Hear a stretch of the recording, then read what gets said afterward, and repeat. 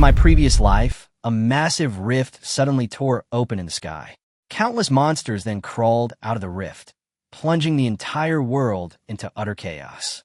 Bai Nianxia struggled to survive for 5 years in the apocalypse, and in the end, in order to protect the last city of China, she chose to perish together with the monsters. When she opened her eyes again, she found herself back a year before the apocalypse. To her even greater surprise, the 3 supernatural abilities she had awakened in her previous life, space, lightning, and wood, had returned with her. In this life, Bai Nianxia is unwilling to watch tragedy repeat itself. She decides to plan ahead, actively seeking cooperation with other countries to prepare for the impending apocalypse. Even Yu Zihui had to go through layers of approval and security checks to enter the most heavily guarded area in the capital. When he arrived, Old Tang was already waiting for him inside. "You've arrived, please have a seat." Old Tang rarely showed a hint of curiosity. He really couldn't understand why this commander of the Beijing military region was so cautious, even mobilizing the Jiaolong's men. Yu Zihui didn't beat around the bush. He recounted the entire process from when he received the call 2 hours earlier, and also handed over Bai Nianxia's information and the scientific research prediction results. Military experts had already assessed the situation and found no indication of an impending earthquake.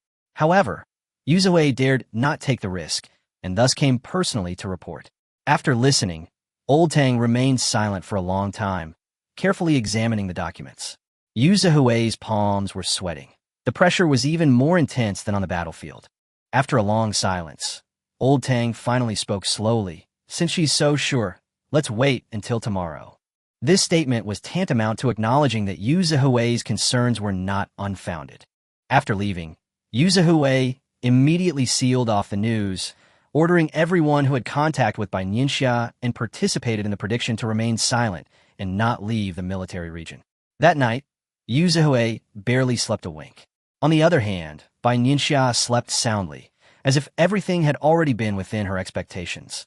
The next morning, Yu Zihui was already sitting in his office, surrounded by cigarette butts. He kept his eyes glued to the time, waiting for the latest news. At 8:45, his secretary brought over the newly received report. "Commander, this is the latest information." Yu Zihui glanced at it and was immediately jolted. A 6.5 magnitude earthquake had struck the U.S. at the same time, the timing and magnitude perfectly matching. That thin piece of paper felt like a 1,000-pound weight pressing on his heart. He remained silent for a moment before saying, "You can go out now." Just as he finished speaking, the red telephone on the table suddenly rang. The secretary didn't dare look any longer and immediately turned and left. After leaving the office, he looked up at the clear sky outside, but had a vague feeling that the world seemed to have changed. "Yes, I'll be right there." Yu Zhe answered the phone crisply and decisively. He then changed his clothes and went out, heading straight for Bai Nianxia's residence. Standing outside the door, he gestured for Lin Lin to knock. But before he could even knock, the door opened from the inside. "Let's go, Commander Yu." Bai Nianxia gripped the doorknob, her expression calm, as if she had known they would come all along. She looked even more formal today than yesterday, which surprised Yu Zihui even more, but he still didn't show it on his face. Inside the highest-level confidential conference room in China, several elderly people had been waiting for a long time. A girl who was not yet 20 years old became the focus of all their attention.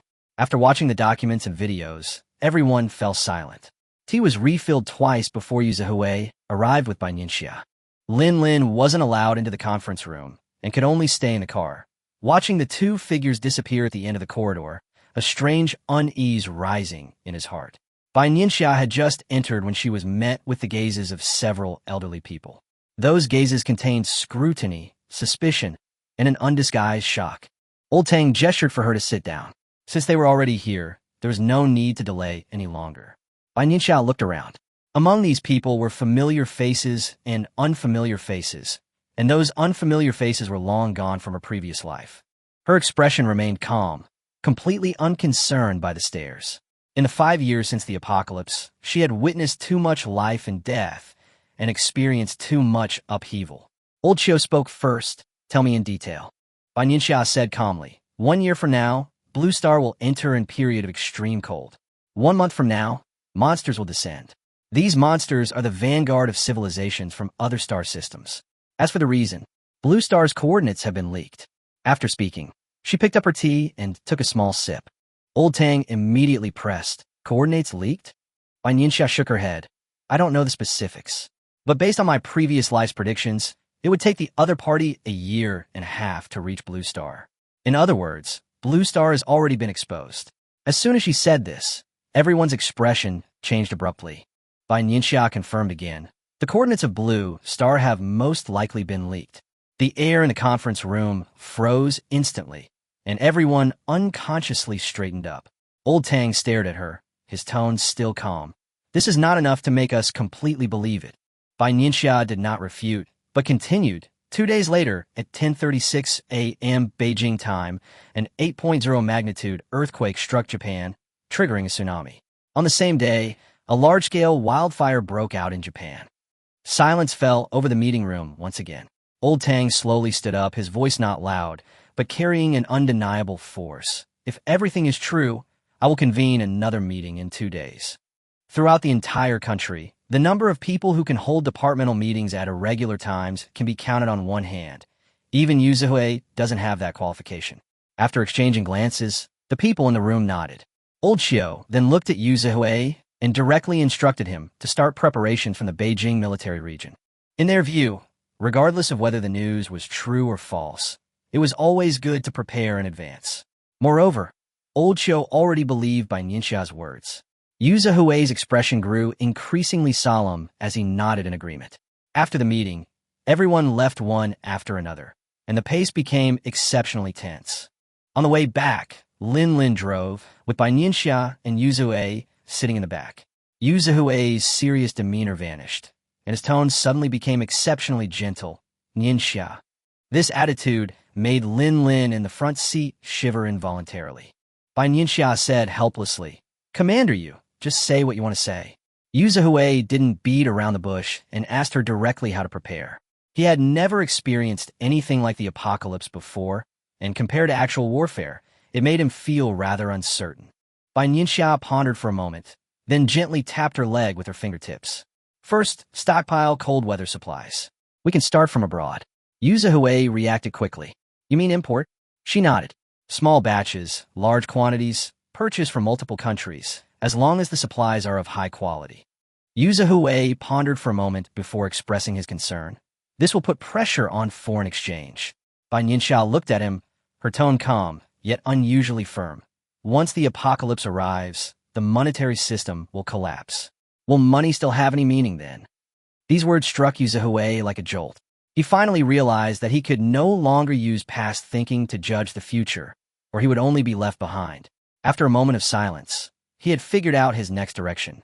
Bai Nianxia suddenly added, There's another person we need to pay close attention to. Yu Zhe immediately glanced at her. He knew very well that anyone she specifically mentioned must be extraordinary. Who? Lu Hanzhou. This name was completely unfamiliar to Yu Zihui, but Bai Nianxia explained that his research could resist and even alter low temperatures, making it extremely valuable. Upon hearing this, Yu Zihui instantly sat up straight, his expression becoming excited. He understood that this so-called low temperature was not just ordinary cold, but a deadly disaster. Anyone who could decipher this was the key figure. Don't worry, he said, his 3 words carrying immense weight. Bai Nianxia nodded, said nothing more, and leaned back in her seat, closing her eyes to rest. Yu Zihui signaled to Lin to drive more steadily. Half an hour later, the vehicle entered the Shangjing military region, and various orders were immediately issued, while preparations were quietly underway. For the next 2 days, Bai Nianxia cultivated almost without sleep. She confirmed that her spatial dimension was in a static state, and her supernatural ability had also been upgraded to level 2, which significantly increased her combat power. Inside the training room, Lin looked at her, his face full of frustration. Just the day before, she could only withstand 3 moves, but now she could already exchange blows with him. What did you eat? He couldn't help but ask. Bai Nianxia patted her clothes and replied casually, Didn't eat much, it's all about talent. This left Lin speechless. But that was the truth. The awakening of superpowers depended entirely on talent. 2 days passed in the blink of an eye, and it was 10:30 a.m., only 6 minutes left until the moment Bai Nianxia had predicted. Soon, The higher-ups received news. An 8.0 magnitude earthquake had struck Japan, and tremors were also felt in many parts of China. 2 minutes later, satellite images showed that the earthquake had triggered a massive tsunami. Almost simultaneously, Australia experienced its worst wildfires in 50 years, and the world situation spiraled out of control. Of all those in the know, Yu Zihui was actually the one who trusted Bai Nianxia the most. So when the news arrived, he appeared the calmest.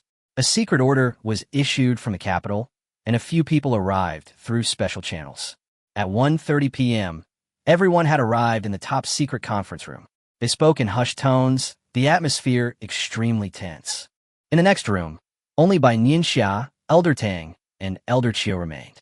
The two elderly men wore solemn expressions. Even standing at the pinnacle of human power, they still felt a chill at the impending apocalypse. But they could not afford to panic, for they represented China. Old Tang said in a deep voice, China will establish a supreme supervisory office, with you as its director. This agency will be independent of all other departments and will be under the command of only the three of us, with you as its direct supervisor. Bai Nianxia repeated in a low voice, the Supreme Supervisory Office. Old Tang continued, if necessary, Old Qiu and I will also accept your command. This was a decision they made after discussing it at noon, because no one understood the apocalypse better than Bai Nianxia. Bai Nianxia nodded in agreement. This power was of great significance to her. Old Qiu glanced at the time and said, that's about it. Let's go. The meeting at 2 o'clock was about to begin. The meeting room was silent. Everyone awaited an answer. When the door opened, an unusually young girl walked in. Her presence here couldn't be simple. Everyone realized she was inextricably linked to this meeting. Bai Nianxia remained calm as she walked to the center of the first row and sat down amidst the shocked gazes of the crowd. Then, Old Tang stepped onto the stage, his gaze steady and unwavering, his imposing presence causing all the officials present to unconsciously straighten their postures. Bai Nianxia, with her keen senses, naturally noticed these details. This reaction reflected everyone's respect for Elder Tang, the old man who had led China through 5 years of hardship in the apocalypse, deserving of everyone's attention. Old Tang began, a few days ago, the commander-in-chief of the Beijing military region reported something to me. As he finished speaking, gasps of shock filled the room, until he uttered those 4 words, the end times are coming. The meeting room erupted in chatter. Old Tang didn't immediately intervene. He knew many people would find such news difficult to accept. 2 minutes later, the noise subsided, and everyone's attention turned to Bai Nianxia. You can ask questions, Old Tang said calmly. The finance minister stood up first and asked, is this news confirmed? Although he already had a vague answer in his mind, he couldn't help but confirm it again. Old Tang nodded firmly. Confirmed. The finance minister slowly sat down, his expression even more grave.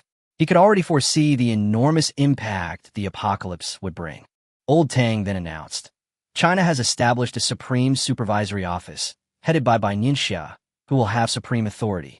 This agency is independent of all departments and is directly led by her. His words immediately caused another uproar in the room. Almost no one had ever heard of Bai Nianxia, let alone the so-called supreme authority. In the history of China, there had never been a department with such a special status. When Bai Nianxia heard the word comrade, her eye twitched slightly. She had only joined at noon. She rose and walked onto the stage, standing before the microphone, her voice steady. Hello, everyone. I am Bai Nianxia, and also the director of the Supreme Supervisory Office. The entire audience quickly fell silent. She continued, 1 year from now, Blue Star will enter the apocalypse. The temperature will drop to minus 50 degrees Celsius, and after a month, monsters will officially invade, causing massive casualties. Her gaze swept over the crowd. What we need to address now is low-temperature defense, resource reserves, and how to fight the monsters. As soon as she finished speaking, the room fell into tense discussion once again. The head of the Ministry of Agriculture frowned and asked, what about the food supply when it's minus 50 degrees Celsius? The Transportation Department immediately added, transportation will also be completely paralyzed. The health system worried that a large number of vulnerable people simply would not survive. The military region commander, equally anxious, said, many weapons will malfunction in low temperatures. A barrage of questions followed, making the atmosphere increasingly heavy. Bai Nianxia, however, smiled slightly. This reaction showed they hadn't given up, but were searching for a way out. This was precisely the resilience inherent in China's character. She spoke slowly. We will solve these problems one by one. Some answers had already been discovered in the previous life. Others, however, needed to be recreated in this life. Bai Nianxia shared the intelligence she had gathered with the heads of various departments one by one. These people, who were usually powerful figures, now sat attentively like students, taking notes as if afraid of missing any details. She nodded slightly. This was exactly the situation she wanted to see. Keeping everyone busy would actually help suppress their fear of the apocalypse. The meeting lasted 4 hours, ending close to 7 p.m. Only then did everyone realize they were hungry, and they dispersed, rubbing their stomachs. Bai Nianxia didn't return to the military region. Instead, she was arranged to stay in a villa area in the heart of Beijing, where almost all the country's most important figures resided. Over the next few days, she held numerous meetings with various departments. In just a few hours, she could only outline the general direction. Actual implementation required repeated refinement. More importantly, the apocalypse remained top secret, and the pressure to proceed without leaks was immense for everyone. What will happen to our transportation in such extremely low temperatures? The head of the Ministry of Transport looked troubled. At these temperatures, almost no equipment could function properly. The transportation lines must be preserved, Bai Nianxia said calmly, yet with an undeniable authority. She recalled her past life, where transportation was suddenly paralyzed, numerous cities were forced into isolation, reinforcements were slow to arrive, and ultimately, the cities were overrun by monsters. She would never allow such a situation to repeat itself. Wait a little longer, the special materials are already under research, she added. Previously, she had already handed over the structural data of the special steel to the Academy of Sciences. Now, half the team is responsible for tackling the materials, while the other half is researching the artificial sun, working almost day and night. Well, the person in charge nodded helplessly. He also knew that the researchers had already given their all. By the time the last meeting ended, it was already late at night, and Bai Nianxia had only managed a few bites of dinner. On the way back, Lin took the document from her hand, saying, "Auntie saved some food for you." Since that meeting, he had been assigned to protect her. "I understand." Bai Nianxia's voice was tinged with fatigue. After several days of high-intensity work, her face showed signs of exhaustion. Lin slowed down the car. He could see most clearly that this girl, not yet 20, was carrying a burden that most people could not imagine. As soon as the car stopped, Bai Nianxia woke up and rubbed her temples. "Get some rest." Lin handed her bag and watched her go inside before heading to the villa next door. That was the Jiaolong Squad's temporary base, responsible for protecting her safety. As soon as Bai Nianxia entered the door, the housekeeper brought out the reheated food. This personal assistant was specially assigned to take care of all her daily needs. After eating a simple meal, she finally felt a little better. Meanwhile, in a residential building in Beijing, a man in a suit returned home, as usual, exchanging casual greetings with his neighbors along the way, appearing to be just an ordinary office worker. But as soon as he entered the house, his expression instantly became cautious, carefully inspecting every corner. After confirming there was nothing amiss, he went to the window to water the flowers. His phone suddenly vibrated twice, and he immediately picked it up to check. On the surface, it appeared to be just a spam text message, but as he read the contents aloud and gestured with his fingers, he realized it was a secret code between him and his superior. 5 minutes later, he deciphered the message. "Going to Beijing, meeting, unusual activity." Those 6 short words instantly made his brow furrow. He was actually a spy planted by the United States, with a clean background, having remained hidden for many years without ever being exposed. Originally, he only needed to continue concealing his identity and slowly climb the ranks. But this message shattered the peace. He realized that extremely important changes were taking place in the capital, and he had to take action no matter what. The next morning, Bai Nianxia sat cross-legged on her bed, cultivating her supernatural abilities. She knew very well that conventional cultivation was far less effective than actual combat. Only in life-or-death battles could one's power truly transform. She slowly exhaled and opened her clear, cold eyes. Today, she was going to the Academy of Sciences, where someone was waiting for her. Breakfast consisted of steamed buns, soy milk, eggs, and beef noodles, which she finished completely. After her powers were enhanced, her appetite increased significantly. In Bai Nianxia's eyes, every grain of food was incredibly precious. She had experienced the despair of hunger, and in this life, she wanted to ensure that more people could live or at least be able to eat their fill. When she stepped out of the villa, Lin Lin was already waiting at the door with a young man standing beside her, Hu Chen. He came from the Hua family in Beijing, had received military training, and had grassroots experience. He had become Bai Nianxia's assistant after going through layers of selection. Seeing Bai Nianxia emerge, Hu Chen immediately opened the car door for her, and Lin Lin started the car as well. At the same time, the Jiaolong squad quickly dispersed to maintain vigilance, each fulfilling their assigned duties. Her every route was scouted in advance to ensure everything went smoothly. Inside the car, Hu Chen handed her today's schedule, reminding her, "Old Master Jiang is already waiting for you." Bai Nianxia nodded and accepted the documents. Professor Jiang was China's chief scientist and Lu Hanzhou's mentor. Then, Hu Chen handed over another document, saying it contained information on newly recruited personnel to the Supreme Supervisory Office. These individuals had undergone rigorous screening, had impeccable backgrounds, and excellent resumes. They would become core members in the future. Bai Nianxia opened the documents and reviewed them one by one. Soon, the car arrived at the Academy of Sciences. To keep a low profile, no one came out to greet them. A few minutes later, Bai Nianxia entered Professor Jiang's office.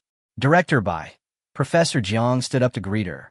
"Professor Jiang," she nodded in response.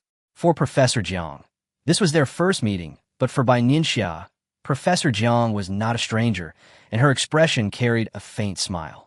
After old Jiang took his seat, he introduced the young man beside him. "This is my most outstanding student, Lu Hanzhou." The young man was tall and slender, with a clean and sharp demeanor. He wore frameless glasses and appeared gentle, yet with a hint of brilliance. Bai Nianxia glanced at him a few more times, her smile deepening. Lu Hanzhou noticed her gaze, raised an eyebrow slightly, and sat down as well. Old Jiang continued, "The artificial sun project is currently being handled by Hanzhou." Bai Nianxia nodded and directly stated her purpose. "The Ministry of Transport has been urging us to expedite the progress of the special materials." Old Jiang sighed, indicating that the researchers had been working day and night, but manpower was limited and the project involved highly classified information, making it difficult to accelerate the progress any further. Bai Nianxia knew that time was of the essence. A breakthrough in special materials would not only ensure the supply of transportation equipment, but also bring new progress to cryogenic weapons, a breakthrough of immense significance. She immediately stood up. "Let's go to the lab." Old Jiang nodded and led the way, quickly bringing her to the research area. In a lab, Professor Jiang pointed to the materials beside him and said, "Currently, it can only withstand minus 30 degrees Celsius." The researcher then gave a detailed report on the progress. After listening, Bai Nianxia asked, "Have you tried adjusting the synthesis method and the metal ratio?" The person in charge replied with a wry smile, "We tried. We did 3 sets of experiments yesterday, and the results were not ideal." Although these researchers didn't know the full details, they all realized the situation was extremely urgent, so they devoted themselves to the research almost nonstop. Bai Nianxia didn't say much and directly changed into her lab coat. "Then let's try another approach." After saying that, she walked into the experimental area and began a new experiment with the others. Lin Lin, standing to the side, was somewhat surprised. "Director Bai knows all this?" Hu Chen lowered his voice and explained. She was the top scorer in this year's college entrance examination in Beijing, with a perfect score in science. Hearing this, Lu Hanzhou became more interested in Bai Nianxia, and his gaze became meaningful. Bai Nianxia spent the entire morning in the lab, even having her lunch brought in. Hu Chen clearly sensed that the researchers' gazes towards her gradually shifted from initial scrutiny to shock and admiration. Although he didn't know the specific details, he was certain that her involvement had led to a crucial breakthrough. It wasn't until after 5 p.m. that Bai Nianxia emerged from the lab. The researcher excitedly reported, "Professor Jiang, we're confident we can crack this special material within a week." Professor Jiang was astonished upon hearing this, looking at Bai Nianxia without speaking for a long time. Although everyone was filled with questions, no one dared to ask further. Discipline was impeccable. After leaving the Academy of Sciences, Bai Nianxia ate something simple and then immersed herself in a meeting that lasted all night. It wasn't until late at night that she returned to her villa and continued her cultivation. She could clearly feel that her control over her supernatural abilities was becoming increasingly proficient. If Bai Nianxia was slightly inferior to Lin Lin before, she can now hold her own against him. However, she is still somewhat weaker in terms of physical fitness. She knows very well that this is an area that needs time to improve. The Supreme Supervisory Office was located near Bai Nianxia's home, surrounded by a police station and a fire station, and a special police unit was just 500 meters away. This location was specifically chosen after repeated screenings from a security perspective. Bai Nianxia was handling some business in her office when Hua Qian came in to report. The head of the Ministry of Health has arrived. A short while later, the man sat down and handed her the documents. Director Bai, he said politely. Judging by their positions and authority, Bai Nianxia's rank was higher than his. The health ministry official looked worried. The temperature dropped to -50 degrees overnight, and many people simply cannot withstand it. Such extreme low temperatures are unbearable, not to mention the elderly. Even young people may not be able to endure them. Bai Nianxia was prepared and handed him a document. This is a set of boxing techniques to strengthen the body and ward off the cold. This was the result of her combining her experience from her previous life. This set of boxing techniques is the essence of what humans summarized in order to resist the cold in the post-apocalyptic world. It integrates various training methods, and its main function is to enhance the body's ability to resist the cold. The person in charge was taken aback at first, then overjoyed. He had only come to test the waters, but he hadn't expected Bai Nianxia to actually come up with a solution. Let's conduct an evaluation first, Bai Nianxia advised. The other party immediately nodded. This kind of thing had to undergo rigorous verification before it could be promoted nationwide. The tests were quickly rolled out across the military region, and the results were even better than expected. Many soldiers felt a warming sensation and a significant increase in their cold resistance after the training. A few days later, the feedback reached Bai Nianxia, and the effects were roughly as she had anticipated. However, she also understood that there was a considerable difference in physical fitness between ordinary people and soldiers, and that careful planning was needed when promoting the program. Meanwhile, some astute individuals noticed that China was purchasing large quantities of winter supplies and continuously promoting knowledge about cold weather preparedness. Discussions began online, with some speculating that a harsh winter was approaching, while others questioned the large-scale imports, even leading to arguments. However, all these voices are under strict surveillance. Any unusual remarks are dealt with promptly, and those involved may even be summoned for questioning. The authorities haven't completely blocked information. Instead, they've adopted a combined approach of guidance and monitoring. This approach has actually made the situation safer and easier to control. At the Beijing military region, Bai Nianxia had just arrived at the entrance when Yu Zihui personally came out to greet her. She had been pondering a question: why her special ability had awakened ahead of schedule, and how to get others to do the same. Currently, only a few high-ranking officials know about the existence of superpowers. Starting today, the Beijing military region will become a testing ground for superpower awakening, with no exceptions for those who enter. Yu Zihui couldn't contain his excitement. We've already selected the best group of people. These are the hopes he has carefully chosen. Everyone underwent a comprehensive physical examination, and anyone with hidden injuries was eliminated. He glanced at Lin Lin subconsciously as he said this. Lin Lin was top tier in skill and should have been selected, but because of his past serious injuries, he was excluded from the first batch of candidates. Bai Nianxia sensed something was wrong and asked directly, "What's wrong?" After Yu Zhe finished explaining, she calmly said, "He can participate." "Yes." Lin Lin agreed almost without hesitation. Yu Zihui's gaze shifted slightly. He realized that Lin Lin's potential might far exceed his assessment. In fact, Lin Lin in his previous life was already one of the top-tier ability users, even possessing dual elemental abilities. For him, the earlier he awakened, the more crucial it was.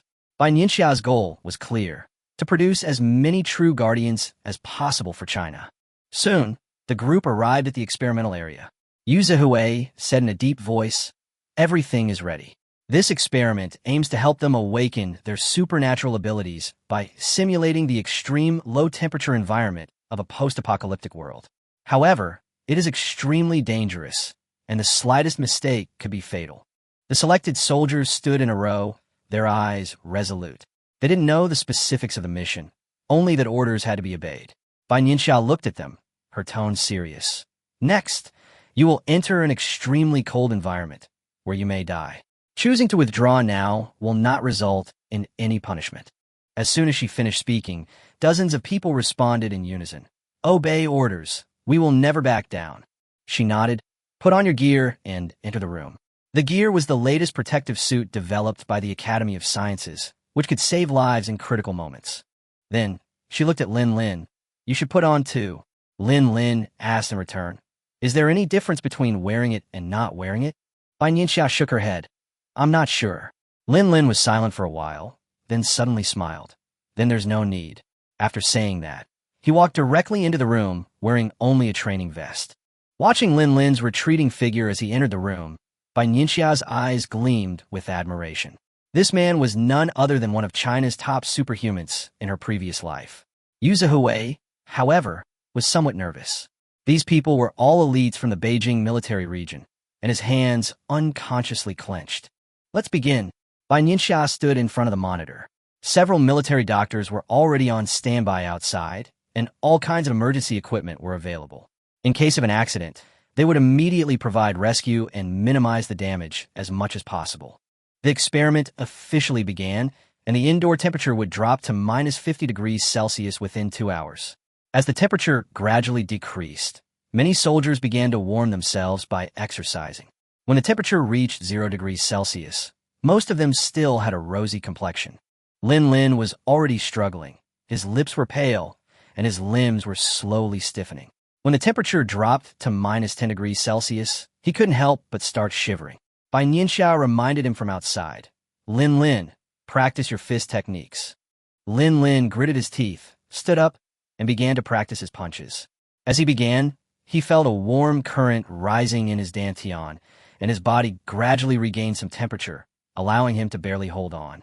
When the temperature dropped to -30°C, the two soldiers were in danger and were urgently evacuated. This also meant that their chances of awakening were greatly reduced.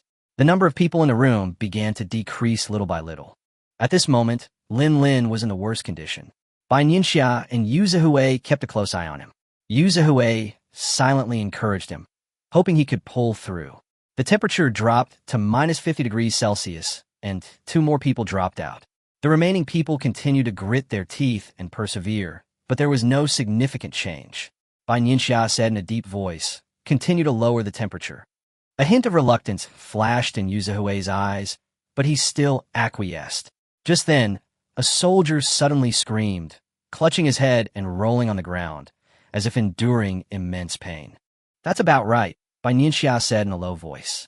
The next moment, vines suddenly sprouted from beneath the soldier's feet, wrapping around and enveloping him. Everyone watching the monitor was stunned. Yu Zhe was speechless for a moment. This scene completely overturned his understanding. Bai Nianxia looked at the warrior who was gradually regaining his composure and said softly, Welcome to the world of superhumans. With the exception of Lin Lin, almost all the soldiers who held out until this temperature awakened. Yu Zhe would immediately arrange for them to undergo medical examinations. These individuals would become the first batch of research samples. Keep cooling down. Bai Nianxia stared at Lin Lin, who was still persevering. Yu Zihui also noticed something and asked in a low voice, Does that mean the longer you can hold on, the higher your talent will be? Bai Nianxia nodded, but added, Only if you can survive. The two looked at the room again. The temperature was now close to -55°C. Lin Lin trembled violently, his eyes tightly shut, his teeth clenched so hard, yet he remained silent. Bai Nianxia sighed inwardly. The pain he endured far exceeded that of ordinary people. Yu Zihui clenched his fists, veins bulging on the back of his hands, his gaze never wavering. Just then, an ice wall suddenly materialized beside Lin Lin. Ice type. A look of shock flashed in Bai Nianxia's eyes. In her previous life, Lin Lin was only a water type, while ice type was a stronger special type. Before they could react, the ice wall changed again, now shimmering with a metallic sheen. Ice and metal, Bai Nianxia murmured, judging. Dual types. Yu Zhe turned to look at her in shock. Bai Nianxia nodded in confirmation. She vaguely suspected that the premature awakening might have caused Lin Lin's water type to evolve into ice. Yu Zhihui was immediately invigorated. Such talent was truly rare. After Lin Lin emerged, he immediately had him sent for examination, fearing any mishap. It proves that low-temperature awakening is feasible, Yu Zhihui said, unable to hide his joy. Bai Nianxia, however, poured cold water on his enthusiasm. More verification is needed, and Lin Lin is just a special case. She explained that the probability of awakening a superpower is only about 50%, but having 2 superpowers is 1 in 10,000, let alone having a special superpower as well. Such a genius is rare, even in the entire country of China. After listening, Yu Zhe gradually calmed down. Thinking about how Lin Lin had managed to remain composed despite the extreme pain, he couldn't help but sigh. Such willpower was not something ordinary people could possess. Regardless, the news that low temperatures could help awaken supernatural abilities was still exciting. Yu Zhe would report it immediately. This kind of information had been specifically instructed by Elder Tang and Elder Qiu to be delivered directly to them. After leaving the military region, he immediately knocked on the door of Old Tang's office. Seeing his slightly hurried steps but much more relaxed expression, Old Tang guessed it must be good news. The awakening experiment was a success. These words made both old men stand up simultaneously. Yu Zhe handed over the documents. Old Tang repeatedly said, "Good, good." The first batch of awakened individuals were all Chinese soldiers, which undoubtedly gave them a head start and alleviated their concerns about internal and external turmoil. Lin Lin, Old Tang looked at the name and felt it was somewhat familiar. Old Qiu added, "Captain of the Jiaolong." After learning that he had awakened dual elemental abilities, Old Tang nodded, prioritize his training. Loyalty plus strength. This kind of person is extremely important. Upon seeing the label special type, Elder Qiu frowned slightly. Yu Zhihui relayed Bai Nianxia's words. This ability is very difficult to replicate and requires extremely high talent. Both elders felt somewhat regretful after hearing this. Yu Zhihui recalled the scene during the low-temperature test and exclaimed, "Minus 50 degrees Celsius. Not an ordinary person can withstand that." Old Tang made a solemn decision. Promote it to all major military regions. The situation was urgent, and the results had to be expanded. "Where's Director Bai?" Old Tang suddenly asked. Yu Zhihui was taken aback for a moment. She should have gone home. He didn't know that the 2 old men had later gone to Bai Nianxia's residence in person. As soon as there was a knock on the door, Bai Nianxia opened it. "Mr. Tang, Mr. Qiu, please come in." She had expected this. After the 2 elderly people sat down, they first asked with concern, "Are you tired these days?" She replied calmly, "I'm fine." After exchanging a few pleasantries, Old Tang's expression turned serious. "I'd like to hear your opinion on the base construction. This matter had been mentioned in a previous meeting, but promoting it nationwide would be extremely difficult." After a moment's thought, Bai Nianxia said, "The population of some provinces needs to be relocated, and coastal cities should also relocate in advance." Old Qiu didn't hesitate and nodded in agreement. But she knew in her heart that this work would be very difficult to implement. Deep-rooted attachment to one's homeland made it difficult for people to leave. But no matter how difficult it was, it had to be done, otherwise lives would be lost. When Qiu mentioned the issue of supplies, he said, "The Ministry of Foreign Affairs and the Ministry of Finance are both pushing forward, and some enterprises are also providing covert support." At this point, his expression turned serious. Bai Nianxia immediately concluded, "We've encountered resistance." Old Qiu sighed. "Some are cooperating fully, while others are just going through the motions and delaying. Time was already tight, and this division was causing anxiety." Bai Nianxia sneered, "Some are physically here, but their hearts aren't." She thought of those who fled abroad in her past life, her tone laced with sarcasm. This time, she wouldn't let such people stay in the country. Old Tang picked up his teacup, his gaze resolute. "If your heart isn't in it, you don't need to be there either." The 2 exchanged a glance, understanding each other without a word. Old Qiu remained silent for a moment, also tacitly agreeing with his firm approach. The 3 discussed the matter until late at night before the 2 elderly people left. The next day, Lin Lin, who had several bags of blood drawn for tests, was sent back to Bai Nianxia's side to continue protecting her. Even though Lin Lin had awakened, Yu Zhihui still insisted on arranging for him to protect her closely. Bai Nianxia couldn't help but complain. "Who's protecting whom here?" She looked at Lin Lin, who was in excellent condition, and asked, "How are you feeling?" Lin Lin smiled and said, "1 against 10. He was confident that he could take on 10 of his past selves now. Bai Nianxia raised an eyebrow. "Want to exchange a few moves?" Lin Lin readily agreed, and the two decided to spar in the open area of the military district to avoid any accidents at the villa. After the news spread, Yu Zhihui didn't even have time to eat his freshly steamed buns before rushing over. This was the first time that superhumans had fought each other, and no one wanted to miss it. The area around the open space was reserved for awakened individuals to observe, and security was extremely tight. Yu Zhihui's caution made it impossible for the spies lurking outside to make a move. He crossed his arms and asked Hua Qian, "Who do you think will win?" "Voy a replied without hesitation, Director Bai." Yu Zhihui curled his lip. "Then why am I even asking?" Bai Nianxia publicly revealed her abilities as only lightning and wood-based, while Lin Lin had awakened ice and metal-based abilities. The battle had barely begun when Bai Nianxia struck first, conjuring a lightning ball in her palm and instantly blasting it towards Lin Lin. The onlookers were stunned. This was the first time they had ever witnessed ability users fighting. Lin Lin reacted quickly, immediately conjuring an ice wall to defend himself, but he was clearly a step slower than Bai Nianxia. The ice wall had just taken shape when it was shattered by the lightning ball. Although it absorbed some of the power, he was still knocked back several steps, blood trickling from the corner of his mouth, before he could barely steady himself. Those who have just awakened are all considered level 1. "You're already quite good within level 1, Bai Nianxia commented calmly. Lin Lin nodded, clutching his chest, without refuting. The gap was obvious. He knew it best.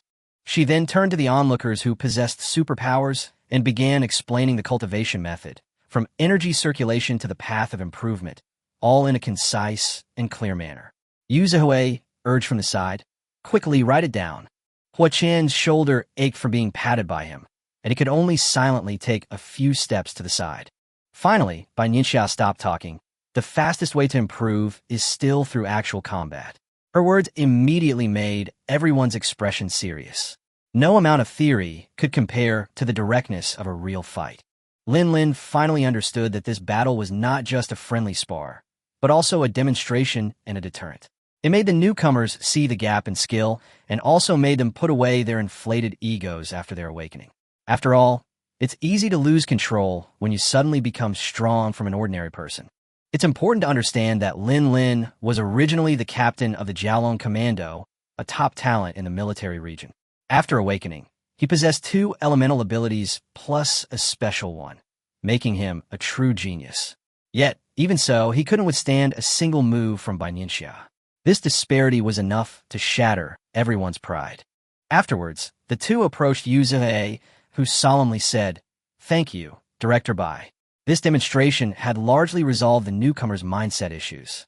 More importantly, they had grasped the direction of cultivation, allowing them to avoid many detours. Bai Nianxia glanced at Lin Lin. "He doesn't need to follow me anymore, right?" Yu Zhihui nodded in agreement. It seemed Bai Nianxia's strength was completely unnecessary to protect. He even thought to himself that 10 Lin Lins probably wouldn't be enough for her. Go to the medical school in the morning and return to the military region in the afternoon. Yu Zhihui quickly assigned Lin Lin a new task. Upon hearing the words medical school, Lin Lin's face stiffened, and he couldn't help but shudder as he recalled the experience of having his blood drawn last night. The elderly researchers looked at him with even more fervent eyes than they would at family. These were people with outstanding achievements, and he could neither refuse nor resist them. He could only grit his teeth and cooperate with their research. Bai Nianxia noticed his helplessness but didn't say anything. Since it was all for research purposes, she couldn't very well draw her blood. Given Lin Lin's constitution, drawing a little more wouldn't be a big deal. She had already made the decision for him in her heart.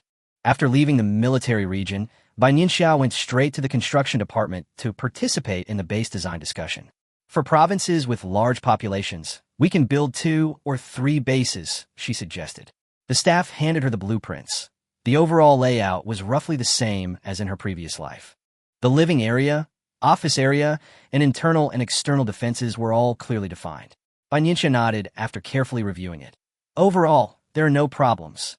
The person in charge finally breathed a sigh of relief. This plan was the result of many days of hard work and repeated revisions. Meanwhile, Chiu was also secretly taking action, dealing with companies and individuals who were uncooperative or even leaked information. Various rumors began circulating online. Has the president of a certain group been arrested? Has someone already fled abroad? These discussions were quickly suppressed, and sensitive content disappeared almost instantly. Many netizens noticed that internet censorship had become noticeably stricter recently. Reports about this year's top scorers in the college entrance examination also virtually vanished. In fact, the authorities had already communicated with the school, and to protect Bai Nianxia's information, all related content was blocked. Coupled with her usual low-key nature, this seemed quite natural and didn't arouse much suspicion. Over the course of several days, China operated at high speed in the shadows, like a wound-up machine. Lin Lin also took over Bai Nianxia's mission, leveraging his dual elemental advantages to begin teaching newly recruited superhumans in various military regions. It's said that during those days, Yu Zihui even slept with a smile on his face, his smugness impossible to hide. On the surface, everything remained calm, but beneath the surface, a turbulent undercurrent was brewing. Until one day, the official announcement came. Veterans were to be re-enlisted, and a large-scale conscription would begin. Instantly, the internet exploded. What is Mom up to? Is this going to war? This doesn't look like a small-scale conflict. Various speculations flooded the screen, with some even excitedly joking. 1 million is too little. Let's go big. China's announcement of conscription of 1 million soldiers quickly became a trending topic on international websites, sparking an immediate uproar among netizens worldwide. Some mocked the impossibility of achieving this, while others were only concerned with when their idols would be discharged. Japanese netizens, in particular, appeared extremely nervous, even holding an emergency meeting, fearing that China's move might have ulterior motives. The news was released in the early hours of the morning in the United States. Many international students discovered that the Pentagon was experiencing traffic congestion at 4 a.m., prompting netizens to joke, "Didn't they say they never work overtime?" Immediately, various jokes and exchanges of words took place, with the comment section becoming increasingly heated. More and more Chinese netizens are circumventing the Great Firewall to join the fray, especially those in the entertainment industry, whose ability to control online comments is off the charts, and they're almost evenly matched in the verbal battles. There are even reports that some foreign netizens have been driven to the brink of collapse by the insults, leading to a wave of jokes. They can put on their resumes that they helped the country make foreigners cry. Amidst the public outcry, China's conscription process is proceeding smoothly. Veterans who pass the physical examination are given priority for recruitment. New applicants undergo even more rigorous screening, and everything is operating efficiently. Chinese television broadcasts live from the recruitment sites. The host reported, within just half an hour of the announcement, long queues have already formed at recruitment points across the country. The number of viewers quickly surpassed 10 million, even attracting a large influx of overseas IP addresses to watch. A reporter randomly interviewed a man in line, who responded cheerfully, "I retired 2 years ago and now run a boxing gym. I came as soon as I heard about the recruitment." When asked about his business, he laughed and said, "My dad retired from the Navy, and he helps me run the store." He even wanted to come in person. The camera then cut to a university recruitment site, where Huazhong University of Science and Technology, HUST, was packed with people. A reporter explained that the site primarily recruits individuals with specialized skills. One student excitedly remarked, "I came to line up as soon as I saw the announcement, but I didn't expect there to be so many people ahead of me." This scene shocked viewers in the live stream, with even students from top universities signing up for the Army. Recruitment points in major cities appeared on camera one after another, all bustling with activity. Foreign netizens questioned whether it was a publicity stunt, but domestic netizens countered, could actors really portray this level of realism? The livestream chat turned into a battlefield, and the organizers didn't intervene, instead allowing the emotions to fester and focusing public attention on the public opinion confrontation. 6 hours later, the registration target was already met, an astonishingly efficient process. That evening's news announced that this round of recruitment had temporarily come to an end, and further information will be subject to the official website.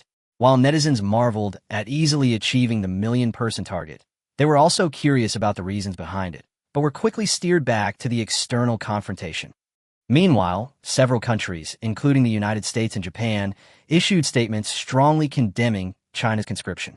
This familiar wording initially surprised Chinese netizens, who then quickly retaliated, turning the comment section into a new battleground of public opinion.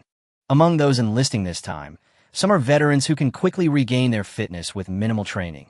Others are university students, especially those in science and engineering.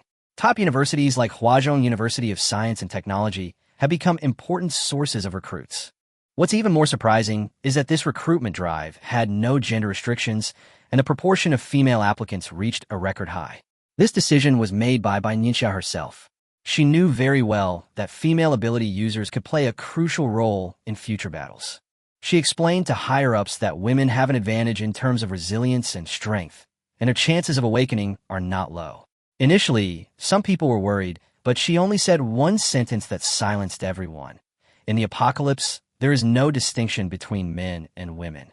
The commanders of the 5 military regions remained silent for a long time after hearing this. They were about to face not an ordinary war, but an unknown and brutal apocalypse, and unpredictable monsters. They had only initially recruited these people. The subsequent medical examinations, background checks, and other procedures were still tedious and complex, requiring a significant amount of time and manpower to gradually advance. Meanwhile, construction of bases across China is accelerating. Many people have noticed a significant increase in projects under construction in the suburbs, all of which are enclosed by high fences. Outsiders can only see trucks coming and going and equipment operating day and night, but they cannot see the actual construction progress inside. In Beijing, the construction site was already a hive of activity. A middle-aged foreman walked up to Zhou Zhu and couldn't help but marvel at the unusual materials. Where did these materials come from? I've been working here for so many years, and this is the first time I've ever seen anything like them, he said, giving a thumbs up. Zhou Zhu smiled and smoothly changed the subject. Never mind that. Let's get everyone back on track. He knew very well that this was no ordinary project. He was one of the first business leaders to respond to the call for construction. Although he only knew part of the apocalyptic situation, he understood that this was definitely a national-level operation. The scale of the entire base far exceeded his expectations, and he was only responsible for a portion of the living quarters. The core research, medical, and defense systems were all handled by the military region. Before construction began, everyone signed extremely strict confidentiality agreements. Thinking about the contents of the agreement, Zhou Zhu couldn't help but call her son, who was far away abroad. Yuan Zhou, when are you coming back? On the other end of the phone, Zhou Yuanzhou replied calmly.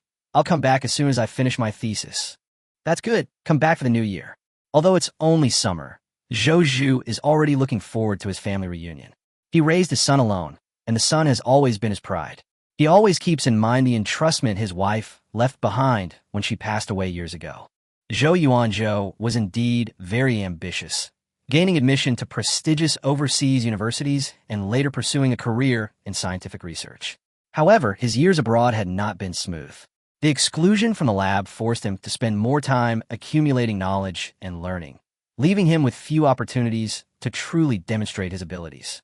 After hanging up the phone, he vaguely sensed that his father was acting strangely, and a sense of unease crept into his heart. But regardless, he had already planned to return to China. At that moment, inside the Shangjing base, as Bai Nianxia's car pulled in, Zhou Zhu immediately came to greet her. Director Bai? Although he had never met Bai Nianxia before, he recognized Hu Qian, who was accompanying her. After a brief exchange of pleasantries, Zhou Zhu led the two on a tour of the construction site, explaining the current progress and completed achievements in detail. Bai Nianxia noticed the special materials piled up in the distance and casually asked about them. Zhou Zhu immediately became interested and praised the properties of the materials from beginning to end. These evaluations mostly came from frontline workers. They deal with materials year-round and have the most direct experience of their quality. After visiting the construction site, the three went to the canteen. Zhou Zhu explained, 2 meat dishes and 2 vegetable dishes, unlimited rice and noodles too. The meal that day consisted of braised chicken legs and pork chops, along with stir-fried cabbage and shredded potatoes, simple yet hearty. All ingredients were purchased in bulk at low prices to ensure both freshness and a stable supply. Would you like to stay for a simple meal? Zhou Zhu invited with a smile. Bai Nianxia shook her head. No, I have work to do. With that, she turned and left. After the car drove away, Zhou turned around and returned to the construction site. On the way, Hua Qian remarked, "The base in Beijing is setting an example for the whole country." Bai Nianxia nodded. She wasn't an expert on these details. The actual implementation still required a professional team. Suddenly, she remembered something. "Does Zhou have a son abroad?" "Yes, his name is Zhou Yuanzhou," Hua Qian answered quickly. Hearing this name, Bai Nianxia suddenly opened her eyes. She finally understood why Zhou looked somewhat familiar before. In this apocalyptic world, Zhou Yuanzhou is no ordinary person. "Keep a close eye on him and make sure he can return to China safely," Bai Nianxia said in a low voice. In her previous life, Zhou Yuanzhou suffered too much when returning to China. This time, she absolutely could not allow any accidents to happen again. Zhou Yuanzhou is a leading figure in the medical field, having developed gene enhancers that have saved countless lives. Bai Nianxia's words struck Hua Qian like a chord, making him realize the immense importance of this person. In the afternoon, Bai Nianxia went to the Shangjing military region. All the people who had successfully awakened from their previous awakenings in the 5 major military regions had gathered here for special training. At the same time, the military also discovered that the more proficient one was in mastering the martial arts, the higher the probability of awakening. The news quickly spread among the higher-ups. With the encouragement of Elder Tang and Elder Chiu, this style of boxing began to be promoted nationwide. When the nation is fully committed to something, individuals have virtually no room to resist. Students were the first to be affected, with physical education classes and morning exercises in primary and secondary schools all being replaced with boxing practice, which required parents to participate and check in with their children. Practice results were even included in honors evaluations, so neither parents nor schools dared to relax their efforts. The fire and public security systems have also begun to fully implement this system. As for university students, various schools have stepped up their efforts, either requiring early morning training or video check-ins, leading to widespread complaints. "Why do we have to check in with this martial art every day?" Be content. Our school has changed the assembly time to 7 a.m. After this comparison, the complaints actually subsided considerably. Gradually, a nationwide craze for boxing swept the country, and the question shifted from "have you eaten" to "have you practiced boxing?" At 2 p.m., Bai Nianxia arrived at the military region. Yu Zhihui handed her a set of data. 60 people have awakened in the Beijing military region, and most other military regions have around 40 people. As he said this, he couldn't hide the smile on his face. His greatest pleasure lately has been calling other military regions to brag. "You only have 40? It's fine, it's only a third less." Bai Nianxia couldn't help but glance at him. "You're going to get beaten up sooner or later like this." Yu Zhihui, however, didn't care at all. Can they beat Lin? In his opinion, no one in any of the major military regions was stronger than Lin. Bai Nianxia nodded in agreement. This kind of talent is very rare. The two chatted as they walked, and soon arrived at the special training ground. Although it was called special training, it was more like a chaotic battle, with all sorts of supernatural abilities flying around, almost without any strategy. "Do they have spatial abilities?" Bai Nianxia asked casually. Yuze shook her head. She wasn't surprised, and simply watched the chaotic battle of over 200 people. Vines, ice walls, and clods of earth flew everywhere, but in her eyes, they were all loopholes. "Completely chaotic and lacking in strategy," she commented bluntly. Many people hadn't even mastered their abilities. The water type could only condense a palm-sized water sword, and the fire type struggled to even roast a sweet potato, making everyone frown. Yuze tentatively suggested, "Why don't you give me some pointers?" Bai Nianxia raised an eyebrow. "Isn't that the real reason you called me here?" Despite this, she still stepped forward. Yu Zhihui immediately followed. Seeing this, everyone around stopped what they were doing, and the people from the Beijing military region were the first to greet them. "Everyone, line up according to your attributes," Bai Nianxia said, her voice not loud, but clearly carrying throughout the room. Everyone moved swiftly, not daring to be the slightest bit negligent. Lin stood in the crowd, his gaze fixed on Bai Nianxia. He vaguely sensed that she seemed to have grown stronger again. At this moment, she was approaching the peak of the second level. Although the people from various military regions did not recognize Bai Nianxia, seeing Yuze standing behind her, no one dared to underestimate her. Before coming, they had been repeatedly instructed to show this young woman respect. Soon, the teams were divided, with only Lin Lin standing alone to the side. He possessed both dual elemental and ice elemental abilities, a unique combination in the entire arena. Water elemental, go first. All of you attack together, Bai Nianxia said calmly. Everyone was taken aback. Then she added, attack me together. The order had been given, and without further hesitation, the others quickly retreated, leaving space for the water-type ability users. The water-type ability users were the most numerous, about 30 in total, and they quickly surrounded Bai Nianxia. She said calmly, come at me all at once. As soon as she finished speaking, several of them charged forward, unleashing water-type attacks combined with close-quarters combat. But faced with overwhelming power, these coordinated efforts proved utterly fragile. A few lightning bolts struck, and half the players instantly collapsed. Many had their shirts ripped apart, their hair singed and frizzy from the shock, looking utterly disheveled. Medical care, quick! Yuze immediately called for the military doctor to come forward and examine them. Fortunately, none of them were seriously injured. These people were all elites from their respective military regions. If something had happened, no one could bear the responsibility. Although everyone knew Bai Nianxia was strong, eliminating half of them with a single blow still far exceeded their expectations. Among the crowd, only Lin Lin observed with narrowed eyes. He had already made a judgment about Bai Nianxia's strength. The rest were the stronger ones. Bai Nianxia smiled slightly, her figure like a shadow, moving freely through the encirclement. Amidst flashes of lightning, one person after another fell. To everyone else, she was practically a being who controlled lightning. In just 1 minute, she was the only one left on the field. Everyone else had been carried off. Fire element, she said calmly. Yu Zihue looked at the people lying on the ground, his expression growing increasingly grave. The difference in power was too great. These people hadn't even grasped the true meaning of their abilities. Next, the wood, earth, and metal types took turns fighting, but none lasted more than 5 minutes. The difference in strength was laid bare before everyone. In the end, only Lin Lin remained. Bai Nianxia stretched her neck, a fighting spirit gleaming in her eyes. Lin Lin stepped into the arena, his expression tense, an ice blade quietly forming in his hand. He knew very well that the battle had begun the moment he stepped onto the field. Lightning and ice walls appeared alternately, and offense and defense unfolded instantly. Lin Lin swung his ice blade to cut through the vines, dodged the lightning strike, and then used his metal element to form a shield in front of his chest, reacting with lightning speed. Bai Nianxia's eyes flashed, and multiple vines attacked simultaneously, constantly weakening the shield's defense.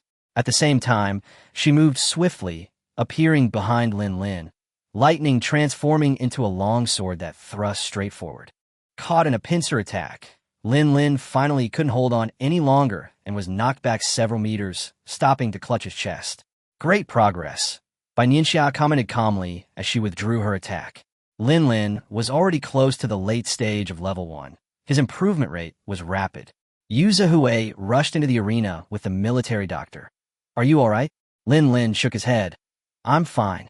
Superhumans have far superior recovery abilities, so this injury is nothing to them. Yu Zihue finally breathed a sigh of relief.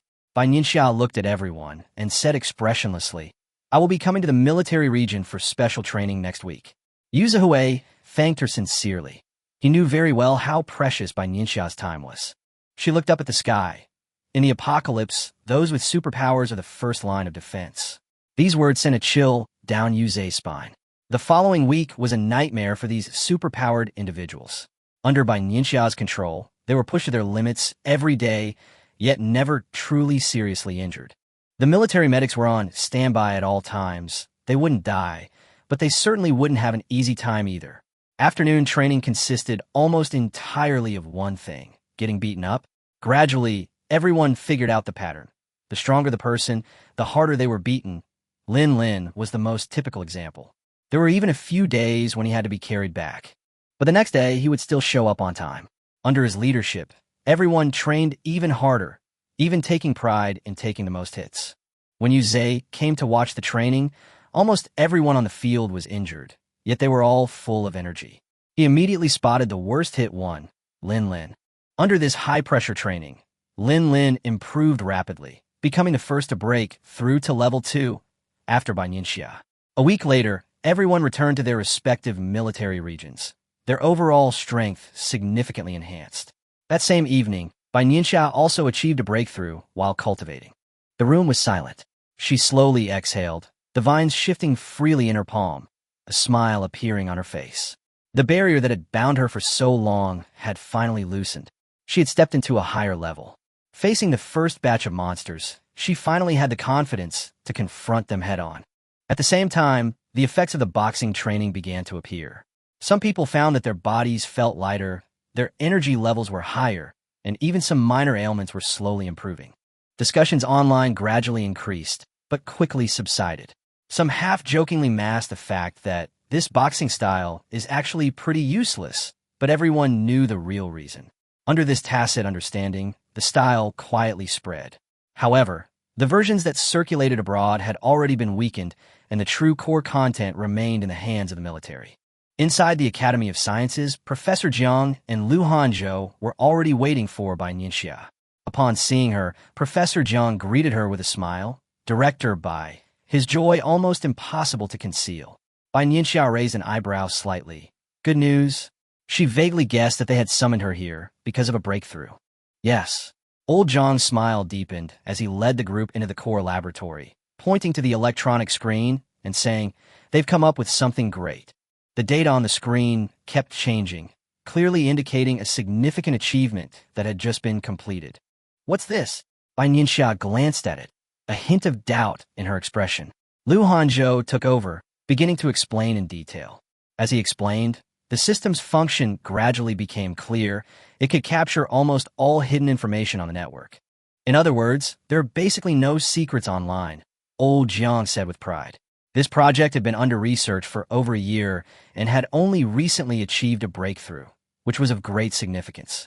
Bai Nianxia listened and nodded. This system could accurately uncover abnormal information, and those spies lurking in the shadows would soon be exposed. Many of the 500,000 walking soldiers hiding in the dark would no longer be able to hide. However, Old Jiang frowned. Some high-ranking spies use the most primitive methods to transmit information, which are not so easy to detect. He was clearly unwilling to give up as he said this. He recalled the promising research students he had once admired, some of whom he had even personally invited, only to be rejected. The higher his position, the harder it became for him to personally mentor students. Fortunately, he met Lu Hanzhou in his later years, which he considered a stroke of luck. After regaining his composure, Old Jiang continued to introduce the results. Bai Nianxia then turned to Hu Qian and said, "Have the Ministry of Security cooperate and try to dig out a few big fish." Hu Qian is now in charge of coordinating these matters. Okay. Hu Qian nodded in agreement. Bai Nianxia added, "If necessary, have Lin Lin and the others provide support." She didn't want any unnecessary casualties. With superhumans present, the risks could be minimized. These infiltrators are no ordinary people. Each one is cautious and resourceful. But in the face of absolute power, everything is suppressed. Mentioning Lin Lin immediately piqued Old Jiang's interest. Is that the warrior with dual abilities? Elder Jiang asked. Bai Nianxia nodded. It's him. Elder Jiang sighed. Captain Jiaolong, no wonder.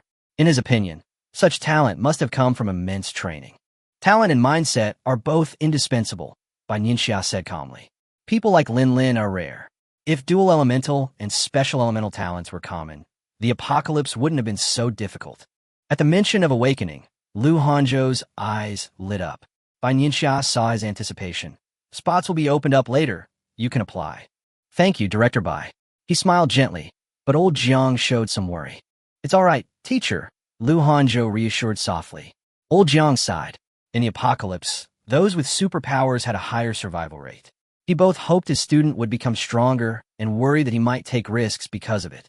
Afterwards, Mr. Jiang led the group to visit the various project teams. For some core members, the news of the apocalypse was like a sword hanging over their heads, forcing them to desperately move forward. Inside the lab, the researchers all sported dark circles under their eyes, and the break room was littered with blankets and makeshift beds. Clearly, many of them hadn't left since that conference. Bai Nianxia watched, her heart tightening slightly. Old Jiang said softly, "They've gotten used to it." Her tone held both heartache and pride. She said in a deep voice, "Logistics must keep up, and their families must be taken care of. These people have given their all. The country certainly can't let them have any worries. Everything is being arranged. Old Jiang nodded. The families are also very supportive. Some researchers had family matters to attend to, but none of them asked for leave. Although no one knew the whole truth, everyone understood that this matter was extremely important. Today, the Academy of Sciences is heavily guarded, with patrols every 3 steps and even armed personnel. Researchers ask few questions, focusing solely on their work, because they know it concerns the future of the entire nation. After leaving the Academy of Sciences, the security department's operation had already quietly begun. Each action team was equipped with 2 superhumans to ensure the operation's success. As night fell, the city lights gradually went out, and most people had already drifted off to sleep. In a residential area near Beijing, a team of soldiers quietly completed their deployment. Intelligence indicated that a Japanese spy was lurking there, having been hiding in China for over a decade and stealing a large amount of classified information. Thinking of this, everyone's expressions turned grim, and the atmosphere became tense and oppressive. At 1 in the morning, most people in the neighborhood were already asleep. The captain seized the opportunity, gave a low order, and several soldiers quickly infiltrated the target room. Taking advantage of the victim's unpreparedness, they subdued him. The entire process was swift and efficient, without making a sound. The scout, still struggling under his weight, cried out, "Who are you?" "I'm calling the police." He appeared panicked. The captain sneered. "At this point, what are you pretending for?" His words shattered the scout's defenses, and the man's expression visibly changed. The spy started shouting that he wanted to see a lawyer, trying to stall for time. The captain didn't waste any more words and simply covered his mouth. "Let's talk somewhere else." Then he handcuffed the man and took him away. From a raid to the withdrawal, the entire process took only 5 minutes, executed flawlessly. Lin Lin observed from the perimeter and breathed a sigh of relief upon seeing that the operation was proceeding smoothly. This operation covered dozens of cities, and speed and secrecy were paramount. If word got out, the consequences would be unimaginable. Fortunately, everything was going according to plan. The following morning, all 50-odd undercover agents were apprehended. Most were from the United States and Japan, which was expected. What was even more chilling was that many were native-born Chinese who were willing to betray their country's interests. These people come from diverse backgrounds, including civil servants, employees of large corporations, and even university professors. On the surface, they appear respectable and dignified, but secretly they act as pawns for other countries. Such betrayal is both infuriating and alarming. Inside the police station, an interrogation was underway. An experienced detective stared at the man before him. "Tell me." The man replied calmly. "Nothing much to say. It's all about the winner and the loser." Clearly, he had been mentally prepared. The veteran detective remained calm and composed, speaking in a casual tone. "How do you contact each other? Who's your contact?" The other party remained silent. Seeing this, the veteran detective changed tactics, pulling out a photo. "Let's talk about something more practical then. Where's your son?" Upon seeing the photo, the man's eyes finally flickered, but he still forced a smile and said, "He's in America. You can't find him." His tone even carried a hint of disdain. The veteran detective smiled faintly and then brought up his nominal wife. "The person you've lived with for 3 years. You don't care about her?" Upon hearing this, the man closed his eyes and remained silent. The veteran detective left with a cryptic question. "How can you be so sure your son is really in America?" He then turned and left, leaving the man lost in thought. Outside the interrogation room, progress wasn't ideal. The veteran detective remained calm. "These people have been lying low for years. They won't talk easily. Take it slow." He then ordered increased surveillance. He wasn't sure they couldn't get them to talk. On the other side, Bai Nianxia looked at the arrest list with a cold expression. Hu Qian reported, "No one was injured in last night's operation, and the superhumans didn't make a move." Bai Nianxia reminded him, "That's because they weren't on guard. Things will get tougher from here on out." She knew very well that after this round of crackdowns, those lurking in the shadows would only become more cautious. Things might be quieter for a while, but the hidden dangers would remain. Then, she changed the subject. "Is today the day for new recruits to enlist?" Huo Kuyan nodded in confirmation. Train stations and high-speed rail stations across the country were teeming with people, and scenes of farewell were everywhere. A young man hugged his parents and said, "Don't worry, I will serve in the army well." His mother looked at her 1.8-meter-tall son with tears in her eyes, filled with reluctance. His father patted his shoulder and laughed. "You're just like me back then." He was also a veteran, and now, watching his son take on this responsibility, he felt both proud and complicated. On the other side, a short-haired girl carried a backpack, her eyes resolute. Her mother told her not to work too hard, but she turned around and told her father to take good care of her mother. Before leaving, she waved goodbye, fighting back tears. On the platform, countless eyes watched these young people depart. There were no grand pronouncements, only the simplest wish that they would return safely. The television station recorded it all, broadcasting it nationwide and moving countless people. Sobbing, "I'm so touched. I hope everything goes smoothly. I'm going to bypass the Great Firewall and show them what Chinese speed is all about. Take me with you. Let's go landing together." The live stream completely ignited emotions, and netizens were incredibly excited. A month has passed, and China has undergone tremendous changes. Bases are under construction. The whole nation is practicing martial arts. People with superpowers have emerged, and the recruitment of 1 million soldiers is proceeding simultaneously at a pace that is astonishing. That afternoon, Bai Nianxia summoned Elder Tang and Elder Qiu. Having just received the news, the two realized the situation was likely serious. Bai Nianxia cut to the chase. A month from now, a super typhoon and tsunami will hit the southern coast. The air instantly grew heavy with tension. Old Tang clenched his fists, and Old Qiu's breath hitched, but both forced themselves to suppress their emotions. Old Tang said in a low voice, "We originally thought that this kind of disaster wouldn't befall China." He quickly realized, "You're only saying this now because you have your own reasons, right?" Bai Nianxia nodded. "A month is enough to complete the evacuation. Prematurely planning would only exacerbate panic and potentially slow down other deployments. This timing is just right." Old Qiu said in a deep voice, "Indeed, a month is enough." The two quickly got to work. Bai Nianxia continued to explain that this typhoon would reach an unprecedented level, requiring many coastal cities to be relocated inland. She recounted the affected areas and losses from her memories of her previous life, without any concealment. The disaster struck so suddenly that many cities were completely unprepared. After the typhoon, large numbers of people were displaced, and infrastructure was almost entirely paralyzed. Even more seriously, equipment from many universities and research institutes could not be moved in time, resulting in enormous losses. Old Tang immediately made the decision: strengthen monitoring immediately and have the troops on standby at any time. Old Qiu added, supplies should also be prepared in advance. He still held a sliver of hope. Is relocation the only option? Bai Nianxia shook her head. Coastal cities can't be saved. A sigh fell, and the atmosphere grew even heavier. That area had always been one of the core areas of China's development. Old Tang said in a deep voice, as long as people are alive, there is hope. In the face of a disaster of this magnitude, being able to save lives is already the greatest victory. Cities can be rebuilt, but once people are gone, nothing can be built. After a moment of silence, Old Tang looked at Bai Nianxia. China is very lucky to have you. His tone was filled with complex emotions. Bai Nianxia replied earnestly, being born in China is my good fortune. She had simply done what she was supposed to do. Old Qiu reminded her, once the typhoon passes, your existence will probably become known. Bai Nianxia didn't care. It's all right. With her current strength, ordinary threats couldn't shake her at all. Old Tang, however, still cautioned, even if you're strong, be careful. His words sounded more like the admonition of an elder. Bai Nianxia listened quietly without interrupting.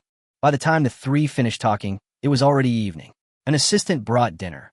3 dishes and a soup, simple yet plentiful. However, while Mr. Tang and Mr. Qiu each had 1, Bai Nianxia had 2. She ate quickly, without wasting a single grain of rice. Looking at the clean plates, a pang of heartache flashed in Old Tang's eyes. Only those who have truly experienced hunger would cherish food so much. Back home, Bai Nianxia ate the snacks her aunt had prepared. For her, this was another kind of meal. Meanwhile, Elder Tang and Elder Qiu had already convened a meeting overnight. The moment the news of the typhoon broke, everyone's expression changed. Before the apocalypse even truly arrived, they were already facing a natural disaster of this magnitude. In a tense atmosphere, Old Tang stood up and said firmly, No matter what the future holds, we cannot back down. Whether it's a natural disaster or the apocalypse, as long as it stands in our way, we'll fight it out. These words instantly ignited everyone's morale. Those present were no ordinary people, and they quickly regained their fighting spirit. Old Tang secretly breathed a sigh of relief. Late at night, the two walked side by side on the road. Old Chiu suddenly asked, "Actually, you're scared too, aren't you?" Old Tang chuckled. "Aren't you afraid?" The two exchanged a glance, both knowing the other's thoughts. Old Chiu gazed at the night sky and said softly, "I'm afraid that China will be destroyed in our hands." At that moment, silence fell, a silence heavier than any words could have uttered. The following day, many key personnel received notification that China had begun large-scale stockpiling of disaster relief supplies. Simultaneously, the southern military region also launched drills, shifting the focus from previous red-blue force-on-force exercises to disaster relief. Meanwhile, key scientific research equipment in the south began to be relocated, and core researchers were gradually moved to safer areas, quietly accelerating the overall relocation process. Chinese television broadcast a special program explaining emergency evacuation methods in the event of a disaster. These various signals combined led many to vaguely sense that something was amiss. "I have a feeling something bad is going to happen. I had a premonition from the moment I started practicing boxing. Don't overthink it, just follow the instructions." In many areas, even the village loudspeakers were used, with officials going door to door to spread disaster prevention knowledge. The atmosphere gradually became tense. The television station quickly broadcast the Southern Military Region's disaster relief drill live, originally intended to calm emotions, but unexpectedly attracted a large number of online viewers. "Can we specifically request a soldier to give us a princess, Carrie? That one at 3 minutes and 45 seconds. So cool. Don't fight over them. I want female soldiers." The live chat was buzzing with excitement, which ironically eased the initial tension. Many viewers felt a sense of reassurance watching the soldiers on screen. In China, soldiers represent safety and hope. This trust has been built up over many years. All fronts are progressing smoothly within this atmosphere. In Beijing, however, the atmosphere in an interrogation room was completely different. The veteran detective looked at the man before him, his eyes cold. "After all this time, don't you want to say anything else?" He handed him a glass of water. The man lowered his head, his tone indifferent. "Anyway, I don't have many days left to live."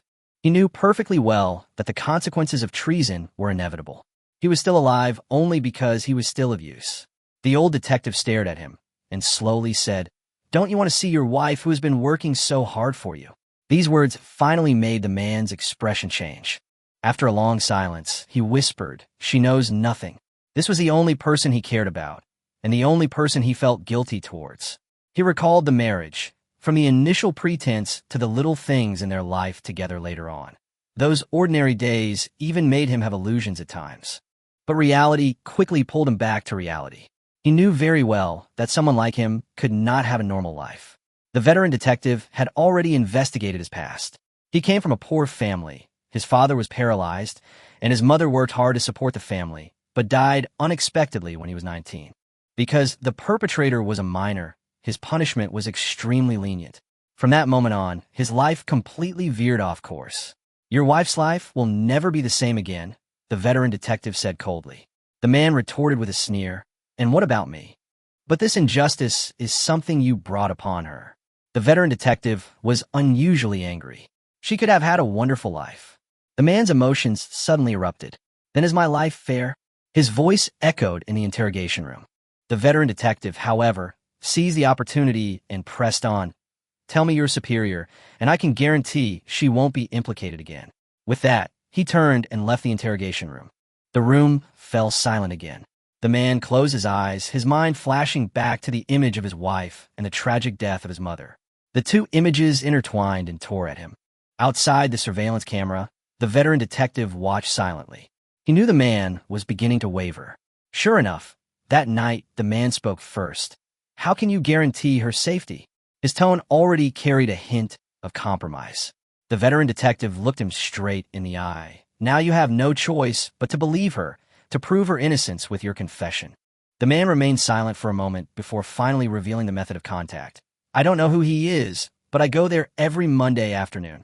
A few minutes later, The veteran detective walked out of the interrogation room. It was late Sunday night, with only a few hours left before the agreed time. Upon receiving intelligence from the veteran detective, the security department quickly formulated an arrest plan with the sole requirement: the person must be brought back alive. Monday appeared calm on the surface, but in some corner of the city, a covert operation was already underway. Number 1, target spotted, prepare to move, the captain ordered in a low voice. Number 2, provide support at any time. The target, Zhou Yi, was wearing sunglasses and a floral shirt, looking relaxed and casual, but was actually secretly observing his surroundings. He had a vague sense that something was wrong. This intuition had saved his life many times before. Without any hesitation, he got up to leave the coffee shop. Just then, several men enthusiastically surrounded him. "Old Zhou, let's go for a drink." Before they could finish speaking, he was already restrained. Just as Zhou was about to resist, someone covered his mouth and dragged him into the alley. At the exit, the security department had already set up a perimeter, quickly put him in a car, and took him away, and the entire area was now under close surveillance. Inside the interrogation room, Zhou Yixian regained his composure, his face showing no sign of panic. "It seems he betrayed us." He chuckled lightly, but with a chilling undertone. "I'm curious why he wavered." The captain stared at him. "Why don't you guess?" In a monitoring room, a psychologist and a micro-expression analyst were observing him simultaneously, waiting for him to slip up. "It's that woman, isn't it?" Zhou Yixian quickly gave his answer, his tone laced with disdain. He actually developed real feelings while acting. What a waste. However, experts judged that his emotions remained consistently stable, and his anger seemed more like an act. The person in charge said in a deep voice, "This kind of person can't be that simple." Since the interrogation was proving difficult to break through, the security department decided to shift their focus to investigating his movements, using the most basic yet most effective method to find loopholes. At the same time, Bai Nianxia also received the news. "Was anyone injured?" she asked. Qian replied, "No, the operation went smoothly." She nodded and then inquired about the situation in the southern military region. Qian handed over the documents. Lin has already led a team there, and supplies are being transported. In order to cope with the approaching typhoon, the superhumans from Beijing have gone to the south to provide support and are responsible for assisting with awakening and special training. Lin is not only a superhuman, but also the captain of the Jiaolong team, making him the perfect person to oversee the training. Bai Nianxia reviewed the documents, confirming that the deployment was in order. "By the way, Elder Jiang invited you to the Academy of Sciences this afternoon." Hearing this, Bai Nianxia was slightly taken aback, vaguely guessing that there must be new progress. After a quick lunch, she rushed to the Academy of Sciences. As soon as she entered, Professor Jiang asked eagerly, "Do you remember Zhou Zhou, whom you specifically mentioned?" Bai Nianxia nodded. "He's back." Professor Jiang smiled and said, "Not only is he back, but he also brought back a great gift." It turned out that after receiving instructions, the Chinese Academy of Sciences quickly investigated Zhou Zhou's background and, with the cooperation of his supervisor and the Ministry of Foreign Affairs, safely brought him back to China. Zhou Zhou was initially hesitant upon receiving the news, but with the encouragement of his teachers and family, he quickly realized the special circumstances in China and ultimately decided to return. He originally planned to finish his thesis before leaving, but the situation became urgent, and he chose to put everything aside. After all, he had intended to return from the beginning. During his years abroad, he had always kept a low profile. To outsiders, he was simply a diligent student. His true abilities were always hidden. Before his departure, his mentor asked him, "Have you made up your mind?"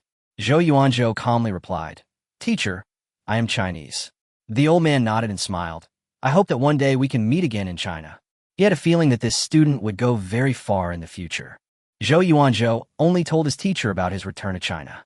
The old man kept his promise and took care of all the formalities for him. It wasn't until the day of his departure that his roommate found out, looking at his packed luggage with surprise. "So sudden." "It's not sudden," Zhou Zhou said calmly. The two made different choices. One desperately wanted to stay, while the other was determined to return home. Zhou Zhou knew in his heart that they wouldn't have much contact in the future. Maintaining a polite facade would be enough. Thinking of his background, his roommate said with a hint of sourness, "You can do well anywhere." He used to think that Zhou Zhou was like him, someone who had worked hard to make it in an ordinary family, until the other casually swiped hundreds of thousands of yuan, and he realized the gap between them. Zhou Yuanzhou was aloof and didn't try to get closer to him.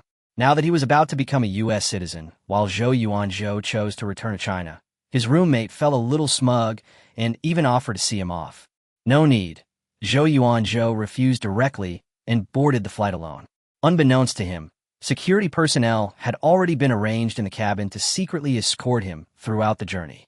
After the plane landed, he was taken directly to the Academy of Sciences, where Professor Jiang took him to see Bai Nianxia. Although he didn't know her exact identity, he understood from Professor Jiang's attitude that this person was definitely not simple. At Elder Jiang's prompting, Zhou Yuanzhou took out his latest research findings and handed them over without hesitation. Bai Nianxia looked through them, a smile flashing in her eyes. This was the prototype of the gene enhancer from her previous life. She secretly rejoiced that Zhou Yuanzhou had returned early enough. Otherwise, obtaining this result wouldn't have been so easy. In America, only my professor knew some of the research directions. I didn't leave any records of the core data, Zhou Yuanzhou said. He knew very well that anyone could be tempted by such a groundbreaking achievement. Therefore, he kept the most crucial data firmly in mind. This caution moved Professor Jiang even more. More importantly, upon arriving at the Academy of Sciences, Zhou Yuanzhou wrote down all the complete data and procedures right in front of him. This complete lack of reservation deeply moved Professor Jiang. This was true patriotism. This thing, if we speed up its development, will be very useful, Bai Nianxia said, looking up. A bold idea popped in her mind. Since martial arts can increase the probability of awakening, then gene enhancers might be even more effective. The two exchanged a glance, instantly understanding each other's meaning. Old Jiang, visibly excited, grabbed Zhou Yuanzhou without a word and rushed into the laboratory, ready to begin their research immediately. Raise the Academy's security to another level. Arrange for superhumans to provide covert protection, Bai Nianxia instructed, turning to him. Huo Qian nodded and immediately contacted Yu Zihui to implement the order. After leaving the Academy of Sciences, she went straight to Professor Tang and Professor Chiu's offices. Professor Tang had just finished a meeting, and his expression tightened slightly when he saw her. Every time Bai Nianxia took the initiative to come, it was never a small matter. The room was filled with the aroma of tea, but Bai Nianxia drank it down in one gulp as if it were water. This was a habit she had developed during the apocalypse. As long as it quenched her thirst, nothing else mattered. Old Tang smiled and poured her another cup. Just then, Old Chiu walked in. Bai Nianxia didn't beat around the bush and told the whole story about Zhou Yuanzhou and the gene enhancer. Old Chiu frowned after listening. That name sounds familiar. Zhou Zhu's son, she reminded him. I remember now. Old Chiu nodded. Old Tang then grasped the key point. Gene enhancer? He looked at Bai Nianxia, clearly realizing that this thing was not simple. It might increase the success rate of awakening. Bai Nianxia stated her judgment directly, adding, since fist techniques can work, then gene enhancers should theoretically work too. As soon as the words were spoken, the expressions of the two men instantly turned serious, and even their breathing became heavier. Old Chiu gripped the armrest of his chair tightly, his emotions barely concealed. Of course, this is just speculation, Bai Nianxia added calmly. But all three knew that this direction was highly likely to be correct. Even if it couldn't increase the awakening rate, it could significantly enhance survivability. Security at the Academy of Sciences. Old Tang started to speak, then realized what was going on. Bai Nianxia continued, the military region will send superhumans there. Old Tang nodded, that's perfect. It would protect the core research results and also support scientific research. It was indeed a win-win situation. Upon hearing Tang Lao's words, Bai Nianxia subconsciously touched her nose, silently offering a prayer for those superhumans. Being targeted by a group of research fanatics was no easy task. It was practically a lamb entering a tiger's den. At the same time, the gifted individuals were sent to the Academy of Sciences, along with a huge amount of research funding. Zhou Yuanzhou was thus given important responsibilities, independently leading a research team, and even able to mobilize relevant scholars from the entire Academy of Sciences when necessary, elevating his status to the highest level. Zhou Yuanzhou's father, Zhou Zhu, only knew that his son had returned to China.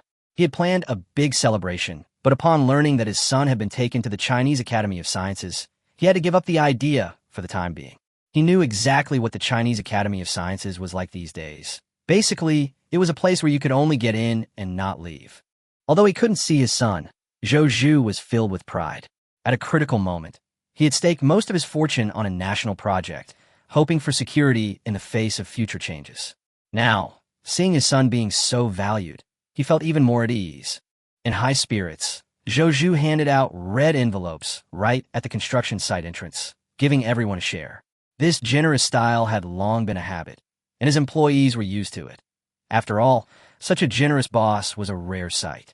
In the afternoon, Bai Nianxia was working on documents in her office when a rapid knocking interrupted her thoughts.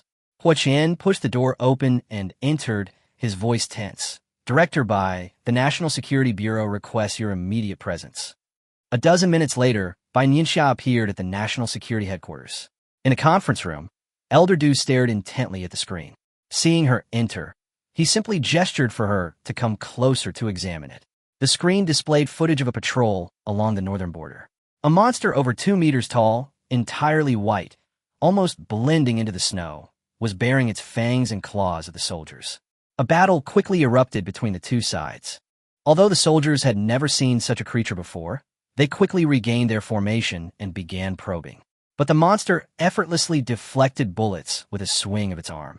The captain immediately requested backup and simultaneously organized an encirclement. Strangely, although the monster couldn't speak, it seemed to be mocking humanity. In the footage, its counterattack was extremely ferocious, with soldiers being knocked down one after another, their blood staining the snow, a glaring sight.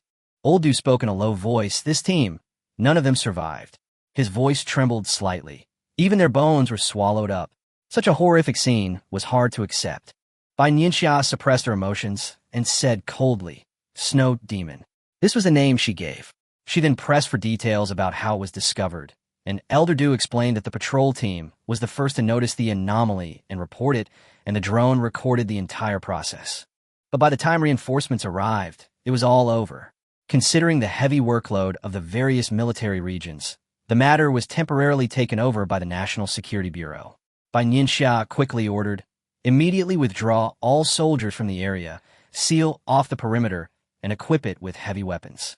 Also, summon Lin Lin." Her tone was firm and brooked no argument.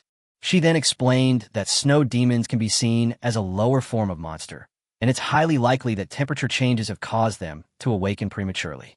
Dealing with them now is the best opportunity.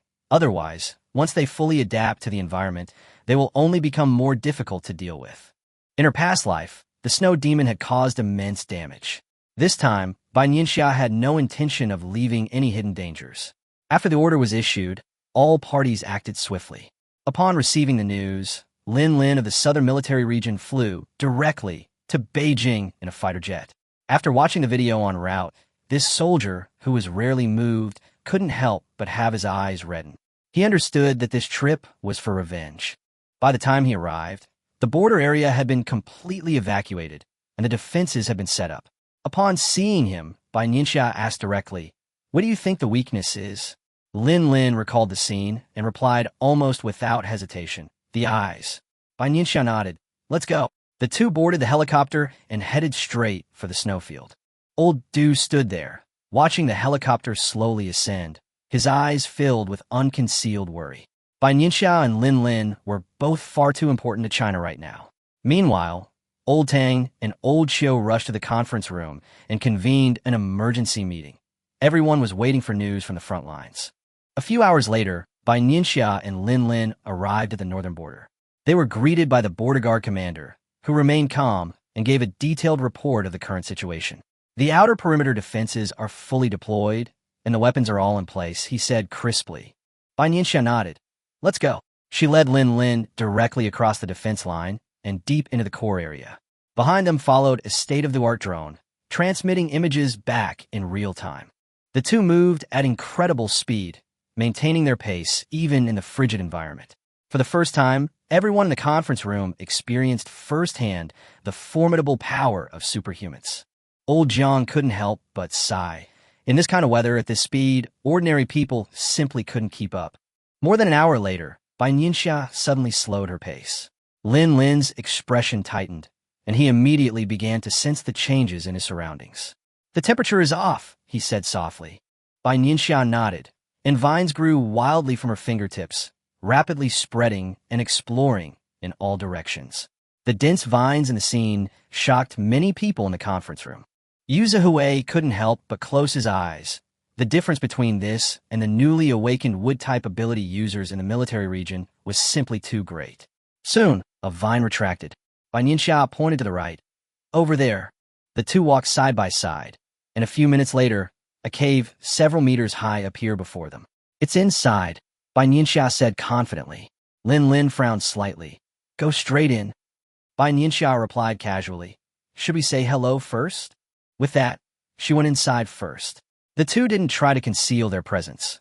As soon as they stepped into the cave, a piercing, inhuman roar echoed from within. The snow demon quickly appeared, its long arms waving as it tried to drive the two away, clearly sensing danger instinctively. The next second, a ball of lightning shot out, severing its right arm. The battle instantly began. Bai Nianxia stepped aside, turning her face to Lin Lin. "Give it a try." Lin Lin didn't rush to kill, but instead kept moving around, using his ice blades to wear down his opponent while observing its weaknesses. The snow demon was thoroughly enraged, its attacks becoming increasingly ferocious, but its slow movements and strong defenses gradually became apparent. Finally, Lin Lin seized the opportunity, leaping into the air and piercing the snow demon's eye with a precise ice arrow. With a piercing scream, the massive body crashed to the ground, and the cave fell silent instantly. Bai Nianxia spoke up. "There are at least dozens more snow demons like this in this area." She said this specifically to everyone in the conference room. Yuze immediately stood up. "I'll arrange for a team of superhumans to come and wipe them out right away." Bai Nianxia looked at Lin Lin. "How does it feel? Isn't it not that difficult?" She then added, "But you have two abilities, and you've already reached level 2. An ordinary level 1 ability user would have virtually no chance of survival against it alone." Lin Lin nodded, quickly understanding her meaning. "So you're having them team up for practice?" "Yes," Bai Nianxia said calmly. "The outer perimeter is blocked by troops and heavy weapons, so the snow demon can't escape. This place is perfect as a training ground." She glanced at the corpse on the ground again. "Take it with you. Old Jiang and Zhou Yuanzhou should be very interested." Inside the meeting room, Old Jiang's eyes lit up instantly, and he couldn't help but exclaim, Lin Lin's trip was worthwhile. Soon, the two returned carrying the snow demon's corpse. Even carrying the enormous body, Lin Lin's speed did not decrease noticeably. Back outside the defensive line, the border guard finally breathed a sigh of relief. But many soldiers' eyes were fixed on the snow demon's corpse. It was their enemy. A whole squad of comrades had died at its hands, not even leaving behind a trace of their remains. Some people's eyes reddened, and tears streamed down their faces. For them, the cold and pain were bearable, but the sacrifice of their comrades was unbearable. The atmosphere became incredibly oppressive. Bai Nianxia gently patted the border guard in charge on the shoulder. "There will be superhumans coming to clean up later. You're in charge of the outer perimeter defense," she reminded them earnestly. "Understood." The other person nodded emphatically, watching Bai Nianxia and Lin Lin board the helicopter. Bai Nianxia and Lin Lin were unaware that as soon as news of their boarding the helicopter reached them, someone was already waiting at the airport. The fact that Elder Jiang was present in person demonstrated the importance attached to this matter. As soon as Lin Lin stepped out of the cabin, he was surrounded by several researchers. Their scrutinizing yet excited gazes made him extremely uncomfortable. Without saying a word, he directly placed the snow demon into the instrument. Old Jiang patted him on the shoulder, and Lin Lin bowed, slightly in agreement. At this moment, Yu Zhihui also arrived. The battle video has already been shown to the ability users. Actually, Lin Lin didn't kill the snow demon immediately because he wanted to record the complete battle process for later teaching purposes. Bai Nianxia nodded. "Have them form teams for practical combat, with drones monitoring the entire process." Her tone was calm, yet cautious. "Don't let things go wrong." Yu Zhihui nodded seriously. Every superhuman was extremely valuable these days, and they absolutely couldn't afford to lose them. Bai Nianxia added, "Strengthen monitoring of special terrains." Yu Zhihui indicated that arrangements had already been made. Since the news of the apocalypse was confirmed, environmental monitoring in various locations had been comprehensively upgraded. Before leaving, Yu Zihue whispered, "Tomorrow is the farewell for that squad." He closed his eyes briefly as he spoke, forcibly suppressing his emotions. Bai Nianxia nodded gently. Due to secrecy, the 5 who sacrificed their lives would only be told that they died in the line of duty. Specific details would not be disclosed. Their farewell ceremony would be attended by only a very small number of people. The scene shifts to an ordinary residential complex. 2 staff members stand at the door, hesitant to knock, their eyes filled with struggle. The door opens, revealing a mother. Before she can ask any questions, she is helped inside. As soon as she sits down, her voice begins to tremble. "Has something happened to my son?" The middle-aged man took a deep breath and spoke with difficulty. "He died while on border patrol." The room fell silent instantly after he finished speaking. The mother's hands began to tremble. She could barely hold her water glass. She forced back her emotions and asked, "When will he be able to come home?" The man's voice was low and somber. "He will be buried in the Shangjing Martyrs Cemetery, and his family can move to Shangjing to live." "Can't he come home?" the mother asked repeatedly. The pain of losing a child and not being able to bring him home was almost unbearable. The man's eyes reddened, but he couldn't explain any further. The truth, that the 5 men's bodies were gone without a trace, could only be buried deep in his heart. "He was a good soldier," the man said, each word distinct. The mother could no longer hold back and broke down in tears. The father rushed home and, witnessing this scene, instantly understood everything. He embraced his wife, silently bearing the consequences. A few hours later, the 5 families were taken to Beijing. Relevant departments coordinated overnight, providing them with resettlement, employment, and compensation, all according to the highest standards. But no amount of compensation could bring back a child's life. The farewell ceremony was held at the Memorial Hall the following morning. The atmosphere was solemn and somber. Relatives stood before the national flag, their expressions dazed. A mother softly asked, "Can I see him?" Her voice held a final glimmer of hope. Silence fell over the room. The team leader took her hand and gently shook his head. "Auntie, don't look anymore." The father patted his wife's shoulder. "Never mind." The mother nodded and didn't insist any further. Almost everyone present had tears in their eyes. They all knew there was no body in the coffin, only belongings. This secret was silently kept by all their comrades. Bai Nianxia stood at the back of the crowd, not stepping forward. Someone recognized her and wanted to invite her to the front, but she shook her head and refused. She came here not because of her status, but simply as an ordinary person to bid farewell to these heroes who sacrificed their lives for the country. The heaviest sorrow in the world is for parents to bury their children. After the farewell ceremony, the 5 soldiers were buried in the Martyrs Cemetery, the atmosphere somber and solemn. Border guards and their comrades persuaded the families to stay in Shangjing. Firstly, it would be closer to their children, allowing them to visit more often. Secondly, the Shangjing base was the first to be built, had the most superhumans, and was therefore safer. Some families agreed on the spot. It'll be a good opportunity to spend more time with him. He was their only child, and even just talking to him at his grave would be a small comfort. Other parents chose to reconsider, as this concerned their future. But whatever their choice, everyone understood that this step was crucial to their survival. After leaving the cemetery, Hu Qian said in a low voice, "The analysis report on the snow demon is out." The Academy of Sciences had been working tirelessly, almost without sleep, to complete the analysis. Bai Nianxia nodded. "Let's go take a look." She also brought Lin Lin along. He needed to grasp this crucial information about the monster as soon as possible. Watching the 2 men leave, the border guard commander sighed. "You have a good soldier." Yu Zihue shook his head. "Your soldiers are just as good." He glanced back at the cemetery, his tone solemn. The border guard commander nodded in agreement. Those fallen soldiers were also among the best. Afterwards, the 2 went to the military region to discuss specific plans for the practical application of superpowered individuals in combat. The border defense authorities had long hoped for the participation of superpowered individuals on the front lines, and this time they finally had the opportunity to advance this plan. Meanwhile, Bai Nianxia and Lin Lin arrived at the Academy of Sciences and went directly to Professor Zhang's office. He handed them the latest report. "This is the complete analysis data of the snow demon." He added, "Zhou Yuanzhou wants to try using these results for gene enhancers." After reviewing the data, Bai Nianxia responded, "We can try it provided it's safe." She chose to trust Zhou Yuanzhou's abilities. Old Jiang nodded. This decisiveness was Bai Nianxia's consistent style. Then, he brought up another development. On Lu Hanzhou's side, there's been a new breakthrough in artificial sun technology. Bai Nianxia was slightly taken aback. Nuclear fusion? Old Jiang smiled and nodded. It's still in the theoretical stage.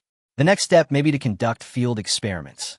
Experiments of this level can only be arranged in uninhabited areas, such as deserts. Thinking of these two young people, Professor Jiang couldn't help but sigh. The future of scientific research belongs to them. Bai Nianxia then added, gene enhancers will also bring about change. Professor Jiang instantly understood. Based on his contributions, he would undoubtedly be one of the first beneficiaries. He then made a request. When the superhumans are in actual combat, could you bring a few researchers with you? Bai Nianxia cautioned, there are risks. Elder Jiang explained that these researchers wouldn't be on the front lines. They simply wanted to gather more live data. Insufficient sample size had indeed limited the research progress. After a moment's thought, Bai Nianxia nodded in agreement. Okay, but safety, it must be ensured. She was well aware of the importance of scientific research. After leaving the Academy of Sciences, she went to the offices of Professor Tang and Professor Chiu. The two had already discerned her intention, to let the superhumans build confidence through real combat. Using Lin Lin as a case study makes it easier for others to relate to her. Practical videos also accelerate the overall learning process. Old Tang said, the Beijing base will be completed tomorrow. Go take a look. This is also why they sought out Bai Nianxia. The final evaluation must be made by her. Bai Nianxia nodded in agreement and drank the tea that was offered to her. Old Chiu sighed. Recently, supplies have become increasingly difficult to purchase. Bai Nianxia mentioned, Lu Hanzhou has made a new breakthrough. The two old men's eyes lit up simultaneously. If the artificial sun were successfully created, its significance would be extraordinary. That's great, Old Tang said softly. Hopefully, we'll have a result before the apocalypse. Old Chiu nodded, his eyes filled with anticipation. The three continued their discussion, from resource allocation to deployment in the south, talking until late into the night. The entire national machinery was operating at full capacity in preparation for the impending disaster. The next day, Bai Nianxia arrived at the Shangjing base to inspect the project, accompanied by the head of the construction department, Yu Zihui, and Zhou Zhu. Logically, Zhou Zhu wasn't qualified to participate, but he was allowed to stay entirely thanks to his son, Zhou Yuanzhou, which made him quite proud. Thinking of his longtime rivals, Zhou Zhu felt increasingly proud. This opportunity was a combination of luck and ability. He knew the real reason, but still attributed the glory to the son he had raised. Let's go take a look. Yu Zihui stood up and led the team. Now the base was deserted, with only the outer guards remaining, a stark contrast to the bustling construction scene before. The group first arrived at the area Zhou Zhu was in charge of, and he immediately began explaining, rattling off all the data as if he had it by heart. This was the project he was most satisfied with in his career, and his tone was full of pride. Yu Zhe listened and nodded, but Zhou Zhu could no longer participate in the core area. He was also sensible and quickly took his leave without asking any further questions. After he walked away, Bai Nianxia raised her hand and unleashed a bolt of lightning at the newly constructed wall. She used almost all her strength in this strike, reaching the level of a third-tier supernatural ability. A shallow mark appeared on the wall, but the overall structure remained undamaged. Bai Nianxia nodded. This area was now cleared. The head of the construction department stood frozen in place. It was the first time he had witnessed supernatural abilities in action, and he understood even more clearly the strength of these wall materials. That was why he was so shocked. This attack could only leave shallow marks. Yu Zhe patted him on the shoulder, smiling and indicating that he would get used to it. His reaction was similar when he first saw it. Upon arriving at the office area, Bai Nianxia's test became even more outrageous. She gestured for Huo Qian to open the box, inside which was a rocket launcher. Yu Zihui's eyelids twitched. Rocket launcher? His tone changed completely. The head of the construction department turned pale. He had never even dreamed of such a level of testing. Bai Nianxia didn't explain, only telling the two to step back. She and Huo Qian quickly selected their positions, and with professional coordination, a few seconds later, two loud explosions rang out, the shells accurately hitting the target building. Yu Zhe would immediately arrange for people to handle the commotion, as such an explosion was far too sensitive in Beijing. He glanced helplessly at the two men, thinking that he was once again the one cleaning up the mess. The head of the construction department stared intently at the smoke in the distance, his palms sweating, not daring to blink. He was both nervous and expectant, eager to know the outcome. When the white smoke dissipated, the wall was revealed. Although there was surface damage, the overall structure remained stable, without any structural problems. "Just have someone repair it," Bai Nianxia said after the inspection. The key point was that the internal steel wasn't deformed. The person in charge finally breathed a sigh of relief, but his eyes still held a look of shock. In the next test of the defensive line, she no longer used rocket launchers, but instead bombarded the enemy with her lightning-based abilities. Dozens of lightning balls fell, which, in the eyes of the person in charge, seemed much gentler. In just 1 hour, his understanding was completely refreshed. From shock to numbness, and then to acceptance, he felt as if he had undergone a complete reshaping. "Almost done," Bai Nianxia commented. But to the person in charge, this was already an extremely high standard of approval. All other bases maintained this level of standards. Her tone was serious. The person in charge nodded immediately. This standard allowed no room for compromise. He knew very well that anyone who cut corners was playing with the lives of the nation and its people. In the current situation, such behavior was no different from treason. Thinking of this, a cold glint flashed in his eyes. If anyone dared to tamper with this, he would show no mercy. Bai Nianxia saw his attitude and nodded. "If there's any resistance, you can come to me." This was tantamount to giving him a safety net. "Understood," the person in charge replied, feeling completely confident. This project had to be absolutely foolproof. On the way back, Yuze recalled what Bai Nianxia had said to the head of the construction department and whispered, "I hope everything goes smoothly." The atmosphere in the car became slightly heavy. Bai Nianxia's eyelashes trembled slightly, but her tone turned cold. "If necessary, I don't mind using other means." Yuze could clearly hear the chill in those words. Although the base construction had been approved, there was considerable resistance from various regions, and the behind-the-scenes power struggles were even more complex. If anyone were to obstruct it for personal gain, they would likely face Bai Nianxia's merciless retaliation. Considering her abilities and the importance the higher-ups placed on her, Yuze felt that some people really did need to be taught a lesson. However, he suppressed these thoughts and remained outwardly calm, chatting and laughing with Bai Nianxia as if nothing had happened. The car quickly entered the Shangjing military region, where Lin Lin was already waiting. As arranged, he would first accompany the superhuman team to the north to provide support, and then return after assessing the situation. In Yu Zihui's words, Lin Lin was someone who goes wherever he's needed.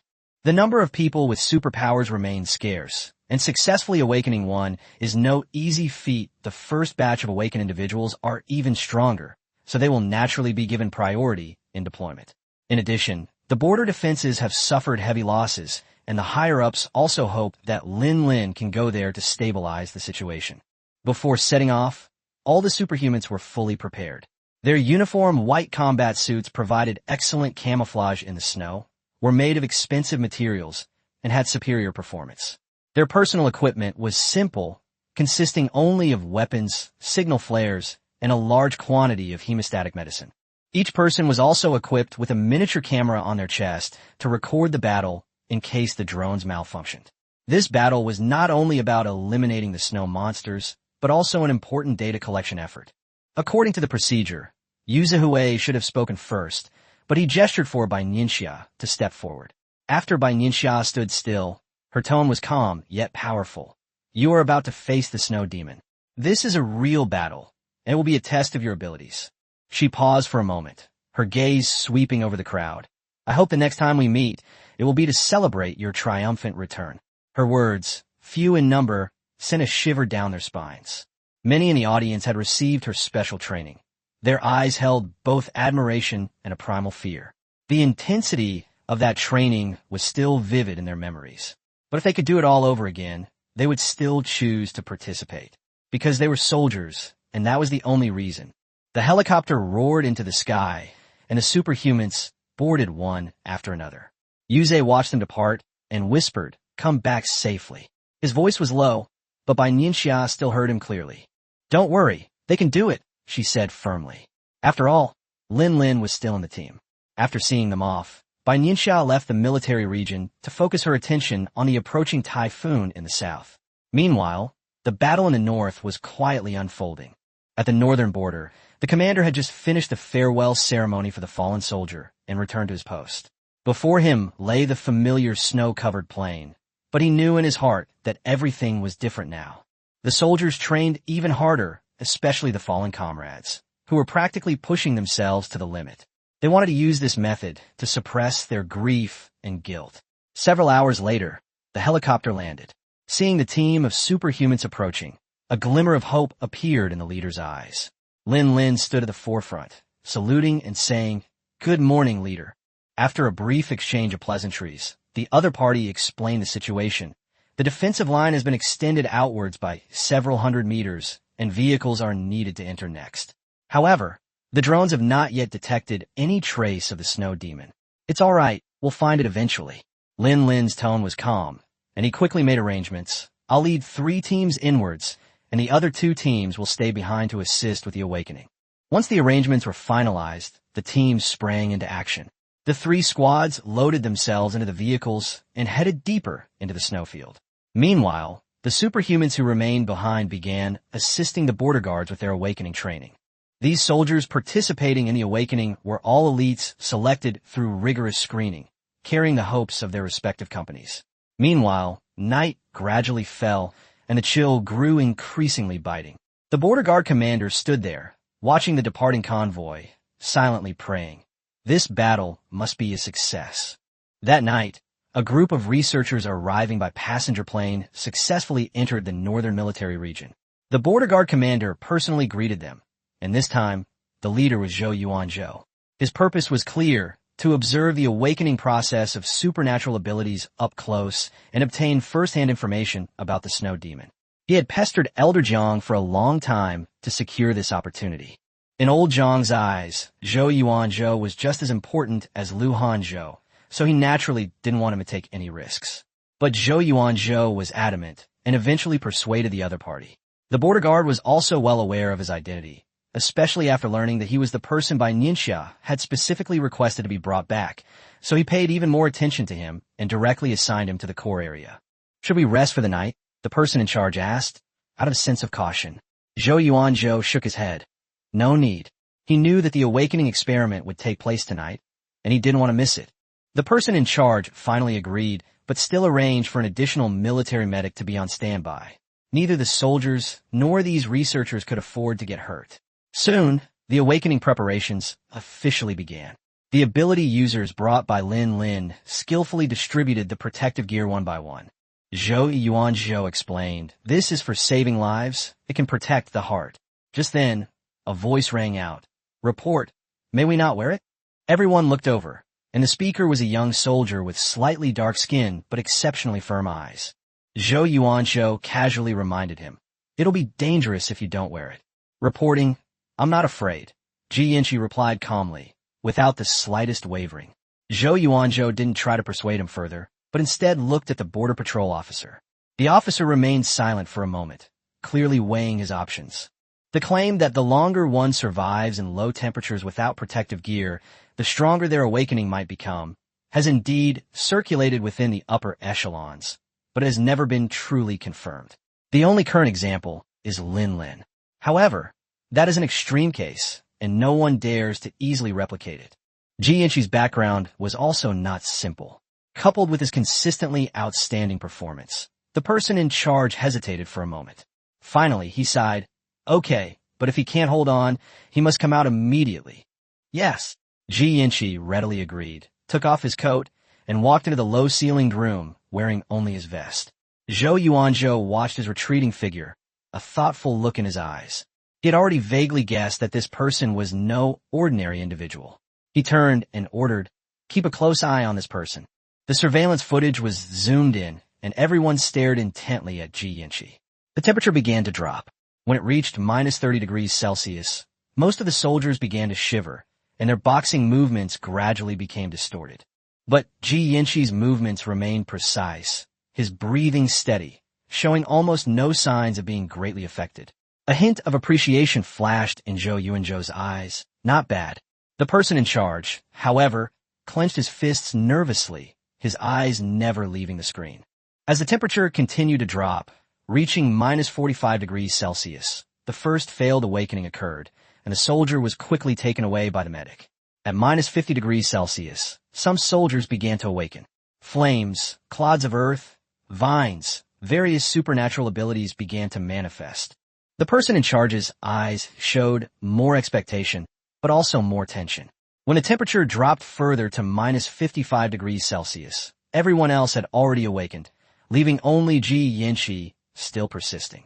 Time passed slowly, and the observation room became so quiet that only breathing could be heard. Zhou Yuanzhou had a vague premonition that this person might bring a surprise. Finally, Bai Nianxia reacted. His brows were furrowed, and his body trembled slightly, clearly enduring immense pain. The next second, a cluster of flames appeared at his fingertips, burning even more fiercely than the others. Success! The person in charge breathed a sigh of relief, his whole body relaxing. But Zhou Yuanzhou didn't look away. Instead, his expression hardened. Something's not right. Zhou Yuanzhou was extremely observant, and in the firelight, he suddenly noticed a green patch appearing on Bai Nianxia's arm. He immediately realized something was amiss. The border guard officer strode forward, his voice trembling with barely suppressed excitement. It's a wood type. The presence of a dual elemental ability user drew his gaze fixed intently to the screen. Bai Nianxia looked at the flames and vines in his hands, a rare smile appearing on his face. At that moment, he finally showed a hint of youthful spirit. Good lad, well done. The person in charge patted him heavily on the shoulder. Although he knew he couldn't keep him, he still couldn't hide his pride. This was a soldier he had trained. Since the appearance of the snow demon, the atmosphere at the border has been oppressive, but now there is finally some exciting news. In addition to Lin Lin, they have become the second military region to have a dual elemental ability user. Before he could even process what was happening, Zhou Yuanzhou had already pulled Bai Nianxia aside. Bai Nianxia instinctively tensed up, only relaxing when he saw it was him. Zhou Yuanzhou pulled out a row of specially made syringes, ridiculously thick. Although he was smiling, it sent a chill down one's spine. Don't worry, it won't hurt, he casually reassured. Yankius lips twitched. He glanced at his supervisor, but still obediently cooperated. One vial of blood, after another was drawn, far exceeding the amount drawn from an ordinary person. The person in charge explained, every ability user needs a blood test. But he didn't mention that others only had a few vials drawn. A few minutes later, the blood draw was finally finished, and Bai Nianxia was taken for a physical examination. Zhou Yuanzhou, however, stared intently at the sample, his eyes full of interest, and went straight back to the temporary laboratory. The person in charge watched his retreating figure without finding it strange, a typical research fanatic. He subsequently increased manpower to strengthen the protection of the researchers. Meanwhile, in the snow-capped mountains, Lin Lin had led his team for several hours. As night fell, he decisively ordered a rest. He had a feeling they should find the snow demon by tomorrow, so it was crucial to ensure the team was well rested. Drones hovered overhead, transmitting real-time footage. Back in Beijing, Hua Qian reported on the border defense awakening situation and handed over Bai Nianxia's information. Yanki. Bai Nianxia repeated softly. She didn't recognize the name. It was likely that something had happened to him in her previous life. She was slightly surprised to see the information about dual departments. Looking at the background information, Bai Nianxia came from the Ji family and received rigorous training from a young age, and his strength had always been top-notch. At the age of 15 or 16, he swept through the compound, and few of his peers could match him. Later, he took the initiative to go to the border to hone his skills, and won many first places in his first year. No guande. Bai Nianxia nodded. Such physique and willpower were the same kind of person as Lin Lin. Hua Qian added. He didn't take any precautions when he awakened. He was clearly testing the waters. Bai Nianxia directly denied it. Dual system skills rely on talent, and have nothing to do with protection. There are only a handful of people like them in the whole country. Her tone turned serious. Most people would just die if they didn't take protective measures. There is no room for luck in this. Hua Qian nodded and left, returning with a clear conclusion. Bai Nianxia continued processing documents. It was already late at night. She reviewed the southern report. Only 2 weeks remained until the typhoon. Equipment and personnel had been largely evacuated, and resources had been transferred. Next comes the large-scale evacuation of the population. A warning will be issued starting tomorrow, and high-speed rail and flights will double in operation, aiming to complete the evacuation within 10 days. If anyone remains, forced relocation will be implemented in the final days. The military and those with special abilities will remain until the very end to ensure the city is completely emptied. This is a strict order. Everyone can only evacuate after it is confirmed that no one remains. Otherwise, they will face the most severe consequences. With a typhoon approaching in the south, all parties are making tense preparations. The southern military region is secretly strengthening its deployment to prevent extreme events. At the same time, many residents have also noticed something unusual. Someone posted online, there have been noticeably more patrols on the streets lately. Others said their family members have been working overtime continuously, and some even saw military vehicles frequently entering and leaving.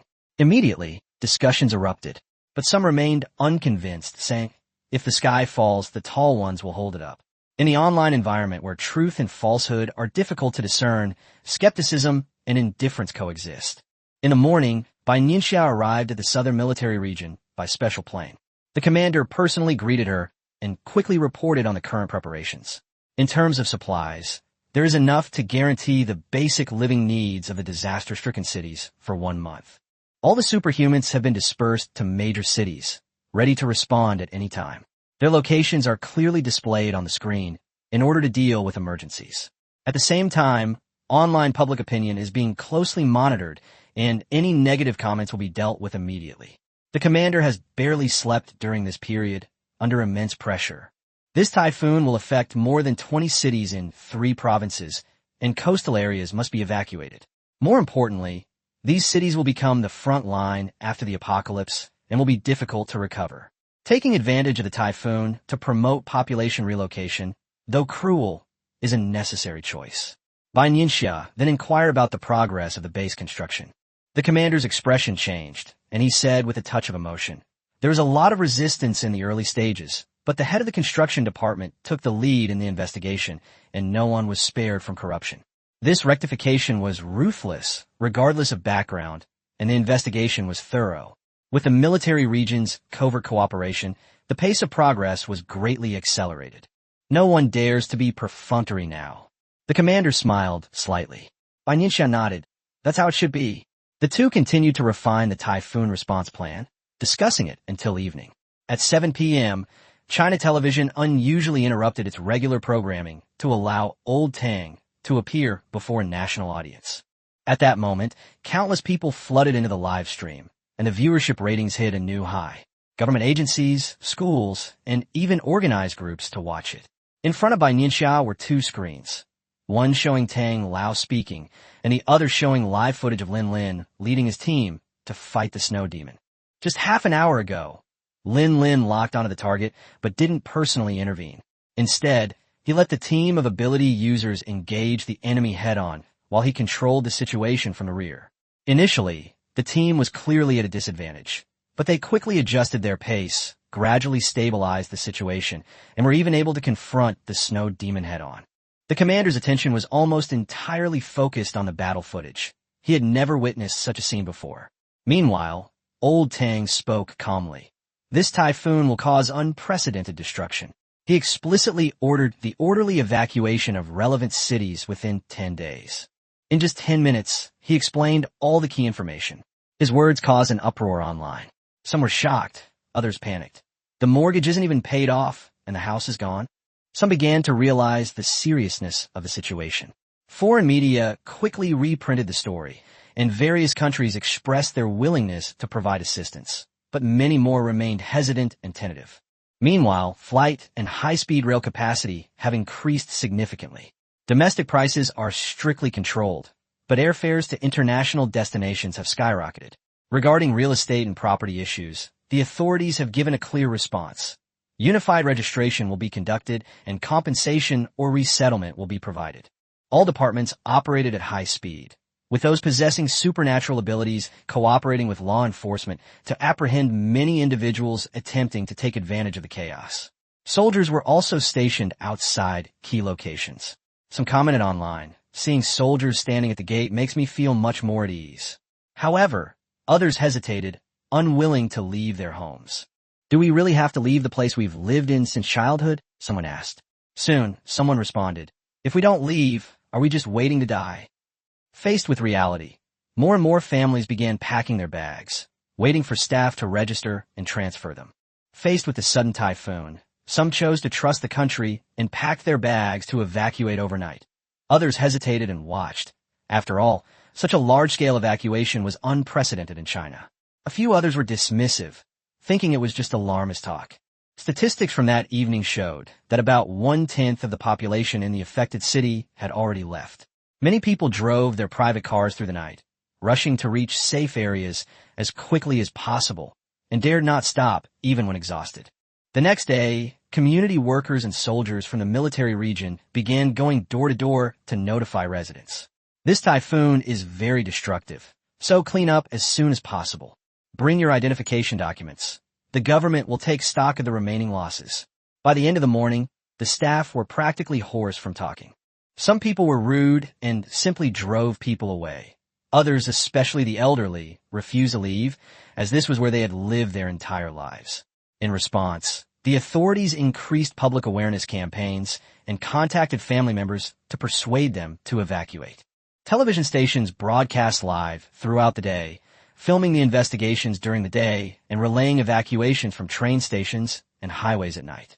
Public opinion spread rapidly, and most people across the country became aware of the severity of the typhoon. Netizens also voiced their opinions. Evacuate first. Safety is the most important thing. Better safe than sorry. Netizens from all over the country watched the live broadcast with their hearts in their throats, and no one treated this as an ordinary disaster anymore. Meanwhile, numerous dissenting voices emerged internationally. Some said China was abandoning cities. Others speculated it was preparing for war, and various conspiracy theories surfaced. These comments quickly provoked a backlash from Chinese netizens, who circumvented internet censorship to retort. It's none of your business what China does. The internet quickly became highly charged. 12 days before the typhoon, Bai Nianxia and Huaqian discreetly arrived at a city awaiting evacuation. The streets were deserted, pedestrians hurried by, and many shops were already closed. The two found a coffee shop that was still open and sat down. Huaqian tentatively asked, "Why is the shop still open, boss?" The owner, while making coffee, replied casually, "This shop represents all my savings. I can't bear to leave." The shop was exquisitely decorated. Every detail showed meticulous attention to detail. Huaqian asked again, "Won't the government provide compensation?" The shop owner frowned, staring at them. "You're not locals, are you?" Bai Nianxia leaned back in her chair and glanced at him. The oppressive feeling she evoked for a moment made the shop owner freeze in place, and he didn't say anything more. Huaqian also wisely kept quiet. The two finished their coffee and left. Watching their departing figures, the shop owner sighed softly, his expression complex. Walking down the street, Huaqian said in a low voice, "Not everyone is willing to leave." Bai Nianxia only replied, "If you don't leave, you'll die." Her tone was calm, but without a trace of hesitation. She knew very well that even those with supernatural abilities might not be able to escape unscathed from this typhoon, let alone ordinary people. Everything they cherished would ultimately be completely destroyed. Back in her office, she immediately ordered, "Speed up the evacuation, and the transportation department must provide full cooperation." At this point, national transportation resources were being diverted to the south. High-speed rail and flights were operating around the clock, and highways were toll-free. With 10 days to go before the typhoon, coastal cities had already evacuated nearly half their population, and it was expected that the evacuation would be completed within 5 days. Meanwhile, in a seaside village, Xiao was trying to persuade an old man to leave. "Grandpa, a typhoon is coming." The old man waved his hand. "It happens every year. I'm not afraid." This sea was his life's anchor. From birth to old age, he never truly left it. His children had long since settled down and started their own families elsewhere, leaving only him and a few other elderly people here. "I won't live for many more years. Let the typhoon come," the old man said, standing on the shore, watching the surging waves, his voice firm yet calm. Xiao was prepared. "Don't you want to see your grandson?" Before she could finish speaking, a childish voice rang out. "Grandpa, Come home with us. The grandfather froze, turning around to see his son's family standing behind him. He hurriedly stepped forward. It's dangerous here. Let's go. But the little boy grabbed him tightly. I don't want to— Grandpa, come with me. The old man, who had initially stubbornly insisted, I won't leave, I'll die here, found his words caught in his throat after seeing his grandson's clear eyes. Xia, a staff member, noticed this moment of wavering and already knew what was going on. Sure enough, the grandson hugged his grandfather and called out to him a few times, and the old man finally relented, letting his son pack his luggage. This scene has been playing out repeatedly in the South these past few days, with grassroots staff trying almost every possible method. 5 days before the typhoon hit, most of those who voluntarily evacuated had already left, leaving behind a stubborn group unwilling to leave. Faced with nearly 3,000 people refusing to cooperate, Bai Nianxia had no choice but to order coercive measures. These coercive measures involved cutting off electricity and internet, and then taking turns going door to door to persuade them to leave. 2 days later, 500 people remained. After hearing the report, Bai Nianxia frowned and asked why. Qian explained that some people were reluctant to leave because they had no relatives or friends there. Some simply did not believe that a typhoon would come, and some were even spreading malicious rumors, affecting the evacuation of others. During this period, the grassroots staff worked almost nonstop, often without hot meals, their voices hoarse from talking. Yet they still had to face insults and even threats. Qian's voice held a hint of anger as he spoke. Bai Nianxia ordered in a deep voice. Those who are reluctant to leave their homes but have no problems should be forcibly removed. Those who spread inappropriate remarks should not be persuaded any further. She could understand the emotions, but she would not allow anyone to cause trouble at this critical moment. The military region immediately intervened, assisting with packing and forcibly evacuating the residents. Even after power and water were restored 2 days before the typhoon, 300 people stubbornly remained. The national television station broadcast live, showing empty streets and the last group to leave, not ordinary citizens, but cadres and soldiers who held out until the very end. Netizens quickly recognized some familiar faces, including the party secretary, the mayor, and the chief prosecutor. Whether it was an order or a responsibility, most people chose to stand until the very end, while the few who failed have already paid the price. Meanwhile, some of those who refused to evacuate started live streams to attract viewers. The comments section was filled with arguments. Some urged them to leave, some watched the spectacle, and others showered them with gifts to egg them on. Wang Yang was one of them. While counting the 100,000 yuan he had earned, he comforted his wife. It's okay. It's always like this. He spoke lightly, but his eyes betrayed his greed. He started his live stream again, expertly announcing, "Follow me for live coverage of the typhoon." The comments section exploded instantly, with some urging him to leave quickly, while others showered him with gifts to encourage him to continue filming. Seeing the ever-increasing popularity, Wang Yang became increasingly excited. In his eyes, this wasn't danger at all, but an opportunity to make money. Hearing this, Bai Nianxia merely sneered. They might not even live to spend this money. Her tone was icy, devoid of any emotion. She didn't interfere further. These people choosing to stay were taking responsibility for their own choices. After all, the typhoon was expected to make landfall by noon tomorrow, and everything was already in its final countdown. Meanwhile, defenses have been fully implemented across the country. Affected cities have completely halted work and production. Residents have stockpiled supplies and are minimizing outings. Grassroots personnel are conducting door-to-door checks to ensure protective measures are in place, and elderly people living alone and residents of dilapidated houses have been relocated. The community has already completed its inventory, and the supply of materials is basically stable. At the same time, the military, fire department, and hospitals are all on standby, and backup power supplies and emergency supplies have all been checked. Chapter 33. Here it comes. 5 hours before the typhoon arrived, Chinese drones and satellites clearly detected huge waves rolling in Chinese waters. At 7 a.m., most people had just gotten up when they saw multiple warnings issued by the authorities, indicating that the typhoon was approaching step by step. Answerer, a typhoon is really coming. There's still a chance to leave now. A sports car, streamer, don't leave. Wang Yang has been consistently live streaming, seeing the comments from netizens and the warnings on his phone. Everyone, please give this a like. The streamer won't leave, Wang Yang said resolutely. He has already earned 1 million yuan from the past 2 days of live streaming, a sum he never imagined before. He didn't believe China's typhoon warnings at all. How could anyone know about a typhoon more than half a month in advance? The United States hasn't even figured out this technology yet, so how could China possibly have mastered it? Therefore, when community workers repeatedly came to persuade him, Wang Yong responded with harsh words and drove them out. He also incited people on multiple websites not to evacuate, saying it's just a typhoon, we've been through it before. Wang Yong now feels that his decision was absolutely correct. Wang Yong felt immense satisfaction watching the continuous stream of donations and comments on the live stream screen. Wang Yong's wife was initially a little apprehensive, but she was thrilled when she saw the numbers in the backstage.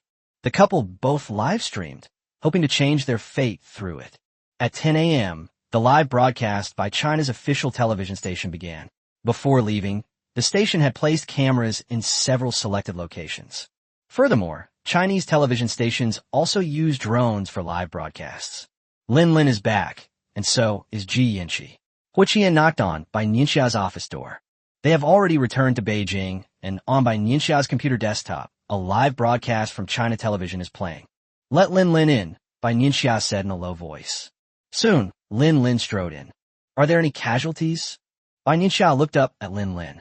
After a series of battles, Bai Nianxia could sense that Lin Lin was very close to reaching level 3. 5 soldiers were injured, but all were minor injuries, Lin Lin said in a deep voice. Bai Nianxia nodded. It was within her expectations. What's wrong? Is there something you want to tell me? Bai Nianxia keenly noticed the hesitation on Lin Lin's face and asked, in this battle against the snow demon, I believe that the superhuman squad is a very good training method. Lin Lin said slowly. Besides being a warrior, Lin Lin is also a very good leader. He possessed advanced tactical strategies. Otherwise, he wouldn't have been able to lead the Jiaolong squad to escape death time and time again. For Lin Lin, it's not difficult to discover the strengths of each team member and allocate them appropriately. Previously, due to the small number of superhumans in China, coupled with a lack of opportunities for real combat, Lin Lin had never worked with so many different types of ability users before. This time, leading his team to fight the snow demon made him quickly realize the benefits of different types of ability users working together. Thinking of this, Lin Lin looked up and glanced at Bai Nianxia unintentionally. Perhaps this was Bai Nianxia's original intention in having the ability users fight against the snow demon. Tell me more about it. A quick smile flashed in Bai Nianxia's eyes, signaling Lin Lin to continue. She naturally knew which types of ability users were suitable to form a team. This would have been a very common thing in her previous life, but Bai Nianxia still let Lin Lin discover it himself. China cannot rely solely on itself. If everything is based on what it says and what others do, then China will not be able to defeat the apocalypse and the monsters.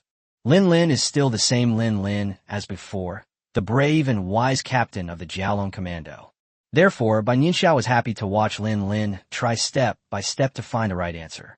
Fire and lightning are suitable for attacking, wood is suitable for supporting, and earth is suitable for defending. However, it still depends on the strength of the ability user. After all, the best defense is offense. Lin Lin explained his observations. Different superpowers have their own weaknesses and advantages. Combining them can unleash their full potential.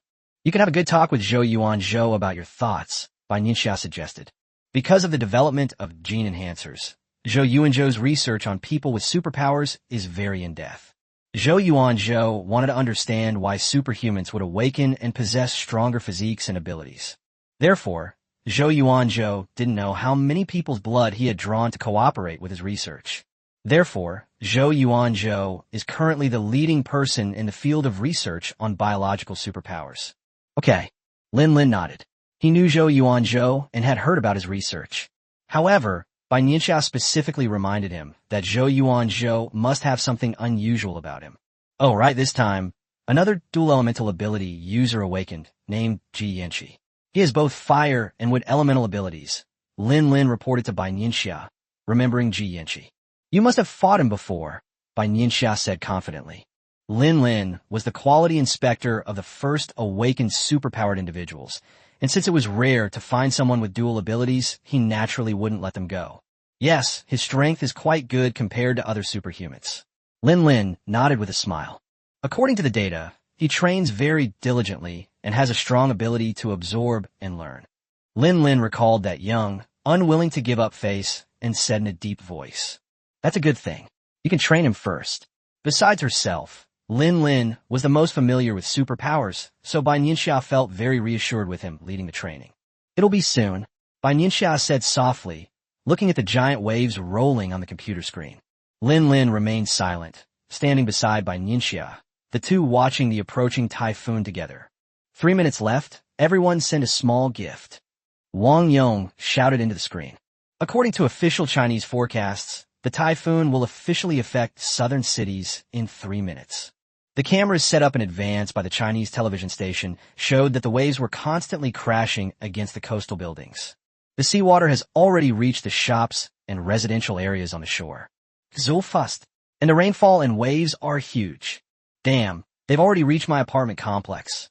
Luckily we evacuated. This is terrifying. The glass windows are all hanging down, and even such a thick tree has broken. At this moment, Wang Yong seemed to sense that something was wrong, got up, and checked again whether the doors and windows were closed tightly. "Family members, a typhoon is coming. Please pay attention." The intact doors and windows gave Wang Yong a greater sense of security. "I've already said goodbye to my family. There's no escaping it now." Some viewers of the live broadcast on China's national television station came to Wang Yong's live broadcast room to comment. "Indeed, there's no way out now. With such heavy rainfall and strong winds, we can only leave it to fate." Wang Yong keenly sensed something was off about the comments and was about to say something. Then they discovered that the living room glass, decorated with a cross pattern, had suddenly shattered. Chapter 34. Immense Destructive Power. Wang Yong turned around in horror to find his wife already halfway out of the house, her hands clinging tightly to the door frame. "Help me." Before Wang Yong could react, his wife could no longer hold on and was blown away by the wind. The live stream became extremely shaky, making it difficult for Wang Yong to move. He was tall and weighed almost twice as much as his wife, but now he couldn't even stand steadily. He was holding onto the living room table, which was now a mess from the wind, with items scattered on the floor. "What do I do? What do I do?" Wang Yong cried out in a panic. Under the raging wind, Wang Yong could not hold on for long. In fact, he stared wide-eyed and found that the walls of the house were also about to collapse. Wang Yong was slammed hard against the wall, and the live broadcast came to an abrupt end. That's terrifying. Even the houses are being blown away. Viewers watching Wang Yong's live stream knew that Heath and his wife could not be saved. The entire city is almost deserted. Everyone is struggling to survive. In addition, this typhoon has dealt a devastating blow to urban development. Grateful to our motherland. Wow, Mom saved my life again. If I hadn't evacuated in time, how could I be having barbecue and cola right now? Some cities, although not requiring evacuation, will still be affected by the typhoon. Please take care of yourselves, stay indoors, and lock your doors and windows. Yes, prepare some water and food, keep them nearby, and fully charge your phone's power bank. Many people are sharing typhoon preparedness methods online, hoping they can be of some use. Those who do evil will not live long. Bai Nianxia also foresaw Wang Yong's final fate and said in a low voice, "There are always people who are clearly incredibly foolish, yet they think they're clever." Lin Lin shook his head.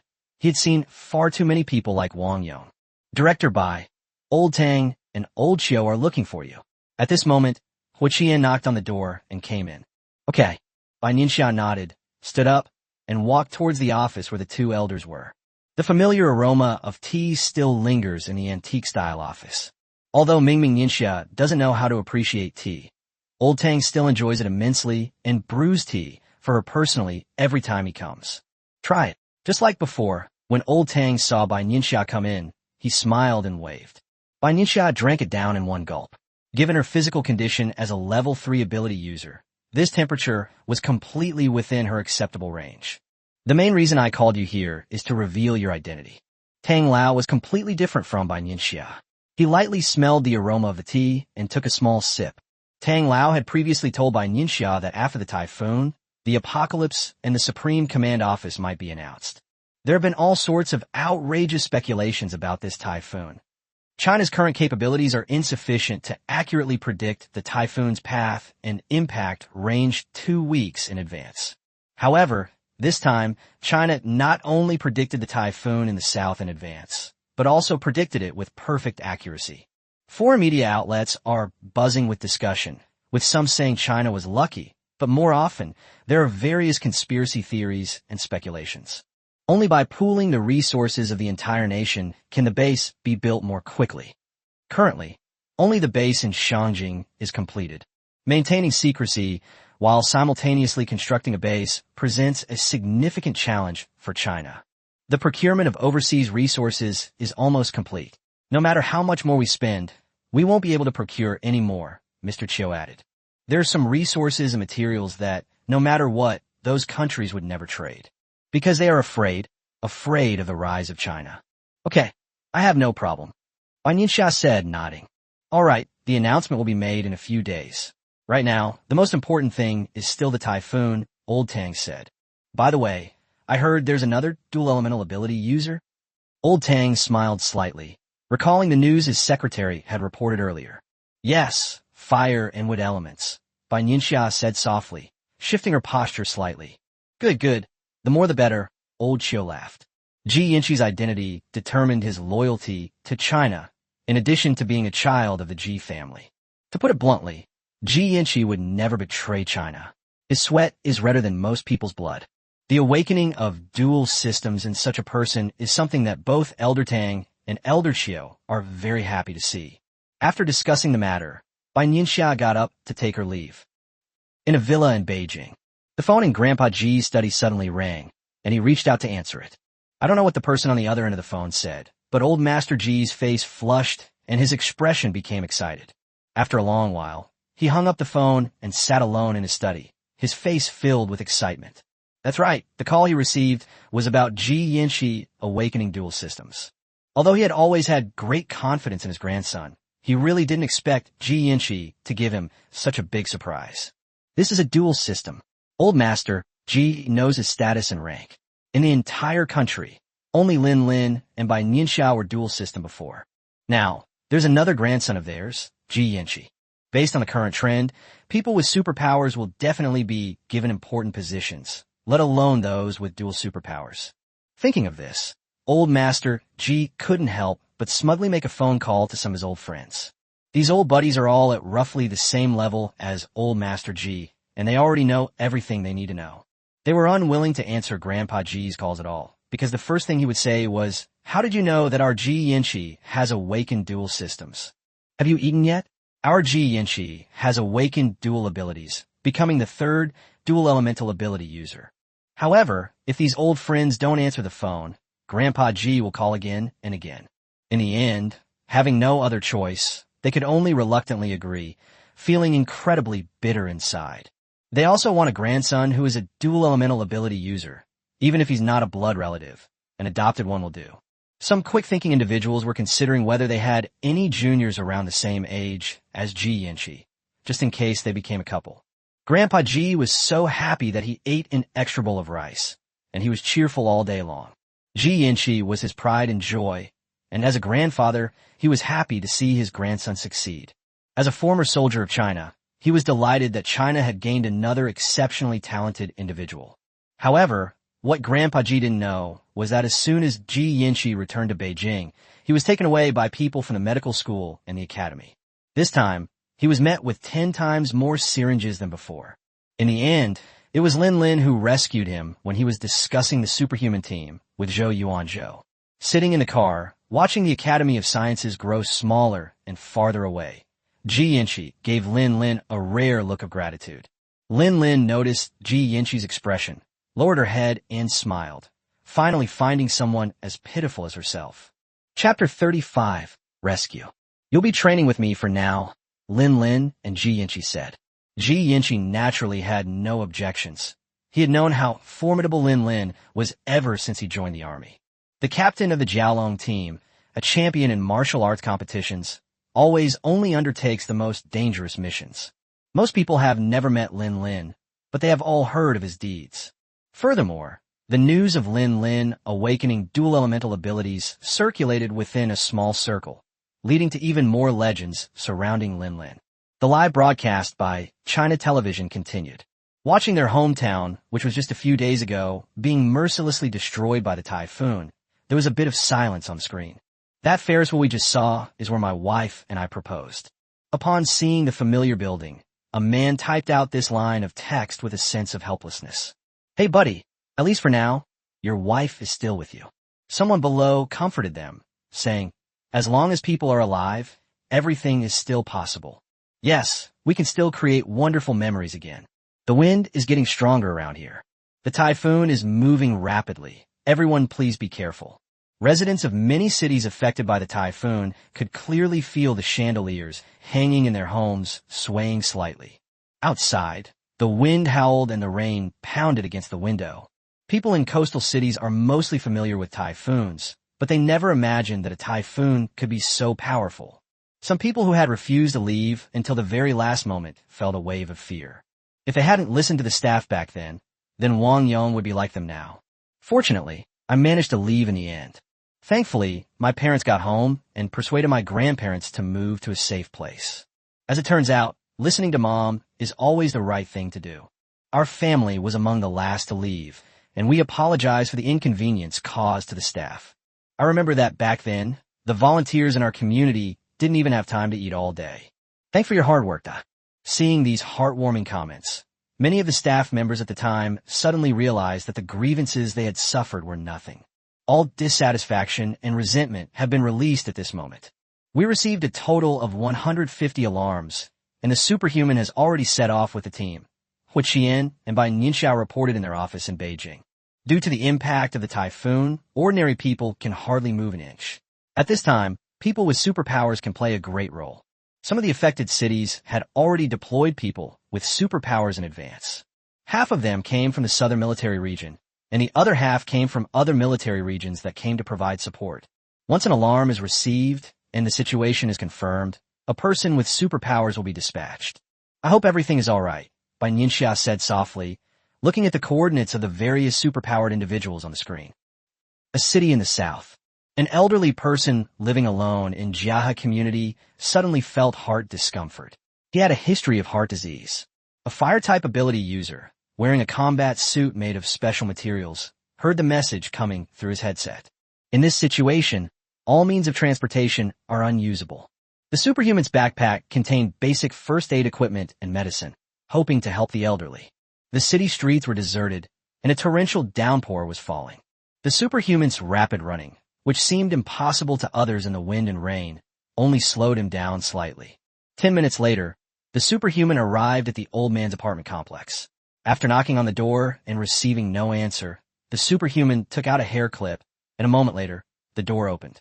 This was a simple 2-bedroom apartment. The superhuman's gaze quickly swept across the room, and he saw an old man lying on the ground, clutching his chest. "What should I do?"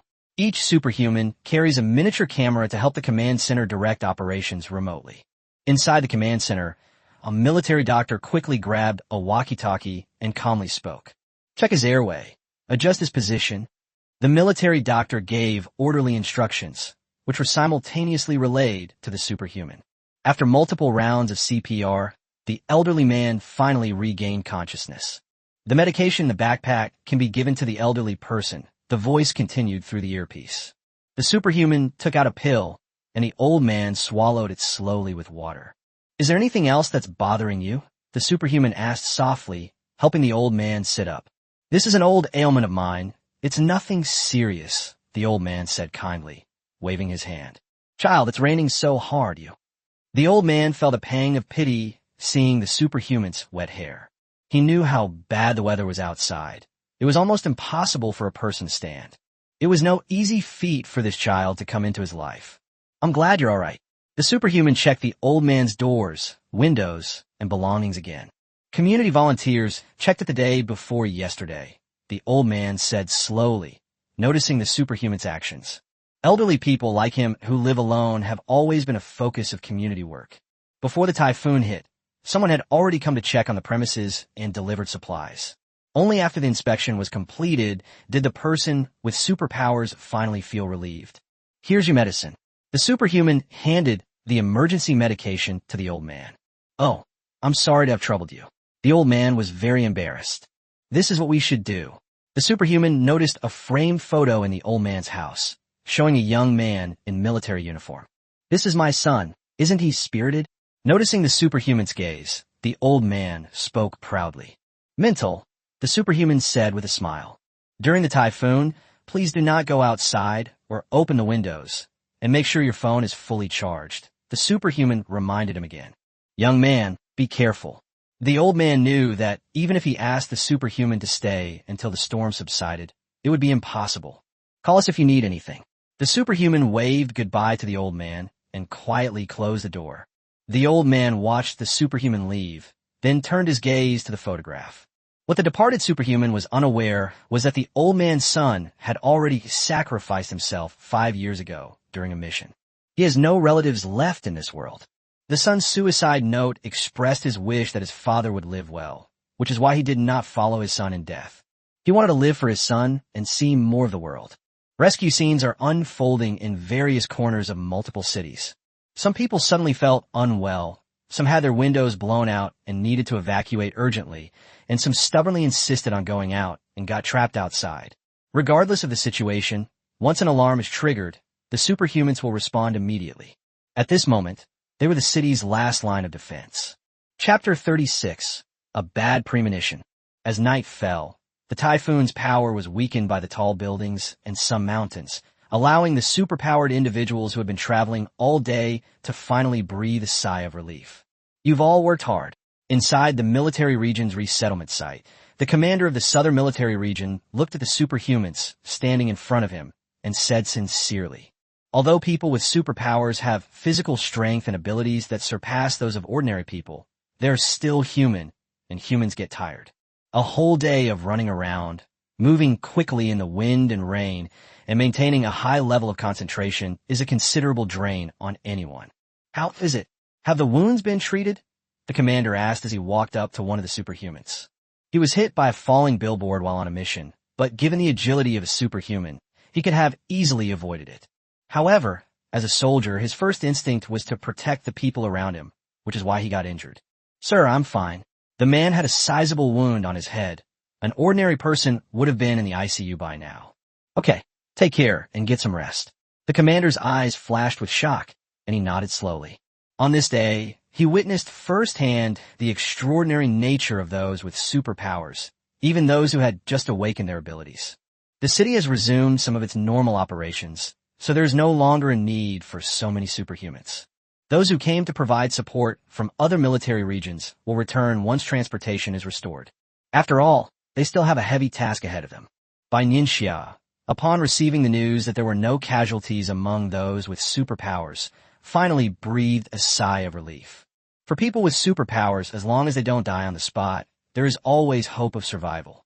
The next day, many residents of the disaster-stricken cities woke up to find that workers were already cleaning the streets. "Mommy, the uncles and aunties are working so hard." A little girl with her hair in pigtails leaned against the window, watching the crowd of people working with brooms. She turned her head, blinked, and looked at her mother behind her. "Yes, I don't know how early they got up. It's only a little past 7 o'clock now, so I wonder how early these staff members have to get up. Can we share the baby's milk with them?" The little girl remembered that her mother had told her that drinking milk would help her grow taller and stronger. She wanted to share her strength with these people. The little girl shook her head as she spoke, and her little pigtails swayed back and forth. "Okay, then after you finish your milk, we'll go deliver milk to these uncles and aunties." The mother couldn't help but pinch her daughter's cheek. The little girl wasn't angry. She tilted her head slightly toward her mother's hand so her mother could pinch her. Unlike usual, the little girl quickly finished her milk and stared intently at her mother. "Let's go." The mother took out 2 cartons of milk and freshly boiled eggs from the cupboard, put the eggs in a bowl, and handed them to the little girl. The mother and daughter walked outside together. Inside the conference room in Beijing, the relevant officials are giving a presentation. Currently, the typhoon continues to move northward, but its intensity has decreased by half. In the next few days, some cities may experience heavy rain. In this typhoon incident, a total of 328 people refused to evacuate, and their whereabouts are currently unknown. After saying this, the person reporting subconsciously glanced at Bai Nianxia, the very person who had given the order. Only she has the right and the courage to do so, The leadership teams of these cities would absolutely not dare to. However, as someone who has been on the front lines of disaster relief since the typhoon began, he approves of the order. Some people are not worth saving. The remaining 328 people did not have a strong sense of identity with China to begin with, and forcibly evacuating them will only cause more trouble. Furthermore, he felt sorry for his subordinates, who had suffered countless grievances in trying to persuade this last group of people. They stayed on the front line for several days and nights, and went without sleep for several 48-hour periods. Neither Elder Tang nor Elder Chiu said anything. However, compared to the composure in Elder Tang's eyes, Elder Chiu closed his eyes slightly to conceal a slight ripple in his heart. The superhumans participated in a total of 1,186 rescues, averaging 6 per superhuman. No one was killed, and 5 people were injured, but they are currently in good condition. In this typhoon, 38 people died, 26 of whom died from accidental falls. Speaking of this, the person who gave a report was really disappointed, constantly telling people not to open windows during typhoons. Some people still feel sorry for the clothes they forgot to bring in, so they risk opening the window, ultimately endangering themselves and their families. Everyone has worked hard during this period. Overall, the handling of this typhoon was successful. After the report, Old Tang spoke first. The lives of the evacuated people must be well arranged to prevent any chaos. Nearby cities have taken in most of the disaster victims, which is also a test for these cities. Also, we must closely monitor the typhoon's progress and not let our guard down, Mr. Tang added. This typhoon is unprecedented, and even though its intensity has weakened now, we cannot ignore it. Does Director Bai have anything to add? Outside, Old Tang always addressed Bai Nianxia as Director Bai. Upon hearing this, everyone in the conference room turned their attention to Bai Nianxia. We will closely monitor some border areas and regions with special geological conditions. For some reason, Bai Nianxia had a bad feeling. At this time in her previous life, she was just an ordinary college student and was completely unaware of some secrets. In addition, at that time, everyone's attention was focused on the typhoon. Did anything else happen at that time? Bai Nianxia's words plunged the entire conference room into silence. Old Tang frowned slightly, crossed his arms, and his eyes were completely dark. You mean snow demons, or creatures similar to snow demons, will reappear? Yu Zihui, sitting opposite Bai Nianxia, asked first. Of those present, he was most familiar with Bai Nianxia and understood her best. This was the first time she had given such an uncertain message. I don't know, I just have a feeling. The higher the level of superhuman, the more sensitive they will be to dangerous and unusual things. Bai Nianxia shook her head, a glint of light flashing in her eyes, and said in a deep voice. Let's strengthen surveillance first, Old Tang said in a deep voice. Also, the awakening of superhumans needs to be accelerated in all military regions. The typhoon incident and Bai Nianxia's words once again made everyone realize the importance of people with superpowers. We must pay close attention to the security of Zhou Yuanzhou and Lu Hanzhou at the Academy of Sciences and provide them with the greatest possible support, Chiu added. They both knew the importance of their current research. One was gene enhancers, and the other was an artificial sun. Chapter 37, Battle Spirit. After the meeting ended, everyone else quickly left the meeting room, leaving Bai Nianxia, Old Tang, Old Chiu, and Yu Zihui behind. As we agreed before, tonight I will announce the news of the apocalypse and the existence of the Supreme Supervisory Office. This was the reason why Old Tang kept them behind. The typhoon situation had just subsided when doubts arose, and Mr. Tang didn't want to disappoint Bai Nianxia. I'm fine with anything. Bai Nianxia nodded slightly, noticing Yu Zihui's hesitant expression. Say what you want to say. Bai Nianxia looked at Yu Zihui with a hint of a smile in her eyes. Old Tang and Old Chiu exchanged a glance, and Old Chiu coughed lightly. What did you just mention in the meeting? Yu Zihui asked without hesitation. Perhaps you could ask Lin Lin to take a look, Bai Nianxia suggested. Lin Lin is currently the highest level superhuman besides Bai Nianxia. He's a level 2 ability user, so he might be able to sense something, Bai Nianxia continued. Previously, Lin Lin had successfully led his team to find the snow demon, which shows that Lin Lin's perception ability is actually quite good. Now that there's Ji Yanxi from the dual department group, who knows what surprises might come. Let's bring Ji Yanxi along too, Bai Nianxia added. The potential of dual elemental ability users far surpasses that of ordinary ability users. Okay, Yu Zhihui nodded solemnly and agreed. Seeing this, old Qiu sighed. It would be great if there were a few more dual-element ability users.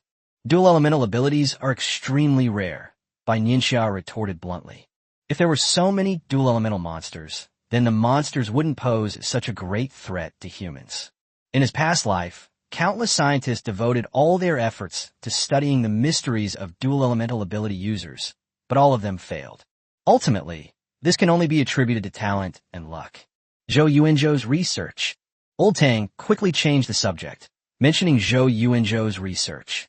Gene enhancers are theoretically achievable, and hopefully we can achieve them before the apocalypse, Bai Nianxia said in a deep voice. If gene enhancers can be mass-produced before the apocalypse, the number of awakened individuals will increase significantly. If everyone in China had superpowers, then it wouldn't be us who would be afraid. Yu Zhihui rubbed his hands together, a hint of anticipation in his voice. Old Jiang said before that Lu Hanzhou will be going to the desert for a field test in a few days, and your military region should send people to protect him.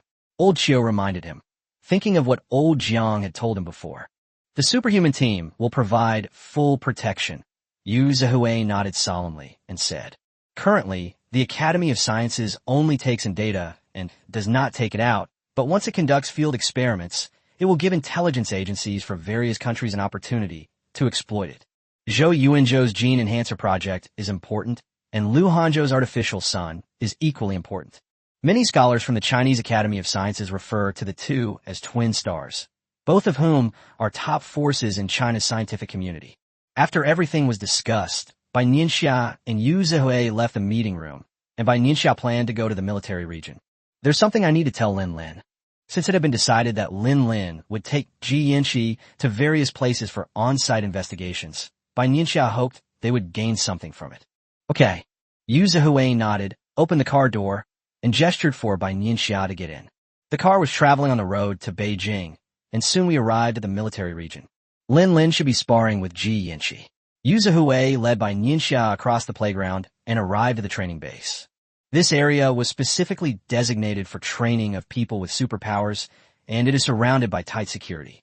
Ordinary soldiers are not allowed to get close, which is also for the sake of secrecy.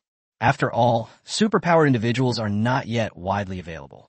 With so many people in the military region, plus new recruits, and those who have been recalled from previous service, Yu Zhihui cannot guarantee that everyone is safe. Bai Nianxia nodded, showing that she largely approved of Yu Zhihui's approach. One should always be wary of others, and in this respect, Yu Zhi is more cautious than anyone else. Inside the base, the superhumans were conducting team training. When they saw Bai Nianxia and Yu Zhi enter, they instinctively saluted. Yu Zhi returned the greeting and signaled everyone to continue training. Not far away, Bai Nianxia saw Lin Lin and Ji Yanqi. This was the first time Bai Nianxia had seen Ji Yanqi, who was being suppressed and beaten by Lin Lin, but his eyes were full of defiance. It seemed that as soon as Lin Lin revealed the slightest flaw, Ji Yanqi would coil around her like a snake. Ji Yanqi was clearly not very skilled at using his superpowers, and his fireballs could not accurately hit Lin Lin. However, Ji Yanqi tried again and again, and after each failure, he would adjust his strength and angle. Ji Yanqi moved nimbly, his gaze fixed on his opponent Lin Lin, his expression tense and solemn.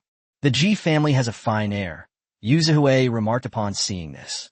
Old Master Ji made great contributions in his youth, but unexpectedly, in his old age, the Ji family produced a Ji Yanqi. Hu Qian had previously reported Ji Yanqi's situation to Bai Nianxia, noting that he had received training from Grandpa Ji since childhood. This is the result of his own hard work, Bai Nianxia said calmly. In becoming a superhuman, Ji Yanqi's success was due to his own efforts and talent, not because he was someone's grandson. Let's go. As Yu Zhi approached, Lin Lin immediately stopped using her powers and walked towards the two of them together with Ji Yanqi. This is Director Bai from the Supreme Supervisory Office. Lin Lin was very familiar with Bai Nianxia and took the initiative to introduce her to Ji Yanqi. Good morning, Director Bai. Ji Yanqi stood at attention and saluted, his posture upright, his eyes fixed on Bai Nianxia. Deep in his eyes lurked a fierce fighting spirit.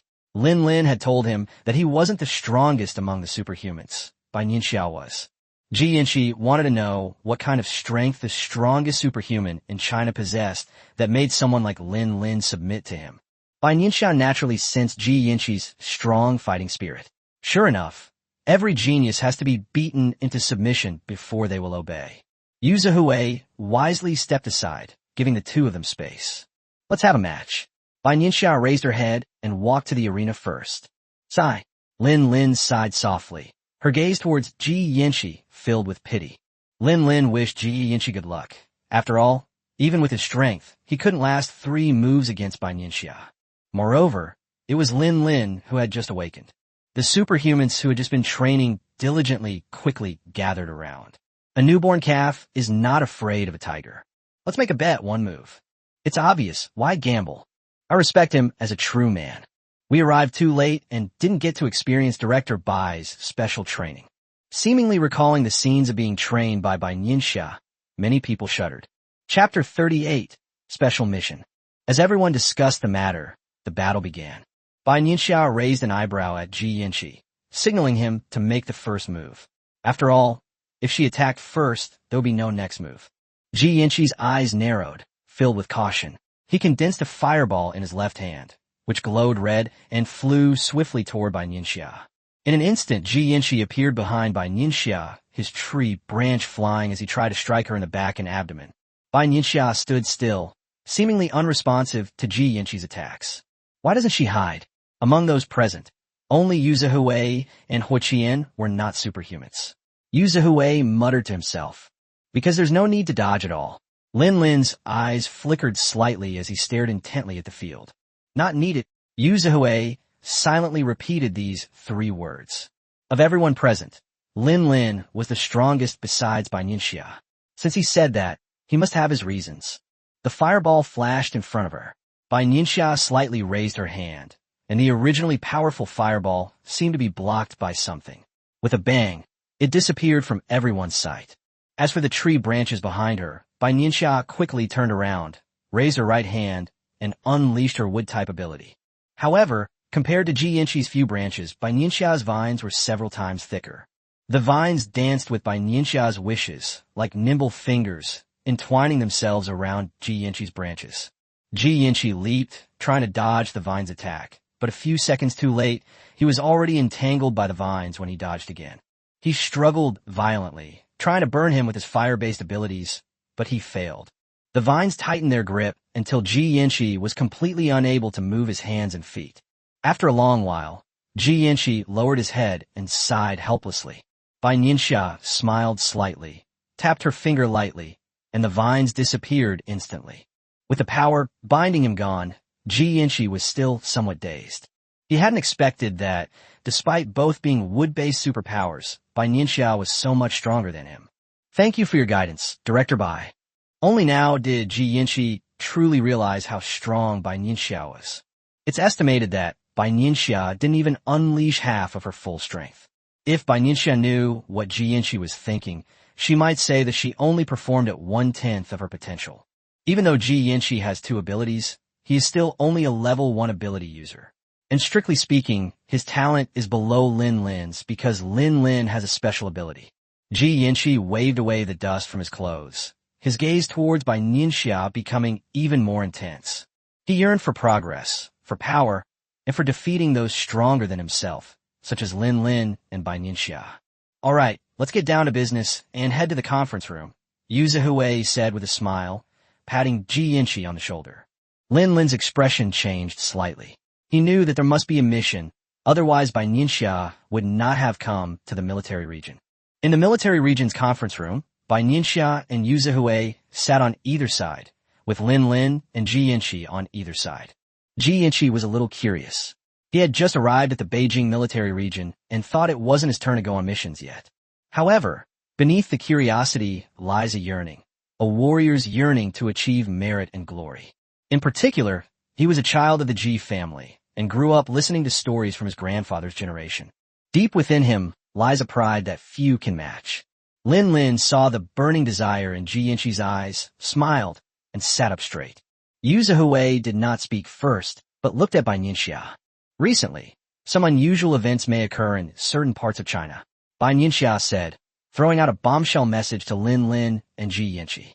Like the snow demon before, Lin Lin quickly realized that if it were an ordinary matter, Bai Nianxia wouldn't need to make the trip herself. A trace of sorrow flashed in Ji Yanqi's eyes, mixed with a hint of anger.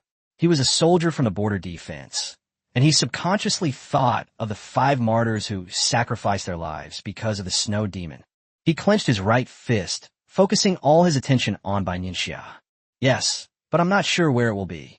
Bai Nianxia nodded slightly, and the uncertainty in her words surprised Lin Lin.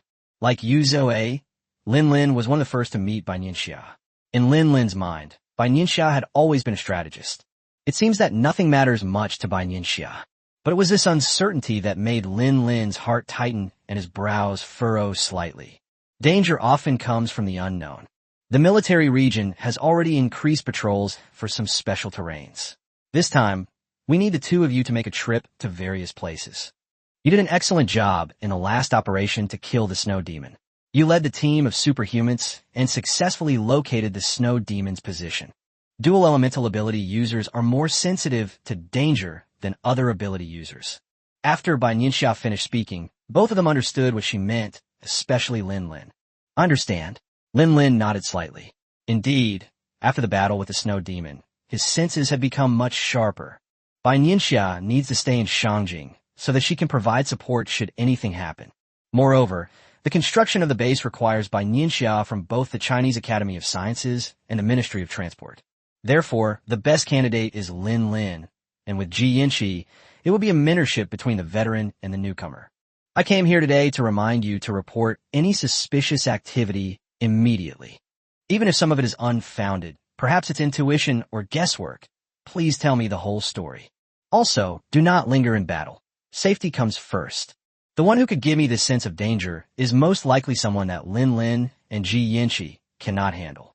In addition, the military is a place where evidence matters, but Bai Nianxia is not. She trusted Lin Lin's intuition and guess more, because it was the alertness that came with dual elemental ability users. This kind of vigilance can be life-saving in critical moments. This is the latest research from the Academy of Sciences. If you sense anything is wrong, tell me immediately. Bai Nianxia handed the equipment that Elder Jiang had given her to Lin Lin and Ji Yanqi. This is not just a camera, but also a precise positioning device, and it can send messages even without a network connection. In a critical moment, pressing the button will trigger a distress call for Bai Nianxia. We guarantee to complete the mission. Lin Lin and Ji Yanqi stood up at the same time and said loudly, "Get ready, we'll be leaving in an hour," Yu Zhui said in a deep voice. He has already arranged for a helicopter, and all the equipment has been prepared. But for some reason, watching Lin Lin and Ji Yanqi's departing figures, he felt a strange unease in his heart. Chapter 39, Glory Forever. Bai Nianxia noticed the worry in Yu Zhui's eyes, but didn't say anything. In the afternoon, Bai Nianxia went to the construction department, where large-scale construction of bases in various locations had begun. Depending on the geographical location, the base plan needs to be adjusted according to the address in each place. When the head of the construction department saw Bai Nianxia arrive, his heart was filled with joy. "We've been waiting for you, Director Bai." He greeted Bai Nianxia with a smile. He knew that Bai Nianxia had contributed to his smooth progress in various places during this period. After tonight, news of the apocalypse and the existence of the Supreme Command will no longer be secrets. This means that the construction of the base can now proceed on a large scale. The progress will be several times faster than before. How did it go? Bai Nianxia nodded and greeted her. "It's all right." The head of the construction department led Bai Nianxia to the conference room, where the construction plans for each base were displayed. The outer defenses here can be expanded outward by 1 kilometer. The walls at this base can be built several meters high. As Bai Nianxia spoke, the head of the construction department immediately led the engineers to make repairs. More than an hour later, Bai Nianxia finally finished giving her suggestion. To reiterate, the safety of the base is at stake, and we cannot afford to be careless. The head of the construction department waved for the engineers to leave the meeting room, saying, "General Manager Zhou has led the team to the base not far from Beijing." The head of the construction department didn't expect that Zhou had volunteered this time. The construction of the base was not a simple task. On the contrary, it was incredibly busy and carried immense pressure. Zhou Zhu had previously led the construction of the base in Beijing, so he was familiar with the procedures and was among the first to respond to Qiu Lao's call. His loyalty was beyond question. However, the head of the construction department never expected that Zhou Zhu would volunteer again. Zhou Zhu must be quite capable to have raised a son like Zhou Yuanzhou. Bai Nianxia wasn't surprised. The original document must be correct for the copy to be correct. Zhou Yuanzhou was basically raised by Zhou Zhu alone. Although he studied abroad, he always kept China in his heart. This shows that Zhou Zhu was a purely patriotic businessman. But then again, Zhou Zhu is indeed a suitable candidate, the head of the construction department remarked. China will not treat him unfairly.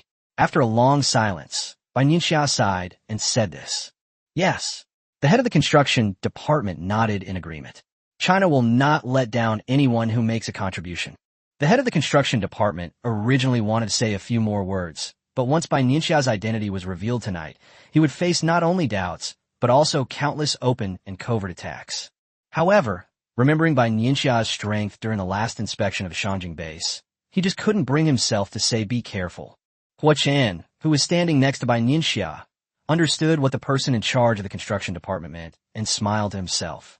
At 7 p.m., countless people sat in front of their televisions to watch today's news from China. One reason is that the typhoon has not completely left China's territory, so everyone is paying close attention. Many others have developed a long-standing habit of watching Chinese news regularly every day. As the familiar music played, the person appearing on the television screen was not the usual host, but a serious-looking Mr. Tang. Many people felt a chill run down their spines, realizing that something big had happened again. The last time this situation occurred was when a typhoon was announced. The news of Mr. Tang's attendance at Huaguan News spread rapidly through multiple platforms, and within a minute, the number of people watching Huaguan News reached over 100 million. Chinese television stations discovered that many of these were overseas IP addresses. Since 7 a.m., the propaganda department has been closely monitoring online comments. If anything seems amiss, they will immediately investigate and may even make arrests.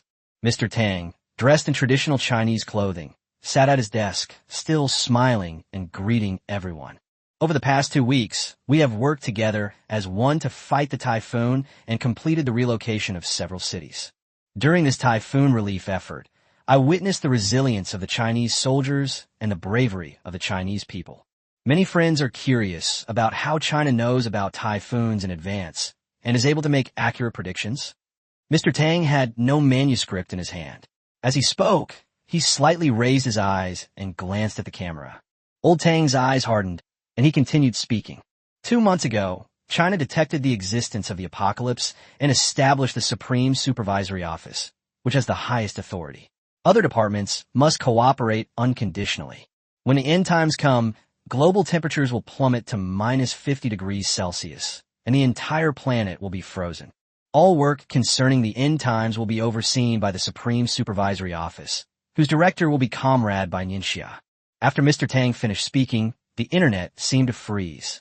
It was prearranged to only tell people about the apocalypse and to keep the monsters and superhumans a secret. Supreme Supervisory Office, apocalypse? Is this makeshift operation of the world finally about to collapse? Wait, when will the apocalypse come? What should we do? After the pause came a torrent of comments, countless doubts, and countless fears. China is spreading alarmist rumors again. Why hasn't the U.S. detected any signs of an impending apocalypse? Oh, is it because winter clothing isn't selling well? China is extremely bad. Some foreign IPs are mocking China's statements, as they don't believe in any apocalyptic rhetoric. Think tanks and politicians in many countries think China has gone mad, while a few other countries have mobilized researchers to conduct emergency surveys. The apocalypse will come in 10 months. To this end, the Supreme Office has made the following arrangements. Each province began constructing bases. The National Railway Network underwent a complete overhaul. Residents of some cities are migrating and are investing heavily in the research and development of cold weather clothing. Tang Lao methodically informed the people of China's arrangements. Old Tang's calm voice, as always, calmed many people down. Oh, it's just the apocalypse. What's there to be afraid of? 10 months? How come there are still 10 months left? This lousy class. We have to work for another 10 months. This apocalypse is all a lie. I'm leaving China. Online discourse has become increasingly chaotic, and many people have had their accounts suspended. Everyone, please trust our arrangements and follow the instructions of the relevant staff. At the end, Old Tang paused, his eyes slightly moist, and his voice grew louder and more powerful. We firmly believe that China's glory will last forever. Chapter 40, the final song. Many people's expressions changed slightly when they heard Old Tang's last words, and it was unclear what they were thinking. In fact, among the manuscripts submitted by my subordinates, the final one should be that humanity's glory will live on forever. However, Tang Lao changed it to Huagua, and its glory will live on forever. After watching Mr. Tang's speech, Bai Nianxia's eyes were filled with smiles, and her whole expression relaxed considerably. It was obvious that Mr. Tang shared the same thoughts as himself. This is truly a delightful thing. In this life, Tang Lao changed his mind even faster than in his previous life. He didn't care what others did. Bai Nianxia only cared about the Chinese people. In Yu Zihui's office at the military region, a long silence ensued. After a long while, he sighed softly. It seemed that Old Tang had made his decision. Yu Zihui always knew that Old Tang was a tough person at heart, but many times, for the sake of the bigger picture, he had to be polite and diplomatic with others. Yuze walked to the window and looked at the twinkling stars in the dark night sky. He didn't know how long these peaceful days would last. After Tang's speech, many countries condemned China for spreading alarmist rumors and attempting to undermine peace. The United States, in particular, is attempting to obstruct China's overseas trade. China ignored all of these issues. At first, they were surprised that China was so calm.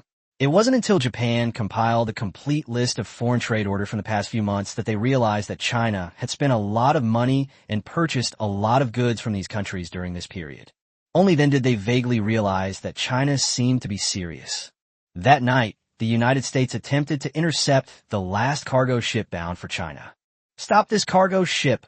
An elderly white man, sitting at the head of the table, shouted, slamming his fist on the table. "Sir, calm down," the man in naval uniform on the right said, pinching his brow. "Calm down? You're telling me to calm down?" The white old man glared angrily, waving his hands. "The Chinese Navy is already anchored in international waters," the man on the right said helplessly. "If we intercept this cargo ship, we might be facing S3. Upon hearing this, the elderly white man fell silent, and the meeting room became completely quiet. "Improve tariffs on all Chinese goods by tenfold." The old white man was furious. Upon hearing this, no one else objected. As long as there was no war, anything was fine. Not only are there much discussions about Tang's remarks abroad, but there are also various opinions within China. I just got back from school, and now I'm being told the apocalypse is coming. Our homeroom teacher said we should return to school as usual on Sunday. Does anyone know Bai Nianxia, the director of the Supreme Supervisory Office? Are you crazy? Is this something we should be discussing? Bai Nianxia's identity has been revealed on the official website. However, only her name is disclosed, while everything else remains confidential. Most Chinese people have a mixture of curiosity and fear towards Bai Nianxia. Immediately, there were all sorts of speculations about who Bai Nianxia was, with some saying she was the daughter of a powerful figure, and others saying she was an official stand-in. At this moment, Bai Nianxia's age became the best protection, because many people wouldn't believe that the director of the Supreme Supervisory Office is actually just a female freshman in college this year. The day after the apocalyptic news was announced, all departments began to operate rapidly. Residents of many cities have noticed that various large vehicles frequently drive through the city. Many high-speed train services have been suspended in order to carry out the renovation of the high-speed train vehicles.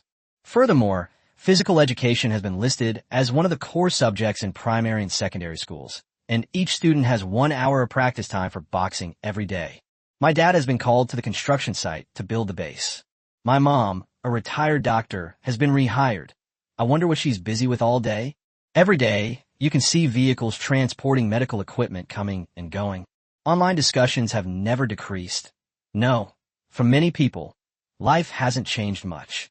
Unbeknownst to them, workers were working day and night to build the base. Major pharmaceutical companies are stockpiling medicines to ensure that Chinese residents have access to medication should production cease. The grain sector is also carrying out related work on grain reserves. and the Chinese Academy of Sciences is actively cultivating cold-resistant crops. Soldiers in the military region were undergoing awakening experiments in batches.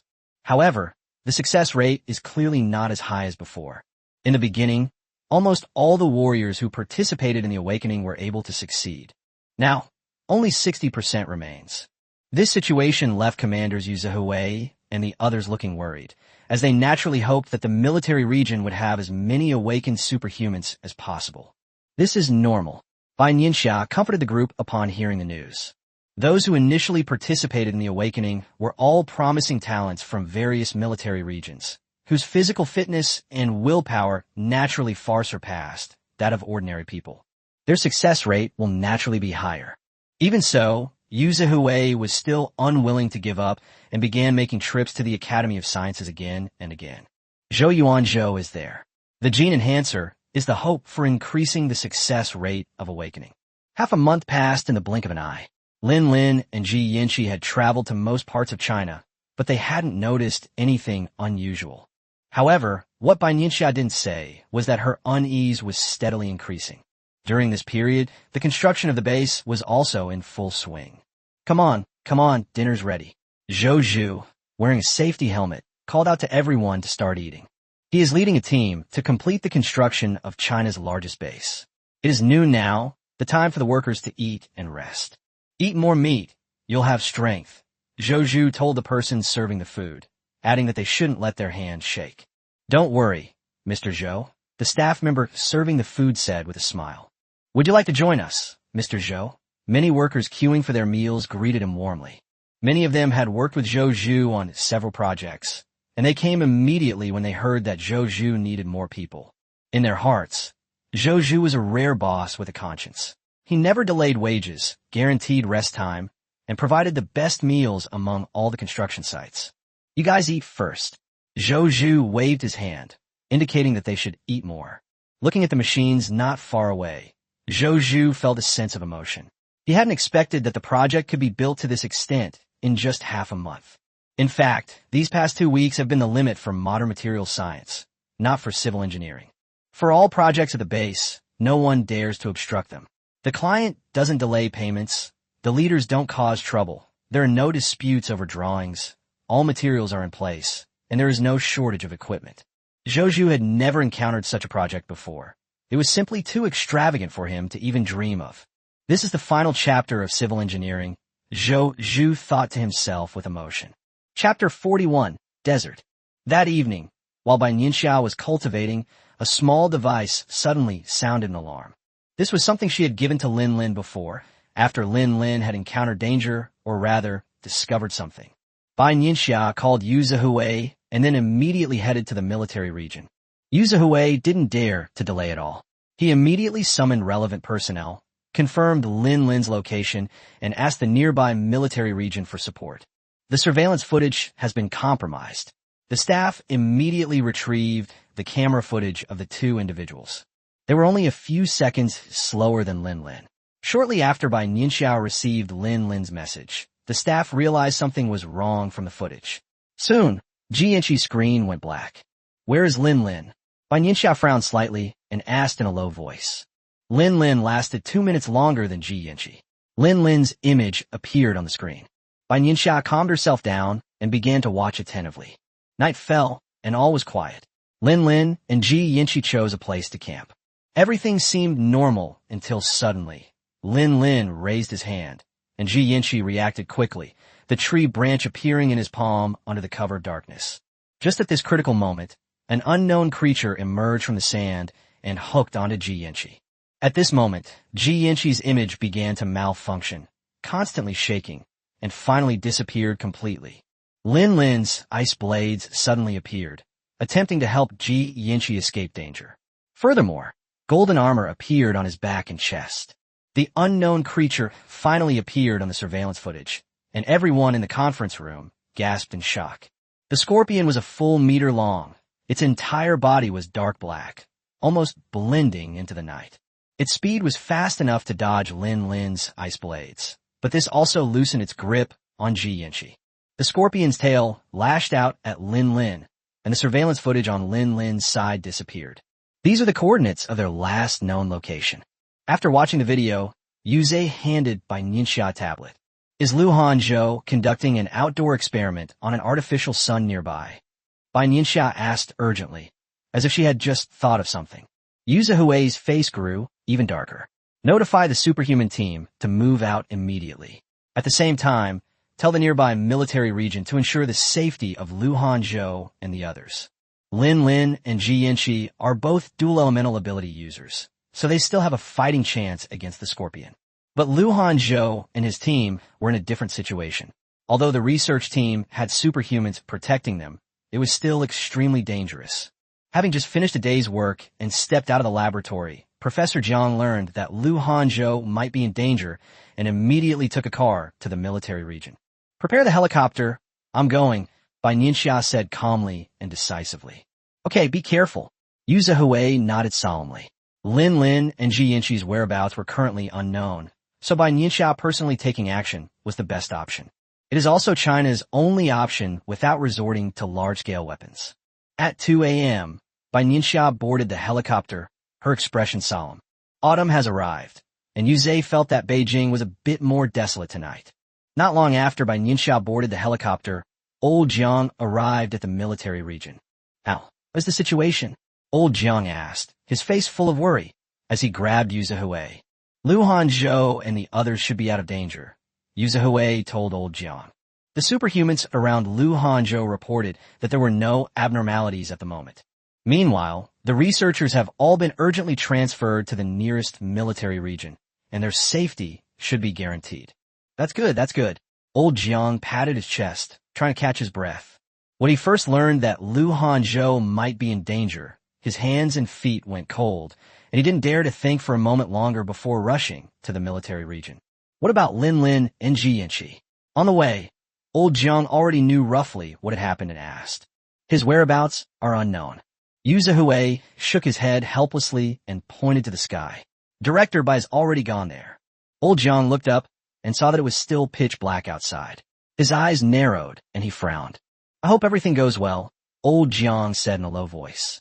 Bai Nianxia, Lin Lin, and Ji Yanxi are currently the strongest superhumans in China. These three people are all very important. Where's the video? Show it to me right away. Old Jiang pulled Yuze Hui toward the conference room. All he could do was use what he had learned to help them as much as possible. Although Yuze Hui is no longer on the front line, he still insists on exercising every day.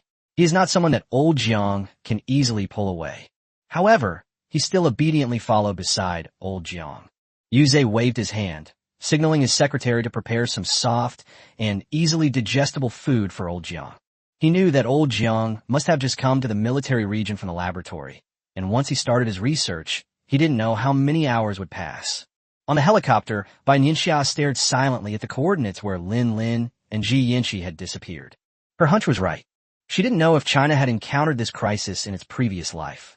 If they had encountered them, without her knowledge, how many Chinese soldiers would have sacrificed their lives, and how much effort would have been put in to eliminate these monsters?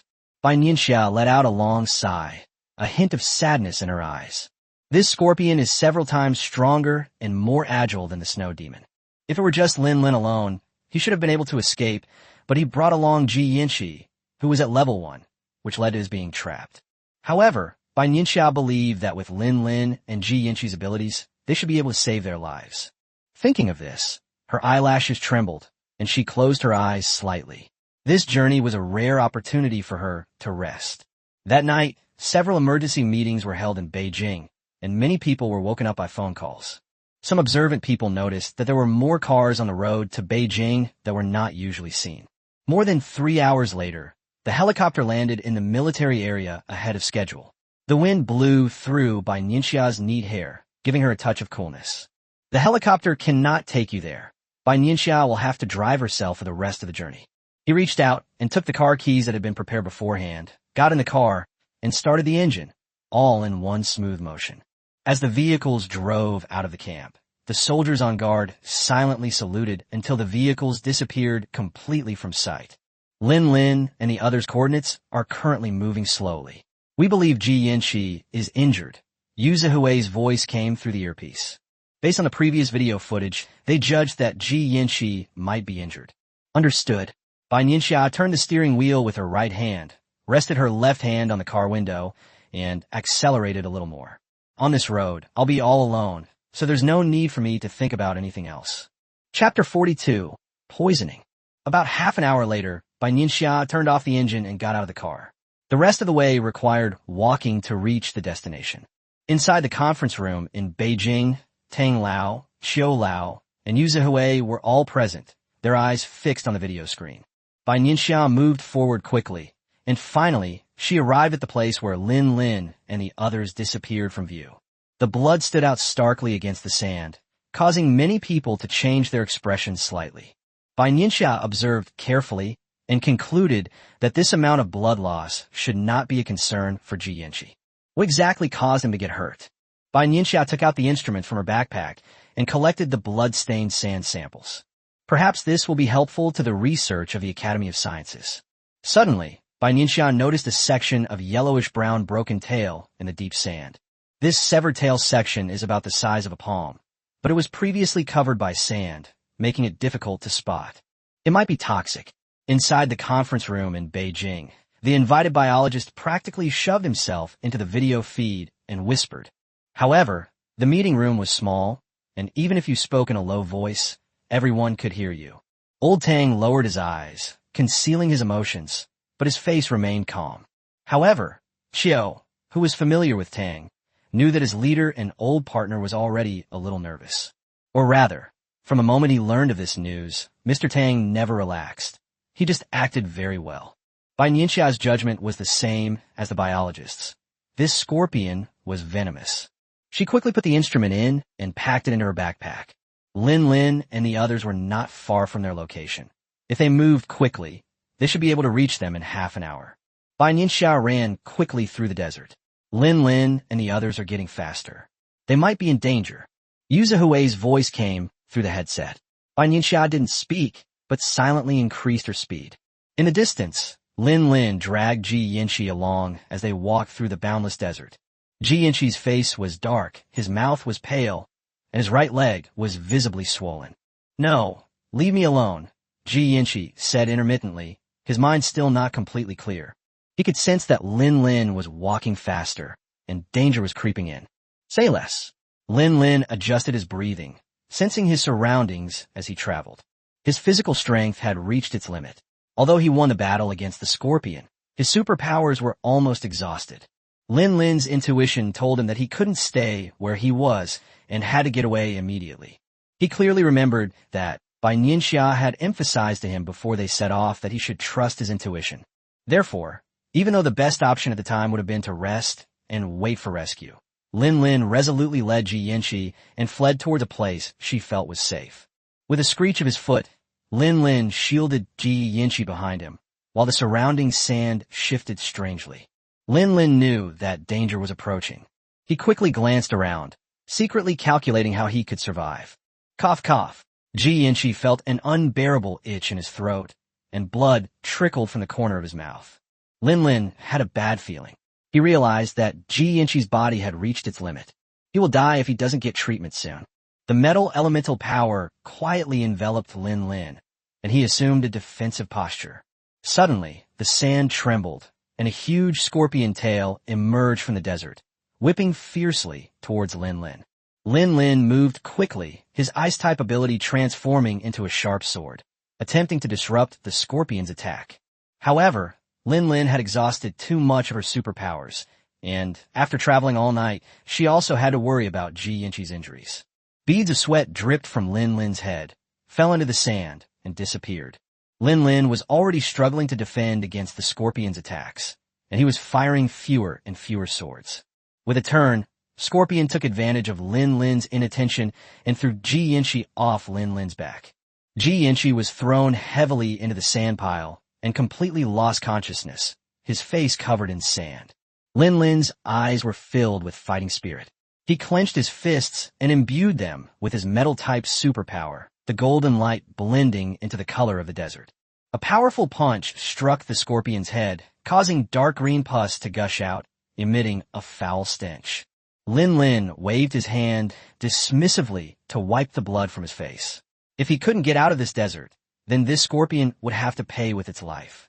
With this belief, Lin Lin intensified his attack. The scorpion, camouflaged by the sand and possessing natural agility, was difficult to hit. Not far away, Bai Nianxia had already sensed the battle. Before she arrived, her wood-type vines had already restrained the scorpion. Seeing this familiar superpower, Lin Lin's face lit up with joy. He knew that Bai Nianxia had arrived. This means they were saved. The late-stage level 3 ability was beyond what the scorpion could handle. The scorpion's tail and pincers were tightly bound. Scorpion had already exhausted most of his energy in the fight with Lin Lin, and now, facing a superhuman with even greater abilities than himself, he was naturally powerless to cope. Bai Nianxia arrived at the battlefield, frowned, glanced at Ji Yinshi lying in the desert, and thought to herself that something was wrong.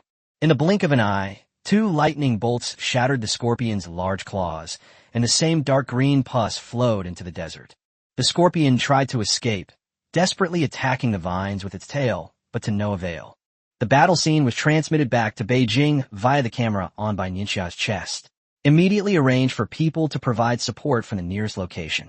Old Xiu quickly explained that, in order to provide immediate support, the military region's officers and soldiers have been stationed in multiple locations.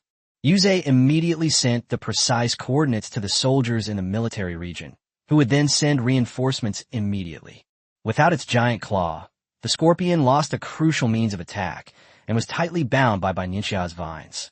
Lin Lin slumped in the sand, panting heavily. His combat suit was tattered beyond recognition. Bai Nianxia squatted down to check on Ji Yinshi's condition. Given the antibiotics from the backpack first, the doctor, who was on standby in the conference room in Beijing, quickly said. Bai Nianxia nodded, took out antibiotics from her backpack, and injected them directly into her intramuscularly. His wound urgently needs treatment. It must be infected with scorpion venom. Bai Nianxia lifted Ji Yinshi's right leg of his pants, frowned, and said calmly, "You should retreat towards 11 o'clock. Soldiers will be waiting outside to meet you." Yu Zihui's voice came through the headset. Bai Nianxia glanced at Ji Yinshi, who was still unconscious, and the scorpion she had bound. After thinking for a moment, he flicked out 2 vines with his left hand, one to ensnare Ji Yinshi and the other to ensnare the scorpion. However, the difference is that the force applied to Ji Yinshi's body is appropriate and will not cause harm to the person. Those with scorpion stalks are simply meant to survive. What? You want to try it too? Noticing Bai Nianxia's actions, Lin Lin's lips twitched, and Bai Nianxia raised an eyebrow and asked, "No need, I can walk by myself." Lin Lin stood up from the ground and waved his hands repeatedly. Let's leave this opportunity to Ji Yinshi. Chapter 43, Half Dead. If I had arrived half an hour later, you would have been meeting your maker, Bai Nianxia said in a deep voice as she walked. Lin Lin dragged his tired body, head down, lost in thought. Seeing this, Bai Nianxia sighed softly in resignation. Lin Lin and Ji Yinshi are already among the best superhumans, but they still have no way to resist the scorpions that appeared. China's high-level combat capabilities are ultimately too few. Lin Lin blinked slightly, glanced at Ji Yinshi beside her, and frowned deeply. This is a venomous scorpion that has never been seen before. I wonder if the Academy of Sciences can find an antidote for this toxin. Bai Nianxia moved quickly, worried that the toxin might have some adverse effects on Ji Yinshi. More than an hour later, Bai Nianxia and Lin Lin successfully met up with the people sent by the military region. On the vehicle, the military doctor performed a simple examination on Ji Yinshi. The situation is very bad. If he weren't a superhuman, he would probably be dead by now. The military doctor looked at the numbers on the instruments. Every single one indicated a life in danger. He had never seen such a low value in a living person before. Ji Yinshi was the first. The military doctor looked up and glanced at the scorpion locked in a specially designed instrument not far away, still feeling lingering fear. Upon hearing this, both Bai Nianxia and Lin Lin wore solemn expressions. Speed up. We must bring Ji Yinshi back to the capital as soon as possible. Only then will there be any hope of survival. Lin Lin glanced at Ji Yinshi's still swollen calves and clenched her fists. If I were a little stronger, Ji Yinshi might not have gotten hurt. Don't overthink it. Bai Nianxia hoped that Lin Lin could learn a lesson and gain more practical experience. However, She didn't want to see Lin Lin become depressed.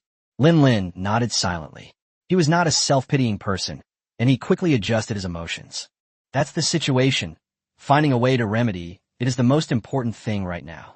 The helicopter was already on standby, and the accompanying military doctor was standing nearby. Everything is ready in Beijing. Yu Zihui's voice came through the headset. Okay. Bai Nianxia and the others helped carry Ji Yinxi onto the plane. Director Bai, there should be more than just this one in the desert, right? The further away from the desert Lin Lin was from, the less uneasy he felt. He suddenly understood the danger that Bai Nianxia had sensed earlier. It seems you still gained something this time. Bai Nianxia raised her eyes and slightly opened them to look at Lin Lin. I think I understand a little. Lin Lin's voice was very soft, as if he were talking to himself. There's more than just this one hidden in this desert, Bai Nianxia replied affirmatively. The military will seal off this area. However, based on the current combat strength of Chinese superhumans, it is estimated that only Bai Nianxia and Lin Lin are capable of going in and fighting the Scorpion. Therefore, this is the training ground that Bai Nianxia reserved for herself and Lin Lin. His blood oxygen saturation keeps dropping. Regardless of what Bai Nianxia and Lin Lin were saying, the military doctor's attention was entirely on Ji Yinxi. This was his battlefield. Looking at the constantly changing red numbers on the instrument, a hint of tension appeared in his eyes. The military doctor was unsure whether Ji Yinxi could hold on until they returned to Beijing. Lin Lin took a step to the left and sat a little closer to Ji Yinxi. They won't die. Bai Nianxia knew the physical condition of people with superpowers best. Scorpion venom is very potent, but it will be difficult for it to kill Ji Yinxi. The most important thing is to detoxify him, Bai Nianxia said softly, looking at Ji Yinxi, who was still unconscious. Inside the airport in Beijing, scholars from the Academy of Sciences and the medical school were already waiting. Yu Zihui and Old Jiang stood at the front, their faces solemn. Currently, the fact that Scorpion and Ji Yinxi were injured is top secret. Yu Zihui has not told Ji Yinxi's grandfather, Old Ji, to this day. Zhou Yuanzhou stood behind Old Jiang, intently watching a video about scorpions. Many people in the team, like Zhou Yuanzhou, had their eyes glued to the screen in front of them. Time was tight, so they could only look through all the relevant materials while waiting. They're here. Upon hearing the roar, Yu Zhe subconsciously looked up and saw the helicopter circling in the sky. As soon as the helicopter landed, a large group of people in white coats rushed up to check on Ji Yinxi's condition. Send him to the intensive care unit first. Old Jiang made a decisive decision and arranged for Ji Yinxi to be admitted to the intensive care unit. After that, a multidisciplinary consultation will be held in the hope of reaching the correct conclusion. A group of medical staff in white coats quickly lifted Ji Yinxi into the transfer vehicle. How are you? Are you all right? Yu Zhe looked Lin Lin up and down and found that only his clothes were torn and his spirits were fine, so he was relieved. Old Jiang and Zhou Yuanzhou looked at the container behind Bai Nianxia with great interest. Still alive? Zhou Yuanzhou asked in a low voice, noticing the scorpion struggling and moving slightly. Half dead, Bai Nianxia commented expressionlessly. Let's go. Elder Tang and Elder Chiu are waiting for you. Yu Zihui nodded and said to the two, let's send this to the Academy of Sciences first. We must be careful to ensure safety, and it would be best if someone with superpowers were present throughout the process. Bai Nianxia repeatedly warned that Old Jiang and Zhou Yuanzhou were determined to get the scorpion, and she definitely couldn't stop them. However, scorpions may still possess the ability to attack, so having a superhuman present would make things safer. Old Jiang nodded solemnly and glanced at Zhou Yuanzhou. If it were just me, I wouldn't care how dangerous it was, but Zhou Yuanzhou is still here, and Old Master Jiang would never let Zhou Yuanzhou take any risks. After saying that, Yu Zihui led the two into the car, which headed towards the center of Shangjing. Meanwhile, medical staff rushed Ji Yinxi to the military hospital. Inside the special ward, Ji Yinxi's bed was surrounded by a number of medical instruments. I've never encountered anything like this before. An elderly man with gray hair adjusted his glasses and spoke with a solemn expression. Yes, this toxin entered through the calf, causing the patient to fall into a coma. But strangely, he should have died by now. So how could he be? The slightly younger woman on the other side nodded in agreement. Let's start with standard treatment, the old man said helplessly, glancing at the young Ji Yinxi on the hospital bed. They are now at a loss as to how to treat Ji Yanqi's symptoms. They are unclear about the mechanism of action of this toxin, as well as its source. However, Ji Yanqi was escorted here by the military, and his importance is self-evident. Inside the conference room in Beijing, everyone present wore a solemn expression. The door opened, and Bai Nianxia, Yu Zihui, and Lin Lin walked in. Everyone's here, let's begin. Old Tang, sitting at the head of the table, nodded when he saw Bai Nianxia. Chapter 44, Speeding Up. The military hospital has already treated Ji Yanqi with standard methods, but the results are not very ideal. The military region has sealed off the relevant area, and Lu Hanzhou's test team is currently safe. Old Jiang has already led a team to conduct research on scorpions. Each message was compiled and reported. Old Tang sat in the head seat without saying a word, while Old Xiao to his right had an unusually furrowed brow. Everyone in the conference room had seen the video and knew about Scorpion's fighting prowess. Ji Yanqi is the third dual elemental ability user in China. Although he has just awakened his abilities, his strength is beyond doubt. However, he was almost powerless to resist the Scorpion's attack. In the entire country of China, perhaps only Bai Nianxia and Lin Lin remain. Thinking of this, many people secretly glanced at Bai Nianxia, who was sitting to Tang Lao's left. Her expression remained unchanged, and she placed her hands naturally, folded, lightly on the table. Scorpion, Lin Lin and I will handle this. Knowing what everyone was worried about, Bai Nianxia suddenly spoke up. Should we send someone else? Yu Zihui stopped before he could finish speaking. Other superhumans, we can't beat them. Bai Nianxia gently shook her head. Every superhuman is hard-won and doesn't need to make a selfless sacrifice. Ji Yanqi's situation must be kept strictly confidential. We need to form a special research team together with the medical school and the academy. Old Tang looked up, his steady voice ringing out. Ji Yanqi is a warrior of China, and also a rare dual elemental ability user in China. No matter what, China will not abandon him.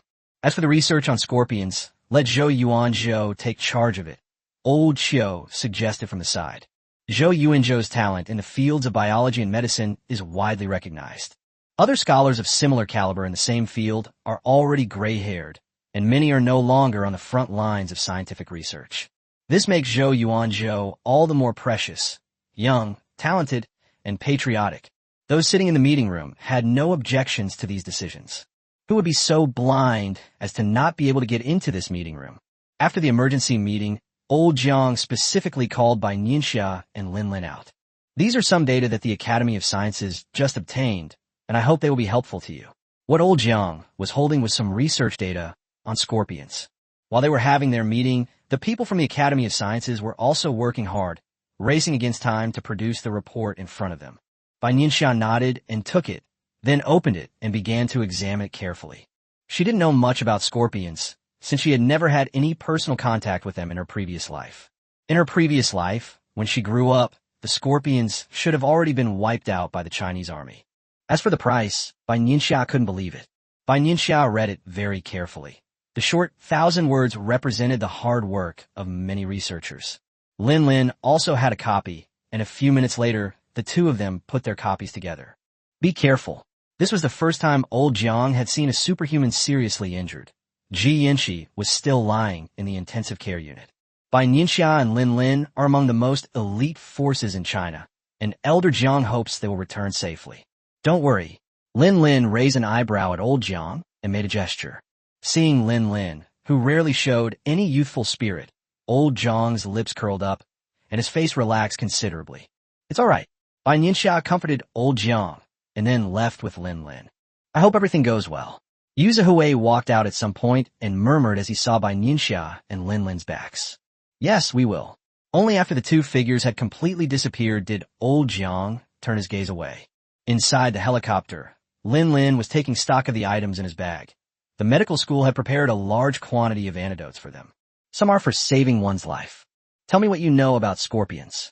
Bai Nianxia, who had been keeping her eyes closed, suddenly opened them, rubbed her temples, and looked at Lin Lin. Just then, Lincoln had finished packing his backpack and hadn't even caught his breath when Bai Nianxia called on him. The desert has countless sands that provide a good hiding place for scorpions. In addition, scorpions are about 1 meter long, agile, and have venomous tails. Lin Lin recalled the previous battles and organized his thoughts. Compared to the snow demon, the scorpion is much stronger. Lin Lin could easily deal with the previous snow demons and could even bring other superhumans with him. But this time, it's obviously not going to work. They can't get away with just Ji Yanqi. If it's one-on-one, I'm confident, but any more than that. Lin Lin clenched his fist and said helplessly. He was confident he could keep the scorpion in a one-on-one fight. We need to speed things up. Lin Lin's assessment of his own strength was extremely reasonable, Bai Nianxia whispered. Whether it's her, Lin Lin, or any other superhuman, they all need to speed things up. She and Lin Lin were able to handle the scorpion this time. But what about next time? Silence fell inside the helicopter. In the desert regions of China, many soldiers are on high alert. The helicopter landed ahead of schedule, and the person in charge stepped forward and saluted Bai Nianxia. The relevant area has been sealed off. The person in charge said with a grave expression. Understand, let's go. Bai Nianxia nodded, and without saying much, led Lin Lin into this no-man's land. At first glance, everything was golden. Soon, all that could be seen around them, besides the sand, were the footprints left by the two people. The two people walked very fast, with drones hovering overhead, reporting the situation to Beijing in real time. Suddenly, Bai Nianxia stopped in her tracks, and Lin Lin controlled her breathing, becoming fully alert. Following Bai Nianxia's gaze, Lin Lin saw the sand moving slightly dozens of meters away. They've arrived. Everyone in the conference room sat up straight, their eyes glued to the screen, barely daring to breathe. Bai Nianxia conjured vines with her right hand, which silently burrowed forward. Lin Lin cast a golden shield around himself and moved slightly. Seemingly by nature, it quickly sensed the danger. Two large claws severed Bai Nianxia's vines. At this moment, the ice sword in Lin Lin's hand flashed with dazzling light in the air and flew towards the scorpion. While moving quickly, Lin Lin leaned back to dodge the scorpion's tail, and while the scorpion was not paying attention, he used his metal-type ability to form a shield and hit the scorpion hard. Hiss! Feeling the pain on its body, the scorpion made a strange sound. This is bad. We need to finish this quickly. Bai Nianxia thought to herself, and threw several lightning balls at the scorpion. The scorpion tried desperately to dodge, but it was still hit, and an unknown odor filled the air. Upon hearing Bai Nianxia's words, Lin Lin reacted quickly, stepping forward and transforming his ice-type ability into several sharp swords, which pierced fiercely into the scorpion's body. Before the scorpion could even breathe its last, Lin Lin was horrified to feel that the sand surface seemed to be shaking. He instinctively turned around and saw a breathtaking scene. Chapter 45, Physical Limits. Hundreds of meters away, there was a densely packed army of scorpions. Lin Lin had lost count of how many giant claws there were. As expected, Bai Nianxia turned her head, her eyes narrowed, her brows furrowed slightly, and she sighed softly. At the same time, many people in the conference room suddenly stood up. Yu Zihui clenched his fists, his eyes fixed on the big screen. Everyone held their breath.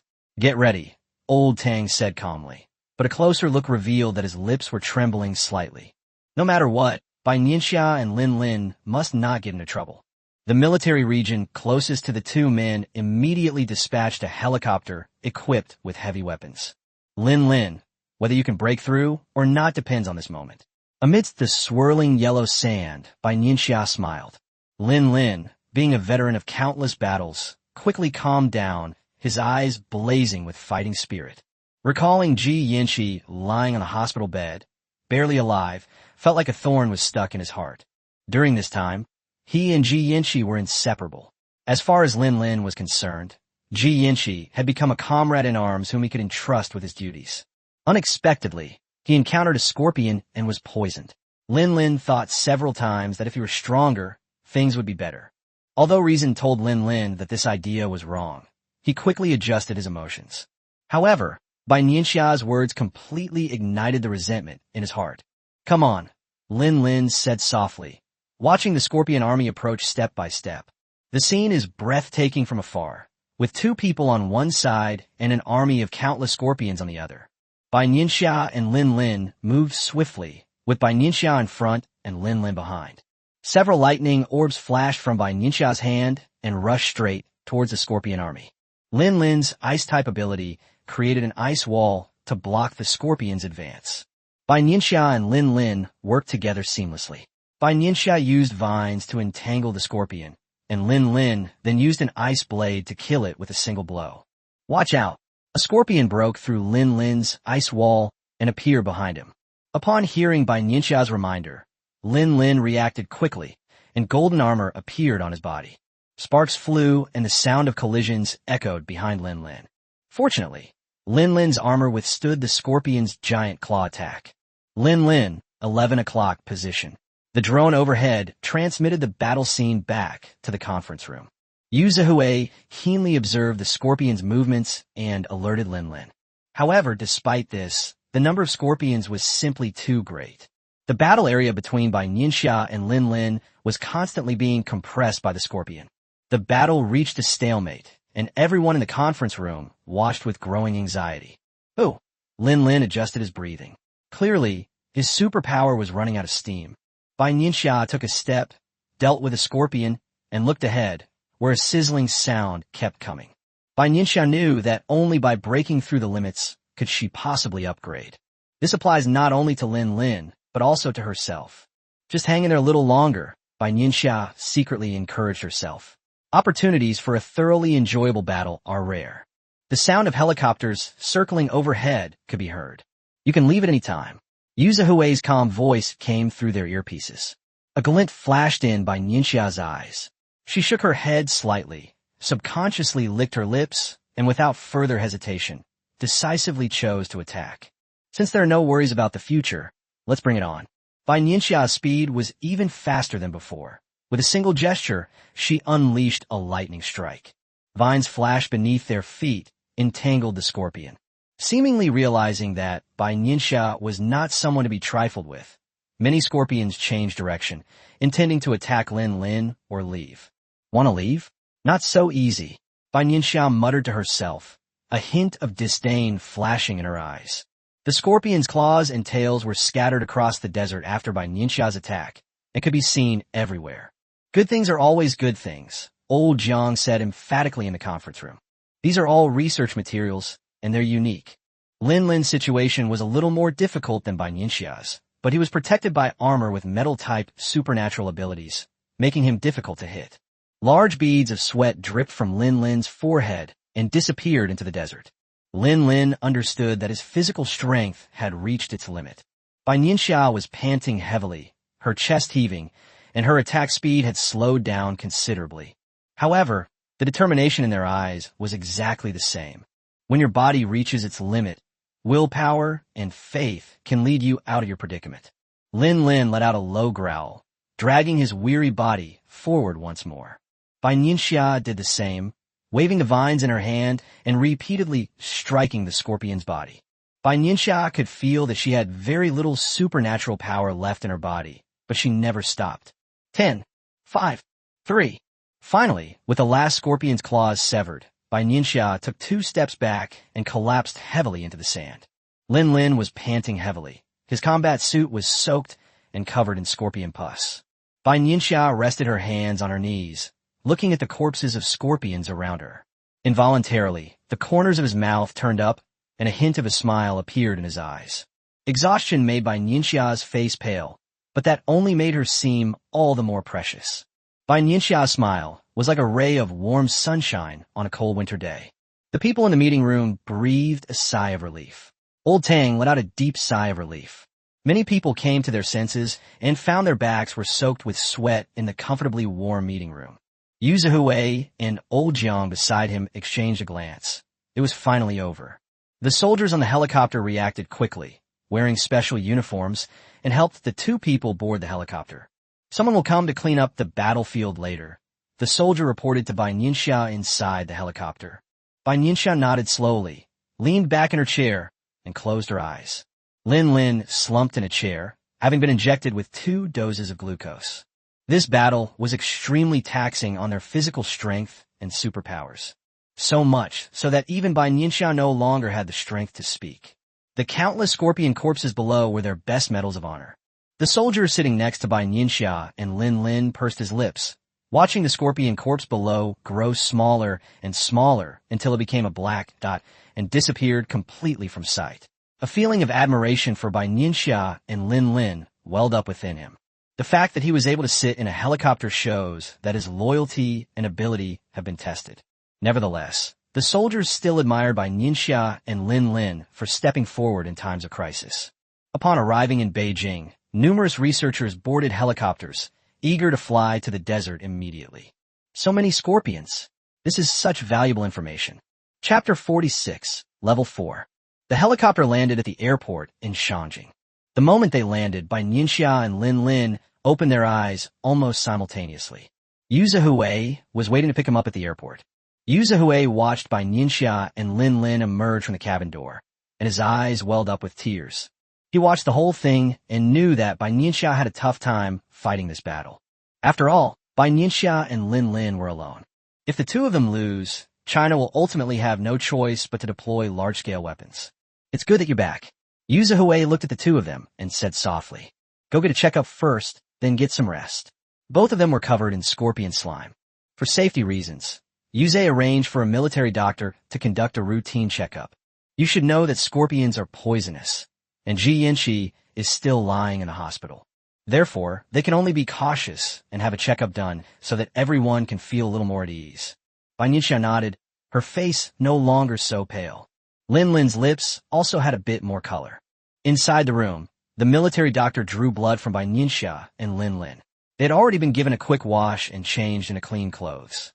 Bai Nianxia's hair was half dry, with a few strands falling around her ears. Her sleeves were casually rolled up, and there were several prominent blue veins on her hands. Looking at Bai Nianxia's sharply defined profile, Yu Zhe was somewhat stunned. At this moment, Bai Nianxia was perhaps relaxed and lacked the sharpness and decisiveness she had shown on the battlefield. On the contrary, he exudes a carefree and unrestrained air that is typical of his age. After the blood was drawn, the report came out very quickly because it was expedited. While waiting, Bai Nianxia asked, "How is Ji Yanqi?" Upon hearing this, Yu Zhe sighed slightly, his face showing worry. It's not very optimistic. Despite the efforts of the medical school staff, Ji Yanqi's vital signs remained unstable.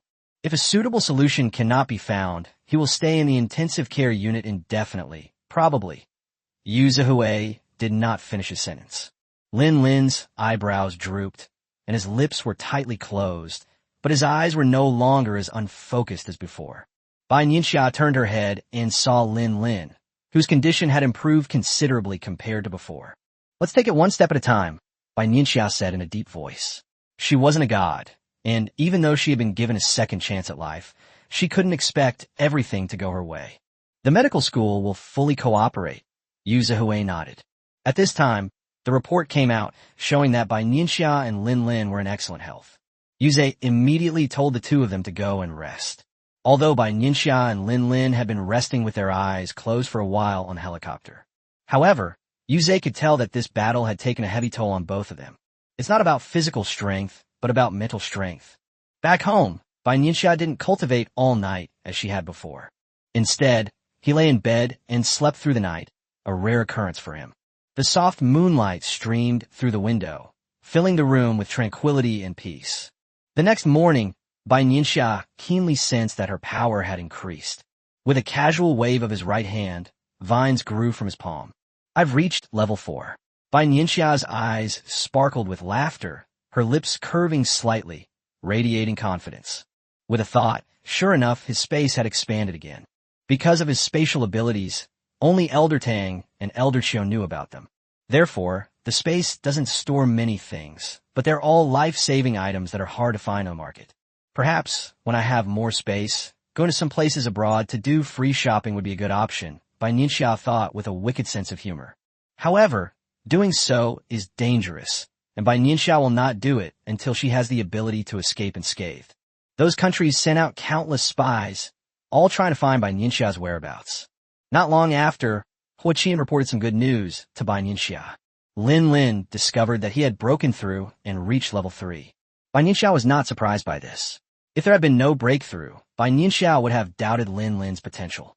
Dual elemental ability users are already the chosen ones, geniuses 1 in a million. However, Lin Lin's joy didn't last long. When the medical and scientific institutions found out, they immediately dragged Lin Lin to have her blood drawn. Ji Yanqi is still in the hospital. Even if they are eager to study him, they can't just take his blood. Therefore, Lin Lin, who had just broken through and had a rare 2 days of rest after the battle, became the best choice. Looking at the syringe, which was even larger than before, Lin Lin helplessly stretched out his arm, closed his eyes, and resigned himself to his fate. It's level 3 now, so it should be fine to draw more, right? The researcher, standing to the side, muttered to himself, completely ignoring Lin Lin beside him. Eat more pork liver for lunch to replenish your energy. After a long while, the researcher finally finished drawing blood, touched his nose, and patted Lin Lin on the shoulder. Lin Lin's lips twitched slightly, and for a moment he didn't know what to say, so he left in silence. The scorpions that Bai Nianxia and Lin Lin killed yesterday were immediately transported to Beijing and placed in a laboratory. By the time Bai Nianxia arrived, the complete report on the scorpion had already been released. Take a look. Old Jiang handed it to Bai Nianxia. It was more than 20 pages long, all the hard work of the researchers that night. Bai Nianxia read very quickly, and most of the technical terms in the text did not require explanation from Professor Jiang. Mr. Jiang was not surprised at all. Geniuses are always extraordinary. 5 minutes later, Bai Nianxia closed the report. So, you believe that there's still a large number of scorpions in that dessert? Yes. Old Jiang nodded solemnly. This conclusion was drawn from the on-site survey of the desert periphery and the videos of Bai Nianxia and the others. Old Jiang was one of the few people who knew that the monsters would attack Earth. The repeated appearances of snow demons and scorpions have led many to speculate whether the monsters have arrived ahead of schedule. However, Mr. Jiang disagreed with this. Rather than calling it a monster's premature arrival on Earth, Mr. Jiang prefers to refer to these events as biological mutations. In nature, there are many creatures that are far more perceptive than humans. Perhaps, through tens of thousands of years of inheritance, they instinctively realized that a change was about to occur on Earth. In addition, our continuous monitoring of the climate has revealed that the climate change in these special regions is the worst in history. Mr. Jiang added that this is also one of the strong reasons he believes this is a biological variation. Perhaps you should have had a premonition. Thinking of Bai Nianxia sending Lin Lin and Ji Yanqi to various areas with special terrains, Old Jiang stared straight at Bai Nianxia. Yes, Bai Nianxia nodded. This was the talent, or rather, the potential, of dual elemental ability users. They were more able to sense danger than other ability users. This is not a good situation, Old Jiang said in a low voice, frowning as he looked at the report in Bai Nianxia's hand. Scorpion's fighting prowess is undeniable. Currently, only Bai Nianxia and Lin Lin are capable of completely defeating it. Chapter 47. Agree. We have to do it, even if it's difficult, Bai Nianxia said firmly. If they didn't deal with these issues before the monsters attacked, they would be facing attacks from both sides.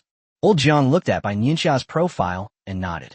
Although Jiang Lao had only known Bai Nianxia for a short time, he always had an inexplicable trust in her.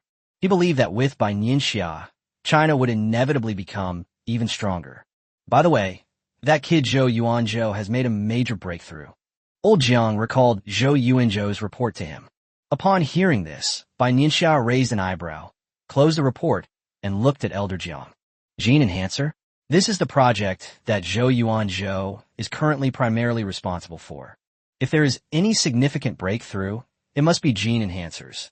Bai Nianxia guessed it, and Old Jiang was not surprised at all. Yes, his significant progress was also beyond my expectations. Old Jiang never expected that Zhou Yuanzhou would achieve such great results in such a short period of time. However, it's still at the theoretical level at the moment, and he wants to... Recalling what Zhou Yuanzhou had reported to him, Old Jiang hesitated for once, glancing at Bai Nianxia, unsure whether he should speak up or not. He wants to test it on Ji Yanqi. With a determined heart, Old Jiang said it directly. Bai Nianxia was stunned and didn't react for a moment. Does Ji Yanqi still not have a good solution? Bai Nianxia's slender fingers rubbed the paper, making a rustling sound. No. Speaking of this, Old Jiang slumped his shoulders, sighed, and shook his head. Yesterday, experts from all over China came to Beijing to examine the patients, but none of them proposed an effective treatment plan. However, it's unrealistic to keep Ji Yanqi in the intensive care unit indefinitely. He's currently relying on his superhuman physical abilities to get through it. Over time, the toxins can cause multiple organ failure, at which point it will be too late to save them. Superhumans are human, not gods. They can get hurt and die. I haven't reported this matter to my superiors yet, and I'd like to ask for your opinion first, old Jiang said in a deep voice. Ji Yanxi is the third dual elemental ability user in China, and also a child of the Ji family. Furthermore, this experiment is extremely dangerous and cannot be decided by Zhou Yuanzhou or Jiang Lao on a whim. We must report this to Elder Tang and Elder Qiu, and we also need to consider the opinions of Ji Yanxi's family. Bai Nianxia remained silent for a moment. On one hand, she believed in Zhou Yuanzhou's abilities. He was an absolute big shot in the field of genetics in her previous life. On the other hand, is it feasible to make Ji Yanxi the first experimenter? Have a medical school conduct a detailed assessment of Ji Yanxi's physical condition, Bai Nianxia suggested, instead of giving an immediate conclusion. If the evaluation concludes and Ji Yanxi's body can withstand the experiment and the medical school doesn't have a good antidote, then let Zhou Yuanzhou give it a try, Bai Nianxia said slowly. Okay. Old Jiang nodded solemnly. After Bai Nianxia left, he arranged for Ji Yanxi to have a physical assessment. On the other hand, he took Zhou Yuanzhou's application and went to find Old Tang and Old Qiu. As for the biological mutations mentioned by Elder Jiang and the scorpions lurking in the desert, Bai Nianxia arrived at the Shangjing military region. Before Bai Nianxia arrived, Yu Zihui had already obtained Old Jiang's report on scorpions. He sat in the chair with a worried look on his face, pinching his brow hard with his right hand. He didn't expect that Bai Nianxia and Lin Lin's battle wouldn't have wiped out all the scorpions. These damn things, their reproductive ability is so long and so strong. Bai Nianxia had just entered when she heard Yu Zihui's angry curses.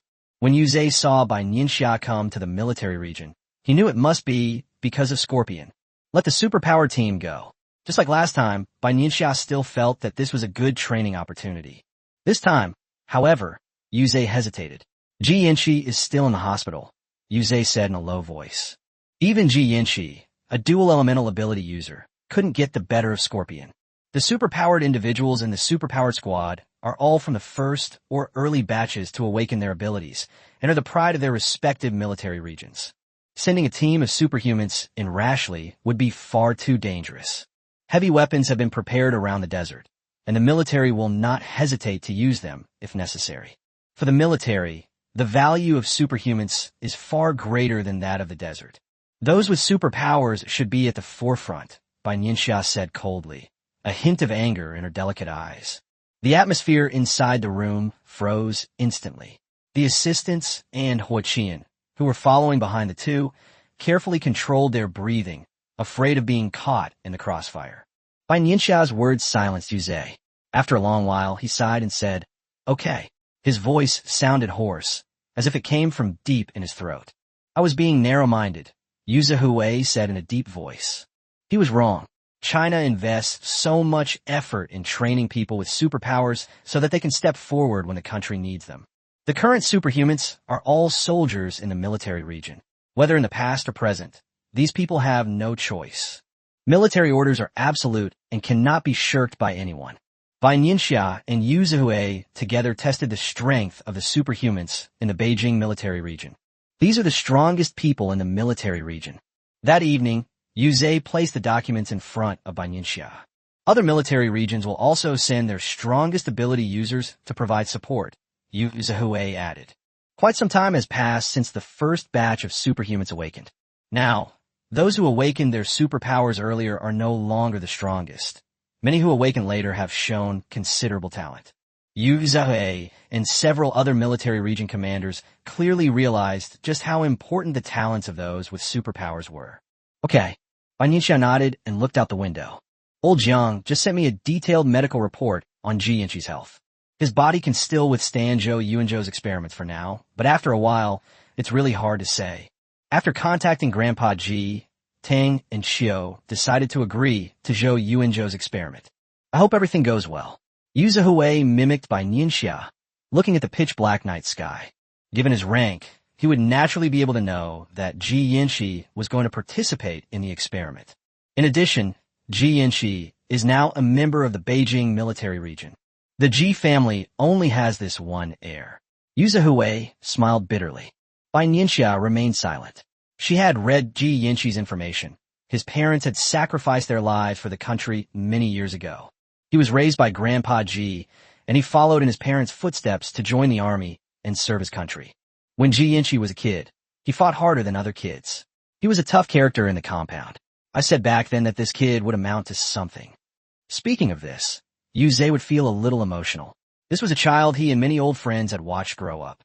He hoped the child would stay safe and sound. Chapter 48, Gene Enhancer Experiments. A military hospital in Beijing. Inside the intensive care unit, Mr. G, dressed in protective gear, walked in accompanied by a doctor. Looking at his grandson lying on the hospital bed, pale and bloodless with white lips, even the seasoned Mr. G couldn't help but stagger. Can I touch him? Old Master G asked hoarsely, fighting back tears. Okay. The doctors present were all from the military hospital and were the ones who knew about tomorrow's experiment.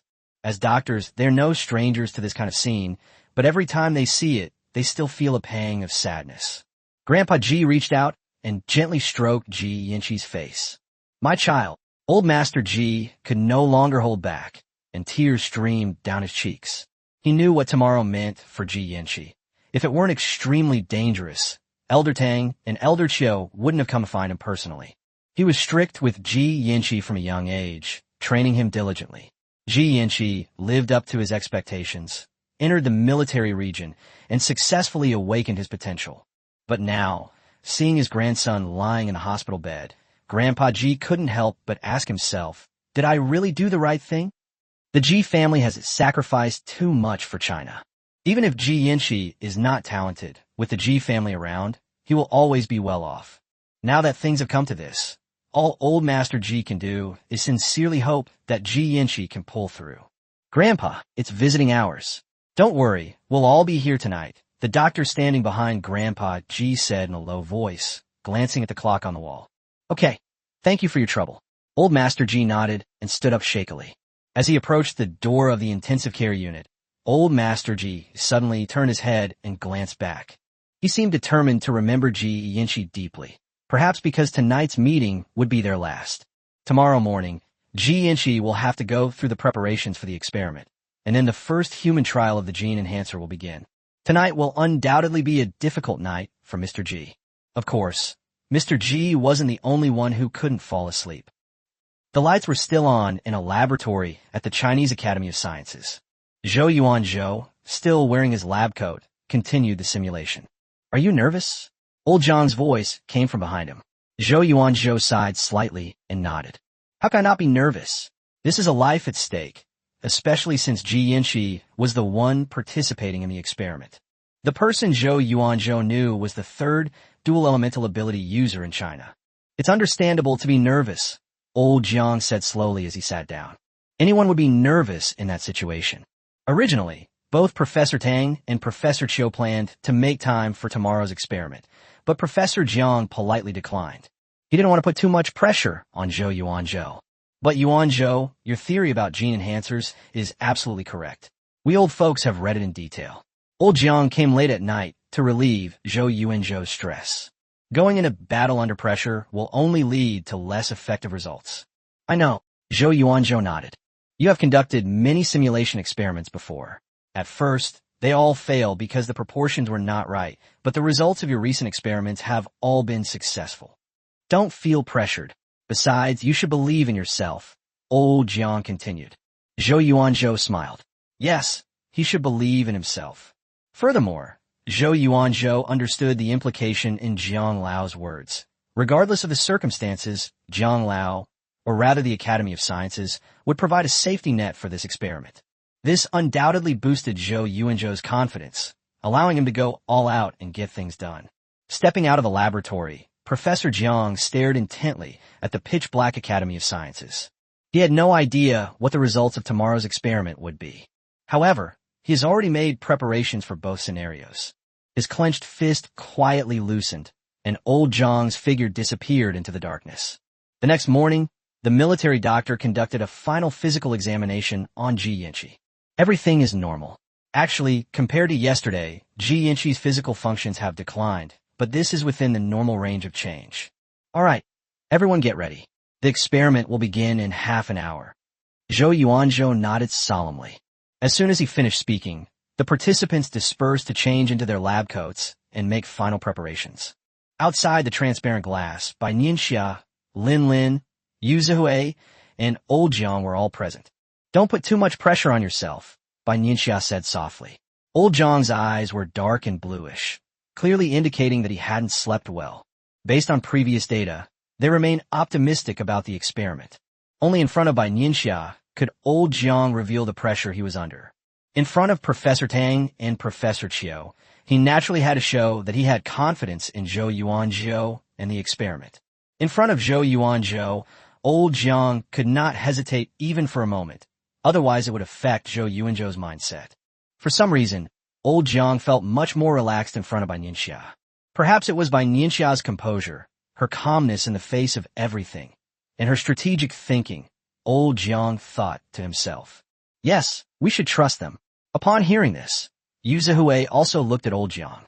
"I saw him just yesterday, but for some reason, he seems to have aged quite a bit." As the chief scientist of the Chinese Academy of Sciences, the pressure on Professor Jiang was unimaginable to ordinary people. Half an hour passed in the blink of an eye, and Zhou Yuanzhou and his team, wearing specially made lab coats, entered the laboratory. "It's starting." Lin Lin's hoarse voice rang out, and everyone stared intently at Ji Yanqi, who was being pushed in. It is visibly that Ji Yanqi is in very bad condition. His injured leg is completely swollen.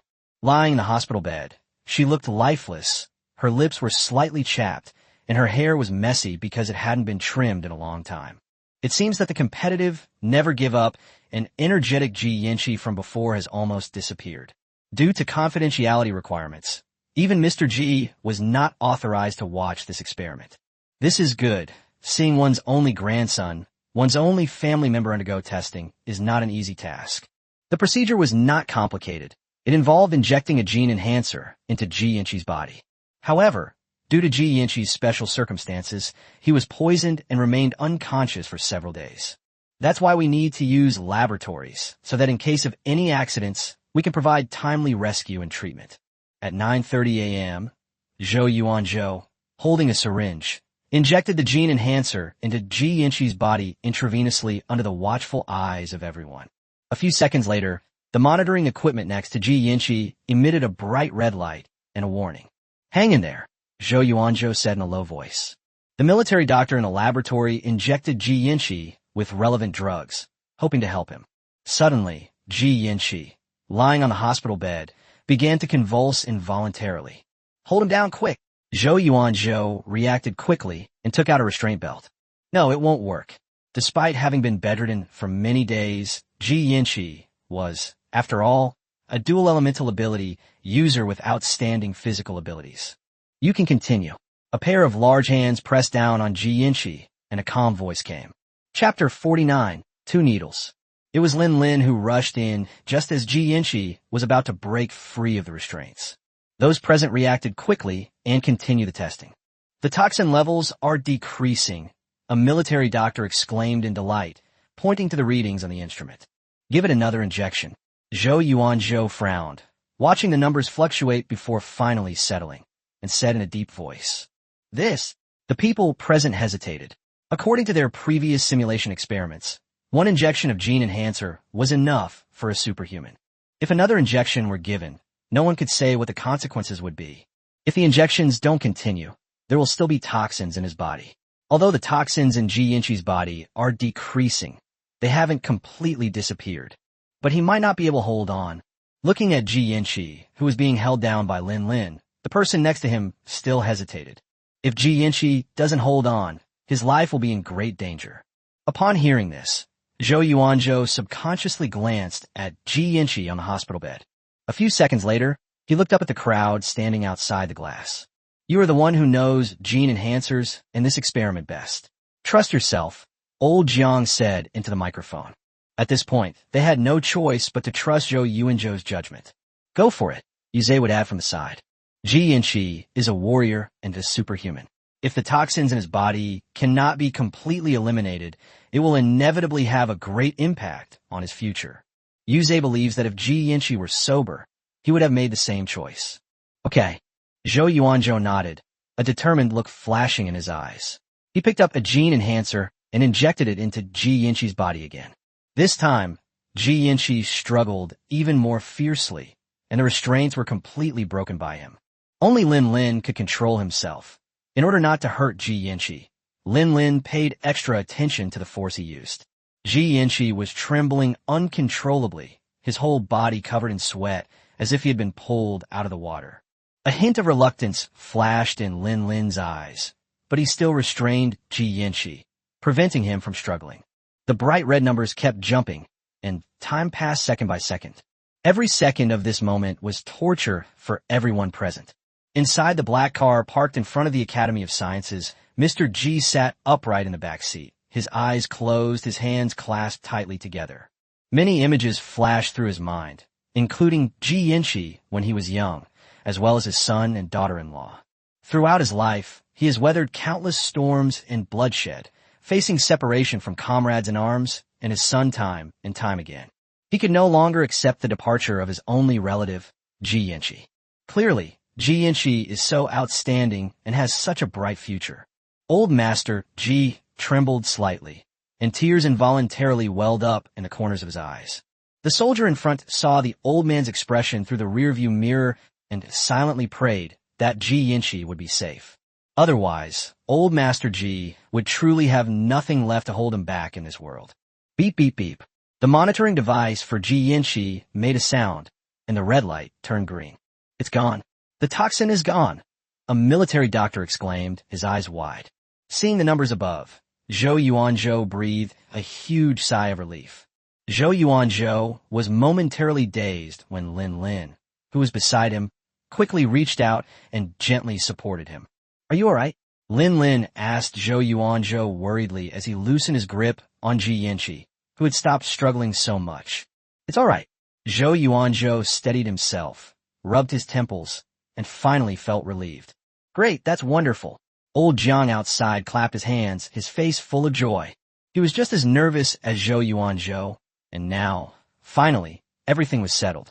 Yu Zihui also had a smile on his face as he looked at the busy medical team in the laboratory, and the corners of his mouth unconsciously turned up. The news of the successful experiment was immediately shared with Mr. Tang, Mr. Chiu, and Mr. Ji. Let's go, let's drive. Outside the gate, old Master Ji leaned back in his seat, recalling the 3 words he had just heard. Success. A long-lost smile finally appeared on his face. All right, the soldier driving said cheerfully, clearly having figured it out. Let's go, it's time for the meeting, Bai Nianxia gently reminded him. Regardless of whether the experiment is successful or not, we still have to attend the meeting. Now that the experiment has been successful, it's time to discuss the widespread use of gene enhancers. Okay, let's go to the meeting. Old Jiang felt full of energy, a completely different person from half an hour ago. You're so happy, Yu Zihui teased.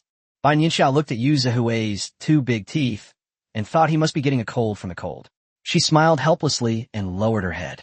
Neither of them had the right to criticize the other, and both were beaming with joy. Since Elder Tang and Elder Chiu still had matters to attend to, the meeting would be held later.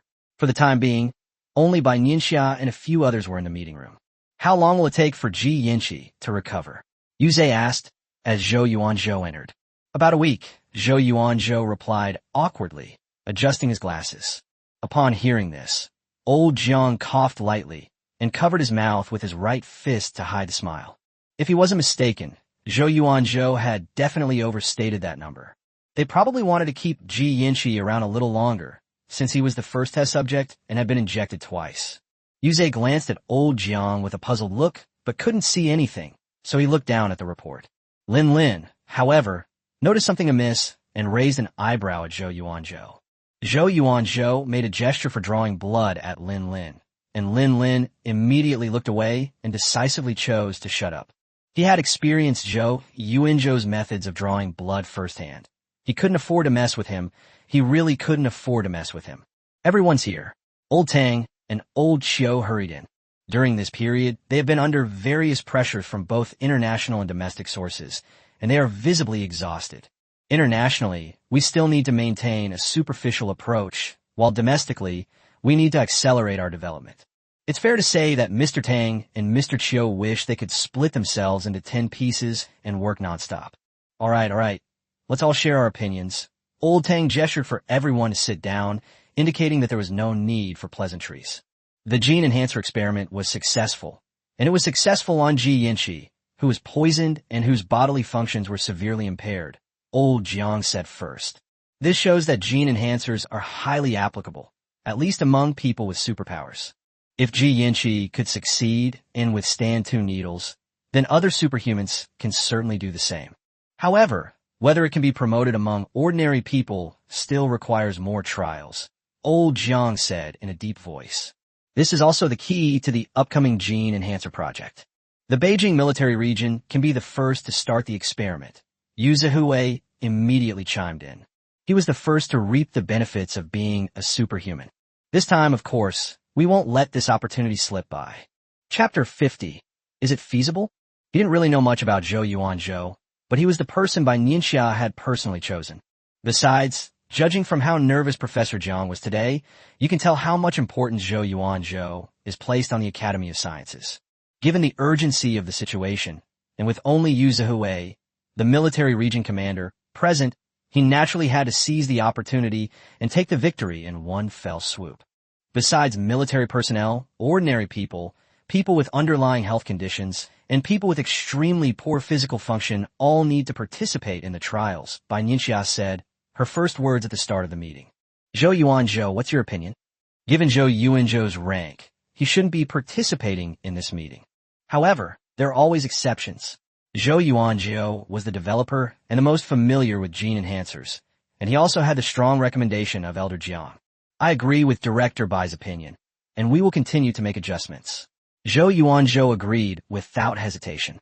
Old Tang and Old Chiu exchanged a glance, both satisfied with Zhou Yuanzhou's performance. All right, let's recruit and conduct experiments first, Old Tang said seriously. No need to recruit first. Didn't Old Du and the police station arrest a large number of people before? Bai Nianxia tapped her fingers lightly on the table, her clear and cold voice ringing out. This, Old Jiang hesitated. After all, he was a scientific researcher. That's a great idea. That's how we should do it. Yu Zihui was the first to respond. Why recruit people from their own country as test subjects? As for those of different age groups, we can start by looking in prisons in different places according to the severity of the sentence, Yu Zihui added, inspired by Bai Nianxia. He had long disliked those people. They had committed so many crimes that, according to Chinese law, they wouldn't be sentenced to death, but rather to a suspended death sentence and imprisonment for 25 years. Why should China support them? In wartime, people like this should be shot.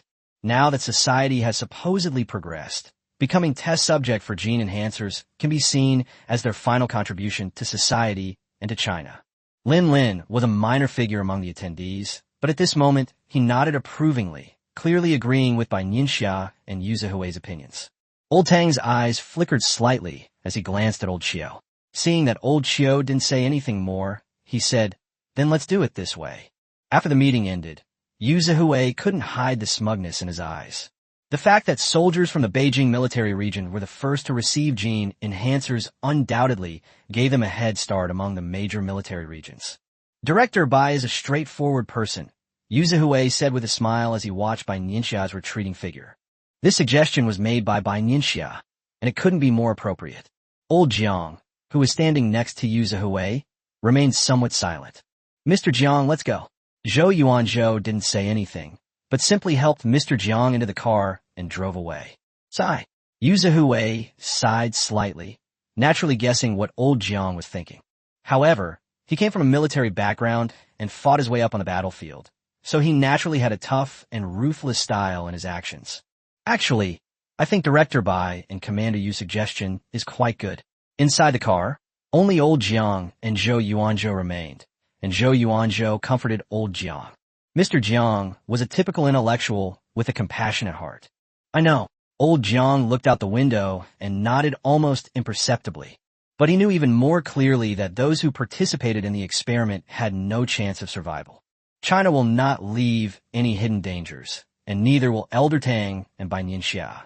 Seeing that Old Jiang was still not in a very good mood, Zhou Yuanzhou didn't say anything more. This problem is caused by the different environments one has been in for a long time. Bai Nianxia, Tang Lao, and Yu Zihui are all calm and decisive people. But Professor Jiang is different. He is a scientific researcher. Zhou Yuanzhou is somewhat different. He spent several years abroad, which changes perspective on things. But no matter what Elder Jiang thinks, if Elder Tang and Bai Nianxia agree, almost no one in China will raise any objections. The day after the meeting, the spies who had been arrested by the National Security Bureau and the Police Bureau were taken to Zhou Yuanzhou's laboratory for experiments. China today is like a high-speed machine, with everyone preparing for the end times. I can see the construction site. My dad hasn't been home for several days. He must be really pressed for time. I don't think the apocalypse is a big deal. We'll still be working the same 996 schedule. Dude, you've had too much to drink. The apocalypse hasn't even started yet. There were all sorts of things said online, and time passed little by little until the Chinese New Year arrived, which was also the last New Year before the end of the world. This year, the military regions approved the most family visit leave for the Spring Festival. When the apocalypse strikes, the soldiers of the military region will definitely be at the forefront. Therefore, the commanders of the major military regions hoped that they could all have the opportunity to reunite with their families.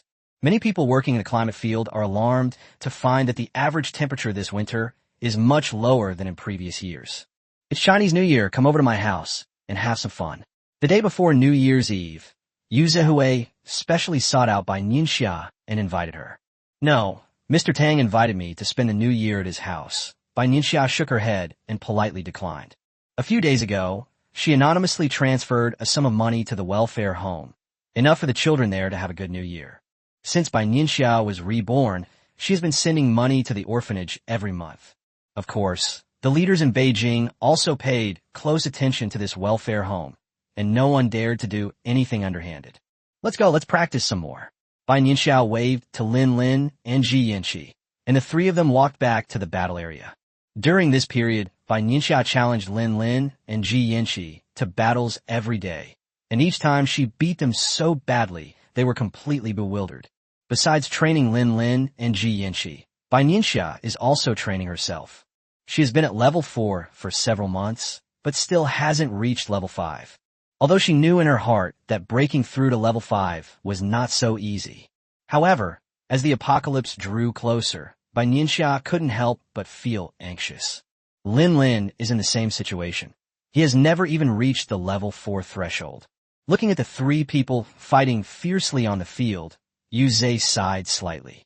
In the past few months, nearly 2/3 of the soldiers have participated in the experiment of awakening superpowers. However, no fourth dual elemental ability user has yet been discovered.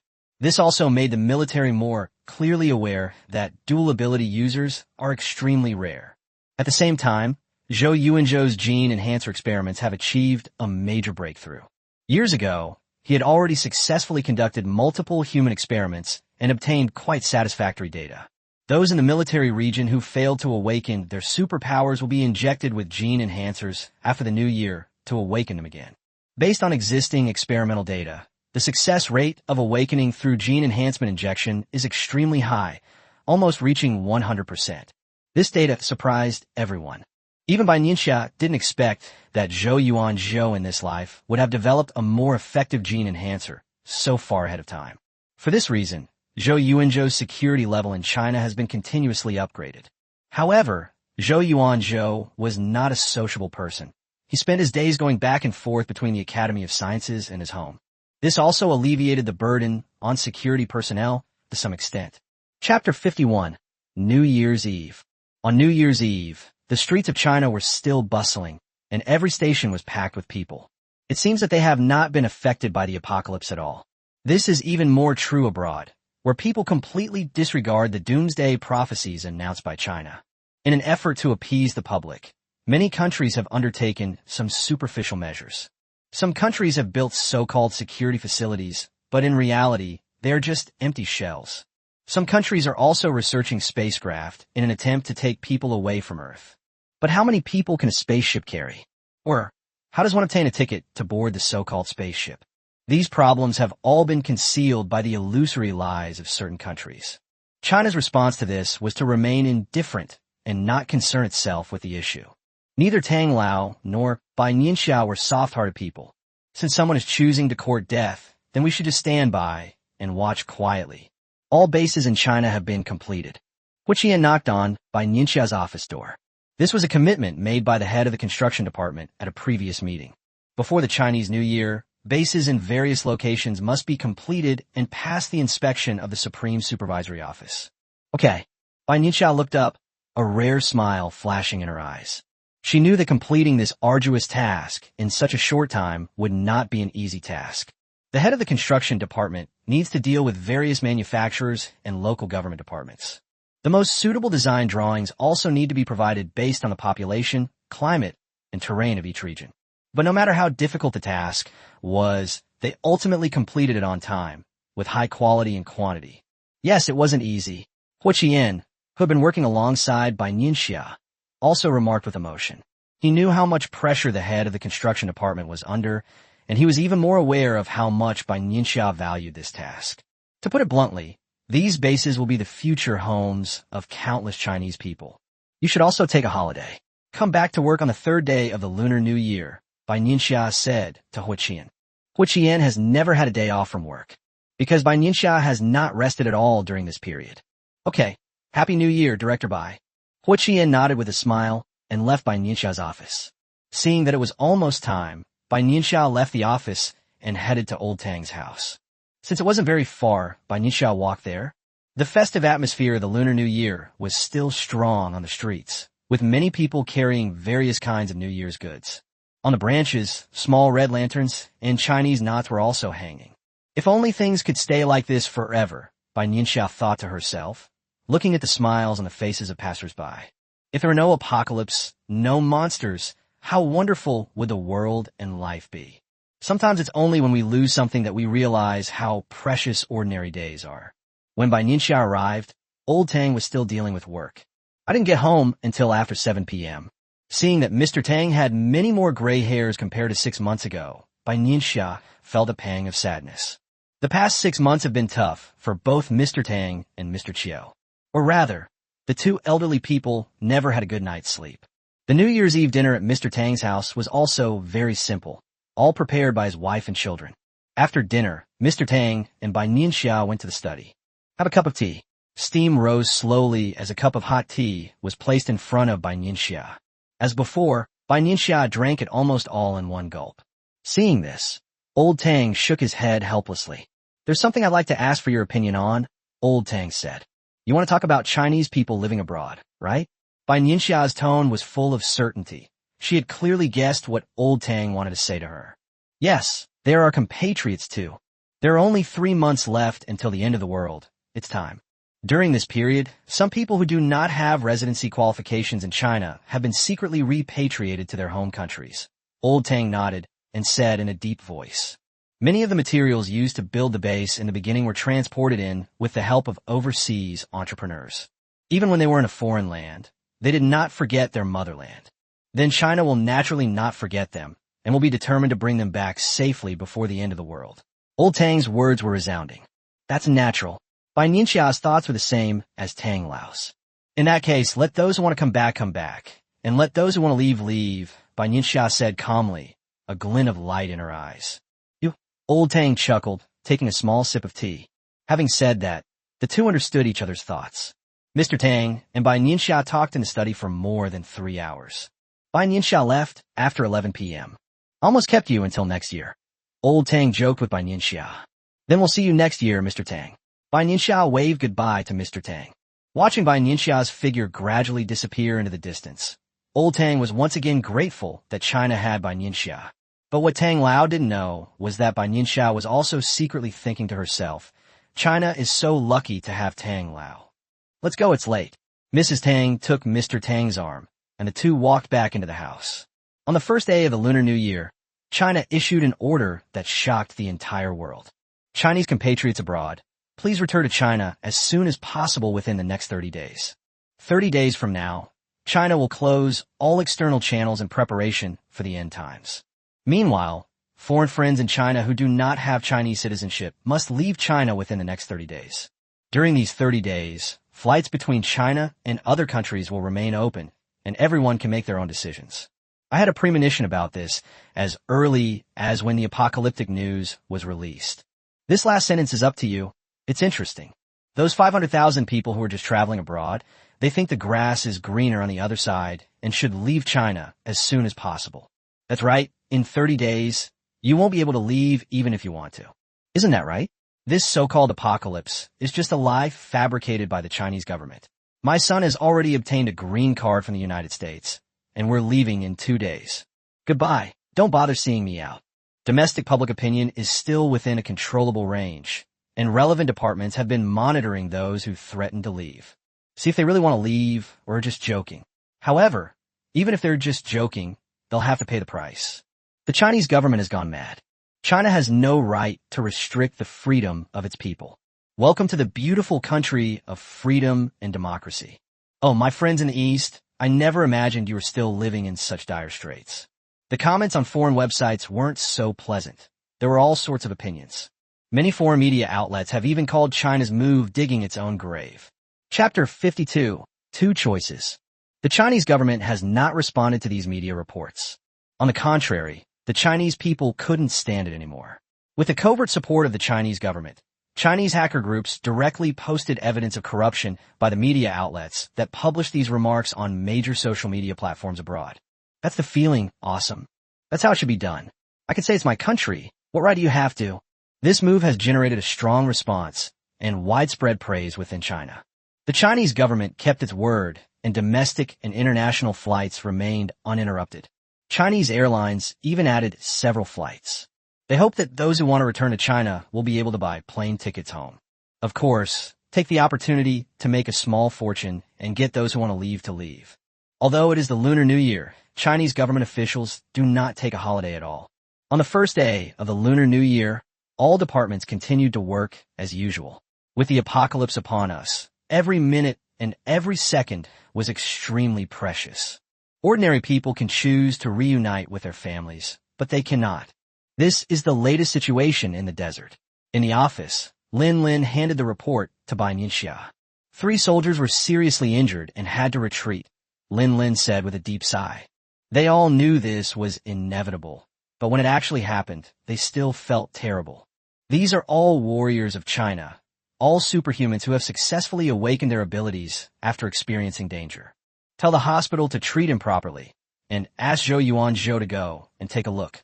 Bai Nianxia pondered for a moment and said, even someone like Ji Yinqi, who was in a similar situation, was able to receive gene enhancers. Let Zhou Yuanzhou go and take a look. There might still be hope. Okay. Lin nodded in agreement. That was what he was thinking too. After leaving Bai Nianxia's office, Lin immediately went to the Academy of Sciences. Isn't Captain Lin taking a break on the first day of the Lunar New Year? Zhou Yuanzhou joked as he took off his lab coat. Lin remained silent, simply handing the documents to Zhou Yuanzhou. Zhou Yuanzhou took it and looked at it carefully. Seeing Zhou Yuanzhou's serious expression, Lin unconsciously slowed her breathing, trying her best not to disturb him. It's difficult. Zhou Yuanzhou frowned and looked up as he spoke. These 3 soldiers have all undergone multiple surgeries, and they are currently unable to withstand this level of gene enhancer. Zhou Yuanzhou's words made Lin's heart sink. He was the person who knew the most about gene enhancers, and even Zhou Yuanzhou said so. This level of intensity? But Lin quickly grasped the key point in Zhou Yuanzhou's words. A hint of a smile flashed in Zhou Yuanzhou's eyes, and he stopped keeping everyone in suspense. Yes, the current tests are all being conducted on soldiers in the military region, whose physical fitness is above that of ordinary people. But these 3 are different. Multiple surgeries have severely damaged their bodily functions. If they want to receive gene enhancers, they will need to undergo adjustments. Zhou Yuanzhou pointed to the data in the document and gave Lin a detailed analysis. Look at this, the normal value should be. Zhou Yuanzhou said calmly.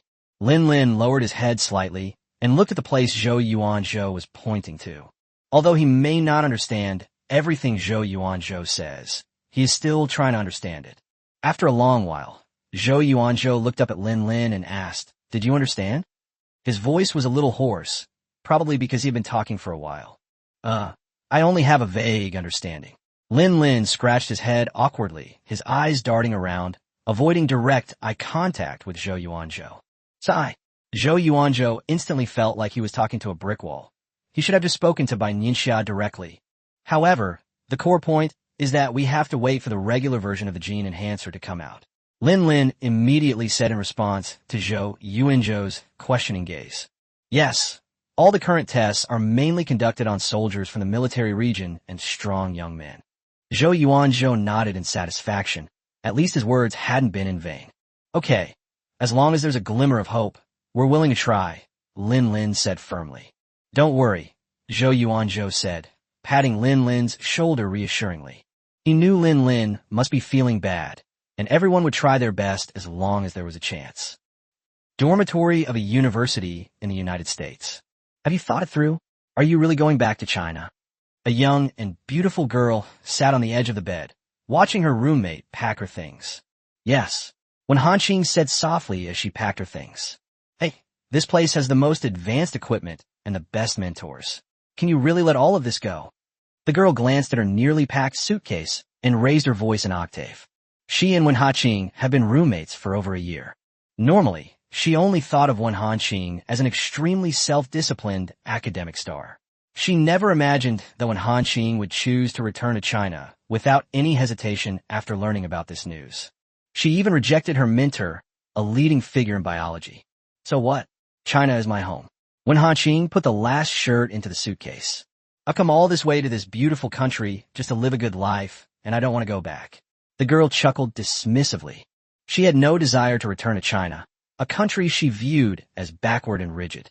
Everyone has their own ambitions. Wen Hanqing didn't say much more. Everyone has the right to choose. She cannot expect everyone to choose to serve their country like she did. All she can do is to have a clear conscience and return to her country when it needs her. Then I wish you all the best. The girl held up her water glass and gestured to Wen Hanqing. Okay. Wen Hanqing's face showed a rare smile. She knew that after this parting, the two of them would probably never see each other again. The year they spent together went relatively smoothly. Although they had some differences in their beliefs, they were both willing to give each other face when they parted ways. Wen Hanqing turned around, took one last look at the dormitory where she had lived for more than a year, pulled her suitcase, and strode out. The girl leaned against the gate, watching Wen Hanqing leave. At this point, neither of them fully realized that this choice would lead to completely different lives for them. Inside the airport, Wen Hanqing carefully held her passport. Even though she had dropped out of school, she was still worried that something unexpected might happen. Near the convenience store, two men watched the crowds coming and going. Everything is normal at the moment. They were sent by the Chinese embassy. The purpose was to provide covert protection and to report the situation promptly. It wasn't until I boarded the plane and after a long flight that I heard the flight attendant's sweet voice. We have entered Chinese territory. Only now could Wen Hanqing truly feel relieved.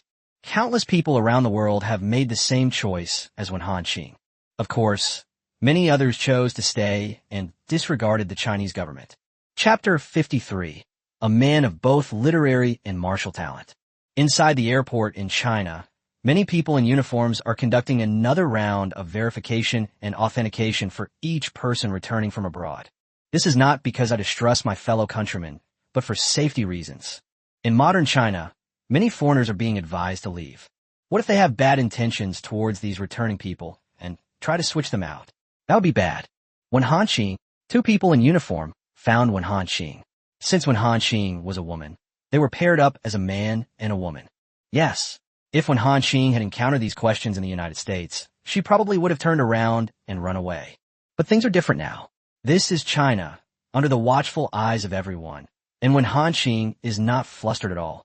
Do you remember where your parents took you on a trip after you finished your high school entrance exam? Going to the capital? Wen Hanqing was somewhat surprised, not expecting to be asked this kind of question. The two people opposite each other exchanged a glance, and both felt slightly relieved. They asked several more personal questions, such as what the name of your dog is and what your high school homeroom teacher's nickname is. These questions were all prepared in advance to ensure that it was Wen Hanqing herself who returned. Given the current pace of technological development, things like facial and biometric information can be faked. As for passports, paper-based identity information goes without saying. However, these small problems are related to growth and life trajectory and are difficult to understand in a short time. It must be said that China's move has thwarted the plans of many with ulterior motives. They did not expect that the Chinese government could achieve this level of success in such a short period of time. As for those who plan to leave, they're making a lot of hasty decisions. Welcome home. After finishing Wen Hanqing's questioning, the woman in uniform returned the passport to Wen Hanqing and said gently, "Thank you, you've all worked hard too." Wen Hanqing glanced around the airport. Everyone returning was being questioned. This is a tremendous amount of work and should not be underestimated. Of course. The two nodded with smiles and left immediately. Their time was precious. Wen Hanqing walked out of the airport. She had been back to China for over a year, not 10. She still knew how to use some basic software. With practiced ease, Wen Hanqing hailed a taxi and headed home. Several years ago, after Wen's father made his fortune in business, the Wen family moved to Beijing. Seeing that she looked no different from usual, Wen Hanqing felt a little emotional. In the face of apocalyptic news, maintaining people's daily lives requires more than just a high level of leadership. More importantly, it is the trust that the Chinese people have in the Chinese government. "Miss, you just came back from abroad, right?" The driver glanced at Wen Hanqing in the rearview mirror and said with a smile, "Yes." Wen Hanqing turned her gaze back to the car and nodded. "How did you know, master?" Wen Hanqing had been on the plane for so long, it was nice to have someone chat with. "Oh dear, I picked up quite a few people these past few days, mostly around your age, with several large suitcases. They're obviously heading back to China. You guys are all like this." Taking advantage of the red light, the driver gave Wen Hanqing a thumbs up. No, we're all just ordinary people." Wen Hanqing quickly waved her hand. "Tell me, which country is safer than China?" "Coming back is the right choice," the master said righteously. "Those who are unwilling to return to China will definitely regret it." As if that wasn't enough to vent his anger, the master added another sentence. Hearing her master's words, Wen Hanqing did not refute them, but simply sat quietly. Students like her can naturally come back. Some have lived abroad for decades, married and had children, and have successful careers. Coming back is not an easy decision for them. "Master, this day seems no different from any other day," Wen Hanqing asked, seeing the bustling traffic outside. It wasn't like this at first. When the news of the apocalypse was first announced, everyone rushed to the supermarket to hoard water, rice, and flour. Later, it was only after the government kept emphasizing that our reserves were sufficient and that supermarkets and major shopping platforms were not limiting supplies that everyone felt reassured. The driver smiled as he recalled the 10 bags of rice that his family still hadn't finished eating. "I see." Wen Hanqing nodded. "Besides, if the sky falls, the higher-ups will hold it up. We're just ordinary people. Worrying about these things is pointless." The driver accelerated smoothly and overtook the slow-moving car in front.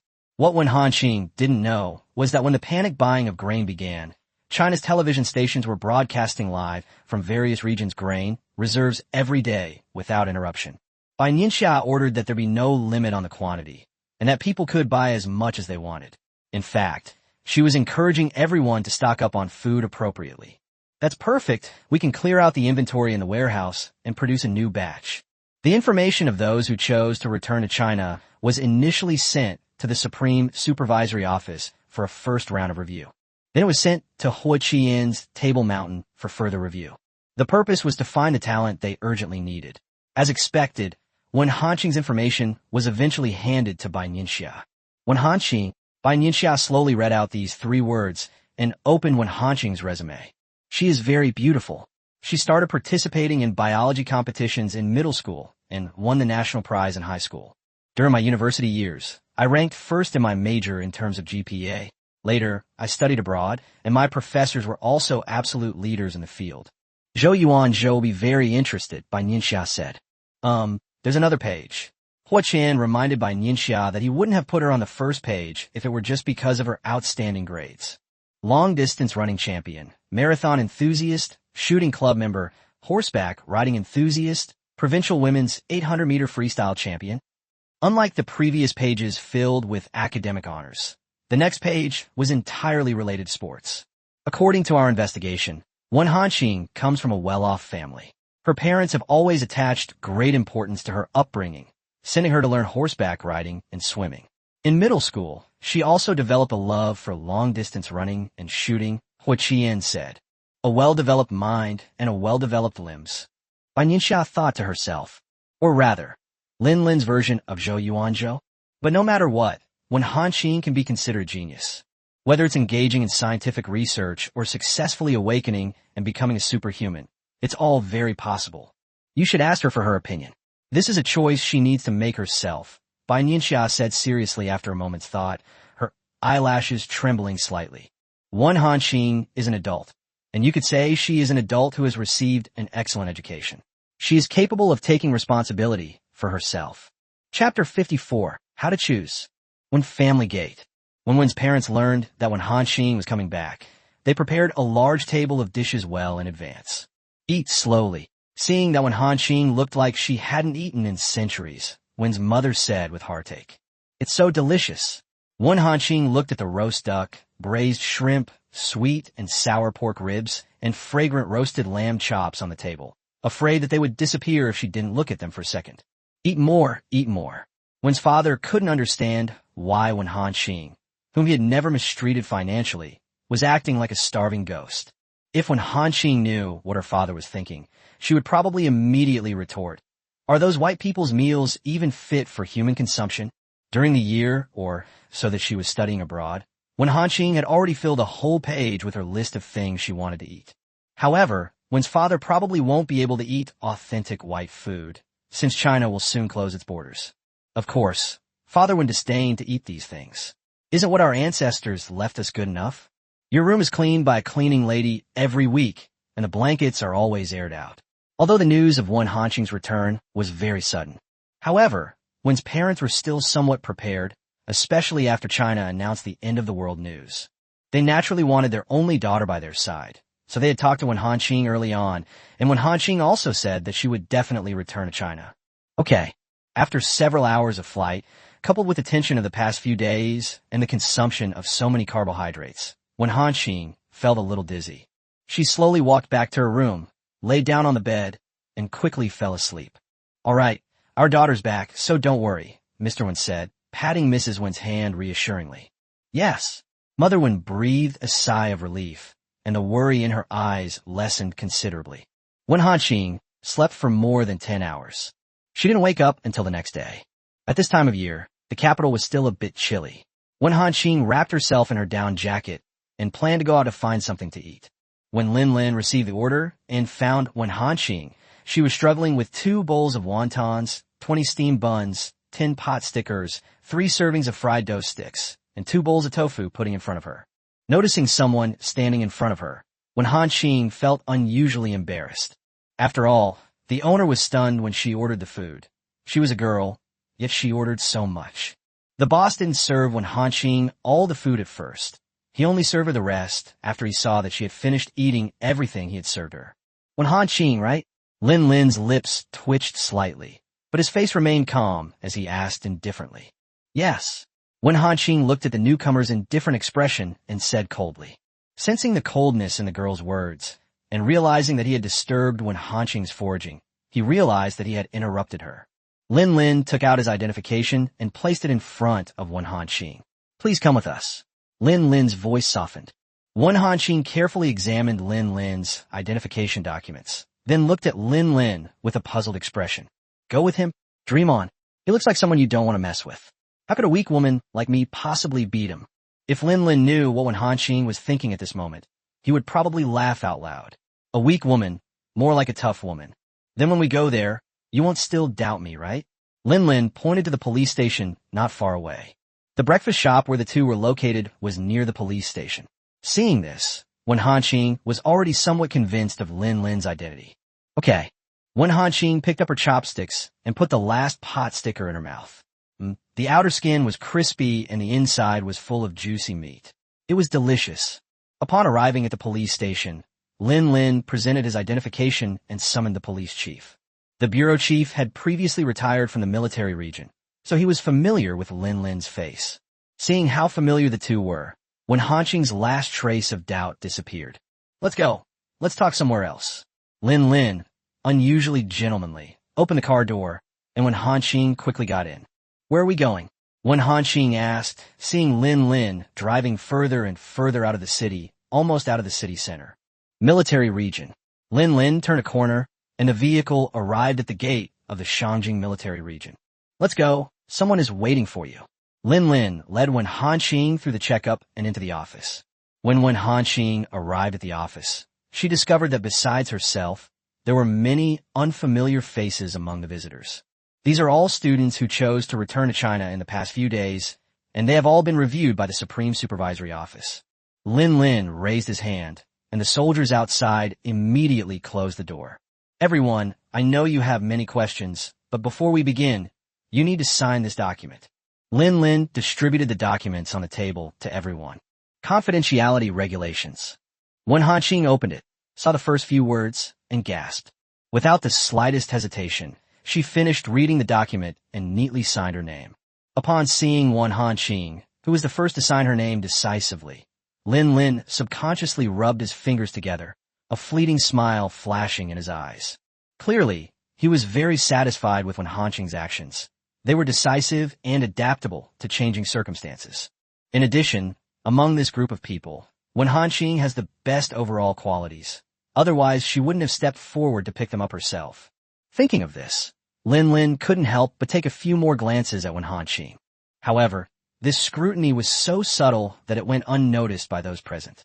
With Wen Hanqing taking the lead, especially some of the boys, they didn't hesitate when they saw that Wen Hanqing was a girl, and they all signed up one after another. A few minutes later, everyone signed a confidentiality agreement. Lin Lin's gaze towards the crowd softened, becoming less scrutinizing and more approachable. "Now that you've all made your decisions, let's talk about why we called you here." Lin Lin selectively told everyone about the monster and the awakening. "You have plenty of time to consider this." After saying this, Lin Lin opened the door, and everyone lined up to leave. Wen Hanqing, stay behind for a moment. Of everyone, Lin Lin only kept Wen Hanqing. A hint of doubt flashed through Wen Hanqing's mind, and she turned to look at Lin Lin. "You have two choices." Lin Lin handed the Gene Enhancer Project information to Wen Hanqing. "Consider your choice between scientific research and awakening," Lin Lin said in a deep voice. Wen Hanqing opened the information Lin Lin had given her, and her breathing quickened involuntarily. As a researcher in the field of biology, she naturally knew what this information meant. Even her teacher never got involved in gene enhancement. "I never imagined that someone in China could research a theory to this extent. Or rather, the experiment has already begun," Wen Hanqing guessed. The information Lin Lin gave to Wen Hanqing was only part of the theoretical research and did not reveal anything about the experiments. Lin Lin looked at Wen Hanqing with great interest. What would she choose? "You know, he made a bet with Zhou Yuanzhou, didn't he?" Chapter 55. Let them go. A fleeting moment of hesitation crossed Wen Hanqing's face. Clearly, this was a difficult choice for her. The room fell silent for a moment. Lin Lin gave Wen Hanqing plenty of time to think and did not urge her. Time passed second by second. After a long while, Wen Hanqing looked up and looked at Lin Lin. "I still want to become a superhuman." Wen Hanqing made her decision. She had thought it through clearly. With the apocalypse approaching, only absolute strength could better protect herself and her family.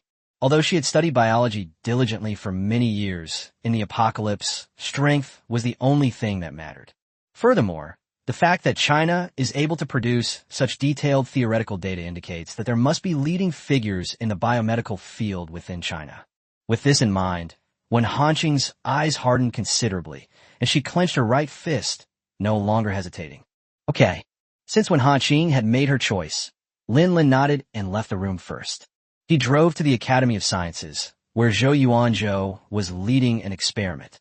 Upon hearing Lin Lin's voice, Zhou Yuanzhou turned around and caught a glimpse of Lin Lin's lips slightly upturned, his eyebrows raised, and a hint of smugness in his eyes. "It seems that girl has already made her choice," Zhou Yuanzhou said with some regret. He had carefully reviewed Wen Hanqing's information and recognized her as a promising candidate for scientific research.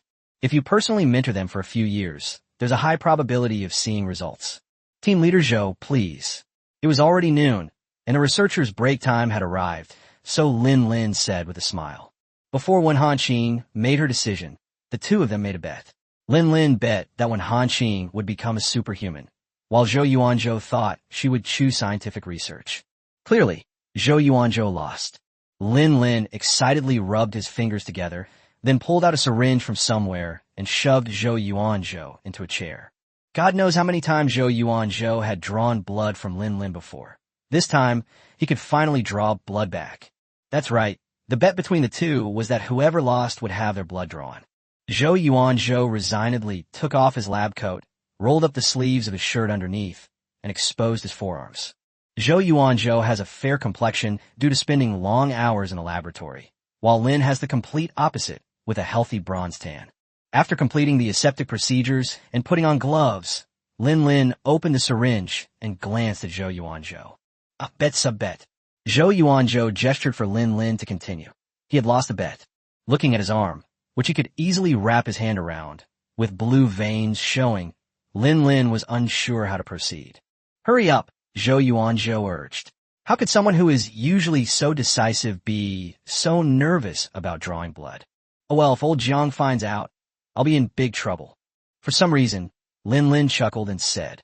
Zhou Yuanzhou looked at Lin with a puzzled expression.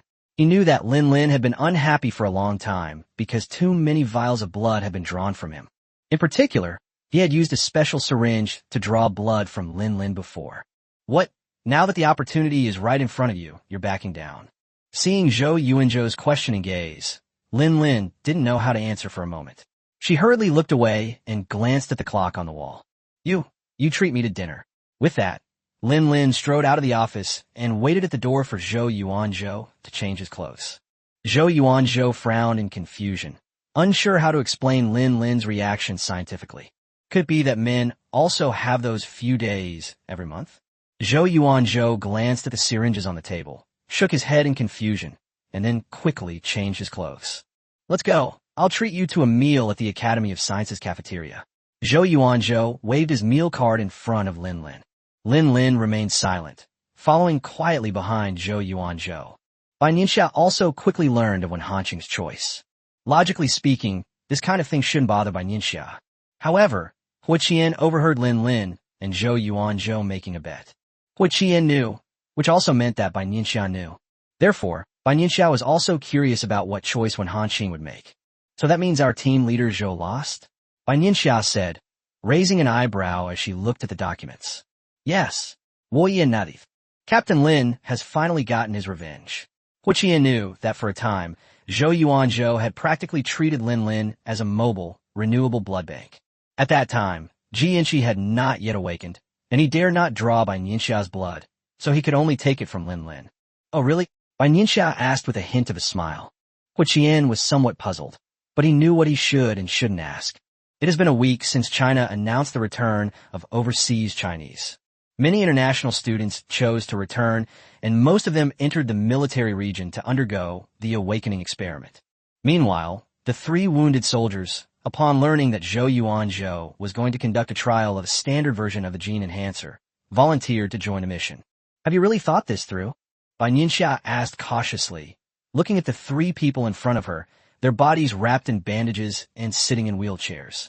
In any case, once the regular version of the gene enhancer is released, you will be among the first users, and I can assure you that, Bai Nianxia said, fearing the 3 might be uneasy.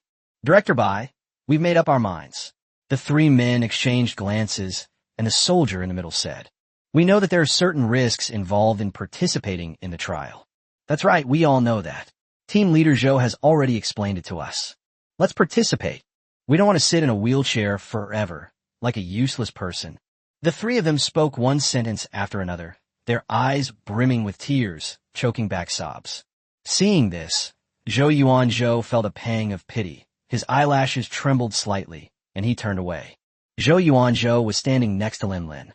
When he turned around, he saw Lin's hands, which were clenched into fists and placed behind her back, trembling slightly. He looked up at Lin, his face calm and showing no sign of sadness, but behind his back, his hands were bulging with veins. Zhou Yuanzhou knew that Lin and Bai Nianxia were far more heartbroken than he was, especially Lin. All 3 of them came from the military region and were Lin's comrades in arms. You should think about it again.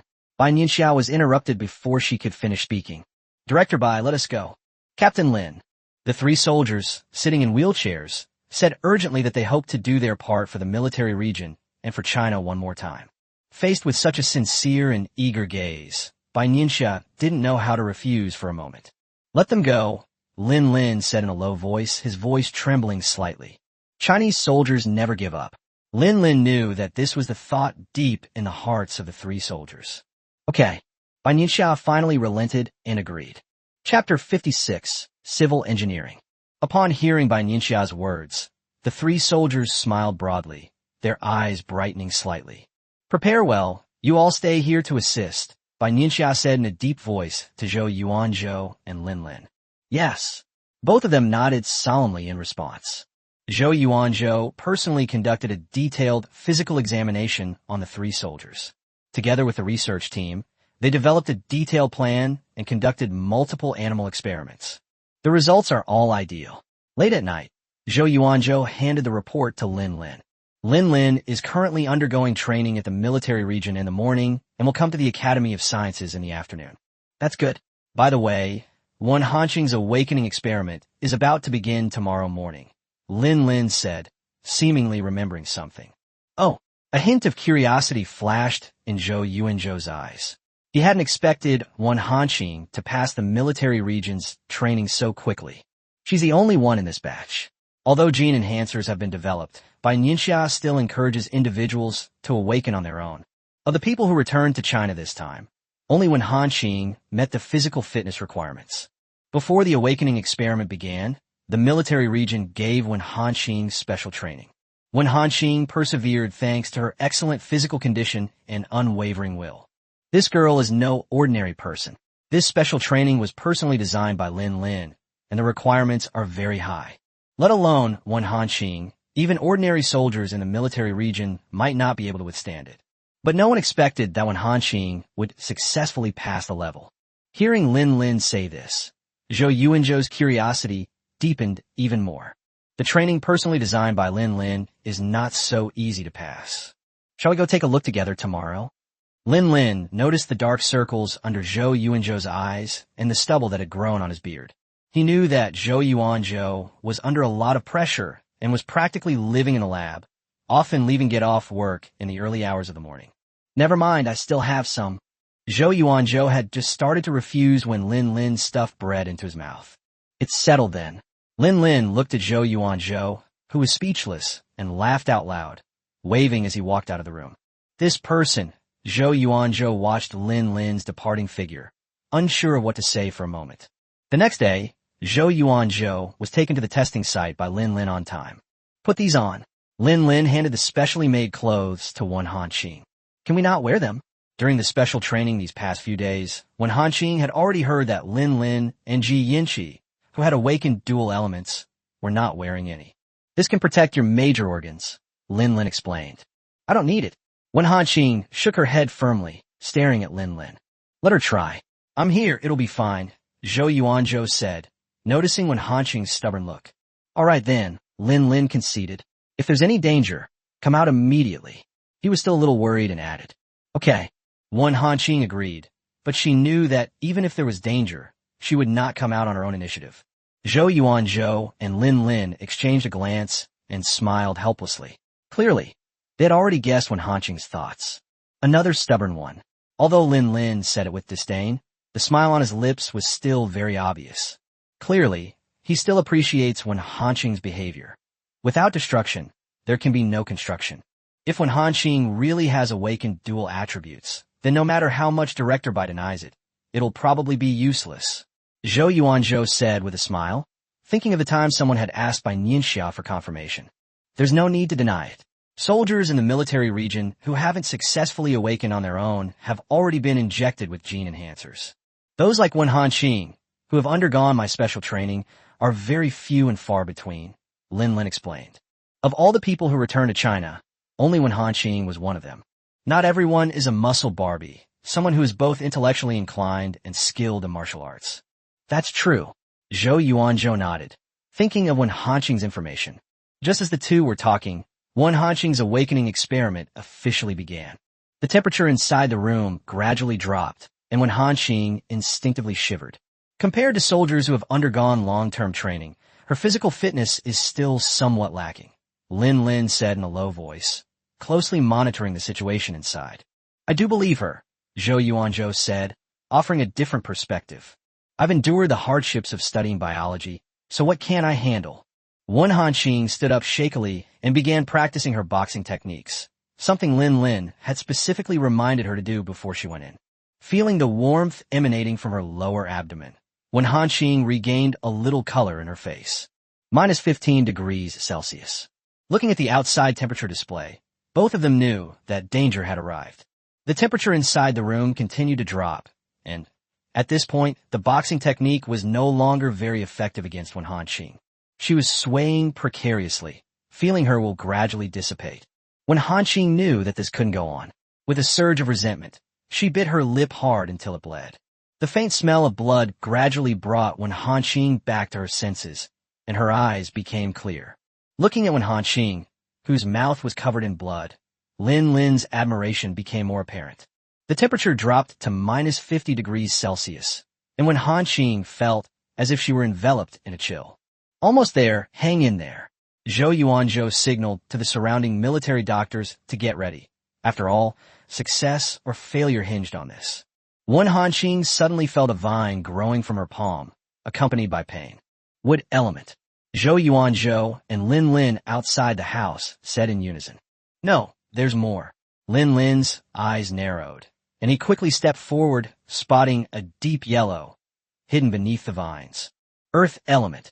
Zhou Yuanzhou also saw it after Lin Lin's prompting.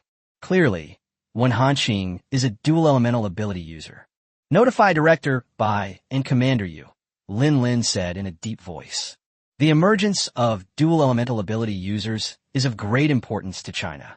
Yu Zihui was in the military region, and Wen Hanqing's awakening was not yet fully complete when he arrived. Okay, is this from our Beijing military region? Yu Zihui looked at Lin Lin expectantly. Yes. Lin Lin naturally knew what his old superior was thinking and nodded. Wen Hanqing's parents transferred their household registration to Beijing, so Wen Hanqing naturally belongs to the Beijing military region. Zhou Yuanzhou, on the other hand, smiled and glanced at the two of them. By the time Bai Nianxia arrived, Wen Hanqing had already undergone a thorough examination by the military doctor. Of course, she couldn't escape Zhou Yuanzhou's blood draw either. Bai Nianxia gestured for Wen Hanqing to demonstrate her supernatural abilities. It is clear to the naked eye that the supernatural power that Wen Hanqing can condense is still very weak. However, Yu Zihui could not hide the joy in his eyes. Dual elemental ability. This is amazing. China finally has another dual elemental ability user. Perfect timing. Ji Yanqi will be discharged from the hospital soon too, Bai Nianxia said softly. Chapter 57, a good thing. Having Ji Yanqi take care of Wen Hanqing is a pretty good idea. By the way, after he's discharged from the hospital, let him go to the desert, Bai Nianxia said to Lin Lin. How about we? Lin Lin was about to speak when he heard this, but Bai Nianxia interrupted him. Let Ji Yanqi take Wen Hanqing with him. Bai Nianxia retorted without hesitation. Let them go. They need to gain experience eventually, Yu Zihui said, having come to terms with it. Okay. Lin Lin knew that Ji Yanqi and Wen Hanqing both needed constant training. Starting tomorrow, all ability users at level 2 or above will form teams to spar with you and me. Bai Nianxia sensed Lin Lin's strength. He knew that he, like himself, was stuck at a crucial moment in the upgrade process. However, she believed that quantitative changes would eventually lead to qualitative changes, which would be perfect for helping the military region improve the strength of its superhumans. Yes, Lin Lin said loudly. In the following days, the superhumans in the military region suffered terribly. Bai Nianxia and Lin Lin, with that level of combat power, they were trained to the point of being skinned alive every day. Once Bai Nianxia and Lincoln felt that they had trained them enough, they sent them to the desert to fight the scorpions. These scorpions have actually been a great help to us. On the outskirts of the desert, there are troops stationed and heavily armed. The superhumans entered as a team, each equipped with a locator camera and a distress gun. If anything unexpected happens, the surrounding superhumans will quickly gather, and the surrounding military will also be ready. Inside the military hospital. Finally, I could be discharged from the hospital. Ji Yanqi stretched and yawned. If he lay there any longer, he would become too lazy. Let's go home. I've made you something delicious, old Ji said with a smile. Congratulations on your discharge. Lin Lin and Zhou Yuanzhou's voices came from the doorway. The Academy of Sciences is very close to the military hospital, so the two of them came over to celebrate Ji Yinqi's discharge from the hospital. Professor Ji. Hello, Professor Ji. Upon seeing Grandpa Ji, the two greeted him politely. Hello. I should thank you for saving my son Ji Yinqi. Old Master Ji naturally recognized Lin Lin and Zhou Yuanzhou. If Lin Lin hadn't protected Ji Yinqi in the desert, and if Zhou Yuanzhou hadn't invented the gene enhancer, Ji Yinqi probably wouldn't have made it back. Of course, Lin Lin handed the flowers to Ji Yinqi. Since Ji Yinqi has been discharged from the hospital, we won't bother him any longer. Lin Lin knew that only Old Master Ji and Ji Yinqi remained in the Ji family. Old Master Ji clearly wanted to spend more time with his grandson, so the two quickly said goodbye. They're both good kids. Watching the two figures leave, Old Ji murmured to himself. 3 days later, the experiment on the 3 soldiers will begin. That morning, Bai Nianxia and Lin Lin unusually did not train at the training ground, but instead went to the Academy of Sciences. How's the preparation going? Bai Nianxia asked, looking at Zhou Yuanzhou, who was wearing a white coat. It's all here. Zhou Yuanzhou handed the data to Bai Nianxia, knowing that she could understand it. Bai Nianxia opened it and read it carefully. Lin Lin glanced at it from the side and instantly felt overwhelmed. After a short while, Bai Nianxia closed the book and nodded slightly. In that case, let's begin. After Bai Nianxia finished speaking, she saw the researchers pushing 3 soldiers in. Don't worry, Director Bai. That's right, Captain Lin. We'll be going to the battlefield together in the future. The 3 young men grinned when they saw Bai Nianxia and Lin Lin. If this is the last time they see each other, they hope that their comrades will see them with a smile on their faces. Once all preparations were complete, Bai Nianxia and Lin Lin entered the laboratory. The incident where Ji Yinqi almost lost control was still fresh in everyone's mind. Researchers simply couldn't control these soldiers. With the two of them around, I feel a little more at ease. Let's begin. Zhou Yuanzhou's voice was calm, and his face behind the mask was stern. The other researchers first injected the individuals with the relevant medications to ensure their safety. It wasn't originally necessary, but all 3 of them were injured, and it was their first time, so they were being extra careful. Seeing that the instruments next to the 3 beds had not changed much, Zhou Yuanzhou breathed a sigh of relief. At least, we've passed the first hurdle. Inject it. Zhou Yuanzhou took out 3 tubes of gene enhancer from a specially made box. It is significantly different from the injection given to Ji Yinqi before. These were specifically researched based on their injuries. Since these 3 had already awakened and were all injured, Zhou Yuanzhou modified the gene enhancer ingredients for each person. Upon hearing this, Bai Nianxia looked up at Zhou Yuanzhou. She knew that configuring it individually would require multiple experiments. To complete this in such a short time, Zhou Yuanzhou and his team must have put in a lot of effort. Although Lin Lin didn't understand these things, he had been visiting the Academy of Sciences more and more often lately. No matter when you come, Zhou Yuanzhou is always in the laboratory. Every time I come, even if it's past 1 p.m., I probably haven't had lunch yet. This level of work intensity is terrifying, and it also filled Lin Lin with admiration. Gene enhancers were injected, and people gathered around each bed to record and observe. A minute passed. 2 minutes passed. Just when everyone thought everything was normal, an unexpected incident occurred. This is bad. Bai Nianxia was the first to sense it. Wood-based vines instantly flew out from his palm, transforming into ropes that firmly held the 3 of them, trapping them on the bed. Lin Lin reacted quickly.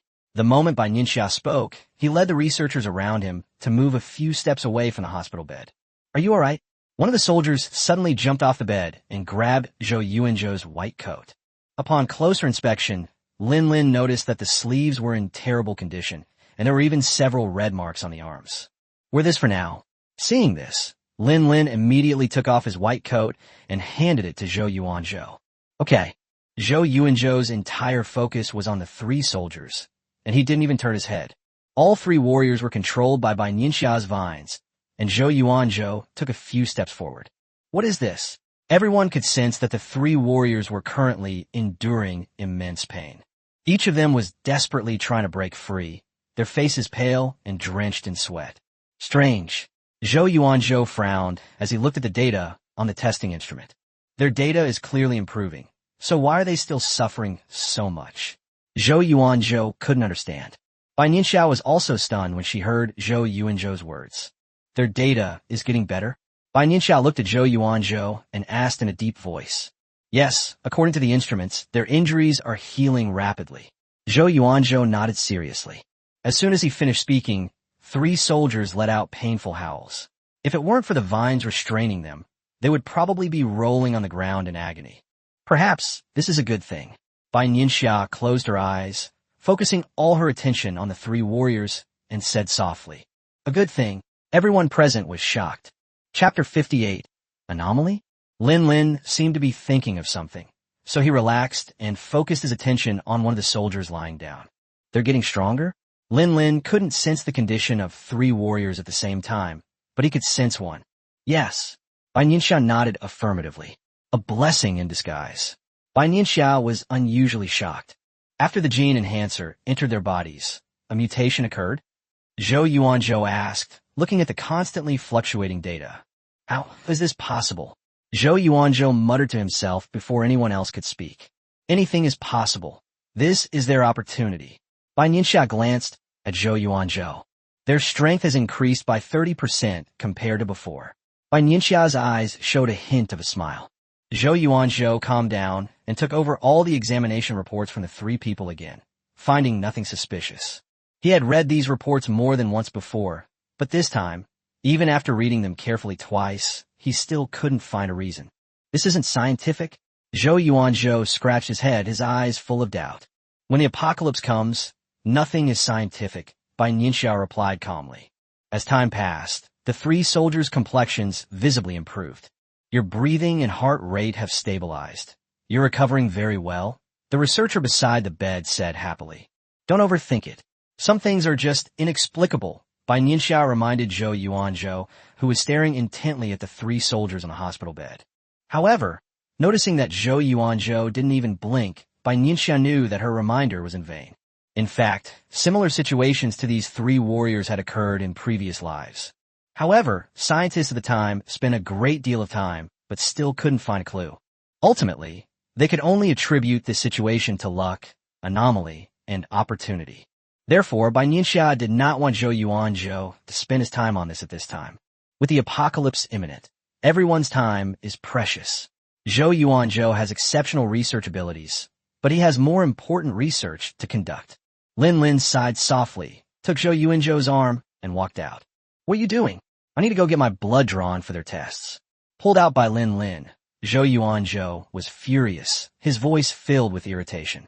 Director Bai has already warned you not to put too much energy into this matter, Lin said seriously, looking down at Zhou Yuanzhou. However, if we can find the reason, then all the originally awakened superhumans will have a chance. Zhou Yuanzhou did not give up. You should know that if the success rate of finding the cause is high, Director Bai will naturally not stop you. Lin was well aware of Bai Nianxia's background. When Bai Nianxia reminded Zhou Yuanzhou, he realized that this matter was extremely difficult to succeed, or that the price of success was simply beyond what Zhou Yuanzhou and China could afford at present. How will we know if we don't try? Zhou Yuanzhou said stubbornly. He saw hope and was naturally unwilling to give up. Is now the time to test it? Lin's eyes instantly turned serious. With less than 100 days until the apocalyptic monsters arrive, we have no time left. His eyes were piercing, and he tightened his grip on Zhou Yuanzhou's arm. Feeling the restraint on his arm, Zhou Yuanzhou calmed down. Used. Zhou Yuanzhou's tone softened, his shoulders slumped, and he leaned against the wall. I know you're doing this for China, but we have more important things to do right now. Seeing Zhou Yuanzhou's expression, with even the anger in his eyes lessening, Lin felt a pang of pity.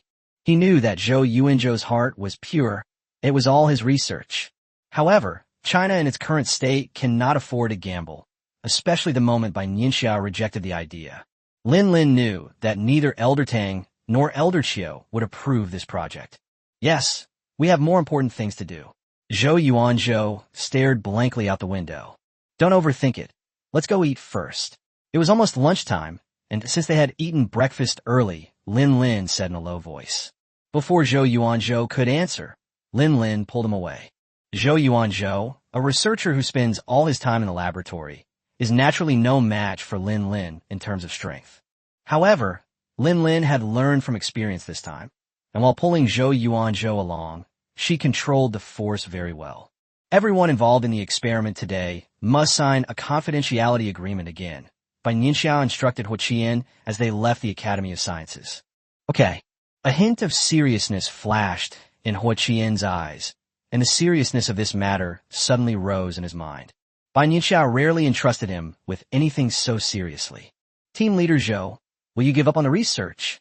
Hua Qian had some understanding of Zhou Yuanzhou, and he was somewhat skeptical. He will, Bai Nianxia replied confidently.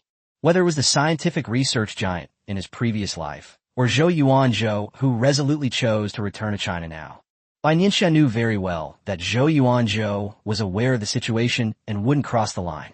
Hua Qian knew that Bai Nianxia had always valued Zhou Yuanzhou, but the trust in Bai Nianxia's words at this moment still shocked Hua Qian. Not to mention, Bai Nianxia had just seen Lin Lin pull Zhou Yuanzhou away.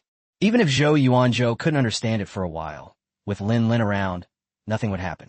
Lin Lin is a soldier, an excellent soldier, and obeying orders is his duty. After leaving the Academy of Sciences, Bai Nianxia immediately went to Professor Tang's office. The news of the experiment had already reached the ears of Elder Tang and Elder Qiu. I knew you'd come. Old Tang smiled knowingly when he saw Bai Nianxia. Have some tea. Old Qiu sat down next to Old Tang and handed the teacup to Bai Nianxia. Bai Nianxia took the teacup, drank it all in one gulp, and put it down. Seeing this, Old Tang clenched his right fist and placed it near his mouth, blocking the corners of his mouth from turning up. During today's experiment, although Elder Tang and Elder Qiu already knew, Bai Nianxia still explained it in its entirety. You must have your reasons for making this decision. Old Tang understood perfectly. Perhaps a long time from now, humanity will be able to figure out the reason, but not now, Bai Nianxia said in a deep voice after thinking for a while. Okay, the information on these 3 soldiers will be kept confidential throughout the process. Old Tang gave Bai Nianxia a positive answer. If we have the capability in the future, it's not too late to conduct further research, Professor Qiu added. Alright, there's another one with 2 departments, named one Hanqing, right? A young girl. Old Qiu said, recalling the information he had seen not long ago. Yes, Ji Yanqi will take her after he is discharged from the hospital. Bai Nianxia nodded and said, that's good too. It's our tradition for experienced people to mentor new ones. Old Tang had no objections. From Bai Nianxia's actions, he had already understood the special characteristics of dual elemental ability users. Lin Lin was personally mentored by Bai Nianxia, while Ji Yanqi was mentored by Lin Lin. Now, it's most suitable for Ji Yanqi to take care of one Hanqing. Chapter 59, Re-entering the Desert. Besides reporting on the 3 soldiers, Bai Nianxia chatted a lot with Elder Tang and Elder Qiu. There are only 5 days left before China closes its borders, Old Tang said softly, looking at the circled date on the calendar. According to data from the Ministry of Foreign Affairs, hundreds of thousands of people have left China recently, and more than 100,000 Chinese have not chosen to return. A hint of disappointment flashed in Old Qiu's eyes. This is normal. Bai Nianxia and Old Tang were both equally calm. Even if we forcibly prevent them from leaving, it will only sow the seeds of future problems.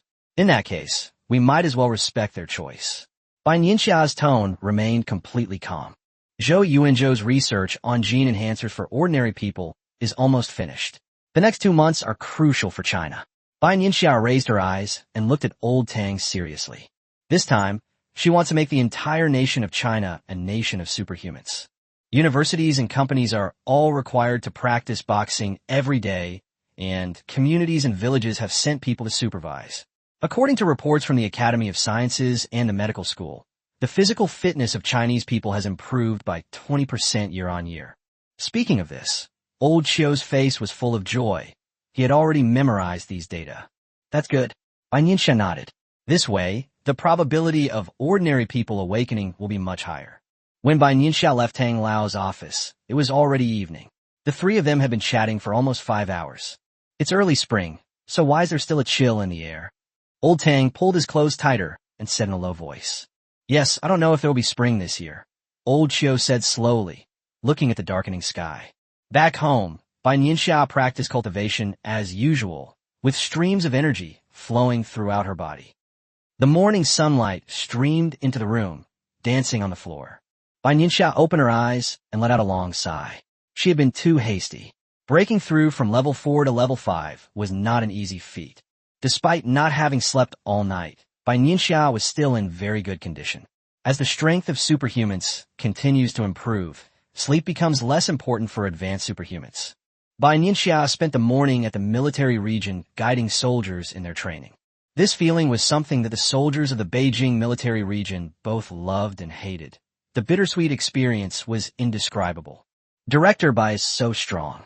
Looking at Bai Nianxia, who was surrounded by dozens of level 2 ability users but did not fall behind, when Hanqing's eyes shone with a fiery light. Standing to the side, Jianqi had no time to pay attention to Wen Hanqing and was only focused on watching Bai Nianxia's moves. For many people, watching Bai Nianxia fight up close is a form of learning. The lightning ball struck the surrounding warriors without mercy. Bai Nianxia moved extremely fast, and ordinary superhumans couldn't even get close to her. The vines and fireballs they launched were struck and dissipated by lightning before they even reached Bai Nianxia.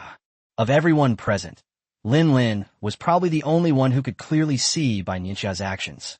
A few minutes later, the superhumans who had been fighting Bai Nianxia all collapsed to the ground. Bai Nianxia focused on ensuring that the harvest would not cause fatal damage to them.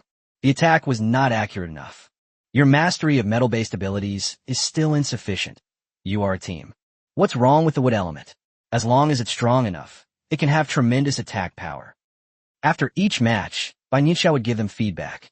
You are a team, and you need to cooperate with each other to improve your combat effectiveness, Bai Nianxia said loudly at the end. Recently, the military region has been conducting training in team-based formats. Different types of ability users cooperate to improve their overall strength. The superhuman who was criticized by Bai Nianxia blushed slightly, a rare occurrence for him, clearly embarrassed. Now, they all take Bai Nianxia's comments as a benchmark. When they are praised, they are overjoyed. Let's continue training. Bai Nianxia left the battlefield. How are you feeling? Bai Nianxia asked when she saw Jianqi. The recovery is going very well. To outsiders, Jianqi is a competitive person. However, he was defeated by Bai Nianxia last time, so he became more obedient when facing Bai Nianxia. Hello, Director Bai. When Hanqing noticed Bai Nianxia's gaze and said loudly, Okay, train hard. If you don't understand something, ask Jianqi or Lin Lin. Bai Nianxia nodded, sensing that Wen Hanqing's strength had improved a lot. Let's go, Lin Lin.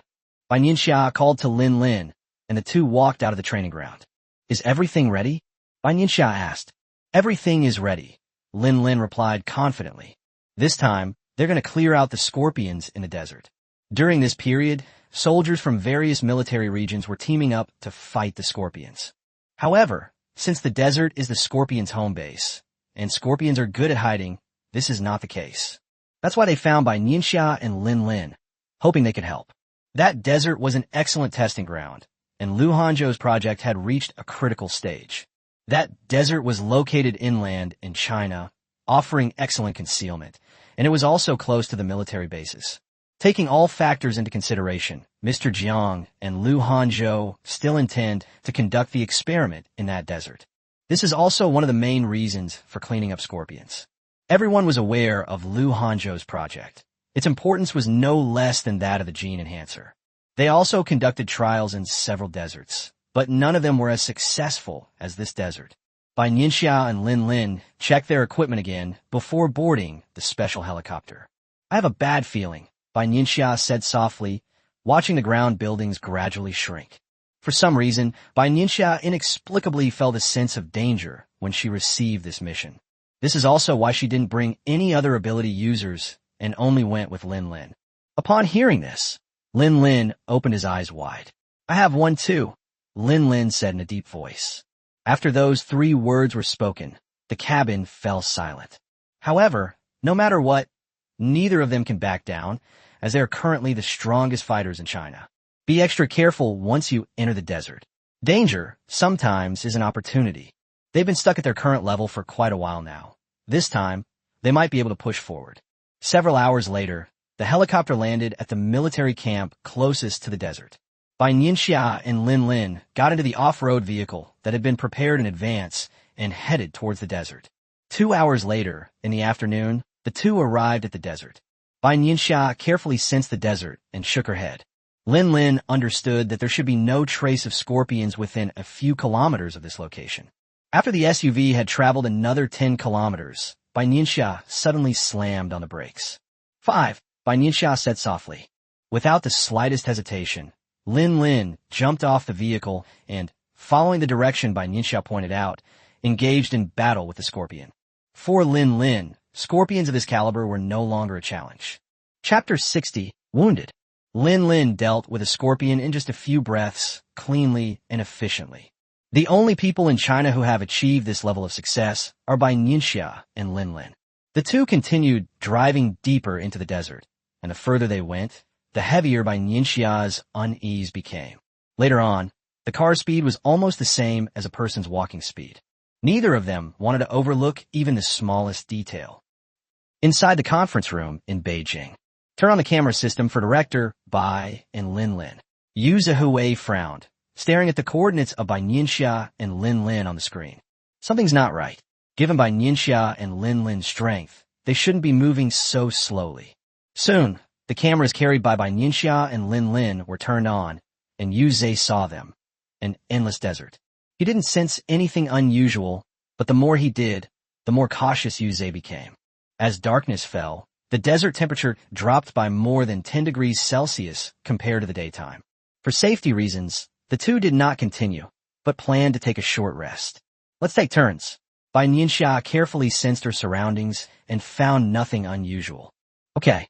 Lin Lin took out the self-heating food and handed it to Bai Nianxia. After eating something, Bai Nianxia closed her eyes, intending to rest for a while. Lin Lin looked at the twinkling stars in the dark night sky, probably because this was a desert with few people. Therefore, the night sky is exceptionally beautiful.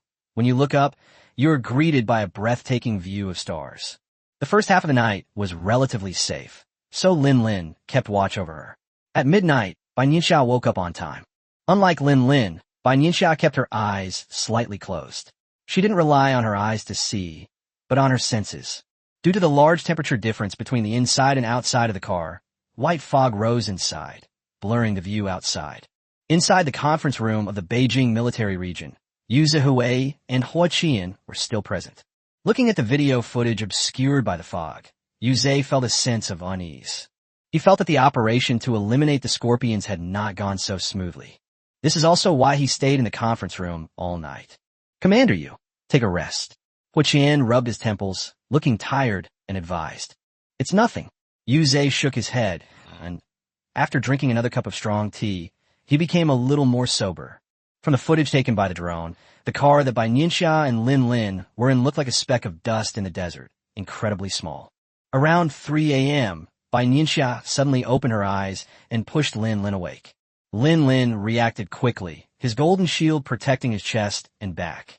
A few seconds later, he also realized something was wrong. Bai Nianxia made a hand gesture to Lin Lin, and the two got out of the car one after the other. Upon seeing the change in the previously peaceful scene, Yu Zihui and Hua Qian were both startled and stood up. Bai Nianxia and Lin Lin acted quickly and arrived a few hundred meters away from the car. Something's here, Bai Nianxia said in a low voice, almost in a whisper. Lin Lin secretly gathered energy in his right hand, and an ice blade suddenly appeared. Bai Nianxia controlled a thin vine and planted it into the sand. Bang! Bang! Two loud sounds rang out, and the car, which had been calm, was instantly struck by scorpions that crawled out of the ground. Oh no, call them all over here, Yu Zihui said urgently, and Hua Qian immediately went out to call people. Clearly, both of them realized that something was wrong. At this moment, Bai Nianxia and Lin Lin finally saw the true face of the vehicle that was attacking them. So big, this scorpion is unlike any we've encountered before. Its tail alone is over a meter long, and it is covered with dense thorns, the longest of which is on the tail fin and looks to be over 10 centimeters long. In addition, the scorpion's two large, extremely sharp claws were also the culprits that destroyed the car. This scorpion is golden in color, more so than the ones we've encountered before. Could this big guy be their leader? Lin Lin guessed.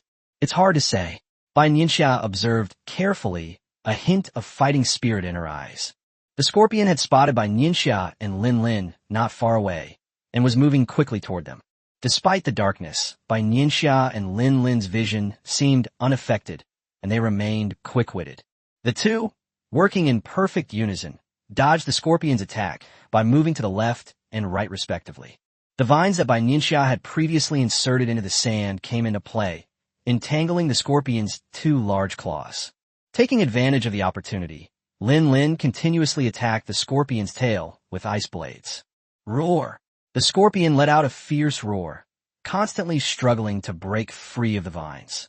Green vines kept growing from Bai Nianxia's palm and were constantly being torn off by the scorpion. Finally, with a snap, the vines binding the scorpion snapped. It seemed to realize that Bai Nianxia was more dangerous, so it flicked its tail to prevent Lin Lin from getting close and stared straight at Bai Nianxia. The scorpion's eyes gleamed with a cold light, making it especially terrifying in the darkness. Bai Nianxia kept throwing out lightning balls, which flew towards the scorpion. However, these attacks only slowed the scorpion's advance. The scorpion waved its two large pincers, instantly sending sand flying and obstructing Bai Nianxia's vision. Bai Nianxia slid back dozens of meters, using tree branches to build a shield in front of her. Rip! The sound of a sleeve being torn came as the scorpion's large claws left two bloody marks on Bai Nianxia's arm. Not good. Bai Nianxia quickly turned around, and the lightning attack was directed at the scorpion's head. Are you alright? Lin Lin asked anxiously, as he could smell blood. It's alright. Its large claws should be non-toxic, or only contain trace amounts of toxins. Bai Nianxia shook her head. The two of them arrived at the scorpion's abdomen. Bai Nianxia steadied herself and continued to unleash her lightning-based powers, attacking the scorpion's abdomen. The scorpion's large claws are extremely hard, and its tail is highly venomous. These two areas are unlikely to be used as a breakthrough point.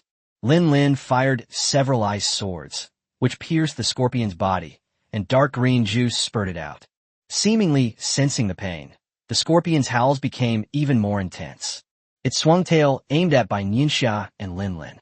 Bai Nianxia braced herself with her right hand on the ground, turned around, and dodged the scorpion's stinger. Seeing that its poison needles could not hit the two people, the scorpion moved quickly, waving its two large claws. The scorpion was huge, and with the sand as cover, the two of them were soon covered in bloodstains. Watch out! Bai Nianxia shouted as she realized the scorpion had turned its attack on Lin Lin. The golden scorpion seemed to blend into the desert as it burrowed into the sand. Within a few breaths, it appeared behind Lin Lin, and a AO struck Lin Lin's back without hesitation. The taste of blood filled Lin Lin's mouth, and fresh blood flowed down the corner of his lips. Lin Lin was knocked down in the desert, and the scorpion was about to attack again. Bai Nianxia knew something was wrong. Chapter 61, Spatial Abilities. Bai Nianxia leaped forward, using vines to entangle Lin Lin and fling him a short distance away, thus avoiding the scorpion's attack. Quickly, get the backup soldiers ready. Yu Zihui's expression changed completely, and hurried footsteps sounded as everyone rushed to the conference room. Lin Lin struggled to his feet, wiped the blood from the corner of his mouth, and gathered his supernatural power, ready to fight at any moment. Seeing its attacks repeatedly blocked by Bai Nianxia, the scorpion's howls grew louder and louder, especially noticeable in the desert at night. It stopped worrying about Lin Lin and stared at Bai Nianxia with a cold light in its eyes. Bai Nianxia's left hand was gathering vines, while her right hand was glowing with a dark purple light. Roar, roar. The scorpion slithered quickly and instantly arrived in front of Bai Nianxia. Countless branches sprouted from Bai Nianxia's palm, binding the scorpion's large claws. In a flash, he closed in on the scorpion's abdomen, holding nothing back. His lightning-based powers coalesced into a dark purple beam of light, which struck the scorpion's belly heavily. The sky, which was originally pitch black, became much brighter after being illuminated by the lightning. Despite the pain, Lin Lin unleashed his ice-based sword at the scorpion. Stay calm. Everyone in the conference room clenched their fists, their faces filled with worry. This was the first time in a long time that they had seen Bai Nianxia injured. Bai Nianxia's superpowers were almost gone, and the scorpion struggled to break free from the branches. With a sudden turn, the giant claw struck Bai Nianxia's right arm. Despite feeling the excruciating pain in her right arm, Bai Nianxia's expression remained unchanged, and she simply continued to exert force. Finally, before the scorpion could launch its next attack, its abdomen was pierced by the two men. Bang! The scorpion's massive body fell to the ground, its dark green juice flowing into the desert before disappearing. The desert remained silent, as if nothing had happened. Are you alright? Lin Lin staggered to Bai Nianxia's side, looking at her injured right arm with concern. It's alright. Bai Nianxia pondered for a moment. Send someone to our location. She spoke to the people in the Shangjing conference room through her earpiece.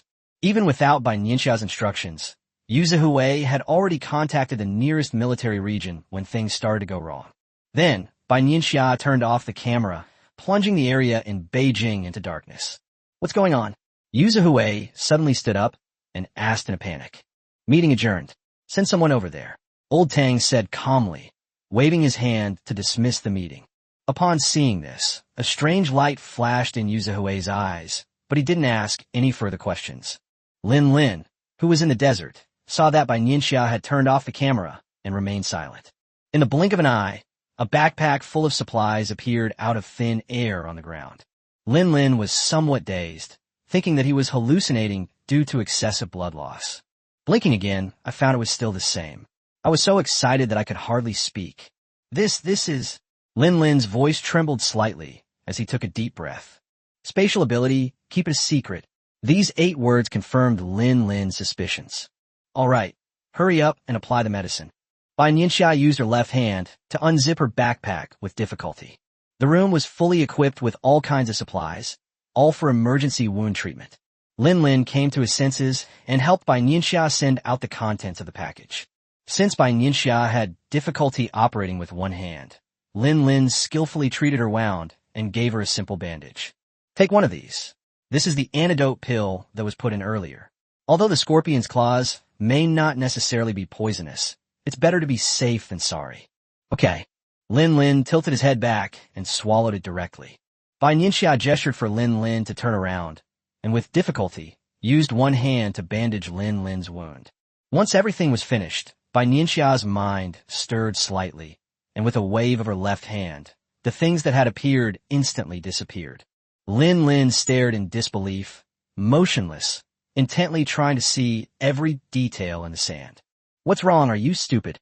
Bai Nianxia estimated that the people who were coming to pick them up would take a while, so she simply laid down in the desert and looked at the starry sky. No, Lin Lin said, feigning composure. He hadn't expected that Bai Nianxia was a 3-elemental ability user. You know, apart from Bai Nianxia, there are only 3 dual-elemental ability users in China to date. This ratio is about 1 in a million. Moreover, the 3rd series is so rare that even 1 in a billion might not be found. Spatial ability is a special type of ability. It hasn't appeared in China yet, but it might appear in the future, Bai Nianxia said. What she didn't say was that her spatial abilities far surpassed ordinary spatial abilities. In her previous life, this ability had made a great contribution. However, in this lifetime, due to China's prior planning, it has not been of much use, since its offensive capabilities are not strong. 2 special types, Lin Lin remarked. Currently, only Bai Nianxia and himself have awakened special types. He was naturally aware of the value of special types. Don't worry, I will keep it a secret. Bai Nianxia's act of cutting off the camera earlier made Lin Lin realize that even the top people might not know about Bai Nianxia's special ability. If she hadn't been injured this time, and all her belongings were in the car, which Scorpion had taken, she wouldn't have been exposed so easily. However, Lin Lin is trustworthy. After discussing their superpowers, the two fell silent, feeling the soreness in their muscles and the exhaustion of having used up their abilities. It was already past 4 in the morning, and the desert was still completely dark. They're here. Sensing someone's approach, Bai Nianxia said softly. In the opposite direction from Bai Nianxia, Lin Lin was lying face down on the sand because of his back injury. Bai Nianxia supported herself on the sand with her left arm and slowly stood up. Lin Lin was in a similar sorry state, his right leg bent, kneeling on the ground, and he swayed a few times when he got up. Director Bai, Captain Lin. The soldiers and the military doctor who came were panicked when they saw the 2 men covered in blood. Quick, stretchers, the medic shouted, and immediately brought out 2 stretchers. I don't need this, the wheelchair is fine. Bai Nianxia shook her head and refused, pointing to the folding wheelchair inside the car. As for Lin Lin, because of his back injury, he had to be placed on a stretcher. Inside the vehicle, the military doctor immediately treated the two men's wounds. No need for that. We don't need this. Bai Nianxia and Lin Lin's voices rang out one after the other, both of them refusing the anesthetic. Well, all right. The military doctor hesitated for a few seconds before reluctantly agreeing. After disinfection, the needle pricked their skin, but neither of them uttered a sound, silently enduring the pain. You'll need to go to the hospital for a detailed examination, the military doctor said in a low voice after finishing bandaging the wound. Okay, thank you. Bai Nianxia leaned back in her wheelchair, closed her eyes, and concealed the exhaustion in them. She was quite exhausted from this battle. Chapter 62. Hospitalization. At Bai Nianxia and Lin Lin's insistence, the two did not stay long and flew directly to Beijing by private jet. At the airport of the Beijing military region, Yu Zihui, along with Elder Jiang and Zhou Yuanzhou, were already waiting. They were both hit by scorpions. I don't know if they're in danger. Although Yu Zihui read the report carefully, he was still full of worry. A detailed examination is needed, old Jiang said in a deep voice. This is why they brought Zhou Yuanzhou in. He has more experience with scorpion venom, given the successful case of Ji Yanqi. Soon, the three of them saw the helicopter gradually appearing on the horizon. Bai Nianxia and Lin Lin were pushed off by the military doctor. Seeing Lin Lin lying on the stretcher, Zhou Yuanzhou pursed his lips, his face cold and stern. Bai Nianxia's right arm had already been treated and was specially immobilized. Quick, get to the hospital. The medical school was not far away, and Yu Zhe waited for the car to come in. Because Lin Lin's injuries were quite serious, Zhou Yuanzhou went back with Lin Lin in his car. All right, it's nothing serious, Bai Nianxia said softly, looking at Yu Zihui and old Jiang who were silent. This is nothing serious? Old Jiang said, staring at Bai Nianxia's pale lips. He had some understanding of the physical characteristics of people with superpowers. Even Bai Nianxia looked like this, which meant that this trip was truly extremely dangerous. It was uncommon for old Jiang to be so serious, and Bai Nianxia was momentarily speechless. Wow, I never expected there to be such a formidable character hiding in the desert, Yu Zihui remarked. If it weren't for Bai Nianxia or Lin Lin, the other teams of superhumans would probably have been wiped out. Have the superhuman team patrol the desert again. If there's nothing unusual, then it means all the scorpions have been eliminated, Bai Nianxia said in a deep voice, shifting her posture. Okay. Yu Zihui nodded solemnly. Inside another ambulance, Zhou Yuanzhou frowned as he looked at Lin Lin, who was lying face down. Stop frowning. Lin Lin turned her head and saw Zhou Yuanzhou's sharp chin and lips that were almost pursed into a line. Don't move. Zhou Yuanzhou's tone was somewhat commanding. They were already on the stretcher, and he still wasn't giving them a moment's peace. Don't worry, I'm fine, Lin Lin said with a forced smile, his mouth extremely dry from being in the desert for so long.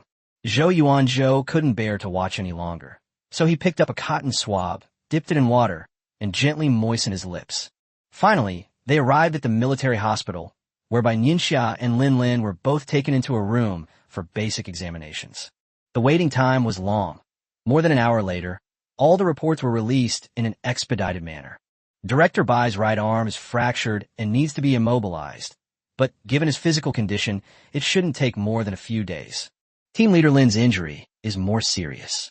He suffered a direct attack to his back, resulting in severe damage.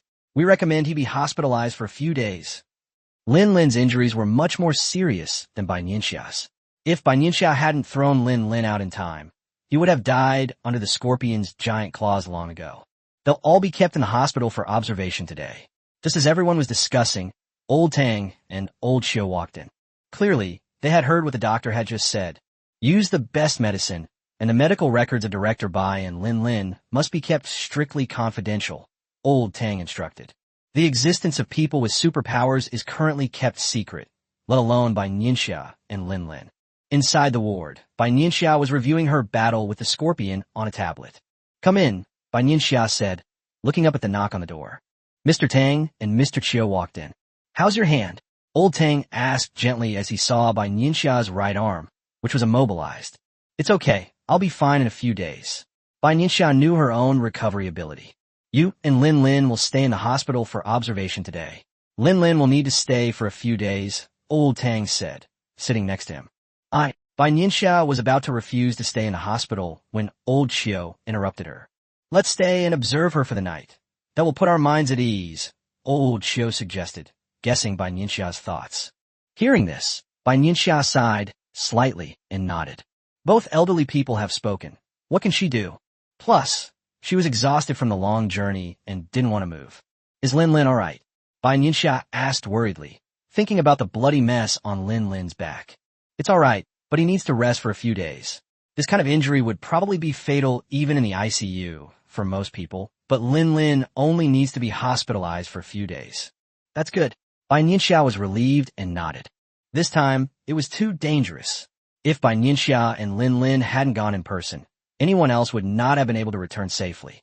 From now on, the situations we encounter will only become more dangerous. Bai Nianxia's expression remained unchanged. For her in her previous life, injuries and even near-death experiences were commonplace. A hint of worry flashed in old Tang's eyes, and old Qiu's expression was also rather solemn. Yes, the apocalypse hasn't come yet. If the apocalypse does come and monsters descend, things will only get more difficult. The regular version of the gene enhancer has already started mass production on Zhou Yuanzhou's side. It will be ready to be distributed in a few days when China officially closes its borders. Old Tang crossed his hands on his lap and said earnestly, in this way, our overall strength will be greatly enhanced. Old Qiu nodded in agreement. Those who have awakened now, regardless of whether they have received gene enhancers, are either soldiers from military regions or people from certain government departments. Compared to the vast population of China, these are merely a drop in the ocean. Yes, the whole country has people with superpowers. Bai Nianxia clenched her left hand. In her previous life, this was something she would never have dared to dream of. Even a level 1 ability user has the ability to resist low temperatures, so they won't be destroyed as soon as the apocalypse arrives, Bai Nianxia said in a deep voice. These ordinary Chinese citizens certainly couldn't compare to the fighting power of soldiers. However, even the lowest level superhumans have a physical constitution that is much better than that of ordinary people. In addition, there are special cold weather suits made of special materials and a boxing style that everyone in China is practicing now. By taking multiple measures, the chances of survival will at least be greatly increased. Both Mr. Tang and Mr. Qiu were very busy, so they stayed in Bai Nianxia's ward for half an hour before leaving. After leaving Bai Nianxia's hospital room, they went to visit Lin Lin. Director Bai, lunch is here. Hua Qian walked in carrying the carefully prepared lunch. These meals were prepared with the advice of a nutritionist and a doctor. Okay. Bai Nianxia sat up, and Hua Qian, being very perceptive, opened a spoon and handed it to Bai Nianxia. After finishing her meal, Bai Nianxia looked at the sunlight streaming through the window and felt sleepy. She knew this was a signal from her body. After all, she had been severely exhausted from the battle. After the battle, all of his superpowers were drained. And so, she fell into a deep sleep. Chapter 63. Discharge from the hospital. Bai Nianxia herself did not expect that she would sleep for more than 10 hours. When she woke up, it was already past 8 o'clock the next morning. The curtains in the room were drawn, making it completely dark, with only the faint sound of the instruments beside the bed. Bai Nianxia picked up the remote and drew back the curtains. Watching the sunlight streaming in through the window, dappling the floor of the ward with patches of light. Bai Nianxia just kept staring, her mind blank, not thinking about anything. For Bai Nianxia, this was a rare moment of leisure. Even after being reborn, she has never been completely relaxed. This battle was the most difficult one since she came back, but luckily, she won. Awake, Yu Zhihui came in and saw Bai Nianxia sitting on the bed, opening the carefully prepared breakfast. Why are you here? Bai Nianxia was a little surprised, as Yu Zhihui's workload was no less than her own. You're injured. I had to come myself. What Yu Zhi didn't say was that he hadn't slept a wink last night. Although the military doctor said that Bai Nianxia and Lin Lin were no longer in any danger. However, Yu Zhihui watched the video surveillance footage repeatedly in his office by himself.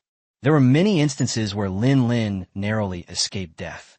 Bai Nianxia noticed Yu Zhihui's dark circles and the faint smell of tobacco.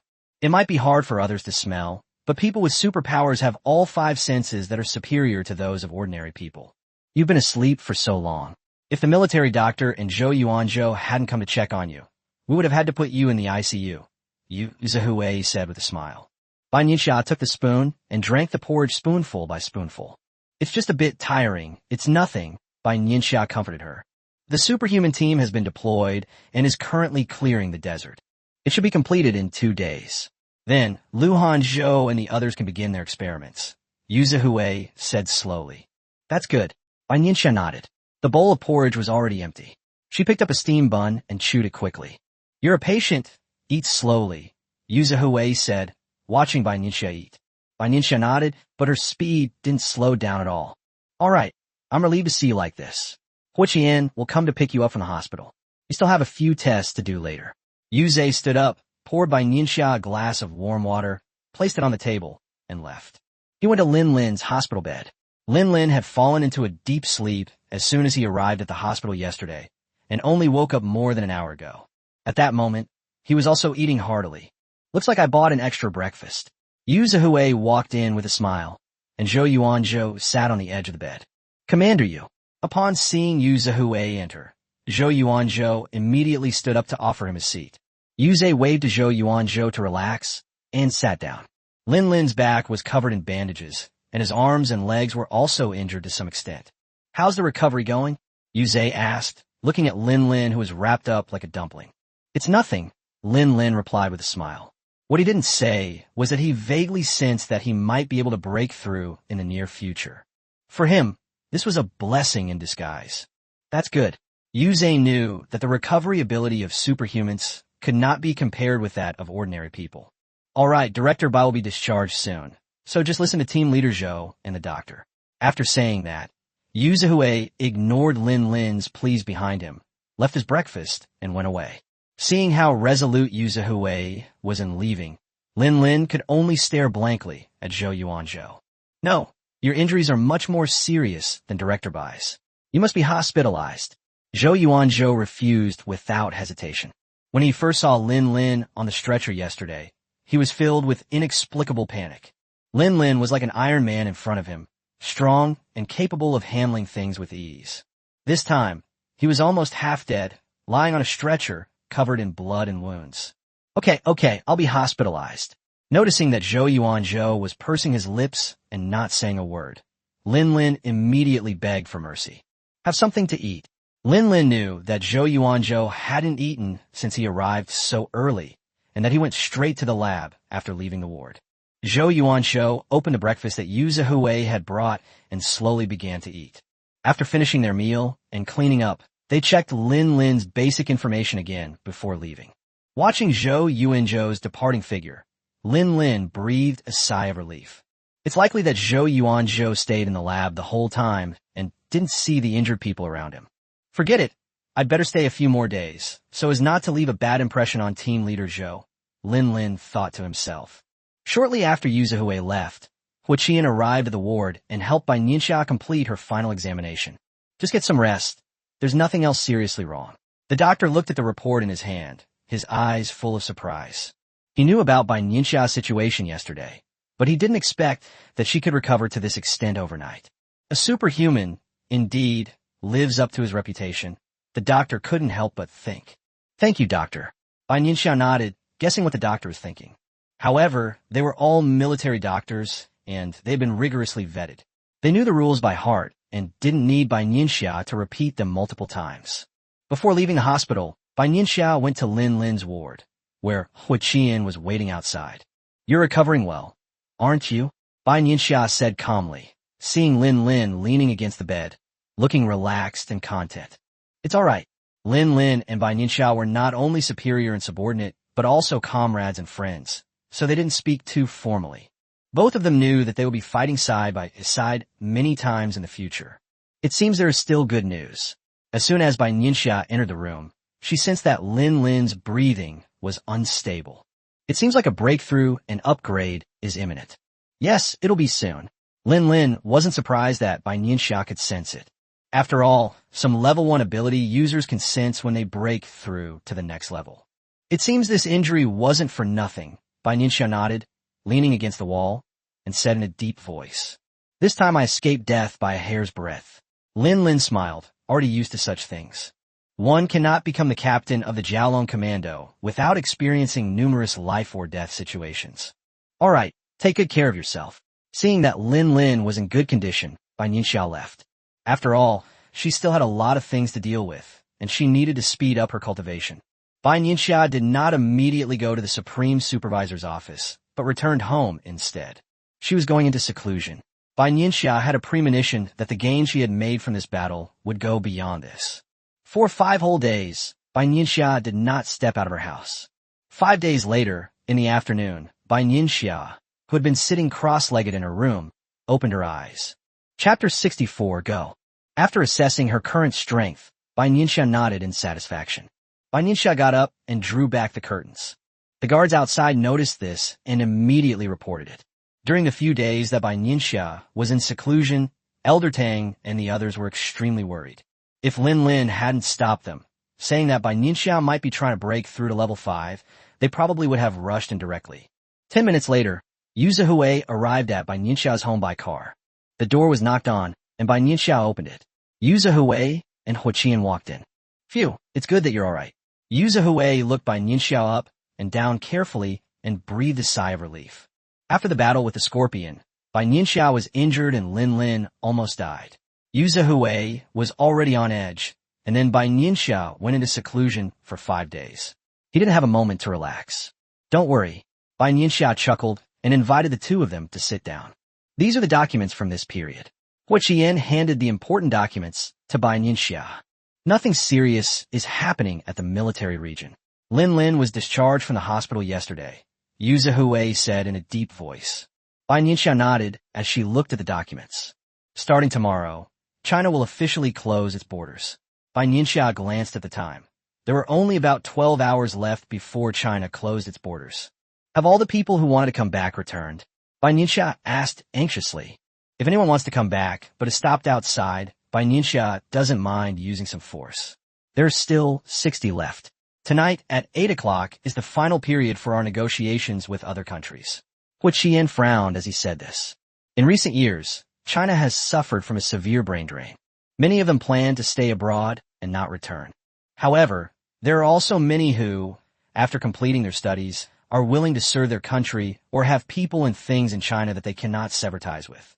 Most of these 60 individuals are scholars in the field of scientific research and have obtained professorships at 4 universities, Hu Qian added. Many of these suggestions came from the earnest advice of domestic scholars. They didn't want their old buddies and friends to die in a foreign land. Those who were persuaded were all vetted by China and were deemed to have passed the character and competence tests. All the superhuman squads and military regions are ready. Yu Zihui's words were filled with fighting spirit and coldness. Which country is the hardest to give in? Bai Nianxia casually rubbed her fingers together and asked softly. Beautiful country, Yu Zihui and Hu Qian said in unison. Many Chinese people study or work in the United States, and the United States is among the countries with the most assertive stance. The Chinese Navy is on high alert in international waters, Yu Zihui said in a deep voice, clenching his fist. All right, let's go then. Bai Nianxia stood up, her tone indifferent, as if she were talking about something unimportant. Clearly, Bai Nianxia didn't take the United States seriously. The United States would absolutely not dare to use large-scale weapons on its own territory, as it would result in heavy losses for both sides. Normally, the threat to people with superpowers is not that great. I'll arrange it right away. Yu Zihui stood up abruptly. Generally speaking, a direct flight from China to the United States takes at least 10 hours. I will notify the staff in the United States and have them go to the city closest to China. In that case, we should arrive around 8 p.m., Yu Zihui said quickly. Okay. Bai Nianxia stood up. Hu Qian had already notified the car to wait outside. The car drove through the streets of Beijing and soon arrived at Beijing Airport. Because many people still decide to leave China at the last minute, there are still many flights available at this time. Bai Nianxia was the first to pass through security and enter the cabin, where she sat down in the innermost seat. Soon, the plane took off. Why is this flight so fast? Wow, it took off so quickly. Many people inside the car were whispering among themselves, but after the flight attendant gently reminded them, everyone gradually quieted down. Everyone in the cabin knew what leaving China meant. Many people do not believe that China will really close its borders. Deep down, they see this departure as temporary not permanent. For some reason, the cabin was very quiet. Even Bai Nianxia rarely heard any voices during the latter half of the flight. After landing smoothly, Bai Nianxia was the first to get up and walk out. Director Bai, the embassy staff are already outside, the flight attendant whispered as they walked out. They were unaware of Bai Nianxia's identity. They only knew that they had received a last-minute notification. Bai Nianxia nodded slightly, indicating that she understood. Bai Nianxia quickly found the person who was coming to pick her up. Yu Zihui had already told her about this person's attire before she boarded the plane. 16 people from the United States have been stopped and are not allowed to leave, reported Lu Xingji, an embassy staff member. It'll be 8 p.m. in China in 20 minutes. These 16 people are already waiting at the embassy. Lu Xingji led Bai Nianxia out of the airport. I understand. Bai Nianxia nodded and got into the embassy's car. There's a tail behind us. After driving for less than 2 minutes, Bai Nianxia said softly, "It's been like this every day since China announced the end of the world." Lu Xingji had obviously gotten used to it and shook his head helplessly. Bai Nianxia's lips curled into a wicked smile, and she made a grabbing motion in the air with her right hand. Lu Xingji only felt a gust of wind pass by. The car that was following behind suddenly caught fire and was forced to stop on the street. Since reaching level 5, Bai Nianxia has become even more proficient in controlling her superpowers. This level of control is difficult for her at level 4, but it's effortless for her at level 5. Lu Xingji stared in astonishment at the burning car behind him, unable to understand what had happened. 10 minutes left. Bai Nianxia tapped her finger lightly and sneered. There are still 10 minutes until 8 a.m. China time. If the United States still refuses to release the prisoners after 10 minutes, the Chinese military and superhumans in international waters will launch a final attack. Lu Xingji didn't speak, his palms were sweaty, and his breathing quickened. He didn't know Bai Nianxia's identity, but he and the Chinese ambassador to the United States received a notification. Everything must be done according to Bai Nianxia's orders, and no objections are allowed. This order was something Lu Xingji had never encountered before, and could even be said to have never heard of. Soon, the car arrived at the embassy. Lu Xingji opened the door, and the two quickly went inside. "This is Ambassador Li," Lu Xingji introduced to Bai Nianxia. Ambassador Li was of a higher rank than Lu Xingji and was more familiar with Bai Nianxia's situation. "Director Bai." Ambassador Li extended his hand first and bowed slightly in greeting. "Hello. Please tell me the specifics," Bai Nianxia said in a deep voice. Ambassador Li was the one who knew the situation best. Chapter 65, Departure. Based on my speculation, the United States will not budge. Their attitude is very firm. Ambassador Li glanced at the Chinese clock on the wall. 3 minutes left. Then let's wait a little longer and let the embassy staff prepare to leave together. Bai Nianxia knew that if these 16 people left first, it would be very difficult for the embassy staff to come back. "We are ready." Ambassador Li Nuda Sulamli. Several days ago, when the United States took a hard line, he destroyed important paper documents. Some electronic materials were also brought back to China through various means. The last 2 minutes were also the most thrilling. What choice will the United States ultimately make? Inside the office building. Damn it. Don't those people know that the Chinese Navy is already preparing in international waters? A tall, white man slammed his fist on the table. He was wearing a naval uniform. He was unwilling to fight the Chinese Navy from the bottom of his heart. It is no exaggeration to say that young Chinese soldiers yearn for merit. After thinking it over and over, he glanced at his watch and quickly walked out of the room. Arriving outside a lavish office, he took a deep breath, knocked on the door, and went inside after receiving permission. "Sir, there's only 1 minute left," he whispered, looking at the elderly white man sitting in the chair. In the last half minute, the old white man still didn't budge, his fingers rhythmically tapping the table. "The United States is not a country you can come and go as you please." The white old man snorted coldly as he looked at the admiral standing in front of him. Finally, at 8 a.m. China time, the United States still hadn't given in. On the high seas, the Navy's various weapons are poised for action. Water-based ability users proceed to provide support. Yu Zihui stood on the warship, gazing at the calm sea. He believed that Bai Nianxia could safely take the people away from America, and that was the rest of the job. Yes. Lin Lin saluted and quickly left. As a dual elemental ability user, although he is not water-based, his ice-based abilities can still be extremely useful. Get in the car, let's go. Bai Nianxia made a quick decision and stood up to say, "We chartered a cruise ship from another country, which is currently docked in the harbor," Ambassador Li said in a deep voice.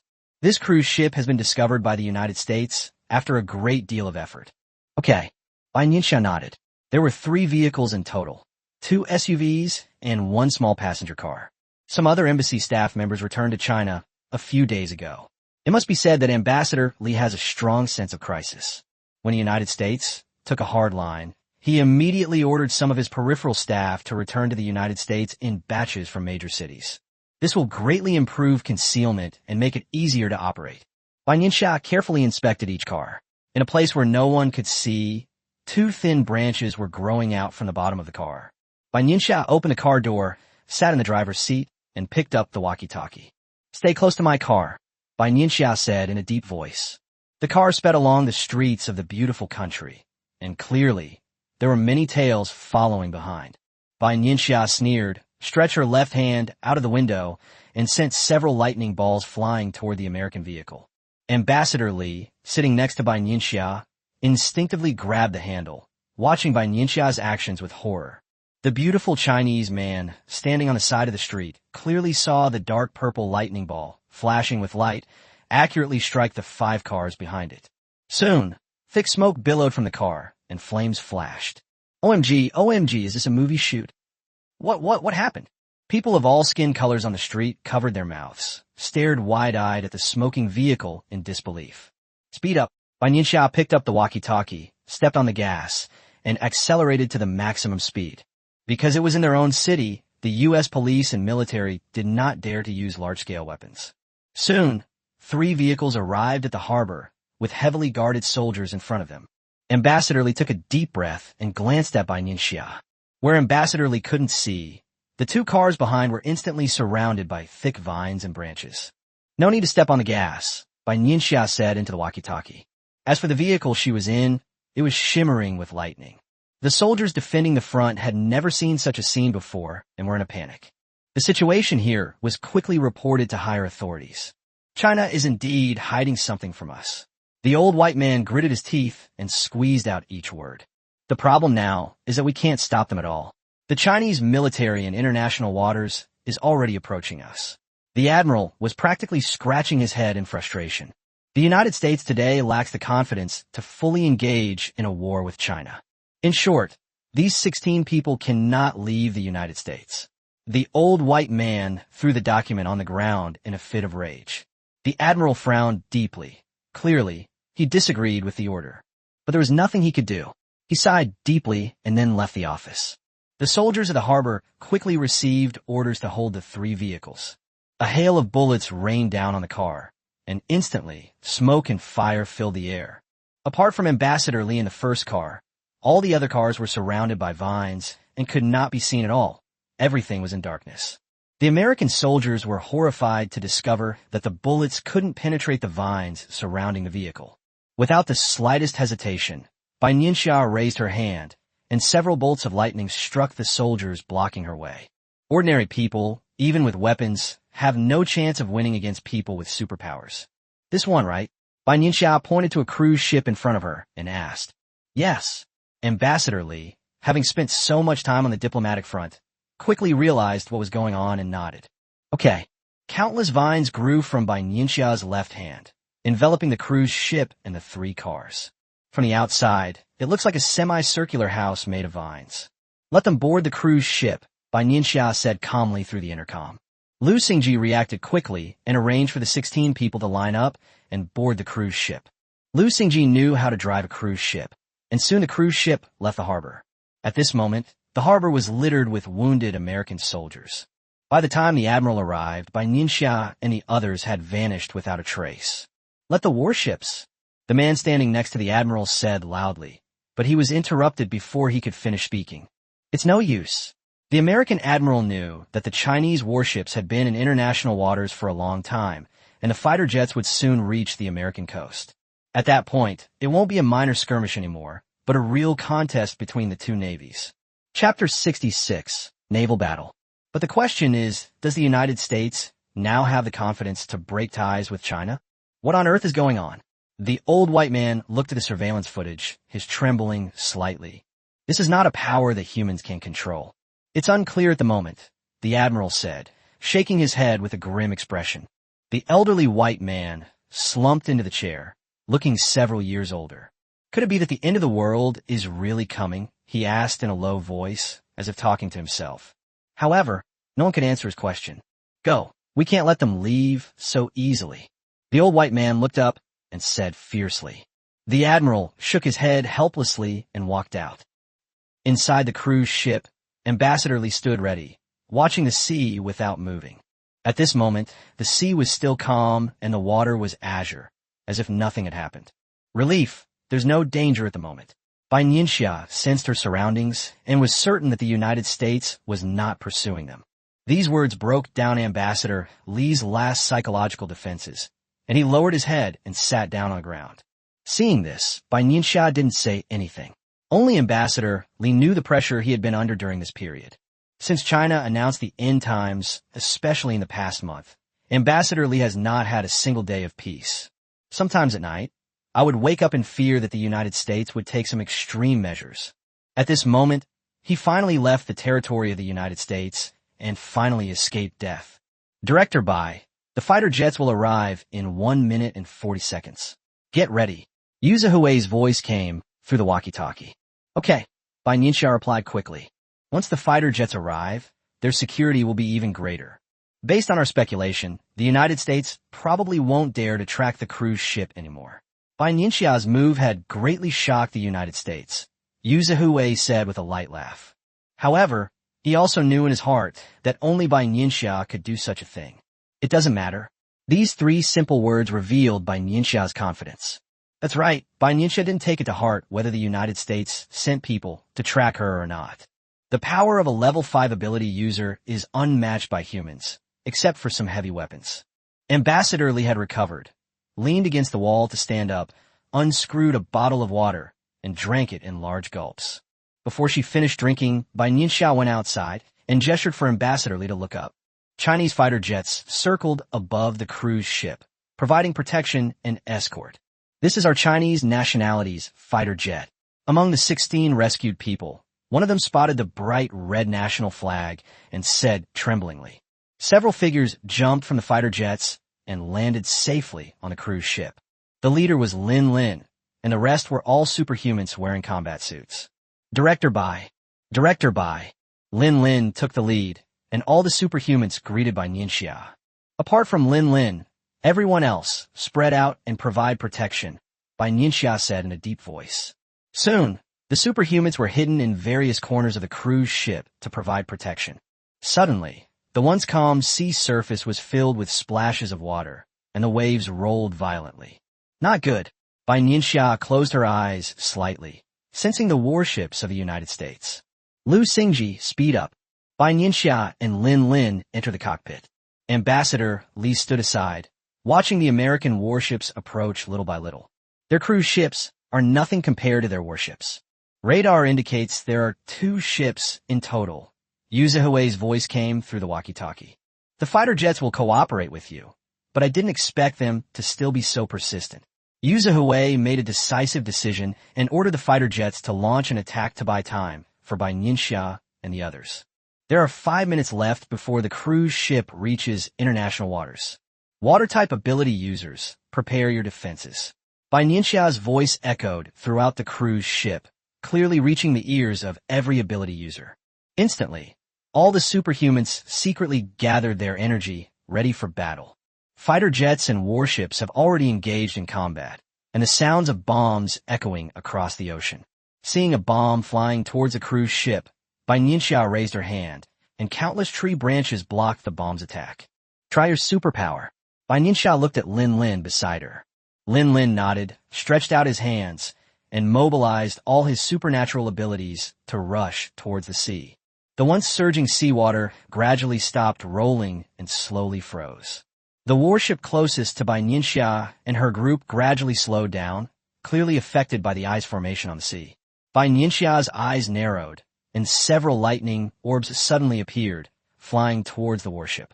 Lightning and fire mingled on the warship, and Chinese fighter jets in the sky seized the opportunity to intensify their attacks. Soon, the first warship, billowing with smoke, came to a stop almost in the middle of the sea. The warship behind them was also slowed down by the fighter jets and could only watch helplessly as Bai Nianxia and her group left. Occasionally, cannonballs would fly in, but they were all blocked by the water-type ability user's defense. Being in the ocean means having unlimited water resources for those with water-based abilities. On the other side, Yu Zihui, standing in front of the Chinese warship, watched as the cruise ship's location on the radar got closer and closer until it appeared right in front of him. "I'm back!" Yu Zihui clapped his hands excitedly, unable to contain his excitement. They're finally back. Ambassador Li's heart, which had been clenched with anxiety, finally settled as he watched the Chinese warships draw closer. Soon, the soldiers on the warship quickly arrived at the cruise ship and escorted the embassy personnel and the 16 rescued people onto the warship. "Is everything going smoothly?" Yuze asked Bai Nianxia with concern. "Not bad." Bai Nianxia nodded, her tone completely calm. This was indeed the case for Bai Nianxia. "Your breathing seems a little unsteady." Bai Nianxia turned to look at Lin Lin. Upon hearing this, Yu Zihui stared at Lin Lin with the same expression. Yu Zihui's eyes showed a hint of worry. "Don't be in such a hurry." Bai Nianxia could sense that Lin Lin wanted a break through to level 4. But this is not an easy thing. Sometimes, it requires opportunity. Director Bai is right, you can't rush things. Yu Zihui agreed with Bai Nianxia's words. He naturally didn't want anything to happen to Lin Lin. The warships quickly sailed away from international waters and headed towards China. However, by this time, America had already been bombed. The video of Bai Nianxia taking action on the street has been widely circulated. In just half an hour, it has been forwarded over 1 million times. Because Bai Nianxia was inside the car at the time, her face was not captured on camera. Only her profile was visible. However, it was clear to everyone that it was one person who controlled the lightning and attacked the car. My God, what is this? My God, could the apocalypse that the Chinese are talking about be true? What are the police doing on the street? People in the United States have taken to social media to express their protest. The video quickly spread to China, where people were incredulous. Chapter 67, Getting Beaten Up. Bai Nianxia's former classmate recognized her by this profile view. She looked somewhat like Bai Nianxia. But no one could imagine that the person who manipulated lightning with their bare hands was their former classmate. Although some people made comments on social media, their posts were all blocked. The United States, along with several other countries, condemned China. This indicates that China should not conceal the existence of such people with superpowers. It was also mentioned that countries are willing to work together with China to resist the end times. Looking at the titles that kept popping up on the tablet, Bai Nianxia curled her lip in disdain. Daydreaming. That was Yu Zihui's sharp comment. These countries still don't understand the situation. They're the ones begging China. Since you're asking for a favor, you shouldn't act superior. Besides, China has already closed its borders and is ignoring these matters. Old Tang and Old Xiu can relax a little now. Before, they were constantly arguing with various countries, but now, they don't have that diplomatic trouble anymore. Some countries that have friendly relations with China sent some cold weather supplies by sea or air as early as half a month ago. As for the rest, they have absolutely no connection with China anymore. Yes, thinking of the two elderly men's increasingly white hair, Bai Nianxia nodded in agreement. From now on, taking care of oneself, resisting the apocalypse, and fighting monsters will be the main themes. Because they were in international waters, Yu Zihui remained vigilant until they returned to Chinese waters, at which point he finally felt completely at ease. Bai Nianxia stood on the deck, watching the dazzling sun rise little by little from the coastline. The sunlight sprinkled on the sea, creating a warm and charming scene. Finally home, Ambassador Li appeared out of nowhere and came to Bai Nianxia's side. He was no longer wearing a serious, rigid suit, but instead a military overcoat. The sea was still a bit chilly in the early morning. I haven't been back to China for 405 days. Ambassador Li took a deep breath, his expression much more relaxed. As China's ambassador to the United States, he was exceptionally capable and had always been a standout in the diplomatic arena. He was among the first to learn of the apocalypse. From then on, his heart was always on edge. Later, when China issued a series of directives, he witnessed the full spectrum of human nature. Some people absolutely refused to return to China, while others were willing to risk their lives to come back. Some comrades on special fronts have also returned to China with the cooperation of various parties. China has truly made it possible for everyone who wants to return home to serve their country. You've worked hard during this time too. Although Bai Nianxia's rank was higher than Ambassador Li's, her words were full of respect. Being the ambassador to the United States is not an easy job. It's not hard work. Look, the sun will always come out. Ambassador Li looked up and basked in the sunlight. Yes. Bai Nianxia's voice was very soft, so soft that even Ambassador Li, who was standing next to her, could not hear what she said. Around 8 a.m., the warship arrived at the harbor. Bai Nianxia did not appear on the ship, but waited until the people outside had finished being interviewed by numerous reporters before leaving. Ambassador Li has already returned home and reunited with his family. Lin Lin and Huo Qian said with smiles as they stood in front. Ambassador Li hasn't been home for over a year, so naturally he's longing for his family. Let's go to the Academy of Sciences. Bai Nianxia nodded, and Huo Qian got into the driver's seat. Is everything ready on Zhou Yuanzhou's side? Bai Nianxia asked softly, looking at the ever-changing scenery outside the window. Everything is ready. Old Tang will give a public speech tonight. Lin Lin nodded. Now that everyone has gone home, it's time to begin the long-awaited preparations. The era of universal, superpowered beings in China is finally coming. We plan to start a pilot program in Beijing tomorrow, and then expand it to all provincial capitals the day after tomorrow, Lin Lin recalled, remembering the content of the previous meeting. As the capital of China, Beijing can serve as a model by pioneering this pilot program. Those who are piloting the program first are representatives from all walks of life, Lin Lin continued, in order to demonstrate credibility and to reassure other members of the public. Okay, Bai Nianxia nodded slightly. These things would naturally be arranged by someone. After all, some people are well aware of the effects of gene enhancers. For the first public injection, Zhou Yuanzhou will naturally be present, ensuring greater safety. For Bai Nianxia, no matter what the process is, she only cares about the result. When Bai Nianxia and the others arrived at the Academy of Sciences, Zhou Yuanzhou was in a laboratory. Seeing Zhou Yuanzhou busy at work and his stubble, Lin Lin raised his hand and knocked on the door. Zhou Yuanzhou saw the group and came out. This is the final report. Zhou Yuanzhou handed Bai Nianxia the conclusions and data from the past few days. Bai Nianxia took it and started reading. Huo Qian and Lin Lin, who were standing to the side, were not bothered for the time being. Lin Lin went to another room, filled a glass with warm water, and handed it to Zhou Yuanzhou, gesturing for him to drink a few sips. Zhou Yuanzhou had been in the lab for over 2 hours, and without any hesitation, he started drinking heartily. Huo Qian's lips twitched as he pondered whether he should go out and buy some food for team leader Zhou to make himself seem less awkward. It was Bai Nianxia who rescued Huo Qian. She finished reading it very quickly. If Director Bai were to dedicate herself to scientific research, she would excel. Looking at Bai Nianxia's calm expression, Zhou Yuanzhou pondered silently. This report is highly technical and difficult for the average person to understand. However, Bai Nianxia's expression clearly showed that she fully understood and had no doubts. Take a good rest this afternoon. Consider it a break for yourself, Bai Nianxia said, noticing the dark circles under Zhou Yuanzhou's eyes. Yeah, I'll be busy again starting tomorrow. Why don't you go back and get some sleep and eat something? Lin Lin immediately said upon seeing this. Huo Qian glanced at Lin Lin with a hint of resentment. Big brother, your enthusiasm is making me feel awkward. It's team leader Zhou. You've really worked hard these past few days. Huo Qian nodded vigorously and replied with a smile. Okay. Zhou Yuanzhou subconsciously rubbed his lower back. He was indeed very tired from working for so long. Let's go to the military region and exchange a few blows. Bai Nianxia happened to have no plans for the afternoon, so she said to Lin Lin. Lin Lin didn't react for a moment. Wasn't he advising Zhou Yuanzhou to rest? How'd it turn into him getting beaten up? Let's practice a bit. Bai Nianxia planned to take this opportunity to help Lin Lin break through. Can I come along and take a look? Zhou Yuanzhou glanced at Lin Lin with interest. Opportunities to see Lin Lin get beaten up are rare. Usually, only Bai Nianxia is around.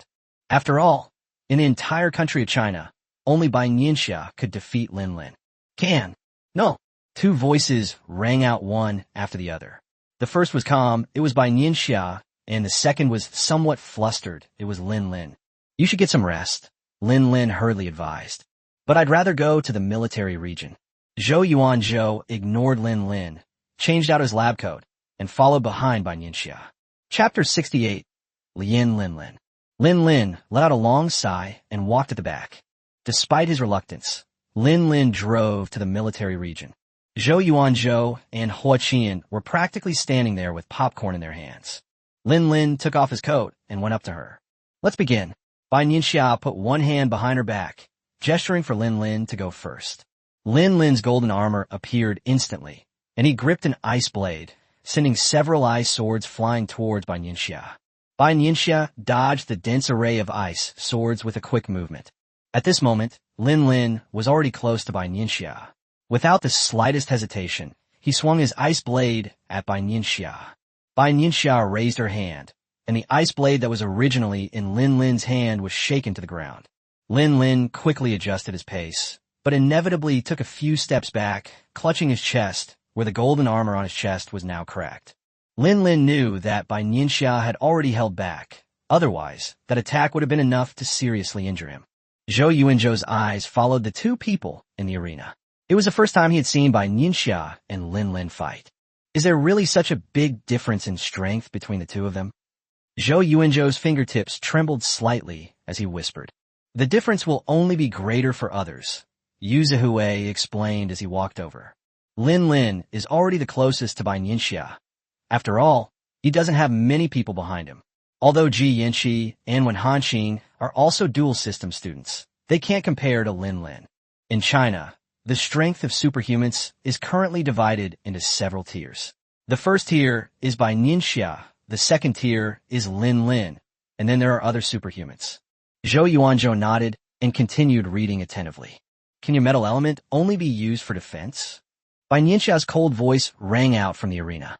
Lin Lin's mind stirred, and golden light appeared in his hand. He clenched his fist and swung it towards Bai Nianxia. Bai Nianxia swung out a vine with her right hand. The huge vine collided with Lin Lin's fist, and instantly, the vine was cut in half. However, Bai Nianxia's superpower reserves were superior to Lin Lin's, and the vines continued to grow rapidly. Lin Lin adjusted his battle strategy, imbuing his hands with ice-type supernatural power, and the vines began to freeze. The vines that had been growing wildly suddenly fell from midair with a crackling sound. The scene was spectacular, captivating everyone around. Bai Nianxia's eyes held a hint of a smile, clearly indicating that Lin Lin had already made some progress. The key to leveling up and breaking through lies in mastering one's superpowers. Bai Nianxia turned around, and her lightning-type superpower suddenly appeared. This was the first time she had used her lightning-type superpower in this battle. Compared to the wood-type, the thunder-type, being a special type, is bound to have stronger attack power. Lin Lin took 2 steps back and immediately erected an ice wall in front of him. Dark purple lightning collided with the white ice wall, producing a loud bang. Zhou Yuanzhou and his companions, who were watching, noticed that the once incredibly hard ice wall was being eroded little by the lightning. Water droplets fell to the ground, dripping faster and faster, until a large patch of water had formed in front of Lin Lin.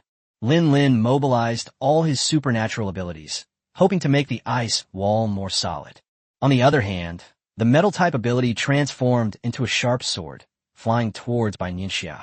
Bai Nianxia stood calmly, her wood-type ability transforming into tree branches that accurately entangled the sharp sword. The moment the lightning ensnared the sword, it pierced the ice wall and stopped directly in front of Lin Lin. The dazzling light made Lin Lin subconsciously take 2 steps back and breathe heavily. Pay attention to every use of your special abilities, Bai Nianxia said in a deep voice, flicking a branch. Thank you, Director Bai, Lin Lin said sincerely, steadying himself.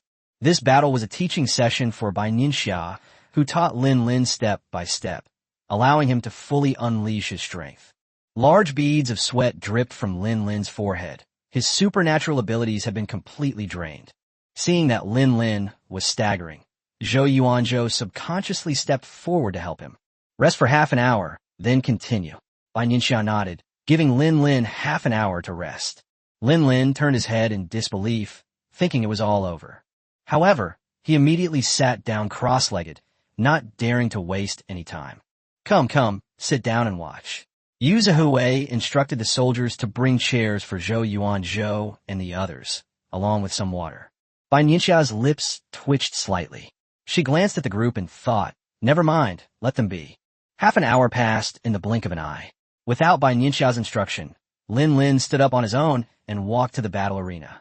The second time, Bai Nianxia was much less lenient and went much harder, tearing Lin Lin's armor apart and leaving him with some abrasions on his arms. Furthermore, Bai Nianxia gave Lin Lin less and less rest time, from half an hour to 15 minutes, and then to 10 minutes. That's too tragic, isn't it?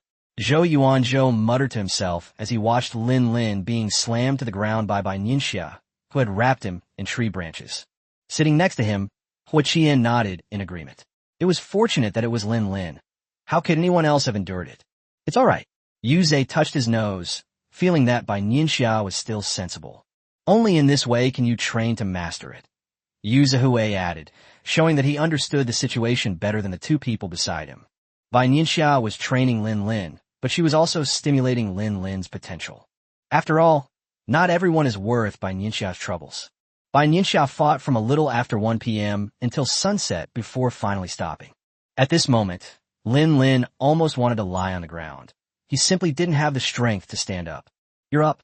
Lin Lin squinted slightly and saw a slender hand reaching out.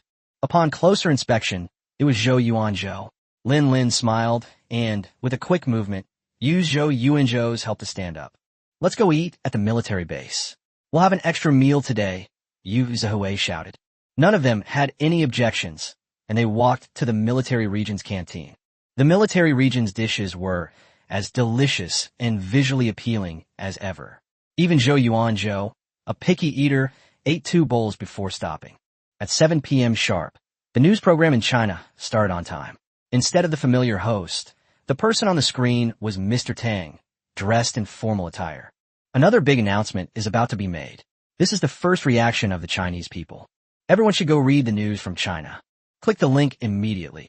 Mr. Tang, is there something else to announce? Is there no apocalypse? Upstairs, what are you thinking? Will we close our borders if there wasn't an apocalypse? Exactly. Yesterday, the TV station was showing cartoons. Little did they know we were already fighting a war with those pretty elementary schools. With the promotion of countless individuals and the impetus of the state propaganda machine, hundreds of millions of people watch Chinese news. Old Tang looked kind and gentle, seemingly no different from usual. However, observant people could still detect something unusual, because the first thing Old Tang said was, people of all ethnic groups across the country. And only this one sentence. There's no mention of overseas locations, unlike the more common overseas locations mentioned earlier. Chapter 69, Live Streaming Awakening. There are only about 2 months left until the apocalypse. 1 month after the apocalypse, alien monsters will attempt to attack Earth. Therefore, the Chinese government has also made corresponding preparations, so that even in the end times, there is still hope. China has already independently awakened its own superhumans and developed gene enhancers to help them continue to awaken. The awakening will officially begin tomorrow, with pilot programs first conducted by various industries in Beijing. The list of awakened individuals and their basic information will be published online.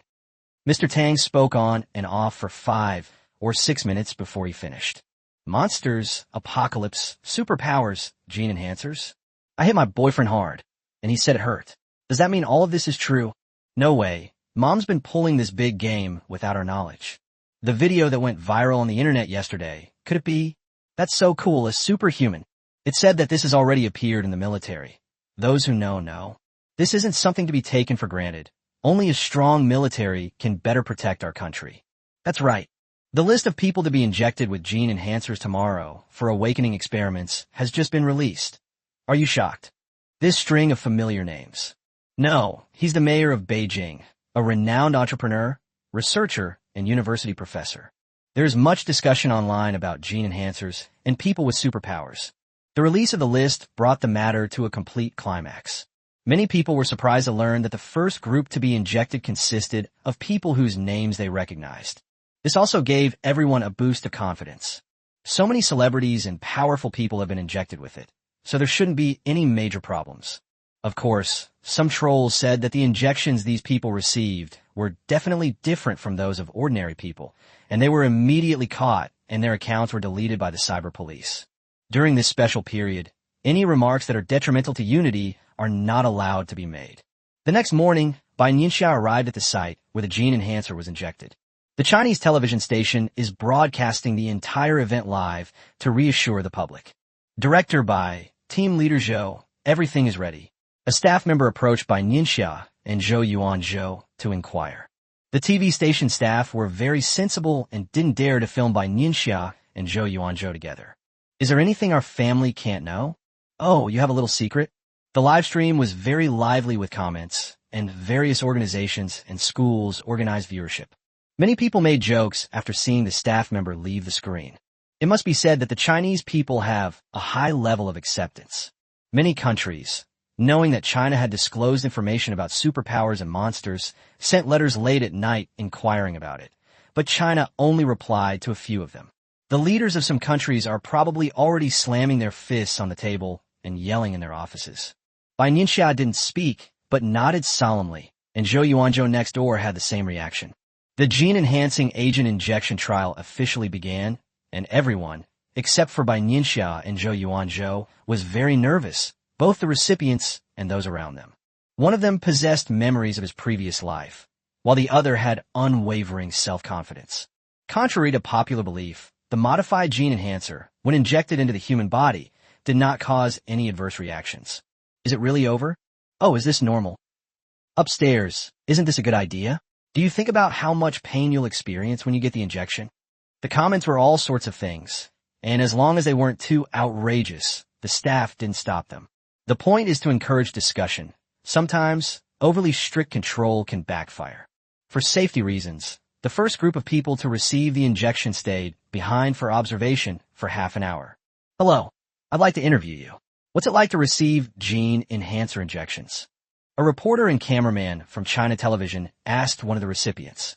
Everything is normal. I don't feel anything. The person being asked calmly waved to the camera and said seriously. The first batch of injections were all carefully selected. They knew exactly what to say and what not to say, and in addition, there were no adverse reactions. For safety reasons, injections will be administered in the morning and patients will be awakened in batches in the afternoon. Everyone has worked hard. Let's eat first. Huo Qian said loudly when he saw the food arrive. He handed 2 boxes to Bai Nianxia and Zhou Yuanzhou. Yu Zihui was originally going to come too, but he was held up by military affairs. Bai Nianxia took it and sat down to eat. Zhou Yuanzhou silently picked out the dishes he didn't like and put them aside. Seeing that he didn't like 3 out of the 4 dishes, Huo Qian had no choice but to pick some from his own box and give them to Zhou Yuanzhou. He was worried that Zhou, the group leader, would starve to death in the remaining afternoon. I don't know how I survived abroad, Huo Qian thought to himself. The lunch break was short. An hour later, the first group of people who had been injected with gene enhancers would undergo an awakening experiment. Soldiers from a military region opened the door to the room, distributed special cold weather clothing, and gestured for everyone to go inside. Low temperature awakening begin. Zhou Yuanzhou's voice was deep and serious. After these people went inside, several superhumans guarded the entrance. One should always be wary of others. If someone tries to take advantage of this awakening to do evil, then they are courting death. If you feel you can't withstand the temperature drop, you can use boxing techniques to resist it. You are all wearing warm clothes, so your lives are not in danger. Stay strong. Actually, all of this was already in the online announcements, but Zhou Yuanzhou still patiently repeated the instructions. The people in several rooms nodded in agreement. A few seconds later, the temperature inside the room gradually dropped. Viewers watching the live stream could clearly see that the person, who had been calm, began to hug his arms and rub his hands together to keep warm. Their breaths became increasingly noticeable, and many people trembled all over. Since those participating in the awakening were all ordinary people, the rate at which the temperature dropped was somewhat slower. A minute later, the temperature had dropped to around 0 degrees Celsius, and some people began to practice boxing to ward off the cold. It was visible to the naked eye that the person, who was originally listless, gradually became more energetic after practicing boxing. My goodness, the effects of boxing are actually this great. If I had known, I would have practiced boxing more diligently. I practice diligently every day. Seeing such obvious changes, some people who previously dismissed boxing now regret their decision. As temperatures continue to drop, many people were only managing to practice their boxing with great difficulty. Finally, changes began to appear. For some, a faint flame appeared at their fingertips. Second row, 4 from the left, holy crap. The one on the far right, a sapling has sprouted from its hand. Those watching the live stream were witnessing the awakening for the first time and were simply unable to contain their excitement. On that day, it is estimated that many cups were broken in China. Everyone must have been frightened. So this is awakening. This is what it means to be a superhuman. Chapter 70. Awakening in various regions. No matter how surprised or wide-eyed people on the internet were, the awakening experiment continued. Zhou Yuanzhou's team at the Chinese Academy of Sciences is also analyzing the situation of awakening. It's important to know that previously they only had data from the military region. Now, the data sample size has been greatly increased. Water, fire, wood, earth, and metal elements. These common elements gradually began to appear. Bai Nianxia was somewhat disappointed, as no special or dual-type students appeared. It's only the first day, it's normal. Yu Zihui's voice rang out, as he comforted Bai Nianxia, and also himself. Bai Nianxia was well aware of how rare special and dual-type individuals were, and although it was a bit of a pity, it was still all right. 1 minute later, the awakening experiment officially ended. Luckily, no one in this group failed to awaken. Continue, Zhou Yuanzhou said calmly. Throughout the afternoon, nearly 1,000 people underwent awakening. Of these, 12 failed to awaken, and Zhou Yuanzhou conducted a detailed examination of these 12 individuals. Among them, 8 had previously suffered serious injuries, and 4 others were very sensitive to cold and had poor physical condition in their daily lives. After the awakening was over, Zhou Yuanzhou held up the freshly completed report in the meeting room and spoke. This ratio is within an acceptable range, and the error is basically the same as your previous estimate. Bai Nianxia flipped through the report. Yes, this is within our expectations, and if these 12 people are injected again, the likelihood of them awakening will greatly increase, Zhou Yuanzhou added. The fact that this awakening was unsuccessful does not mean that it was a complete failure. That's right. Yu Zihui nodded in agreement. He was very satisfied with the current data. Remember to control the online discourse, Bai Nianxia reminded. It's obvious that the internet is in an uproar right now. Indeed, both Chinese and foreign netizens are extremely interested in the topic of awakening and superpowered individuals. After a long day of work, Bai Nianxia didn't want to spend time in meetings. After finishing the important points, she ended the meeting. It seems Lin has made some progress, Bai Nianxia said confidently. Yes, he stayed in the training room after he went back last night and didn't come out. Yu Zihui nodded with a smile. Yesterday, Bai Nianxia gave Lin a good beating, which might help him break through in one fell swoop. That's good. Lin was already just one step away from success, and with the stimulation he received yesterday, things should go more smoothly. Inside Mr. Tang's office, Bai Nianxia and Yu Zihui were both present, with 2 cups of tea placed in front of them. I understand the situation. You've all worked hard, Old Tang said with a smile. In this way, the public will have more trust in gene enhancers. Old Chiu was clearly very happy, and his words were somewhat excited. Yes, Yu Zihui nodded in agreement. However, the major military regions and police departments need to step up their efforts. With more people possessing superpowers, it will be difficult to manage them. It would be best if some exceptionally capable individuals could join the military region, Old Tang said seriously. Overnight expansion of power can easily lead to problems and trigger social conflicts. All military regions will be paying attention, and there will be people on standby at some important locations, Yu Zihui said in a deep voice. Supermarkets, hospitals, banks, and other important locations have all deployed teams of people with superpowers. Newly awakened superhumans are no match for well-trained military superhuman squads. Okay, pay more attention and promote it more, said Old Tang.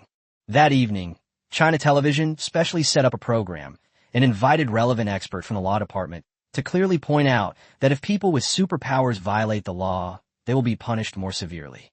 The following day, gene enhancers were injected and awakening experiments were conducted in the capital cities of each province. The number of people on the second day was 100 times that of the first day. At this moment, the leaders of the various military regions were somewhat relieved. Fortunately, they had expanded recruitment earlier, and those recruited earlier had already completed their training. Although China has closed its borders, it still needs to maintain basic defense capabilities. Patrols along the coastline and airspace, and along the border, are being conducted in large numbers. In addition, personnel are arranged to organize the injection of the awakening agent. For safety reasons, the gene enhancer is transported by special ability users who carry positioning devices and are monitored by video throughout the process. As a result, almost all the superhumans were busy. More and more people are awakening superpowers through gene enhancers. Among them are quite a few who have inflated egos and think they're the best in the world. Inside a restaurant in a provincial capital city. Make sure this biggest private room is empty. I'm treating everyone to dinner. A burly man in a jacket with a huge logo said, ignoring the no smoking rule. Sir, our private rooms are already booked. If you need them, you can book them online or we can book them for you now, but it will be a week from now. And sir, our restaurant has a designated smoking area. Please do not smoke in the lobby, a man in a suit politely reminded him. He was the restaurant's lobby manager, and he had already guessed what was going on with the arrogant demeanor of the man in front of him. He was nothing more than a newly awakened superhuman. After all, flames occasionally flickered at the man's fingertips. When a man heard that the largest private room in the restaurant was no longer available, he became furious, his face contorting with rage. Hearing the lobby manager tell him to go to the designated smoking area, he became even angrier. Do you know who I am? The man shouted. The lobby manager still had a smile on his face. He had already asked someone to call the police when the man came in and started shouting. It was specifically pointed out that the troublemakers were people with superpowers, so the police should be arriving soon. Sir, please calm down. We have other private rooms here. The lobby manager's job now is to stall until the police arrive. The other private rooms? I think you're just asking for trouble. The lobby manager guessed correctly. The man was indeed the superhuman who had just awakened his abilities today. In addition, my family's old house was demolished 7 or 8 years ago, which made me rich overnight, and I have some money. The man was about to say something more when the lobby manager gestured to the surrounding staff to connect the kitchen tap. This man is fire-based. If a fight really breaks out, using water might be somewhat useful. I'm warning you, vacate the largest private room for me right now, or else. Before the man could finish speaking, a team of police officers quickly walked in. Otherwise what? The captain sneered and gestured for his teammates to arrest the man. The man naturally refused. He had become extremely arrogant, believing himself to be a great hero in the apocalypse. The man's flames were still incomplete and weak, unable to strike the police officer at all. One of the younger policemen laughed out loud, raised his hand, and drenched the man with a jet of water. Chapter 71. Lin Lin's Breakthrough. Taking advantage of his superpowered status to endanger public order, take him away. With a wave of his hand, the captain, along with a wood-type superpowered individual, quickly bound the man and took him to the car. The people around were watching intently, seeing a superhuman display their abilities for the first time. This guy is probably in big trouble, the captain thought to himself. The authorities are currently cracking down on typical cases of people with superpowers causing trouble. Since he's the first one, he'll probably be used as a negative example. Thank you, police officer. The lobby manager subconsciously called out the name he remembered. Upon hearing a man several years older than himself, dressed in a sharp suit, call him uncle, the captain's ears turned slightly red, and he immediately left with his men. The arrest was filmed by onlookers and posted online. In a few days, who won't be a superhuman? Really? That's right. Just because they got here a few days earlier than others and have a little money, they do whatever they want. I heard this guy is a beneficiary of land expropriation compensation, TSK. Punished severely. That water-themed police officer, is so handsome. I like that captain. Broad shoulders, narrow waist, and those long legs. I'm totally swooning. Ladies, tone it down. Where's your reserve? Where's your composure? Where's your dignity? Where's your phone number? Regardless of online comments, this arrogant and ignorant man has been severely punished. At the same time, it also put a strain on other newly emerged superhumans who wanted to take advantage of the situation. People in the military, police, and other state agencies were more aware of the situation than ordinary citizens. Even about 60% of them are awakened on their own initiative, and the rest are using the most powerful version of gene enhancers. Ordinary people rarely have the ability to match them. Moreover, hospitals, banks, supermarkets, and other places are home to many people with superpowers. The main streets in the city are also patrolled by dedicated personnel day and night. Even in rural areas, patrol teams have been formed under the organization of village officials. In this way, those who intended to take advantage of the situation became those who had the desire, but not the courage. Even those who were arrogant were eventually arrested and imprisoned by the military and police.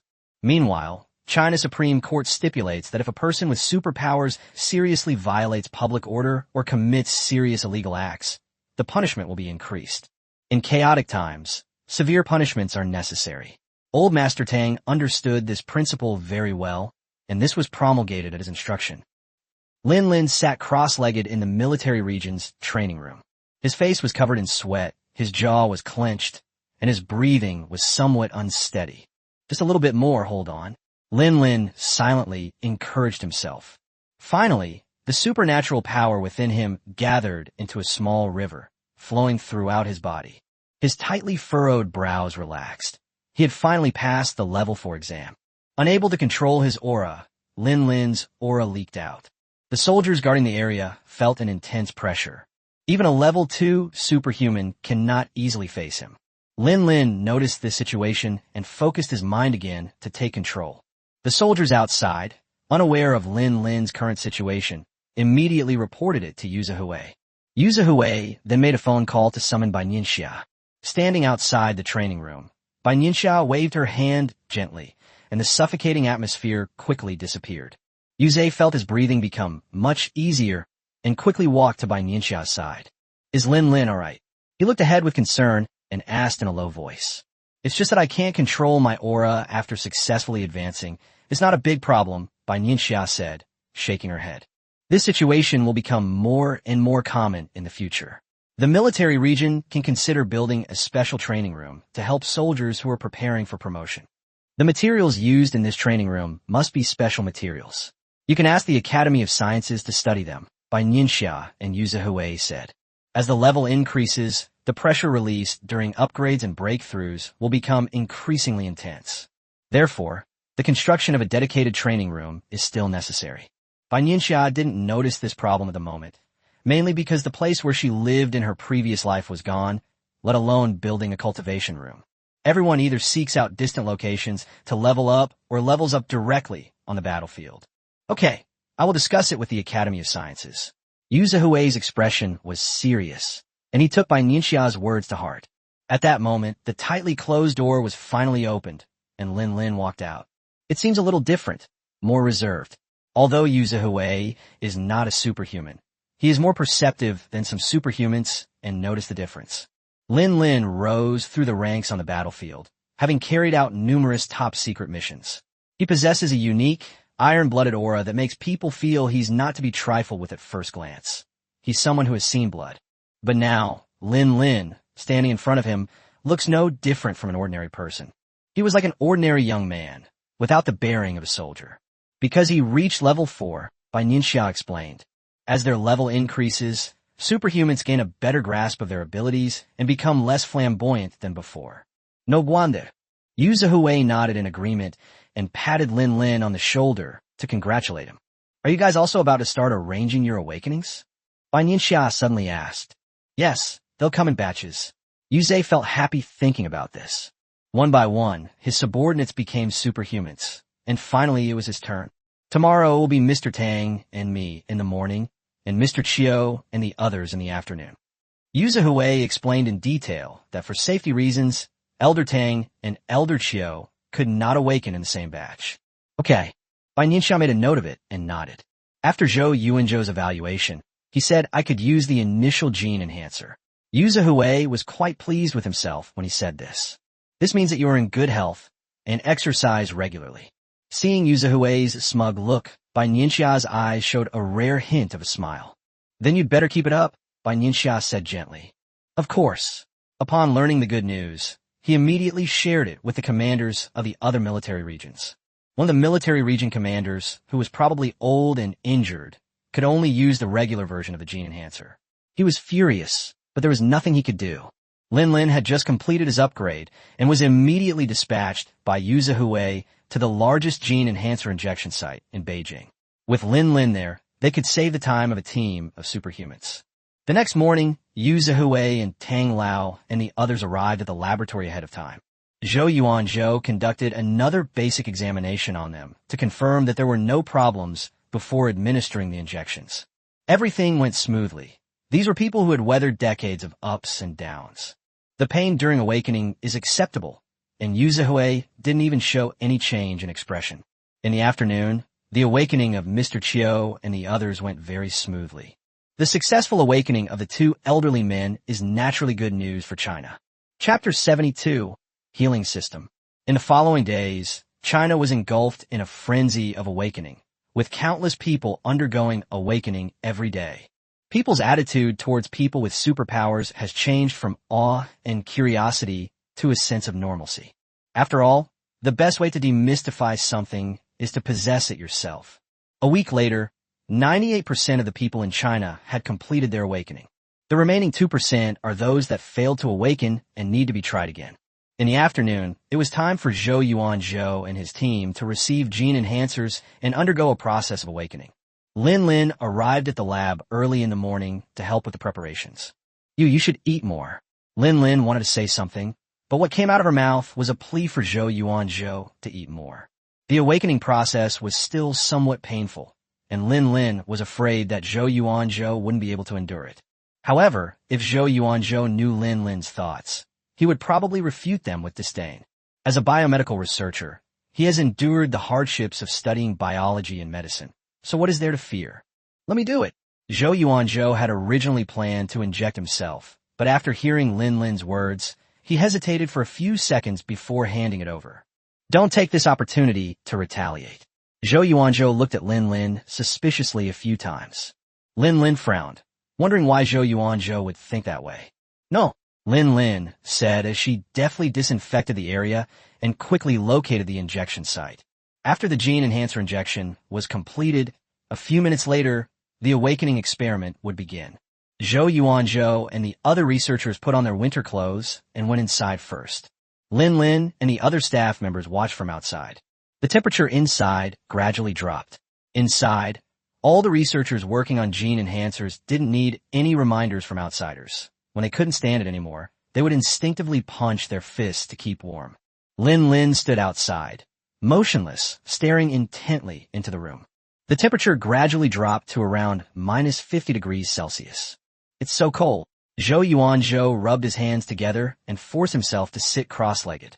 Only by experiencing it firsthand can one truly understand the feeling of awakening. However, what Zhou Yuanzhou didn't know was that other people felt much more uncomfortable at that temperature than he did. Unlike Zhou Yuanzhou, he couldn't be distracted at all. Lin Lin outside was getting anxious. The others gradually finished their awakening and came out, but Zhou Yuanzhou remained sitting cross-legged. Finally, Zhou Yuanzhou was the only one left in the room. Because Zhou Yuanzhou had his eyes closed, he thought the temperature hadn't reached the required level yet. No one outside reminded him, so Zhou Yuanzhou remained motionless. Go and invite Director Bai, Lin Lin quickly ordered, sending someone to fetch Bai Nianxia. Bai Nianxia was at the Academy of Sciences discussing the design of the military region's training room with Elder Jiang. They weren't far apart to begin with. Hearing that Lin Lin had sent someone to summon her, she knew something was wrong and rushed over immediately. Old Jiang, who had been calm, rushed out even faster than Bai Nianxia when he heard that Zhou Yuanzhou was in trouble. Along the way, he kept urging Bai Nianxia to hurry up, saying they were almost out of the woods. When the two arrived, they found Zhou Yuanzhou shrouded in white mist, looking completely bewildered. It was impossible to see what was happening inside from the outside. This white mist was generated centered on Zhou Yuanzhou. Lin Lin, standing outside, looked worried. He had never seen anything like this before. He dared not act rashly and interrupt Zhou Yuanzhou's awakening. What if there were any adverse effects? Furthermore, his inability to sense what was happening inside the white mist made him even more worried. Healing type. Bai Nianxia smiled and said with a noticeable smile as soon as she saw it. Healing type. Lin Lin and Old Jiang said in unison. They turned to look at Zhou Yuanzhou inside the room, their eyes filled with shock. This. Lin Lin knew that there were healing-type ability users in China who had awakened, but he had never seen it with his own eyes. He never expected that Zhou Yuanzhou would be a healing-type superhuman. Bai Nianxia looked at Zhou Yuanzhou, who was surrounded by white mist, and nodded. In her previous life, Zhou Yuanzhou was just a wood-type ability user. It seems that this time, he has benefited from the gene enhancer. That's right, a healing type. His talent is quite good. Bai Nianxia carefully sensed it and said with a smile. Her perception was more than twice as good as Lin Lin's, so she could naturally detect the changes beneath the fog. It's good that you're all right. Old Jiang patted his chest. As long as Zhou Yuanzhou was all right, that was all that mattered to him. Old Jiang plopped down in a chair. He was exhausted from the long journey. Lin Lin breathed a sigh of relief, and the worry on her face lessened somewhat. Everyone waited quietly, waiting for Zhou Yuanzhou to complete his awakening. A few minutes later, the white mist around Zhou Yuanzhou gradually dissipated, and a look of contentment and satisfaction appeared on his face.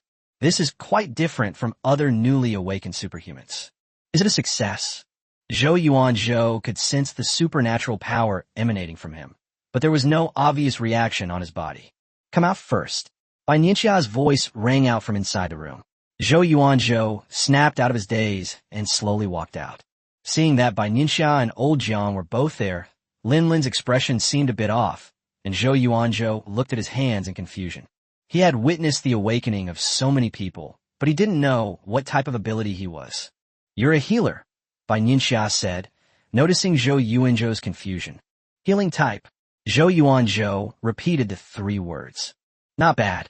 He then raised the corners of his lips, a carefree smile on his face.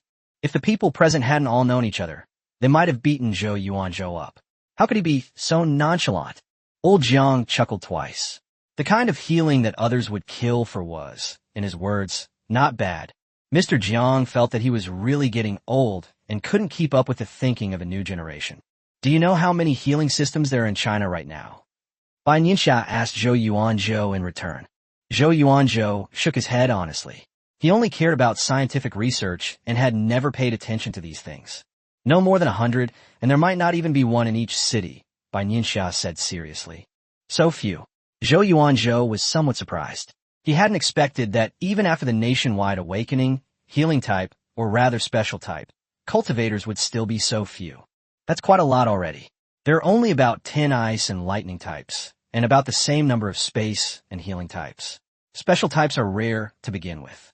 As for dual types, 5 of them awakened this time, but they were all taken by other military regions, Bai Nianxia said after reviewing the data.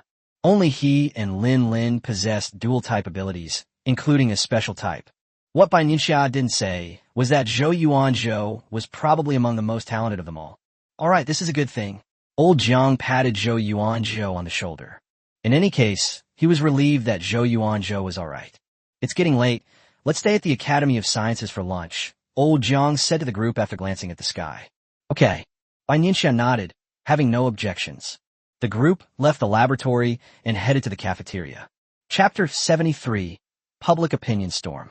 When Elder Tang and Elder Chiu learned that Zhou Yuanzhou had awakened his healing abilities, they were overjoyed. With 50 days left until the end of the world, China has already achieved full awakening and made everyone a superhuman. Originally, Mr. Tang intended to commend Zhou Yuanzhou and his team. However, considering the impending apocalypse and the heavy research tasks ahead, Zhou Yuanzhou and his team did not proceed with their research in a large-scale manner. However, Zhou Yuanzhou and his colleagues' contributions are all recorded in the archives. Old Tang will not forget them, nor will China. In contrast to the jubilant atmosphere of awakening across China, the situation in other countries is quite different. In many border areas, people attempting to cross the border illegally into China have been apprehended. The purpose is gene enhancers and awakening. Nowadays, any random Chinese person can be considered a superhuman. These illegal immigrants were no match for Chinese soldiers, nor could they defeat the Chinese onlookers. Smuggle yourselves in. Go back to your own countries. They've given them too much face. How dare they? Gene enhancers are a treasure for all humankind. Science knows no borders. As a talking dog infiltrated the comments section, I pee from the beautiful country. You're returning the wealth of all humanity to us. Why didn't you share it with us decades ago? Any IP address from overseas that shows its face is immediately bombarded and driven away by Chinese netizens. Like ordinary citizens, the leaders of these countries also held the lofty view that China should hand over the gene enhancers. Inside a conference room in the United States, the elderly white man looked around at the people who had come to attend the meeting. "What ideas do you have?" he asked, frowning. 1 second, 2 seconds. The meeting room was as silent as ever. China had closed its doors to the world. Their previously prized trade war tactics, such as increased tariffs and import-export restrictions, have all lost their effectiveness. China has very strict regulations on the use and management of gene enhancers. They are always escorted by the military and equipped with superhumans. And they strictly register everything. Absolutely no missing or lost items are allowed. So we simply can't get them, someone said. They still have a few hidden moles in China, none of whom have ever been used. They had considered letting these long-hidden spies take the opportunity to seize the gene enhancer.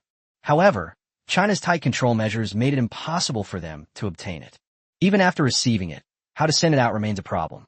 What this person didn't say was that, since these nails had never been used and had now become superhumans, whether they could still truly belong to the United States was an unknown.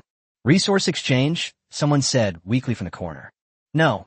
How could our beautiful country possibly exchange resources with China?" "Exactly. This is really damaging to our reputation."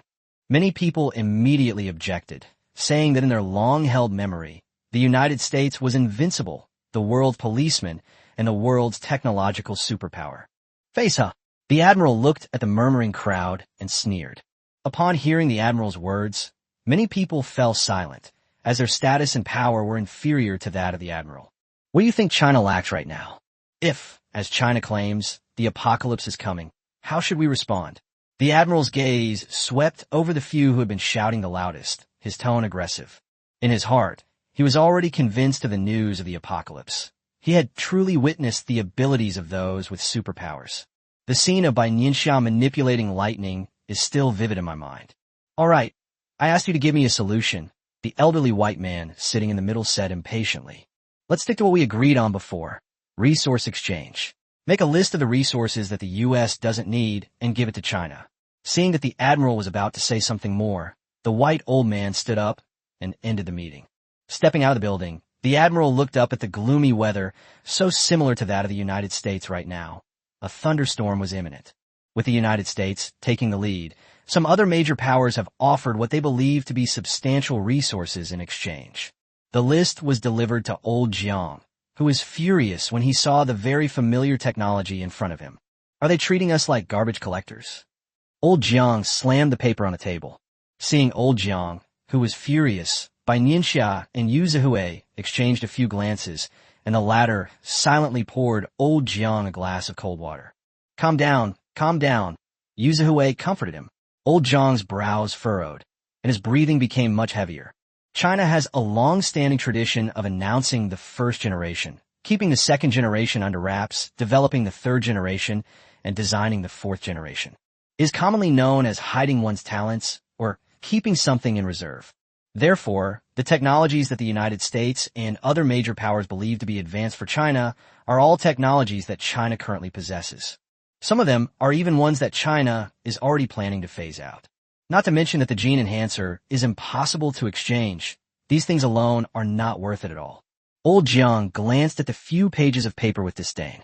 The importance of gene enhancers is undeniable. They are one of the most important things in China today.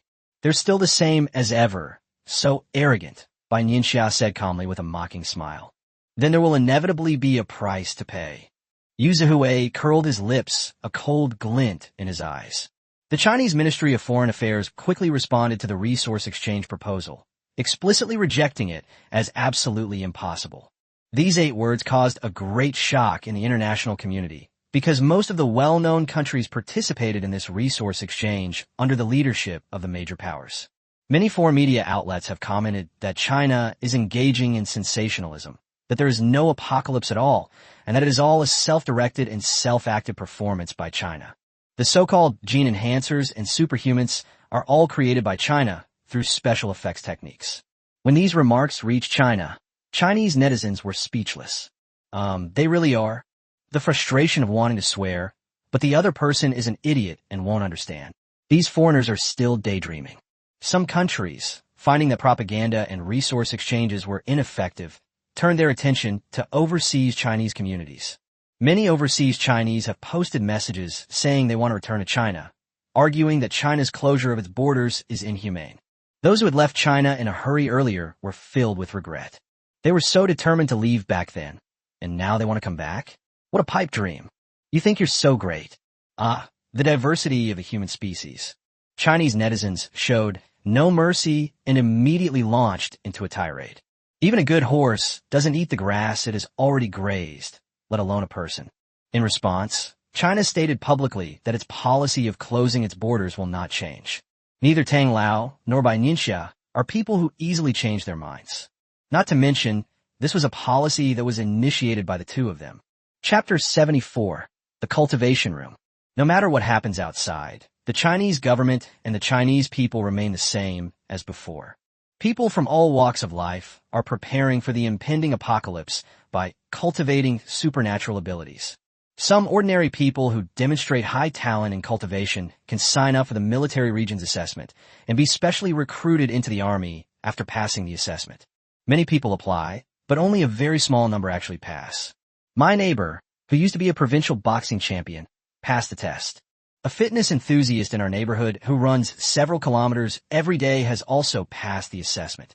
Many people have noticed that those who pass the military regions assessment are often those who already have exceptional physical fitness. Academy of Sciences. This is quite challenging, said academician Liu, an expert in material science, as he looked at the series of requirements listed by Bai Nianxia. Yu Zihui stood aside, frowning. It seemed that building the cultivation room was not so easy after all. Then let's use different grades, Bai Nianxia said in a deep voice. For lower grades, use inferior materials. Use the best steel where it's most needed.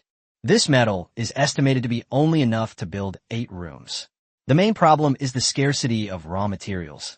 Academician Liu calculated roughly. 8 level 9 rooms are enough. Bai Nianxia nodded and didn't say anything more. This is the highest level requirement, which is only encountered when breaking through to level 9. All right, we'll cooperate fully. Despite the daunting task, academician Liu readily agreed. Okay, thank you for your hard work. Bai Nianxia knew that this was a lot of work. Not only the Beijing military region, but other military regions will also need to build this facility. Furthermore, the materials at different levels are not the same, and some require further research. It's my duty, academician Liu smiled. At this critical juncture, everyone is working hard. Are the soldiers in the military region who undergo high-intensity training every day not working hard? Or are the old men Tang and Xiao who work until the early hours of the morning not working hard? Or are the research and development team members who work several consecutive all-nighters not working hard? Even ordinary people are actively preparing for the apocalypse, let alone them. Watching academician Liu's departing figure, Yu Zihui suddenly felt very fortunate. If the older generation of scientists hadn't been injected with gene enhancers, they probably wouldn't be on the front lines of scientific research anymore. Just like academician Liu, who had already stepped down to focus on supervising graduate students. Upon learning about the gene enhancer, they immediately contacted Professor Jiang and signed up. After the injection, he returned to the front line of scientific research. In China, there are many people like academician Liu who believe that we will definitely be able to overcome the end times. Let's go, there's still time. Let's spar with those guys. Bai Nianxia glanced at her watch and said to Yu Zihui. Yu Zihui was naturally willing, and Bai Nianxia now comes to the military region to spar with the superhumans whenever she has free time.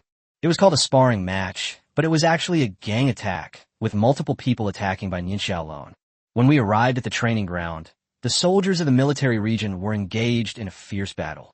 In particular, a large group of people gathered on Zhou Yuanzhou's side. They've never seen a healer before, and they all want to try.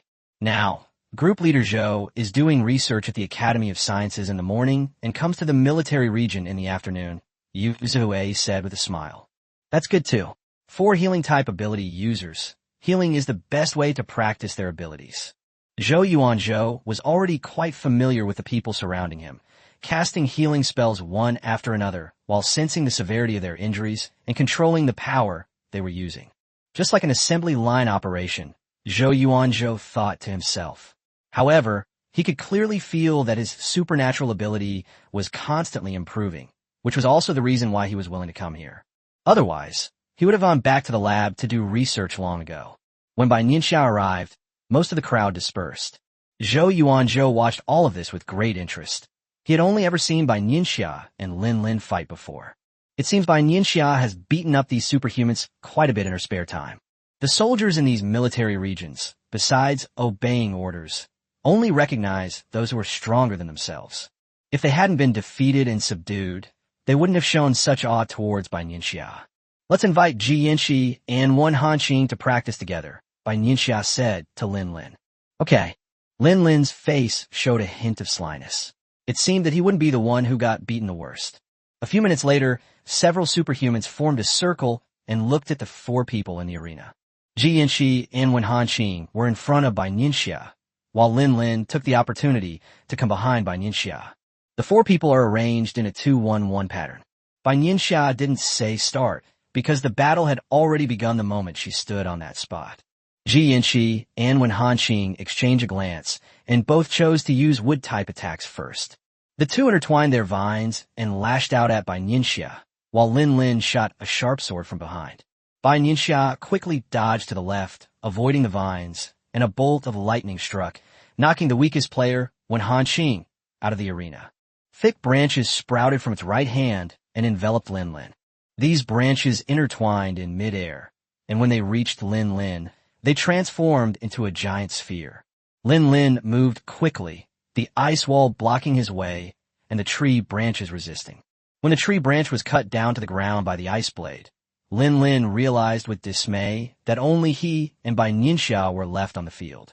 He glanced at Ji Yanxi, feeling ashamed, wondering how he had been eliminated so quickly. Director Bai is so capable. Lin Lin didn't see it, but the audience outside the venue saw it very clearly. Zhou Yuanzhou muttered to himself. Ji Yanxi was no match for Bai Nianxia's lightning attack. Half of his clothes were burned, and his hair was slightly bent. Seeing Ji Yanxi covered in dust and his clothes in a mess, Wen Hanqing felt that Bai Nianxia had still held back against her. Faced with Bai Nianxia's fierce lightning strikes and tree branches, Lin Lin retreated repeatedly. While manipulating his supernatural abilities to resist, he took the opportunity to circle around behind Bai Nianxia. Lin Lin focused his mind, gathered his supernatural power in his palm, clenched his right fist, and swung it towards Bai Nianxia. In a corner where no one could see, Bai Nianxia's lips curled up slightly. As if she had eyes in the back of her head, she turned around and caught Lin Lin's fist steadily. Even more strikingly, a sweeping kick, imbued with lightning, struck Lin Lin's back, instantly shattering the golden armor on his back. Lin Lin couldn't withstand the force and collapsed in front of Bai Nianxia with a thud. The moment Lin Lin fell to the ground, a deafening cheer erupted from the surrounding crowd. Lin Lin couldn't help but cough twice, feeling the pain intensify. All right, all the ability user teams, come up in batches and spar with me. Bai Nianxia stretched out her vines, wrapped up Lin Lin who was lying on the ground, and brought him to Zhou Yuanzhou's side. The soldiers, who were initially overjoyed, suddenly felt uneasy upon seeing Lin Lin being beaten to the ground. However, the smile won't disappear. It will only transfer to Lin Lin's face. Chapter 75, The Experiment Begins. Seeing Lin Lin screaming in pain, but smiling broadly, Zhou Yuanzhou was at a loss for words. I'm going to see a doctor.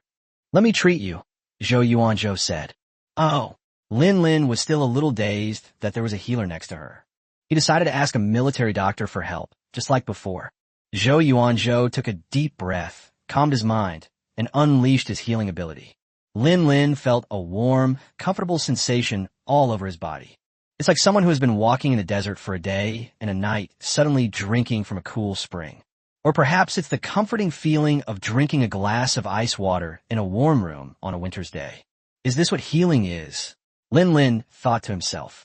However, Zhou Yuanzhou withdrew his superpower after only a few seconds. This is all I can do, Zhou Yuanzhou said in a low voice, his breathing slightly unsteady. Lin Lin's wounds had not fully healed. Some were still bleeding. The difference in their levels was too great, and Lin Lin was also a special dual-type ability user. Treating Lin Lin alone, whose injuries weren't even that severe, almost completely drained Zhou Yuanzhou's supernatural abilities. It's nothing, it wasn't a big deal to begin with, Lin Lin quickly said when he saw Zhou Yuanzhou's pale face. At this moment, Bai Nianxia on the field had already defeated 5 groups of soldiers who went up. However, compared to the beginning, Bai Nianxia showed great mercy and did not injure them. She knew in her heart that, based on the abilities of a level 1 ability user, healing Lin Lin was already quite sufficient. Have some water. Lin Lin poured a glass of warm water from somewhere and placed it next to Zhou Yuanzhou. Zhou Yuanzhou nodded and moistened his somewhat dry lips. The game continued, with Bai Nianxia scoring almost 1 goal per minute. The problems of these superhuman teams were also pointed out without any mercy. Director Bai is truly terrifyingly strong. Zhou Yuanzhou's eyes were fixed on Bai Nianxia, who had just finished fighting Lin Lin and the others, and then utterly defeated the other ability users present. She's a level 5 ability user. She could probably take on 5 of me, Lin Lin chuckled. China is lucky to have her. Zhou Yuanzhou dared not think about what the future would have been like without Bai Nianxia. Upon hearing this, Yu Zhe nodded seriously and emphatically in agreement. Then we must continue to work hard to live up to this good fortune. Lin Lin glanced at Zhou Yuanzhou, a smile flashing in his eyes. Almost all the superhumans in the military region participated, and the battle raged until sunset. When Bai Nianxia returned, Yu Zhe would look at her and praise her for acting as if nothing had happened. Fighting Lin Lin took some effort, but with the others, it was just a rest, Bai Nianxia explained. These are all only level 2 ability users, while she's already level 5. It would be strange if she were difficult to fight her. Yu Zhe once again witnessed firsthand how vast the difference in strength was between each level of superhuman. Lin Lin beat them up in the same way. Notice the appearance of Lin Lin's injuries. Bai Nianxia gained some understanding of Zhou Yuanzhou's healing abilities. Standing to the side, Lin Lin nodded silently. He could only defeat Bai Nianxia. He was more than capable of defeating the others. In the following days, Bai Nianxia would still make time to go to the military region to fight Lin Lin and the others. Zhou Yuanzhou's healing abilities are also improving little by little. Bai Nianxia once said that he was one of the most talented healers. Bai Nianxia now thinks that the word "wanna" can be removed. Zhou Yuanzhou only spends half a day cultivating his superpowers, but his results are still better than those who cultivate all day long. There is 1 month left until the end of the world. In the desert, the temperature gradually rises, and anyone who stays outside for more than half an hour takes precautions against the sun. Otherwise, after half an hour, your skin can darken by 2 shades, and your face will feel burning hot. Team leader, preparations are underway. The neatly dressed researcher approached Lu Hanzhou, who was also wrapped up so that only his eyes were visible. Looking at the endless, golden desert before him, Lu Hanzhou slowly nodded. They have been here for quite some time now, researching an artificial sun. The testing environment in the field was naturally not as good as in Beijing.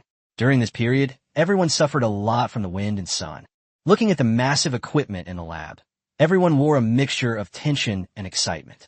If this experiment is successful, they will have taken the most important step. This means that artificial suns can be truly realized and mass-produced. If the experiment is successful, China will no longer have to worry about energy. Inside the Beijing Academy of Sciences, Professor Jiang and Bai Nianxia sat on either side. Compared to old Jiang, Bai Nianxia's expression was more composed. Zhou Yuanzhou was also there. He wanted to witness this historic moment. There were also reporters from China television nearby. It's possible that the footage they captured won't be released anytime soon. However, these precious images will be carefully preserved for future generations to view.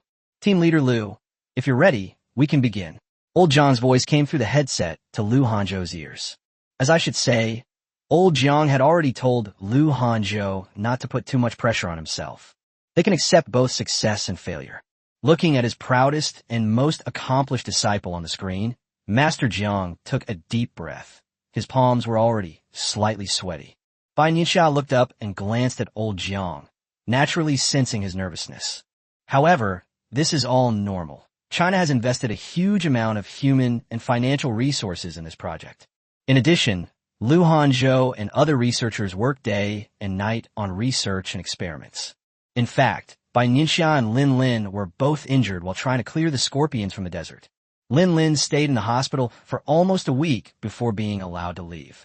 One last check, Lu Hanzhou said calmly, glancing at the time on his watch. Everything is normal. The device is functioning normally. Researchers from all locations reported that everything was normal. All right, all departments, make your final preparations. The experiment will begin in 5 minutes. Lu Hanzhou pursed his lips and said calmly, staring at the screen in front of him. The desert remained as quiet as ever, scorched by the sun, with temperatures rising. Here, there are almost no signs of life, only the occasional breeze blowing by. 3 minutes to go. 2 minutes left in the countdown. 1 minute countdown. The last 10 seconds. The countdown continued. The last 3 seconds. Lu Hanzhou silently counted 3, 2, 1 in his mind. The moment the button was pressed, his finger pressed down hard on the red button without the slightest hesitation. In an instant, a dazzling white light appeared in the desert. Chapter 76, Belief. The confined magnetic field is stable. The system is working well. The recycling system is operating successfully.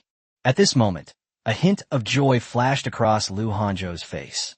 The successful operation of the recycling system meant that the experiment was more than half successful. Report on the engine's status, Lu Hanzhou asked, taking a deep breath. The engine is running. Engine power increased. The engine is fully loaded. As soon as the words fully loaded appeared, the staff present couldn't help but cheer. It's a success. It's a success. A researcher took off his glasses, tears instantly streaming down his face. No matter how hot the weather is, it can't compare to the burning passion in everyone's hearts. In a secluded place where no one knew, Lu Hanzhou suddenly loosened his clenched hands. We, the researchers who appeared serious and omnipotent to outsiders, were sobbing uncontrollably.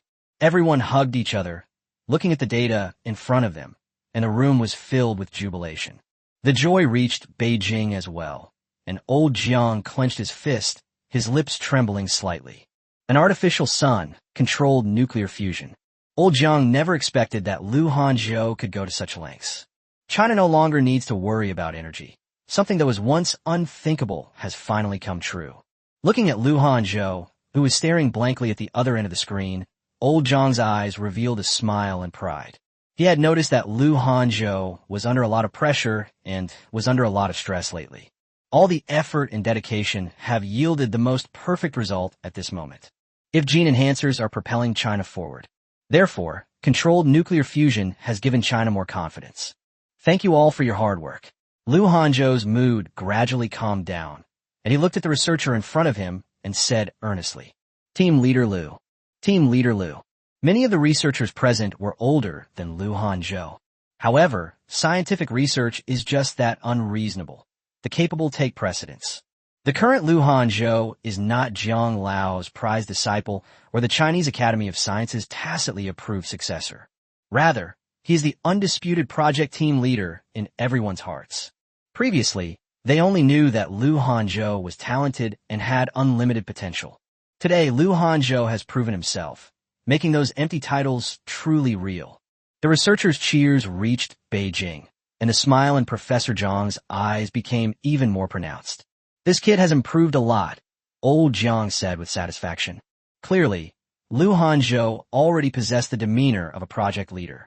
He was no longer the ordinary researcher who used to follow him around. Lu Hanzhou is now fully capable of leading an entire project team. It can be said that Lu Hanzhou's status among the many researchers at the Chinese Academy of Sciences has risen sharply. They had developed a greater sense of trust in Lu Hanzhou.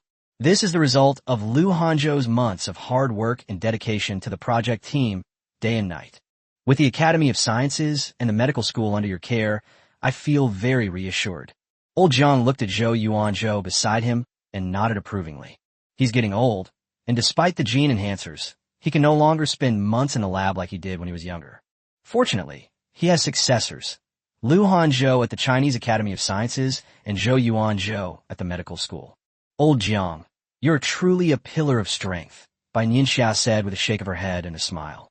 Zhou Yuanzhou nodded repeatedly, noting that Professor Jiang possessed the qualities of the older generation of Chinese scientists. Undeterred by hardship and willing to make sacrifices, Professor Jiang embodies the spirit of the Chinese Academy of Sciences in critical moments. I need to report to Professor Tang and Professor Qiu now. Professor Jiang copied a copy of the experimental records and walked out of the laboratory with a smile. Seeing that old Jiang had unconsciously straightened his back a little, Bai Nianxia's lips curled up slightly. As expected, people are in high spirits when they have good news. Even old Jiang's back view showed a bit of excitement. Mr. Tang and Mr. Qiu were overjoyed to learn of the success of the artificial sun experiment. Great, that's wonderful, old Tang said excitedly after hearing old Jiang's report. The energy issue has always been a thorn in our side, but today it has finally been removed, old Tang said with some emotion. Lu Hanzhou, Zhou Yuanzhou, and the other researchers should all be properly commended, Tang Lao continued. Whether it's gene enhancers or artificial suns, they're both groundbreaking inventions of China. Old Tang knew old Jiang's plan, to groom Lu Hanzhou to succeed him. You were right about him. Old Tang was increasingly satisfied with Lu Hanzhou. I dare not accept such praise. He is standing on the shoulders of giants. Controlled nuclear fusion has always been the jewel in this field, and many people yearn to achieve it. If Lu Hanzhou were to start researching from scratch, even with another 10 years, he might not necessarily achieve any results. That's because he's capable. Old Tang shook his head in disagreement. So many people were researching it, but only Lu Hanzhou succeeded. Old Jiang smiled and didn't say anything more. He knew he had to be humble in front of old Tang. Desert Testing Ground. Team Leader Lu, we've conducted several more experiments. Here's the data. The researcher handed the data to Lu Hanzhou. Okay. Lu Hanzhou put down the documents he was reading and began to study the data seriously. Lu Hanzhou looked at it very carefully. It's very ideal. After a long while, he put down the paper in his hand and nodded with satisfaction. According to the plan, we should be going back the day after tomorrow. It's already night, and the desert sky is much brighter than the one in Beijing. At first, I wasn't used to it, but now, I'm actually a little reluctant to leave. This researcher wasn't the only one who felt this way. The other researchers did too. This place holds extraordinary significance for them. They have devoted unimaginable effort to this desert. For countless days and nights, they watch the moon rise and the sun appear. I can't bear to part with it. I can't bear to part with it either. Lu Hanzhou walked out the door and took a deep breath. However, we have even greater goals waiting for us to challenge. Lu Hanzhou was optimistic, believing that even in the face of the apocalypse, scientific research would not stop. The researcher standing next to him gave Lu Hanzhou a deep look. In the apocalypse, everything is for survival. Will scientific research really move forward? I believe in Elder Tang, and I also believe in Director Bai, Lu Hanzhou said confidently. Bai Nianxia's actions all showed him her respect for researchers. Both the previous gene enhancer project and the controlled nuclear fusion project have received unwavering support from the government. Of the base that was built, a very large area was given to the Academy of Sciences, and it was the core area. The Academy of Sciences is surrounded and inside by individuals with supernatural abilities of level 2 or above who are dedicated to protecting it. Even when they conducted field tests in the desert, the military region dispatched its most elite soldiers. Lu Hanzhou saw all of this. Lu Hanzhou looked up at the sky. The stars were twinkling, and everything was so beautiful. Chapter 77, Live Broadcast. The various departments in Beijing reacted quickly and immediately began installation at the base. In this way, even in the apocalypse, China will not have to worry about energy. At this time, there were still 20 days until the end of the world. Chinese television stations broadcasted methods to keep warm day and night, while also reminding all residents to pack their belongings. That's right, in half a month, Chinese residents will move into the base. Everything will be uniformly converted into cash based on real-world assets. This is no small task, so people from almost every department are working hard on it. Mommy, what will the base be like? A little boy asked, blinking as he played with his remote control car. Pung Pung, you can't turn on the water jets anymore. You're getting the floor all wet. The woman was wearing a suit jacket and had obviously just returned home from work. Pung Pung is her son, her child alone. As for who the child's father is, she doesn't know, and it's estimated that this will remain a secret forever. Looking at the little boy who looked just like her, The woman couldn't help but think back to several years ago when she didn't want to get married but wanted to have a child. So she traveled a long way to the sperm bank. "Mom, you still haven't answered me." Noticing that his mother was lost in thought, the boy pouted and asked again.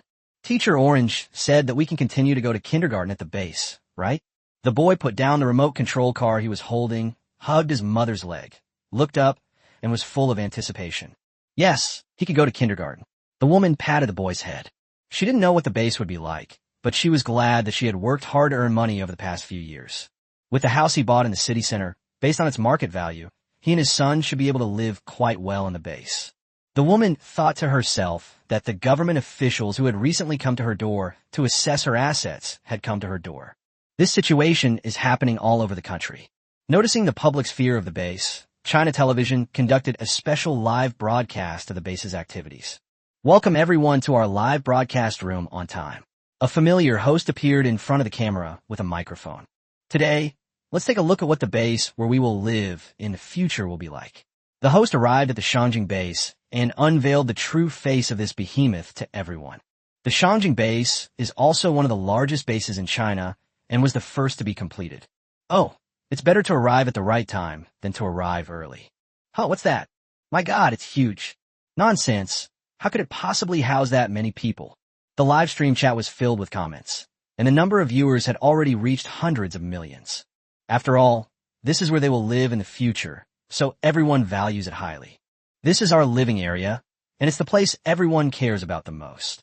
This is a 30 square meter apartment, suitable for 1 or 2 people to live in. This one is 50 square meters, suitable for a family of 3. The host introduced the topic to everyone earnestly. "Is that all? Oh, it's so small." Such comments were rampant on the bullet screen. "Ha!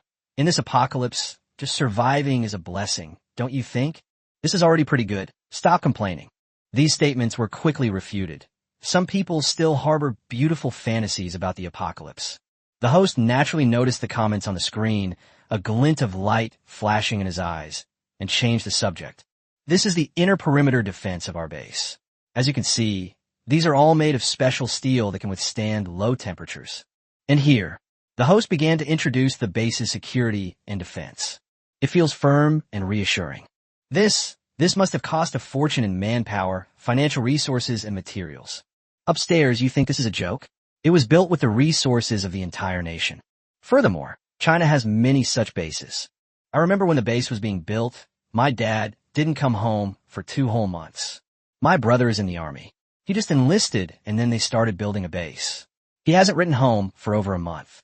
It is said that the construction of a defensive line was done by soldiers from the military region together. Seeing the impressive defensive line, everyone felt more confident about the base. Finally, the 1-hour live broadcast ended, and the host wiped the sweat from his forehead. He is a leading host on Chinese television and is present at almost all important events. However, for him, introducing the base during this live broadcast was still a considerable challenge. Among those watching the live stream, there were also quite a few foreigners secretly watching. Knowing what to introduce and what not to introduce, and how to control the direction of the comments, are not easy tasks. It's difficult to both allay public panic and keep the base's secrets. "It's over. Thank you all for your hard work," the host said with a smile, looking at the staff around him. Soon, the hosting team was taken out of the base. Even though we're all superhumans, the superhumans from the military region just feel different. On the way back to the TV station, the cameraman recalled the aura of the superhumans at the base. Their sharp eyes seemed to reveal no secret and pose no threat to any difficulty. "Of course," the host said with a smile. "They've all experienced great things, while we were awakened by gene enhancers," someone remarked with emotion. "If you were to awaken on your own, would you have that ability?" This question was immediately refuted. Recalling the sub-zero temperatures of -50 degrees Celsius, the man immediately shook his head. "Forget it. I'm useless if I'm useless. Self-awakening requires luck, but even more so, willpower. All right, get ready.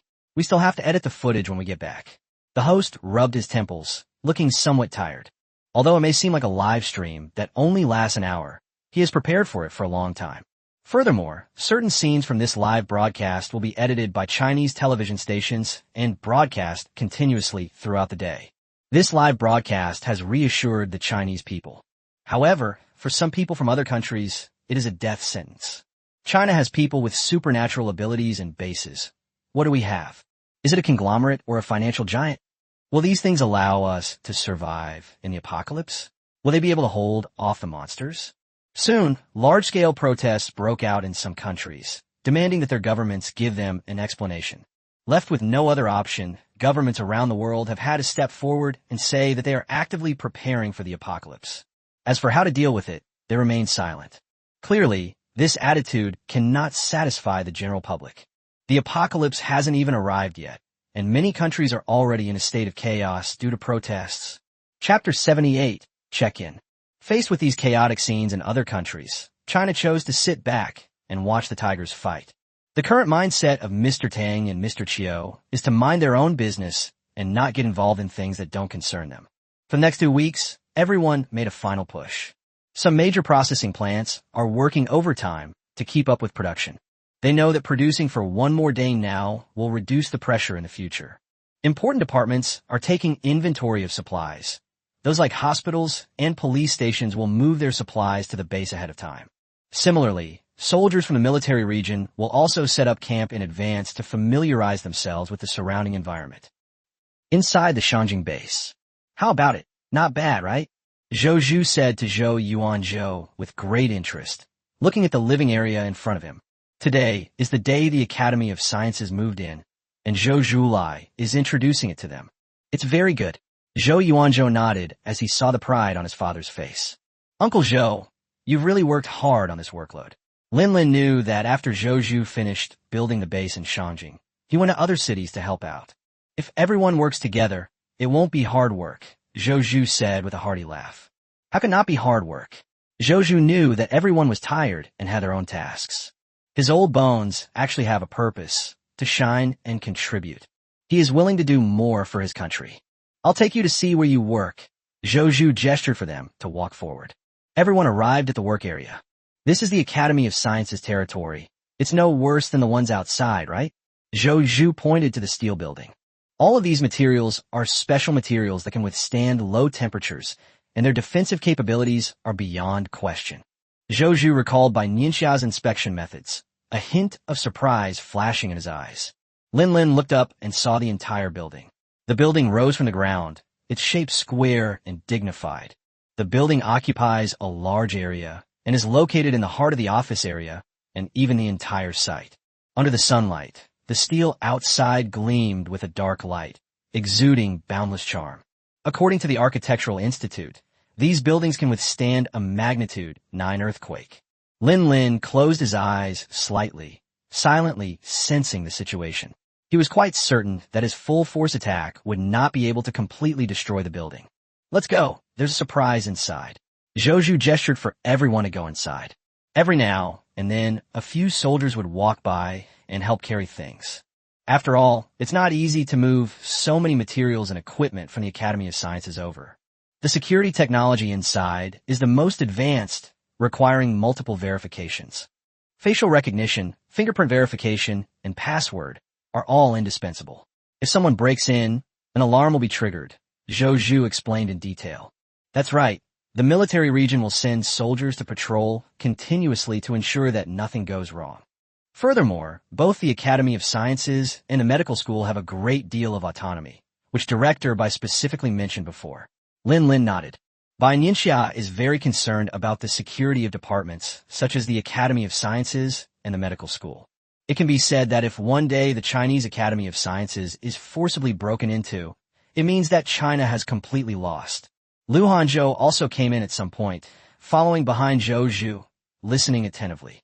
Hearing Lin Lin say that, the corners of his mouth turned up and he raised his eyebrows slightly.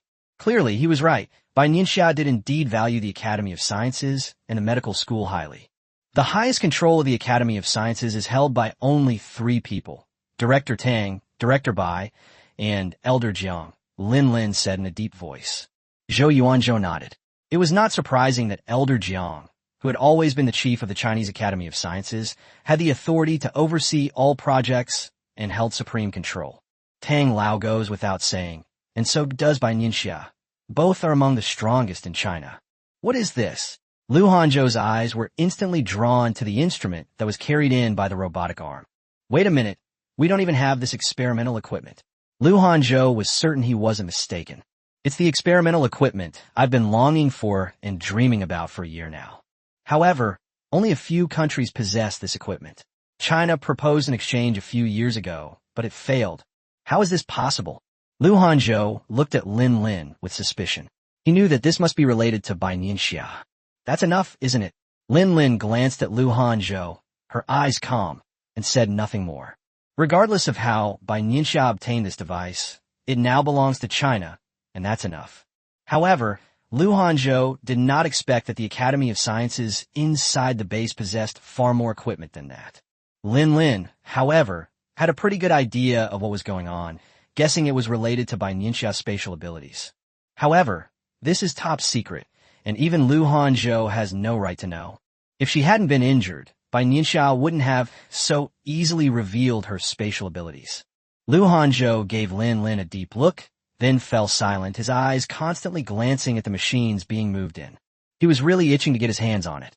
If only the machines hadn't been moved and packed up yet. Lu Hanzhou will probably be living in the lab from now on. For him, these machines are the ones he truly longed for and dreamed about day and night. Zhou Zhu gave them a complete introduction to several important places. Lin Lin added from the side that although he hadn't participated fully, his understanding of the base was definitely more in-depth than Zhou Yuanzhou's and the others.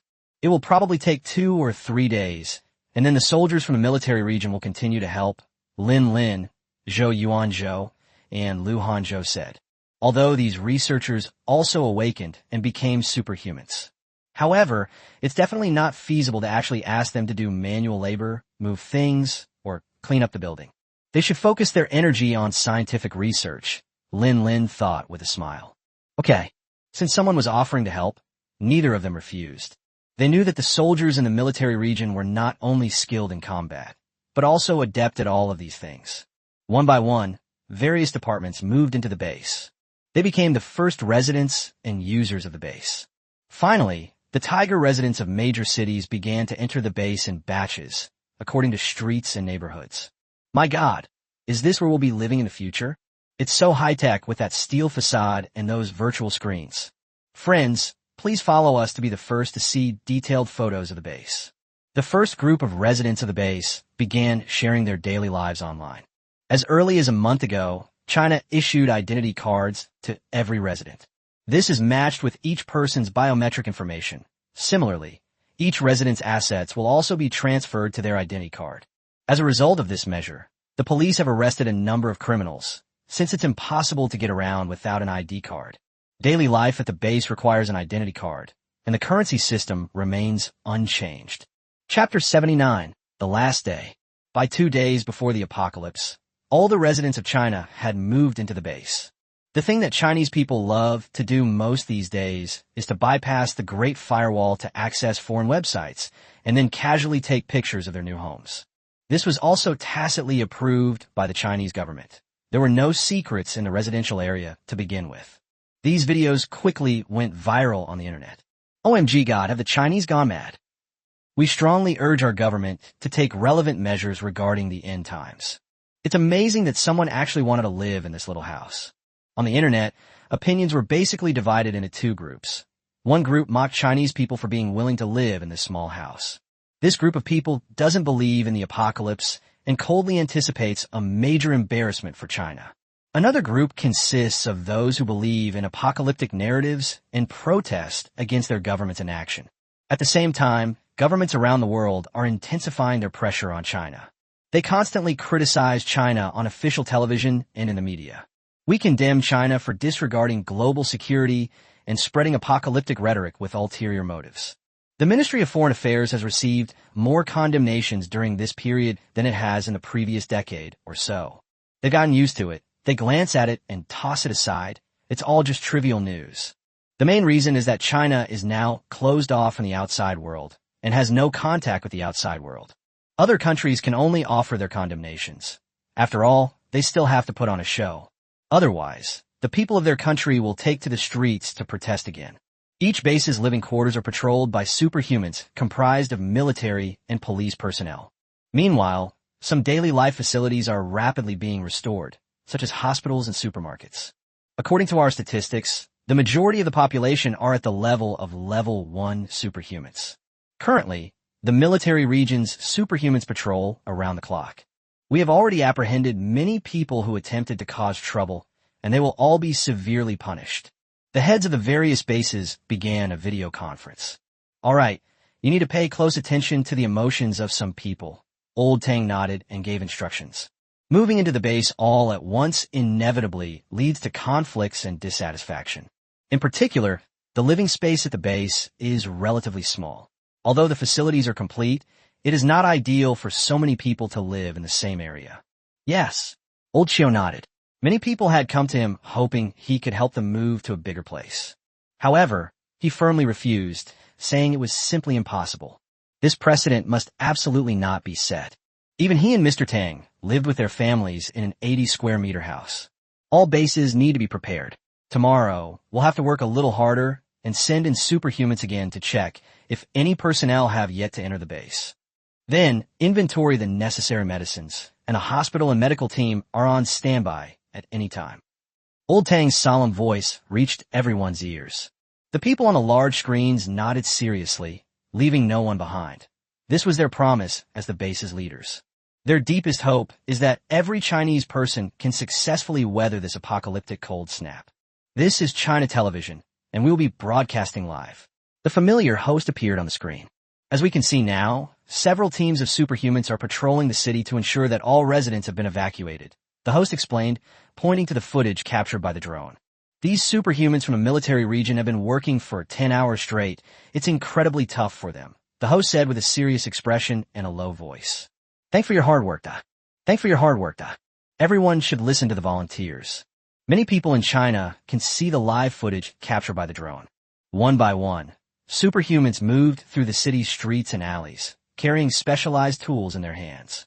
This technology, developed by the Academy of Sciences, can detect whether there are still people around in a very fast and wide-ranging manner. The city, which should be bustling with traffic and congestion at this hour, is now shrouded in silence. Many people's eyes welled up with tears as they watched this scene. If it weren't for survival, who would willingly leave their hometown? That building in front of me is my home. Sob. I remember when we moved, my parents and I spent over a week looking at renovation options. This damn apocalypse, these damn monsters. Who wants to leave home? Many people angrily posted these comments, which were seen by the host and backstage staff. However, they did not let the comments disappear. This was an opportunity for everyone to calm down. Faced with the apocalypse, even people like Old Tang, who has experienced countless storms, and Yu Zhui, who has come down from the battlefield, would hesitate and tremble with fear. Not to mention ordinary people, especially ordinary people who have always been well protected by China. If posting comments online makes them feel better, the authorities are willing to accept it. A home can be rebuilt, but if you lose your life, everything is gone. Yes, we can create new memories. Look at these soldiers in the military region, constantly on the move. We must also stay calm and not let others worry about us anymore. Many people have spoken out, saying that no one has it easy, and that China has already done a great deal to build bases and help people awaken. They shouldn't, and can't, cause any more trouble. A reminder once again, the apocalypse is approaching. Please pay close attention to official announcements and prepare accordingly, the host said in a solemn voice. Now everyone has downloaded a new app on their phone. Inside, the official team will occasionally release news about the apocalypse. This software requires each person to log in using their unique ID card. The last day until the apocalypse. Such beautiful weather, such sunshine, we won't see this again. Zhou Yuanzhou, unusually not in the lab, came out and looked at the dazzling sunlight streaming down. Yes, Lu Hanzhou walked over at some point and said slowly, although China doesn't need to worry about energy now, the significance is still different. Even Bai Nianxia didn't know how long the apocalypse would last. It can be said that the current world and China are like a lone boat on a vast ocean. Bai Nianxia's presence made this lone boat a little more secure. As predicted, tonight will be the day the apocalypse begins. Zhou Yuanzhou stretched out his hand, palm open, as if greedily trying to catch the sunlight. Yes, all departments are on standby. I hope everything goes smoothly tonight. Lu Hanzhou nodded and leaned against the wall. 2 hours later, in the conference room, almost all the important people in China were present. There were large screens all around, and upon closer inspection, they showed the heads of various bases. Now, they too are waiting for the end times to come. Chapter 80. The apocalypse has arrived. In the dead of night, a time when all should be quiet, billions of people on Earth are unable to sleep. Inside the living quarters of a certain base. Are you all dressed? The man looked at his wife, then checked the baby in his arms one last time, still not entirely sure. Several days ago, after everyone officially entered the base, each person was given a special suit to help resist the apocalypse. For children like these who haven't yet awakened to their true nature, China has left behind medication so that if something is really wrong, the child's life can be saved. Furthermore, soldiers from the military region are on standby on the main streets, and medical teams will arrive quickly if any abnormalities are detected. However, it is difficult for ordinary people to move freely in low-temperature environments. Only those with a level 2 disability can, which leads to a shortage of manpower in the medical team. However, there's nothing we can do about it. The problem of difficulty in accessing medical care wasn't solved even before the apocalypse, so don't even think about it after the apocalypse. China can only do its best. It cannot be completely foolproof. You're all dressed. Hearing her husband's words, the woman gently pinched her child's rosy cheeks. The special uniform issued by China was worn underneath, along with various warm clothes and a down jacket. Okay, we're a family together, so don't be afraid. The man held his wife's hand tightly. There were several water bottles and hand warmers around him, all of which had been prepared in advance. Besides these, there are many other heating appliances, but whether these appliances can withstand the low temperatures is unknown. This situation occurs in all bases in China. 10 minutes left. Inside the meeting room, although everyone was wearing special uniforms, except for those at level 2 or above, they were all wrapped in overcoats or down jackets. Something was better than nothing. Zhou Yuanzhou stood by, waiting for orders. Tang Lao and Qiu Lao had only recently awakened and were only level 1 ability users. It would be bad if something happened to them. As soon as he finished speaking, the meeting room fell silent. No one uttered a word. Everyone can clearly see the countdown on the largest screen. Bai Nianxia sat in the first seat on the right, directly opposite old Tang, who was resting with his eyes closed. She had no idea what this old man, who had given everything for China and single-handedly helped China survive for several years in the apocalypse in his previous life, was thinking at this moment. Bai Nianxia unconsciously rubbed her right hand. Yu Zihue, who was sitting next to Bai Nianxia, noticed her little action. No one is at peace inside. 3 minutes. The number changed from 4 to 3. Only 3 minutes remained until the apocalypse. At this time of day, it is still daytime in the United States. Countless people were still freely playing on the beach and in the sea. Parties, dinners, drinking, and dating are their usual weekend routine.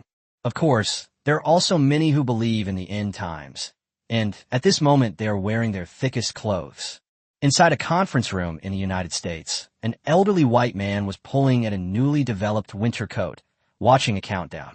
He didn't know if the end of the world would come, but he dare not gamble with his life. Therefore, during this period, the United States also produced and stockpiled a lot of cold weather supplies. However, a large portion of them have already been reserved by various families and conglomerates. The last minute, a huge one, appeared before countless people's eyes. Bai Nianxia crossed her long fingers, her face calm, but her eyes held a turbulent emotion unseen by others. 10, 5, 3, 2, 1. As the countdown ended, the temperature alarm in the conference room instantly sounded with a bright red light. The originally sweltering summer night suddenly turned chilly. Thousands of miles of rivers froze over, and countless flowers, grasses, and trees withered in an instant. The air was filled with a chilling cold, as if Earth had fallen into an ice age. -50 degrees Celsius. Old Tang's voice trembled slightly. Clearly, this temperature was quite uncomfortable for him. Seeing this, Zhou Yuanzhou stood up as if to do something, but was waved away by old Tang. The heads of all bases immediately take stock of the situation within your bases and make proper arrangements, old Tang said haltingly. At this moment, the air conditioning in the conference room started up, and the temperature rose very slowly. The power supply to the Shanjing base is normal now, but the air conditioning cannot react quickly when the temperature drops. The hospital has received a request for help. The superhuman squad has been deployed. Numerous messages came in, and the various responsible persons reacted quickly. On the streets of the residential area. Quick, a 10-month-old baby has fallen into a coma. An elderly person here suffered a heart attack. Some people here weren't wearing special protective gear and didn't make it. Numerous superhumans, along with military medics, were dispatched to the living area to provide medical assistance. Compared to the orderly situation in China, other countries on Earth are clearly in dire straits. They were on vacation at the beach when the sea froze, and in the extremely low temperatures, they had no chance to escape. Many families have lost their lives forever at the dinner table, in the bedroom, or in the garden. However, half of the lucky ones withstood the low temperatures. At this moment, they were shocked to discover that something was wrong with their bodies. As superpowers awaken, fire-type superpower users are most comfortable, as even a small flame can help them keep warm. The arrival of extremely low temperatures and the emergence of supernatural abilities made everyone on Earth realize that China's predictions had not been wrong.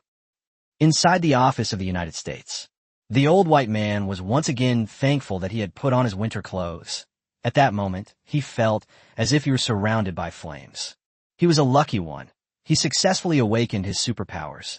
The old white man took a deep breath with his right hand, his hands trembling uncontrollably, and scanned the entire room. Only 1/3 of them awakened supernatural abilities. He and the admiral to his right exchanged a glance, both of them unable to hide their excitement. Clearly, the two of them had completely forgotten about the hundreds of millions of people whose lives were taken away by the apocalypse. They were completely immersed in the immense joy of surviving and successfully awakening. And with a hint of smug satisfaction in their hearts, they still stood at the forefront in the apocalypse. Inside the conference room at the Shanjing base. At this moment, the indoor air conditioning was working, and even Old Tang felt much better. "How's the situation?" Old Tang asked the heads of each base through the screen. "We have 10 civilians dead here, mainly because someone on our side is trying to sneak out by live streaming." The heads of several bases reported on the relevant situation. Death have occurred in all major bases during the apocalypse. Hearing these bizarre, excessive, and even unconventional reasons, Bai Nianxia snorted coldly, her expression remaining completely unchanged. "Since they're courting death, let them go," Bai Nianxia's cold voice rang out. Chapter 81, Other Choices. Upon hearing this, the heads of the various bases were somewhat stunned. Normally, if the number of deaths exceeds a certain threshold, it needs to be reported. Therefore, Bai Nianxia's words caused an unusual silence in the conference room. This is the end times, a ruthless end times that devour people without blinking an eye. We have already done enough, distributing special clothing and organizing them to awaken early. If they still won't listen to advice, then there's no need to try anymore, Bai Nianxia said earnestly, raising her eyes. In her view, those who do not cherish their own lives are actually putting others in danger. Rather than that, we should grant their wish. Old Tang coughed lightly, signaling for the report to continue, and the meeting room returned to normal. Yuze glanced at Bai Nianxia and sighed slightly. He was one of the people here who knew Bai Nianxia well, so he had no objection to what Bai Nianxia said. If these people were on the battlefield, he would punish them severely without hesitation. At this point, an hour had passed since the apocalypse began. China's television station launched a live broadcast using a new generation of unmanned cameras. Each base has its own dedicated live streaming interface, and you can also choose to watch other bases' streams. People in China who safely survived the apocalyptic low temperatures all clicked on a live stream. In the live broadcast rooms of each base, what you see are people with superpowers providing assistance or military personnel rescuing patients. I went through a VPN, and it was like hell on earth. Yes, there was a family of 5, but only one survived. He was immediately frostbitten. If he didn't have time to warm up, he would have died within 10 minutes. Most of those who survived abroad were young adults or those who had made preparations. Chinese netizens are buzzing with discussion. In just over an hour, the world has undergone a dramatic transformation. The Chinese government did not stop people from using VPNs. On the contrary, it unblocked all the previous VPN links. As shocking images were transmitted back to China, the Chinese people gained a profound understanding of the horrors of the apocalypse. They never imagined that the strangers who had been arguing with them across the ocean and the internet just a short time ago were now long dead in the freezing cold. This was a special lifting of the lockdown by the Chinese government. Only through comparison can we truly appreciate what we have now. China has always protected its people very well, but with the arrival of the apocalypse, everything has changed. 2 hours after the apocalypse, Tang Lao, dressed in a Zhongshan suit, appeared on countless people's phones and televisions. Just 2 hours ago, we experienced an apocalypse unlike anything we've ever seen before. According to statistics from various bases, a total of 569 people died, of whom 163 were. Mr. Tang had already memorized these data and spoke them aloud to the camera without looking at the documents. I've reminded you several times to keep warm and not go out, but you just won't listen. I've seen several live streams where people are willing to risk their lives for money. While others struggle to survive, some are deliberately seeking death. Hearing Mr. Tang's speech, many people were filled with righteous indignation, as this was extremely irresponsible towards one's own life. They keep emphasizing the importance of the apocalypse, yet they still dare to go outside without special protective gear. Fellow countrymen, the end times have come. Each of us must be responsible for our own life and safety. 3 days later, schools, factories, and other organizations will resume normal operations. At the same time, major companies will release notices. Please pay attention to the announcements from the various bases. The harsh winter will eventually pass. Let's walk together hand in hand. Old Tang's speech was not long, but it gave people great confidence. This is Tang Lao's personal charm, and even more so, everyone's trust in him. The stars only shine brightly when the sky is dark enough. That's right. Everyone needs to work hard, practice their martial arts, and improve their superpowers. Have faith in China. Have faith in China. Countless people flooded the comment section of the video of Tang Lao's speech, expressing their satisfaction in light of the dire situation abroad. At least, China has not abandoned its ordinary people. Inside the conference room of the Academy of Sciences. I'm sure you all have your own guesses about why I called you all here today, Old Jiang said in a deep voice, looking at everyone in the room. Many of those sitting exchanged glances, already understanding the situation perfectly well. Even before the news of the apocalypse broke, many experts and scholars in agriculture and animal husbandry were already conducting research on crop cultivation under extremely low temperatures. Currently, China's grain reserves are still relatively abundant, but we absolutely cannot sit idly by and deplete them. Food security is extremely important. Old Jiang looked around, tapped the table lightly, and said earnestly, "Don't worry, Mr. Jiang, we've already started testing. If everything goes smoothly, it will be widely used soon," said an elderly man of similar age to Mr. Jiang. He is one of China's top scholars in the field of food and one of China's academicians. Okay, and one more thing. Old Jiang nodded and carefully explained the relevant research tasks and some points to note. Much of what's in this story was told to Old Jiang by Bai Nianxia. There's no need to repeat the same mistakes I made in my past life. This meeting lasted for more than 4 hours and covered various aspects of the Chinese Academy of Sciences. By the time the meeting ended, it was already night. Sigh. Old Jiang looked at the pitch-black night sky, as if he couldn't see a single ray of light. Zhou Yuanzhou and Lu Hanzhou followed behind Old Jiang, exchanged a glance, and both saw the helplessness in each other's eyes. They all knew what Old Jiang was lamenting, but in this apocalyptic world, no one could do anything about it. What are your thoughts, you two? When they arrived at the meeting, Bai Nianxia hadn't given Zhou Yuanzhou and Lu Hanzhou any tasks. This was a special request from Bai Nianxia. She didn't want to restrict Zhou Yuanzhou and Lu Hanzhou. After all, they both had unlimited potential. I still want to cooperate with aerospace in the energy sector, Lu Hanzhou said, his goal clear. Upon hearing this, Old Jiang gave his prize student a deep look and patted him on the shoulder. Okay. Old Jiang knew that China's exploration of space must not stop. After all, the monster would arrive on Earth in a month. And you? Old Jiang looked at Zhou Yuanzhou, who had not said a word. Compared to Lu Hanzhou, Zhou Yuanzhou seems to have other options. Besides being a genius researcher, he is also a rare healing-type superhuman. Bai Nianxia herself recognized him as having the best talent among the awakened healing-type characters. Zhou Yuanzhou hesitated. He knew that with the apocalypse approaching and monsters attacking, Everything would depend on strength. Think it over carefully, there's no rush. Old Zhang's eyes revealed a hint of understanding, and he did not immediately ask Zhou Yuanzhou to make a decision. Chapter 82, Training Troops. Zhou Yuanzhou walked back alone. Originally, Lu Hanzhou was with him, but he was worried and went to the laboratory instead. What are you thinking about? A clear voice rang out, standing out prominently in the silent night. Zhou Yuanzhou turned his head and saw Lin Lin walking quickly forward. No, it's nothing. Zhou Yuanzhou shook his head slightly, looking at his feet.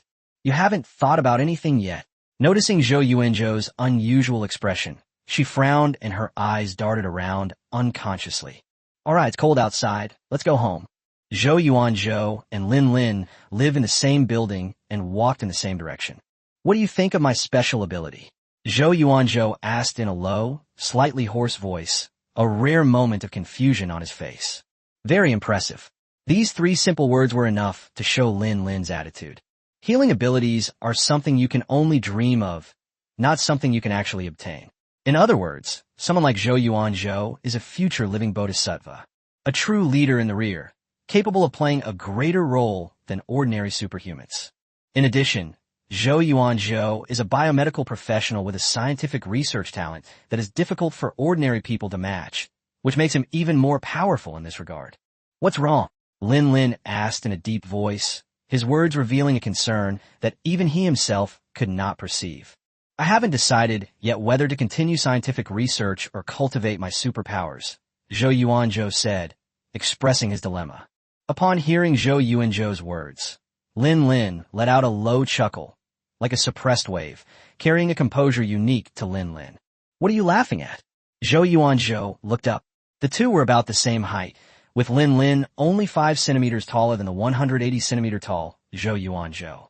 Seeing the persistent inquiry in Zhou Yuanzhou's eyes, Lin Lin's smile widened. I just feel that this is a bit too Versailles-like. Other people, whether it's your scientific research ability or your healing ability, would be lucky to have such extraordinary talent. But you, Lin Lin shook his head with a light laugh and teased. After Lin Lin said that, the conflicted look on Zhou Yuanzhou's face lessened considerably. Which one do you prefer? Lin Lin asked seriously, his smile fading. Actually, there's not much difference. Doing experiments is fun, and cultivating superpowers to heal others isn't bad either. That's why Zhou Yuanzhou was so conflicted. Then let's not give up. Lin Lin stared straight at Zhou Yuanzhou. All right, go to sleep early. Lin Lin patted Zhou Yuanzhou's shoulder and said gently as they arrived at his door. Okay. Zhou Yuanzhou nodded. A 4-hour meeting was quite tiring. Lin Lin turned and left only after watching Zhou Yuanzhou walk into the house. You're back. Zhou Yuanzhou's voice as he opened the door startled Zhou Zhu, who was sitting on the sofa and had clearly been asleep. Dad, why don't you go back to your room and rest? Zhou Yuanzhou picked up the blanket that had fallen to the ground and covered Zhou Zhu's legs with it. Are you hungry? I made you some porridge. Have some. Looking at Zhou Yuanzhou, who had lost a lot of weight, Zhou Zhu's eyes flashed with heartache. She quickly stood up and brought out the porridge that she had prepared for a long time. The fragrant aroma of the porridge wafted into Zhou Yuanzhou's nose, and he didn't refuse. After all, it was his father's heartfelt gift. A few minutes later, the bowl of porridge was empty, and Zhou Zhu stopped Zhou Yuanzhou from cleaning it up. All right, you're tired, go get some rest. Zhou Zhu pushed her son into the room. The end times are coming. He knows his son is destined for great things, and all he can do is take good care of his son's health.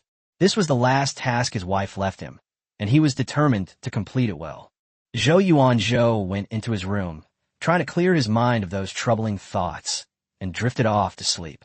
The next day, countless people looked out the window, and some were even in a daze, seeing a world of ice and snow.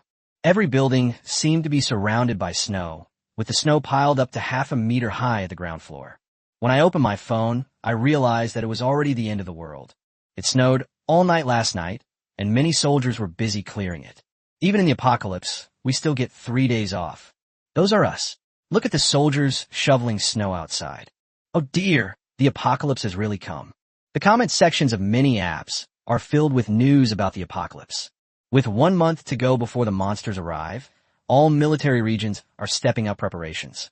Again, inside the base, at the training ground of the Beijing military region, Bai Nianxia's calm voice rang out. Upon closer inspection, several figures were found thrown roughly into the snow, leaving behind several large craters. You all need to get used to this temperature and unleash your full potential, Bai Nianxia said, scanning the surrounding soldiers. The temperature of minus 50 degrees Celsius causes the human body to need more energy to resist, consuming a lot of supernatural abilities. Therefore, level 1 superhumans have almost no combat ability. A level 2 ability user can move freely, but their combat power is reduced by at least 1/3. We are facing an enemy that has never appeared before, so what we need is to constantly push our own limits. With each word Bai Nianxia spoke, breaths continuously escaped from her mouth. She wasn't wearing any special protective gear. Instead, she endured the minus 50 degrees Celsius temperature with her own body. Like Bai Nianxia, Lin Lin was also wearing ordinary combat uniforms. How to preserve your combat effectiveness in extremely low temperatures is something you need to master over the past month. Again, as soon as Bai Nianxia finished saying again, another group of superhumans rushed up, and in less than 2 minutes, they collapsed in the snow.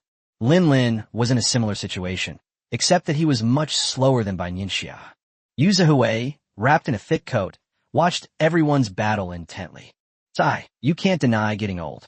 It's still cold outside, old Jiang said slowly, wearing a military overcoat. Inside, there are heating systems that can raise the temperature by tens of degrees Celsius, and with everyone wearing special clothing, there's not much of a problem. But it's different outside. It's still minus 50 degrees Celsius.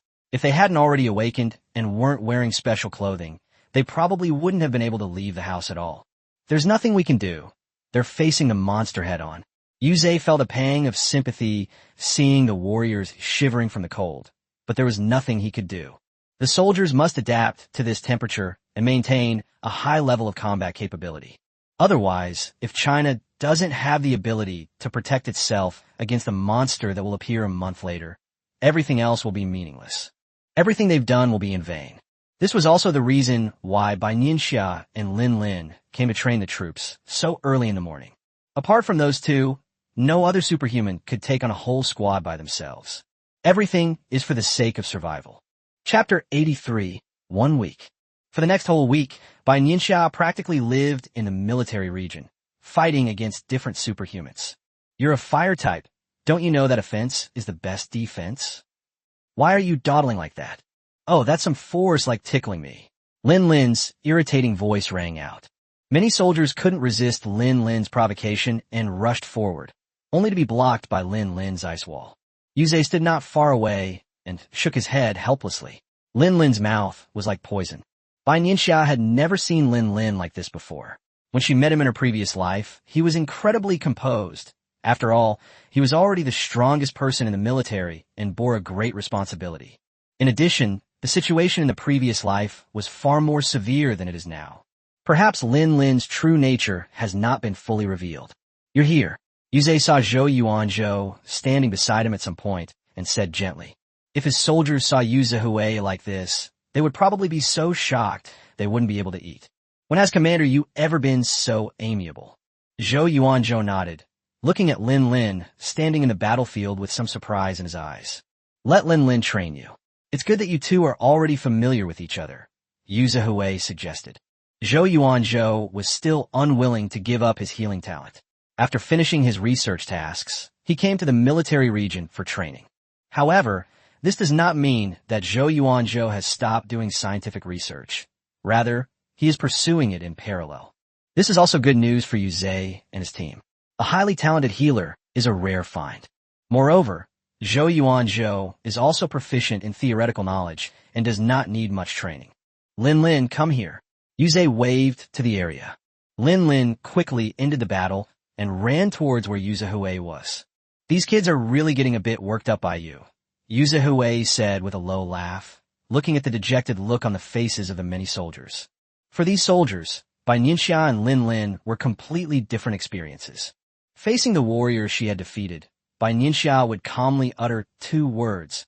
Again, but Lin Lin is different. He'll use 200 words to show you just how bad you really are. They couldn't beat Lin Lin in a fight, nor could they win an argument with him. He could only resentfully accept Lin Lin's complaints. As long as they defeat me, I'll accept whatever comes my way. Lin Lin shrugged, feeling that a few sarcastic remarks were quite effective in provoking him.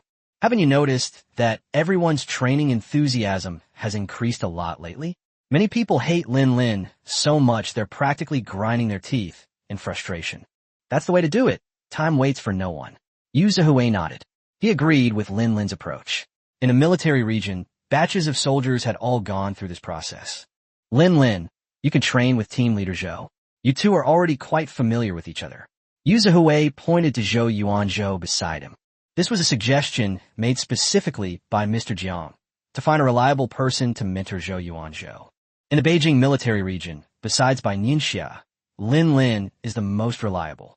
But Bai Nianxia was busy. Besides training troops, every department wanted to invite her to take a look. Faced with the apocalypse, no one was sure about any of the policies that were issued. Therefore, this task fell to Lin Lin, the second most reliable person. Okay. Lin Lin raised an eyebrow and gave Zhou Yuanzhou what he thought was a friendly smile. Zhou Yuanzhou unconsciously rubbed his fingers together. Why did he have a feeling that Lin Lin wanted to take revenge for the several vials of blood he had drawn from him before? You better watch out, kid. Zhou Yuanzhou isn't one of your men. Be careful old Jiang doesn't break your head. While Zhou Yuanzhou was warming up, Yu Zhihui whispered to Lin Lin. Besides, he's a healing type ability user, so he'll still need to stay in the rear in the future, Yu Zhihui advised, fearing that Lin Lin might go too far. I know. Lin Lin glanced at Zhou Yuanzhou, who was wearing special uniforms and an overcoat, and naturally knew that he was different from the soldiers in the military region. You know that much. Yuze glanced at Lin Lin distrustfully. If old Jiang came knocking on the door, he wouldn't take the blame for Lin Lin. Don't worry. Lin Lin practically raised his hands above his head to assure him. Zhou Yuanzhou had such thin arms and legs, and he spent all his time in the lab. He wouldn't dare to train himself to the point of exhaustion. As a result, the military region changed its assessment of the situation on the battlefield, but Bai Nianxia continued to send a message every minute. Lin Lin, on the other hand, was completely different. He practically taught Zhou Yuanzhou step by step. Yes, that's it. Watch out for the defense on the right. Your strength is still insufficient. You need to strengthen it by engaging your waist. Raise your left hand a little and make use of what you can around you.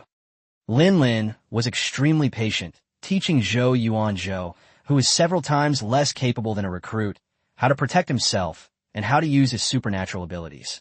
The other soldiers watching from the sidelines were dumbfounded, including Ji Yanxi. He rubbed his eyes in disbelief and looked at Wen Hanqing beside him. Even though Wen Hanqing is a girl, she has never received such gentle guidance from Lin Lin. This, Ji Yanxi pointed at Lin Lin in the room, not knowing what to say for a moment. However, Wen Hanqing's expression was completely different from Ji Yanxi's. The corners of her mouth unconsciously turned up as she stared intently at Lin Lin and Zhou Yuanzhou on the field. What are you laughing at?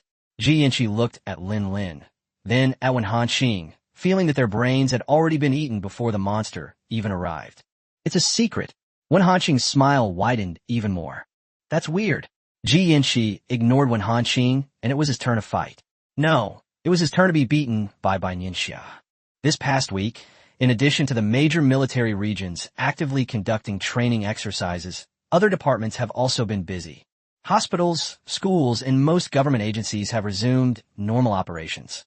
Suitable candidates were also found for other positions. It can be said that the lives of a considerable number of people have gradually returned to normal. However, everyone knew in their hearts that this period would only last a short month, and everything would change when the monsters attacked.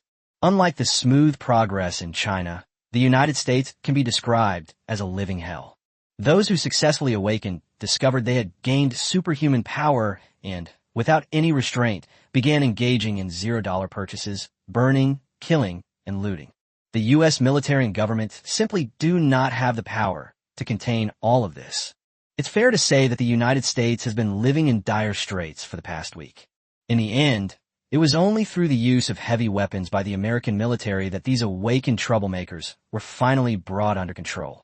As for other countries, their situation is similar to that of the United States. However, one of the countries was somewhat unexpected. Chapter 84.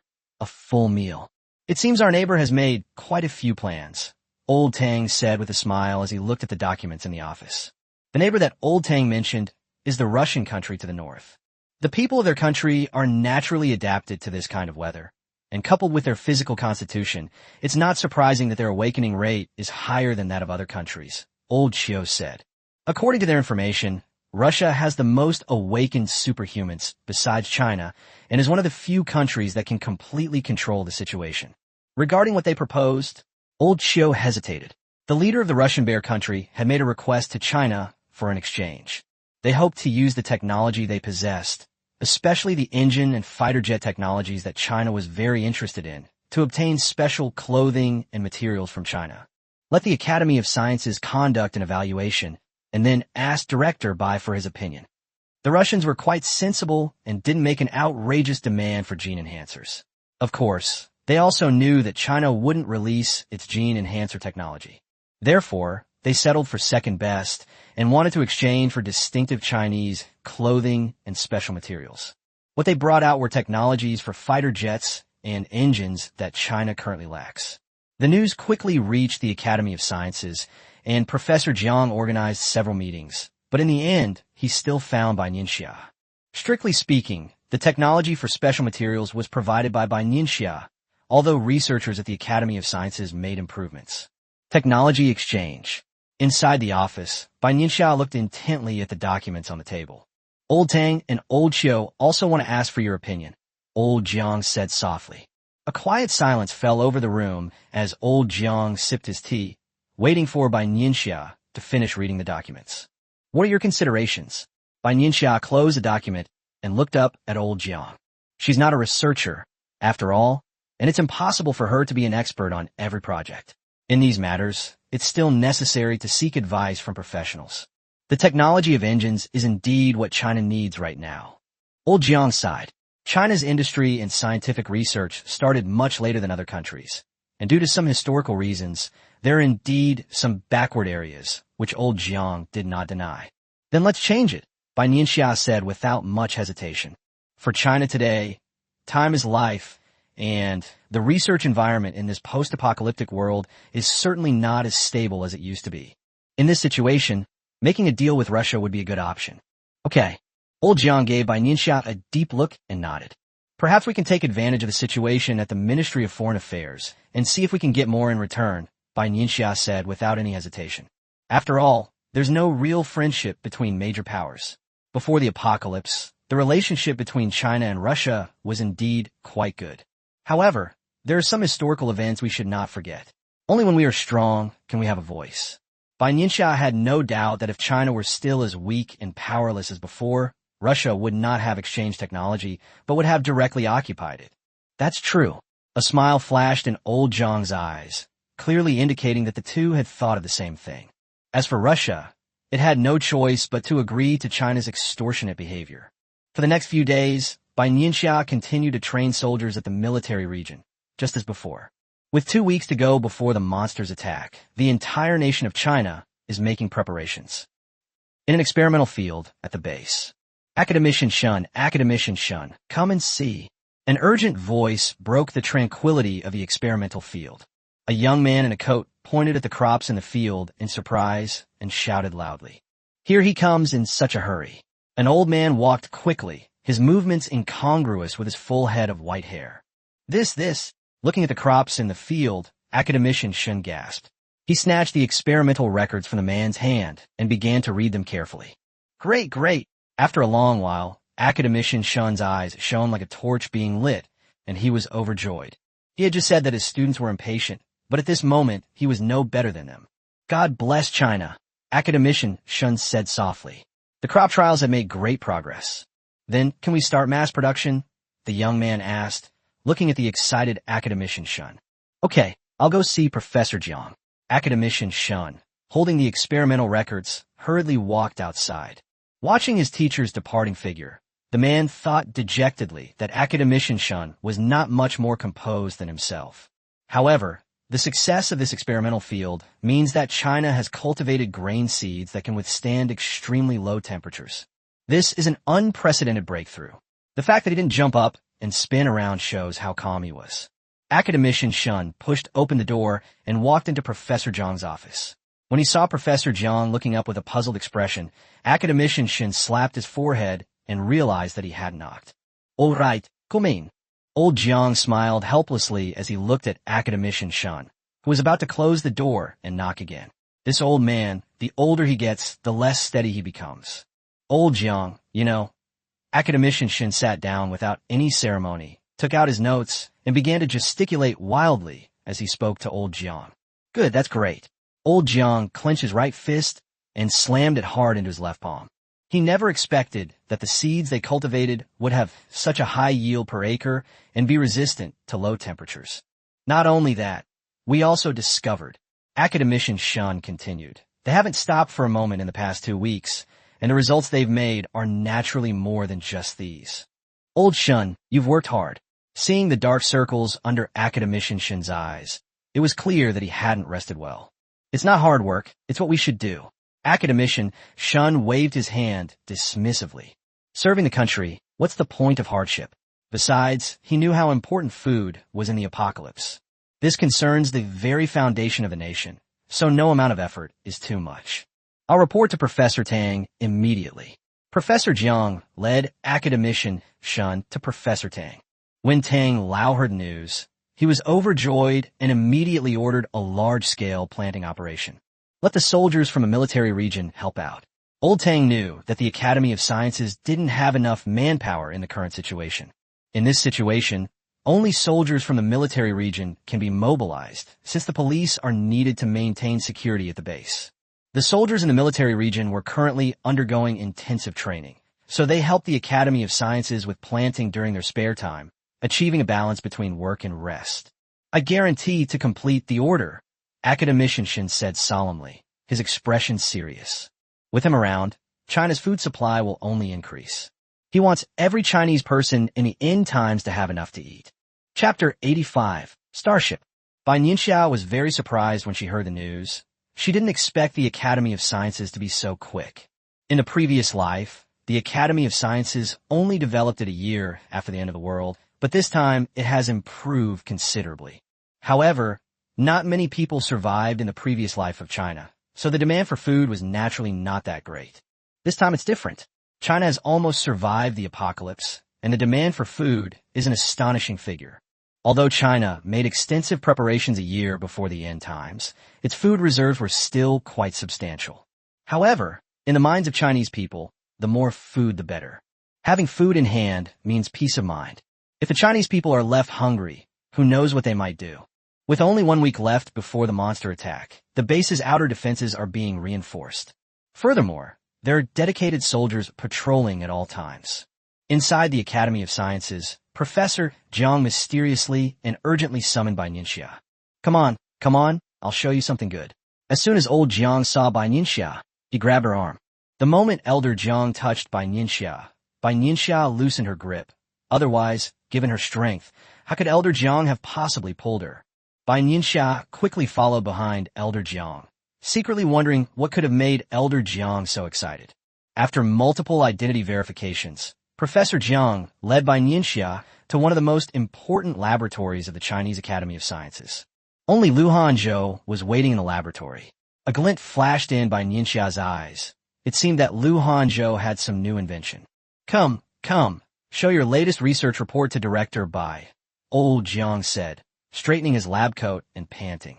He walked too fast and hadn't caught his breath yet.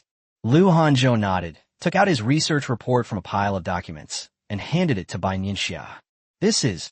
Upon seeing the first 2 words, Bai Nianxia's pupils contracted slightly, and a rare look of surprise appeared in her eyes. "Starship." Bai Nianxia pondered these 2 words silently, and quickly opened Lu Hanzhou's research report. Although it is still in the theoretical research stage, Lu Hanzhou's research has already far surpassed that of other scholars in China and is in an absolutely leading position. This report is still somewhat difficult for Bai Nianxia to fully understand.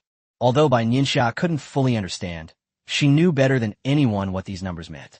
In her previous lives, the monsters arrived on Earth via starships. What puzzled Bai Nianxia was that, given the speed of the starship, it shouldn't take much time to reach Blue Star. Why didn't you choose to go there immediately after obtaining the coordinates of Earth? Countless images flashed through Bai Nianxia's mind, but in the end, she still devoted all her attention to the report. Lu Hanzhou explained the theories he didn't understand to him in detail. Bai Nianxia spent more than 3 hours reading this report. After all, the report was over 60 pages long. During this time, Professor Jiang had leisurely drunk 2 glasses of water and was almost ready to take a nap in the laboratory. A very good idea, Bai Nianxia praised. She knew that Lu Hanzhou had been focusing his energy and time on the artificial sun project, but she didn't expect him to come up with such a big surprise. This wasn't something that came to him suddenly recently. This kid has been researching these things since high school. Old Jiang stood up, noticed the surprise in Bai Nianxia's eyes, and began to explain. That's right, this is a long-held idea of mine. The artificial sun and the engine technology we recently obtained from Russia have made this idea even more realistic. Lu Hanzhou's voice was a little hoarse, probably because he had been talking for too long. Bai Nianxia nodded. The monsters came to Blue Star in starships. Bai Nianxia's words made both Old Jiang and Lu Hanzhou look up at the same time. Old Jiang frowned deeply. It seemed that the scientific research capabilities of these monsters far surpassed those of Earth. Not necessarily. Recalling the scenes of fighting monsters in her past life, Bai Nianxia shook her head. I don't know the specifics either, but Bai Nianxia hesitated for a moment and did not continue. Bai Nianxia only knew about monsters from her previous life. However, in its previous life, China could only protect itself, and even that didn't last more than a few years. Bai Nianxia didn't know much more than that. She needed to keep trying and exploring. You must take this project very seriously, Bai Nianxia said earnestly. For any support you need, you can go to the relevant departments or come directly to me. With just one sentence, both Mr. Jiang and Lu Hanzhou understood Bai Nianxia's attitude towards the Starship project. Okay. Lu Hanzhou nodded vigorously. This was the research he had been longing for, and now that he had received strong support, he was naturally even more delighted. He wished he could spend every single hour of the day in the lab. That kid. Seeing Lu Hanzhou turn around and plunge back into the experiment, Old Jiang chuckled and scolded. Isn't that why you took him under your wing so early? Bai Nianxia teased. Yes, exceptional talent combined with extraordinary hard work is indispensable in our line of work, Old Jiang remarked. Scientific research, especially in science and engineering, requires not only hard work, but also unparalleled talent. Without talent, you can't even get started. Perhaps, in Mr. Jiang's view, talent far outweighs hard work. Besides him, there's only Zhou Yuanzhou who can do that. As the chief of the Academy of Sciences for many years, Elder Jiang has seen countless geniuses. Such claims as only 1 in 10 years, IQ of 150, or receiving numerous honors during university. In Mr. Jiang's mind, the only one who could truly be called a genius was Lu Hanzhou. But now, there's another one, Zhou Yuanzhou.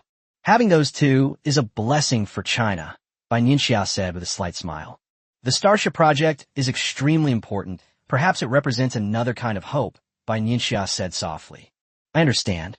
Old Jiang knew what Bai Nianxia meant. Otherwise, he wouldn't have called Bai Nianxia over immediately. The two walked slowly out of the laboratory. It was already past 7 o'clock in the afternoon, and most of the laboratories in the Academy of Sciences were still brightly lit. They all have a fire burning inside them right now, and they're itching to do something, Old Jiang said gently, looking up at the several offices that were still lit up. This is a good sign. Only when people are united can they achieve success. We must not take the protection of researchers lightly, and we must ensure that they have no worries about their future. Don't worry, Old Jiang understands all of this. With him around, the Academy of Sciences won't be in chaos. Chapter 86. The Monster Arrives. With only 3 days left before the monsters attack, Yu Zihui, at the Beijing military region, stubbed out his cigarette and looked towards the training ground. After today's training, these soldiers will rest for a couple of days to allow their bodies and minds to recover. After all, for the past month, they had either been beaten up by Bai Nianxia and Lin Lin in turns, or called to the Academy of Sciences to help out. With a major battle imminent, Yu Zihui hoped that nothing unexpected would happen, and that things would be better off proceeding smoothly. Inside the battlefield, Lin Lin was instructing Zhou Yuanzhou on his movements. You've made great progress, Lin Lin said, looking at the faint muscle lines on Zhou Yuanzhou's arms. You're a healer, so the most important thing is to protect yourself. We're here for you, Lin Lin advised. He was afraid that Zhou Yuanzhou would charge forward recklessly, but with his limited attack power, he should save his breath. I'm not stupid. Zhou Yuanzhou rolled his eyes at Lin Lin without any politeness and said irritably, Good, good. Team leader Zhou is incredibly smart. Lin Lin said with a smile on his eyes. Lin Lin is right. There will be superhumans protecting you then, Bai Nianxia said as she approached. Zhou Yuanzhou's special abilities can play a greater role in the rear, saving more people. I don't need it. Zhou Yuanzhou was interrupted before he could finish speaking. It's not just you. The Academy of Sciences is also within the scope of key protection, Bai Nianxia added. All right, just listen to Director Bai. Lin Lin looked at Zhou Yuanzhou and said seriously. He trusted Bai Nianxia's judgment that Zhou Yuanzhou's healing ability could play a significant role. Otherwise, Bai Nianxia wouldn't have specifically pointed it out and asked the superhuman to protect Zhou Yuanzhou. All right then. Zhou Yuanzhou reluctantly agreed. He would obey orders and not run away. This was the greatest support he could offer. Only then did Lin Lin breathe a sigh of relief, knowing that Zhou Yuanzhou was a man of his word. Since he has already agreed, he won't go back on his word. Let's go. We've met the training target for today. Lin Lin patted Zhou Yuanzhou's shoulder, and, as expected, Zhou Yuanzhou gasped. Go back and relax your muscles, Lin Lin instructed. I know more than you, Zhou Yuanzhou muttered. After all, he was a biomedical student. Zhou Yuanzhou left the military region's training ground, but the soldiers around him were still there. Even though it was already dark, they continued their training. Tell me, what does the monster look like? One Hanqing lay on the ground, panting, completely unconcerned about the bloodstains on her arms. I don't know. Sitting next to her was Ji Yanqi, who shook his head slightly. Or rather, in this world, apart from Bai Nianxia, no one knows. But it's definitely not a good thing. Yanqi snorted coldly. If it's for good, then naturally we won't invade other people's homes. In Ji Yanqi's view, invasion is the most inhumane thing. You're right. When Hanqing nodded heavily. Unlike Ji Yanqi, she had never been in the military. Despite his exceptional talent, he has been training intensively and his training results are remarkable.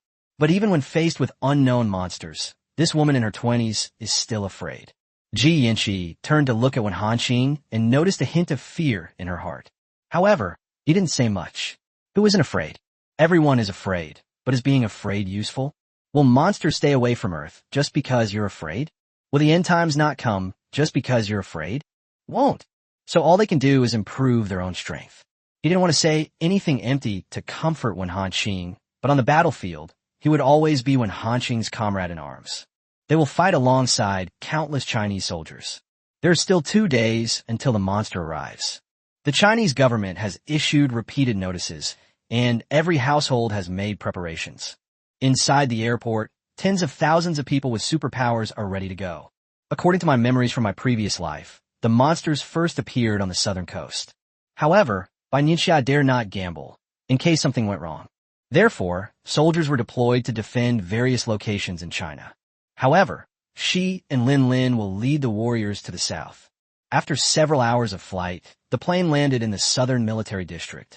Inside the base, the commander of the Southern Military District came to greet them. The soldiers of the Southern Military Region are fully prepared. These are the first words the commander said to Bai Nianxia, a pledge he made to the troops. Okay. Bai Nianxia gave the commander of the Southern Military Region a deep look and said in a deep voice, Soldiers from the Beijing Military Region, coordinate with the Southern Military Region and get ready, Bai Nianxia and Lin Lin instructed. Lin Lin nodded and turned to make the arrangements. There is 1 day left before the monster arrives. Late at night, inside the Shangjing base, Old Tang took off his glasses, rubbed his temples vigorously, stood up, and looked at the pitch-black night sky. The Academy of Sciences has already increased its monitoring efforts and will report any unidentified flying objects immediately. According to Bai Nianxia's deduction, the monster will descend upon Blue Star between noon and afternoon tomorrow. Moreover, it's not just China. These countries have also informed other nations. How other countries make arrangements is beyond Tang Lao's control. During the day, he is the helmsman of the great ship that is China. He cannot panic. But he's only human. The burden on his shoulders has been too heavy this past year. He doesn't know what the future holds or whether China can survive. Old Tang stood there quietly, looking out the window without moving. The warm yellow light shone on Old Tang, and time passed by, second by second. After some time, Old Tang turned around, sat back down in his chair, and began working again. As dawn breaks and the sky gradually brightens, countless people awaken from their sleep. At 11 a.m. sharp, China Television broadcasts the event live. That's right, the Chinese television station will broadcast the monster's arrival live. This was specially arranged by Bai Nianxia. The people of China should see the country's sacrifices and the soldiers' efforts. At the southern base, the superhumans were on high alert. Suddenly, crimson light tore through the sky, turning the previously bright sky blood red in an instant. The earth trembled, and the coastline collapsed instantly, creating countless giant craters. It's the south.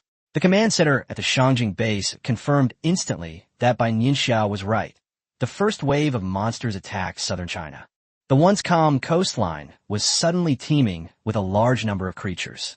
These creatures are several times the size of humans and look incredibly ugly. Its enormous body encased a small head, and dark red tumors were visible all over its body, making it nauseating. The monster's surface was covered with countless bumps. Its facial features were extremely distorted, and it made strange noises. The monster's numerous tentacles lashed wildly, leaving behind countless pieces of debris.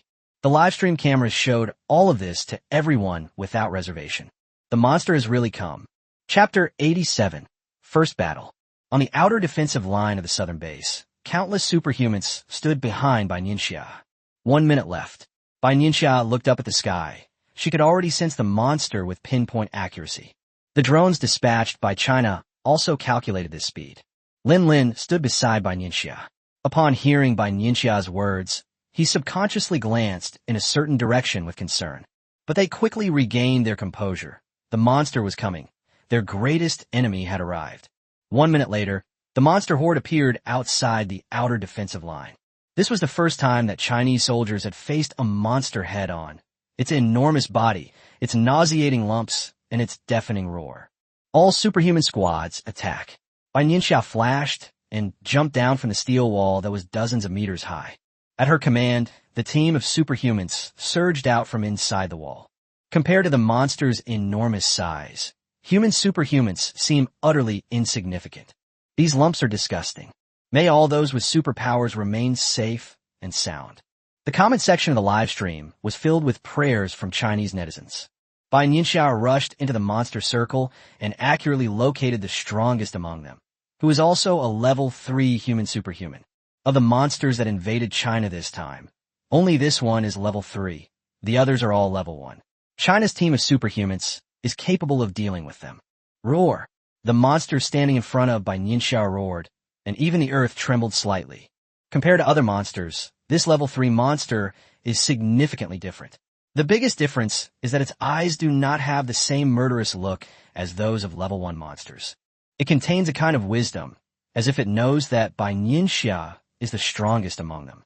Bai Nianxia was already at level 5, but she still didn't let her guard down. The monster lowered its head and stared intently at Bai Nianxia. Huge waves surged up where the two were, and countless debris flew everywhere. At this moment, whether it was Tang Lao and his group far away in Beijing, or the Chinese people watching the live broadcast, they all realized that the duel between Bai Nianxia and this monster would determine the success or failure of the first battle. Bai Nianxia was dressed in a black combat suit. Purple lightning seemed to descend from the sky, transforming into a giant axe several meters long, which she held in her hand. The monster reacted quickly, waving its multiple tentacles with great force. Each strike aimed precisely at Bai Nianxia's direction. Bai Nianxia gathered her supernatural power, quickly retreated a few steps, and slammed her giant axe down on the monster's tumor. In an instant, green and black juice splattered and flowed freely across the white snow. Bai Nianxia disgustedly wiped the stains off her hands, and a foul stench wafted out. Roar! The monster's roar became more ferocious, clearly indicating that it was injured in their first encounter. It clearly realized that Bai Nianxia's strength was above its own, and from somewhere, the monster took out a black box. With a turn, Bai Nianxia's vines, dozens of meters long, wrapped around the monster's black box. The box rolled off and disappeared instantly, absorbed into Bai Nianxia's spatial ability. The monster's eyes were wide with rage, as if they were blazing fire. Bai Nianxia knew that this black box was a communication tool, as she couldn't let the monster call for reinforcements. Perhaps because Bai Nianxia had cut off their path to survival, the monster's attacks became increasingly frantic. Its massive body caused the earth to tremble with every step it took. With green vines and a giant purple axe, Bai Nianxia charged forward without hesitation. The tendrils wrapped around the monster's tentacles, restricting its movement. The giant axe struck the monster's body again and again, causing it to tremble uncontrollably. The roars grew weaker and weaker, carrying a hint of despair. It knew it was no match for this human. Bai Nianxia diverted her attention to sense the situation on the entire battlefield. Each team of superhumans had a clear objective: to fight each other and engage a single monster. There were already many monster corpses lying on the ground, as well as wounded Chinese soldiers. Aside from where Bai Nianxia was, the most eye-catching person was Lin Lin. He was clad in golden armor, and wherever he went, ice walls appeared, and monsters fell down in seconds. Lin Lin is a level 4 dual elemental ability user, so dealing with level 1 monsters is more than enough for him. In addition, he was very fast and saved Chinese soldiers from monsters on several occasions. It's like a brick on the battlefield, going wherever it's needed. Seeing this, Bai Nianxia felt slightly relieved. The eyes of this level 3 monster were fixed on Bai Nianxia, as if it wanted to swallow her whole. It was you who invaded us first. Bai Nianxia knew that the level 3 monsters already possessed some intelligence and could roughly understand her words. The monster let out a disdainful roar. It could roughly understand, but it couldn't speak human language. This is an ability possessed only by high-level monsters, mimicking the languages of other races. Noticing the disdain in the monster's eyes, Bai Nianxia snorted coldly, and her giant axe instantly transformed into a sharp sword, plunging fiercely into the monster's eye. The monster howled loudly, its 2 tentacles encircling its eyes, and it staggered back several steps. Bai Nianxia pressed her advantage, gathering her lightning-type power in her hand. In an instant, the sky seemed to turn dark purple. A flash of light appeared, and several of the monster's tentacles were severed and fell to the ground. Is this a power that humanity can possess? Who exactly is this older sister? The live stream chat was flooded with comments. They could only tell from Bai Nianxia's voice that she was a woman. However, the camera was positioned in front of Bai Nianxia's chest, so it couldn't directly capture Bai Nianxia's appearance. On the contrary, the monster's appearance was in high definition and uncensored throughout. The vines formed from wood-based powers tightly bound the monster.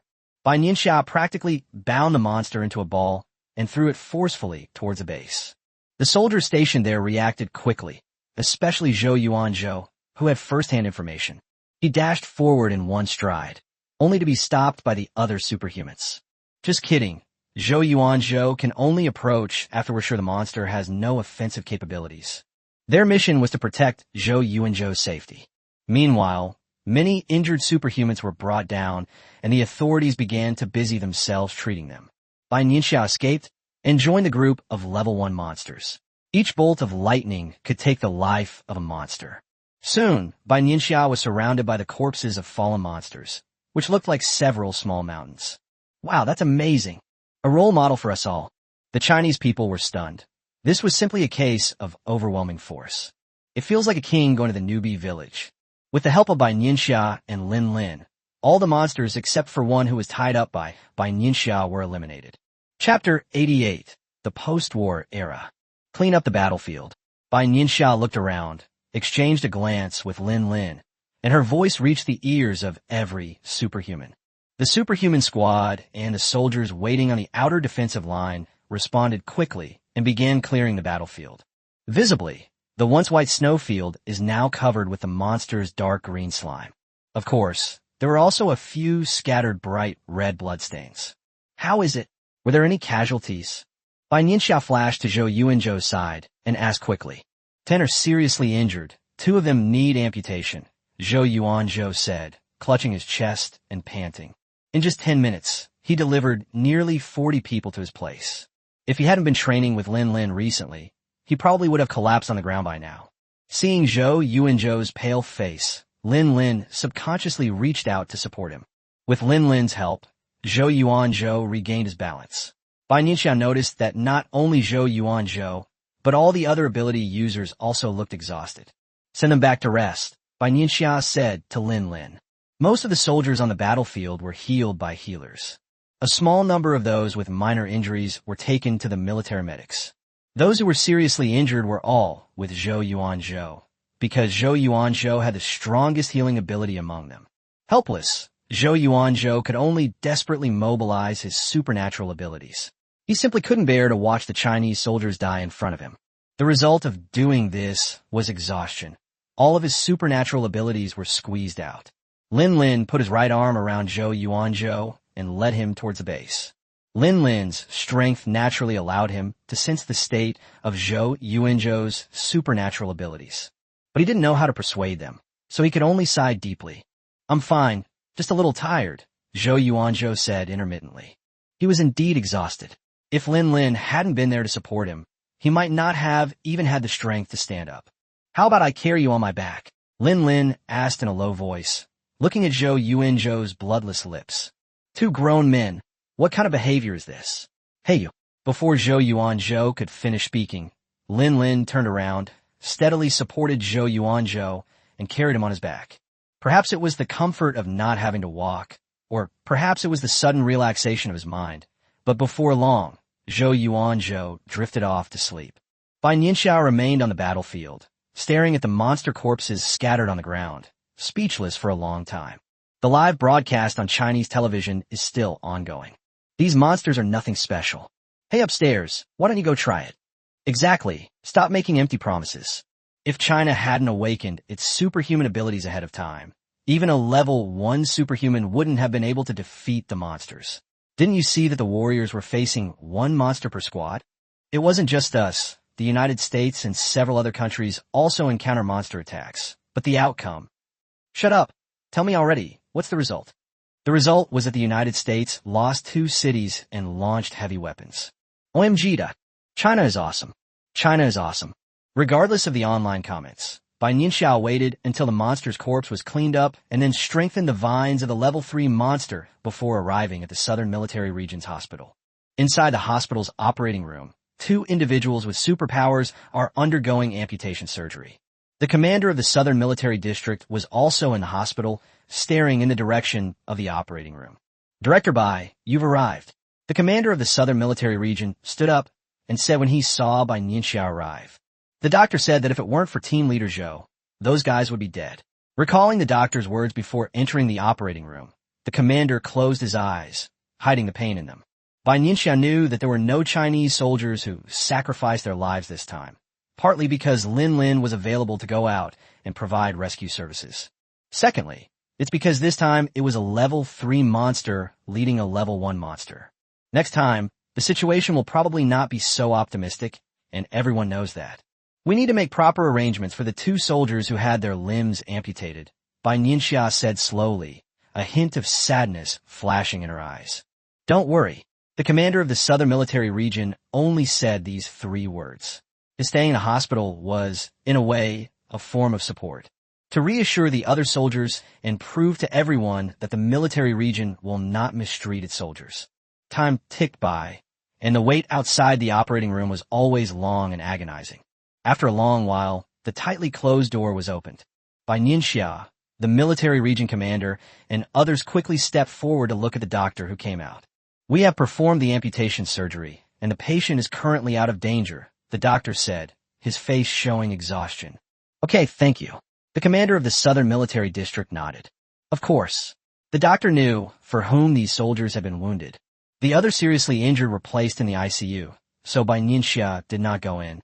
However, she and the commander of the Southern Military District went to the ward of the lightly wounded soldiers. "Director Bai, Commander, how is old Su?" Someone who saw Bai Nianxia and the commander eagerly tried to get up from the bed and asked. Looking at the gazes of the people before him, the commander clenched his right hand tightly, suppressing the grief in his heart, and calmly said, "They have already completed the amputation surgery." Old Su was one of the most seriously injured and required amputation. As soon as he finished speaking, the ward fell silent. Some people had tears of helplessness in their eyes, while others were pounding on the bed they were sitting on, cursing the monster. "You all get some rest. If you need anything, just let us know," Bai Nianxia said softly, her voice unusually gentle. "Director Bai, we don't need anything. We just want to kill all those monsters." Yeah, those damn monsters. Why are they invading our homeland? That's right, kill them and send them back to their hometown. Kill the monster. The noise in the ward grew louder and louder. Bai Nianxia raised her hand, signaling everyone to calm down. All right, let's work together to send the monsters back to their doom. Bai Nianxia said loudly, looking at the warriors who were bandaged and more or less injured. Hearing Bai Nianxia's words, many soldiers were greatly encouraged. Bai Nianxia holds a unique place in the hearts of the soldiers. She is the strongest person in China, the one who helped China awaken, and the one who led China to defeat this wave of monsters. Therefore, soldiers from all military regions trusted her and respected her. After leaving the hospital, Bai Nianxia boarded a plane back to Beijing with Lin Lin and the others. It's a level 3 monster. We need to bring it back to the capital for research. Inside the cabin, Zhou Yuanzhou sat in his seat, staring at the monster with great interest. The monster's body occupied most of the cabin, and noticing Zhou Yuanzhou's gaze, it raised its eyelids. For some reason, I felt a sense of trepidation towards this human being who was inferior to me. Chapter 89. Everything is different now. Looking at the huge monster curled up inside the cabin, tightly bound by Bai Nianxia's vines, Zhou Yuanzhou sat up a little straighter and looked it over. Before he could get a good look at the monster's basic features, Zhou Yuanzhou was suddenly plunged into darkness. He instinctively raised his hand. It was Lin Lin. Zhou Yuanzhou's eyelashes trembled slightly as he glanced at Lin Lin's rough palm. Take this time to rest, Lin Lin said softly, glancing at Bai Nianxia who was resting with her eyes closed. He knew in his heart that once he returned to Beijing, Zhou Yuanzhou would be engaged in many days of experiments and research. Understood. Zhou Yuanzhou nodded. Lin Lin took out an eye mask from somewhere and handed it to Zhou Yuanzhou, gesturing for him to put it on. Zhou Yuanzhou reluctantly took the blindfold and put on himself. Hearing the conversation between the two, Bai Nianxia opened her eyes slightly. She hadn't expected Lin Lin, the captain, to be so thoughtful. Bai Nianxia smiled as she thought to herself. Several hours later, the plane arrived at the Shangjing base. Old Tang, Old Xiao, Old Jiang, and several others were already waiting downstairs. It's good to see you back. Seeing the group get off the plane, Old Tang immediately went to greet them with a smile on his face. In the first battle against the monster, China emerged victorious. Old Jiang, however, noticed Zhou Yuanzhou's pale face and glared at Lin Lin. Lin Lin's eyes widened, filled with confusion. Why was he staring at her like that? Are you all right? Are you tired? Old Jiang walked quickly to Zhou Yuanzhou's side and asked. Old Jiang, I'm fine. After resting for a few hours, Zhou Yuanzhou had recovered somewhat. That's good, that's good. Old Jiang was relieved to hear Zhou Yuanzhou say it himself. This is the monster. The elders were seeing a monster for the first time. Looking at the monster's enormous body and fierce eyes, Old Tang and Old Xiu's faces were full of seriousness. As for Old Jiang, he rubbed his hands together, somewhat expectant. A monster. The research subject has arrived. Level 3. Bai Nianxia raised her eyes and glanced at the monster casually.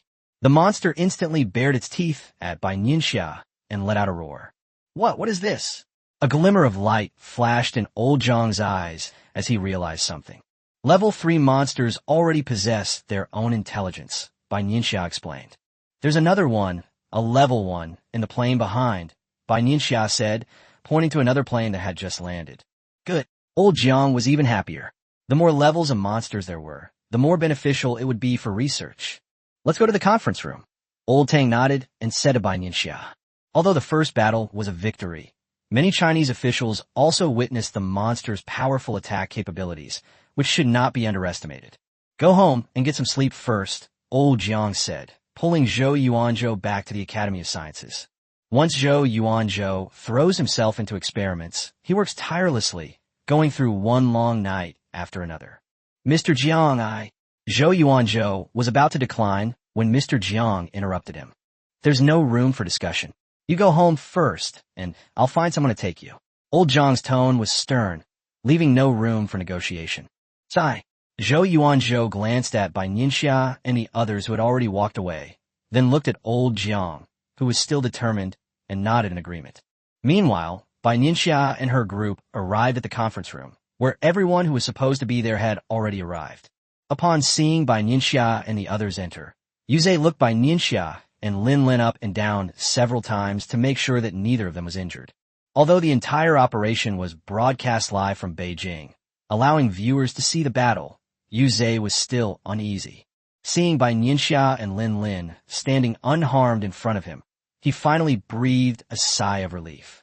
Bai Nianxia sat next to Yu Zhe, waiting for the meeting to begin. As everyone knows, today, the monsters officially attacked Blue Star.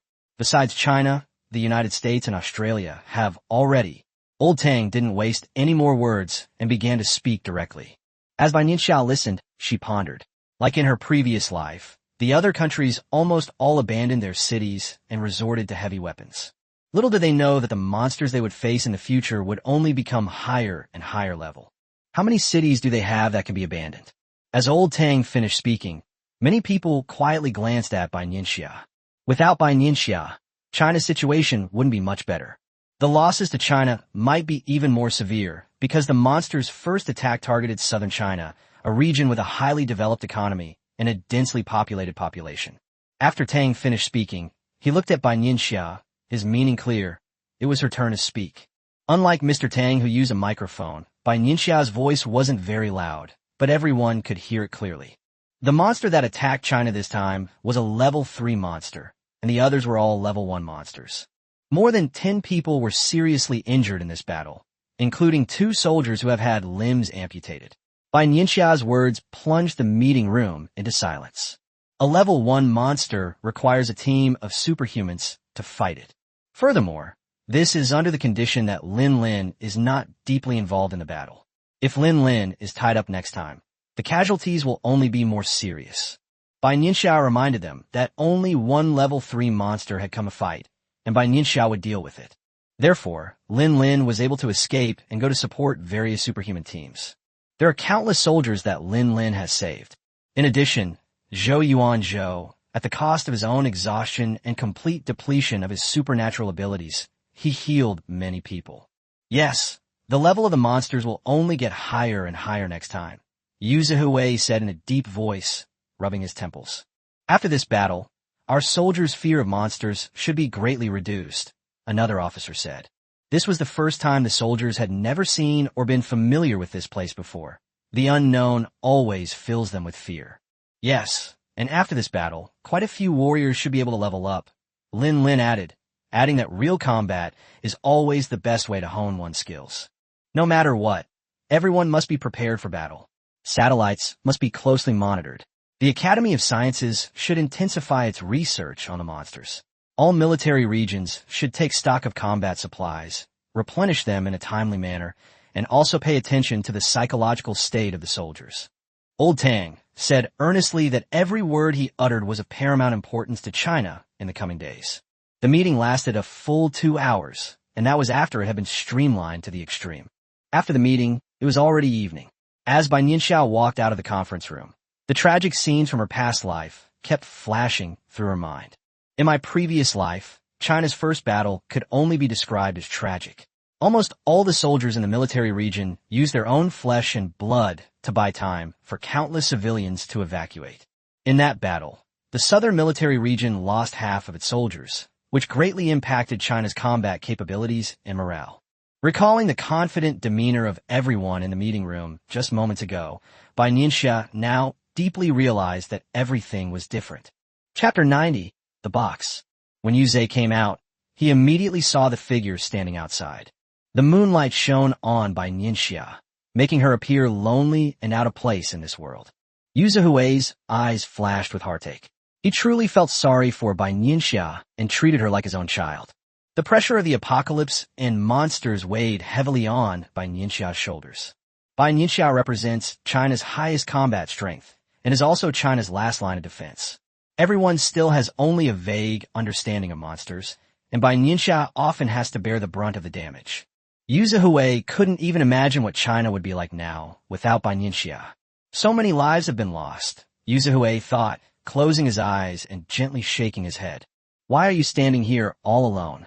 Yu Zhe slowly approached and said softly, It's nothing. Bai Nianxia came back to her senses and looked at the pitch-black night sky. Don't put too much pressure on yourself. We old guys are still here. Yu Zhe patted Bai Nianxia on the shoulder. They are all here. There's no need for Bai Nianxia, a child, to shoulder the burden. Although they couldn't offer Bai Nianxia much help in combat, they would do their best in other aspects as long as they could. I know, Bai Nianxia had always known that only when China is united can it go further and further. Only then can they grope their way forward amidst the fog of the apocalypse and monsters. All right, get some rest. You must be tired too, Yu Hui said in a low voice. Whether it's fighting monsters or the 2-hour meeting, it's all quite tiring. You too, Bai Nianxia nodded. She knew that Yu Hui was also under a lot of pressure. As a commander of the Beijing military region, he has many things to deal with on a daily basis. Bai Nianxia returned to her home in the base, and, instead of resting immediately, began to cultivate cross-legged. This encounter with the monster also gave Bai Nianxia some insights. When Bai Nianxia opened her eyes again, it was already dawn. Bai Nianxia got up and lay down on the bed, sleeping for 2 or 3 hours. Around 7 a.m., Bai Nianxia appeared at the Academy of Sciences in Professor Zhang's office. What is this? Noticing the black box in Bai Nianxia's hand, old Zhang took off his glasses and stared at it intently. At this moment, Zhou Yuanzhou also arrived.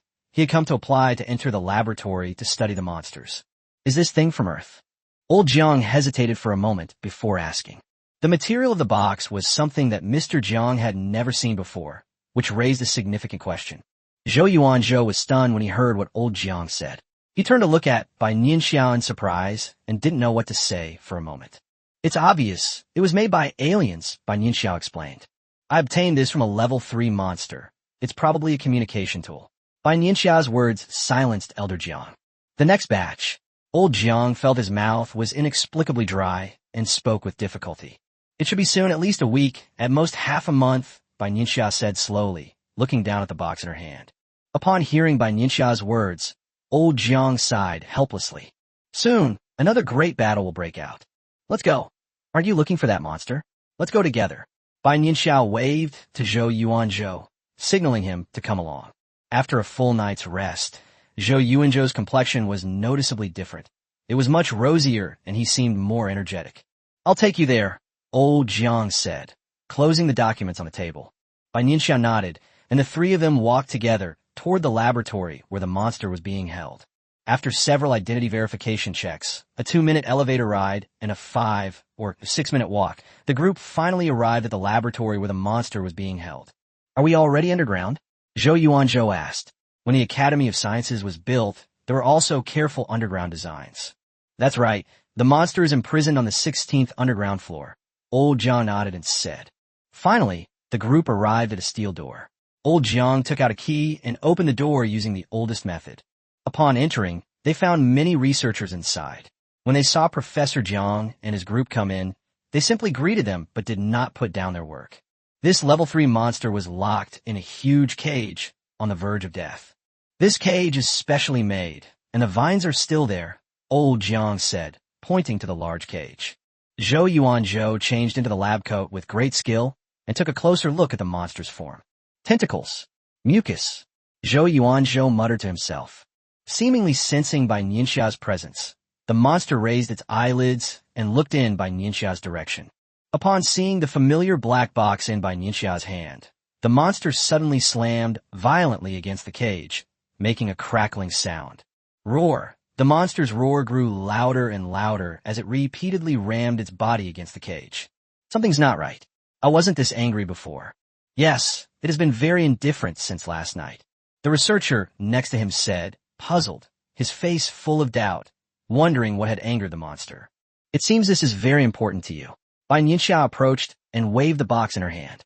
Roar. Bai Nianxia was met with a series of roars and the sound of the cage being hit. This is the tool you use to communicate, isn't it? Bai Nianxia looked coldly at the monster. What are you afraid of? Bai Nianxia continued to press. For once, the monster fell silent. In its eyes, Bai Nianxia saw a deep, soul-deep fear hidden beneath its rage. The monster lowered its head, unwilling to look at Bai Nianxia any longer, and curled up. This, old Jiang stepped forward, staring at the monster with a puzzled expression. What exactly is this box? The monster's unusual reaction made old Jiang realize that this box was far more important than they had imagined. I don't know, but must be very important. Bai Nianxia handed the box to old Jiang. Let the people at the Academy of Sciences study it, but be extremely careful, Bai Nianxia cautioned. We don't yet know the function of the box, so taking any rash action might lead to problems. In her previous life, Bai Nianxia only knew that the boxes were tools for monsters to communicate. Now it seems that these boxes hold even deeper secrets. Okay. Old Jiang took it and held it carefully. Zhou Yuanzhou has entered research mode and has begun conducting various experiments with other researchers. Bai Nianxia left the Academy of Sciences and went straight to the Beijing military region. After all, the next battle will be coming soon. At the military region's training ground, many soldiers were training. I have good news. Lin Lin greeted Bai Nianxia with a smile as she approached. What? Bai Nianxia looked up at Lin Lin and asked. Chapter 91. Intense Training. Half of the warriors who participated in the battle have leveled up. Lin Lin raised an eyebrow, his eyes filled with joy. And you? Bai Nianxia smiled and looked at Lin Lin. Lin Lin was caught off guard when Bai Nianxia asked him that question and didn't react for a moment. Let's go, you'll spar with me today. Bai Nianxia beckoned Lin Lin to walk into the sparring area before he could say anything.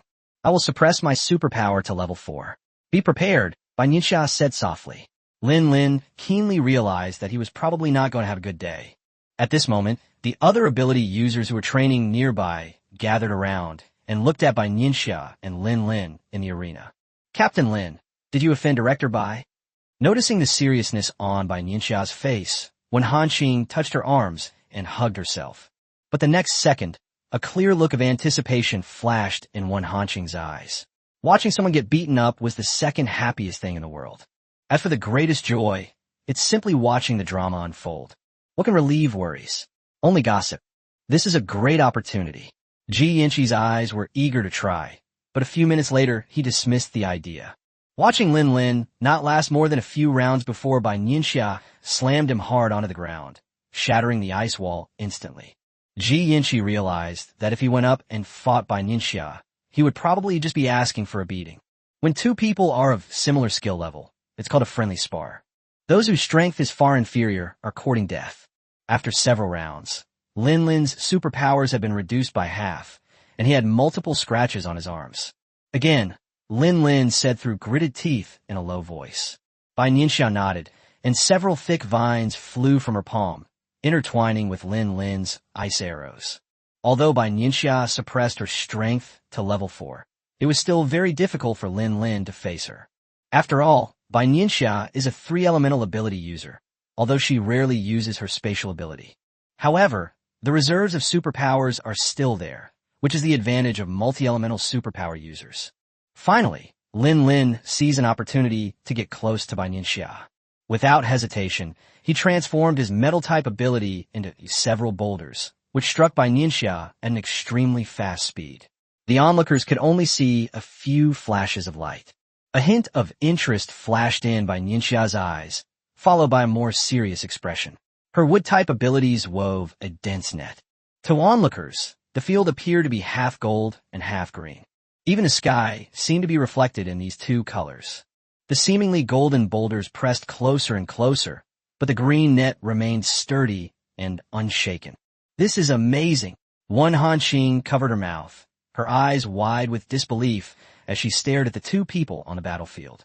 This isn't even Director Bai's full strength. Ji Yanqi nodded. He also had some understanding of the two men's abilities. If Bai Nianxia uses all her strength, Lin Lin will not be able to fight her to a draw. Lin Lin felt his supernatural power rapidly draining away.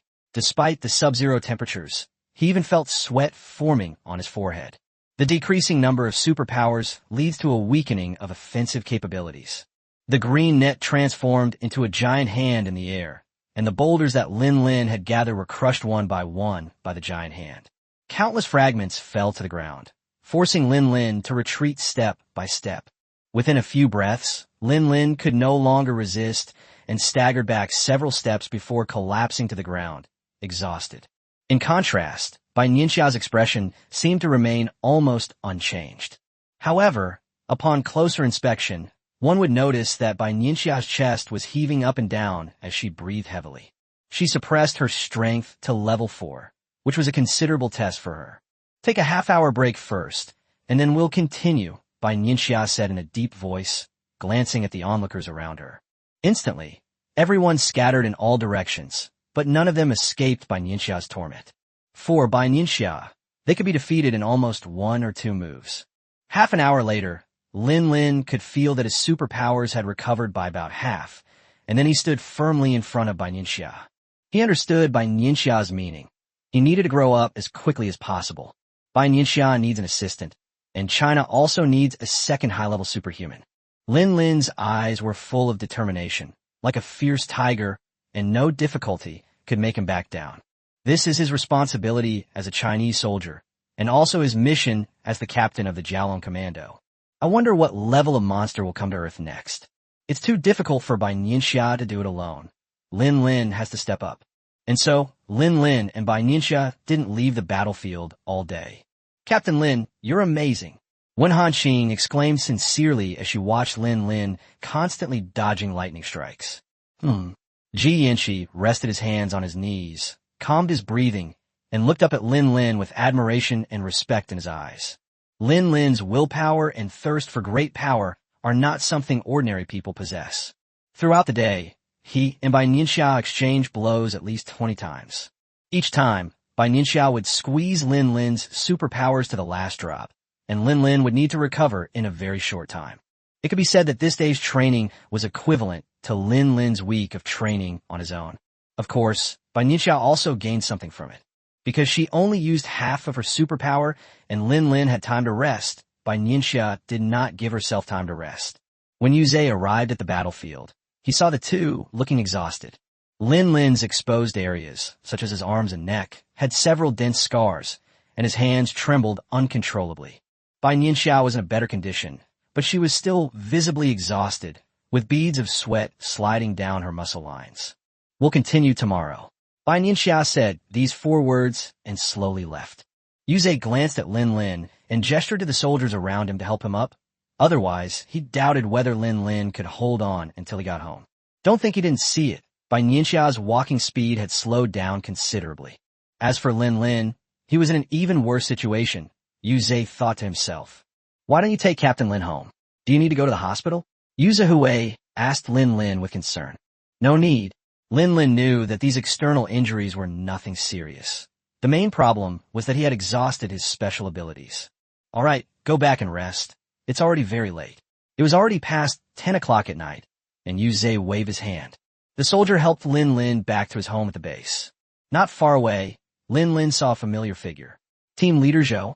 Lin Lin's voice was particularly clear in the darkness.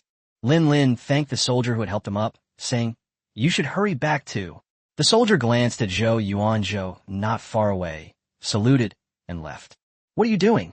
Zhou Yuanzhou subconsciously activated his supernatural ability to help Lin Lin heal her wounds. No, it's nothing serious. Lin Lin raised his hand to stop Zhou Yuanzhou's actions. Zhou Yuanzhou didn't speak, but he continued to unleash his supernatural abilities.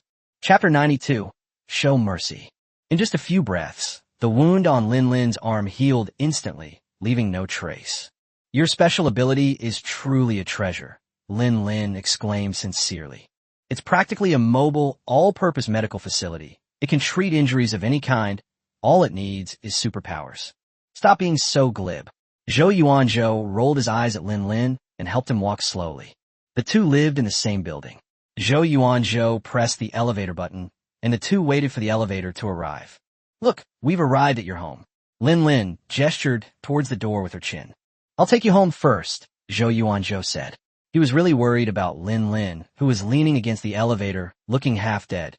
He had experienced the feeling of running out of superpowers. It was as if he couldn't even lift a finger. Lin Lin's patience surpasses mine. He wouldn't have allowed the soldiers to send him back unless he was truly incapacitated. Seeing the determination in Zhou Yuanzhou's eyes, Lin Lin could only watch helplessly as the elevator doors opened and closed again. Finally arriving at Lin Lin's house, he opened the door in front of Zhou Yuanzhou. Now you can rest assured, right? Lin Lin said with a smile, leaning against the door frame. Okay. Zhou Yuanzhou nodded, turned on the light in the entryway, and gestured for Lin Lin to go inside. But you got a pretty bad beating for Director Bai, huh? Zhou Yuanzhou added casually as Lin Lin walked in. Let's have a friendly spar, Lin Lin reminded him. How about he use the word beat up? He had his pride. All right, Let's have a friendly spar. You should go home now. Zhou Yuanzhou pushed Lin Lin into the house, then slammed the door shut without any hesitation.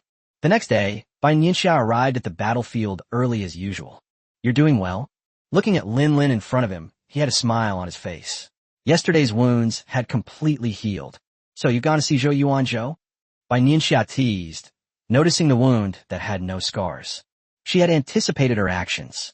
Lin Lin's wounds would heal overnight, but to completely remove them without leaving a trace, she would need a healing type ability user. Team leader Zhou is kind-hearted and took the initiative to treat me. Lin Lin's eyes lit up with a smile as he spoke of this. Sensing the hint of smugness in Lin Lin's tone, Bai Nianxia nodded. Looks like I can hit even harder today. This is a win-win situation as it trains both Lin Lin and Zhou Yuanzhou. Lin Lin gave Bai Nianxia a disapproving look, full of helplessness. Today, Bai Nianxia was even more ruthless than yesterday. After the first game yesterday, Lin Lin was able to get up on his own. In the first round today, Lin Lin was exhausted and lay on the ground after using up his superpower. He was breathing heavily. Every minute of rest was extremely precious. Bai Nianxia smiled and glanced at Lin Lin. Come back in 15 minutes. Even the rest time was reduced by half for Lin Lin. Lin Lin dared not relax, struggling to sit cross-legged and focus his mind to recover his supernatural abilities. When Yuze arrived in the afternoon, he saw Lin Lin, who could barely stand up. However, Bai Nianxia was still sensible and didn't slap him in the face. At most, the lightning struck Lin Lin's cheek, leaving a few scratches. The sky gradually changed from bright to dark, and night enveloped the base. However, the battlefield remained brightly lit, and the sounds of fighting continued to echo. Everyone cherishes this rest period and hopes to improve their skills as quickly as possible. When Zhou Yuanzhou arrived, he saw everyone practicing enthusiastically. Zhou Yuanzhou had great respect for these warriors who fought the monsters head-on. How's it going? Any progress on the research about the monster these past 2 days? Bai Nianxia asked as she approached. Not yet. Zhou Yuanzhou frowned and shook his head when he said this. We are still in the initial exploratory stage. It's not that easy, Zhou Yuanzhou continued, while using his supernatural ability to heal Lin Lin beside him. Lin Lin's wound visibly healed, gradually shrinking until it disappeared completely. Yu Zihui's eyes flashed with surprise.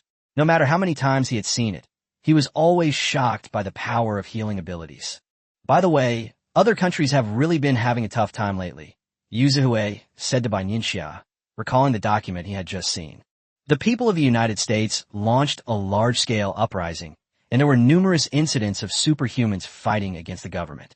In some countries, the armed forces of people with superpowers have surpassed those of the government. And then there's... Yu Zihui explained in detail.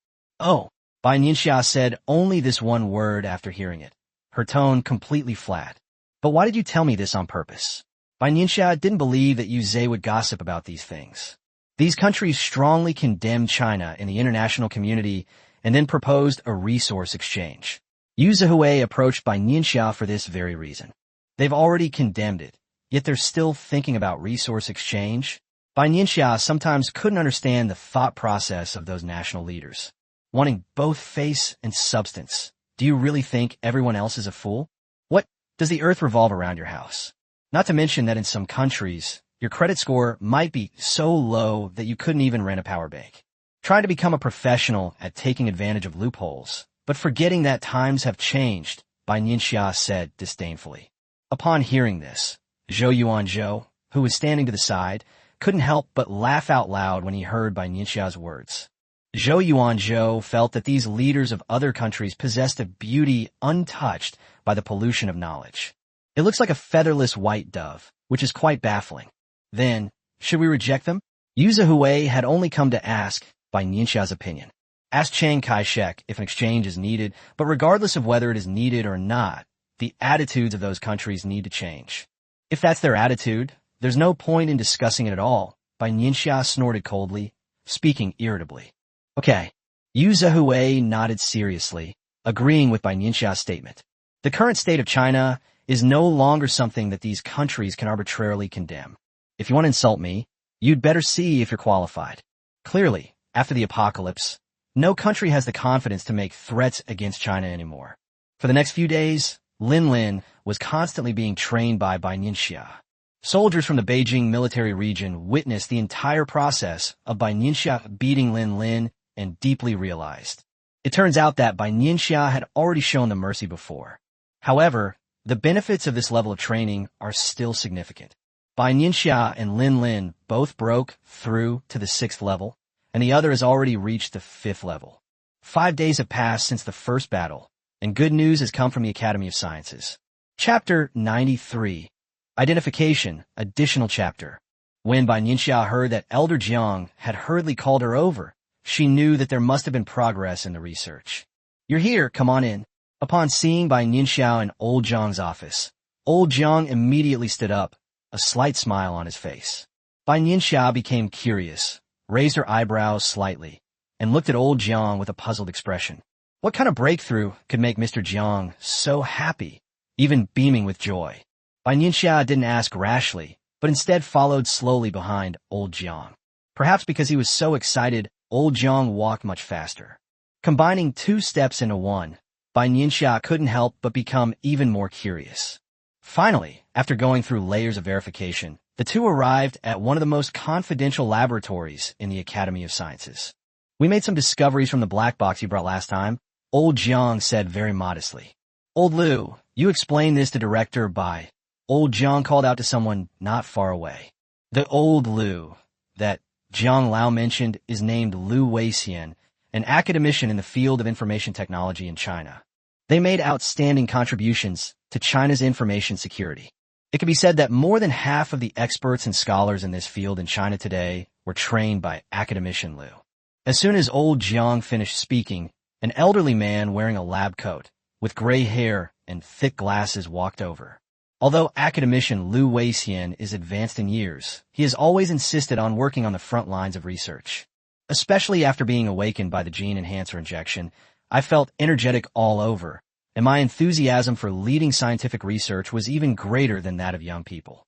This change made academician Liu's students both love and hate it. What to do? My mentor, with his full head of white hair, is even more motivated than I am. This must be Director Bai. Academician Liu Weixian greeted Bai Nianxia with a kind smile. "Hello, Academician Liu." Bai Nianxia has always held these senior scientists in high esteem. "All right, come on. Let me explain it to you in detail." Academician Liu Weixian gestured for Elder Jiang and Bai Nianxia to sit down, picked up his computer, and began to speak to the two of them. "This is the internal structure of the black box you got from the monster. The black box's appearance uses a metal that doesn't exist on Earth. This metal," Academician Liu Weixian got excited when he talked about this. Bai Nianxia listened attentively, occasionally asking precise questions, while Liu Weixian spoke enthusiastically and eloquently.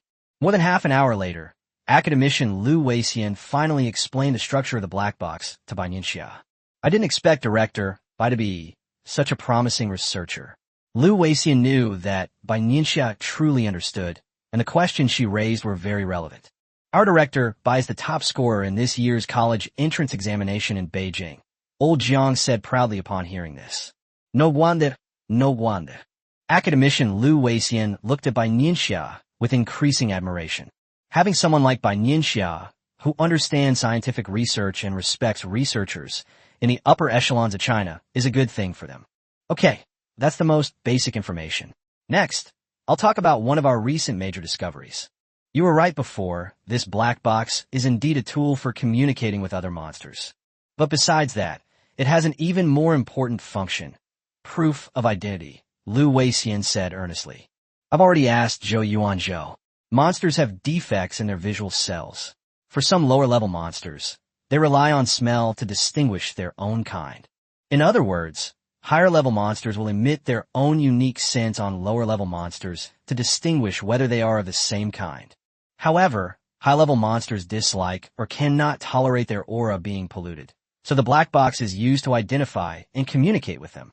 Therefore, the black box must be extremely important to the monster." Liu Weixian recounted all his discoveries in one breath.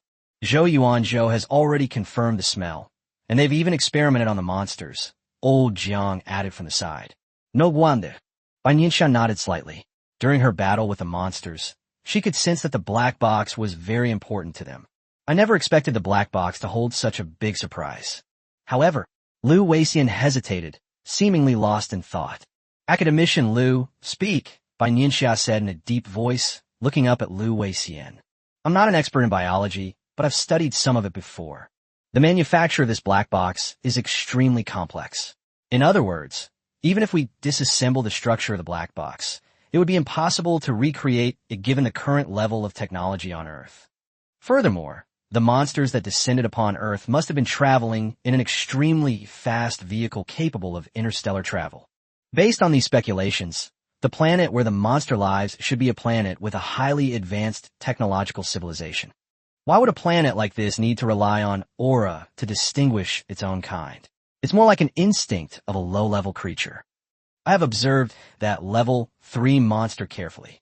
It has the intelligence of a human 7 or 8 years old. It can lead a team to invade China. The highest level of monsters in other countries is only level 3. This is unreasonable. Without much hesitation, Lu Weixian shared his analysis, conjectures, and doubts. After listening to Lu Weixian's words, Bai Nianxia fell into deep thought. In its previous life, China was dragged into a quagmire by monsters, and all it could think about was how to protect itself and how to fight. Even researchers serve the purpose of combat. Furthermore, in the previous life, China did not capture monsters for research, nor did it have the time or energy for such research. Therefore, these problems were either ignored or overshadowed by one intense battle after another. When survival is a challenge, people don't think about these issues. But things are different now.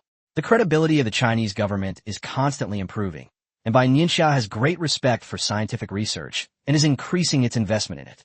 This gives researchers the time and energy to think about issues that were not given much attention in the past. Silence fell in the room. Elder Jiang and academician Lu Weixian exchanged a glance and tacitly decided not to disturb Bai Nianxia. After a long while, Bai Nianxia's eyes cleared. I don't know why. Bai Nianxia shook her head. However, as we fight monsters more often, these mysteries will eventually be solved. Yes, we only have 2 research subjects now, which is still too few, old Jiang remarked. But you shouldn't get injured unnecessarily in your attempt to capture the monster alive. Research is important, but the lives of Chinese soldiers are even more important, Elder Jiang instructed. He knew in his heart that the level of monsters coming to China would only get higher and higher in the future. Capturing him alive is not easy. Chapter 94. It's going to the capital. Additional Chapter 2. Don't worry, I know what I'm doing. Bai Nianxia nodded in agreement. She would never gamble with the lives of Chinese soldiers, no matter what. I will let you know immediately if there are any further results, old Jiang said. He knew that Bai Nianxia had a lot to deal with, including training in the military region and fighting monsters. All the Academy of Sciences could do was to be the best in their own field. Tell the researchers to get some rest, Bai Nianxia, Professor Jiang, and academician Lu Weixian said. After saying that, he turned and left the laboratory. She's a good kid, academician Lu Weixian murmured to himself, watching Bai Nianxia's departing figure. She carried too much on her shoulders, old Jiang said with emotion. The fact that Chinese soldiers were able to conduct scientific research safely, even in the apocalypse, is thanks to their dedication and hard work. Yes, academician Lu Weixian nodded and said, Bai Nianxia's environment is the most dangerous. They were facing the most powerful monster. In other words, if Bai Nianxia loses, it means that China has lost and Blue Star has lost. After leaving the Academy of Sciences, Bai Nianxia went to the offices of Professor Tang and Professor Chiu. You're here. Please have a seat. As usual, old Tang brewed a cup of tea and placed it on the table. According to predictions, the second batch of monsters will arrive on Earth in 2 days. This is the report from 10 minutes ago. Old Tang handed the relevant report to Bai Nianxia. China has already informed the international community about this matter, old Chiu added while Bai Nianxia was reviewing the report. Many countries have asked us for help, but we have refused them all. When he said this, old Tang rarely showed a hint of anger, his eyes lowered to hide the coldness in them. They've given them too much face, Bai Nianxia said coldly, her emotions completely unwavering. Should the military region prepare aircraft? Old Chiu asked. No need. After Bai Nianxia said these 3 words, the office fell silent. No need. Is it that even Bai Nianxia doesn't know the location where the monster descended, or? This time, it's in the capital. Bai Nianxia closed the document and looked at the two elderly men. In Beijing, Old Tang repeated Bai Nianxia's words in a low voice. Then I'll have soldiers from the northern military region come to support us. Old Tang continued. The southern military district needs time to recover after the last battle. The northern military region is the closest to Beijing. Okay. Bai Nianxia finished the tea prepared by Old Tang in one gulp and had no objection to the arrangement. And another thing, Old Tang told Bai Nianxia about the most important things that had happened recently. The Chinese Academy of Sciences refused the technology exchange proposal. Tang Lao couldn't help but laugh when he recalled Jiang Lao's disdainful expression. Finally, it was our turn to stand up for ourselves. Behind our firm refusal lies decades of effort by the Chinese Academy of Sciences. This shows that modern China no longer needs to rely on others in any aspect. Of course, there's also the fact that some countries are asking for exorbitant prices, unlike the Russian bear country, which is honest and straightforward. Due to various factors, the Chinese Academy of Sciences chose to refuse, which relieved the Ministry of Foreign Affairs of its workload. In fact, their workload has been greatly reduced since the apocalypse.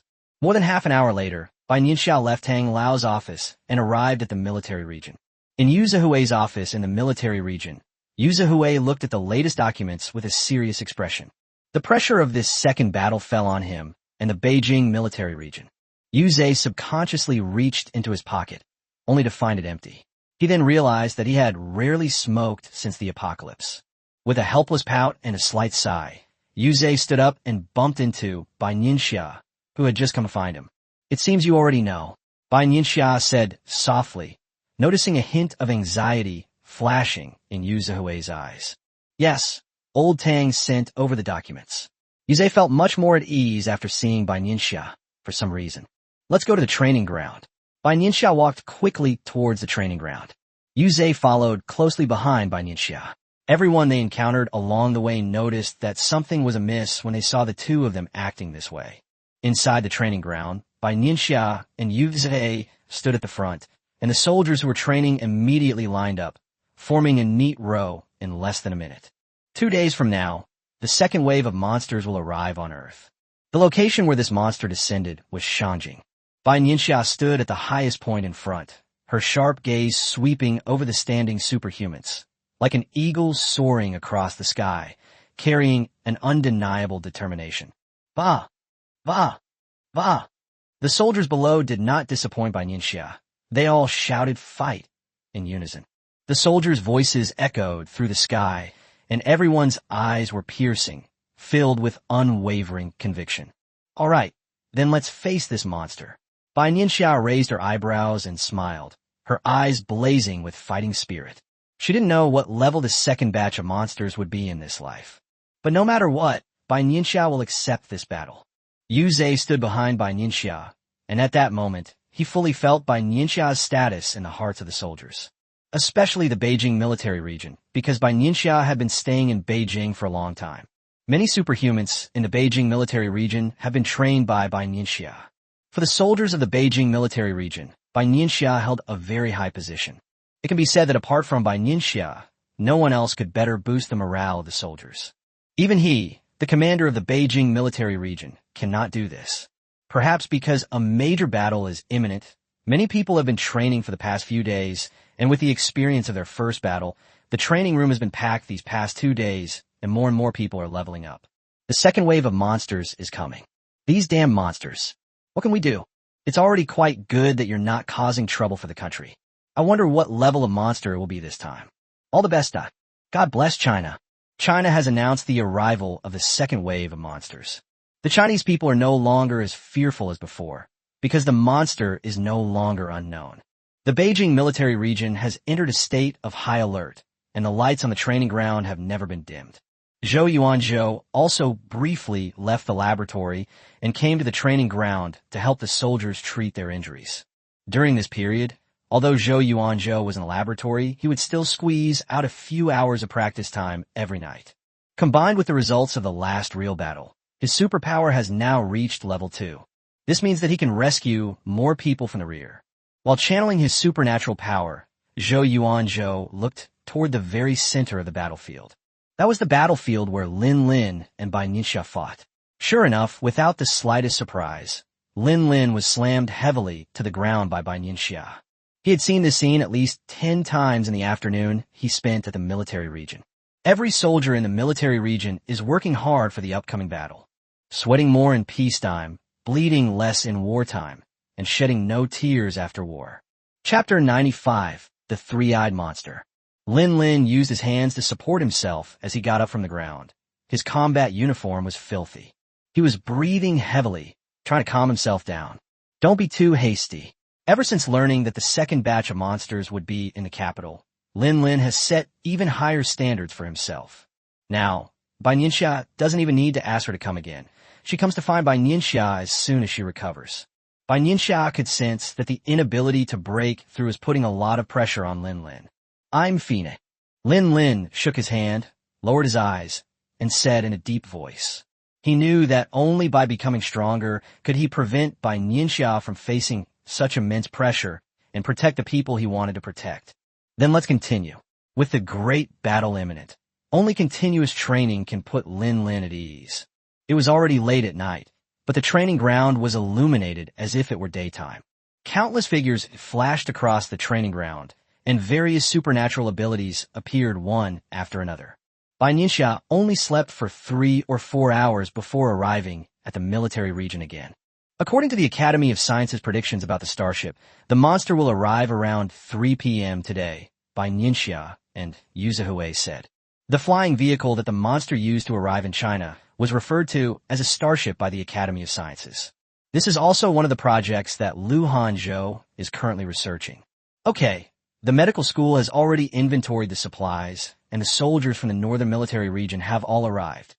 Besides Zhou Yuanzhou, 50 other healing-type ability users have arrived in Beijing, but only 3 of them are at level 2, Yu Zhihui explained, also mentioning the situation of the healing-type ability users. The various bases are really bleeding money, Bai Nianxia said with a smile. There aren't even 100 healing-type heroes in China. You could say that on average, each base has less than 1. This is the capital city, Yu Zhihui said seriously. He couldn't imagine what the consequences would be if he didn't win this battle. Beijing is the political center of China. In addition, the Academy of Sciences, the medical school, and major research institutions are all gathered here.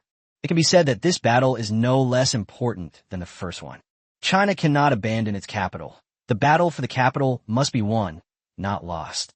Bai Nianxia understood this. The soldiers in Beijing understood this, and the people of China understood this. That's why the major bases send their precious healing-type ability users. Bai Nianxia wanted to say a few words to comfort Yu Zhe, but she didn't know how to say it. The bluish tint under Yu Zhihui's eyes was clearly visible.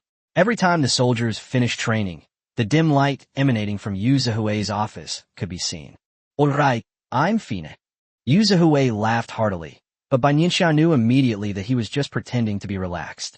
At noon, the live broadcast on China television began on time. What's going on here? Let's make preparations for battle. Take stock of our supplies. These soldiers are all quite young, only in their early 20s. Yes, Dot. Many of those watching the live stream were already parents, and they couldn't bear to see these young, innocent-looking soldiers.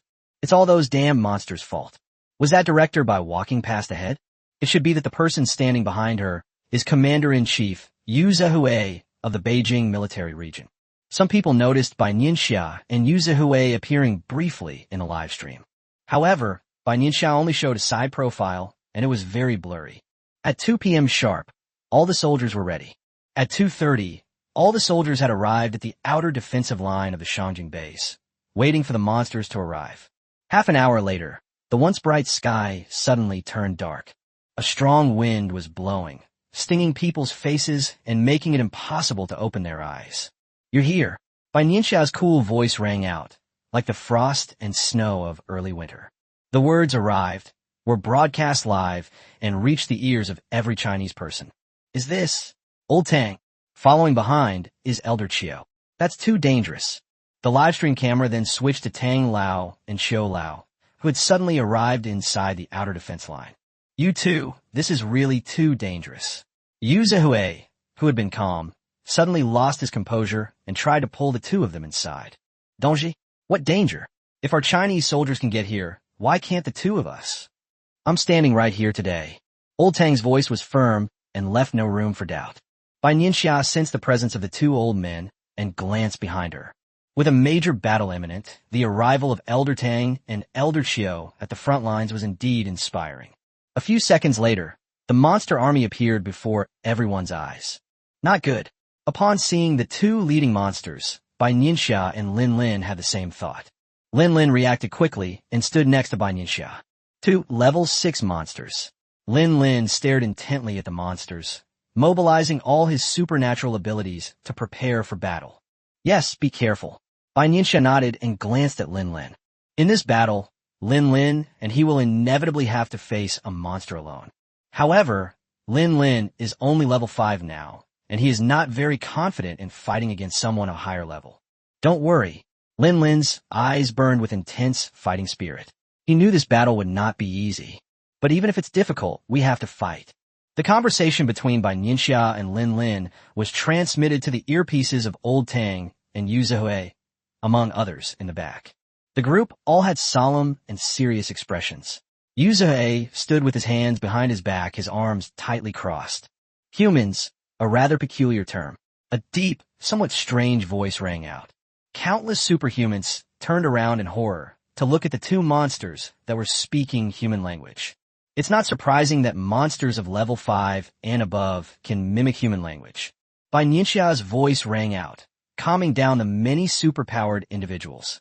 Insects, it was you who made that useless piece of trash fail, and you even wasted an obsidian.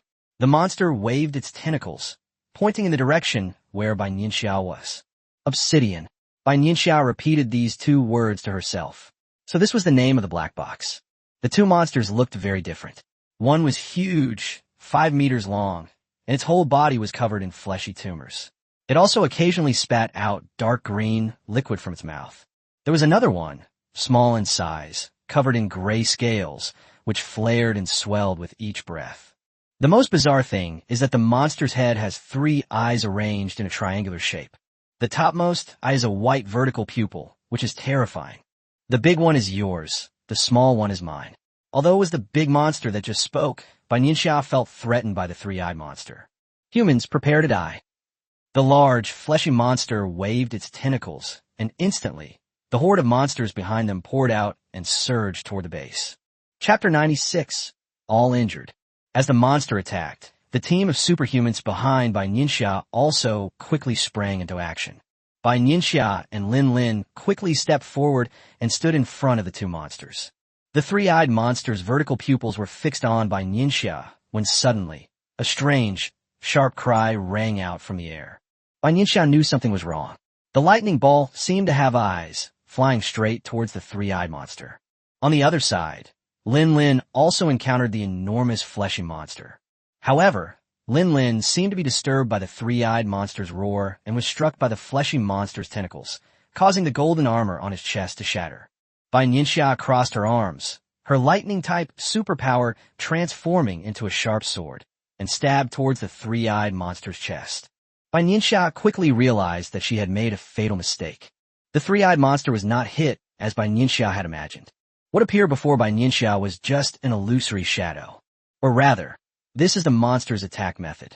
At first, the monster used its vertical pupils to launch attacks similar to mental skills against Bai Nianxia and Lin Lin. From the very beginning, Bai Nianxia was caught in the trap set by the 3-eyed monster.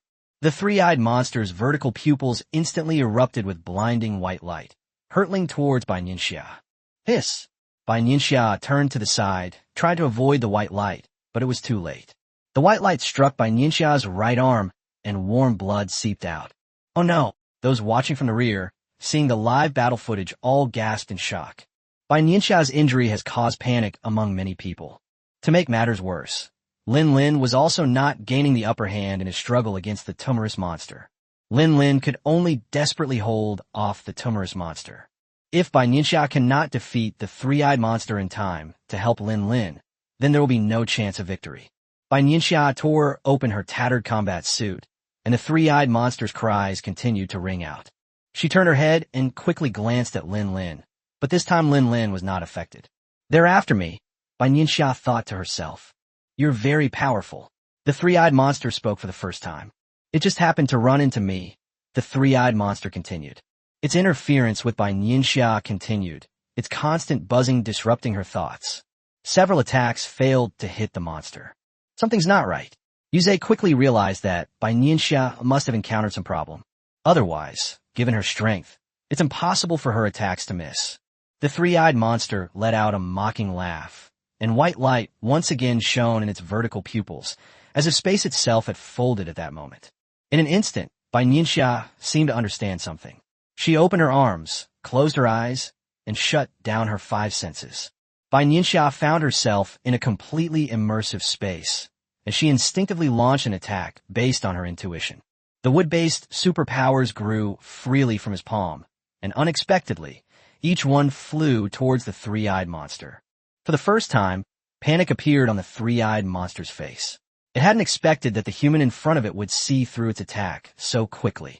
Its vertical pupils possess a mesmerizing quality, which, combined with its calls, can confuse opponents to the greatest extent possible. However, at this moment, Bai Nianxia's five senses were all sealed, which rendered its mental attacks ineffective. The three-eyed monster let out a strange scream, and the scales all over its body turned from gray to black. This is its self-defense skill. Its black scales gleam, tightly protecting the three-eyed monster. Bai Nianxia kept her eyes closed, her neat short hair fluttering in the wind, and blood dripping from the wound on her right arm. Visibly, Bai Nianxia's arms turned purple, covered by lightning-type supernatural power. Go! With Bai Nianxia's command, her lightning-type superpower transformed into two fists, which grew several meters high in the air and struck towards the three-eyed monster. In terms of combat ability, the three-eyed monster is no match for Bai Nianxia. Its greatest strength lies in the bewildering ability of its vertical pupils. Roar! The three-eyed monster roared in pain as it was struck by both fists. Its whole body trembled involuntarily, and its scales were knocked off, revealing the white skin underneath. The three-eyed monster's tentacles tightly enveloped itself, and its third eye at the top closed. Clearly, it has lost its ability to fight. Bai Nianxia lightly touched the ground with her right foot and moved quickly. Countless vines, like a large net, entangled the three-eyed monster. Only then did Bai Nianxia open her eyes and activate her five senses. The vines bound the three-eyed monster into a ball, completely sealing it off. Bai Nianxia held the ball in her left hand and threw it behind her, where a superhuman was there to catch it. Are you alright? Bai Nianxia leaped several times and arrived at Lin Lin's side, catching Lin Lin, who was already covered in blood. I won't die. Lin Lin clutched his chest, blood seeping from the corner of his mouth. The armor formed by his metal-type ability had completely disappeared. After saying this, Lin Lin fell into a coma. The tumorous monster stared cautiously at Bai Nianxia, sensing that it was no match for her. Roar! It instinctively took out obsidian, but the next second, it was swept away by a thick branch. The tumor-like monster stared in disbelief at its empty tentacles, raised its eyelids, and was filled with rage. Human, you deserve to die. You all deserve to die. The tumorous monster was thoroughly enraged by Bai Nianxia's actions, and she stole its obsidian. The monster's tentacles lashed forcefully towards the two of them. Bai Nianxia held Lin Lin with her left hand, while her right hand glowed with green light, and countless vines surged out, blocking the way in front of the two of them. The sarcoma monster desperately tore at the vines with its teeth, and its tentacles suddenly grew to a length of 10 meters, reaching Bai Nianxia in front of it. Bai Nianxia's eyes turned slightly cold, her expression unchanged. With a flash of lightning-type superpower, she severed the monster's tentacles. Bai Nianxia shattered the tumor on the monster's body, and the juices instantly gathered into a small river that flowed to the ground. Like the three-eyed monster, Bai Nianxia tightly surrounded it with vines. At this point, the battle between the superhuman team and the low-level monsters had reached a fever pitch. Bai Nianxia focused her attention on sensing the situation and found that the Chinese superhumans had a slight advantage. Mobilizing all her supernatural abilities, Bai Nianxia's face turned serious, and a dark purple light covered her entire body. Lightning. Bai Nianxia parted her lips slightly and uttered two words. Countless lightning bolts ripped through the sky, leaving behind explosive sounds, and shot towards the monster that was still fighting. Bai Nianxia is already a level 6 ability user. Her attacks are either fatal or severely wounded to these monsters. The superhuman teams in China are all highly trained, so they'll take advantage of your weakness to kill you. Soon, the situation on the battlefield changed dramatically, and the superhuman squad had completely gained the upper hand. Chapter 97. The Circumstances of a Sacrifice. A few minutes later, the battle came to a complete end, and the superhuman team began to clean up the battlefield. Director Bai Nianxia rushed over quickly, and together with Ji Yanqi, they each helped Bai Nianxia and Lin Lin. "I'm fine," Bai Nianxia said with a light laugh when she saw Nianxia's tightly furrowed brows. Compared to Lin Lin, her injuries were nothing. "Hurry, hurry!" Ji Yanqi carried Lin Lin and rushed to Zhou Yuanzhou without wasting a second. Zhou Yuanzhou looked at Lin Lin, who looked as if she had been pulled out of a pool of blood, and a hint of panic flashed in his eyes. His fingertips trembled slightly, and white light enveloped Lin Lin, transmitting his supernatural abilities. Not only Zhou Yuanzhou, but other healing-type ability users are also doing their best to save lives. Old Tang walked over, his eyes reddening as he looked at the wounded men around him and the soldiers who had never returned from the battlefield. Old Tang wanted to say something, but something seemed to be pounding hard on his heart, making him unable to speak. China suffered heavy losses in this battle. Bai Nianxia and Lin Lin were both injured, especially Lin Lin, whose condition was still unknown. The superhuman squad also suffered numerous injuries, and the number of casualties is still being tallied. "Old Jiang, don't study that three-eyed monster lightly. Keep it in solitary confinement." Bai Nianxia leaned against the wall, with the doctor bandaging her beside her, and said to Old Jiang in a deep voice. "All right." Old Jiang nodded solemnly, knowing that this monster must have something unusual about it. The statistics are in. At this moment, Yu Zhihui walked over, his steps heavy. "Speak." Bai Nianxia's usually cool voice was a little hoarse, tinged with bitterness.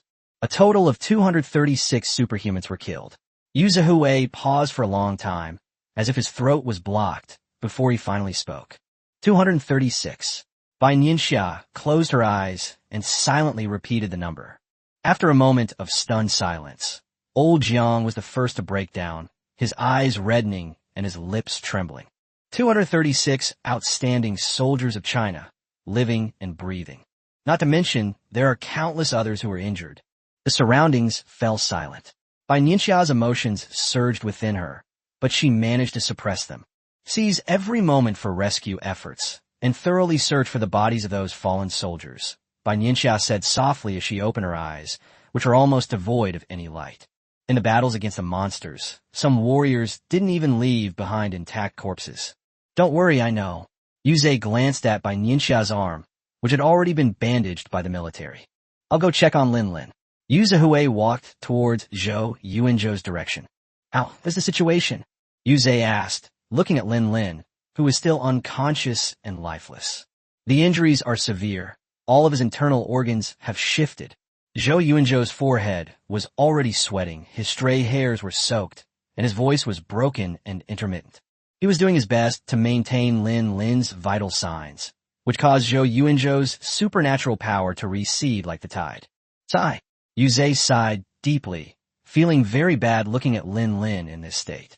However, he also knew in his heart that if Lin Lin hadn't desperately held off the monster at that time, it would have been a huge loss. The losses suffered by China would be many times greater than they are now. Half a minute later, Zhou Yuanzhou was completely exhausted. The surrounding military doctors responded quickly and lifted Lin Lin onto a stretcher. At the same time, the people of China also witnessed this battle. Those draped in the national flag. They will never come back. Many people were injured. Yes, I saw dozens of stretchers alone. There are many more sacrifices made in places we cannot see. The live stream's comment section fell silent as people watched the doctor hurry past and the soldier draped in the national flag being put into the vehicle. Outside the outer defense line of the Shangjing base, what was once a snow-white world of ice and snow is now covered with dark green pus and the bright red blood of soldiers. "Let's go," Bai Nianxia said softly as she sat up. They don't have much time to grieve. As living people, they still have a lot to do. Silence fell over the conference room at the Shangjing base. "Report the situation." Old Tang looked no different from usual. At this moment, he remained wise and calm. Only the tightly clasped hands under the table revealed a hint of his inner grief. But he couldn't show it because of his position and the responsibilities he felt. In this battle, there were 2 level 6 monsters, and the rest were level 2 or 3. In this battle, a total of 236 of our soldiers bravely sacrificed their lives. At the same time, 640 people were seriously injured, and others were slightly injured. Yu Zihue gave a full 10 minutes of report before he could explain the basic situation. The hospital is short-staffed, and the medical staff from other bases will arrive in 2 hours. The outer defensive wall has been inspected by the construction department, and there is no damage. The heads of each department then reported on their respective situations. Finally, old Jiang looked at Bai Nianxia, who was sitting to his left and hadn't said a word since the start of the meeting. The Academy of Sciences should not study those 2 level 6 monsters for the time being. Bai Nianxia raised her eyes, a glint of light flashing in them. Lin Lin's powers have not yet been restored, and he is also seriously injured. It'd be bad if something happened. Don't worry, besides, Zhou Yuanzhou is still in the hospital. Old Jiang nodded in agreement. With the core researchers not around, old Jiang wouldn't blindly start the research. What's so strange about that 3-eyed monster? Yu Zihue pondered for a long time before finally asking. He knew that Bai Nianxia was a level 6 ability user, so why was she so easily suppressed when facing that 3-eyed monster at the beginning? Spirit, or rather, soul, Bai Nianxia said, recalling the scene of the battle just now. This 3-eyed monster isn't particularly strong in combat, but it's more intelligent than other tumor-like monsters of the same level. Moreover, it can interfere with your attacks through vertical pupils and roars, making it impossible for you to lock onto your target. If you're not careful, you can easily fall into the interference. This is partly why Lin Lin was initially suppressed in his battle against the tumor monster. Bai Nianxia explained that the initial roars were somewhat disruptive to both herself and Lin Lin. I see.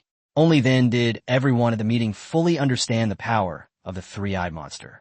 Old John's expression turned solemn, and he raised his awareness of the danger posed by the 3-eyed monster to a new level.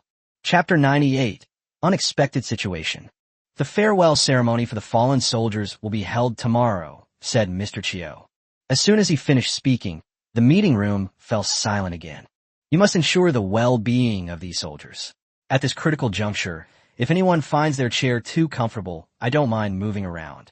Old Tang glanced around, his words firm and resolute, full of warning and seriousness. The monsters are so powerful that if anyone dares to make any trouble, regardless of their faction or whose descendants they are, Old Tang will make an example of them. Everyone in the room was well aware of Old Tang's methods. No one who could sit in this position was a fool. After the meeting, Yu Zihue and Bai Nianxia went to the military hospital together. How is the situation? Yu Zhe asked, seeing Zhou Yuanzhou and the others waiting at the operating room door. The doctor is still inside, Zhou Yuanzhou said softly, his eyes fixed on the closed door. Despite his best efforts to treat Lin Lin's injuries, Lin Lin was still seriously injured. Upon arrival at the hospital, the doctor rushed me into emergency surgery. You stay here, Commander Yu, and I will go check on the others. Bai Nianxia patted Zhou Yuanzhou's shoulder lightly, signaling him to relax. The two walked into the ward and saw doctors and nurses busy at work. Director Bai, Commander Yu, a soldier who recognized the two called out. Sit down, don't get excited. Yu Zihue quickly waved his hand, gesturing for everyone to sit down. Commander Yu, Old Wang, and his entire team of superhumans are all gone. A tall man with a bandage on his head, about 1.8 meters tall, burst into tears as he thought of his fallen comrades. In the ward, many people had tears in their eyes. Even the doctors and nurses who were used to seeing life and death couldn't bear to watch any longer. Director Bai, is the farewell ceremony tomorrow? A soldier who knew the news asked. Yes. Bai Nianxia nodded and said. All right, let's all see them off together.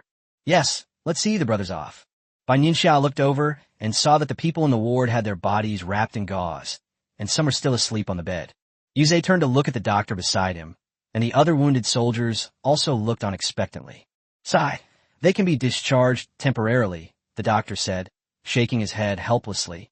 Even if he didn't allow these soldiers to be discharged from the hospital, given their strength, the people inside the hospital couldn't stop them. Thank you, doctor. Thank you, doctor. Everyone, get some rest.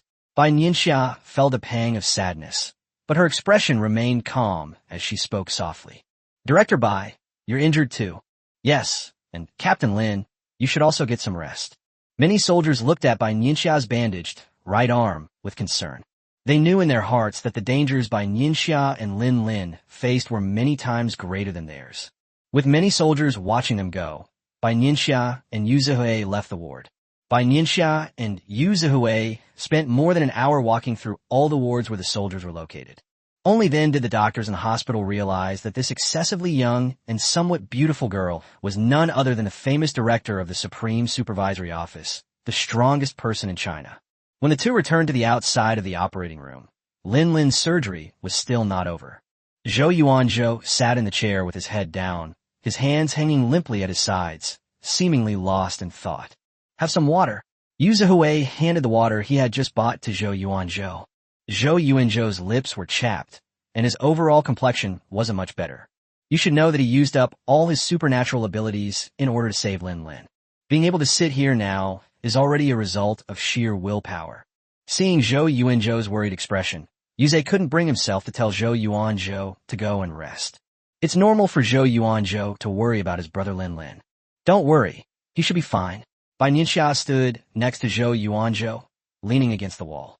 She sensed that Lin's condition was very bad, but Zhou Yuanzhou treated him first, and then he was sent to the hospital in time. Then why hasn't he come out yet? Zhou Yuanzhou looked up at Bai Nianxia upon hearing this, his worry clearly visible in his eyes. Maybe, before Bai Nianxia could finish speaking, the operating room door opened. Zhou Yuanzhou reacted even faster than Bai Nianxia, rushing forward in a flash. Now, what's the situation? Zhou Yuanzhou asked in a hoarse voice, which trembled slightly upon closer listening. The surgery was a great success. His physique is truly the best I've ever seen. The doctor took off his mask, revealing a face covered in marks. After saying this, he waved to the people behind him to push Lin out, while he himself still had surgery to perform. After all, with so many wounded people being sent to the hospital, all he could do as a doctor was to do his best to help them. The anesthesia will take another 2 hours, but he can go to the ward now, a doctor explained to the group as he wheeled Lin into a wheelchair. Okay. Zhou Yuanzhou looked at Lin lying on the bed, his eyelashes fluttering slightly, seemingly lost in thought. It's good that you're all right. It's good that you're all right. Yuze patted his chest, though he himself was also feeling quite anxious. Lin was his old subordinate, and the two had known each other for many years. Naturally, he hoped that Lin would be safe and sound. Zhou Yuanzhou helped push the bed into the ward. Because Lin's injuries were still quite serious, the hospital arranged a single room for him. While waiting for Lin to be carried to the hospital bed, Zhou Yuanzhou first checked the values on the monitoring machine, and then picked up the medical record book placed on the bedside table. So, are you finally relieved now? Bai Nianxia noticed Zhou Yuanzhou's actions and said. Zhou Yuanzhou didn't respond, but instead read on, word by word. After a long silence, he finally spoke. If he weren't Lin, he would have been dead long ago.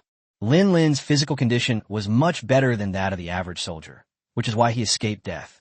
But there are no ifs, he is Lin. Bai Nianxia looked at the scars on Lin's face that had not yet disappeared but had already scabbed over, and said softly, he is Lin, the captain of Jiaolong, a warrior of China. That's why he stepped forward at the critical moment to restrain the level 6 monster. Yes, he is Lin. Zhou Yuanzhou's gaze softened slightly. This is Lin, an indomitable warrior. He'll wake up in 2 hours. You should get some rest too. Bai Nianxia knew that the recovery speed of people with superpowers after surgery was astonishing, let alone Lin.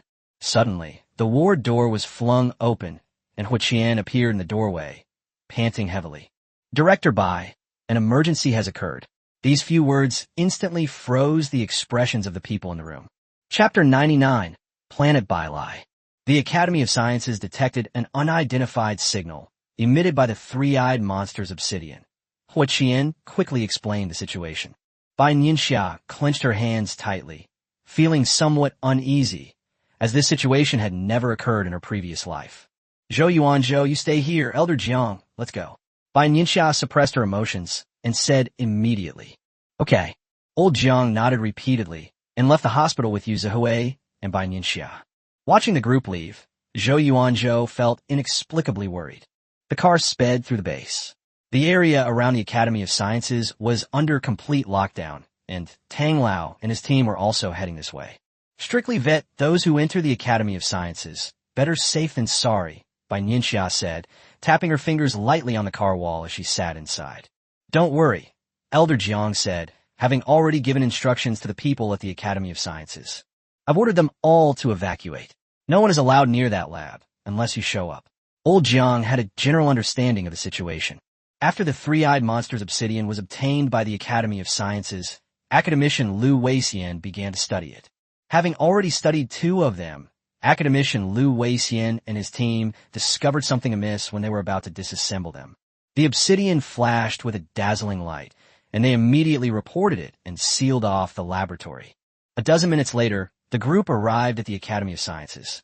At this time, the Academy of Sciences was completely surrounded by people with superpowers, and only those who underwent strict screening could enter. Let's go. Old Jiang took a deep breath and led the group inside. The elevator was still long, and the group arrived at the underground laboratory. Outside the laboratory, academician Liu Weixian and Professor Tang and several others had already arrived. Take a look at the video first, Old Tang said in a low voice, just to be on the safe side. Bai Nianxia nodded, and the screen showed the scene from 20 minutes ago. In the video, academician Liu Weixian and his researchers, fully equipped with protective gear, are preparing to disassemble obsidian for research. When the cutting tool first touched the obsidian, it flashed a dazzling white light. Academician Liu Weixian made a decisive decision to have the research team evacuate and reported the incident. According to the instrument, obsidian has not been damaged and has only just been touched. Why is the timing so precise? Academician Liu Weixian looked at the laboratory with a puzzled expression. He even accessed the surveillance footage from that floor, suspecting they were being monitored. Liu Weixian's words sent a chill down everyone's spine. Bai Nianxia closed her eyes and began to sense. Seeing this, Old Jiang waved his hand to signal everyone to be quiet. Although it was only a few seconds, it felt like an eternity to everyone, and they could even clearly hear their own heartbeats. No, Bai Nianxia couldn't sense the monster's aura. She was already level 6, almost at level 7. Either it wasn't being monitored, or the monster's level is above 9. I think it's a former, Bai Nianxia said, offering her analysis. She didn't think Blue Star was worth fighting a level 9 monster, so what was the point? Bai Nianxia's words calmed the group down a bit, and within seconds, a thin layer of sweat appeared on Old Tang's forehead. I'll go in and take a look first. Bai Nianxia looked up at the laboratory, where the obsidian was still flashing an eerie light. Be careful, Old Tang cautioned. If you notice anything wrong, get out immediately. Also, here you go. Old Jiang pulled out a small remote control from somewhere. This is the self-destruct device for this laboratory. From the initial design of the Academy of Sciences, each laboratory was equipped with a self-destruct device. Okay, Bai Nianxia understood what Elder Jiang meant and took it, holding it in her palm. After the others left, Bai Nianxia pressed a button and entered the laboratory. On the table in the very center, there is the obsidian of the three-eyed monster. Bai Nianxia held her breath and slowly approached. After hesitating for a few seconds, Bai Nianxia touched the obsidian with her finger, and in an instant, the white light of the obsidian disappeared without a trace. Bai Nianxia frowned, realizing that her special ability had been inadvertently absorbed by obsidian. This loss of superpower, this passive loss, made Bai Nianxia very uncomfortable. 1 second, 2 seconds. Obsidian remained completely still. The anomaly occurred after Bai Nianxia felt that 1/5 of her superpower had been absorbed. The obsidian opened automatically, revealing a nearly transparent, sharply defined stone inside. Inside the stone, glowing veins coiled, and for some reason, Bai Nianxia sensed the breath of life within them. However, Bai Nianxia did not sense any danger, as she knew that obsidian was essentially powerless in combat. With that thought in mind, she turned around and opened the laboratory door. Come in, Bai Nianxia said loudly, looking out through the specially made glass. Without the slightest hesitation, the group immediately entered. What's going on? Old Jiang asked impatiently, eager to know what had happened. It's absorbing my superpowers, but there's no danger, Bai Nianxia explained softly. Everyone looked at the transparent stone in the center. Perhaps you could try using your superpower again. Lu Weixian suggested, as if he had thought of something. There's no other way right now, and among those present, Lu Weixian is the expert in this field. Bai Nianxia nodded, tentatively gathering some supernatural power at her fingertips, and touched the stone. Suddenly, a crackling sound of electricity came through, startling everyone. Then the electrical sound gradually intensified. Bai Nianxia's eyes narrowed as she sensed that something was wrong with space and time. It seemed someone has unlocked the crystal. Bai Nianxia was very familiar with this tone and rhythm of speech, because that's just how monsters talk. Old Tang's expression was serious, his eyes sharp as knives, and the air in the laboratory seemed to freeze. It's unbelievable that a level 6 planet could be reached on such a backward planet. Interesting, very interesting. If you submit to our planet Bai, I might consider sparing the lives of the life on this planet. What do you think of that level 6 subject? The crystals kept sparkling, and the arrogance in the voice filled Bai Nianxia's eyes with coldness. Bai Nianxia snorted coldly and waved her hand, sending a beam of white light striking the crystal. Foolish. In half a month, I'll see if you can withstand my subordinates. As soon as he finished speaking, the crystal inside the obsidian suddenly cracked and scattered on the table. Go to the conference room. Old Tang's deep voice rang out, his face cold, and the others also looked solemn. Only a few people attended this meeting. Inside the meeting room, Professor Tang played the video that had just taken place in the laboratory. The group rushed over and, after watching the video, were filled with astonishment, followed by anger. These monsters, Humph. A general in military uniform frowned, his eyes blazing with anger. Chapter 100. Terrified? The law of the jungle, indeed, is the rule governing everything. Yuzuhui had calmed down considerably. Bai Nianxia lowered her eyes and pursed her lips into a thin line. No one could guess what she was thinking. The monsters that will appear in half a month will definitely be of a higher level. We need to be prepared. Old Xiao frowned, his tone filled with worry. However, why didn't this happen with the previous obsidian? Old Zhang's attention was still on obsidian. Level 6. Due to the level. Bai Nianxia and Yuzuhui's voices rang out at the same time, and both of them noticed the level 6 mentioned in their conversation with the so-called monster for Bai Star. This exchange was just a charade. Obsidian was its tool. There must be space monsters or space devices on planet Bai that used obsidian to communicate with us in the void. Bai Nianxia crossed her arms, leaned forward, and sat up a little more upright. The previous obsidian monsters were not carried by level 6 monsters.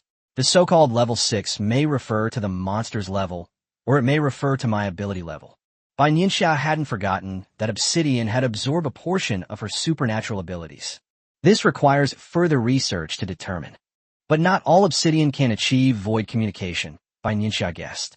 The three-eyed monster skills are special and very rare.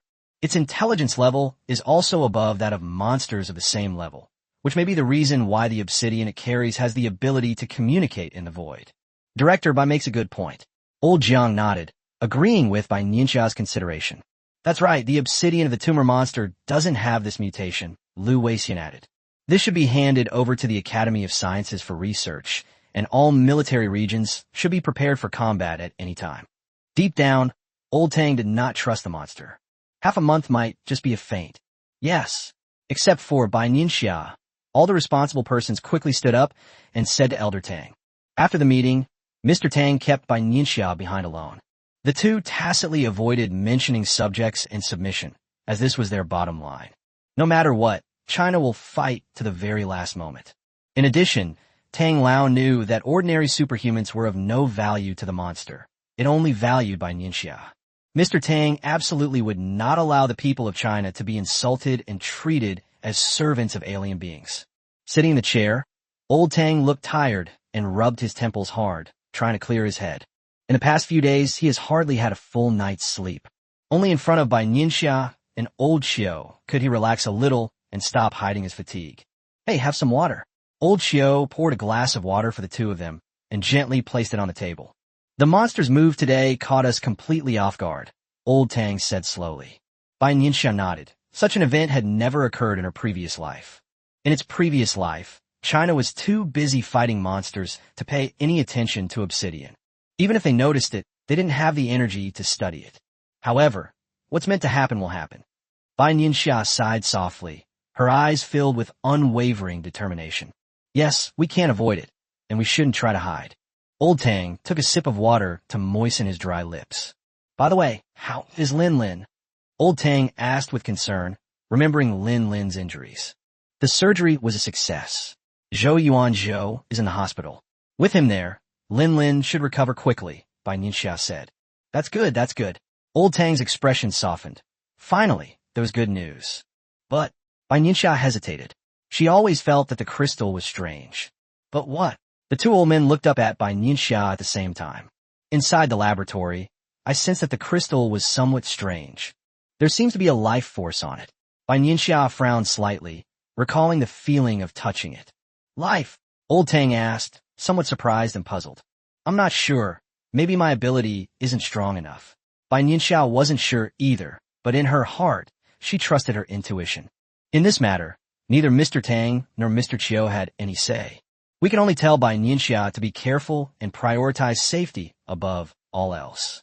Old Tang gave Bai Nianxia many more instructions before letting her leave. Watching Bai Nianxia's departing figure, Old Tang sighed deeply. Don't worry too much. Old Chiu knew that Old Tang was both worried and distressed. So many things were placed on Bai Nianxia's shoulders. If it weren't for Bai Nianxia, Qiu Lao wouldn't believe what the situation would be like now. It was already late at night when Bai Nianxia walked out of the conference room. Going home, Hua Qian had been waiting outside, and as soon as he saw Bai Nianxia come out, he quickly asked, "Let's go to the hospital first and see if Lin Lin has woken up." Bai Nianxia shook her head. Although she knew Lin Lin was all right, she was still worried. Hua Qian started the car and drove towards the hospital in the dark.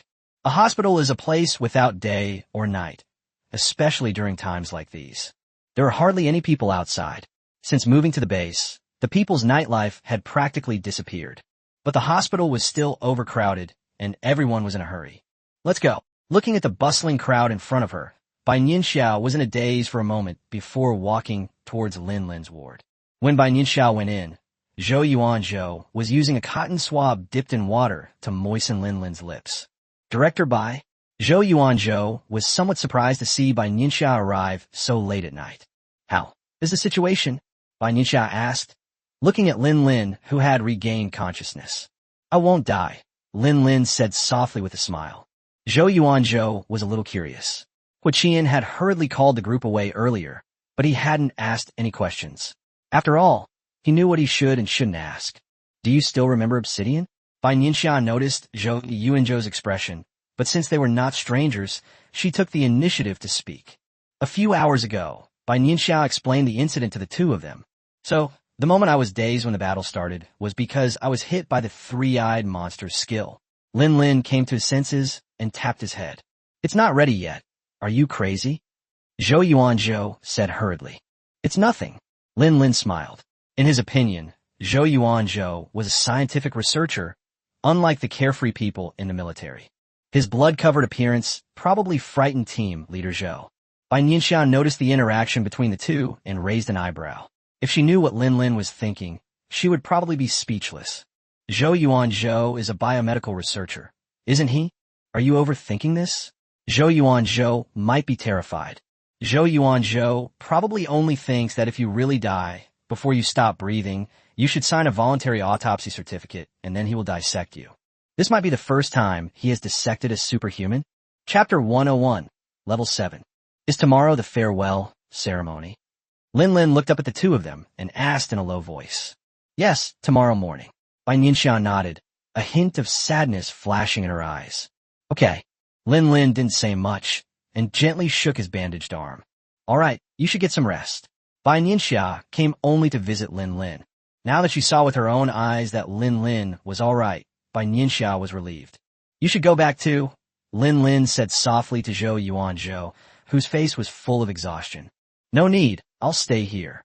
Zhou Yuanzhou stood up and loosened his stiff shoulders. Okay, I'm leaving now. Bai Nianxia nodded and walked out of the ward. Isn't team leader Zhou leaving? Hua Qian, who was waiting outside, was a little surprised that only Bai Nianxia came out. He's here taking care of Lin Lin, Bai Nianxia explained. A hint of doubt flashed in Hua Qian's eyes. Team leader Zhou didn't seem like the kind of person who would take care of others. However, he naturally wouldn't say such offensive things aloud. he would just mutter a few complaints to himself. By the time Bai Nianxia returned home, it was already past midnight. Bai Nianxia did not rest, but instead engaged in cultivation. She had a premonition that she was about to break through. As the sky gradually brightened, Bai Nianxia stood up. After a whole night of cultivation, she had made great progress. Around 8 a.m., many people had already gathered at the farewell ceremony for the fallen soldier. Chinese television will broadcast the entire event live. May you rest in peace. I really want to cry. The comment section of the live stream was filled with Chinese citizens sending their regards to these soldiers. Old Wang, don't fall behind this time. You must stick close to the captain. Lu Donghua, you're a liar. We agreed to reach level 3 together, but you... Old Dog Do, you can't secretly drink alcohol when you get down there. Brothers, you must continue to cultivate diligently, even down below. You fought monsters in the human world, and you can't let your reputation be ruined down there either. Many soldiers who should have been in the hospital came to the scene, some on crutches, others supporting each other as long as they could still move. Captain Lin. Team Leader Lin. Those who saw Lin called out with concern. It's all right, I've come to see the hero off. Lin endured the pain from his wound and stood up straight. Looking at the familiar face hanging there, tears streamed down Lin's face. We fought together, and we all worked towards the same goal. Sometimes Lin also regrets that if he were stronger, so many people wouldn't have to sacrifice themselves. The family members of the fallen soldier, standing nearby, were completely in tears. They needed help to stand, and each person's face was filled with deep sorrow. They're all heroes of China. You have raised a good child for the country. Just tell me what you need. The country will take good care of you. Mr. Tang and Mr. Chiu were at the front, shaking hands with each family member. Bai Nianxia stood at the back of the crowd, avoiding the live broadcast camera. A parent outliving their child. Old Jiang, dressed in a formal suit, stood beside Bai Nianxia, his voice trembling slightly. I can't stand seeing these things, so I won't go to the front. Someone recognized Old Jiang and wanted to give in their seat, but Old Jiang declined in a low voice. The sentiment is enough.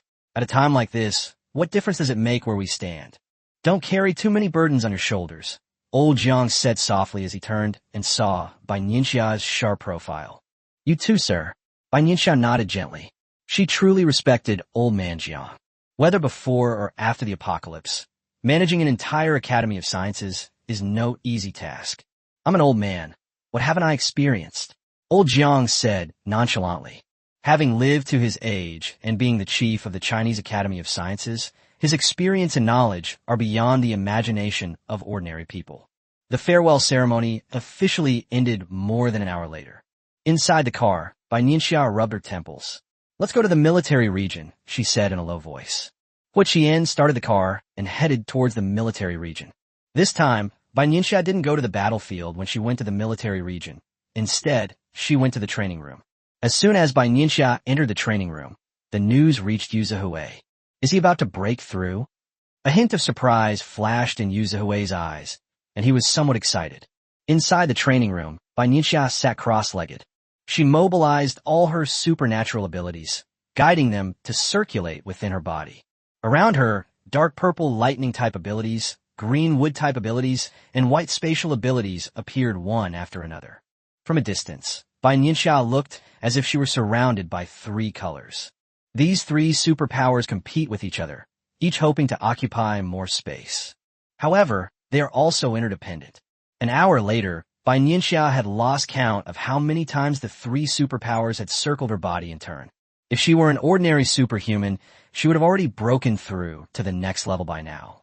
She was just suppressing it, hoping that all 3 of her abilities would break through to level 7 at the same time, instead of one side becoming stronger and the other becoming weaker. At this moment, Bai Nianxia's forehead was covered with sweat, and her lips were pale, like a traveler who had been walking in the desert for several days. Sweat dripped from his forehead, some onto his collarbone, others sliding down the lines of his muscles. Bai Nianxia remained calm. If it weren't for the sweat covering her body, you probably wouldn't have been able to tell what she was enduring. 2 hours passed, and Bai Nianxia remained seated cross-legged. Level 7 is a watershed moment, signifying that you have entered a new world.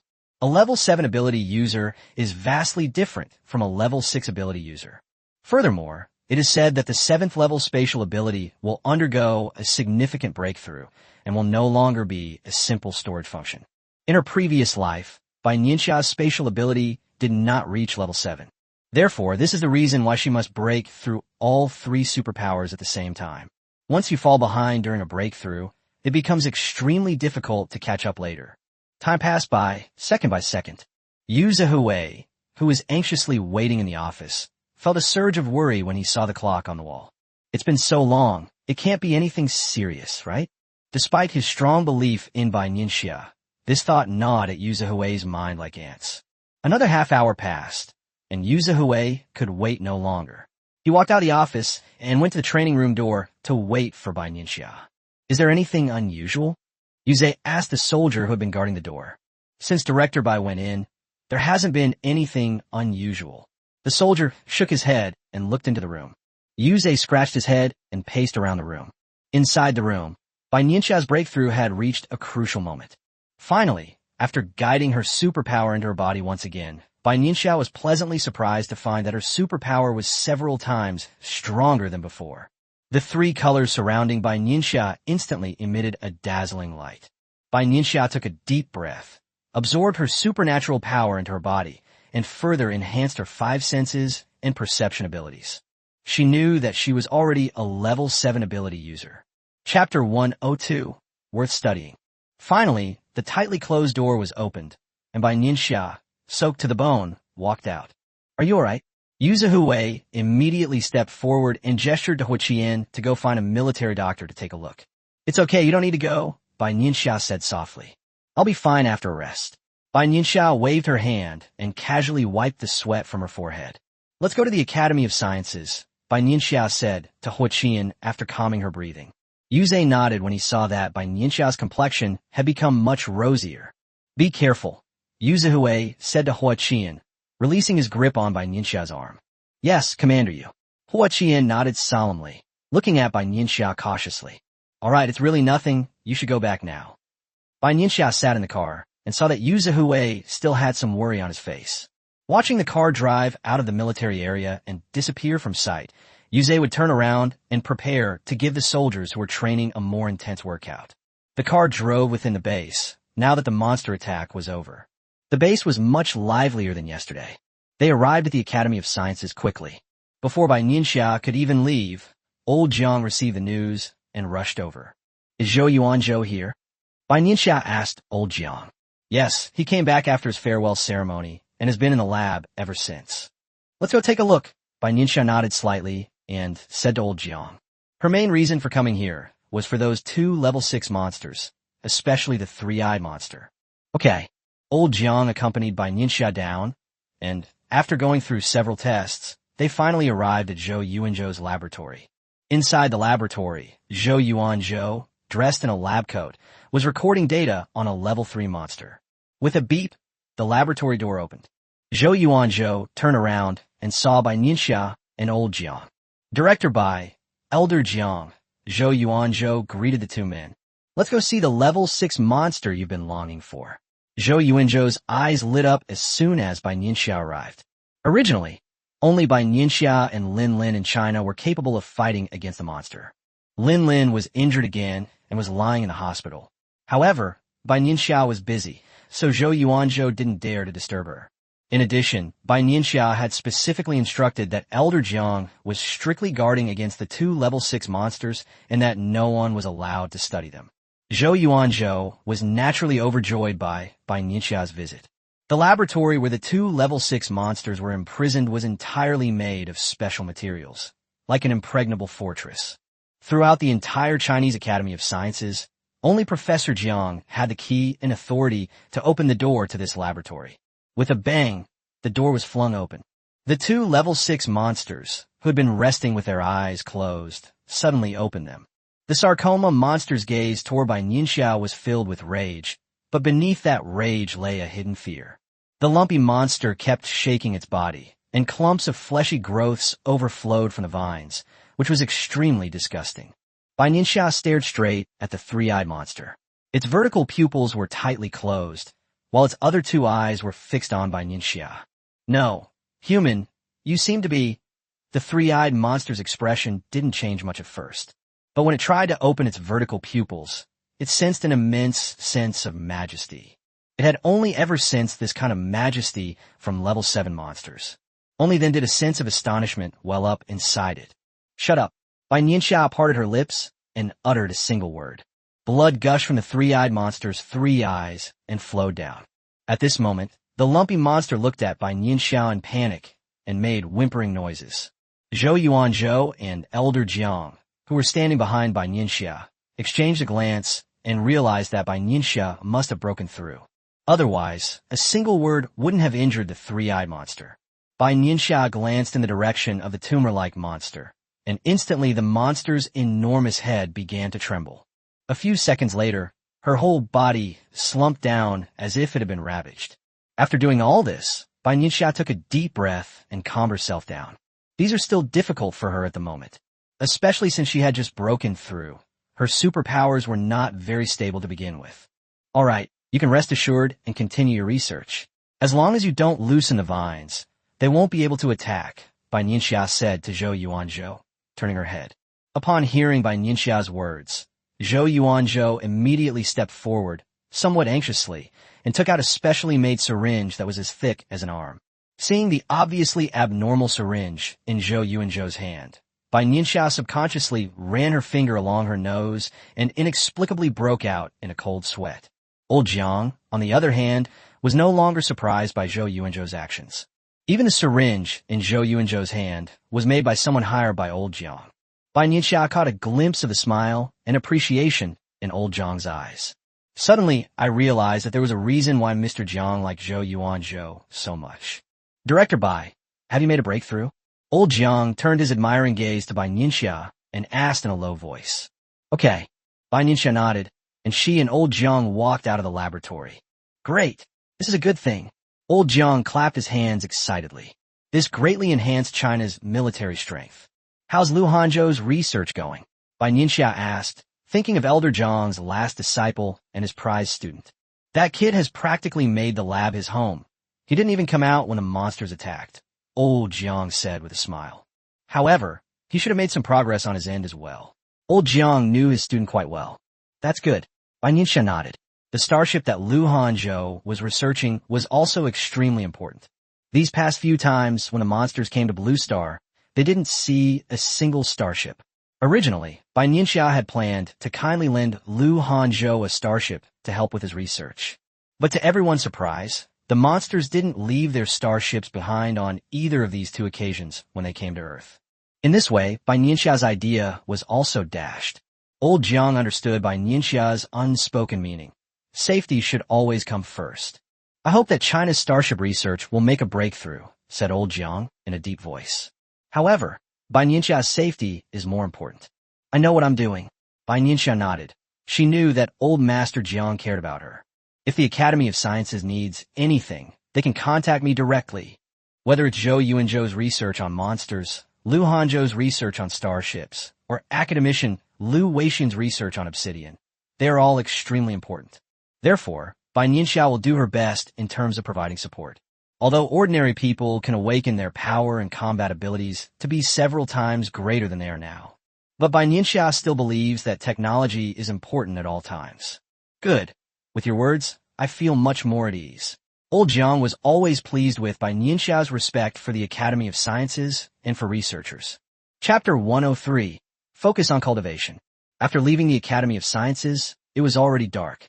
Bai Nianxia unusually did not cultivate at home, but instead lay peacefully on the bed. In the darkness, Bai Nianxia closed her eyes and silently sorted out her thoughts. Since the apocalypse began, a lot of things had happened. What exactly is that life force I sensed within the crystal? Bai Nianxia was lost in thought when she gradually drifted off to sleep. She slept for a full 9 hours, the deepest sleep Bai Nianxia had had in the past few months. When Bai Nianxia opened her eyes, she was still a little dazed, but after resting, she felt refreshed. After quickly tidying up, Bai Nianxia arrived at the military training area. As soon as Bai Nianxia arrived, Yu Zihui rushed over and said, "Lin Lin was discharged from the hospital today and just went to the cultivation room alone." Yu Zihui looked worried. Lin Lin was already seriously injured, and not only was he discharged from the hospital early, but he also plunged into the training room. He knows what he's doing. Bai Nianxia wasn't that nervous. She didn't think Lin Lin was a reckless person. Yes, I was overthinking it. Yu Zhihui nodded repeatedly. He was too nervous and panicked for a moment. In addition, although he and Lin Lin were in a superior-subordinate relationship, he had watched Lin Lin grow step by step. To him, Lin Lin was not only a subordinate, but also a junior he admired. Don't be so tense. Bai Nianxia reached out and patted Yu Zhihui's shoulder. Since learning that the second monster attack would strike Shangjing, and even now that the battle is over, Yu Zhi has been in a state of high tension. He is the commander of the Shangjing military region, responsible for protecting the Shangjing base. Furthermore, after the apocalypse, some important research institutes, such as the Academy of Sciences and the medical school, were located in Beijing. If something were to happen to the Beijing base, it would be a catastrophic disaster for China. I understand. Yu Zhihui nodded. He had fought his way up on the battlefield all his life, so he naturally understood what Bai Nianxia meant. However, whether one is clear about something or not is another matter entirely. Lin Lin's position at the Shangjing military region and the Shangjing base is extremely important. I'm going to the training ground first. Bai Nianxia didn't say anything more. When Bai Nianxia arrived at the training ground, the soldiers were training enthusiastically. With Lin Lin absent, Bai Nianxia looked around and her gaze settled on Ji Yanqi and Wen Hanqing. Wen Hanqing noticed a change in Bai Nianxia's eyes and sighed inwardly, thinking, I'm doomed. I'm going to become a human punching bag. Ji Yanqi, standing to the side, seemed eager to try, while Wen Hanqing looked at him as if he were an idiot. These days, people actually go looking for a fight. Therefore, Wen Hanqing subconsciously put a few steps away from Ji Yanqi. Let's go together. Although Ji Yanqi really wanted to fight Bai Nianxia, he knew clearly in his heart that he couldn't beat her alone. Wen Hanqing felt utterly helpless about Ji Yanqi's suicidal behavior, which involved dragging her down with him. This guy is quite calm on a battlefield, and he's both brave and resourceful. So why does he always seem to get beaten up when he's facing Director Bai and Captain Lin? However, Wen Hanqing still agreed, since no one could escape it anyway. Seeing Ji Yanqi and Wen Hanqing walking towards her, Bai Nianxia's eyes flickered slightly. Fine, let's see if they've improved.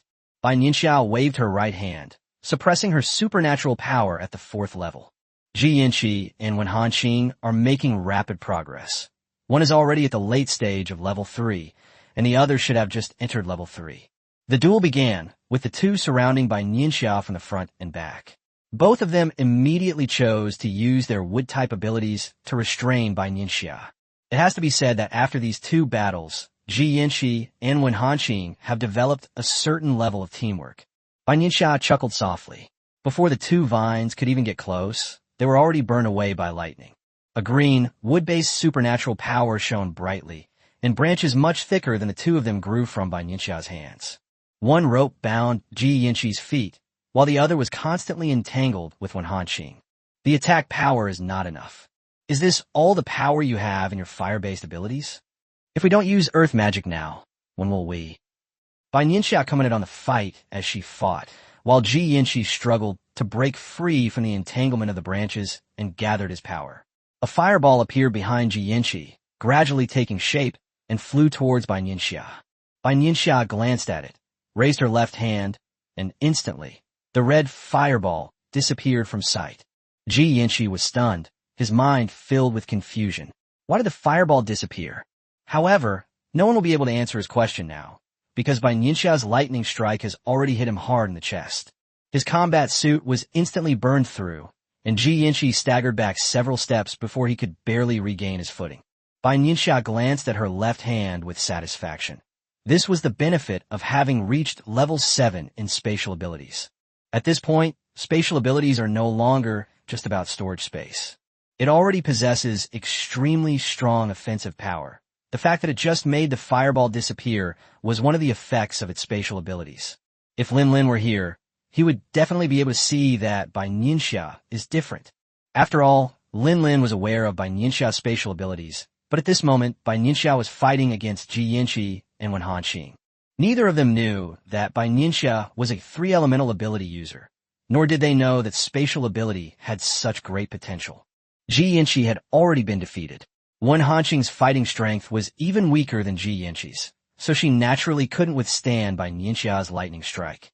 Within a few breaths, Wen Hanqing was knocked to the ground, panting heavily and clutching her chest. So strong, Wen Hanqing thought to herself, her gaze towards Bai Nianxia filled with admiration. As expected of the strongest person in China right now, Wen Hanqing could sense that Bai Nianxia was suppressing her strength. All right, you two still need to train more. Bai Nianxia used her wood-type ability to help Wen Hanqing stand up. As for Ji Yanqi, he struggled to his feet. Yes, Director Bai.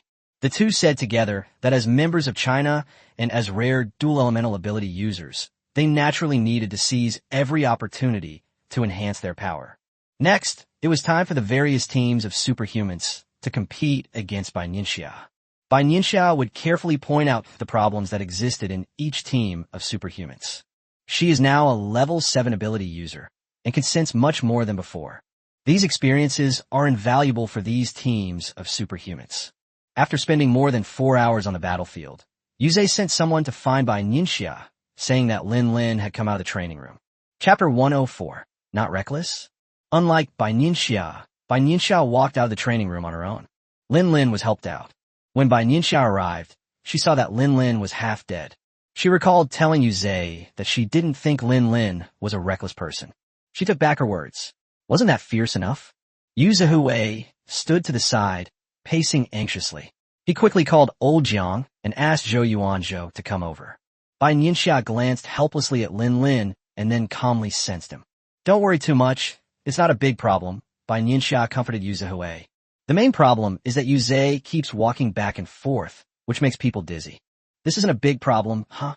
Yuze was practically pointing at Lin Lin and cursing. It's really nothing serious. After a couple of days of rest, there shouldn't be any major problems, Bai Nianxia said quickly, as she rarely saw Yuze lose his temper. It's actually not too bad. Lin Lin barely broke through this time, but he has a deep foundation and a very solid base. It looks a bit terrible, but internally the energy is stable and the fundamentals haven't been damaged. Hearing Bai Nianxia say this again, Yuzehue's furrowed brows relaxed a little.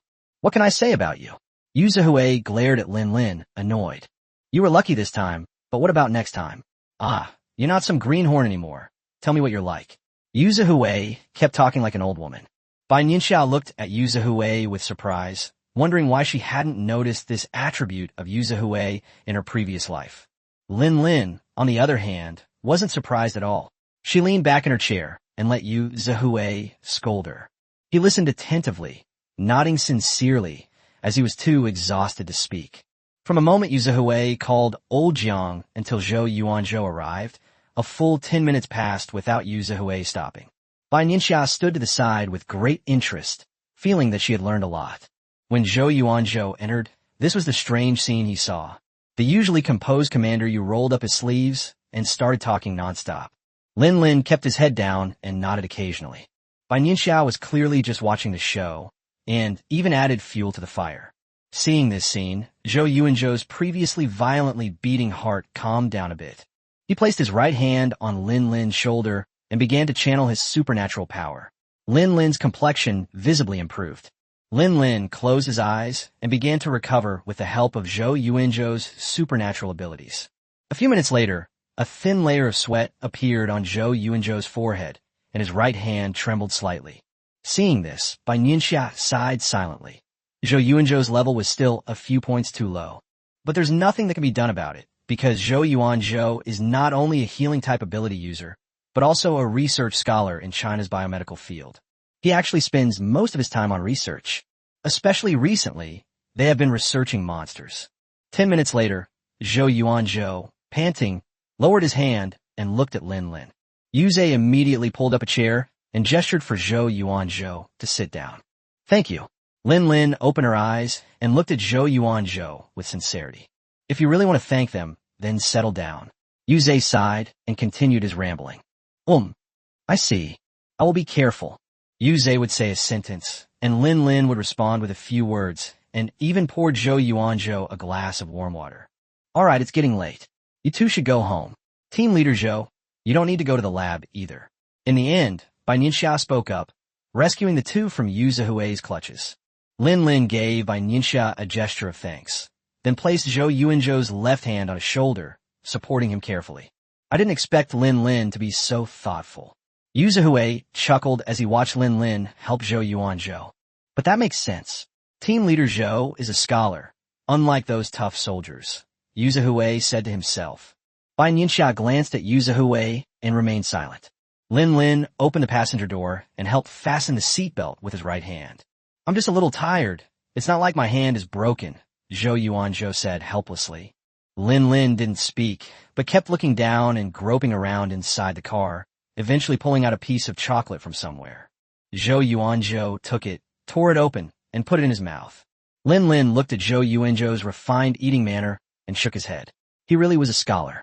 They can't compare to those who train every day. Lin Lin could swallow the chocolate in one bite, but Zhou Yuanzhou took 3 or 4 bites. However, Lin Lin was extremely patient.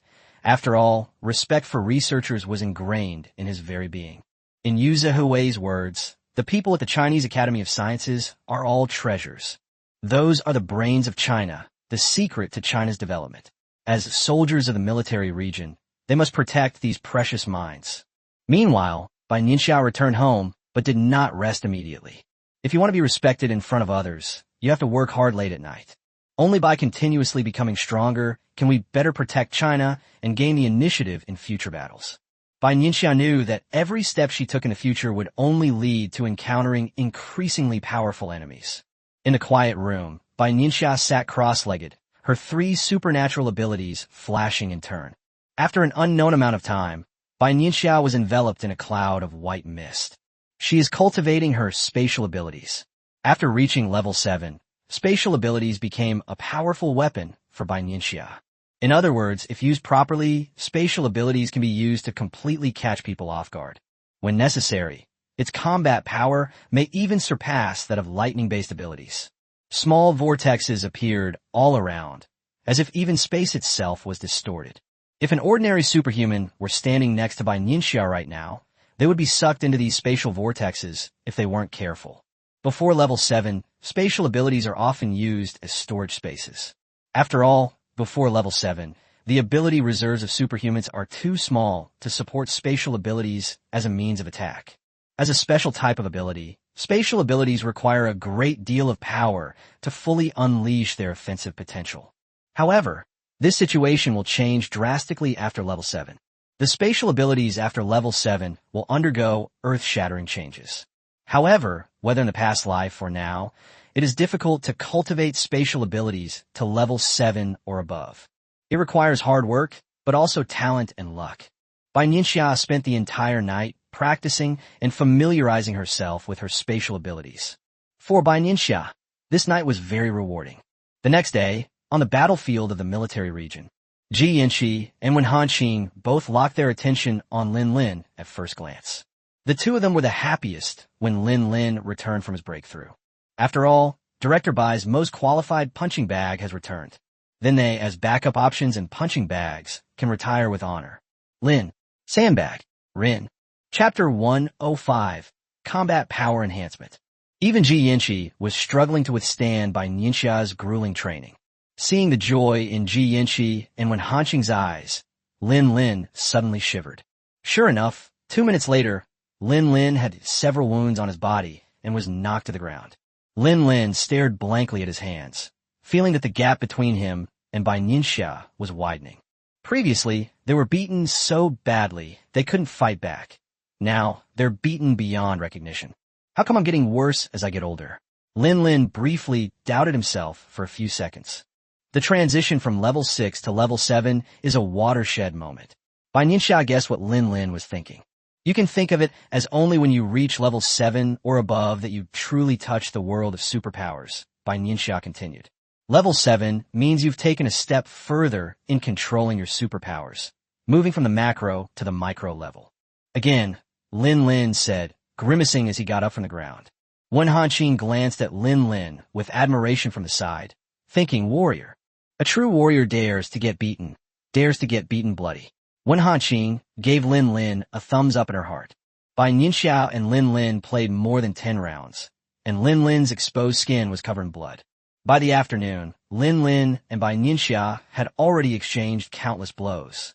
The surrounding soldiers watched in fear, each time thinking that Lin Lin was not going to be able to get up.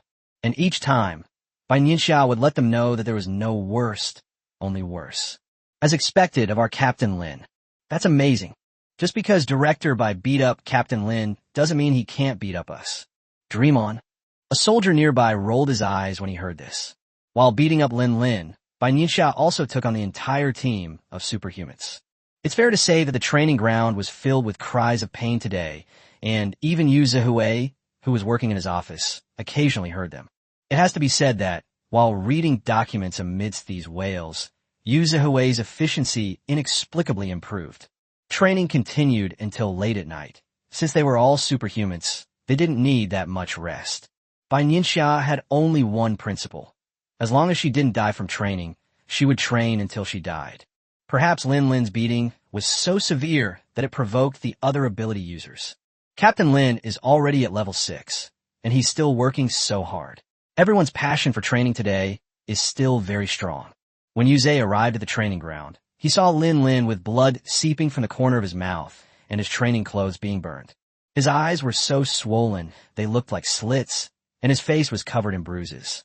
He and Huo Qian, who had just arrived, looked at each other, then simultaneously turned around and took out their phones to record the day Lin Lin was beaten the worst. In the past, Bai Nianxia would never slap someone in the face, nor would she beat Lin Lin so badly. However, Lin Lin is now at level 6, so these injuries can be healed in a day. Furthermore, his breakthrough was not a natural process. Bai Nianxia needed to repeatedly exploit Lin Lin's abilities to help him quickly stabilize his realm. Lin Lin understood what Bai Nianxia meant, which is why he kept repeating, "Come again." Hearing the click, Lin Lin glanced helplessly at Yu Zihui. Is Commander Yu under too much pressure lately? He seems to be getting more and more unserious. Make a note of this. Make a note of this. Yu Zhe put away his phone without changing his expression and said in a serious tone, "This is a great opportunity."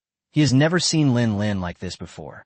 Before the apocalypse, battles didn't involve physical contact. They were mostly fought with either cold weapons or firearms. Besides, in the past, when she was injured, she was either half dead or she would just put on a brave face so that no one could tell. Lin Lin's resentful gaze made Bai Nianxia feel a little guilty, but she calmly tossed out the words, "Tomorrow, we'll continue," and left. If she's careful tomorrow and doesn't embarrass herself, that'll be fine. Lin Lin watched Bai Nianxia's departing figure helplessly and let out a long sigh. Director Bai, these are the documents from the past few days. Bai Nianxia has been in the military region for the past 2 days, and Huo Qian is handling the matters at the Supreme Supervisory Office. He came here to deliver documents to Bai Nianxia. Recently, things have been a bit unsettled at various bases, among which Huo Qian said as he drove. It took Huo Qian a good 10 minutes to finish recounting his recent events. Those who disrespect the fallen soldiers will be severely punished. Bai Nianxia snorted coldly. She didn't care whether the comments on the internet were just empty talk or not. They should all pay the price. Still, Huo Qian hesitated for a moment, but was interrupted before he could finish speaking. Age is not a get-out-of-jail-free card. Bai Nianxia's expression turned cold, her tone flat. In this world, being younger doesn't automatically make you right. If you're wrong, you're wrong. Okay, Director Bai, Wo Ye Narif. And those who attempt to use their superpowers to incite social conflict and bully the weak should also be dealt with. The stronger one's power, the more likely one is to develop inappropriate greed. It has been almost 2 months since the apocalypse began, and some people with good talent have cultivated to level 2. The power gap among the people began to widen, and some people, relying on their strength, began to harbor inappropriate thoughts. Some things can only be done once or countless times. Bai Nianxia rubbed her temples. In the apocalypse, social order and security have always been a major issue. In our past lives, survival was difficult for everyone, so naturally we didn't need to think about so many things. But things are different now. These people have been protected too well by China and have forgotten that this is the apocalypse and that humanity is facing monsters.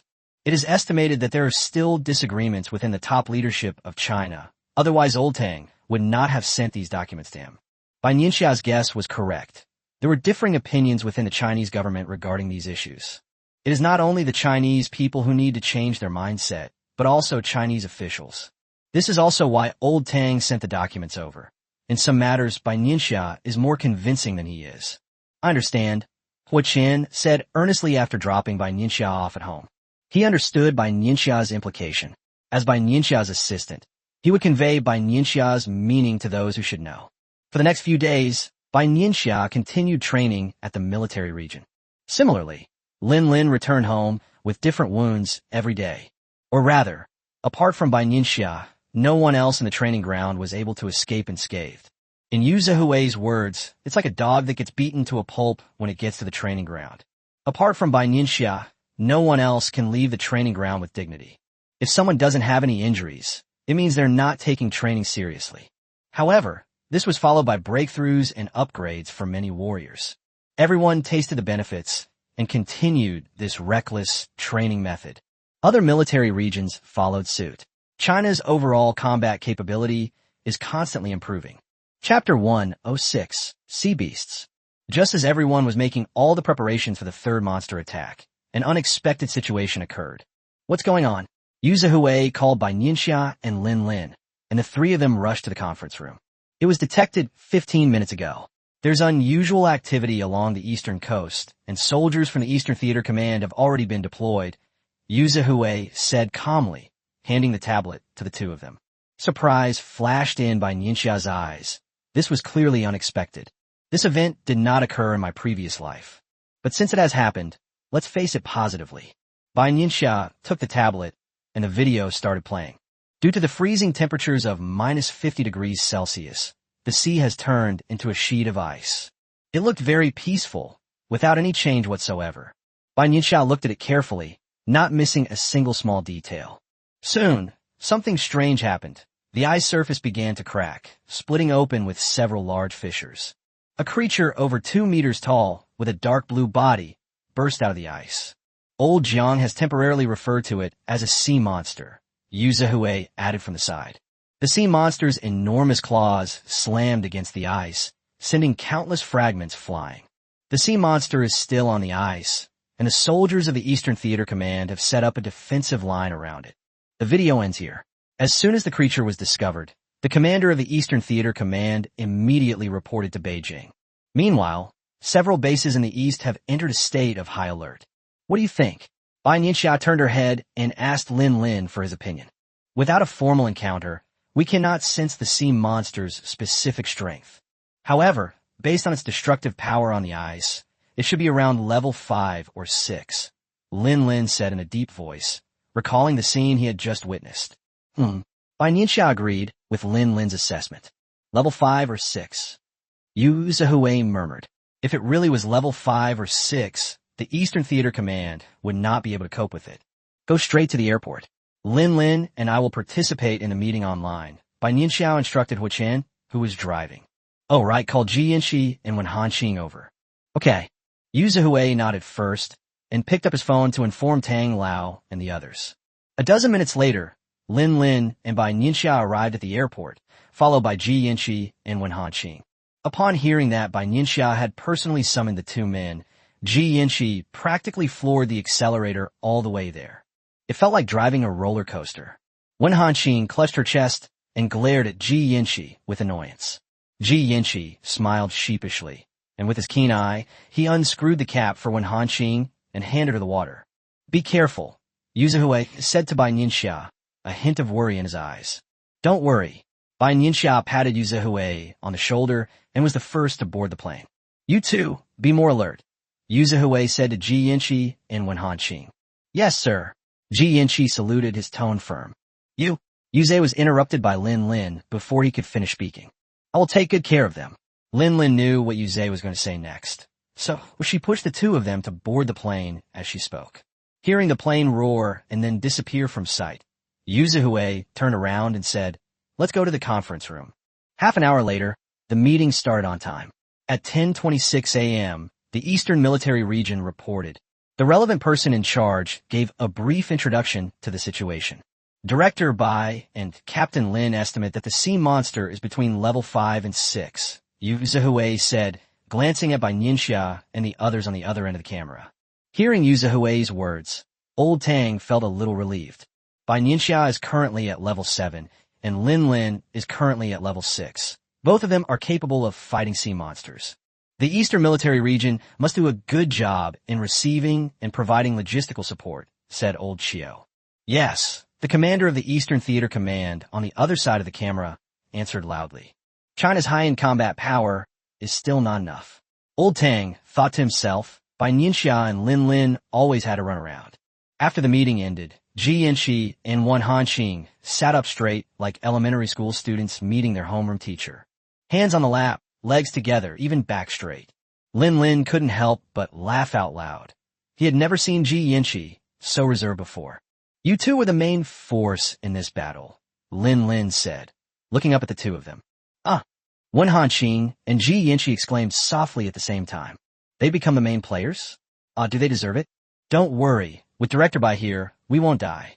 Lin Lin gestured towards Bai Nianxia beside him. You two are under Lin Lin's command, but in this battle, Lin Lin will not intervene unless it is a life or death moment, Bai Nianxia said calmly. Lin Lin glanced helplessly at Bai Nianxia. He had been beaten up by Bai Nianxia in Beijing, and now he had to take care of a child in the East. Yes. Lin Lin drew out the last syllable of yes. Upon hearing this, Ji Yanqi and Wen Hanqing became even more nervous, their palms already sweating. Both of them are at level 3, which is a rapid improvement compared to other superhumans. But can the two of them, working together, defeat the sea monster? If Bai Nianxia and Lin Lin knew what they were thinking, they would probably say decisively that they couldn't beat them. This time, it was just another opportunity for the two of them to gain practical experience and seek a breakthrough in the face of life and death. As for why Bai Nianxia went in person, it was because she was worried about him. Since it's a creature we've never encountered before, it's always good to be cautious. Before getting off the plane, Ji Yanqi and Wen Hanqing put on their gear and put on their cameras. The commander of the Eastern Military Region came to greet her personally, and his eyes lit up when he saw Bai Nianxia. Director Bai. After a brief greeting, the four of them immediately headed to the battlefield. Every minute of delay means an extra minute of danger for the soldiers stationed in the Eastern Theater Command. After the commander finished explaining the situation, he glanced enviously at Ji Yanqi and Wen Hanqing behind Bai Nianxia. Yuzahui, that old rascal, how come he's so lucky? He has 2 systems, I want one too. Lin Lin subtly blocked the Eastern Military Region commander's gaze. What a joke. This is someone from his Beijing military region. The envy and jealousy in the eyes of the Eastern Military District Commander were blatant and undisguised. If we go out and lose Ji Yanqi and Wen Hanqing, when I get back, Yuze will be able to beat me to death with a belt. Bai Nianxia noticed their subtle movements and smiled silently with her head down. Indeed, competition for talent will always exist, no matter the time. Inside the defense line of the Eastern Theater Command, the 4 men witnessed the true form of the sea monster. Your judgment is correct. Bai Nianxia sensed that this sea beast was at the mid-stage of level 5. It was injured. Lin Lin frowned slightly and guessed. It should be, breaking the ice isn't that easy. Bai Nianxia nodded. Chapter 107.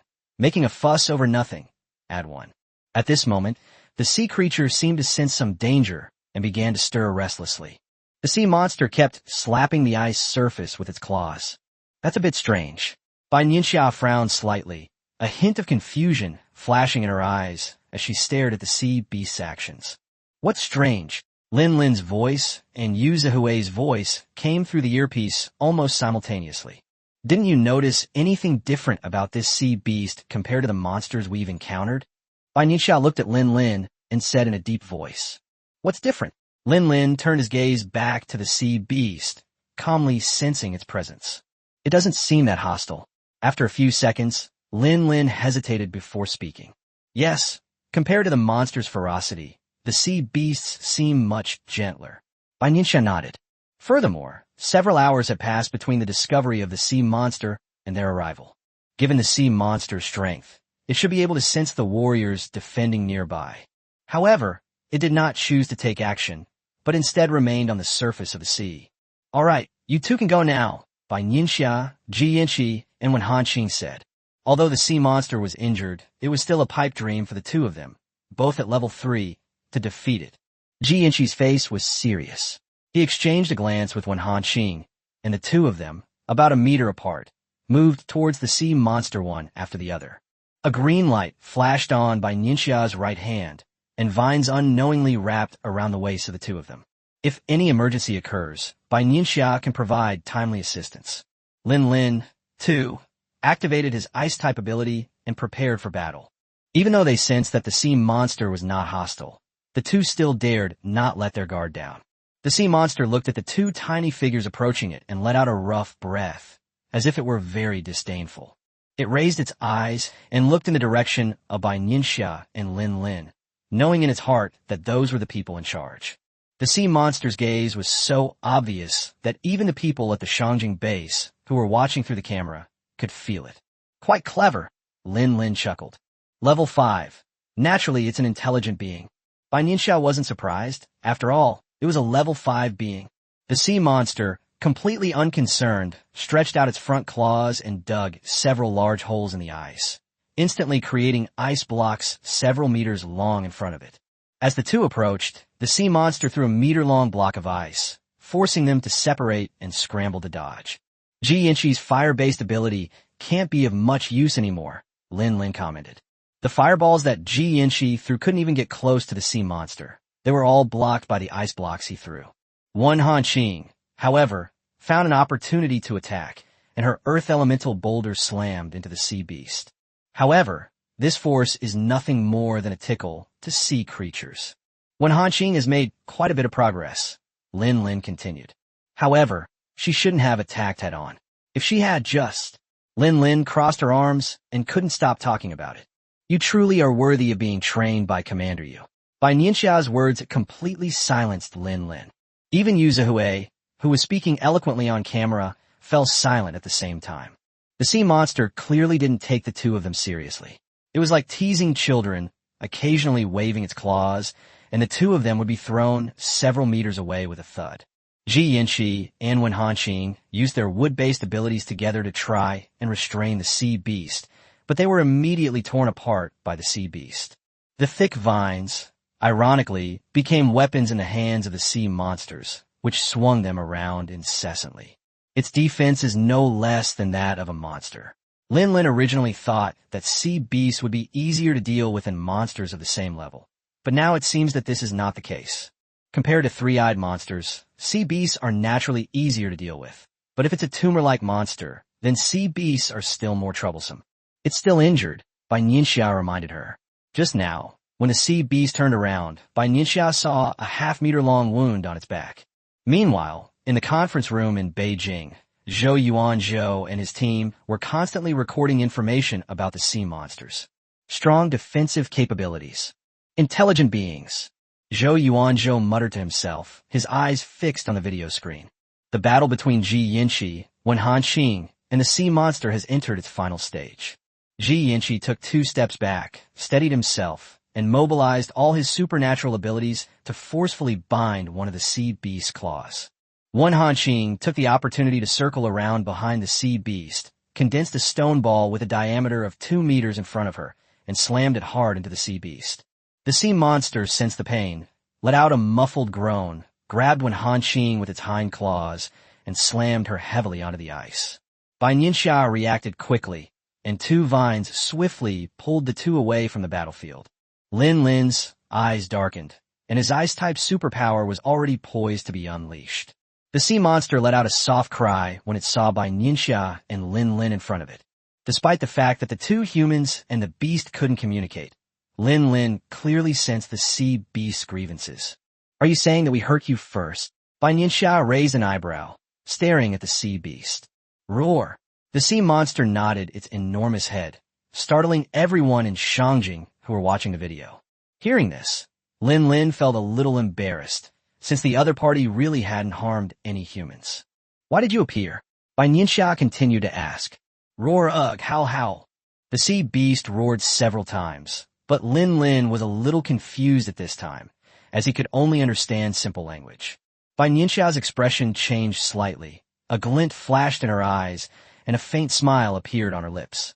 For some inexplicable reason, Yu Zhe, thousands of miles away, felt that someone, no, a beast, was about to be in trouble. Why should I help you? Bai Nianxia understood the sea beast's meaning from its series of cries. These sea monsters have lived in the deep sea for many years, and this drop in temperature has destroyed their habitat. This sea beast is the son of the leader of the Sea Beast clan and carries the hopes of the Sea Beast clan. This task was originally supposed to be performed by the Sea Beast chieftain, but on the night the temperature plummeted, the Sea Beast chieftain was injured while protecting his other companions. So, it fell on the sea monster in front of them. Humans are also victims of this apocalypse. I can't help you. Bai Nianxia shook her head. The sea beasts live in the sea, and in the current situation, with the seawater frozen, the sea beast can only take refuge in the ice. Ah? Hoa hoa hoa? Oh Lord. The sea beast's expression became extremely excited, waving its claws at Bai Nianxia. No, it can stand up. Lin Lin stretched out his hand in shock, watching the sea monster raise its front paws and transform into a bipedal creature. Roar! The sea beast glanced at Lin Lin disdainfully. Lin Lin understood this meaning. In human terms, it meant, make a fuss over nothing. Chapter 108. Can be cured? After showing its contempt for Lin Lin, the sea monster turned its enormous head, lowered it, and placed its head in front of Bai Nianxia. Oh-woo, roar, roar, roar, woo-woo. Another encrypted call. Bai Nianxia made no move. Her eyelashes trembled slightly, and her right-hand fingers kept groping. The sea creatures knew that this planet was facing immense difficulties. It hoped that Bai Nianxia could help the Sea Beast clan. What benefit would I gain from doing this? Bai Nianxia remained unmoved. Oh-woo, the sea monster continued in a low voice. It can help Bai Nianxia fight and become her partner. The sea monster raised its paw, proudly puffed out its chest, and patted its chest with its claws. It is very powerful. Its father praised it as a genius among the sea monsters. Seeing that, Bai Nianxia still didn't believe it. The sea beast became a little anxious and spat out a blood-red bead that emitted light. Bai Nianxia and Lin Lin exchanged a glance. This aura was of the same origin as the sea beast before them. Oh woo, the sea monster explained. This was its most important thing, hoping Bai Nianxia would believe it. Lin Lin scratched his head. This sea monster was really adorably silly. Okay. After thinking it over, Bai Nianxia finally agreed. Oh, the sea monster turned its head and pointed at the ocean in front of it. Not now. Not even us can do it. Bai Nianxia knew what the sea beast meant. It wanted to turn the ice surface into a sea. However, global temperatures are extremely low. Ooh. The sea monster nodded its head, indicating that it understood. Sea creatures are incredibly resilient. They can survive for hundreds of years, even in the frozen ocean. Big guy. Lin Lin kicked his leg and jumped up to pat the sea monster's head. Roar. The sea beast roared in dissatisfaction, looked at Bai Nianxia beside it, and lowered its head. You big guy. You're even judging people by their appearance. Lin Lin scoffed. Double standards. All right, let's go. You're injured. Bai Nianxia stretched out her right hand and gently touched it. Director Bai, what's going on? Ji Yanqi and Wen Hanqing were surprised to see the sea beast obediently following behind Bai Nianxia. The sea monster bared its teeth at the two people, especially Wen Hanqing, who had just been injured by this human. Thinking of this, the sea beast lay down and showed Bai Nianxia its wounds. All right, stop playing the victim. She's more seriously injured than you, Bai Nianxia said irritably after glancing at her. The sea monster's defense is unmatched by humans. The blow in Hanqing was just thrown by the sea monster was far more serious than the sea monster's injuries. Not to mention the sea beast's injuries, many of which came from breaking through the ice, when Hanqing could never have injured the sea beast to that extent. When Hanqing understood the meaning of the sea monster from Bai Nianxia's words, and looked at Bai Nianxia with a slightly aggrieved expression. All right, let's go back. Bai Nianxia patted the sea monster's head. Seeing this, the sea beast smiled disdainfully at Wen Hanqing, making Wen Hanqing's feigned grievances seem somewhat genuine now. This sea monster is actually vying for my favor? When the commander of the Eastern Military District saw the group return, he immediately went to greet them. However, upon seeing the sea monster, he hesitated for a moment. Roar. The sea monster found the human's expression interesting and let out a roar that wasn't too loud or too soft. Bai Nianxia gave the sea beast a very authoritative look, and the sea beast immediately shrank its neck and didn't dare to breathe. Prepare the plane, we're going back to Beijing, and so is it. Bai Nianxia pointed to the sea monster's enormous body, which couldn't fit on a regular plane. Yes, the commander of the Eastern Military District replied without hesitation. He was a soldier, and obeying orders was his duty. Here, take this. One Hanqing pulled out 10 pills from somewhere and looked at the sea beast. This is such a waste of medicine. One Hanqing helped the sea monster open the wound before throwing it to it. The sea creature could sense that what the human had thrown at it was helpful for its wounds. Woo-woo. The sea monster let out 2 soft cries. It said thank you. Lin Lin helped translate. He could understand the simple words. But for the rest of the series, we'll have to rely on Bai Nianxia. Woo-woo-woo, ah-woo-woo. The sea beast uttered a long string of words, and the 3 of them looked at Bai Nianxia at the same time. Bai Nianxia's lips twitched slightly. She really didn't want to translate. What the sea monster meant was, you humans are really good people. Wah, I will treat you well. It's nothing. Bai Nianxia dismissed the 3 of them with just 3 words, but their eyes clearly showed disbelief. If you want to know, hurry up and upgrade. Bai Nianxia retorted, feeling the 3 of them staring at her with such questioning eyes. Upon hearing this, the 3 of them immediately fell silent, especially Ji Yanqi and Wen Hanqing. The 2 are only at level 3 now, and they still have a long way to go before they reach level 7 and can understand sea monsters.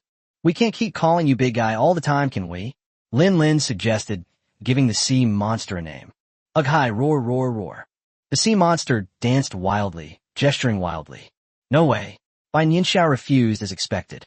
What kind of beast calls itself the Erzhan of the sea region, Wei Omazu era? Such a strange name. How does Tsaming describe the vastness and boundlessness of the sea? Bai Nianxia pondered for a moment before speaking. The sea monster nodded in agreement. At this moment, the specially prepared plane was ready, and the commander of the Eastern Theater Command watched as the dual elemental ability user and the sea monster, whom he envied, boarded the plane. That old bastard Yuzuhe, he's so old, yet he still has such good fortune. The commander of the Eastern Theater Command cursed under his breath. He could naturally tell that the sea beast had been subdued by Bai Nianxia. Hey, if everyone know, Saming, what's the seabed like? Oh, roar, woohoo. Then you have. On the plane, Lin Lin and the sea monster had a question and answer session. However, it was clear that Lin Lin could not fully understand the sea monster's words, and only had a partial understanding. However, the 2, one human and one beast, seemed to be having a very pleasant conversation. When they got excited, Lin Lin would pat the sea monster's paws, and the sea monster would rub its head against Lin Lin. After a long while, the plane landed at the airport of the Beijing military region. Yu Zihue, Elder Jiang, and Zhou Yuanzhou were already eagerly waiting. Old Jiang just stared at it longingly until the sea monster came out. Team leader Zhou. Bai Nianxia beckoned Zhou Yuanzhou over. Zhou Yuanzhou didn't quite understand Bai Nianxia's meaning, but he still quickly walked over. Try your superpower. Bai Nianxia pointed to the wound on the sea monster's back. She wanted to try whether human healing abilities could heal creatures like sea monsters. For some reason, the sea beast sensed a warm, yet terrifying aura emanating from Zhou Yuanzhou. It makes the sea creatures want to approach unconsciously, yet they're also filled with fear from the bottom of their hearts. Zhou Yuanzhou was somewhat at a loss, as the sea monster left him with no idea how to deal with it. Seeing Zhou Yuanzhou hesitate, Lin Lin grabbed Zhou Yuanzhou's hand, gently held it, and placed it on the sea beast's claw. All eyes were on Zhou Yuanzhou and the sea monster. Chapter 109, Confirmation. A white light enveloped Zhou Yuanzhou's hands as he carefully controlled his supernatural ability to approach the sea beast. Woo-woo. The sea beast trembled all over, its face showing an indescribable sense of pleasure. It can sense that its wounds are gradually healing. All right, that's enough. Lin Lin decisively severed the connection between the human and the beast. Roar. Songming barked at Lin Lin in dissatisfaction, but when he turned to look at Zhou Yuanzhou, his eyes showed a hint of excitement. With your size, if he were to completely heal your injuries, he'd be exhausted. Lin Lin didn't take Songming's emotions seriously at all. Besides, Bai Nianxia only wanted to test it out. She didn't actually want Zhou Yuanzhou to heal Songming. It seems your special ability can be used on sea beasts. Bai Nianxia had no objection to Lin Lin's actions. Can I take Songming back to the Academy of Sciences? Zhou Yuanzhou's eyes shone as he looked at the sea monster. With such a large volume, drawing blood multiple times isn't unreasonable, is it? Bai Nianxia smiled and looked down. Lin Lin, go back with me. I have a meeting to attend. Okay. Zhou Yuanzhou turned his gaze to Lin Lin, his meaning clear. Let's go. Lin Lin nodded, patted the sea beast's paw, and gestured for it to follow. The sea monster glanced at Bai Nianxia, hesitated for a moment, and then walked behind Zhou Yuanzhou. It's not particularly cunning. Yu Zihui had been observing the sea monster silently since his first encounter with it. He's got some brains, but not much. No wonder he's always been at sea. Old Jiang agreed with Yu Zihui's words. Staying in the sea for too long might have your brain infiltrated. All right, you two, let's go to the meeting. Bai Nianxia knew that Old Tang and the others must be waiting in the conference room. Hey, let's go. Yu Zihui took the lead and walked towards the car. Inside the car, Yu Zhe remained silent, seemingly lost in thought. There's disagreement at the higher-ups about you bringing the sea monster back, Yu Zihui said in a low voice after a few minutes. Bai Nianxia raised an eyebrow, a hint of understanding flashing in her eyes, but she didn't pay much attention to it. Those people are just meddling in other people's business, Old Jiang said dismissively, curling his lip. He really liked this sea creature. Since the sea monsters did not actively harm anyone in the Eastern Military Region, they should not have done anything to them. The main problem is that Sangming is too strong. He is a level 5 creature. In the entire country, apart from Lin Lin, you're the only one who can do that. Perhaps even Lin Lin is not a match for Sangming in his fully recovered state. Yu Zhe sighed and rubbed his temples. In the few hours that Bai Nianxia hadn't returned, many people had already had several arguments. Monsters are not only the enemy of humans, but also the enemy of sea beasts. Besides, the history of sea monsters may be longer than that of humans. Of course, these are all empty words. The most important thing, and what moved Bai Nianxia the most, was the pearl that the sea beast offered up voluntarily. This matter will not be brought up at the meeting. Only a few people in China know about it. Since you've made up your mind, we old guys support you, Yu Zihui said in a deep voice. To a large extent, Bai Nianxia was tied to the military region, especially the Beijing military region. Old Jiang nodded in agreement, but he genuinely believed in the sea monster. A level 5 sea beast. Hasn't that significantly boosted China's high-end combat capabilities? Old Jiang shrugged and adjusted his posture. Yes, Yu Zihui nodded. From this perspective, it's a good thing. Inside the meeting room, Mr. Tang closed his eyes to rest, while Mr. Chiu sat calmly in his chair. A few people, however, looked somewhat anxious. They clearly saw that the key to this game lay with Bai Nianxia. Judging from the current situation, Bai Nianxia is undoubtedly on the side of the sea monsters. The conference room door opened, and Bai Nianxia and the other two strode in. You're back. Have a seat. Old Tang smiled gently and gestured for Bai Nianxia to sit next to him. Bai Nianxia nodded and sat down, just like always. Let's begin, Old Tang said loudly, scanning the crowd around him. The meeting officially began with a report from the commander of the Eastern Military District on the other end of the video call. This morning, the commander of the Eastern Military Region gave a full 10 minutes report on the marine animal incident. Everyone, please speak your mind if you have anything to say, Old Tang said, gesturing for everyone to speak directly, not wanting to engage in any formalities. The sea monster has been brought back. Someone had only said 5 words when Bai Nianxia interrupted him. Bai Nianxia coughed lightly twice, raised her right hand, and casually reminded him, Sangming, its name. Everyone present knew who it referred to. Seeing the face of the person who had just stood up, which looked like a palette of colors, Old Jiang couldn't help but lower his head, cover his mouth, and then drink water to hide his smile. Those who try to refute this are essentially doomed before they even get started. Sea beast, no, Sangming was taken directly back to the capital. Is it? The first person to stand up, despite the pressure, finished speaking. Ahem, I'd also like to say a few words. Unexpectedly, Old Jiang cleared his throat. You should know that in the past, as the head of the Chinese Academy of Sciences, Mr. Jiang would attend such meetings, but as long as it was not related to the academy, he would always remain seated and never get involved. Unexpectedly, this time, they were willing to be the first to stick their neck out. Many people looked at Bai Nianxia's seat with a puzzled expression. Sea monsters are currently relatively friendly to humans, and as new creatures that have never been discovered or studied before, they may be helpful to our research on monsters. As soon as Elder Jiang spoke, everyone started discussing it. After all, the research on monsters and starships was of paramount importance at the moment. What Elder Jiang said makes sense, but I think, in my opinion, many people spoke up, each with their own perspective and opinions on the marine mammals. For Bai Nianxia, as long as it doesn't involve China's interests, the existence of multiple voices is naturally a good thing. After all, being complacent and stagnant is the worst thing you can do.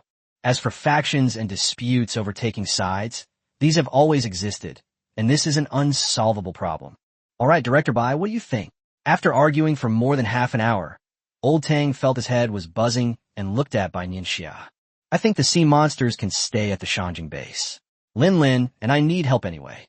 Bai Nianxia twirled the pen in her hand, her eyes seemingly focused on the paper, but in reality, they weren't focused at all. Then let's do it the way Director Bai suggested. What do you all think? Old Tang nodded solemnly and looked at everyone. After these words were spoken, no one dared to object. Before anything is finalized, everyone is free to have their own opinion. But once it's decided, everyone must work towards it. Chapter 110, Blood Draw. Academy of Sciences. The sea monsters following behind Zhou, Yuanzhou attracted attention everywhere they went. Can Saming understand our language?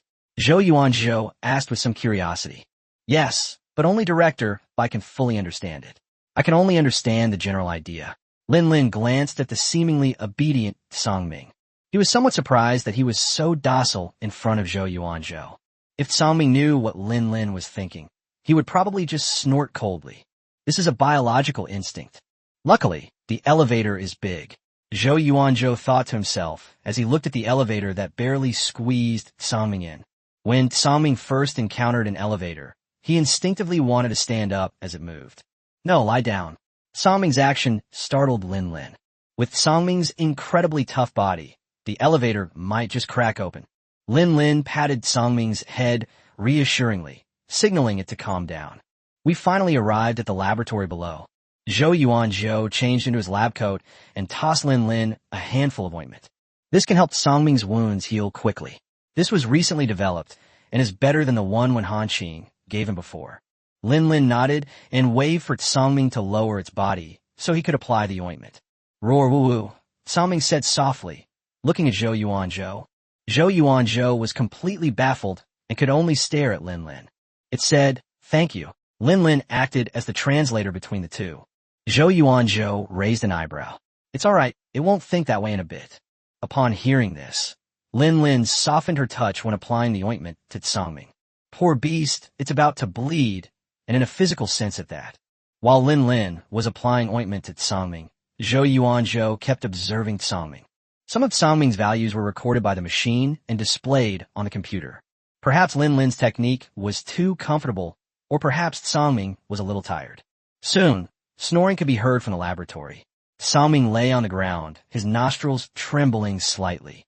He really has a big heart, Zhou Yuanzhou commented with a hint of smile in his eyes. Yes. Lin nodded in agreement. If he weren't so carefree, why would he have given the bead to Bai Nianxia? Let me do it, Lin suggested as Zhou Yuanzhou walked over carrying the huge syringe. Although Sangming doesn't seem to have much offensive power, he is still a level 5 creature. If he suddenly went berserk during a blood draw, Zhou Yuanzhou's gentle, healing physique definitely wouldn't be able to withstand it. Okay. Zhou Yuanzhou handed the syringe to Lin without any hesitation. Lin is a professional special forces soldier, so drawing blood is no problem for him. Although it was drawing blood from a sea monster, Lin still took aseptic measures. Watching Lin meticulously carry out the preparations, Zhou Yuanzhou lowered his eyes, concealing the smile in them. However, a problem arose that neither of them had anticipated. No, Lin looked helplessly at the bent syringe in his hand, and then at Zhou Yuanzhou. Sangming's defenses were too strong. Ordinary needles simply couldn't pierce its skin. Wait here. Zhou Yuanzhou seemed to have thought of something and hurriedly ran out of the laboratory. Lin could only stay beside Sangming, listening to Sangming's snoring and sitting bored in the chair. More than half an hour later, Zhou Yuanzhou strode out, holding a syringe made of special steel. Where did you get this thing? Lin looked at the gleaming syringe and felt the air grow colder.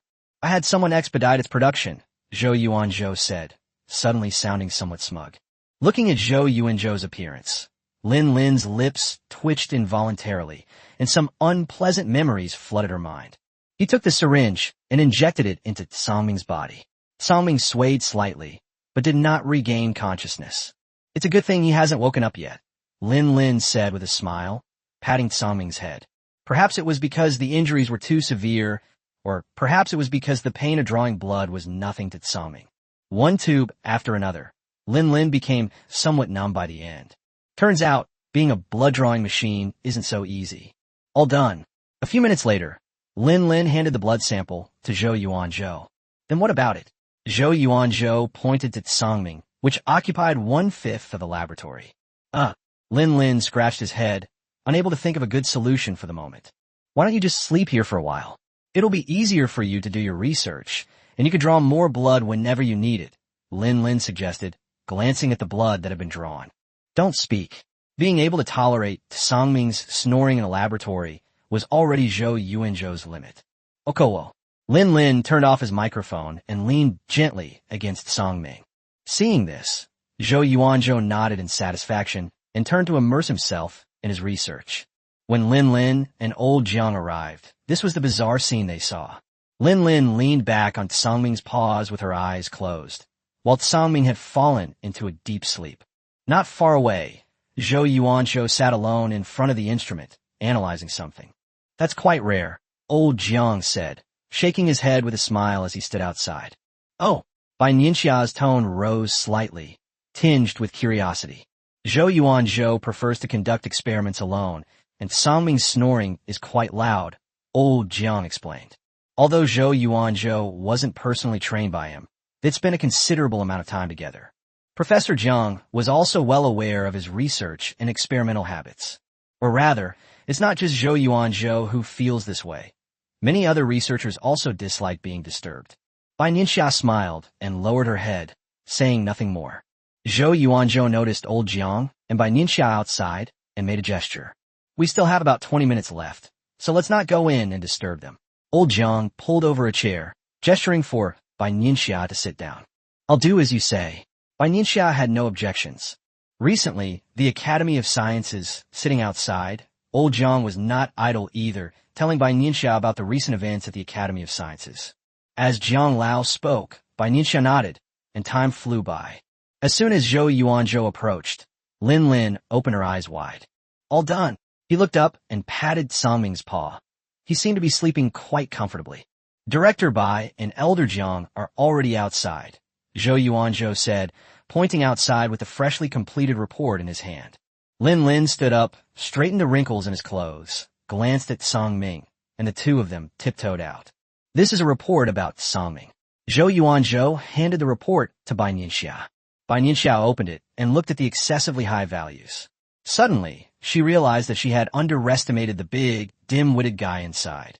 Lin Lin noticed that Bai Nianxia's expression was off and leaned closer to take a look. I gasped in shock. Chapter 111. Sea beasts also have an organization. This is even more monstrous than a monster. Lin Lin couldn't help but exclaim.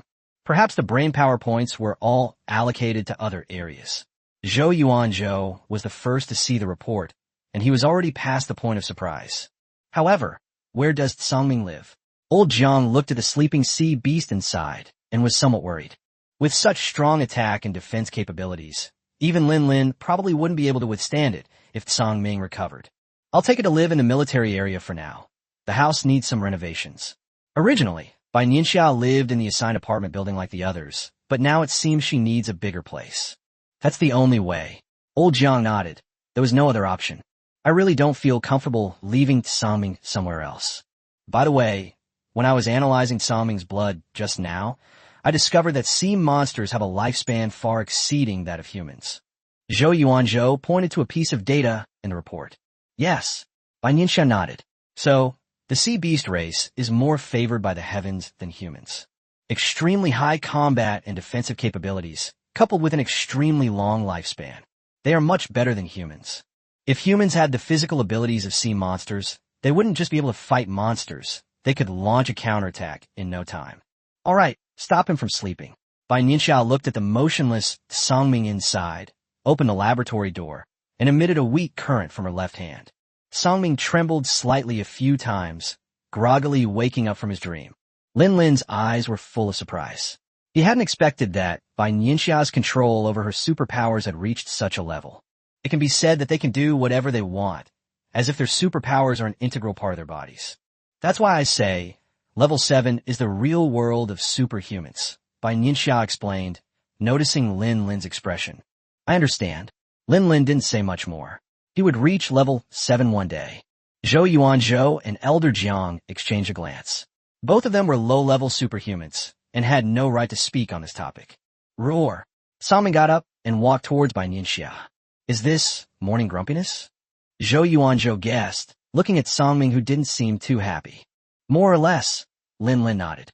Let's go back to sleep. Bai Nianxia patted Sangming's head nonchalantly. You two must be tired, go home.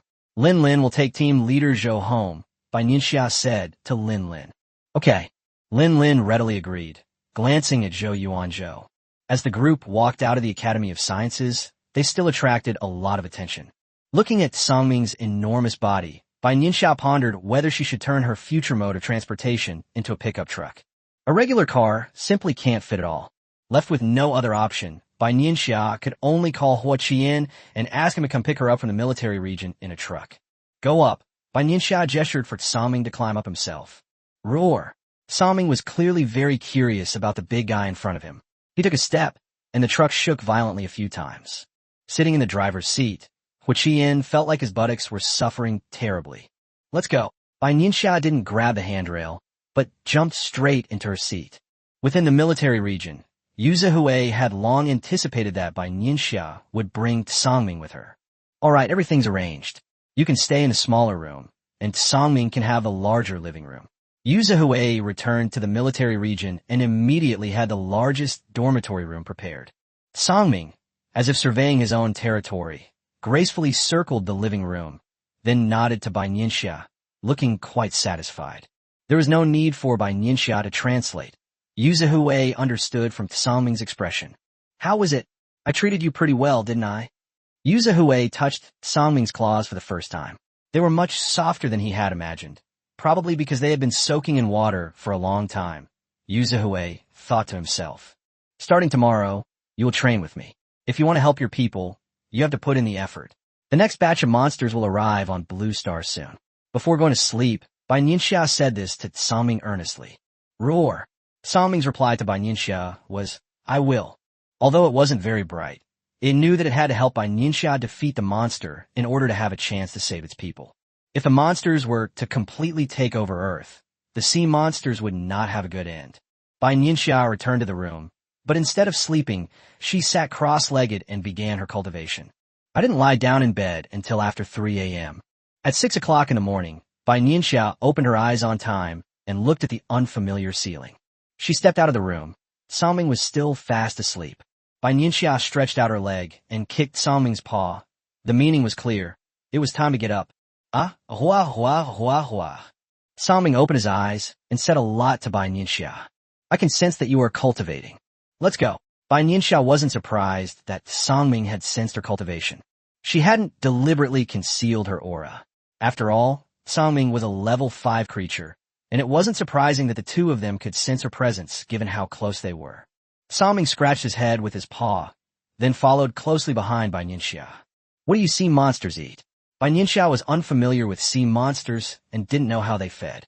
Oh, whoa. Sangming said several names in a row. So you mean you eat shrimp, fish, crab, and shellfish? Bai Nianxia raised an eyebrow to confirm. The sea monster looked at Bai Nianxia, its eyes flashing with a visible longing, gleaming brightly. Because the sea creatures were all frozen, it hadn't had any delicious food for a long time. Although these sea monsters can hibernate on the seabed, that's a last resort. Bai Nianxia had no idea what the cafeteria would prepare today, so she could only take Sangming and head over first. Yu Zihui had already greeted the cafeteria staff. When they saw Bai Nianxia bringing the several-meter-tall Sangming over, they were just curious but not afraid. Bai Nianxia first prepared a breakfast according to her usual tastes, and then began to look for food that Sangming could eat. As Bai Nianxia walked past each food station, the light in Sangming's eyes gradually faded. They're here. At this moment, Yu Zihui let a group of people in. Sangming turned its head sharply, looking at Bai Nianxia and then at Yu Zihui, and it smelled the long-lost aroma of food. I was just thinking that since we Sangming live in the sea, I brought over the fish from lunch today. Yuze saw that Songming's gaze following him closely and knew he had guessed correctly. Bai Nianxia pursed her lips and glanced at Yuze Hui after hearing his words. What does it mean to be called Songming? This is what we're all about. Yuze smiled at Bai Nianxia. Wasn't this a good opportunity to secure Songming before the other military regions made their move? Marine animals can also be organized into official categories. Chapter 112, Extra Meal. Upon hearing Yuze Hui's words, Songming stared longingly at Bai Nianxia. Clearly, it can distinguish between the two kings. Similarly, Yuze Hui also turned his attention to Bai Nianxia. Being stared at like that by a human and a beast, I felt like a sinner if I didn't let Songming eat. There's no such thing as a free lunch, no breakfast. Songming looked puzzled, slapping the ground with its paws. The sea beast was confused and bewildered. If you eat these things, you have to work. Bai Nianxia was speechless for a moment. Why was she saying this to a sea monster? Songming said, nodding as he spoke. You have to help me train the soldiers, Bai Nianxia stated her request. Songming nodded again. Seeing this, Bai Nianxia pointed to the fish and shrimp that Yuze Hui had brought, indicating that Songming could eat. Do you think I should create a position for Songming in the military region? As for his salary and bonuses, that'll be these seafoods, Yuze Hui said thoughtfully as he approached from somewhere. Bai Nianxia couldn't help but roll her eyes at Yuze Hui, wondering if the commanders of the other military regions would rush over by special plane overnight. Don't close your eyes when you sleep, Bai Nianxia kindly reminded her. What do you mean? Yuze asked, completely bewildered. I'm afraid you'll get caught in a sack, Bai Nianxia said seriously. How could that be? It's just those old guys. Yuze Hui understood Bai Nianxia's meaning and snorted disdainfully. Songming eats extremely fast. With a single open mouth, half a basket of fish and shrimp disappears. Lin Lin arrived at some point and stood to the side, recording a video on his phone. This kid is probably going to submit this to team leader Zhou, Yuze Hui chuckled. Lin Lin and Zhou Yuanzhou do have a good relationship, he thought to himself, but he'd never seen Lin Lin care so much about his other comrades. However, he really should try to curry favor with Zhou Yuanzhou. Yuze Hui expressed his approval of Lin Lin's actions. Zhou Yuanzhou is not only a rising star in the field of scientific research, but he has also developed a gene enhancer. He's a rare healing type ability user.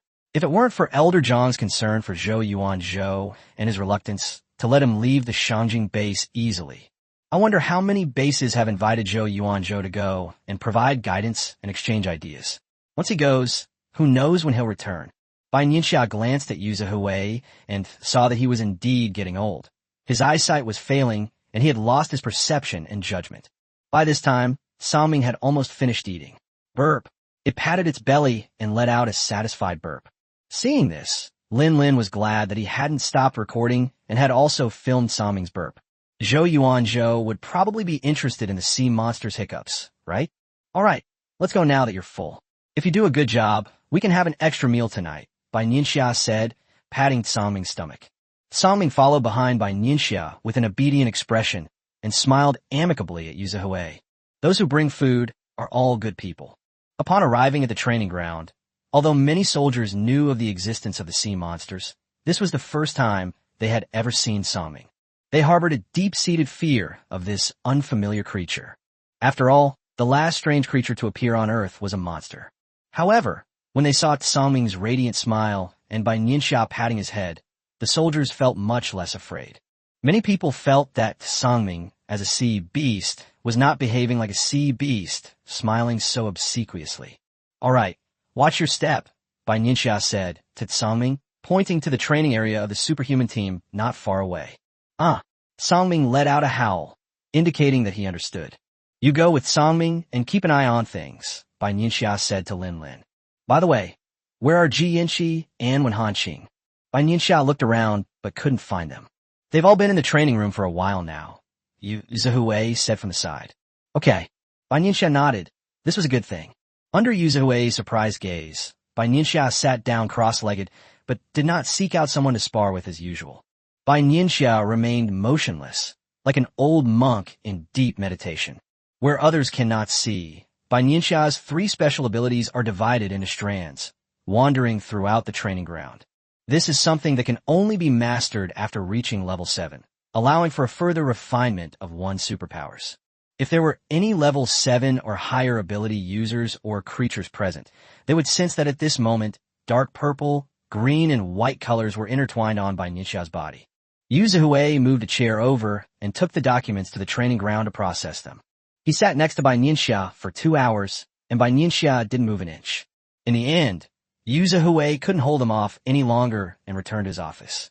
Many warriors were initially drawn to Bai Nianxia, but after fighting Songming, they became fully focused on how to defeat him. Then, 5 minutes later, the focus shifted to how to injure Songming, and finally to how to minimize the damage to oneself. Bai Nianxia spent the entire morning training her individual strands of supernatural abilities. At lunchtime, Yuze originally wanted to invite Bai Nianxia, but Lin Lin persuaded him against it. Director Bai has her own plans, Lin Lin said softly, then took Songming to the cafeteria for an extra meal. In the afternoon, Bai Nianxia was still sitting cross-legged. If it weren't for Yuze constantly hovering beside her, she might have felt that time hadn't passed at all. Bai Nianxia didn't open her eyes until after 6 o'clock. She stood up, stretched her body, and heard a cracking sound from her joints. Before Bai Nianxia could do anything, Songming's enormous body flashed in front of her. It pointed with its paw at the superhuman not far away, and then at itself. The meaning is clear. I want to eat small fish tonight. Bai Nianxia looked at Lin Lin, who nodded almost imperceptibly. Songming had been quite serious all day. Okay, Bai Nianxia said with satisfaction. Songming immediately beamed with joy. Bai Nianxia was very satisfied with her cultivation results for the day. Her ability differentiation had increased from 10 strands of each ability at the beginning to more than 30 strands of each ability. This was much faster than in her previous life, and with all 3 superpowers advancing simultaneously, Bai Nianxia was even more satisfied. Ever since Bai Nianxia emerged from her meditative state, Lin Lin has been observing her. Compared to before, he felt that Bai Nianxia was now like a boundless ocean. No matter how you try to perceive it, you can't fathom it. You have no idea how deep or how big the sea is. At this moment, he clearly realized just how big the difference was between level 6 and level 7. If it's the earlier levels, it's a change in quantity. The jump from level 6 to level 7 represents a qualitative change. This requires not only quantitative accumulation, but also fundamental change. Bai Nianxia knew that Lin Lin was silently sensing things, so she did not stop him. Lin Lin will eventually reach level 7, and being able to sense level 7 ability users will be a help to him. Chapter 113, Sudden Upgrade. Inside the cafeteria, Yuzuhui was very perceptive and prepared a large basket of fish in advance. Also, Zhou Yuanzhou is standing next to a large basket of fish and shrimp. Why did you come here? Lin Lin quickly stepped forward and asked in a low voice. Zhou Yuanzhou gestured towards Songming, obviously wanting to see Songming eat with his own eyes. After all, Lin Lin really doesn't have any talent when it comes to shooting videos. The lighting was so bad that when Zhou Yuanzhou first saw it at the Academy of Sciences, he thought it was taken by a 3-year-old child.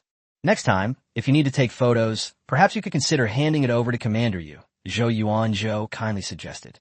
Oh, I'll come next time then, Yuzuhui said with interest as he walked over at some point.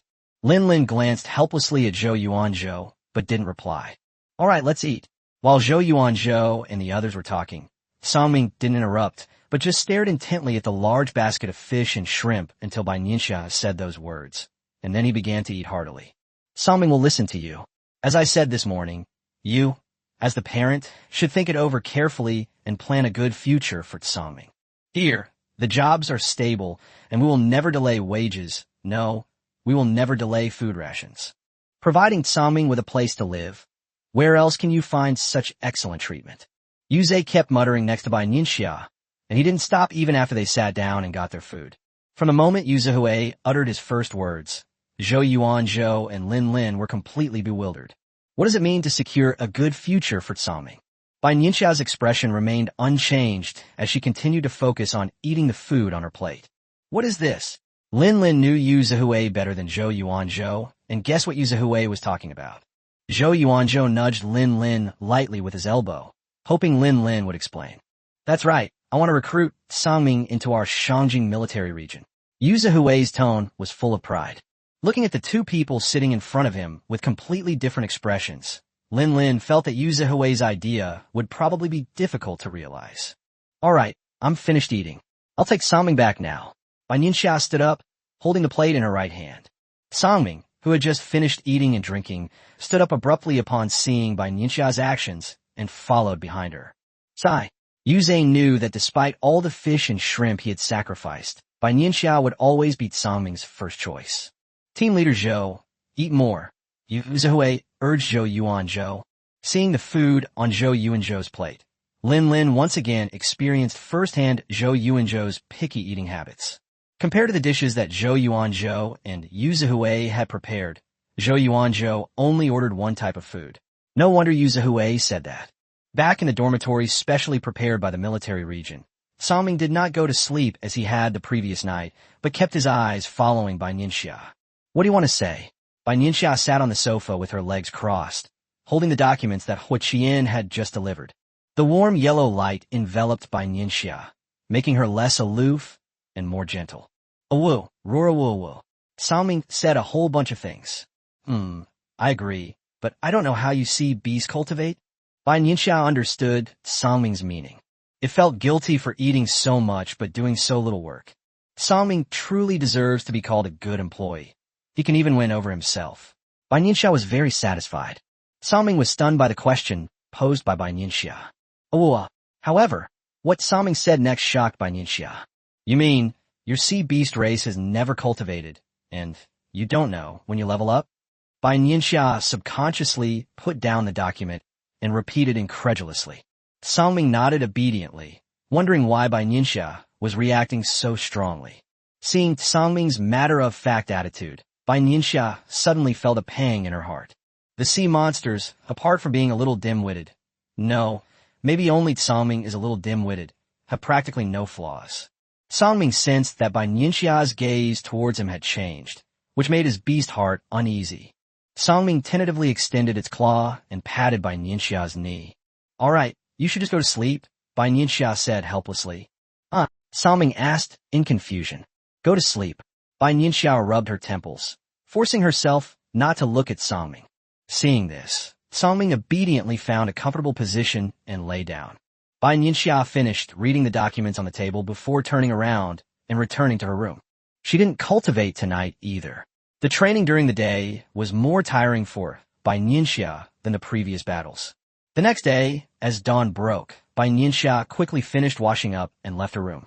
Looking at Sangming, who was still fast asleep, Bai Nianxia was unusually stunned. The aura emanating from Sangming indicated that it was now a level 6 sea beast. Bai Nianxia stared at Sangming, her mind filled with countless thoughts. What? The sea monsters were carefully created by the heavens, while humans were just conjured up by a flick of the wrist. Compared to humans, beasts are infuriating. Bang! Bai Nianxia reminded Sangming. Awoo! Sangming opened his eyes and immediately sensed the situation, overjoyed. Awoo! Sangming shouted loudly at Bai Nianxia, announcing that he had become stronger. Okay, I understand. Seeing Sangming's mouth agape with joy, Bai Nianxia's lips unconsciously curled up.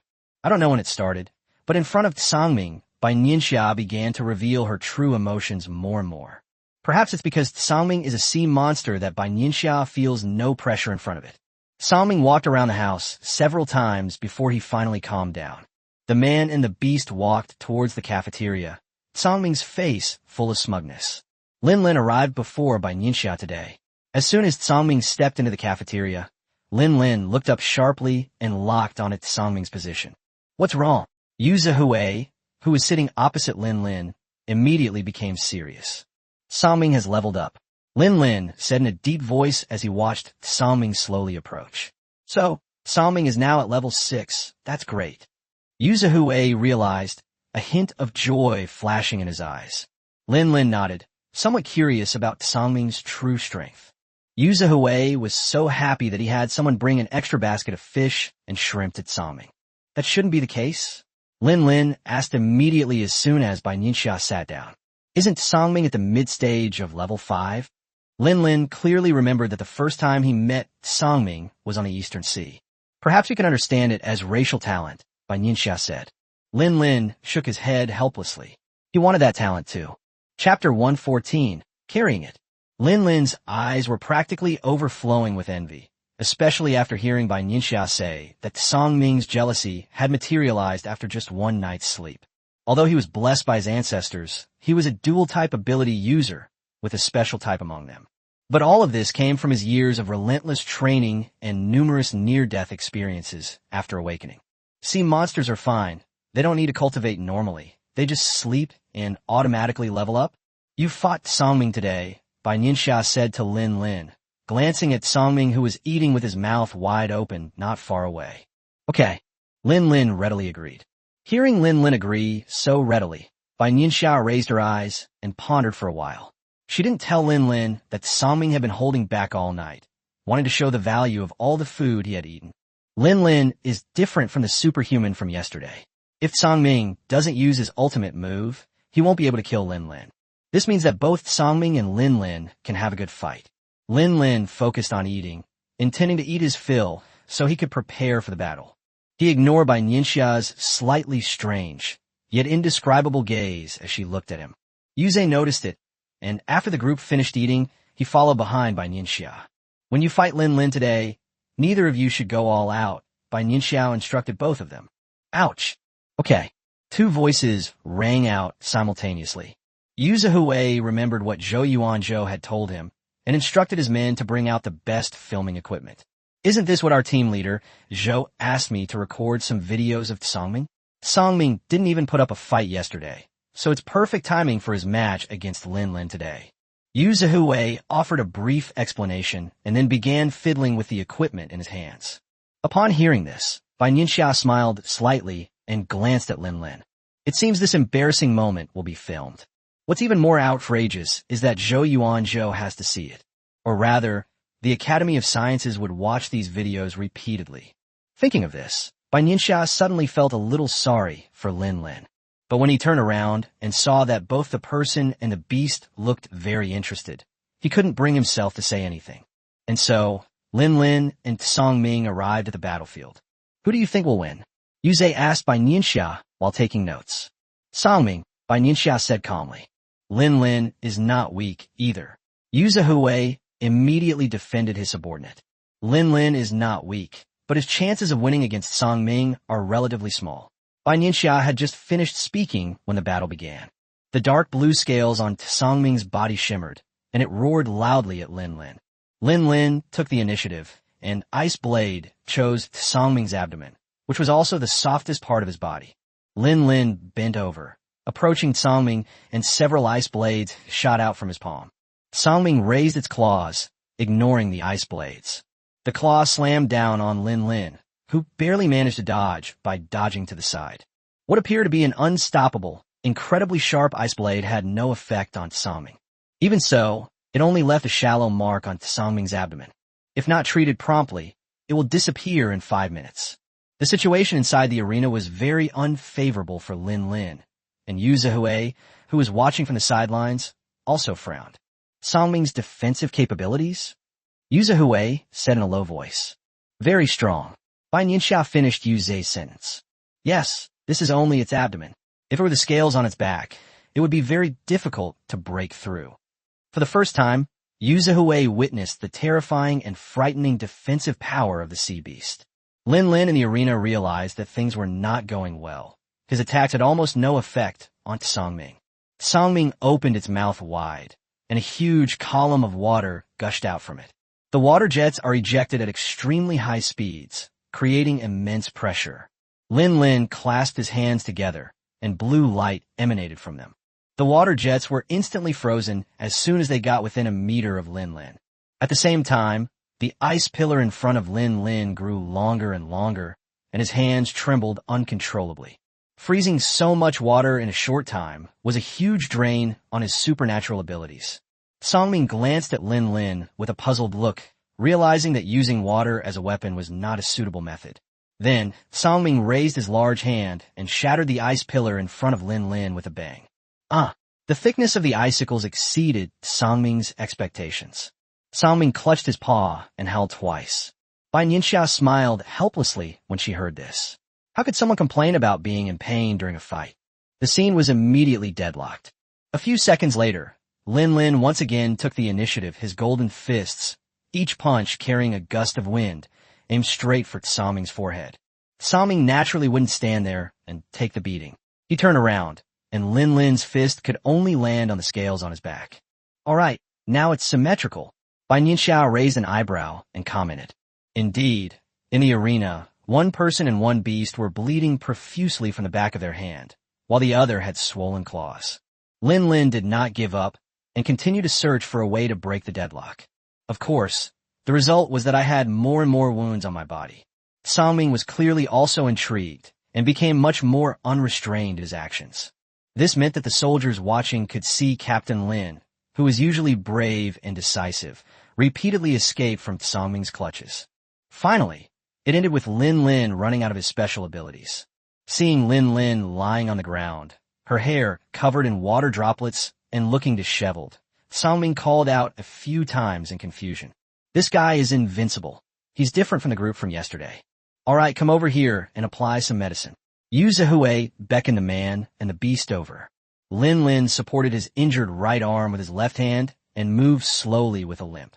Seeing Lin Lin's actions, Song Ming hesitated for a few seconds, then suddenly grabbed Lin Lin from behind, put him in front of Yu Zhihui, and placed him by the waist. Lin Lin struggled instinctively, but he couldn't break free from Tsangming's restraints. When Lin Lin regained his footing, he was still somewhat dazed, wondering how he had gotten here. Even after regaining his senses, he couldn't tell whether the stain on his clothes was water or Tsangming's saliva. Furthermore, I saw the dark camera lens that Yu Zhihui was holding. Suddenly, I felt completely unwell. Is this embarrassing history more than 4K? Yu Zhe couldn't help but burst out laughing. Tsangming instantly felt that he had done a great job, and his face was full of pride. Lin Lin turned around and, with all his might, punched Tsangming's claw. However, despite this, since Lin Lin had already exhausted his superpowers, this amount of strength was practically like scratching an itch. As a result, Tsangming thought that Lin Lin really enjoyed being carried by him. Tsangming did the same thing in the subsequent battles. It has to be said, this was truly a wonderful misunderstanding. Chapter 115, Losing Face. Thus, the superhumans watching the battle between Lin Lin and Tsangming were able to make a horrifying discovery. After being bitten by Tsangming several times, Lin Lin had become very adept at dodging Tsangming's spit attacks. When Bai Nianxia was watching the first battle halfway through, she went off to cultivate on her own. When the cultivation ended, what I saw was this unbelievable scene. Lin Lin, who is over 1.8 meters tall, looks much smaller when Tsangming is carrying him. This is the first time I've seen Lin Lin want to resist, but looks so helpless. Yu Zhihui couldn't help but laugh. They honestly recorded these scenes, and even thoughtfully provided close-ups. The idea is to let researchers at the Academy of Sciences learn more about the vast ocean. Upon seeing Bai Nianxia approach, Tsangming excitedly released Lin Lin, moved closer to Bai Nianxia, and patted his chest with his paw. "Oh, how was it? I did a good job, right?" Bai Nianxia nodded upon hearing Tsangming's words, but after a morning of battles, neither Lin Lin nor Tsangming were in much better shape. One of them had his combat uniform torn to shreds, and his exposed skin had several bloody marks. Standing there, dripping wet from head to toe, he looked like a battle-damaged, drowned rat. The other one had swollen paws, and its once soft fur had turned into a ball. There were several light-colored marks on its abdomen, and scratches on the scales on its back. You two won't be sparring this afternoon. Instead, practice with the other ability users. Bai Nianxia hadn't expected that this human and beast could fight to this extent. Lin Lin is the kind of person who becomes more courageous with each setback and never gives up. He will fight to the death as long as he can't be killed. Tsangming was thinking about the small fish and shrimp he had eaten over the past 2 days, and he was quite serious about it. All right, I'll take the materials to Team Leader Zhou first. Yu Zhihui took out the memory card and quickly handed it to his secretary. Lin Lin stood to the side, intending to stop him, but he couldn't outrun Yu Zhihui's speed. Tell Team Leader Zhou that it's best to watch it during meals, Yu Zhihui maliciously suggested. Lin Lin's lips twitched slightly as he pondered whether the little bit of alien energy he had left could defeat Yu Zhihui. Yu Zhe turned his head and saw the obvious ill intent in Lin Lin's eyes. He quickly stood behind Bai Nianxia. "Let's go eat. Aren't you hungry?" As soon as he finished speaking, Tsangming immediately walked towards the cafeteria. Songming still remembers the location of the cafeteria very well. Throughout the journey, Yuze stayed close to Bai Nianxia. That kid Lin Lin, if you push him too far, he really will resort to violence. After all, this kid once had a falling out with a stupid boss and even got into a fight. However, at that time, the leader did have problems, and when things escalated, Yu Zhihui personally stepped in to resolve them. At that time, Lin Lin was not yet the famous captain of the Jiaolong, but for the sake of his comrades, he resolutely went against his superiors. Of course, after that leader was investigated, he was quickly retired. As for Lin Lin, he was also placed in solitary confinement, and Yu Zhe gave him a token warning and criticism. However, when Yu Zhe turned around, he saw that Lin Lin was having trouble walking, so he probably didn't have much strength left. After finishing their meal, Lin Lin and Songming went to the military doctor for a more detailed examination. There's nothing seriously wrong. The doctor showed Bai Nianxia the test results. The medicine has already been applied. Both of Songming's claws were covered with a light green ointment. Lin Lin's body was also covered in red and green stains, a truly pitiful sight. The military region's doctors had become accustomed to soldiers coming to them every day with injuries, and then the next day, the day after that, in a never-ending cycle. All right, go train. Bai Nianxia nodded and walked out of the treatment room. On the other side, the Academy of Sciences. The video, which was sent over at Yu Zihui's request and delivered by express courier, ended up in Zhou Yuanzhou's hands. Just then, old Jiang came to see Zhou Yuanzhou and heard Yu Zihui's special reminder about this outrageous request, which he was to look at during dinner. Old Jiang got into the mood and specially found a meeting room and had someone bring the food over. Zhou Yuanzhou smiled helplessly, obediently opened the lunchbox, and placed it in front of old Jiang. Upon seeing the video, Zhou Yuanzhou thought to himself that Yu Zihui's filming skills were indeed much better than Lin Lin's. Songming's defenses are indeed very strong. Judging from Lin Lin's attack power, ordinary weapons could not possibly harm Songming. Much stronger than a level 6 monster. Zhou Yuanzhou initially read it very carefully, taking notes as he read. Later, when he saw Songming pick up Lin Lin in his mouth, and Lin Lin looked disheveled, not knowing where to put his hands and feet, his pupils contracted slightly, and a clear look of surprise flashed across his eyes. Old Jiang, who was standing next to him, choked on his food and coughed 4 or 5 times in a row. Cough, cough, cough. No wonder, Commander, you made a special request, old Jiang said with a smile. However, this sea monster is quite interesting, old Jiang added. Yes, it's quite interesting. Zhou Yuanzhou nodded with a smile as he looked at Lin Lin's dark face in the video. This was the first time he had ever seen Lin Lin's expression a mixture of anger, embarrassment, and helplessness. Our team leader Lin has embarrassed himself in front of the Academy of Sciences this time, old Jiang joked. Zhou Yuanzhou pushed up his glasses, and the upward curve of his lips became even more pronounced. For the next few days, Bai Nianxia and the others continued their intensive training. With 3 days left until the third monster attack, Bai Nianxia and Yu Zhe were both called to a meeting. Each department, please give your report. Old Tang got straight to the point quickly and concisely, as always. We have stockpiled.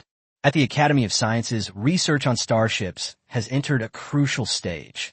The Shangjing military region currently has. The Eastern Military District has already.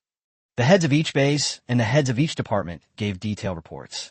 Bai Nianxia listened attentively. She could memorize these data after hearing them only once. It must be said that the progress made by China's various bases over the past 10 days or so has been remarkable. After the last battle, every soldier had a pent-up anger that they wanted to vent. With increasingly intense and rigorous training, coupled with a strong desire to level up, many people at various bases successfully advanced. That concludes the report on the domestic situation. Now it's time to discuss the situation abroad.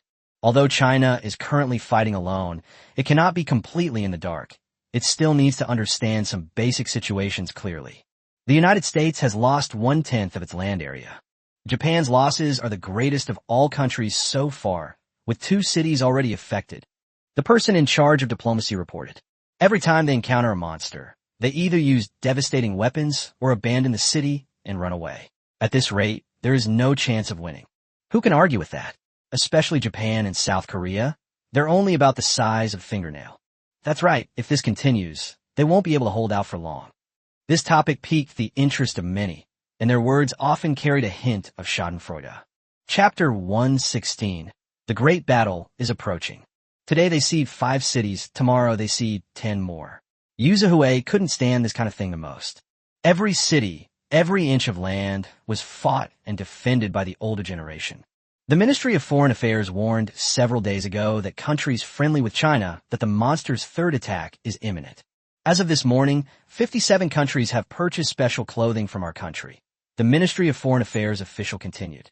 As long as the price is right, making a small fortune is nothing. Yes, some supplies can be exchanged for special clothing, but core technologies absolutely cannot be taken out. The countries to which the exchange takes place must also be strictly vetted. Many people discuss the issue and offer their suggestions. All right, everyone, get ready. Director Bai, please stay behind. After hearing that everyone had finished their reports, Old Tang stood up, ended the meeting, and kept Bai Nianxia behind. How have you been doing these past few days staying at the military region? Are you getting used to it? Old Tang asked with a smile. It's all right. Bai Nianxia nodded. The military region was Bai Nianxia's main workplace. For Bai Nianxia, this meant less time spent commuting as usual. You'll get used to it. I heard Commander Yu is planning to apply for a special position for Tsangming. Old Jiang asked. After the apocalypse, civil servant positions and public sector jobs became increasingly sought after in China.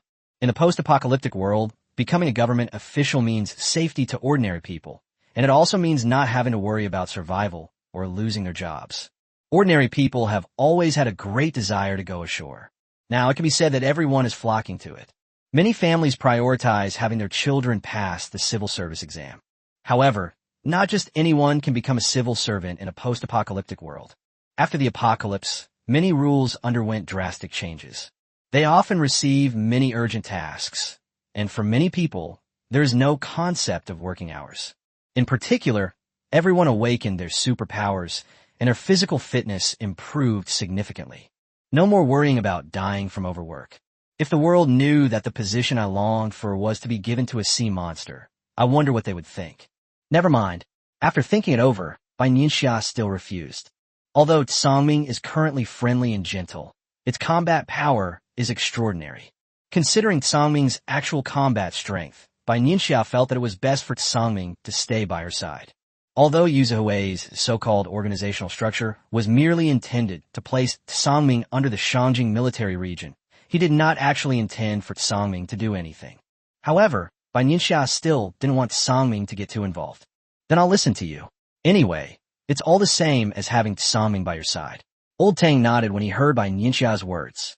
Even if Tsangming isn't given a formal position, would Yuzhou dare to deprive him of his rations? Old Xiao teased from the side.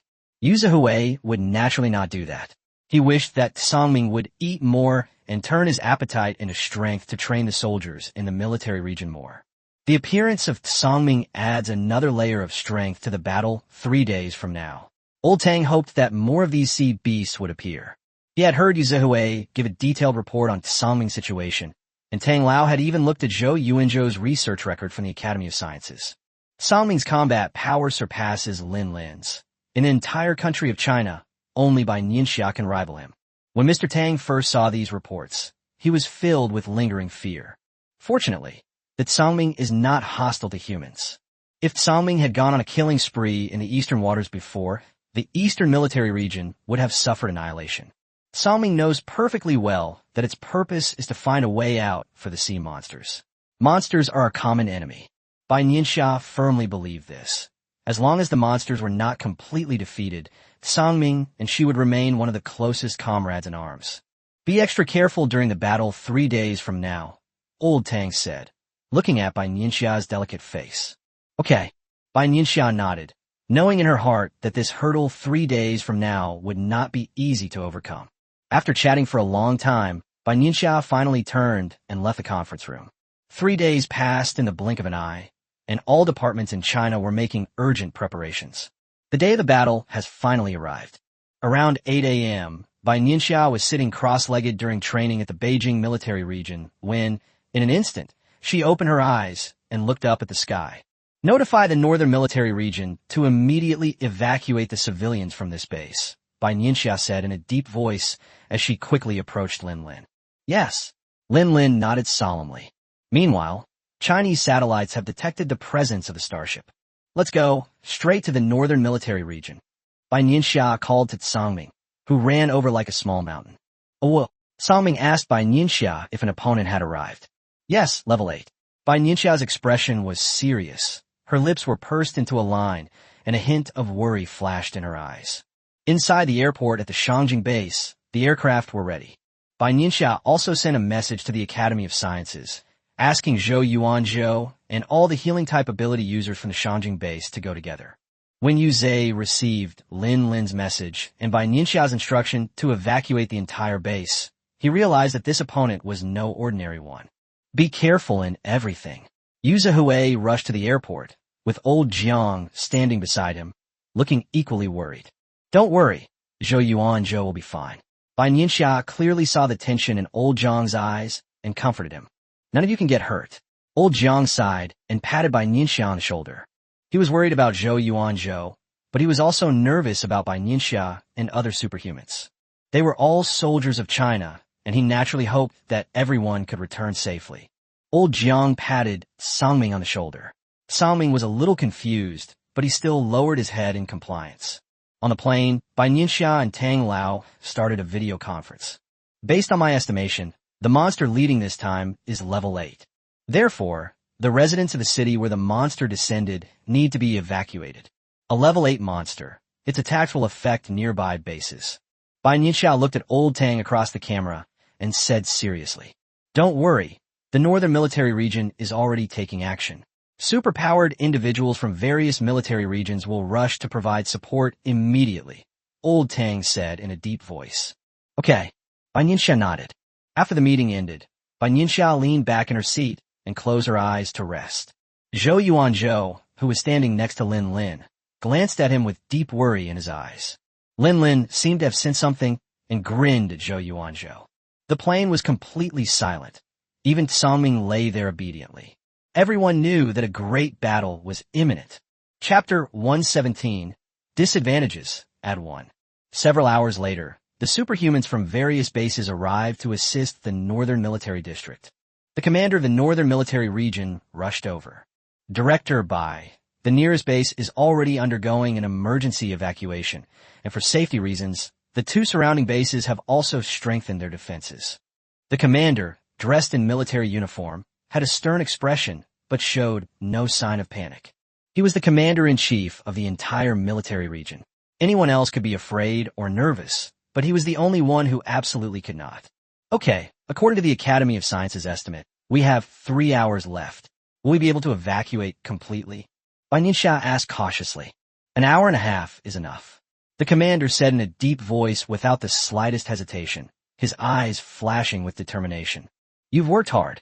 Bai Nianxia looked at the commander of the northern military region in front of her and knew that he was under a lot of pressure at this moment. What's going on? Is a base being evacuated? Is a monster coming? Which base?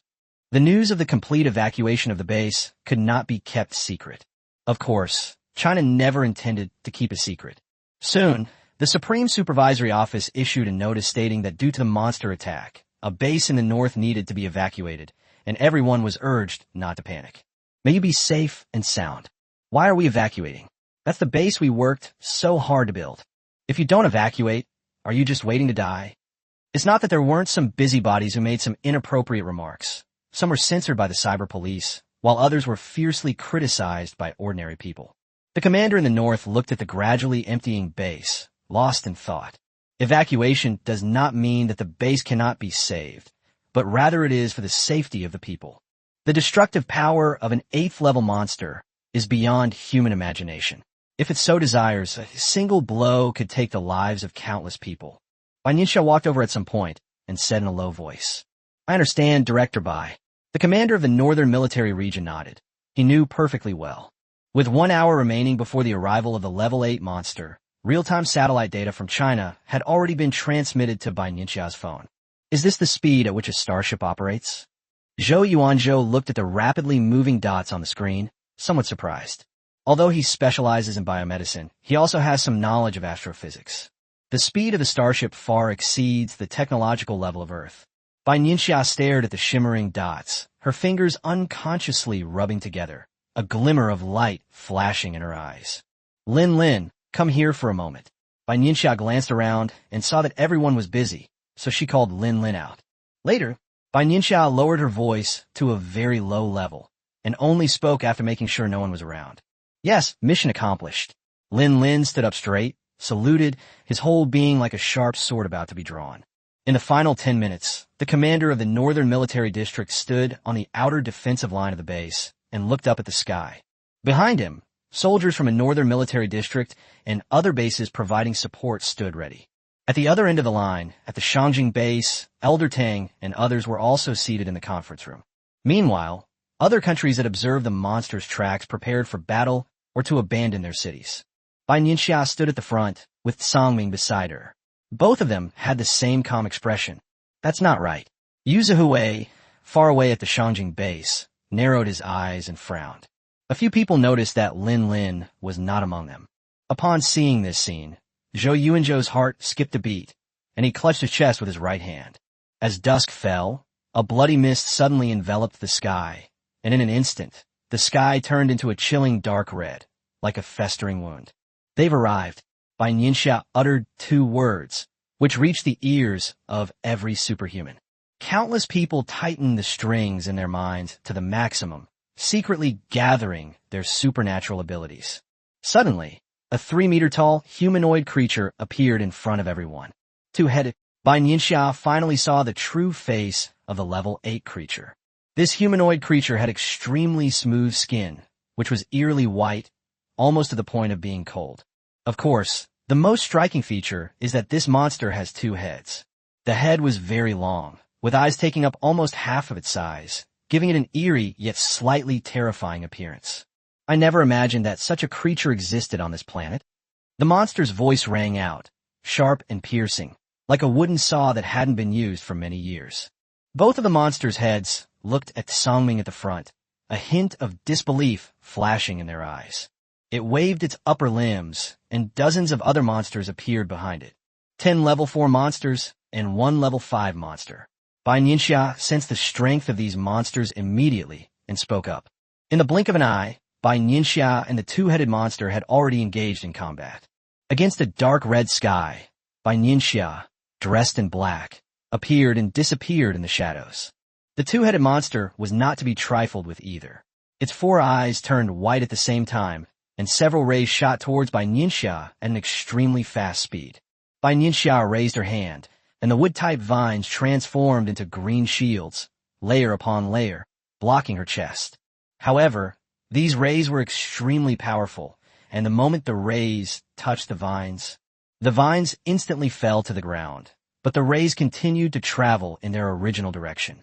Bai Nianxia knew something was wrong, and, without hesitation, quickly ran in one direction. But the rays seemed to have eyes, following Bai Nianxia relentlessly.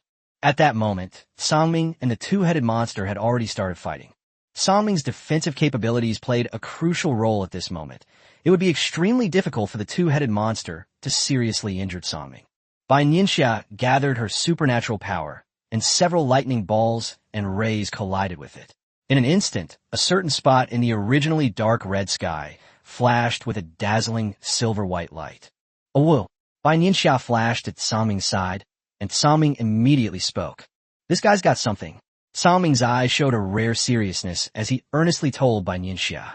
Of course, level 8 monsters aren't so easy to deal with. Bai Nianxia knew that the previous attacks were just appetizers.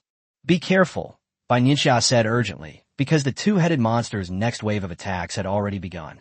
Amidst the horrified gazes of countless people, numerous tentacles sprouted from the back of the 2-headed monster. Bai Nianxia was struck by several bolts of lightning, but none of them could stop these tentacles. Songming moved much slower than Bai Nianxia and was quickly entangled by the tentacles. Sharp little thorns suddenly sprouted from the originally soft tentacles and pierced all over Songming's body. Songming let out a wail instantly, blood seeping from the corner of his mouth. As Bai Nianxia severed the tentacles, she rapidly approached Songming's direction. However, these tentacles seemed to be regenerable. Once cut off, they immediately grow back. For a time, the superhumans were at a disadvantage. Chapter 118. Danger Approaches, Additional Chapter 2. Tang Lao and others, watching the game from the Shangjing base through the camera lens, looked increasingly serious. Yu Zhihui clenched his right fist tightly, staring intently at the video screen, afraid of missing even the slightest detail. Old Jiang, too, pursed his lips into a thin line, clenched his teeth, and dared not even breathe. On the battlefield, Bai Nianxia's side was not the only one at a disadvantage. Even ordinary superhumans fought horribly against those 10 level 4 and level 5 monsters. Since Lin Lin was not on the battlefield, Ji Yanxi and Wen Hanqing worked together to hold back the level 5 monster. As for the other 10 level 4 monsters, they need to be handed over to other teams of superhumans. Watching the wounded being carried off the plane, the commander of the northern military region felt a pang of reluctance, but his expression remained calm. Another attack landed inside the outer defensive line. The commander ordered the remaining soldiers to evacuate the wounded and those with superpowers to the inner defensive line. At this moment, Zhou Yuanzhou was no longer as clean and tidy as he had been in the laboratory. He was covered in blood and constantly channeling his supernatural power. Those level 4 monsters have noticed the existence of the healing ability user and have begun to intentionally or unintentionally approach the location of the healing ability user. Healers, retreat. The commander of the northern military region quickly realized the monster's intentions and immediately ordered a faster retreat. 2/3 of all healing-type ability users in China are here, along with Zhou Yuanzhou. If something were to happen, it would be a devastating blow to China.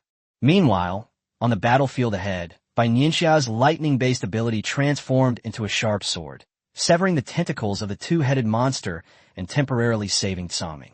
Looking at the wounds on Sangming's body, a cold glint flashed in Bai Nianxia's eyes. She quickly took out a green pill from her body and threw it into Sangming's mouth. Seeing that it was Bai Nianxia who gave it to him, Sangming subconsciously opened his mouth in response. This is for stopping bleeding and relieving pain, Bai Nianxia quickly explained. These pills are made from precious Chinese herbs. Although she didn't know if it would work on Sangming, Bai Nianxia took it out immediately. "Oh, Sangming let out 2 soft cries, signaling Bai Nianxia to be careful. Bai Nianxia and Sangming stood side by side, looking at the two-headed monster in front of them. "Your strength is quite good," Bai Nianxia said, placing her right hand behind her back. Only Sangming noticed that Bai Nianxia's right hand, placed behind her back, was shrouded in an unusual white. "The king says that if you are unwilling to become a subject of our planet Bailai, then death awaits you." The 2 heads of the two-headed monster turned to look at Bai Nianxia, creating a very eerie scene. "Did you hear the cries of your warriors? If you submit, I guarantee they will all live." Perhaps sensing that Bai Nianxia was wavering, the two-headed monster continued. Bai Nianxia glanced at the superhumans fighting other monsters not far away, a flash of pain crossing her eyes. The two-headed monster's 4 eyes keenly and accurately captured Bai Nianxia's gaze. "Surrender. Resistance is useless. Our king will lead you to a new world." As the two-headed monster continued to persuade her, Bai Nianxia's expression seemed to change again, showing both restraint and hesitation. "Think it through, join us, and you can easily gain unparalleled power." "Oh," a hint of doubt flashed in Bai Nianxia's eyes. "Easy. Yes, it's easy. Gaining power is as simple as eating and sleeping. The process of absorbing power is the most wonderful thing." The two-headed monster seemed to be immersed in some beautiful memories, somewhat intoxicated. "Is that so?" Bai Nianxia sneered, and the white light covering her right hand gradually disappeared. "Unfortunately, I was born unwilling to be subordinate to anyone." As soon as Bai Nianxia finished speaking, countless tentacles of the two-headed monster flew over. "Take care of yourself." Bai Nianxia threw out 5 words to Sangming, and then her figure suddenly disappeared. What's going on?" Inside the conference room in Beijing, several people stood up in surprise. "Calm down, what's the panic?" Seeing that everyone's expressions were obviously off, Old Tang tapped the table. Noticing Tang Lao's actions, the group exchanged a knowing glance and sat down reluctantly. The two-headed monster watched Bai Nianxia disappear before its eyes, and suddenly felt that something was wrong. Just as I was about to take a closer look, a huge, black vortex suddenly appeared behind me.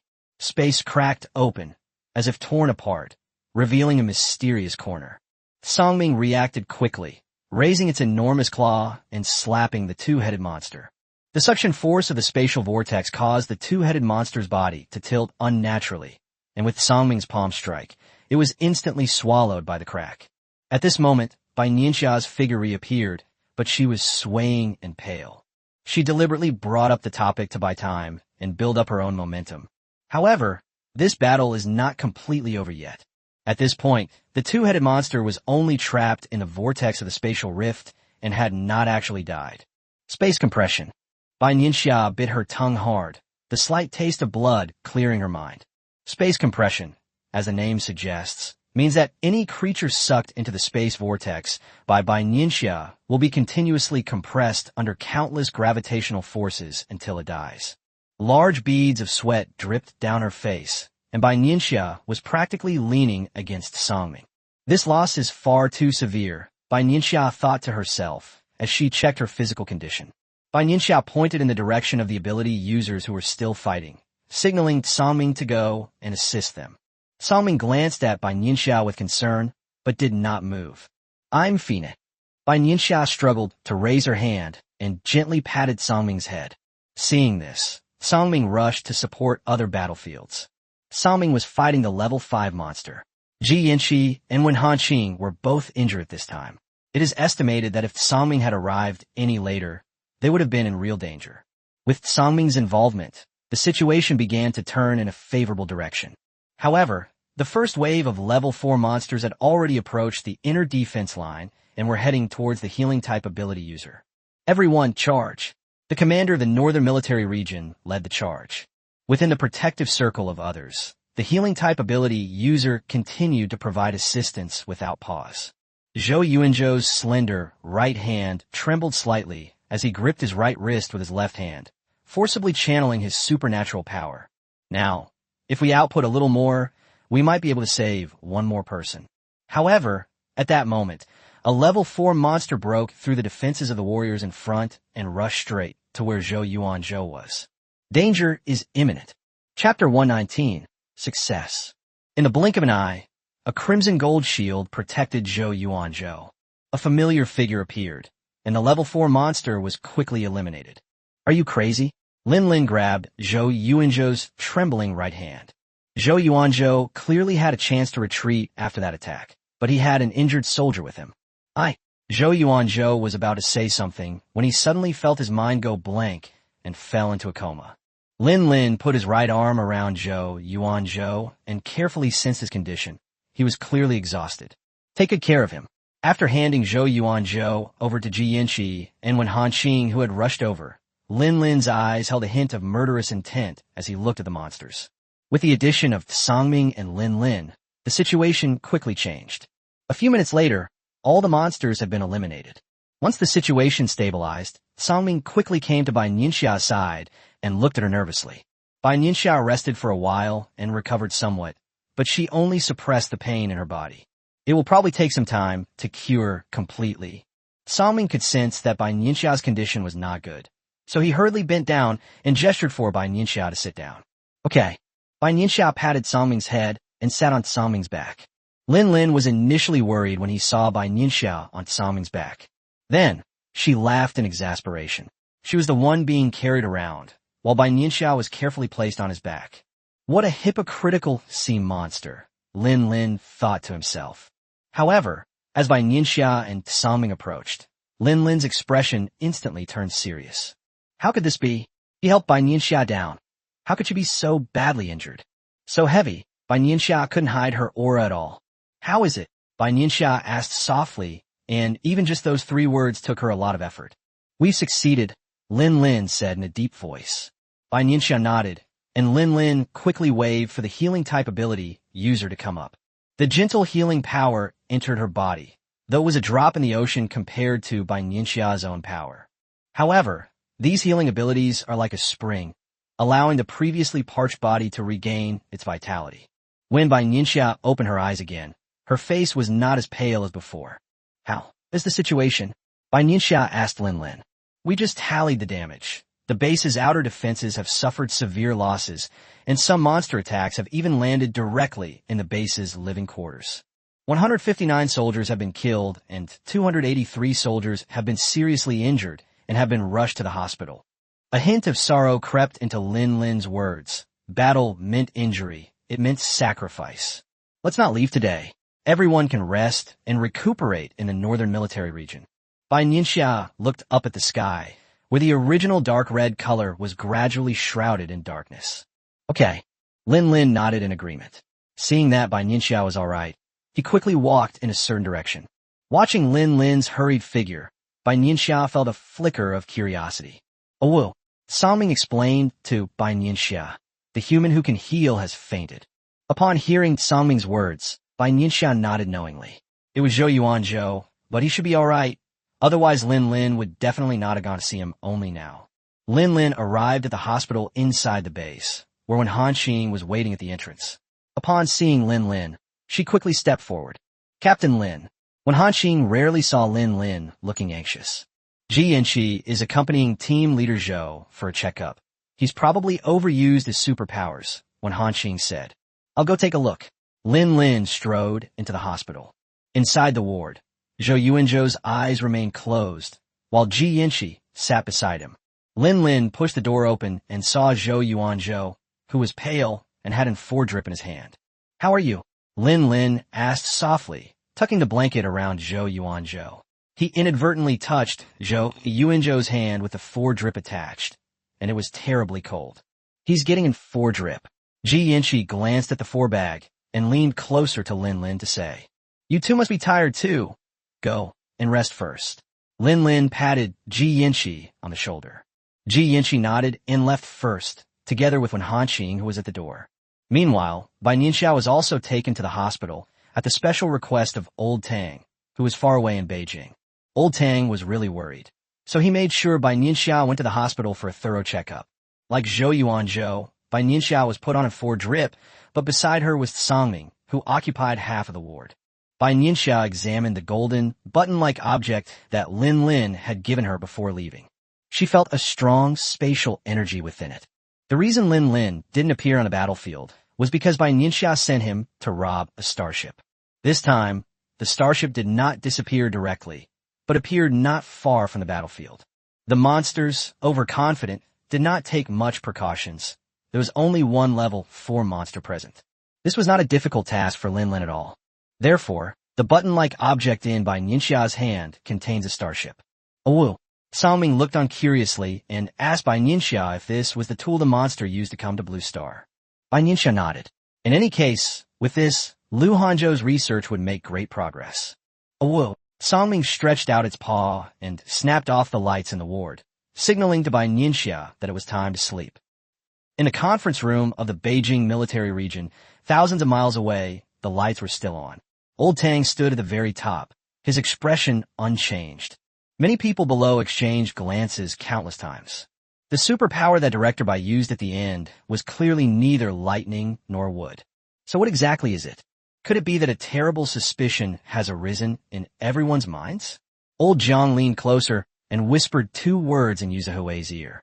Yu Zhe nodded almost imperceptibly, clearly indicating that the two had thought of the same thing. Neither of them expected that Bai Nianxia had kept such a deep secret. However, judging from Old Tang's expression, he must have known about it for a long time. Bai Nianxia was exposed this time because the 2-headed monster was too powerful. It will be difficult to win without using a third ability. This shows that the pressure in this battle was immense. Alright, this battle must not be revealed to anyone. Commander Yu and Elder Jiang, please stay behind. Old Tang's sharp gaze swept over each person, the intimidating meaning of which was self-evident. Without exception, everyone present is a key figure in China and naturally knows what should and should not be said. People who can't keep their mouths shut will never show up at a meeting. Chapter 120. The space button. You two should have guessed it by now. Old Tang tapped the table lightly with his finger, stood up, and walked around, supporting his back. He was really tired after such a long meeting. Yu Zhehui and Old Jiang exchanged a glance, then nodded to each other. There was no need to hide it from Old Tang. That's right, Director Bai is a 3-elemental ability user. Only Old Xiao and I knew about this before. Later, in the desert, in order to save Lin Lin, Director Bai told Lin Lin. Old Tang said, There's a completely different feeling between having a guess in your mind and actually having it verified. Although Yu Zhehui and Old Jiang had already guessed it, Their eyelids still twitched involuntarily when they heard Old Tang's words. One of them was the commander of the military region, and the other was the head of the Academy of Sciences. They are all people who have access to first-hand information about awakening abilities. Among the 3 types of ability users, Bai Nianxia is the only one in China. Let alone 3 elemental systems. Even dual elemental and normal elemental systems can be counted on one hand. As expected of director Bai, Yu Zhihui exclaimed, his eyes flashing with undisguised admiration. She was probably forced into it. Otherwise, she wouldn't have revealed her spatial abilities, Old Chiu said slowly. Level 8 monsters are not easy to deal with. Didn't you see that even when Bai Nianxia and Tsangming joined forces at the beginning, they couldn't find a breakthrough? I'm keeping you 2 here for more than just that. Old Tang pointed to the screen at the front of the conference room, tapped it a few times, and a photo appeared. What is this? Looking at the small, button-like object in the photo, Old Jiang asked in confusion. It was passed down from Director Bai, which is why Lin Lin wasn't on the battlefield at first. Old Tang briefly recounted how Bai Nianxia had asked Lin Lin to steal the starship. After hearing what Old Tang said, Yuze gasped. He had to admit that Bai Nianxia and Lin Lin's plan was bold and risky. Lin Lin was lucky this time, encountering a level 4 monster. If it had been a level 7 or higher monster, Lin Lin wouldn't have had such an easy time. Starship. Unlike Yu Zihui's lingering fear, Old Zhang's eyes shone brightly, and he couldn't wait to get closer to take a good look. Then what is this? Space. Old Jiang stared intently at the little thing in the picture, as if he were looking at some priceless treasure. Good heavens! We have a starship, and it even comes with a space storage product. Director Bai, let's call it the space button for now. The size of the items it can store is currently unknown. Old Tang nodded and said in a deep voice. At this moment, Old Zhang's heart had already flown to the northern military region. Director Bai and the others won't be back in Beijing until at least tomorrow afternoon. Seeing Old Zhang's expression, Old Chiu smiled and shook his head. Researchers are utterly powerless against these technologies. Sigh. Old Jiang suppressed his excitement and calmed down a bit. He decided that as soon as he returned to the Academy of Sciences, he would tell Lu Hanzhou about this, so that his own student could also experience the feeling of being tormented by a cat's claws. Lu Hanzhou is already conducting research on the starship, so we'll leave it to him. As for the spatial button, we'll discuss it when Director Bai returns. Old Tang had previously inquired about Bai Nianxia's opinion, and it seemed she had other plans. By the way, Elder Jiang, you reminded Lu Hanzhou that the starship must not be dismantled directly. It can be studied, but it must be guaranteed to be intact and usable. When this was mentioned, Old Tang's expression became much more serious, his face full of earnestness. This was Bai Nianxia's special request. This starship is currently the only one on Blue Star, and it cannot be completely dismantled for research purposes. Okay, Old Jiang agreed, subconsciously touching his nose. After all, taking it apart as soon as it's received is indeed the style of many researchers. After explaining these matters to Yu Zihui and Elder Jiang, Elder Tang let the 2 leave as it was getting late. The next morning, Bai Nianxia opened her eyes on time, as usual. After a night's rest, her tense mind was relaxed. The first sound that reached my ears was Tsangming's breathing. Bai Nianxia closed her eyes and briefly sensed the situation within her body. Strands of supernatural energy flowed continuously, repairing her injured meridians. More than half an hour later, Tsangming woke up and saw Bai Nianxia cultivating. Bai Nianxia didn't open her eyes until when Han Xing knocked on the door to bring breakfast, and she breathed a long sigh of relief. Tsangming could sense that Bai Nianxia's injuries were not as severe as before, so it moved to the bedside so that Bai Nianxia could pet its head. Wen Hanqing was very thoughtful and specially brought some half-cooked fish and shrimp from the military region. Since it was mostly raw, Wen Hanqing didn't dare bring it to the hospital, fearing the fishy smell would make Bai Nianxia uncomfortable. Seeing that there was still a portion for him, Tsangming, who had prepared himself to go hungry, widened his eyes and eagerly awaited Wen Hanqing's feeding. It was rare for Wen Hanqing to see Tsangming like this, so she smiled and placed a bunch of fish in front of him. As for Bai Nianxia's food, it consisted of mild, nourishing, and easily digestible foods. Wen Hanqing came with Jianqi, but the 2 split up. One went to Bai Nianxia's side, while the other went to find Lin Lin and Zhou Yuanzhou. After finishing her meal, Bai Nianxia planned to leave the hospital. It would be best to hand over the starship and space button to the Academy of Sciences as soon as possible. Before leaving the hospital, Bai Nianxia went to Zhou Yuanzhou's ward. He had already woken up, had undergone examinations, and there were no major problems. Lin Lin, with a sullen face and without saying a word, was helping Zhou Yuanzhou pack his things.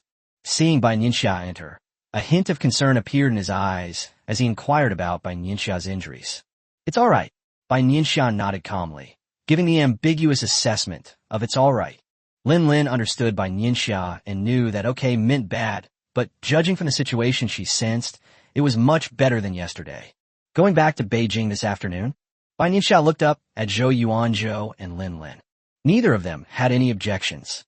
Bai Nianxia crossed her arms and leaned to the side, watching Lin Lin coldly pack up, and even gave Ji Yinchi a look that signaled him not to help. Zhou Yuanzhou stood to the side, pursing his lips, looking unusually flustered. Bai Nianxia raised an eyebrow, not knowing what had happened, until when Han Xing turned to the side and whispered a few words in Bai Nianxia's ear, and Bai Nianxia suddenly realized. Although she spoke softly, everyone in the room except Zhou Yuanzhou was of a higher rank than when Han Xing, so only Zhou Yuanzhou couldn't hear her clearly. Judging from everyone's expressions, I could guess a thing or two. Zhou Yuanzhou, the team leader, Dr. Zhou, whose IQ is over 160, was at a loss for what to do. This situation continued until the group boarded their flight back to Beijing, without any improvement. At Beijing Airport, Yu Zihui and Old Jiang were waiting for them as always. Especially Old Jiang, who couldn't sleep well all night after learning that Zhou Yuanzhou had been unconscious all night. Of course, Mr. Jiang would not admit that the Starship and Space button were also factors. She hadn't slept well because she was worried about Zhou Yuanzhou, not because she couldn't contain her excitement about the new technology. Chapter 121. It's out. Bai Nianxia was used to it. Every time she came back, it was Yu Zihui and Old Man Jiang who would pick her up. When the plane landed, the two breathed a sigh of relief upon seeing Bai Nianxia and Zhou Yuanzhou, who seemed to be in relatively good spirits. "It's good that everyone's all right. It's good that everyone's all right." Old Jiang patted his chest and murmured softly. The group split into two groups. Bai Nianxia and Zhou Yuanzhou went back to the Academy of Sciences with Jiang Lao first, while Lin Lin and Yu Zihui went back to the military region first. Because of Songming's presence, Old Jiang brought a modified large vehicle, which not only had comfortable seats installed, but also thoughtfully prepared a seat for Songming. As soon as he got in the car, Old Jiang coughed lightly and was about to say something when Zhou Yuanzhou interrupted him. "Mr. Jiang, I know I was too hasty this time," Zhou Yuanzhou said in a low voice, his head bowed. Interrupted by Zhou Yuanzhou, Old Jiang, who hadn't slept all night and had been pondering his heartfelt words, was momentarily at a loss for words. However, this was the first time Old Jiang had seen Zhou Yuanzhou look so dejected, and he looked at Bai Nianxia with a puzzled expression.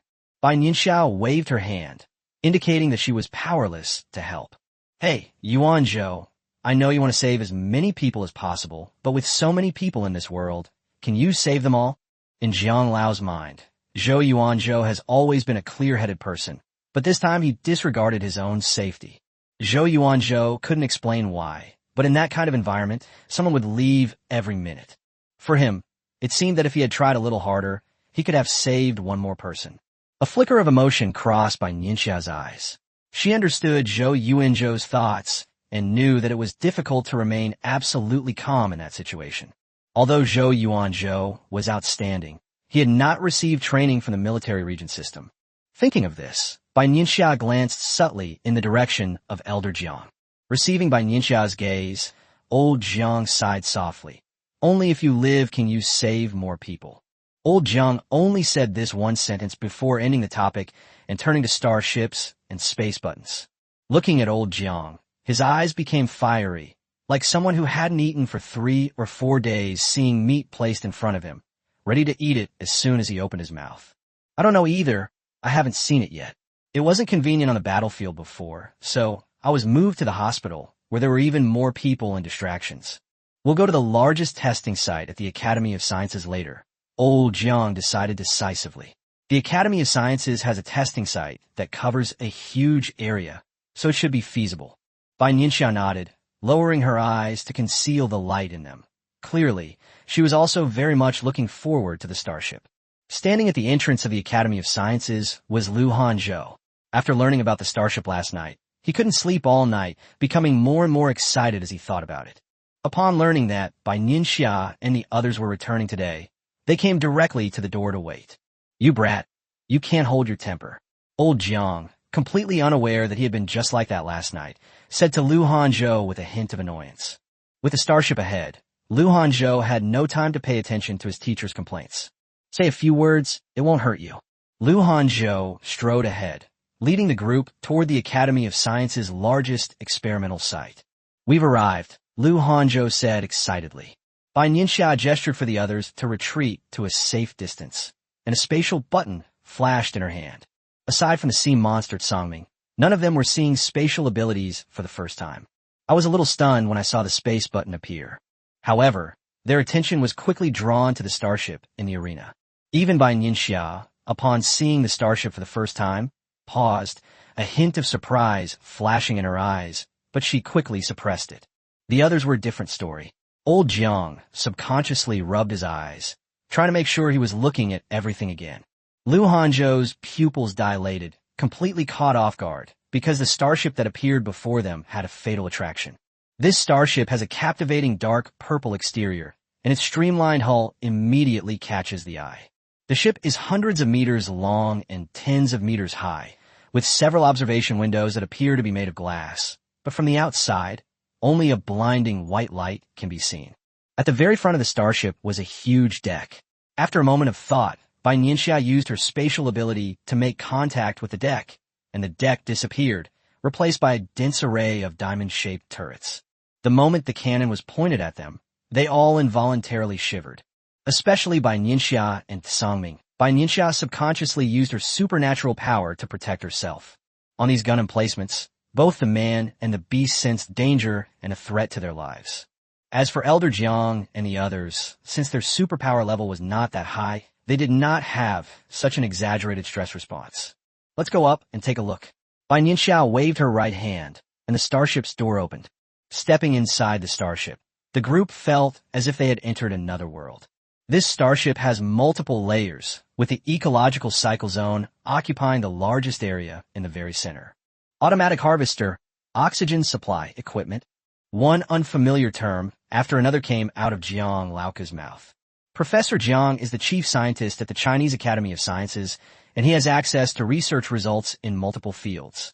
Compared to Lu Hanzhou, Professor Jiang had a broader perspective and more experience, and he recognized these devices that were only theoretical at the time.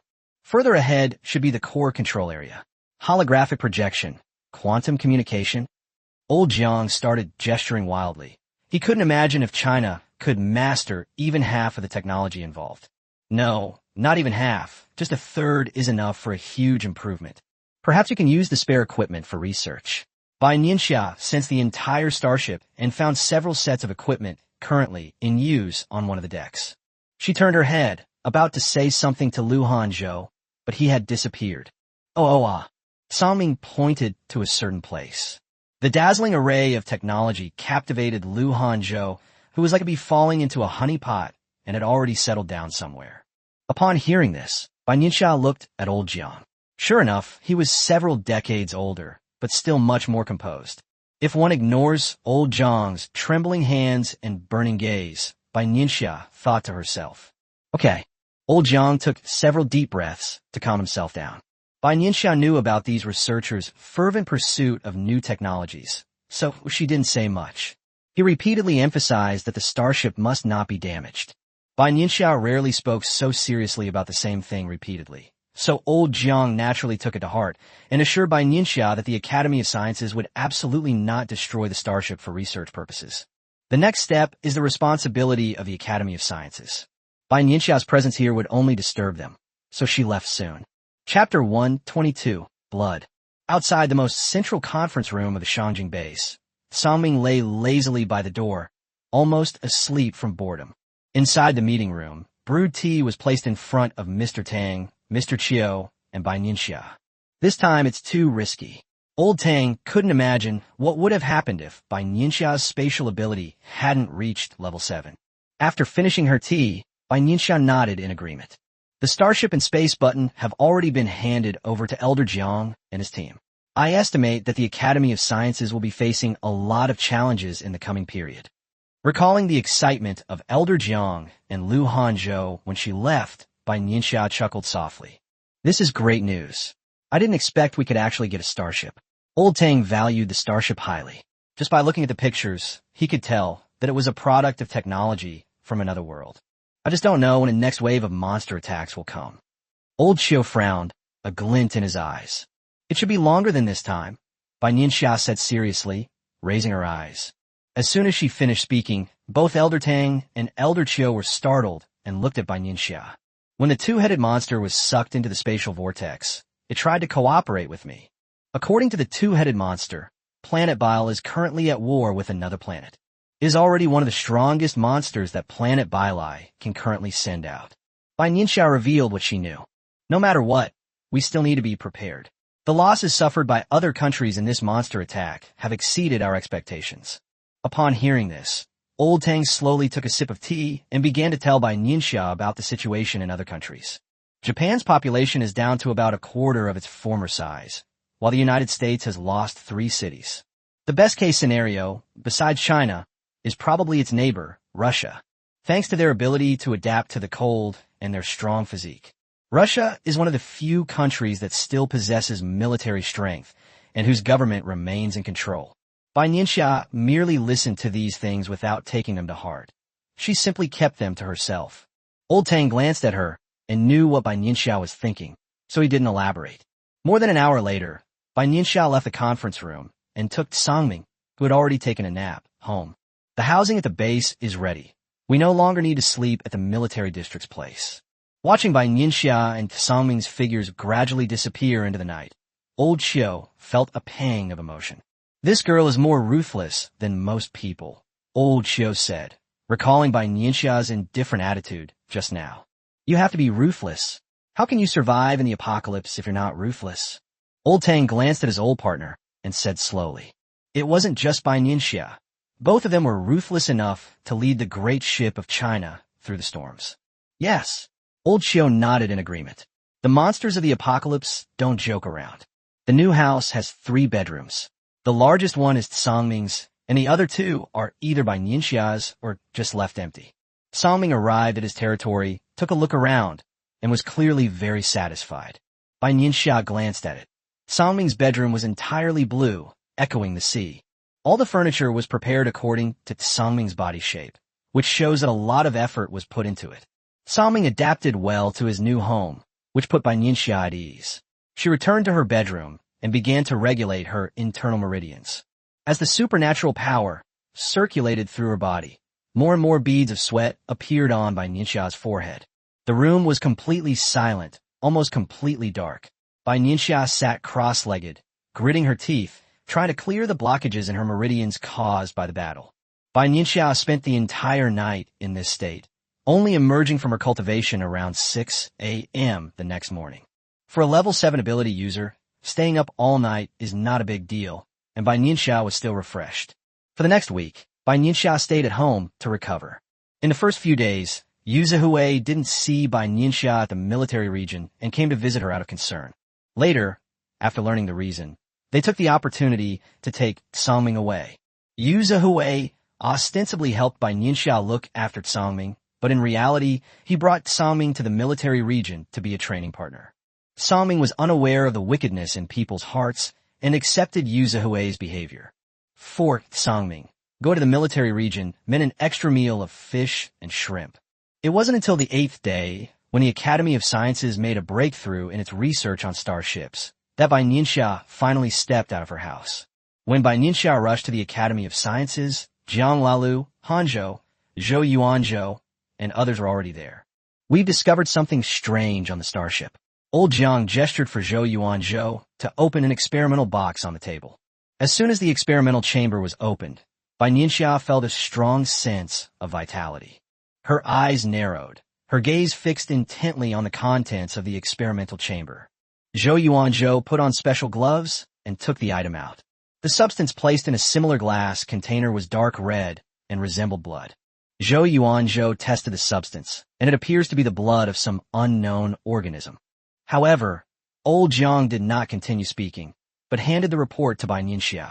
Seeing the multiple upward arrows on the report, and the values exceeding the standard by thousands or even tens of thousands of times, Bai Nianxia's pupils constricted slightly, showing a rare surprise. Bai Nianxia looked up at Zhou Yuanzhou, who nodded under her gaze, assuring her of the report's authenticity. Don't worry, only the four of us know about this report right now. It was tested by Zhou Yuanzhou himself, and the data has been deleted. Old Jiang knew what Bai Nianxia was worried about, and spoke first. If the test is correct, it means that the blood of this creature can greatly enhance supernatural abilities. Old Jiang spoke with a serious expression, enunciating each word with utmost care. Bai Nianxia closed her eyes, activated her available supernatural abilities, and carefully sensed the dark red substance in the vessel. 1 second. 5 seconds. 1 minute. 5 minutes later, Bai Nianxia finally opened her eyes. In this universe, where would you find such a lucky thing? Something that comes without effort. Bai Nianxia curled her lips and smiled disdainfully. Upon hearing this, the other three were somewhat excited. What do you mean? Old Jiang was the first to ask, unable to contain himself. This blood can certainly enhance superpowers, but it also has its dangers. Bai Nianxia made a grasping motion, and the vessel that was originally on the table instantly appeared in Bai Nianxia's palm. The dark purple supernatural power enveloped the blood in the vessel, and a few seconds later, the blood in the vessel split into 2 clumps of liquid. One blob was still dark red, while the other blob was black, a color that had never appeared before. Chapter 123. What's secret? What is this? Old Jiang leaned closer and examined it carefully, but he still couldn't figure it out. Black, harmful. Zhou Yuanzhou, who had been silent until now, suddenly spoke up and directly pointed out the crux of the matter. How did you know? Lu Hanzhou looked at Zhou Yuanzhou with a puzzled expression. Because he's a healer, he's more sensitive to these things, Bai Nianxia explained. This black mass is completely fused into the blood. If a superhuman absorbs this blood to enhance their power, the toxins will eventually spread throughout their meridians. Bai Nianxia looked at the vessel in her hand and said in a deep voice, Then what about extraction? Zhou Yuanzhou asked, wondering if it was feasible to extract the toxins. Do you know how much of my special ability it took to sense and separate this small clump of toxin? Bai Nianxia asked in return. Zhou Yuanzhou fell silent. Although he didn't know how much of his special ability he had used, he knew from the 5 minutes Bai Nianxia had closed her eyes just now that it must have been quite a lot. Moreover, this toxin is extremely toxic, and only those with superpowers of level 5 or above can detect it. Even Lin Lin might not be able to separate it. Bai Nianxia's last words shattered all hope. Then aren't those monsters from planet Bile courting death? Lu Hanzhou suddenly looked up and said urgently, No, the monster's body structure is completely different from that of a human. Zhou Yuanzhou responded to Lu Hanzhou's question by shaking his head decisively. Zhou Yuanzhou is right. Monsters' physical abilities are many times better than humans, and they might even have their own methods. Bai Nianxia agreed with Zhou Yuanzhou's statement. Report this matter directly to Elder Tang and Elder Qiu. All information must be top secret, Bai Nianxia specifically reminded. By the way, the space button? Bai Nianxia looked at Old Jiang. The Space Button Project is being led by academician Shun, who is a leading figure in this field in China. He is undoubtedly a genius in this field. As he spoke, Professor Jiang handed Bai Nianxia the latest research data and academician Shun's information. Shun Hanqing, the person in charge of the Space Button Project, became an academician of China before he was 50 years old, Elder Jiang introduced. I had heard of academician Shun Hanqing when I was abroad, Zhou Yuanzhou said from the side. Similarly, Shun Hanqing is currently the youngest academician in China and also the youngest female academician. Even in his youth, he skipped several grades and was admitted to the Gifted Youth Program. During his undergraduate studies, he demonstrated exceptional research talent, publishing multiple papers as the first author. Looking at the impressive resume, Bai Nianxia was happy that China had such outstanding talent. This project is best suited for Shun Hanqing.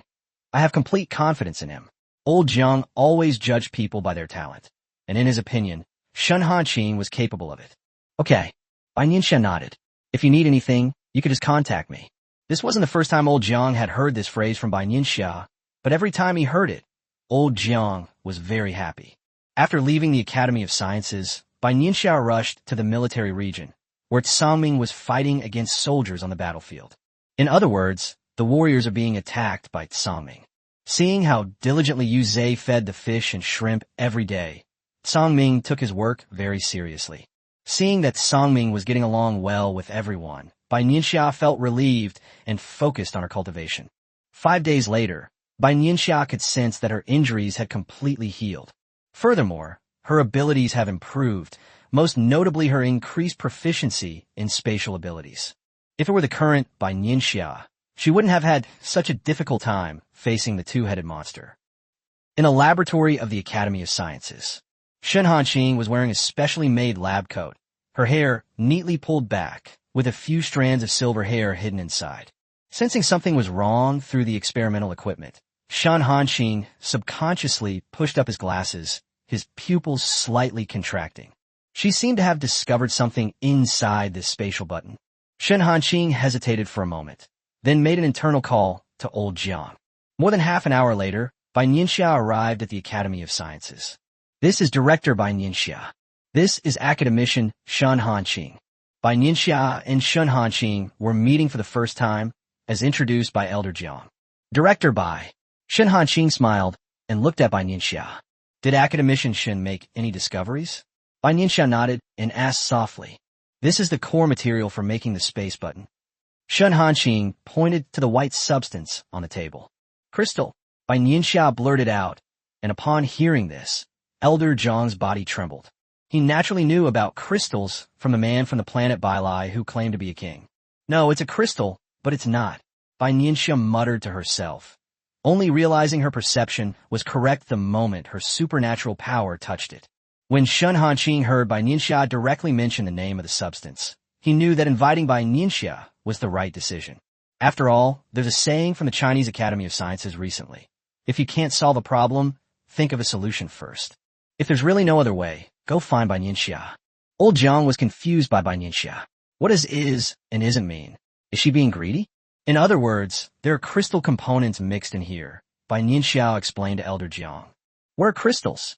Shen Hanqing asked, his eyes flashing with obvious surprise. Old Jiang didn't respond, but looked at Bai Nianxia instead. I'm not entirely sure either, but the crystal comes from Bailai Star, the planet where the monster lives. Elder Jiang, Academician Lu Weixian should still have some crystals, right? Bai Nianxia asked, recalling the obsidian she had snatched in the previous battles. Yes, Old Jiang nodded, giving an affirmative answer. Perhaps, Academician Shen, you could take some to study. It might be helpful for your research on the space button, Bai Nianxia suggested. Hearing this, Shen Hanqing looked at Elder Jiang with a hint of joy on his face. She knew in her heart that there couldn't be many of these so-called crystals. If she were to rely on herself, she might not be able to get it from Academician Lu. Old Jiang sighed helplessly. I will talk to Academician Lu. Old Jiang knew Lu Weixian's temperament. He was single-mindedly devoted to his research, and if someone took his research materials, he would feel worse than if he were killed. Hearing that Elder Jiang had agreed, Shen Hanqing was finally completely relieved. As they left the laboratory, both Professor Jiang and Bai Nianxia seemed lost in thought. One of them was thinking about how to persuade Lu Weixian to give some of the crystals to Shen Hanqing for research. As for Bai Nianxia, she was pondering what other mysterious creature's blood the crystal monster possessed, and what the relationship was between these things. What secrets does the planet Bailai hold? Chapter 124, The Secret of Planet Bailai. Old Jiang, don't you feel there's something off about the Starship space button and the monster? When we were researching obsidian before, Academician Lu Weixian also mentioned it. Bai Nianxia said softly, her tone tinged with doubt. Space button and Starship are products that far exceed the level of technological development of Earth. But monsters, upon hearing Bai Nianxia's words, Old Jiang couldn't help but ponder. Of course, that's also possible. The monsters we've encountered so far are all skilled at attacking. So maybe... Old Jiang didn't finish his sentence. Let's go see the three-eyed monster. Bai Nianxia suddenly changed direction. She had a premonition that some questions might be answered by the three-eyed monster. Upon hearing Bai Nianxia's words, Old Jiang's eyes flickered slightly, and he followed behind Bai Nianxia. Inside the underground laboratory of the Academy of Sciences, Zhou Yuanzhou, dressed in a lab coat, was conducting continuous observation and experiments on the three-eyed monster. Zhou Yuanzhou was somewhat surprised to see Bai Nianxia and old Jiang enter. The three-eyed monster sensed Bai Nianxia's presence and abruptly opened its eyes. Humans, you are courting death. Despite being imprisoned here, the three-eyed monster remained as arrogant as ever. This should be familiar to you, right? Bai Nianxia took out the obsidian from the two-headed monster. You all, the three-eyed monster roared fiercely, struggling violently. Its third eye turned blood red and was filled with a violent aura. The three-eyed monster never expected that Bai Nianxia would grow so quickly and be able to defeat a level 8 two-headed monster. The king will not forgive you. You have no chance to submit anymore. Upon hearing these words from the three-eyed monster, Zhou Yuanzhou's eyes narrowed. Of everyone present, Zhou Yuanzhou had the most contact with the three-eyed monster. This was the first time he had heard news about the monster planet Bai from the three-eyed monster. Your king? Isn't he still on the battlefield on Mosai Star? Bai Nianxia casually used vines to roll up a few chairs and gestured for Elder Jiang to sit down. What do you mean? The three-eyed monster realized that Bai Nianxia had come with ill intentions this time. Bai Nianxia sneered, and a huge vortex appeared behind the three-eyed monster. The three-eyed monster opened all three eyes instantly, instinctively going into defense. However, Bai Nianxia's current level is above that of the three-eyed monster, so the three-eyed monster's methods are just a last-ditch effort. In an instant, the three-eyed monster was swept into the vortex and disappeared before Elder Jiang and Zhou Yuanzhou's eyes. Zhou Yuanzhou opened his mouth, wanting to say something, but was stopped by Elder Jiang. Seconds later, the three-eyed monster reappeared, this time with blood seeping from all three eyes and half of its scales gone. The three-eyed monster wanted to say something, but he was powerless to do so.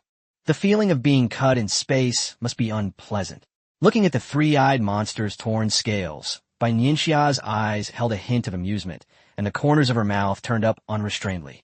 The three-eyed monster howled in pain on the ground, though it had only lasted for a few seconds. However, in those few seconds, it was cut countless times by Bai Nianxia's spatial abilities. Besides spatial cutting, there was also spatial compression, creating a suffocating despair that made the three-eyed monster unable to breathe. As Bai Nianxia's mastery of spatial abilities continued to improve, her spatial attack techniques also became increasingly sophisticated. Unfortunately, the three-eyed monster was the second test subject. The first one is already dead. Next, let's play a game. I'll ask, you answer. Are you interested? Bai Nianxia's expression remained unchanged. Her voice was low and hoarse, and her eyes were filled with coldness. No, the three-eyed monster had barely uttered the word no when it was sucked away by the vortex. When it reappeared, one of its eyes had been crushed and burst. The three-eyed monster clutched its injured eye, blood flowing everywhere. Are you interested? Bai Nianxia asked softly, her tone gentle, but her eyes were devoid of any warmth.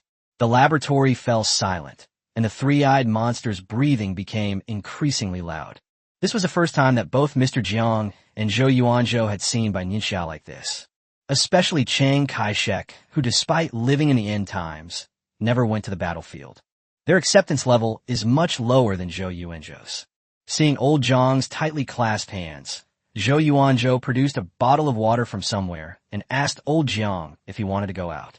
Old Jiang shook his head slightly, calming his breathing. All of this was what the monster deserved. The three-eyed monster was quite tough. It was sucked into the vortex 5 or 6 times before finally lowering its head. Looking at the three-eyed monster's lowered head, Bai Nianxia knew that once that head was lowered, it would never be able to be raised again. Where shall we begin? Obsidian? Bai Nianxia asked with a smile. Obsidian is our tool for communication, and also proof of identity, the three-eyed monster said weakly, as if he had been pulled out of a pool of blood. Bai Nianxia and Elder Jiang exchanged a glance. This was exactly what academician Lu Weixian had guessed. And what is that crystal? Bai Nianxia continued to ask. All I know is that the crystal comes from Blood Breath Star. Blood Breath Star? Bai Nianxia asked in return. Blood Breath Star is one of the subordinate planets of Bai Star. In a great war many years ago, Bai Star defeated Blood Breath Star. As for the crystal, it is Bai Star's secret, and I am not qualified to discuss it. Bai Nianxia was somewhat surprised by the three-eyed monster's words. She hadn't expected that even the three-eyed monster didn't know anything about crystals. After all, The intelligence of the three-eyed monster far surpasses that of other monsters of the same level. Bai Nianxia had considered interrogating the two-headed monster. However, the two-headed monster was an 8th-level monster after all, and Bai Nianxia was not confident that she could control it, so she had no choice but to kill it directly. Then what about Mo Cixing? Bai Nianxia asked next. In that Great War, Mosai Star and Bailai Star were allies, but now they are rivals. There are only so many resources in the entire universe. Mosai Star humph. The three-eyed monster sneered. It's common for alliances to turn into rivals in the struggle for resources. Tell me about that battle with Bloodbreath Star. Bai Nianxia's intuition told her that the battle was very important. The three-eyed monster looked at Bai Nianxia with a puzzled expression, wondering why she was interested in that great battle from many years ago. The three-eyed monster told everything it knew because it didn't want to experience suffocation again. Was the starship made by Planet Byra? Bai Nianxia asked after the three-eyed monster finished speaking. No, it was made by Mo Cixing. Those guys on Mo Cixing, all they do is tinker with these things all day long. The three-eyed monster's words were full of disdain for Mo Cixing. What is this? Bai Nianxia took out the blood sample she had previously obtained from Shenhan Qing. When the three-eyed monster saw what Bai Nianxia was holding, it was filled with unprecedented panic, and it was trembling all over. Seeing this, Bai Nianxia knew that she might have found the secret of Bailai Star. Chapter 125, The Adventure Plan. This is the essence of blood, and it is also the king's reward for the brave. The three-eyed monster never expected that Bai Nianxia would be able to obtain this. What else do you know, such as the specific situation of the planet Bailai? Bai Nianxia leaned forward, her eyes fixed on the three-eyed monster. Under Bai Nianxia's pressure, the three-eyed monster revealed what he knew in fits and starts. Hearing Bai Nianxia's persistent questioning about details, especially those concerning the three-eyed monster, Zhou Yuanzhou narrowed his eyes, keenly sensing that something was amiss. Some problems have nothing to do with Planet Bailai, but only with the three-eyed monster. Bai Nianxia is a shrewd and resourceful person who doesn't waste her time. So what exactly was Bai Nianxia planning? Despite many thoughts flashing through his mind, Zhou Yuanzhou remained calm and unchanged. From the three-eyed monster's narration, Bai Nianxia gained a deeper understanding of Planet Bailai. The blood monsters are the original inhabitants of Bloodbreath Star. After the Great War between Bloodbreath Star and Bailai Star, Bloodbreath Star was taken over by Bailai Star. The blood monster naturally became a subject of the monsters of Planet Bailai. The essence blood of the blood monster can enhance the monster's strength and is extremely precious on the planet Bailai. Generally, only those with high rank or who have made outstanding contributions are likely to be granted this privilege. The king of Bailai Star is the one who previously communicated with Bai Nianxia and the others remotely through the crystal. It is the strongest being on planet Bailai. Few monsters know the origin of the king, only that under its leadership, planet Bailai's strength has increased by leaps and bounds, and it has annexed many planets. Of course, Bai Nianxia knew more than just that. While the three-eyed monster was telling its story, Bai Nianxia was constantly sensing its emotions and spirit to make sure it wasn't lying. Having obtained the information she wanted, Bai Nianxia left the laboratory satisfied. Let's go to the other room, Bai Nianxia said softly to old Jiang. The other room was where the tumor-like monster was being held. Prying open the mouth of the tumor monster is much easier than with the three-eyed monster. Under Bai Nianxia's physical suppression and mental control, the tumor monster had no healthy scales left on its entire body. Sure, Tong Ta. Bai Nianxia repeated the three-eyed monster's name, a glint of light flashing in her eyes. After obtaining the information she wanted, Bai Nianxia and Jiang Lao left the laboratory. As for Zhou Yuanzhou, he wanted to strike while the iron was hot and study the monster more thoroughly. Having broken through the monster's psychological defenses, naturally we should dig out as much as we can. Something's not right. You're acting strangely. Old Jiang suddenly stopped and turned to look at Bai Nianxia. He didn't know what Bai Nianxia was plotting, but he keenly sensed something strange. Nothing's wrong, Mr. Jiang, Bai Nianxia said in a calm tone. Old Jiang frowned slightly, sensing the undercurrent beneath Bai Nianxia's calm tone. After leaving the Academy of Sciences, Bai Nianxia went to Professor Tang's office, where only Bai Nianxia and Professor Tang were present. Seeing Bai Nianxia's sudden arrival, old Tang brewed a pot of tea as usual. After Bai Nianxia finished speaking, old Tang was no longer as calm as he had been when Bai Nianxia entered the room. What did you say? Old Tang had experienced many ups and downs over the years and had long since developed a calm demeanor. This time, however, he was still shocked by Bai Nianxia's boldness. You want to go to Bilace? Old Tang repeated incredulously, his brows furrowed, his lips pressed into a thin line, and his hand, which had been holding a teacup, clenched tightly. Old Tang immediately put down his cup, sat up straight, and looked at Bai Nianxia. For a full 5 seconds, Bai Nianxia remained serious, telling Old Tang that she was not joking. Yes, according to the three-eyed monster, the planet Bailai is currently at war with the planet Mosai, and it is the most chaotic time in recent years. Bai Nianxia had already thought through these issues before coming here. Instead of waiting on Earth for attacks from planet Bilace time and time again, it's better to take the initiative. Moreover, the high-end combat power of planet Bailai has been deployed to the battle against planet Mosai. Therefore, Earth is safe in the short term, and China can handle low-level monsters. If the battle between Bailai Star and Mosai Star were to end, the situation facing China would only become more complicated. If Billy Star wins, it will be able to deal with Blue Star, and China will have little chance to resist. As for Mosai Star, it is unclear whether it is friend or foe. China knows virtually nothing about Mosai Star. Instead of passively waiting for others to attack, it's better to strike first. How did you sneak in? Old Tang looked at Bai Nianxia intently and asked. Inside the starship, there is an item that the Academy of Sciences has named a simulator, which can simulate the appearance of any living being. If I'm not mistaken, it should be a product of Mosai Star. Bai Nianxia knew that Tang Lao would ask this question. A few days ago, when she learned that there was this simulator inside the starship, Bai Nianxia noticed it and asked the Academy of Sciences for the specific research report. No, that's too daring. Old Tang's tone remained unwavering. Bai Nianxia is currently the strongest fighting force in China. Old Tang dares not imagine that if something were to happen to Bai Nianxia, it would be an unimaginable blow to China. Old Tang, according to the three-eyed monster, the king of planet Bailai, is very likely a level 10 monster. Nothing ventured, nothing gained. The entire nation of China is no match for a level 10 monster. Bai Nianxia sighed and spoke to Old Tang. What does level 10 mean? Even in her previous life, Bai Nianxia had never encountered it. She didn't know who would win the battle between Billy Star and Mosai Star, but regardless, Blue Star would be in danger. We now have a starship that can take us to Bailai Star. The coordinates of Bailai Star are on the starship.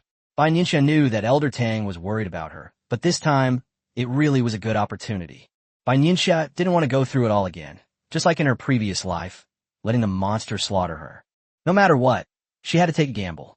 Although her abilities improved rapidly in this life, her spatial abilities even reached level 7. However, trying to fight a level 10 monster in a short period of time is nothing short of a pipe dream. Instead of dwelling on the fear of when the monster will descend, it's better to take the initiative. Always keeping the initiative in one's own hands is Bai Nianxia's life motto. A long silence fell over the room, with only the steam from the tea on the table rising and then dissipating.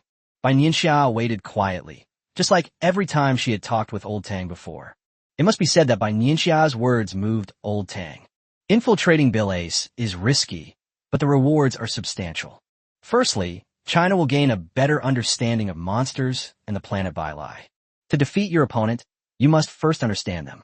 Secondly, in the great battle between Bailai Star and Mosai Star, Blue Star might very well be able to take advantage of the situation and reap the benefits. Chapter 126, Project 1. Okay, after an unknown amount of time, Bai Nianxia finally received Tang Lao's response. But we need to think about this more. I'll call a meeting tomorrow. Hearing what Tang Lao said, Bai Nianxia knew that the trip to Bailai Star was basically a done deal. Don't worry, I won't joke with my own life. Seeing the undisguised worry on Old Tang's face, Bai Nianxia chuckled. She wasn't a reckless person. Since she brought this up herself, it meant that Bai Nianxia had a certain level of confidence. If given a second chance, all Bai Nianxia wanted was to protect China.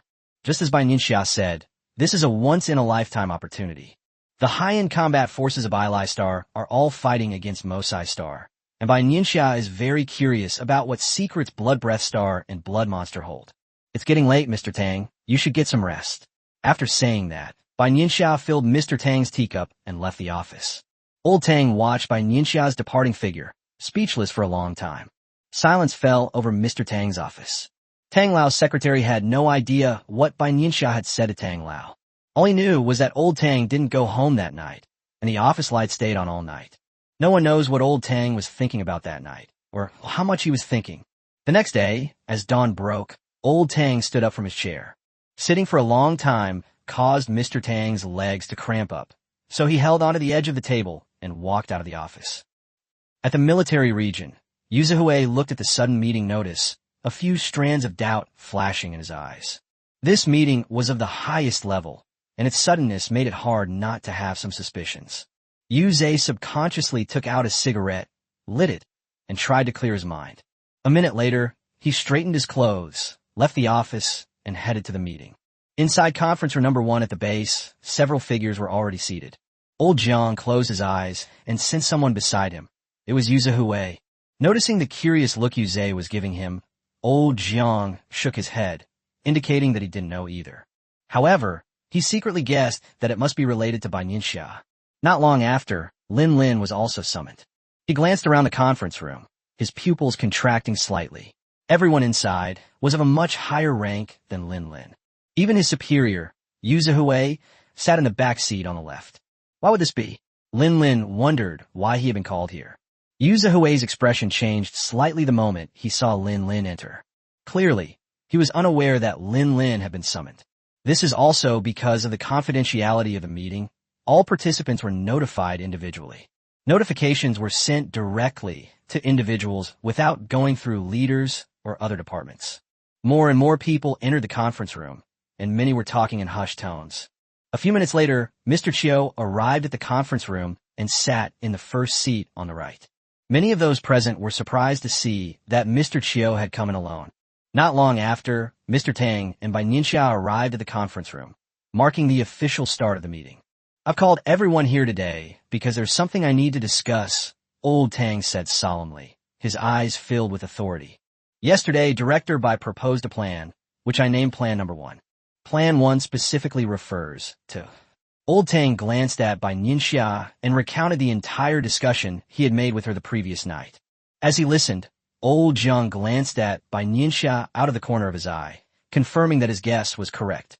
Sitting next to old Jiang, Yu Zhihui was completely shocked by the audacity of Bai Nianxia's plan. She actually thought of disguising herself and entering Planet Belize. During serious meetings, Yu Zhe would subconsciously reach out and rub his ear to make sure he hadn't misheard. At this moment, he finally understood why Lin Lin was able to participate in meetings of this level. Because if this plan is indeed finalized, Lin Lin will be the most powerful fighter in China, without exception. Unlike the others, Lin Lin's eyes showed eagerness to try. He was impressed by Bai Nianxia's audacious plan, and an immense fighting spirit surged within him. A few minutes later, old Tang gave a brief explanation of Project 1 and looked at everyone. This is incredibly audacious. Yes, Director Bai, we know nothing about Planet Bailai right now. Many people immediately spoke up, their words full of doubt, questioning the feasibility of the plan. Unbeknownst to them, Bai Nianxia had already tortured the three-eyed monster and obtained some information from it. Even if they know, they will still stand up and stop it decisively. There's no other reason than that Bai Nianxia is simply too important to China. The news of the apocalypse, the construction of the base, and the fight against monsters were all accomplished under Bai Nianxia's leadership. I think it's worth a try. I'm willing to go with Director Bai. Amidst the chorus of dissuasion, Lin Lin glanced around and silently raised his hand. No way. Lin Lin had barely finished speaking when Yu Zhihui shouted, "No way," in a fit of anger. You can't go for the time being. Bai Nianxia appreciated Lin Lin's initiative to volunteer, but she knew in her heart that Lin Lin could not leave China for the time being. If he can train either Ji Yanqi or Wan Hanqing and get one of them to level 6, that's fine. Looking at Lin Lin's determined eyes, Bai Nianxia said. What Bai Nianxia didn't know was that because of her words, Ji Yanqi and Wan Hanqing's lives had fallen into utter misery. Compared to Lin Lin when he was trained by Bai Nianxia, he is even better. Upon hearing Bai Nianxia's words, Lin Lin secretly clenched his right fist, realizing that he was still not strong enough. Can the starship travel to Belize? Old Chiu asked the first question since the meeting began. Everyone looked at Elder Jiang, who slowly said, "It's possible. The starship's fuel can sustain it. and its attack power is no less than that of a level 7 monster. Hearing what Elder Jiang said, the doubts in the eyes of a few people dissipated. But how did Director Bai infiltrate Bai Star? Someone asked the crucial question. The answer to this question was still given by Old Jiang. High-level monsters use obsidian to verify their identity. How do we contact Earth? What if Earth is attacked? One question after another was posed, and most of them were answered by Mr. Jiang, because many of them are related to research at the Academy of Sciences. All right, everyone, let's vote by raising our hands as usual, Old Tang said, having heard that everyone had asked enough questions. Under the watchful eyes of everyone, Bai Nianxia was the first to raise her hand. Some of those present thought it over and then raised their hands, while others still looked opposed. In that case, I hereby announce Plan 1. Chapter 127, Passing Through. The vote is passed. As the 4 words, the vote is passed, were pronounced firmly from Old Tang's mouth, the expressions of the people attending the meeting varied. All departments cooperate with Director Bai and the Academy of Sciences to make all the necessary preparations, Old Tang said solemnly. 2/3 of the people raised their hands, which means that the plan is approved by the majority of people. Since you made up your mind, then go for it. Didn't you still support her in the end? Old Jiang said in a low voice, looking at Yu Zihui's ashen face. We both know her. Even if we disagree, the final outcome won't change, so why create more trouble? Yu Zihui sighed and said in a deep voice. From the first day he met Bai Nianxia, Yu Zhe knew that courage and determination were Bai Nianxia's defining characteristics. Once she's made up her mind, she'll do it. Besides, she's already won over Old Tang, Yu Zihui added. With Tang Lao secured, the success rate of this plan is already quite high. Now that Director Bai has made the decision and the meeting has approved it, all we need to do is ensure that she goes safely and returns safely. Old Jiang knew that Bai Nianxia would face many dangers on this trip. What the Academy of Sciences can do is to provide as much protection as possible for Bai Nianxia. Old Jiang kept thinking, what equipment and weapons did the Academy of Sciences have that he could give Bai Nianxia? I'll sort through them and put them all into Bai Nianxia's space later. Yes, Yu Zihui sighed, and the two walked away side by side. Only Bai Nianxia, Tang Lao, and Xiao Lao remained in the meeting room. Looking at Old Xiao's serious expression, Old Tang shook his head helplessly. His old friend was still angry that he hadn't told him about Plan 1 in advance. Director Bai talked to me late yesterday, and we had a meeting early this morning, Old Tang explained. Old Xiao looked at Bai Nianxia and knew that Bai Nianxia was afraid that he would stop the plan. Indeed, when Xiao first heard about Project 1, his first reaction was that Tang and Bai Nianxia had gone mad. We were originally fighting a defensive battle. How did it suddenly escalate to a counteroffensive? After listening carefully, Mr. Qiu realized that the plan might be feasible. He knew that his methods were somewhat more lenient than those of Old Tang. However, as long as Mr. Qiu understands, he will support him wholeheartedly. Seeing the change in Qiu's expression, Tang knew that Qiu had figured it out. Although Project 1 was dangerous, the rewards were truly remarkable. Bai Nianxia is already at level 7, a level 7 in all 3 systems. With the assistance of the starship, she is capable of protecting herself on Bai Star. I want to take Songming with me when we go to Bai Star, Bai Nianxia said softly. Her space is large enough to hold living things, and Songming's presence is a great help. Besides, if Songming stays in China, no one but himself can keep him in check. Fighting for the sea beast race has always been Songming's obsession. It's perfectly reasonable to bring it along. It's a win-win situation. All right, we'll feel more at ease bringing Songming along. Old Tang had read the report and knew that Songming's defensive capabilities were astonishing. With Songming by Nianxia's side, her safety level will increase significantly. You should prepare well for the next period of time. The other departments will fully cooperate. Old Tang's statement of fully cooperating was definitely not an empty promise. This decision was made by a show of hands at the meeting. When a state apparatus is fully mobilized to provide support, it is difficult for ordinary people to imagine the power it generates. Bai Nianxia nodded in agreement. Since she had decided to go to Bai Star, she had to make all the necessary preparations. After leaving the conference room, Bai Nianxia went to the military region, where Songming was training soldiers. Upon seeing Bai Nianxia arrive, Songming immediately started running like a small mountain. Whoa! Songming patted itself, seeking praise, and was earnestly helping. Not bad. Bai Nianxia reached out and patted Songming's head. There's something I want to tell you. Ouch. I'm planning to go to Bai Star in a while. Would you like to come with me? Bai Nianxia looked up at Songming. Although she told Tang Lao and the others that she would take Songming away, Bai Nianxia would agree if Songming wanted to stay on Blue Star. Oh, Songming jumped up and down excitedly. It was willing. It had long been annoyed by those monsters. How could Songming possibly refuse this opportunity to go to the monster's stronghold? Okay, let's go together. Bai Nianxia gently stroked the soft fur on Songming's belly, a smile flashing quickly in her eyes. In the following days, Ji Yanqi and Wan Hanxin were the ones who suffered the most in the military region. The two didn't know what had provoked Lin Lin, but they became increasingly ruthless. Sometimes Yu would come to the training ground and see the two of them, and he would feel sorry for them because their faces were covered in bruises. Even though Ji Yanqi had received rigorous training since childhood and held himself to extremely high standards, he would have been unable to persevere under Lin Lin's grueling intensity. With this level of training intensity, their progress is clearly visible to the naked eye. Inside the Academy of Sciences, Professor Tang spent several days testing all the technologies that the Academy could offer. This one is good. It has high attack power and a small size. You need to speed up your research on quantum communication.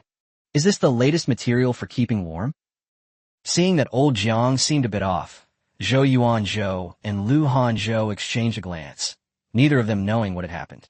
The level of Project 1 was extremely high, and even the two of them had no way of knowing about it. The Academy of Sciences is out of money. Zhou Yuanzhou gestured to Lu Hanzhou. Lu Hanzhou waved his hand. How could that be? But old Jiang really does look like he's broke and has sold off all his good stuff. All right, you two experiment maniacs. What are you doing here with this old man? Old Jiang glanced at the two of them with annoyance. They're all people who bury themselves in the lab and never come out. It's quite a coincidence this time. This is Starship's latest research report. This is the latest analysis report on the monster. The two men did exactly the same thing, placing the results of their research over the past few days on Professor Zhang's desk. Is there anything else? Old Jiang looked up at the two of them. It's all right now. I'm leaving now, Mr. Jiang. The two quickly left Mr. Jiang's office one after the other. When Zhou Yuanzhou left, he thoughtfully closed the door behind him. Watching the two practically flee in disarray, old Jiang curled his lip, thinking, these two lads are really strange. If Zhou Yuanzhou and Lu Hanzhou knew what Elder Jiang was thinking, they would probably immediately object, asking who was really being strange. You've practically turned the Chinese Academy of Sciences upside down these past couple of days. The new technologies and equipment that were originally reluctant to be used are now being picked and chosen as worthless junk. Chapter 128, Peace. Be extra careful when you go to Bilace. If anything seems wrong, send a message immediately. No matter what happens, safety comes first. Don't act impulsively. Impulsiveness is the devil. Yuze looked at Bai Nianxia standing in front of him and couldn't help but mutter to himself. Words of concern came from Yu Zihui's mouth. The key point is that after Yuze finished speaking to Bai Nianxia, he gave Songming the same instructions again. He didn't care whether Songming could understand or not, and taught him all the dirty tricks he knew. Bai Nianxia reluctantly found a seat and sat down. Yu Zihui had been talking nonstop for over 10 minutes. However, not everyone receives such treatment from Yuze. Besides Bai Nianxia, only Lin Lin and a few others in the military region have enjoyed this. Yu Zihui got more and more excited as he talked, until his mouth was dry, and he gulped down a glass of water. Don't worry too much. Bai Nianxia knew that Yuze was still very uneasy. Even in this life, Yuze will still be the person who interacts with Bai Nianxia the most. He watched as Bai Nianxia turned the tide step by step, striving to steer the great ship of China through the turbulent waves of the apocalypse. He regarded Bai Nianxia as a comrade in arms, a close friend despite the age gap, and even as his own child. No one knows the specifics of the situation on Bai Star. If they encounter any danger, Bai Nianxia will be isolated and helpless except for Songming. When do you plan to leave? Yuze asked Bai Nianxia for the specific time. In another 4 or 5 days, Bai Nianxia replied after thinking for a while. The Academy of Sciences predicts that 4 or 5 days from now will be the optimal window for the starship to travel to Bilace. Okay. Yu Zihui nodded, gave Bai Nianxia a deep look, and patted her on the shoulder. The office of Professor Jiang at the Chinese Academy of Sciences. You absolutely must take this with you. It's Lao Lu's new discovery. And this, the latest hemostatic drug, bring a lot of it, given the size of Tsaming. Yes, don't forget the food. You still have Tsamings. Commander Yu's had the newest tanks from the military region fully loaded with ammunition. If all else fails, throwing it out can at least block 1 or 2 hits. Like an old woman, old Jiang introduced Bai Nianxia to the things he had recently prepared. It can be said that Professor Jiang thoroughly examined all the most precious treasures held by the Chinese Academy of Sciences, the medical school, and the agricultural college. Even the military region wasn't spared by old Jiang. Luckily, you have enough space, otherwise you might not be able to fit all of these. Although there are starships, it's safer to keep them in space. Old Jiang paced around his office, trying to recall if he had forgotten anything. From the moment she entered the office until now, Bai Nianxia has had her turn to speak. In addition, Mr. Jiang also prepared hundreds of cameras and memory cards for Bai Nianxia. These are all valuable documents, old Jiang said, looking at the cameras with great anticipation. The more information they have, the more they can learn about Bilstar. Knowing yourself and your enemy is the key to victory in every battle. Okay, I will collect more information, Bai Nianxia assured old Jiang. On this point, Elder Jiang had great faith in Bai Nianxia. Besides being a genius with superpowers, Bai Nianxia also had an extremely high talent for learning. She has an almost photographic memory. Although Bai Nianxia has not specifically tested it, in old Jiang's opinion, Bai Nianxia's IQ is definitely no less than 150. For the next 2 days, Bai Nianxia went to the Academy of Sciences every day. Her main task was to observe the three-eyed monster and learn more information from it. Bai Nianxia plans to infiltrate the planet Bailai by disguising herself as a three-eyed monster. One reason is that the three-eyed monster is a humanoid monster, which makes it easier for Bai Nianxia to adapt. Secondly, the three-eyed monster's level is suitable. If it were an 8th level, two-headed monster, Bai Nianxia's attack power would not be at level 8, making it easy to spot the flaws. Therefore, the three-eyed monster is Bai Nianxia's best choice. In addition, the three-eyed monster's intelligence level is higher than that of other monsters of the same level, making some things easier to explain. Meanwhile, various departments in China were also working hard on project number 1. The day before departure, Old Tang specially called Bai Nianxia over. Even though she was about to embark on a dangerous journey the next day, Bai Nianxia remained as calm as ever, revealing no hint of anything amiss. Looking at Bai Nianxia's delicate features, Old Tang felt a pang of emotion.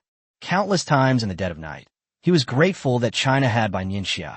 I know many people have said this to you, but I'll say it again. Safety first. Countless people in China are waiting for you to return home safely. With a gentle smile on his face, Old Tang spoke softly to Bai Nianxia. I know. Bai Nianxia naturally knew that many people were looking forward to her safe return. After you leave Blue Star tomorrow, I plan to... Old Tang had been planning these things in his heart, never telling anyone else. On the night before Bai Nianxia left, Old Tang told her about his ideas and plans. Bai Nianxia listened attentively, offering better advice on some of the questions she had encountered in her previous life. It was late at night, but the two people inside were still talking. The conversation officially ended more than 2 hours later. Old Tang had considered almost every aspect. Bai Nianxia sighed inwardly once again, thinking, no wonder he led China to survive for 5 years in my previous life.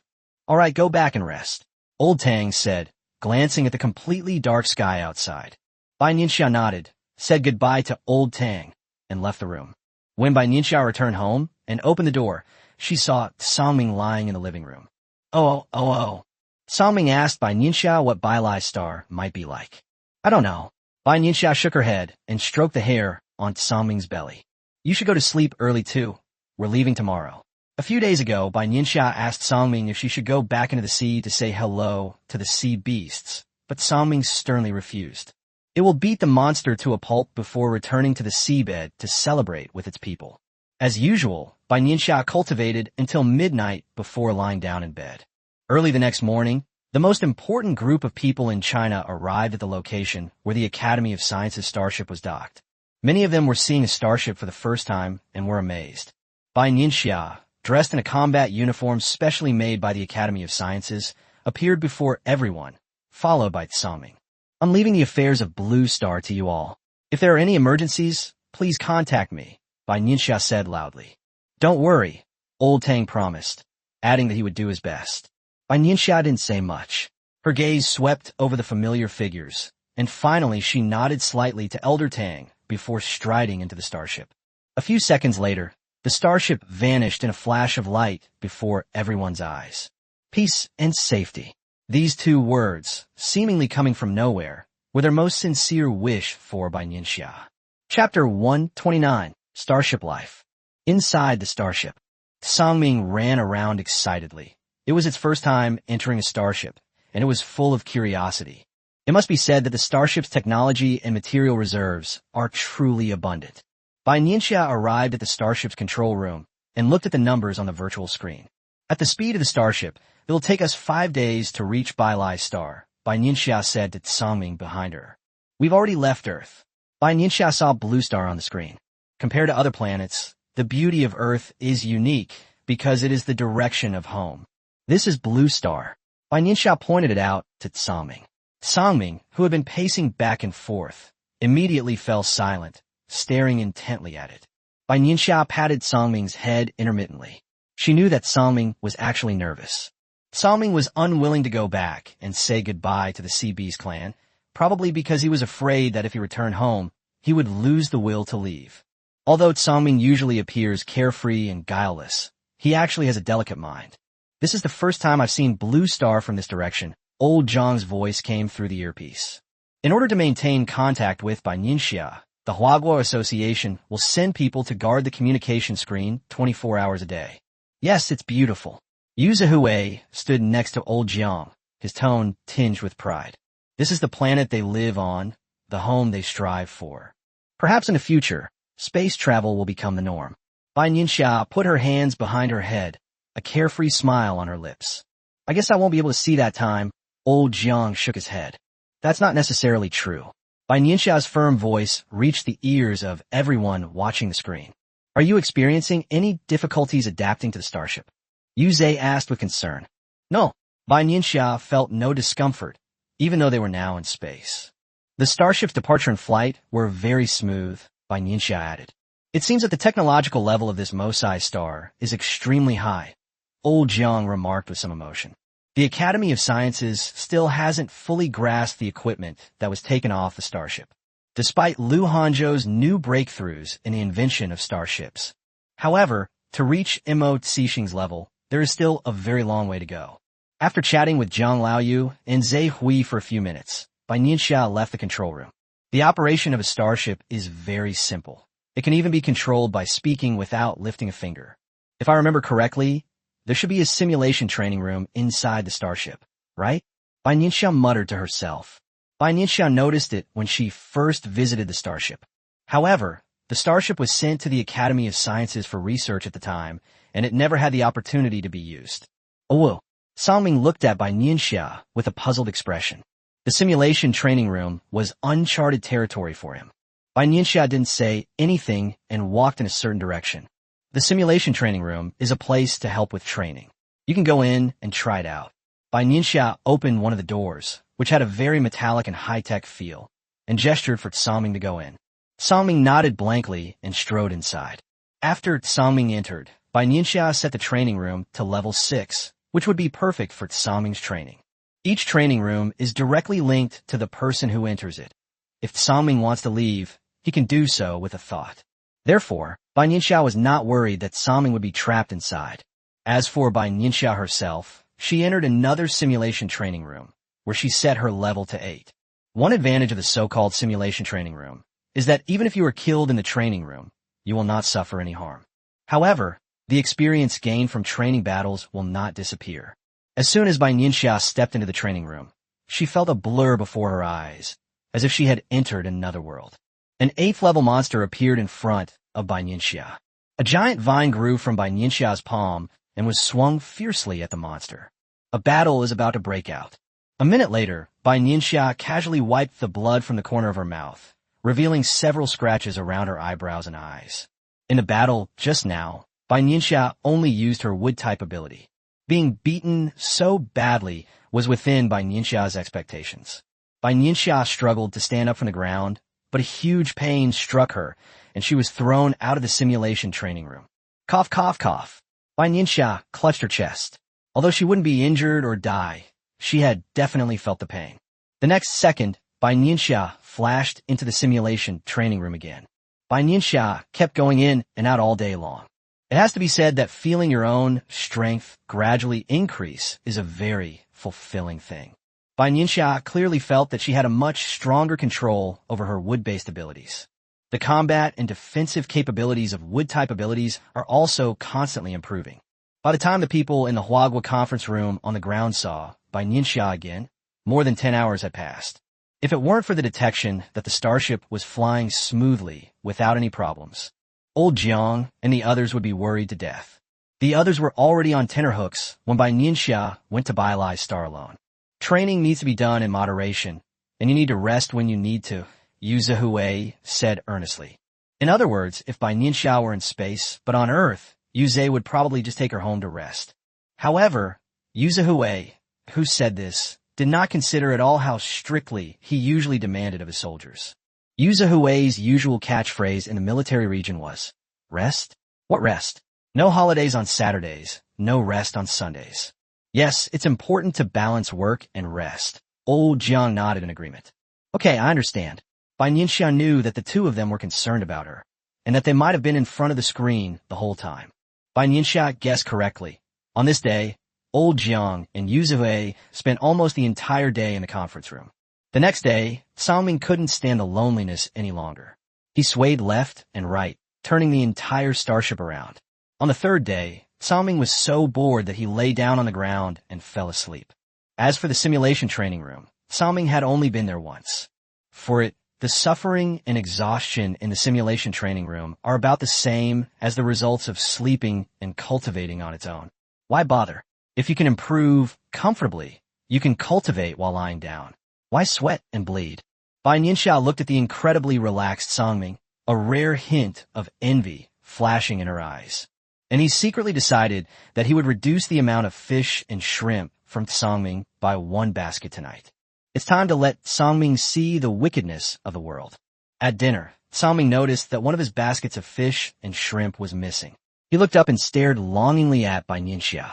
Seeing Sangming's bewildered and naive expression, Bai Nianxia sighed helplessly, waved her left hand, and a basket of fish and shrimp appeared in front of Sangming. Chapter 130, The Royal Capital.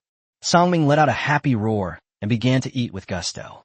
For the next few days, Bai Nianxia continued to stay in the simulation training room, while Sangming continued to sleep. Such a life was not only enviable for Bai Nianxia, but even old Jiang sighed that it was better to be a sea monster than a human. Of course, in stark contrast to Sangming's leisurely and comfortable lifestyle were when Hanqing and Ji Yanqi. The two of them received comprehensive and thoughtful care from Lin Lin, especially on the training field. It could be said that after Bai Nianxia left, there wasn't a single day that when Hanqing and Ji Yanqi weren't being trained by Lin Lin. The intensity was so great that sometimes other soldiers had to send them home. As a result, Lin Lin's bad reputation in the Beijing military region spread even further. In the hearts of many soldiers, Lin Lin was already the #1 villain in the Beijing military region. This name originally belonged to Bai Nianxia. Finally, the time Bai Nianxia and Sangming spent on the starship was about to end. According to the starship's forecast, they will arrive at Belace in half an hour. Even from a distance, Bai Nianxia could vaguely make out the shape of Bai Lai star. The planet Bai Lai was red, much like the color of blood. As the starship drew closer, Bai Nianxia frowned and clutched her chest. The aura of Bai Lai star made Bai Nianxia feel very uncomfortable. Before even truly arriving at Bai Lai star, she could already sense the bloodshed and brutality. Finally, Bai Nianxia saw the complete and clear face of Bai Lai star. The planet Bai Lai resembles a scab formed from a cosmic wound, with a unique halo on its surface. At a distance of several thousand kilometers from the surface of Belace, the starship automatically slowed down. "You're going into my space," Bai Nianxia said softly to Sangming. Sangming needs to stay in Bai Nianxia's space. Bai Nianxia and the space are connected by mind and can contact Sangming at any time. For Sangming, the absence of battle simply meant finding a different place to sleep. It nuzzled Bai Nianxia with its big head, signaling her to be careful and obediently entered the space. Elder Tang, I will cut off communications with China. Just in case, until absolute safety is ensured, Bai Nianxia's communication with China will be suspended. Understood. Tang Lao's response to Bai Nianxia was a firm and resounding understood. Inside the Huagua conference room, the screen that was lit up suddenly went black. This is a high-resolution image of the exterior of the planet Bile Star. Old Jiang sent the image to the screen. According to relevant experts' estimates, the surface temperature of planet Bile may be. Soon, relevant data about Billy Star appeared on the big screen. Although they cannot contact Bai Nianxia in real time, China on the ground must do its best to help her in other ways. As the planet Bili drew closer, Bai Nianxia rubbed her fingers together, activated the simulator, and the next second, she transformed into a three-eyed monster. Bai Nianxia waved her tentacles with satisfaction. With her level 7 strength, controlling the three-eyed monster's body was more than enough. A few minutes later, the starship landed somewhere on the planet Bili. Bai Nianxia opened the starship and set foot on the land of Bili for the first time. What comes into view is an endless expanse of red, with dark red bedrock everywhere. After carefully sensing the surroundings and ensuring there were no monsters, Bai Nianxia collected some samples of dark red bedrock. Rocks provide crucial information about a planet's geology. Bai Nianxia always kept Jiang Lao's words in mind and strictly followed them. According to the three-eyed monster, the planet Bile can monitor the landing of starships. So Bai Nianxia waited in the same spot, waiting for the monster to arrive. Sure, Tong Tua, it's you? A huge roar suddenly rang out, and a monster several meters tall appeared in front of Bai Nianxia. Sure, Tong Tua is the name of the three-eyed monster. Amosai, Bai Nianxia said, feigning surprise. Unexpectedly, the first monster he encountered was an old acquaintance of Shi Tong Tua. That's right. According to Shi Tong Tua's memory, the dark green monster covered in tentacles in front of him is called a Mosai, and he is Shi Tong Tua's old friend. How did you end up here? Everyone thought you were dead. Amosai lashed out at Bai Nianxia with his antennae. Bai Nianxia didn't dodge, because it was just a way for monsters to greet each other. I was lucky enough to snag a starship and came right back, Bai Nianxia explained, taking out her spatial button. A starship? That's most likely, Amosai blurted out a few words before mysteriously approaching Bai Nianxia. Most likely that one of those people. Bai Nianxia knew who the adult it was referring to was. The two-headed monster who had died at her hands. Bai Nianxia nodded, agreeing with Amosai's words. However, the king has stipulated that anyone returning from other planets must be brought back for inspection. Come with me. Amosai had not forgotten his mission. Okay. Bai Nianxia followed behind Amosai and headed towards the capital of Bili Star, where the monsters of Bili Star lived. The king is leading many adults in a war against Mosai Star. I believe that Bili Star will be able to conquer Mosai Star soon, Amosai said excitedly. In Amosai's view, the planet Bili was invincible, and their king was the most powerful. Mo Cixing is not to be underestimated, Bai Nianxia said tentatively. Just a bunch of interstellar idiots who only know how to develop technology. In the face of absolute power, everything is fake. Amosai waved his tentacle dismissively. Bili Star possesses formidable combat power. It was able to defeat Blood Breath Star in the previous Great Battle, and taking over Mosai Star is only a matter of time. At that time, we can have the abundant resources of Mosai Star and won't have to share Blood Breath Star with them anymore. The two talked as they traveled, and soon arrived at the gates of the capital. Despite having a preliminary impression of the capital city from Shi Tong Tua's description. However, when she saw the gate, which was tens of meters high and looked like it was made from the body of a large monster, Bai Nianxia was still somewhat shocked. According to Shi Tong Tua, this was left behind by the previous kings of Bili. As a level 6 monster, Shi Tong Tua did not possess the aura of a high-level monster. Bai Nianxia calmly took out the obsidian from Shi Tong and handed it to Amosai. Amosai pulled out a device from somewhere and put obsidian inside. The obsidian shimmered with a white light, indicating that identity verification had been successful. Bai Nianxia didn't know the principle behind this verification device. All she could do was try her best to memorize Amosai's actions and the appearance of the device, and then describe them to Elder Jiang when she returned to Blue Star. All right, let's go in. Amosai nodded and returned the obsidian to Bai Nianxia. Just as the two were about to step into the capital, a loud voice rang out. Etc. Chapter 131. First arrival on planet Bili. Bai Nianxia and Amosai turned their heads at the same time. What appeared in front of Bai Nianxia was a monster that was nearly 2 meters long. The monster's body was slightly hunched, and its skin was an unnatural purple. Upon closer inspection, the monster's eyes are asymmetrical, one large and one small, which is quite eerie. My lord, Amosai slowly bowed to the newcomer. Bai Nianxia followed Amosai's example and bowed slightly. Bai Nianxia's expression appeared calm, but her mind was racing. In the three-eyed monster's narration, there was no such thing as this so-called adult. What is it? The monster stared straight at Bai Nianxia, and Bai Nianxia instantly felt an extremely strong sense of oppression. Bai Nianxia felt a little breathless. My lord, this is Shi Tongtua, who has just returned from Blue Star. Amosai explained to Bai Nianxia.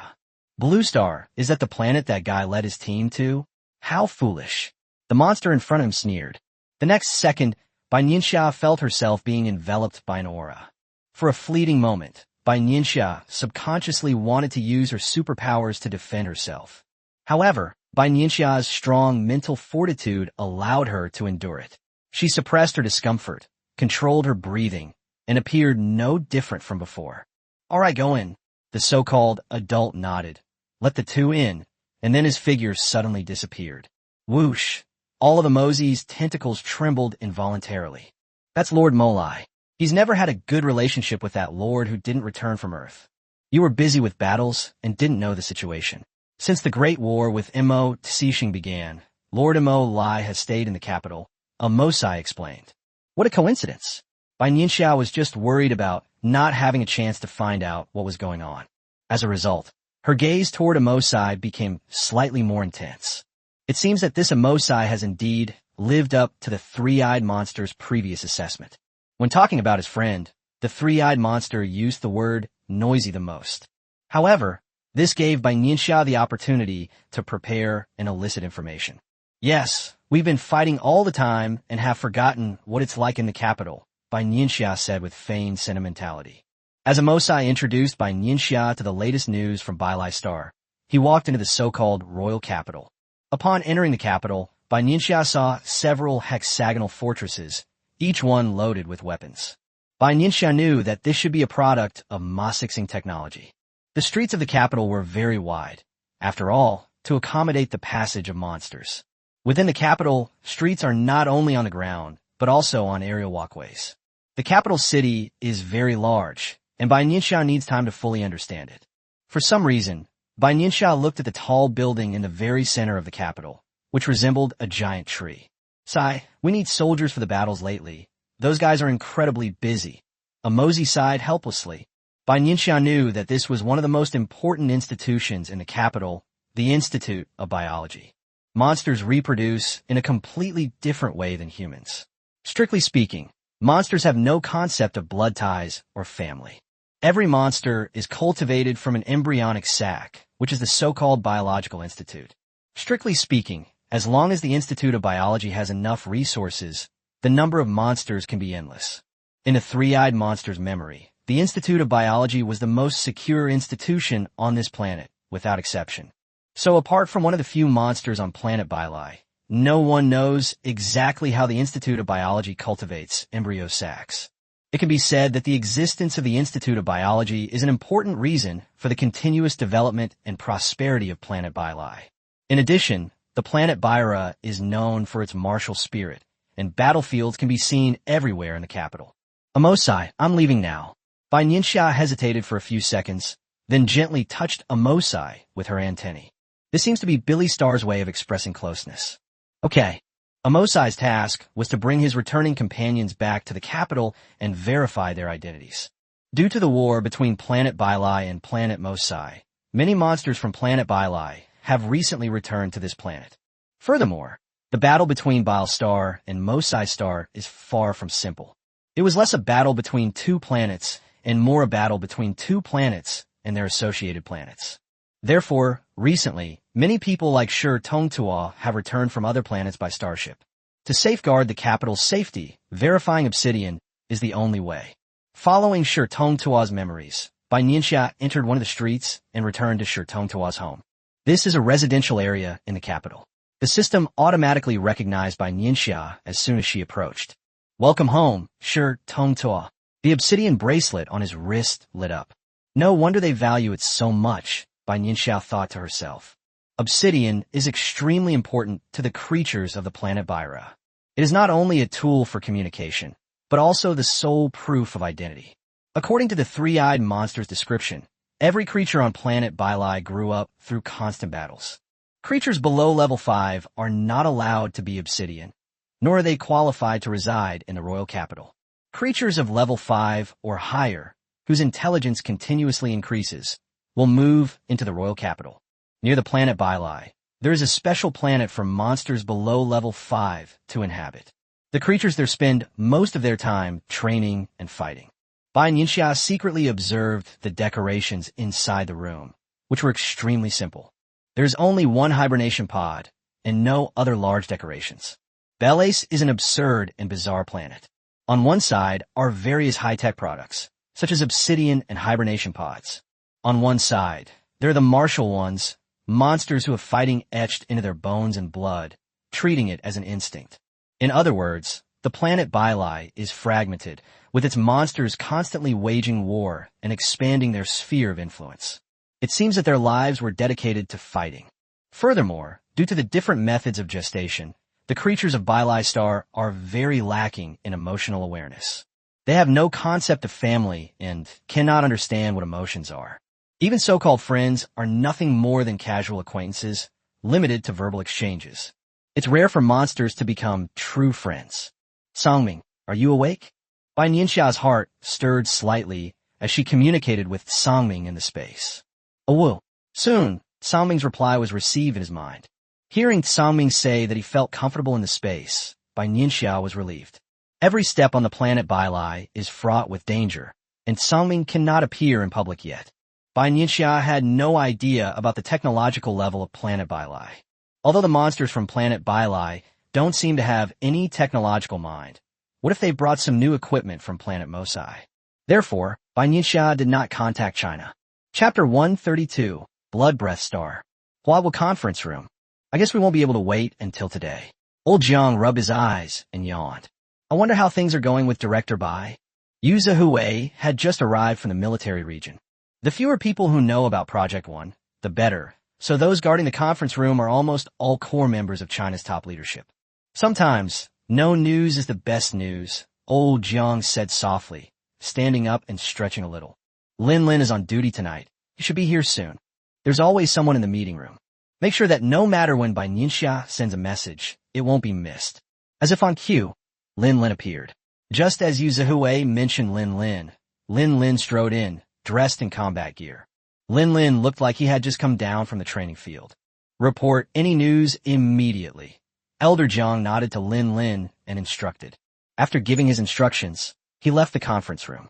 He had worked all day and spent several hours in the conference room that evening, so he was quite tired. Old Jiang is also worried, Yu Zhihui said with a sigh. Looking at Yu Zhihui, who also looked worried, Lin Lin thought to himself, it's not just old Jiang who's worried. Inside the Bile Star family home, Bai Nianxia carefully examined the hibernation pods inside the room.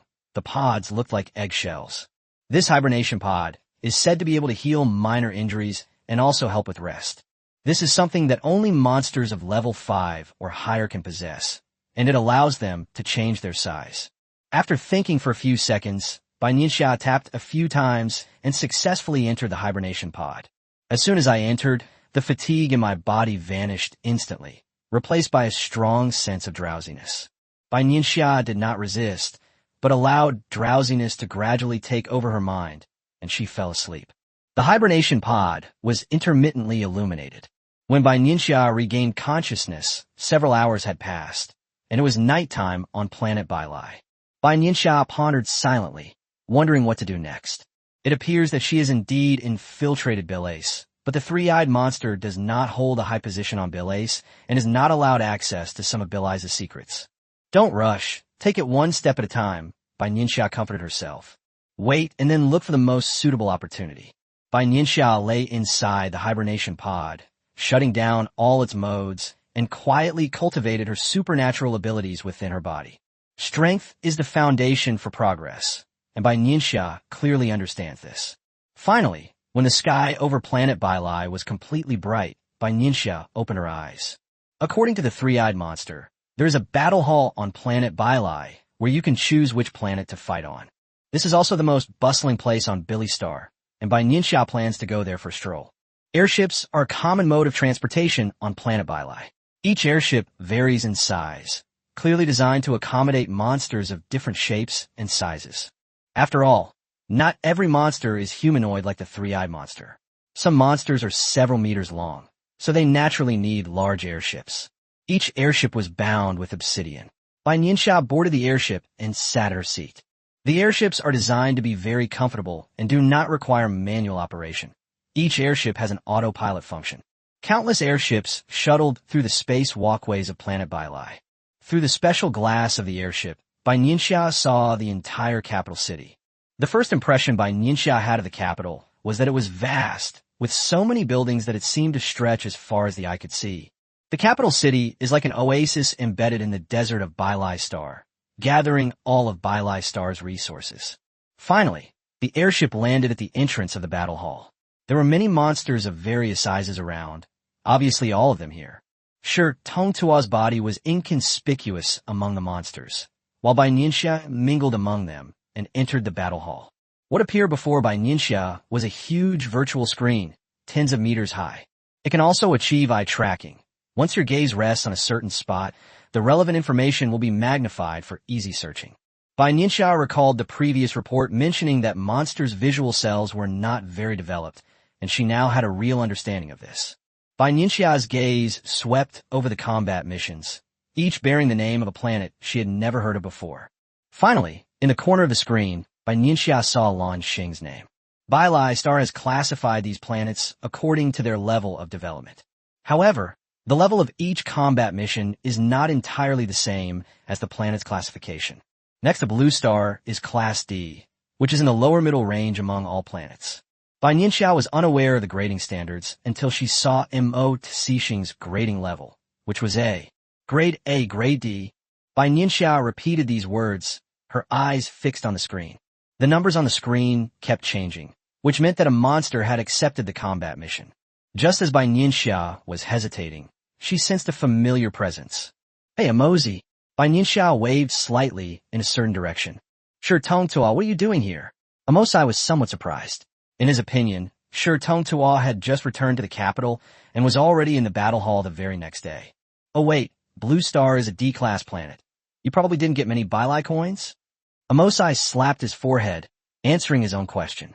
Hearing that Amosai had even come up with a reason for himself, Bai Nianxia nodded in satisfaction. In Ama's view, this meant acknowledging his own speculation. Perhaps this time, we can fight on the same planet, Amozi said excitedly. Every day on the planet Bai, creatures die in battle. Some died on the battlefield, but many more perished while invading other planets. In Bai Nianxia's view, the monsters of Bai Star seem to be born fighters and born invaders. Okay, but which one should we go to? Bai Nianxia threw the question to Amosai. Of course, it's Amosai, this native who knows the situation better. However, in Amosai's view, this was a sign that Bai Nianxia trusted him. It has to be said, this is truly a wonderful misunderstanding. Bloodbreath Star? There's actually a mission from Bloodbreath Star? Amosai's voice rose a few decibels, as if he had seen something. Upon hearing this, Bai Nianxia quickly searched with her eyes and finally found the spot Amosai had mentioned in a corner. Bloodbreath Star, rank F, appeared prominently on the screen. However, in stark contrast to the F level, this mission is classified as F. Grade C.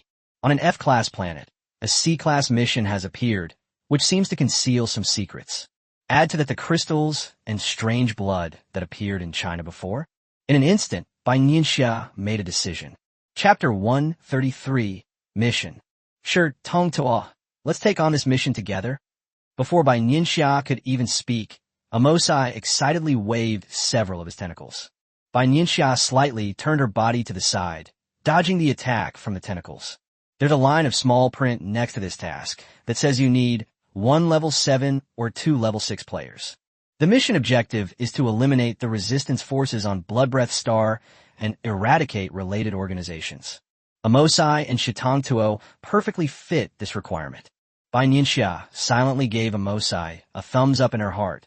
The best assist ever. Okay. Bai Nianxia looked at Amosai with increasing satisfaction. Upon seeing Bai Nianxia's agreement, Amosai immediately picked up Obsidian and began operating it. Done. Soon, the task information on the screen disappeared. Bai Nianxia silently sensed Obsidian and found that it already contained her and Amosai's team information. Bloodbreath Star. I've never been there before. Amosai and his brother hugged Bai Nianxia with their tentacles. Bai Nianxia struggled silently for a few moments, then gave up helplessly. It was Amosi who was being embraced, not herself, not herself, not herself. After mentally preparing herself, Bai Nianxia chimed in, yeah. Perhaps we should go to the trading post and buy something, Ama suggested, scratching his head. Okay. Bai Nianxia knew that this trading station was similar to a supermarket in China. So the two boarded their respective airships and entered the trading station one after the other. There are no service monsters inside the trading post. Everything is self-service. On a large screen in each room, the price and quantity of different items are displayed. Asteroid sample detector. Infrared radiation shield. Laser gun. With each new item that appeared, Bai Nianxia's eyes lit up. Especially considering the prices of these items, they are incredibly affordable. All of them only cost 1 to 10 biles, which is practically buying cheap stuff. Bai Nianxia couldn't even imagine how crazy old Jiang would be if he were here. Bai Nianxia held her breath and continued reading. What she saw next completely surprised her. Tentacles of an 8th level monster, priced at 3,000 piles. Scales of a level 9 monster, priced at 4,500 piles. A level 7 monster. Bai Nianxia finally understood why the creatures of planet Bailai hadn't used these powerful weapons when they attacked Blue Star. Those are all trash from Mosai Star. These are the real treasures of our Bailai Star. Amosai saw Bai Nianxia staring at those high-tech products with disdain in her eyes. The warriors of Bailai Star do not believe in the trash of Mosai Star. However, when Amosai said this, he probably didn't think about obsidian and hibernation pods, which all came from the trashy Mosai Star he mentioned. Bai Nianxia gently touched Obsidian and saw the balance of Shi Tongtua's account, 2,738 Bailai coins. For a moment, Bai Nianxia didn't know whether this meant rich or poor. If this money is used to buy the remains of these monsters, then it can probably only buy the corpses of level 7 monsters.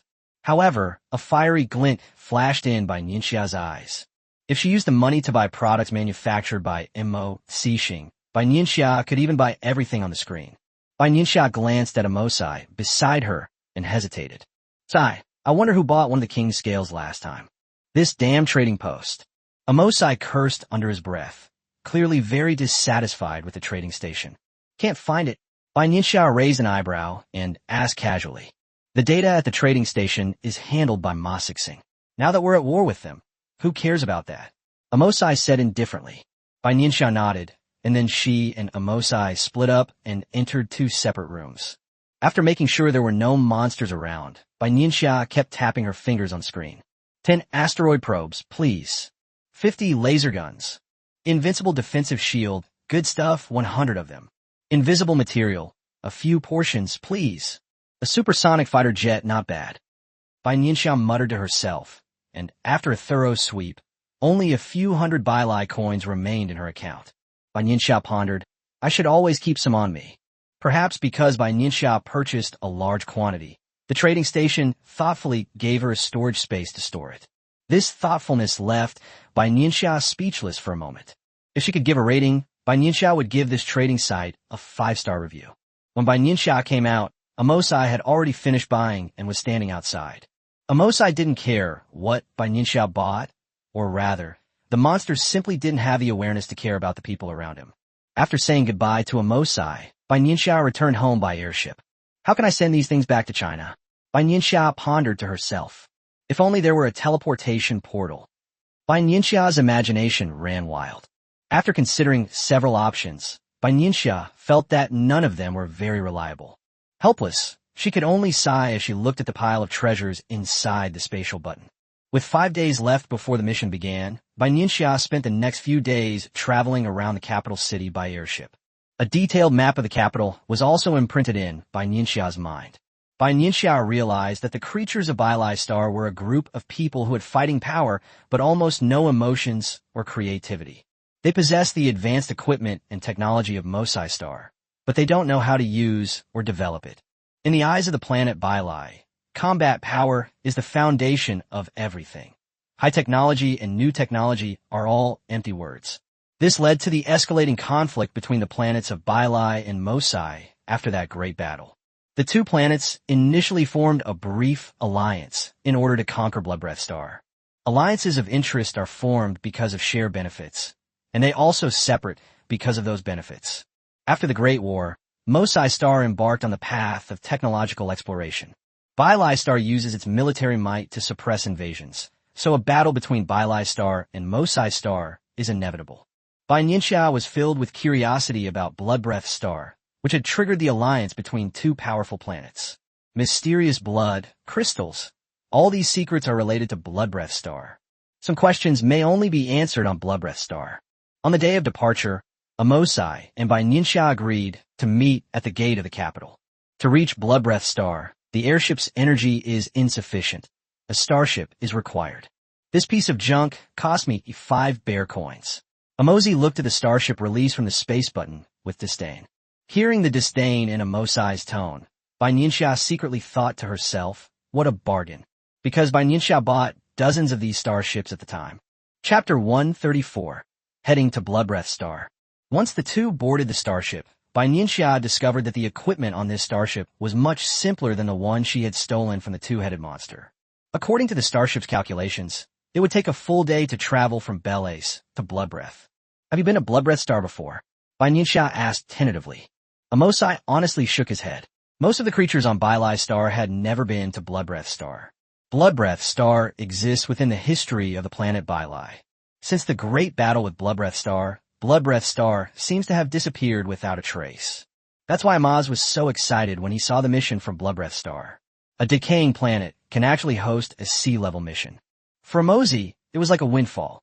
Perhaps everyone has been fighting against Mosai Star lately, a Mosai guessed. Bai Nianxia nodded, but she had doubts about a Mosai statement. She had a feeling that the mission that appeared in the operations hall was not unfounded. Regardless of the circumstances, Bai Nianxia from Bloodbreath Star is determined to go. Since that's the case, why don't we go together with a Mosai? Noisy and dim-witted, he's practically the perfect companion Bai Nianxia envisioned. Amos couldn't stand being idle on the starship all the time, so he went to the simulation training room not long after. Bai Nianxia stayed in the command room, making sure she had control over the starship. Although Amaz doesn't appear to be a threat at the moment. However, it is a foolish act to entrust one's life to someone else. Songming. Bai Nianxia's heart stirred, and she called out to Songming in the space. Oh! Songming's cheerful voice rang out. Ooh, oh. Songming hadn't heard Bai Nianxia's voice for several days and felt a little aggrieved. Alright, I've just been a bit busy lately, haven't I? Bai Nianxia subconsciously touched her nose, a hint of helplessness flashing in her eyes. In the past few days, she has indeed focused all her attention on exploring the capital city. Bai Nianxia saw the message on the screen. They were now very far from planet Bai. Bai Nianxia crossed her arms, lowered her eyes, and pondered for a while, then took out the device that old Jiang had given her and sent the first message to China. China. The once quiet meeting room was now filled with the sound of beeping. Old Jiang suddenly stood up from his chair, and with a thud, the chair fell to the ground. Was that a message from Director Bai? The staff member asked, pointing to the screen. 2 words appeared on the screen. Safety. Upon seeing those 2 words, old Jiang breathed a huge sigh of relief, and the worry in his eyes lessened considerably. The fact that Bai Nianxia was able to send a message means that she has safely infiltrated Bai Star. Jiang Laoqiang suppressed the surging emotions in his heart and sent someone to inform Tang Lao and the others. Bai Reizi is what followed was the information Bai Nianxia had recently collected, as well as photos of the technological products purchased by the trading station. As the photos appeared one by one, old Jiang's breathing became rapid. His shocked lips curled into a wide smile, his eyes shone brightly, and his hands clenched in a fist so tightly they turned white. What happened? Yu Zihui rushed over and saw old Jiang's agitated state. He subconsciously held his breath and looked anxiously at old Jiang, wondering what bad thing had happened. This. Old Jiang pointed at the pictures sent by Bai Nianxia. He now regretted that he hadn't suggested going with Bai Nianxia back then. He would be willing to stay in the space and touch these devices. Unlike now, we can only look but not touch, like a piece of meat right in front of our mouths, but we can't eat it. Yuzhe turned to look at the screen and noticed the two words peace that Bai Nianxia had sent at the beginning. His expression immediately relaxed. You scare me to death. Yuzuhui's forehead was sweating a little. He had rushed over as soon as he heard the news. On the way to Blood Breath Star. This was the last message Bai Nianxia sent to China. Blood Breath Star. Yuzuhe stared intently at the words Blood Breath Star. It's probably related to the crystal and that strange blood. Yuzuhe frowned, having a hunch that Bai Nianxia went to Blood Breath Star because of these things. Highly likely. Old Jiang nodded, having someone organize the information Bai Nianxia had sent back. Both of them knew Bai Nianxia. She was someone who didn't give up easily. Even before going to Bai Lai Star, Bai Nianxia felt that Blood Breath Star was very strange. Having this opportunity to investigate, I certainly won't let it pass. Before long, dozens of people arrived at the meeting room. The first step of Project 1 has been a success, Old Tang said in a deep voice. Bai Nianxia successfully entered Bai Lai Star, which is a good thing for China. Yes, Director Bai has it tough, Old Chiu remarked with emotion. Deceiving monsters on a strange planet is no easy task. If Bai Nianxia knew what Elder Tang and Elder Chiu were thinking, she would probably thank that monster with the surname A for his help. According to Director Bai, the cutting-edge technologies in the pictures were all produced by Mosai Star. This shows that the level of technological development on Mosai Star is even higher than we previously imagined. Old Jiang said seriously, some technologies are still just theoretical concepts on Earth. However, mass production has already been achieved on Mosai Star, which is a terrifying difference. Yes, the original Bai Lai Star was already troublesome enough, and now there's Mosai Star on top of that. I think, at Mr. Tang's suggestion, everyone spoke freely and expressed their thoughts. Everyone present knew each other well, so there was not much restraint in their conversation. Everyone pooled their wisdom and efforts, hoping to help Bai Nianxia in some way. We should still improve China's combat capabilities as soon as possible, Yu Zihui said suddenly after remaining silent. The reason why the monsters of Planet Bai Lai were able to wage war against Planet Mosai was simply because of their superior combat power. Technological development is important, but so is enhancing combat effectiveness. The two must go hand in hand. If they choose to walk on one leg like Billy Star or Mosai Star, they will only drive themselves into the abyss. Zhou Yuanzhou's side has recently begun preliminary trials on the second-generation gene enhancer. Old Jiang's furrowed brows relaxed considerably as he recalled the research findings he had seen yesterday. The soldiers in the military region are all stepping up their training to improve their combat capabilities, Yu Zihui added. The meeting lasted for several hours, not ending until late at night. On the other side, Bai Nianxia had no time to imagine how much of shock the information she sent back would bring to China. The starship had approached Blood Breath Star, and Bai Nianxia finally saw the true face of Blood Breath Star. Looking at the Blood Breath Star so close at hand, Bai Nianxia didn't know what to say for a moment. A rare look of astonishment flashed across his face. So this was Blood Breath Star? Chapter 135, Blood Monster, Ad 1. Bai Nianxia was filled with curiosity about this planet. This planet was powerful many years ago, requiring the combined forces of Baira and Mosai to defeat. Has it really turned out like this? Unlike the oceans and mountains of Blue Star, the dark red rocks of Baira Star are different.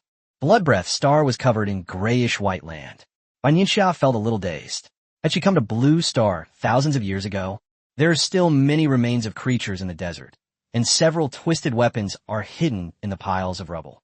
Is this Blood Breath Star? Amosai's eyes widened, clearly shocked. Bai Nianxia's first impression of Blood Breath Star was its quietness, so quiet that it seemed as if no life existed there. This should be not far from the second largest city on Blood Breath Star, which is also one of our main destinations. Amosai looked at the message inside the obsidian and said in a low voice. He had never taken this mission to heart, and now, seeing the Blood Breath Star in such a state of decline, he was even more indifferent. We're really lucky this time, Amosi said excitedly, waving his antennae. For Amaz to encounter a sea-level mission on an F-level planet was incredibly lucky. Bai Nianxia's expression remained unchanged as she carefully recorded everything she saw with her camera.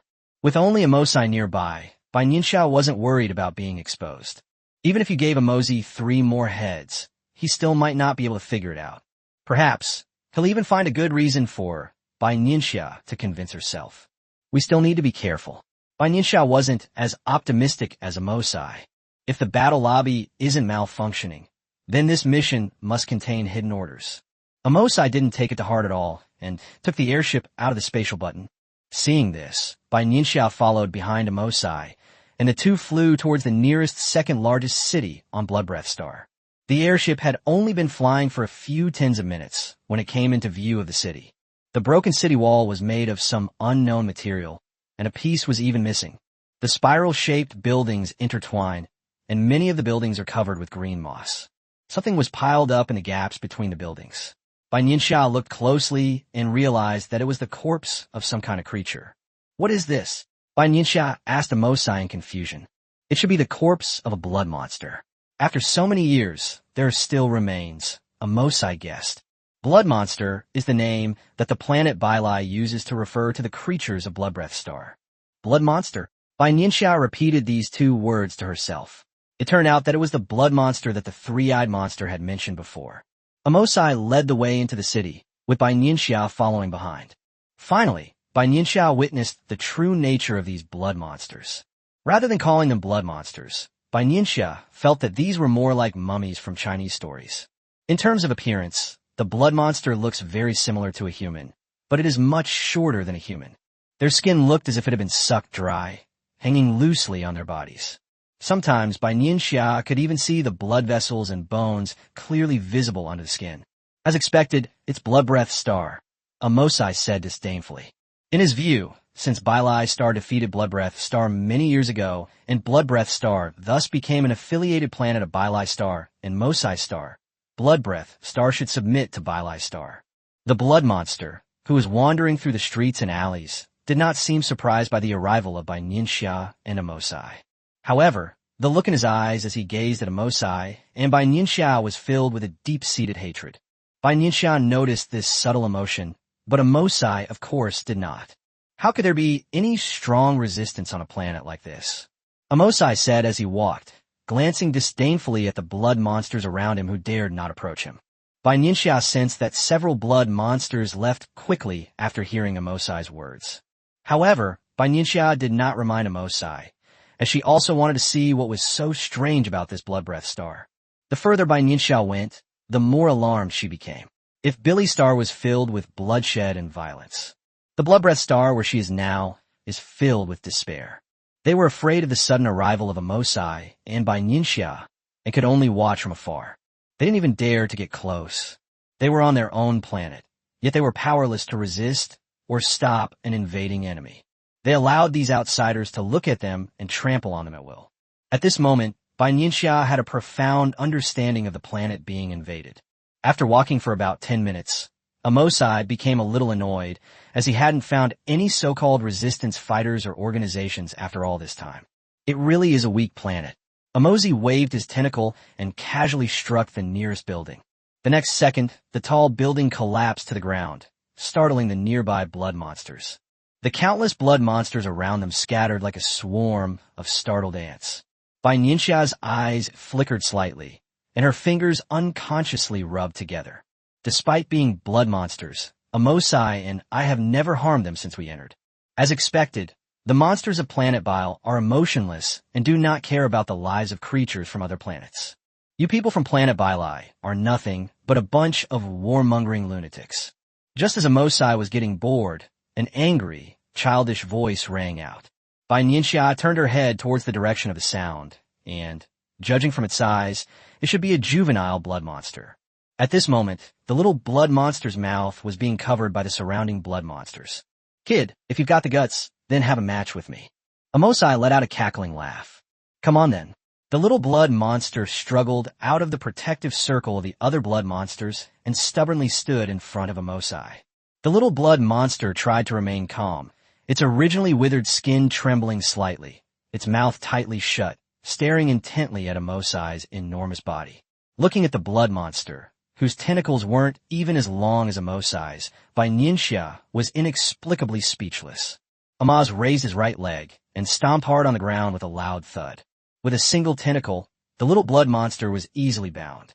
The little blood monster struggled desperately, gasping for breath, trying to break free from Amozi's restraints. However, compared to Amosai, his strength was like an ant trying to shake a tree, utterly insignificant. Amaz tightened his tentacles slightly, and the little blood monster's chest trembled less and less. 1 second, 2 seconds. 5 seconds later, the little blood monster's skin tightened, and it clearly felt its life slipping away. The surrounding blood monsters were in a panic, not knowing what to do. At that moment, something unexpected happened.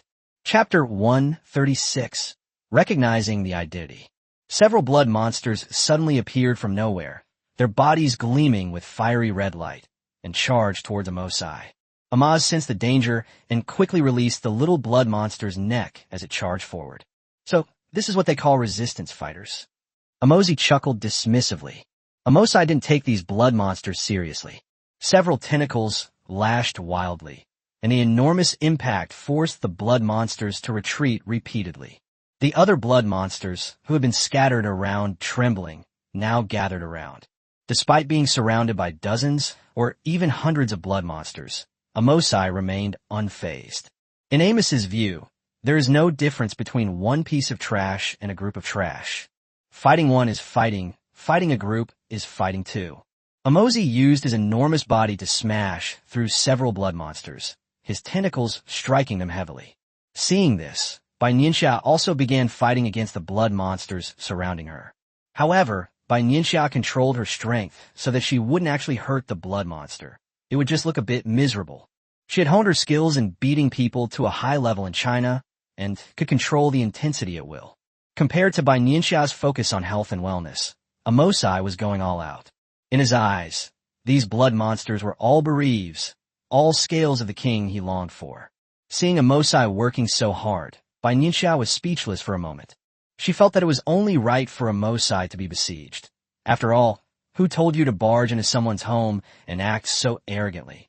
However, Bai Nianxia also knew that she couldn't use ordinary people's thinking to try to understand these monsters on planet Bailai. In their view, Blood Breath Star is the backyard of Bailai Star, and the blood monsters should be their subjects who could be tortured and killed at will. Just as Amosai was entangled in the fight with both sides, Bai Nianxia suddenly felt a chill run down her spine, sensing danger. She instinctively dodged and moved quickly in a certain direction. In an instant, a bright light appeared in front of Bai Nianxia's eyes, shooting straight at Amosai. The moment Amozi was hit by the light, he seemed to freeze, completely motionless. Seconds later, Amosai convulsed, and the tentacles that had been wrapped around the blood monster's neck became limp. Bai Nianxia's pupils contracted slightly as she looked at a blood monster behind Amosai, who held a strangely shaped, pitch-black weapon in his hand. Bai Nianxia knew something was wrong. A second before Amosai closed his eyes, she rushed to Amosai's side with concern and looked at him with worry.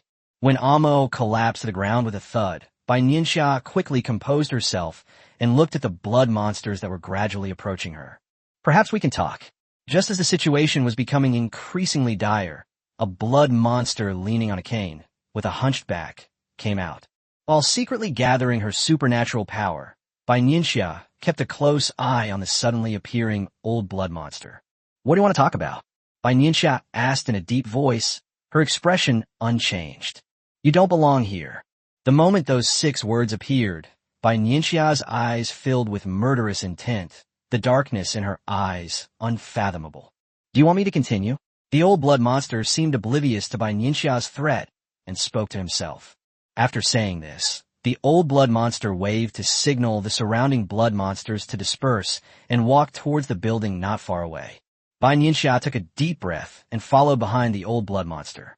She didn't know what the old blood monster meant by those words. Even Billy Star hadn't discovered his identity. Why would he have on this seemingly backward blood breath star? Many thoughts flashed through Bai Nianxia's mind, but in the end, she silently followed the old blood monster into the house. Let me introduce myself first. My name is Shuiyu, and I am the person in charge of this city, the old man said calmly. After speaking, the old man looked at Bai Nianxia, his meaning clear. It's your turn. Bai Lake sing Shitang Tuo. Bai Nianxia's tone remained unchanged, as if she had not been affected by Shui Yu's words. You do not belong to the planet Bai Lai. Seeing that Bai Nianxia still did not tell the truth, the old man shook his head. In an instant, Bai Nianxia's wood-type ability transformed into vines, tightly binding Shui Yu. Even though he was firmly bound, Shui Yu remained unmoved. He even raised an eyebrow at Bai Nianxia with great interest, as if to say, I was right. Bai Nianxia snorted coldly, clenched her fist, and the vines gradually tightened. You want to know why? Shui Yu spoke with some difficulty, but her tone remained very calm. Why? Bai Nianxia's lips curled into a cold smile as she leaned forward, looking at Shui Yu. Shui Yu raised his hand and pointed to the threat on his neck. You know I can't beat you. Shui Yu shrugged, indicating that he posed no threat to Bai Nianxia. That weapon, Bai Nianxia asked meaningfully. If they could instantly injure and knock a Mosai unconscious, then what about their ability to deal with her? You're much stronger than that big guy outside, Shui Yu chuckled. Bai Nianxia slightly relaxed her restraints on Shui Yu. In a place where Shui Yu couldn't see, Bai Nianxia's left hand glowed white, her spatial abilities ready at any moment. It's not in your body. Shui Yu's words made Bai Nianxia frown slightly. What does it mean? Bai Nianxia asked in return. Shui Yu pulled out a glass container that Bai Nianxia was familiar with from somewhere. This is the same substance as what we got from the starship before, and it contains the life force that Bai Nianxia is familiar with. Bai Nianxia knew that she had already uncovered the secret of the mysterious blood. How did you know? Bai Nianxia continued to ask. How do the blood monsters of Blood Breath Star sense these situations? Because this is our companion. Shui Yu glanced tenderly at the blood in the glass container. Upon hearing this, Bai Nianxia froze, a chill running through her. What do you mean by these are their companions? Could it be that the life force I sensed earlier? Bai Nianxia was filled with a myriad of thoughts, and countless speculations flashed through her mind. This is the essence of our people's blood, which only appears at the very end of their lives, Shui Yu said slowly, a look of despair flashing across his face. Any monster of level 5 or above from Bai Lai Star that goes to the capital will be given essence blood by their king, but there is no trace of essence blood in your body. Bai Nianxia never expected that this would be the reason her identity was exposed. A single drop of essence blood signifies the death of a blood monster. I don't know where you come from, but this is the only anomaly on Blood Breath Star in all these years. I can sense that you have no ill intentions towards us. Shui Yu continued, saying that he had witnessed the battle just now. This is one of the main reasons why he told Bai Nianxia all this. Bai Nianxia was different from those monsters on Bai Lai Star. She wasn't someone you could see with your eyes, but someone you could feel with your heart. Perhaps you would like to hear me tell an ancient story. Chapter 137, The Secret of Essence Blood. Many years ago, Blood Breath Star was the most powerful planet in this star field, without exception. The inhabitants of Blood Breath Star are hard-working and diligent. We have vigorously developed science and technology, and under the leadership of several generations of Blood Breath Star leaders, Blood Breath Star has become increasingly prosperous. Back then, Bai Lai Star and Mosai Star were just small planets that had just started to develop. The so-called King of Billy Star now was only around level 3 or 4 back then. Although we are called blood monsters, we do not like fighting. Blood Breath Star is willing to live in harmony with other planets. The secret of the blood monster's essence blood was originally known only to us Blood Breath Star people. It is one of the biggest secrets of our Blood Breath Star. Bai Nianxia keenly noticed this and her eyes flickered. At this moment, Shui Yu was lost in painful memories, her face contorted as if the skin on her face was being tightly squeezed together. Bai Nianxia did not disturb Shui Yu, but waited quietly. Later, in an accident, a blood monster perished while traveling to the planet Bai Lai. The secret of essence blood has been discovered by Bai Lai Star and Mosai Star. From then on, the two planets began a decades-long scheme.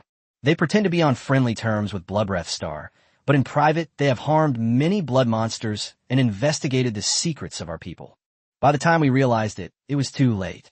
At that time, although Bai Lai Star and Mosai Star could not face Blood Breath Star alone. It's just that the two planets colluded and waged a war against Blood Breath Star for several years. That battle crushed Blood Breath Star, and our outstanding warriors and researchers all sacrificed themselves in the Great War. After the battle, Mosai Star seized all of Blood Breath Star's scientific research achievements, while most of the Blood Monster's essence blood was taken by Bile Star.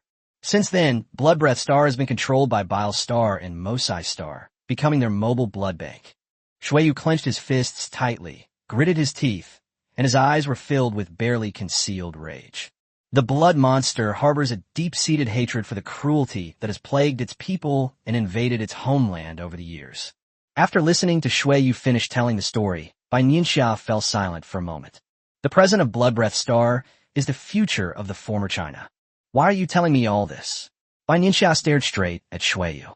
As I just said, you are an anomaly unlike any other that has ever appeared on Blood Breath Star in all these years. Xueyu's eyes seemed to pierce through the soul, dark and mysterious. The Blood Breath Star is currently just barely clinging to life. The Bile Star needs the essence of the Blood Breath Star, but they're also afraid that the Blood Breath Star will become powerful, so they strictly control the number of blood monsters on the Blood Breath Star. When a number of young blood monsters increases, people will be sent to kill them and obtain their essence blood. But in the past, only level 3 or 4 monsters came. This time, there are actually 2 level 6 monsters. Xueyu couldn't understand why this was happening. Upon hearing Xueyu's words, a glint flashed in Bai Nianxia's eyes, and she pursed her lips. Since that great war, Blood Breath Star has been like a caged blood cow, killing a herd to obtain its essence blood whenever needed. Xueyu's throat seemed to be blocked, his tone filled with anger and sorrow. The secret of Blood Breath Star isn't just about essence blood, is it? Bai Nianxia's lips curled up slightly as she took out obsidian at some point. She casually toyed with the obsidian, her tone unchanged, as if she were chatting with Xueyu. You've told me all this just so you can hope I'll join forces with you blood monsters against a common enemy. But on what basis? Bai Nianxia's words hit the nail on the head, piercing Xueyu's heart like a sharp sword. As the head of the second largest city on Blood Breath Star, judging from how obedient the blood monsters outside are to him, Xueyu could not possibly be someone without cunning and strategy. Why would someone like that reveal all their cards? I wanted her to sympathize with Blood Breath Star, and then what? Bai Nianxia curled her lip in disdain. In her opinion, the Blood Monster clan bore a great responsibility for the decline of Blood Breath Star. To put it nicely, it's kindness. To put it bluntly, it's stupidity. It was they themselves who gradually increased the appetites of Bile Star and Mosai Star. Possessing immense treasures, but lacking sufficient combat power, it's only a matter of time before they are devoured and conquered. It seems I wasn't wrong about you. Bai Nianxia's merciless words only brought a smile to Xueyu's face.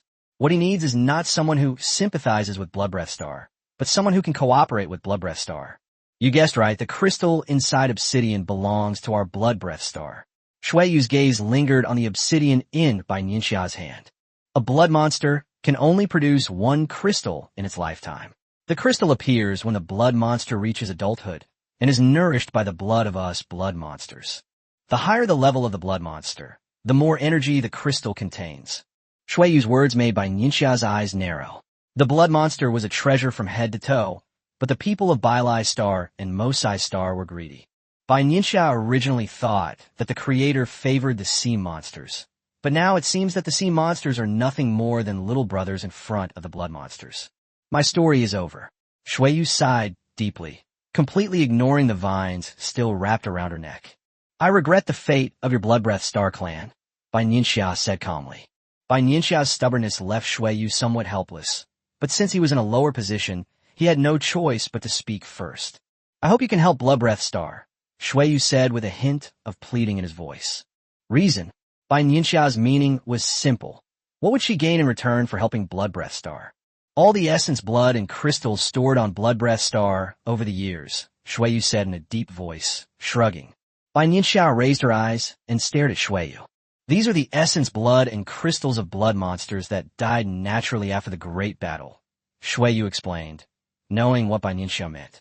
All blood monsters that die of natural causes will agree to hand over their essence blood and crystals to Blood Breath Star. There was no other reason than this was the last thing they could do for Blood Breath Star. Bai Nianxia secretly pondered the words essence blood and crystal, although China has not yet fully absorbed the essence and crystals. However, the fact that crystals can power obsidian and make it a tool for monsters to communicate and identify themselves is enough to demonstrate the power of crystals. But this essence blood reminded Bai Nianxia of the wisp of black substance she had painstakingly separated before. Your essence and blood must be more than that, right? Bai Nianxia asked casually. Upon hearing this, Shuiyu, who had been confident of victory, subtly changed his calm expression. Bai Nianxia keenly noticed this change in Shuiyu. She knew that at this moment, the initiative between the two of them was completely in her hands. Chapter 138, Fatal Flaw. Shuiyu never expected that Bai Nianxia knew so much.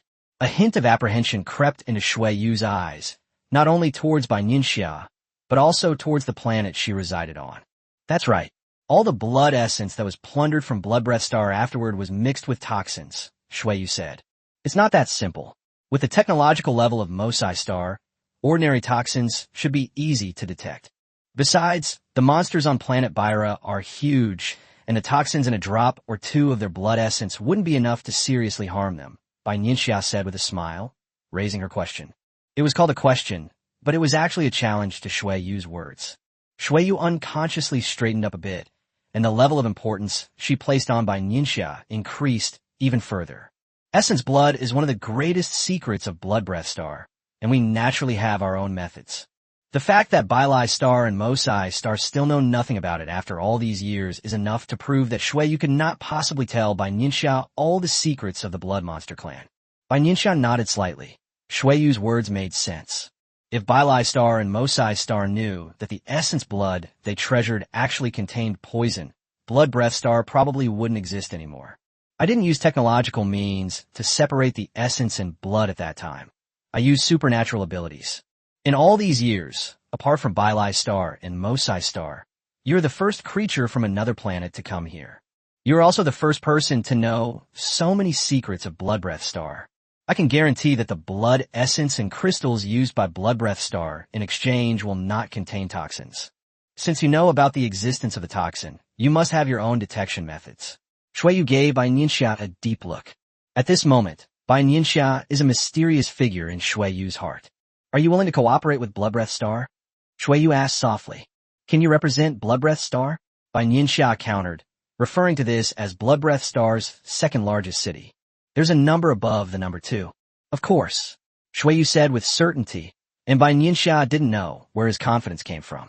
The person in charge of the largest city is my child. Shuiyu's tone was tinged with pride. Upon hearing this, Bai Nianxia's lips twitched. No wonder she immediately suggested cooperation. Good heavens, so it all belongs to your family, Bai Nianxia thought to herself. I can represent Blood Breath Star, so what about you? Shuiyu stared intently at Bai Nianxia and asked nervously. He knew virtually nothing about Bai Nianxia, which was a huge gamble for Shuiyu. I can represent my country. Bai Nianxia's answer was unexpected by Shuiyu. The nation?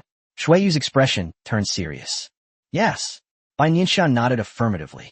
Not to mention that Tang Lao No. 1 plan clearly stated that Bai Nianxia had the highest decision-making authority. Besides, this is Blood Breath Star, not Blue Star, so no one will know what she says. Don't worry. The rest of the countries on our planet won't have any objections, Bai Nianxia reassured Shuiyu. If there are any objections, it will give China an opportunity to make a fuss about it. The warriors of China have been waiting for this for a long time. We will fight until you submit. Shuiyu nodded, understanding Bai Nianxia's implication. Bai Nianxia's country is the most powerful on that planet, and Bai Nianxia can represent her country. Shuiyu only needs to know these 2 points. However, how would you like me to help you? Bai Nianxia was very curious. She was only at level 7, so how could she help an occupied planet?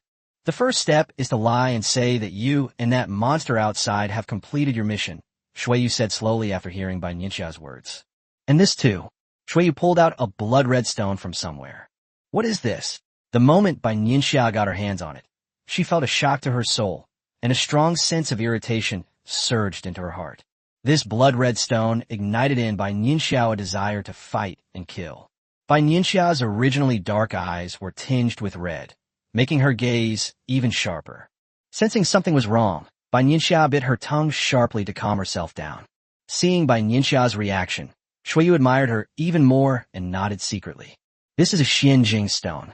Bai Nianxia's eyes gradually regained their clarity as Shuiyu introduced it. You should have sensed its unusual nature by now, Shuiyu said meaningfully. There's an extremely strong killing intent and restlessness here. Bai Nianxia took a deep breath, her voice a little hoarse. Yes, this is a treasure of our blood monster clan.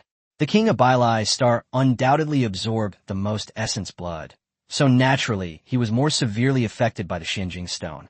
If it were during a battle, the presence of the Xinjing stone would be enough to change the course of the battle and cause its death, Shuiyu said, enunciating each word clearly. The amount of life essence absorbed by the king of Bailai Star corresponds to the number of his own people who were murdered. Upon hearing this, Bai Nianxia raised her eyes and looked at Shuiyu seriously. I never expected Blood Breath Star to have such a treasure. It is indeed not to be underestimated. You should know that Bailai Star and Mosai Star are at war. If Mosai Star wins according to your plan, what benefit will it bring to you and me? Bai Nianxia asked tentatively, in her opinion that Bailai Star and Mosai Star were birds of a feather. Compared to the planet Bailai, which only knows how to fight, the technologically advanced planet Mosai, which he had never been to, was undoubtedly dangerous. Bai Nianxia didn't want her efforts to benefit Blood Breath Star and end up backfiring on them. You probably haven't been to Mosai Star, have you? Shuiyu chuckled and asked upon hearing Bai Nianxia's question. Bai Nianxia shook her head honestly.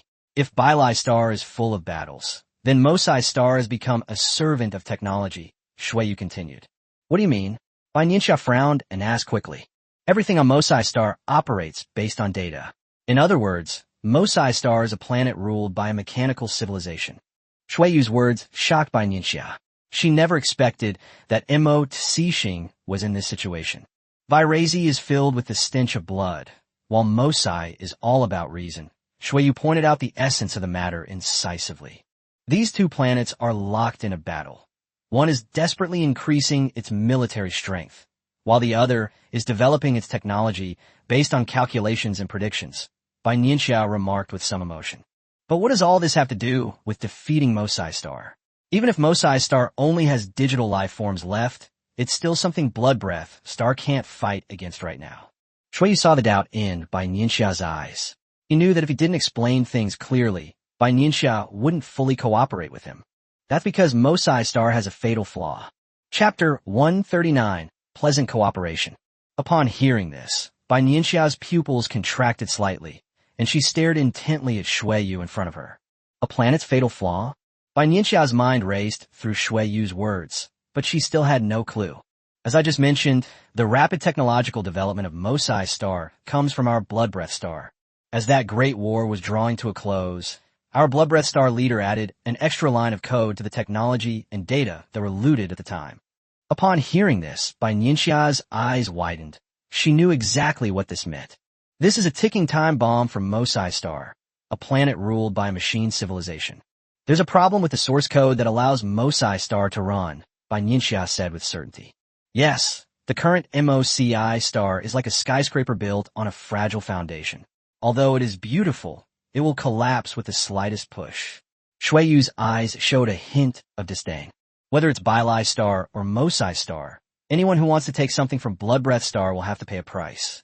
Bai Nianxia's gaze towards Shuiyu held a hint of apprehension and caution. Trading with the Blood Breath Star could easily lead to being set up if one isn't careful.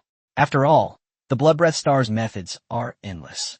Shuiyu naturally noticed the subtle change in Bai Nianxia's eyes and smiled gently. Blood Breath Star would never harm its own kind. Otherwise, we wouldn't have helped Bailai Star and Mosai Star develop in the first place, Shuiyu solemnly promised. I hope so, Bai Nianxia said in a low voice, her gaze hardening. Infiltrating Mosai Star and tampering with its source code must not be an easy task, right? Bai Nianxia gently waved her right hand, removing the vines that had been binding Shuiyu's neck. Shuiyu subconsciously shook his head. The feeling of suffocation was truly unbearable. That's natural. The source code is one of the most important things on Mosai Star, and it won't be easily accessible.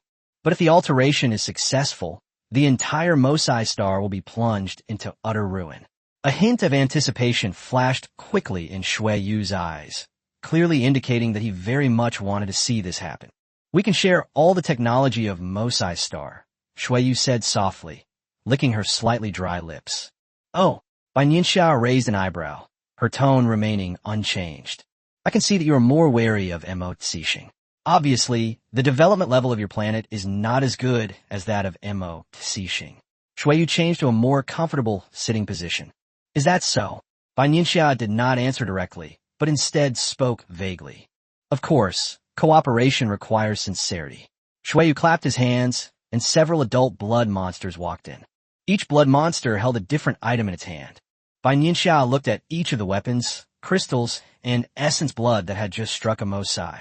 This is my sincerity. This weapon is called the energy gun. It can convert various types of energy. Theoretically speaking, the more energy you charge in, the greater its power will be. The attack on the monster just now consumed the energy that hundreds of adult blood monsters had cultivated over many years. Yu and Bai Nianxia explained that it was true that the blood monster was weak in combat, but Bai Nianxia hadn't expected it to be this weak. How sincere am I? Yu asked with a smile, his tone certain that Bai Nianxia would not refuse. Because this was a condition she simply couldn't refuse, and it was also the foundation and reserves that Blood Breath Star had accumulated over the years. In other words, this is a huge gamble. If Yu misjudges the situation, it means that all of Blood Breath Star's preparations over the past few centuries will have been in vain. It's a pleasure to cooperate. Bai Nianxia smiled slightly as she accepted the items prepared by the blood monsters. Seeing this, Yu secretly breathed a sigh of relief. Although he was certain of his own thoughts, everything was just speculation until Bai Nianxia made a real decision. Yu took out something that looked like a memory card and handed it to Bai Nianxia. This is enough for you to handle the mission on Planet Billy. Upon hearing Yu's words, Bai Nianxia instantly understood what was going on. A Mosey must live, that guy outside, Bai Nianxia said seriously, pointing outside. Without a Mosai, I would be completely lost when I return to Planet Bilai. Seeing Bai Nianxia's expression, Yu guessed that a Mosai's existence could help Bai Nianxia hide her identity, and nodded. I can only guarantee that he lives, Yu added. A Mosey must pay the price for everything he did to the little blood monster. Bai Nianxia nodded indifferently. She knew in her heart that Yu only wanted to injure a Mosai, and would not really make a Mosai half dead. Otherwise, if Billy Star discovers this, and sends even higher-level monsters, it would be a loss. Keep this. Bai Nianxia took out the communicator that old Jiang had given her earlier from her spatial storage. This one can contact me. Bai Nianxia was worried about the communication equipment on Blood Breath Star. It would be terrible if it had some kind of location tracking or eavesdropping function. I am not in China, and do not have the specialized equipment to conduct the test. Since that's the case, it's better to use the communicator we brought. It's safer and more reliable. Yu took it, examined it carefully, and glanced at Bai Nianxia with a puzzled look. This communicator indicates that the planet Bai Nianxia is on is not of a high level. But why? It's impossible for a powerful figure like Bai Nianxia to exist on a planet like that. Not to mention that they infiltrated Bilace and went undetected. Yu kept his questions to himself, knowing that Bai Nianxia would never be able to answer them for him. Asking is pointless and only makes you look incredibly foolish. Immediately afterwards, Yu gave Bai Nianxia a thorough review of the history and important figures of Bilai Star and Mosai Star. Make sure that when Bai Nianxia meets him again, she will be prepared and ready. This is the flaw in the source code of Mosai Star. You only need to tamper with this one place, and all the robots on Mosai Star will go on strike. Yu solemnly told Bai Nianxia this. Bai Nianxia nodded, making sure she remembered it. It seemed to be nighttime on Blood Breath Star, and the sky had turned blood red. This is the most beautiful time on Blood Breath Star. Yu and Bai Nianxia turned to look out the window together. When she finished talking with Yu and went outside, a Mosai was covered in blood, and 3 of his tentacles had been cut off. How long will he be unconscious? Bai Nianxia asked calmly. A day and a half. Yu replied affirmatively. Bai Nianxia nodded. Then we'll set off for Bilace Star tomorrow. The timing will be perfect. So when Amos woke up, he should have been on the starship. Chapter 140, Support. The nights on Blood Breath Star are different from those on Bilai Star and Blue Star. They're tranquil, yet imbued with a touch of mystery. Bai Nianxia looked up at the night sky, which was empty. She couldn't help but feel a surge of emotions, longing for the nights on Blue Star. If there were no apocalypse, China right now would probably have bustling night markets, working people just getting off work, and new parents helping their children with their homework. The arrival of the apocalypse and the existence of monsters caused everything to disappear completely. The familiar everyday life we once knew is now nothing but a pipe dream in this apocalypse. I wonder how many people wish they could wake up one morning to find the world still the same. However, all of this was just a beautiful fantasy. You seem to be missing your planet, Shuiyu said softly, appearing beside Bai Nianxia at some point. Longing is silent, yet can be felt. To be honest, I admire you. Shuiyu's eyes were full of seriousness. As one of the high-level leaders of Blood Breath Star, he had witnessed countless things over the years. Arriving alone on a strange planet is no easy feat. Bai Nianxia faces a situation of complete isolation and helplessness, and even if she were to sacrifice herself, her companions would be completely unaware. You're amazing too. Bai Nianxia didn't turn her head, but kept looking up at the night sky. She was speaking from the heart. Under such circumstances, maintaining stability within Blood Breath Star and getting all the blood monsters to work together requires not only great strength, but also extraordinary wisdom. Shuiyu shook his head with a sneer. Was he powerful? If he were, Blood Breath Star wouldn't be in its current state. All the blood monsters are trapped on Blood Breath Star, and even revenge requires cooperation with Bai Nianxia. In a galaxy, plundering and fighting are everywhere. Many years ago, Blood Breath Star did not lose to Bai Star and Mosai Star, but to kindness and greed. Kindness needs to be armed in order to curb greed, Shuiyu said thoughtfully. Bai Nianxia sighed slightly, feeling somewhat saddened by the current situation on Blood Breath Star. I hope your planet will not repeat the mistakes of Blood Breath Star. This was Shuiyu's sincere wish. No, it won't happen, Bai Nianxia said with absolute certainty. China is a peace-loving country, but it is not a country overflowing with kindness. We strive to develop technology, and our soldiers train relentlessly, hoping to have the confidence to maintain peace, not the weapons to attack. Hearing Bai Nianxia's certainty, Shuiyu became curious about what kind of planet and country it was. Around Bai Nianxia and Shuiyu, many blood monsters walked around. When they saw Bai Nianxia standing next to Shuiyu, they all showed friendly smiles to Bai Nianxia. Sure enough, no matter which planet it is, a smile is the best means of communication, Bai Nianxia thought to herself.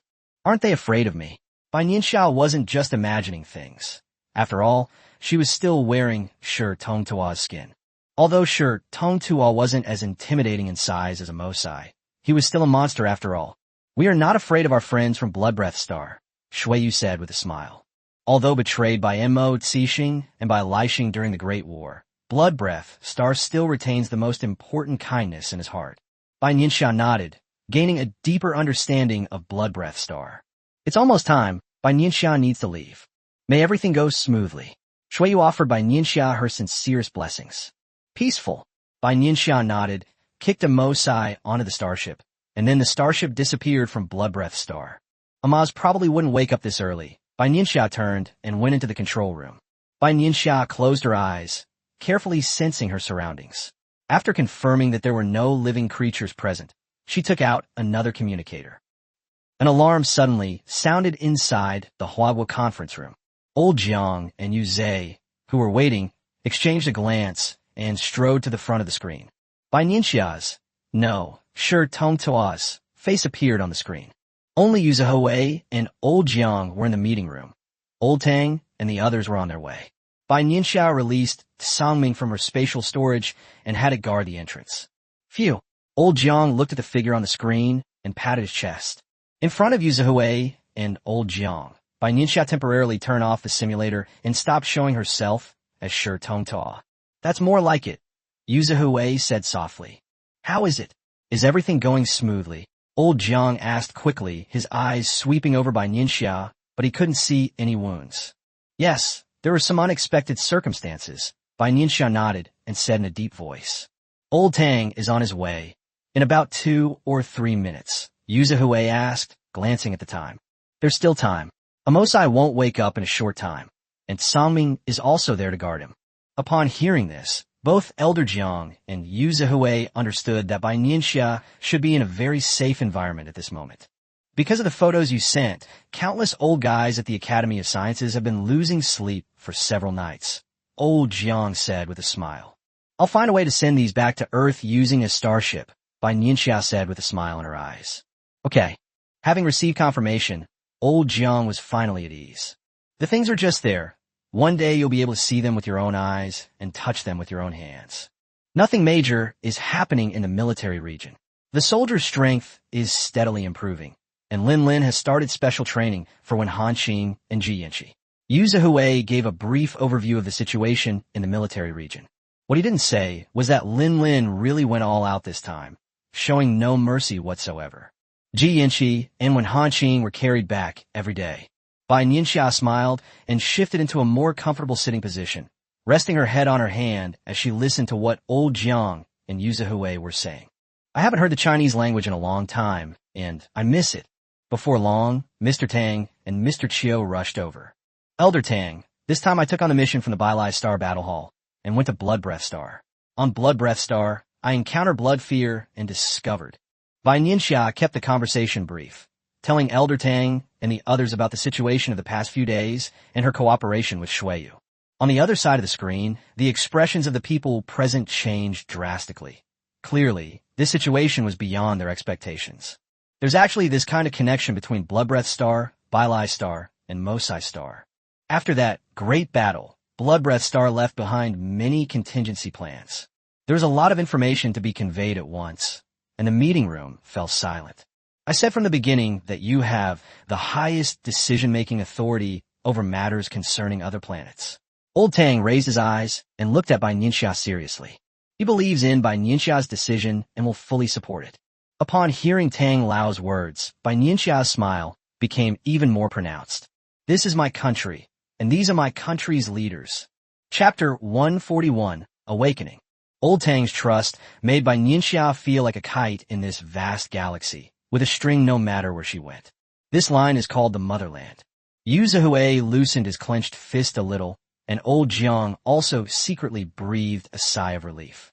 The fact that Bloodbreath Star has a backup plan shows that this planet is not simple. They've already learned their lesson once, so you need to be extra careful yourself, old Tang advised. Bai Nianxia nodded, her face becoming more serious. For Bloodbreath Star, becoming partners is sufficient. There's no need for a deep relationship. This was what old Tang meant, and it coincided with Bai Nianxia's thoughts. I will have a starship send a batch of crystals and essence blood over. The Academy of Sciences can study them, but they cannot be put into use.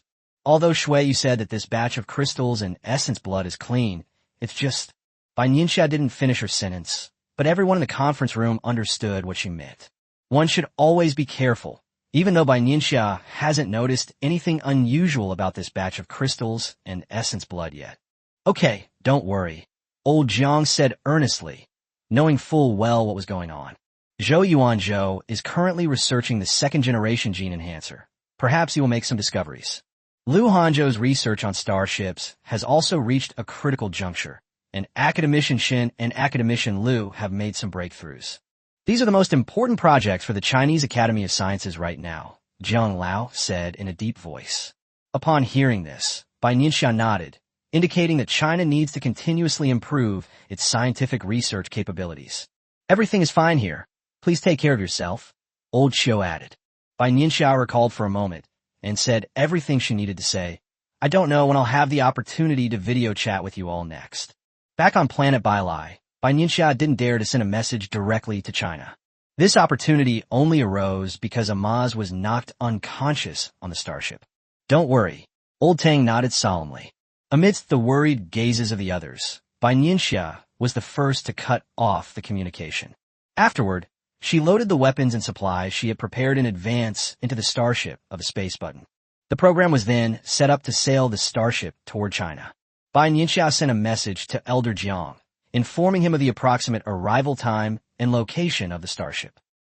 Huawei Conference Room. Director Bai has sent over the time and location. A hint of joy flashed in old Jiang's eyes. All right, Commander Yu, have the relevant bases and military regions prepare for the reception. Old Tang nodded. Yes. Yu Zhihui answered loudly, his voice firm and resolute. All the details of our conversation with Director Bai are known only to the four of us. Everything must be kept strictly confidential, especially anything related to Bloodbreath Star, Elder Tang said earnestly. Don't worry. Yu Zhihui and old Jiang exchanged a glance and nodded to each other.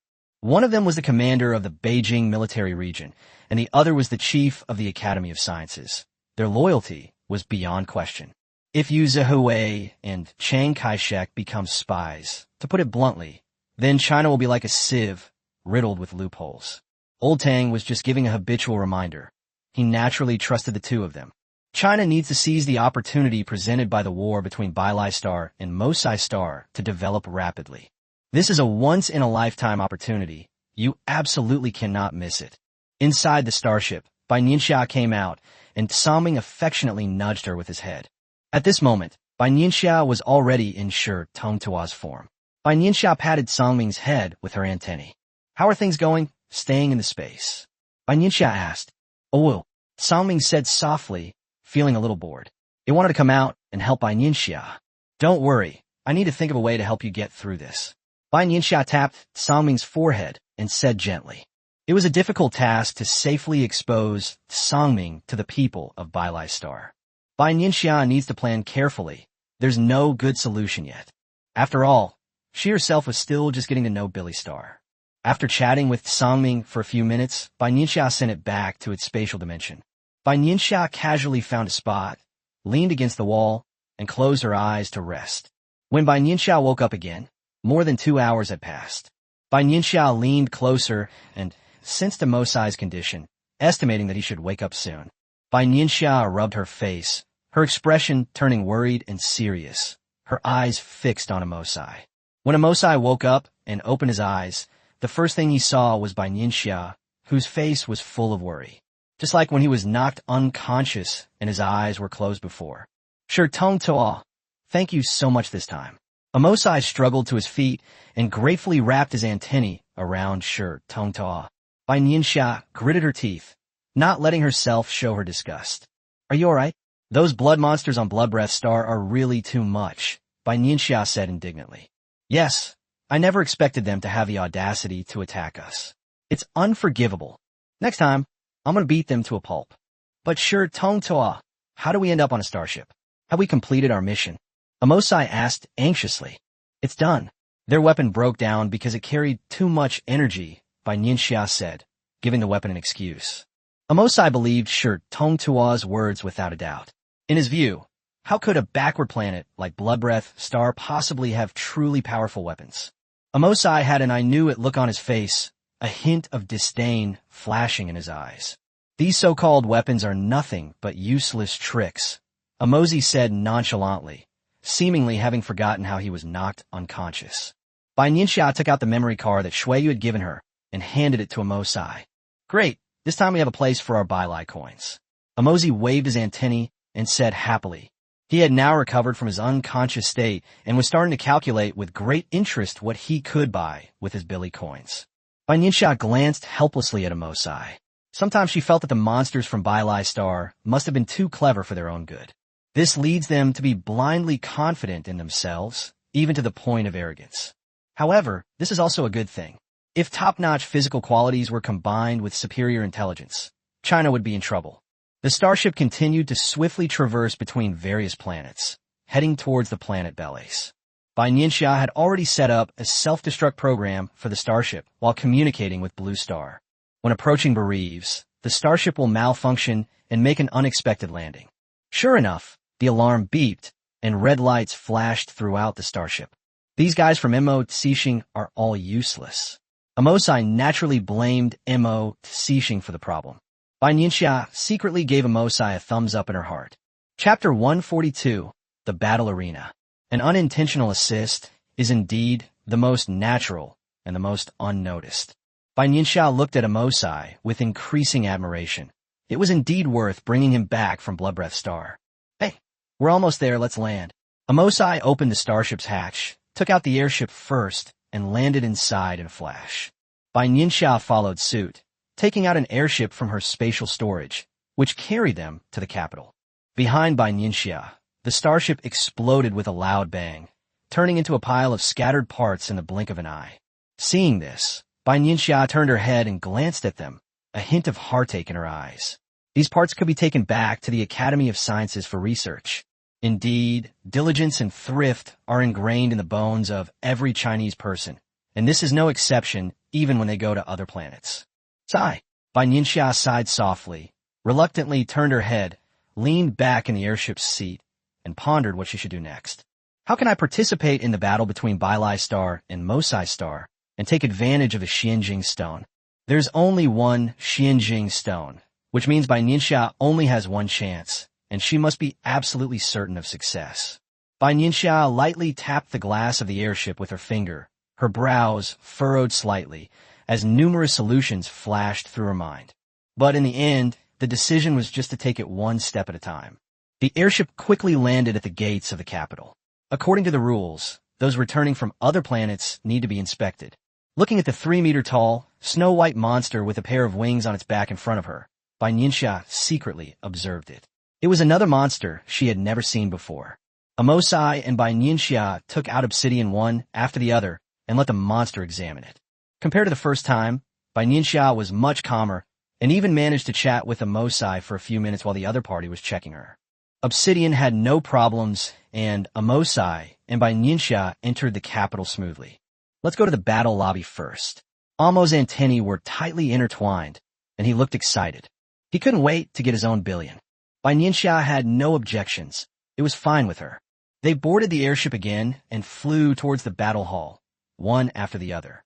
Inside the battle hall, Bai Nianxia handed the memory card to Amosai, looking exhausted. Amosai patted Bai Nianxia with his antennae. I'll take care of it. Upon hearing Amosai's words, Bai Nianxia pretended to be exhausted and nodded, then slowly followed behind Amosai. No monster told her how to operate it. She had no idea how to exchange for Bai Lai coins after completing the task, so she had no choice but to resort to this desperate measure. Seeing that Bai Nianxia was so tired but still followed behind him, Amosai became even more satisfied with his friend. Bai Nianxia saw Amosai walk to a certain place in the operations hall, where there was a black machine made of metal. Amosai put the memory card into the machine, and the next second, Bai Nianxia and Amosai's obsidian flashed a few times. Bai Nianxia clearly sensed that her obsidian notification indicated that 1,000 Bai Lai coins had been deposited into her account. It really is a C-rank mission, but the Blood Breath Star's level is too low, otherwise it wouldn't only be 1,000 Bai Lai coins. Amosai curled his lips in disdain. In his view, the Blood Breath Star's F-level rating was the sole reason that the mission's rewards were affected. Bai Nianxia didn't care, mainly because she had never had this concept before. Therefore, Bai Nianxia had no idea how many Bai Lai coins she should receive for each level of mission. Having obtained the Bai Lai coins, Amosai waved his tentacles at Bai Nianxia before boarding the airship and leaving.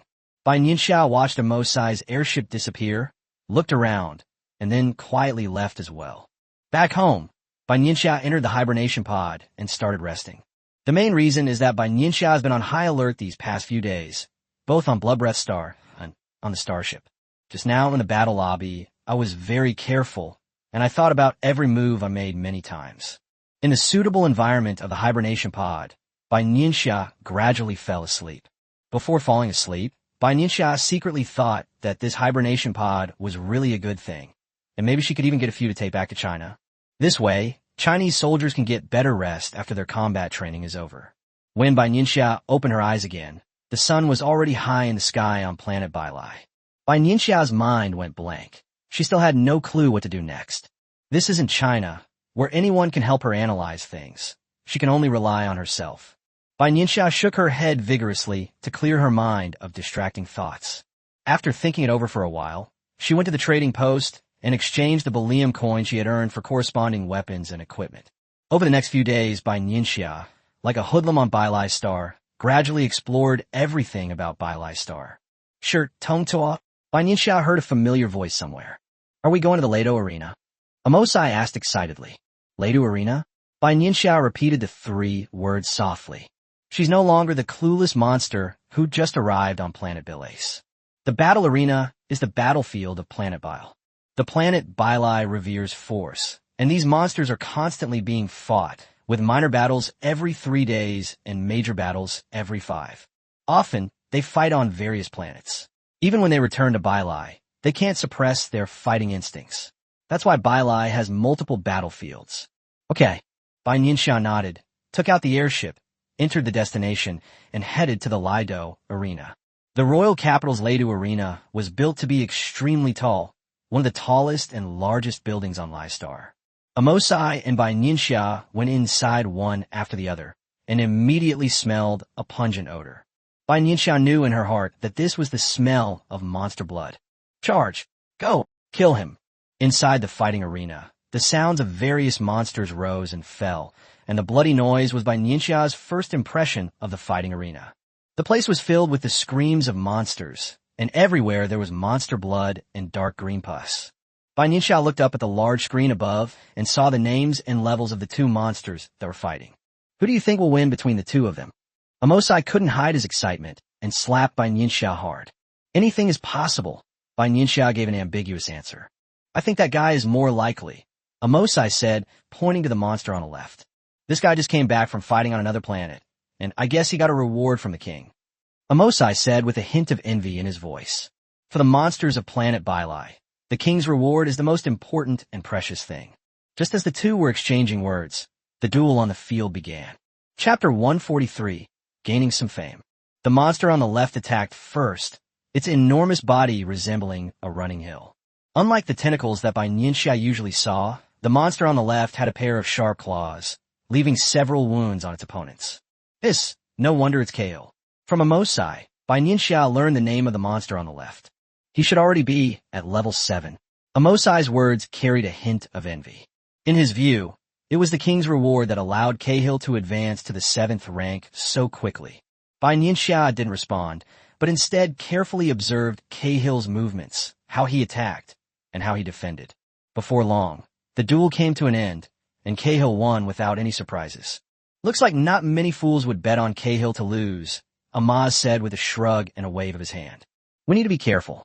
According to the rules of the Lado Arena, Cahill has the right to choose his opponent. Shi Tong. Before Amosai could finish speaking, he noticed that Shi Tong, who was standing next to him, was enveloped in a ball of white light.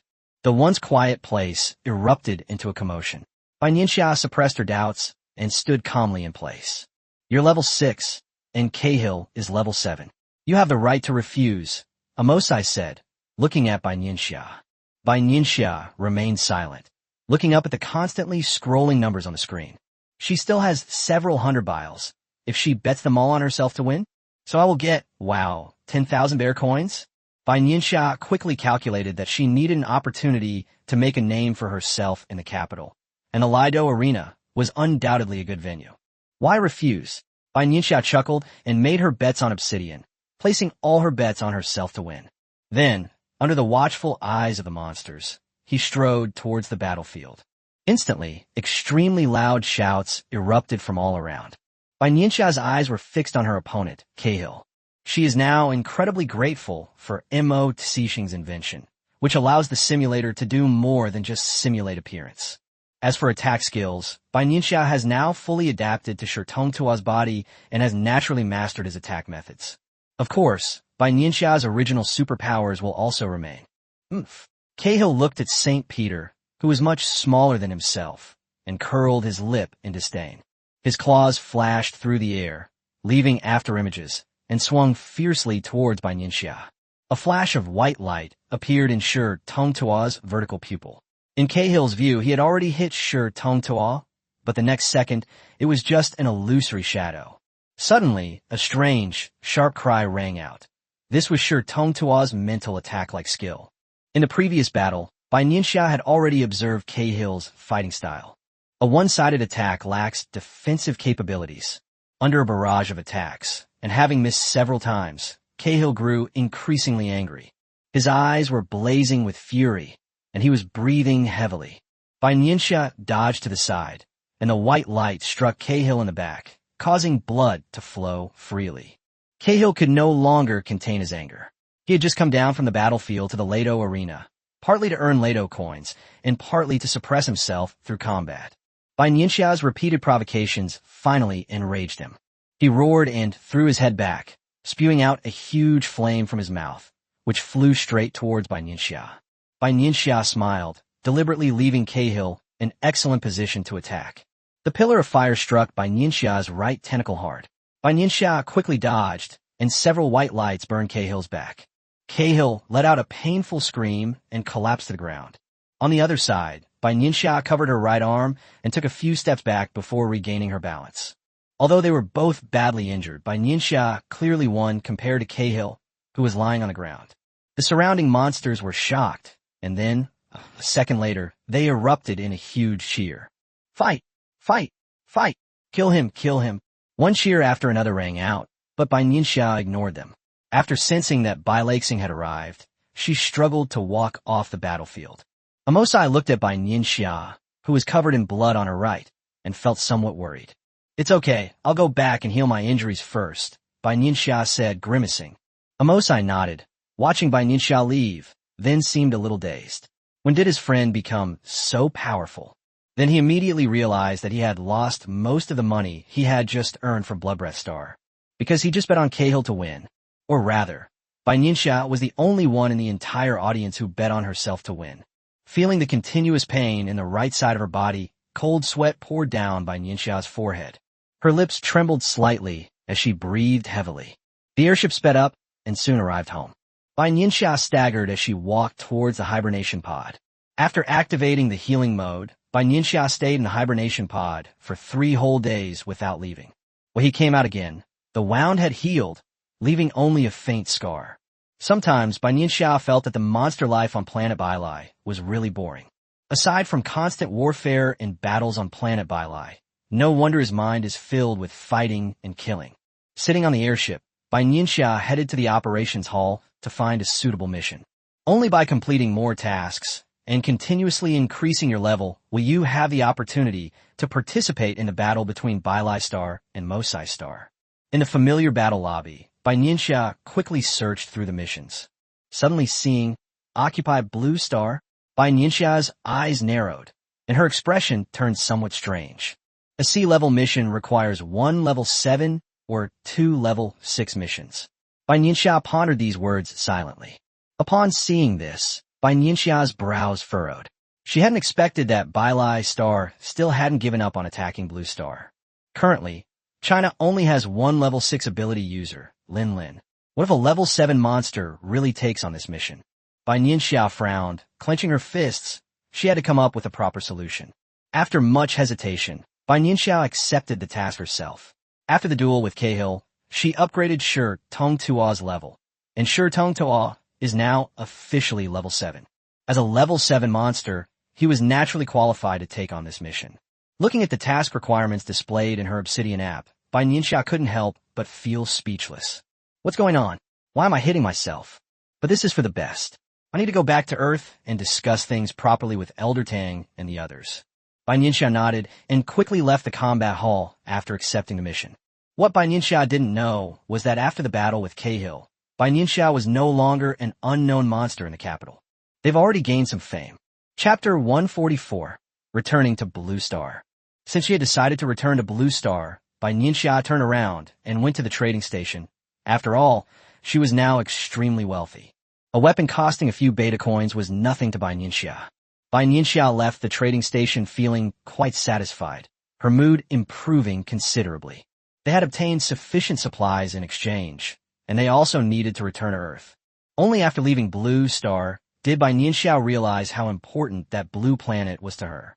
Bai Nianxia's smile never faded. She was somewhat impatient. However, since she is currently on planet Bailai, she must follow planet Bailai's requirements and first send starships to other planets to pick up low-level monsters. Bai Nianxia arrived at the gates of the royal capital in an airship and took out a starship from a spatial button. The starship started up and disappeared into the sky in an instant. Several hours later, Bai Nianxia arrived at this planet, an affiliate of the planet Bailai. She looked at the hordes of low-level monsters on the planet, waved her hand, and casually selected a group. Bai Nianxia was having a severe case of trypophobia, and her subconscious thought was to strike them dead with lightning. Bai Nianxia placed these low-level monsters on another level of the starship, restricting their movement. Bai Nianxia originally planned to leave some for Zhou Yuanzhou to do research and kill the rest without anyone knowing. However, upon seeing the monster on the virtual screen, Bai Nianxia instantly changed her mind. What a great training opportunity. These monsters will become the whetstones for the Chinese warriors. They were already quite far from Bailai Star when Bai Nianxia sent the message that she was going to return to Blue Star to Elder Jiang and the others. When Jiang Lao and Yu Zihue first saw the message from Bai Nianxia, They were somewhat dumbfounded. What do you mean by, I accepted the mission to attack Earth? A few seconds later, the two realized that Bai Nianxia was coming back. The two quickly reported the news to Mr. Tang. Upon hearing the news, Mr. Tang was initially excited, but quickly calmed down. Billy Star still hasn't given up on Blue Star. They're still thinking about attacking it. For Billy Star, Blue Star is just one of the planets they want to conquer.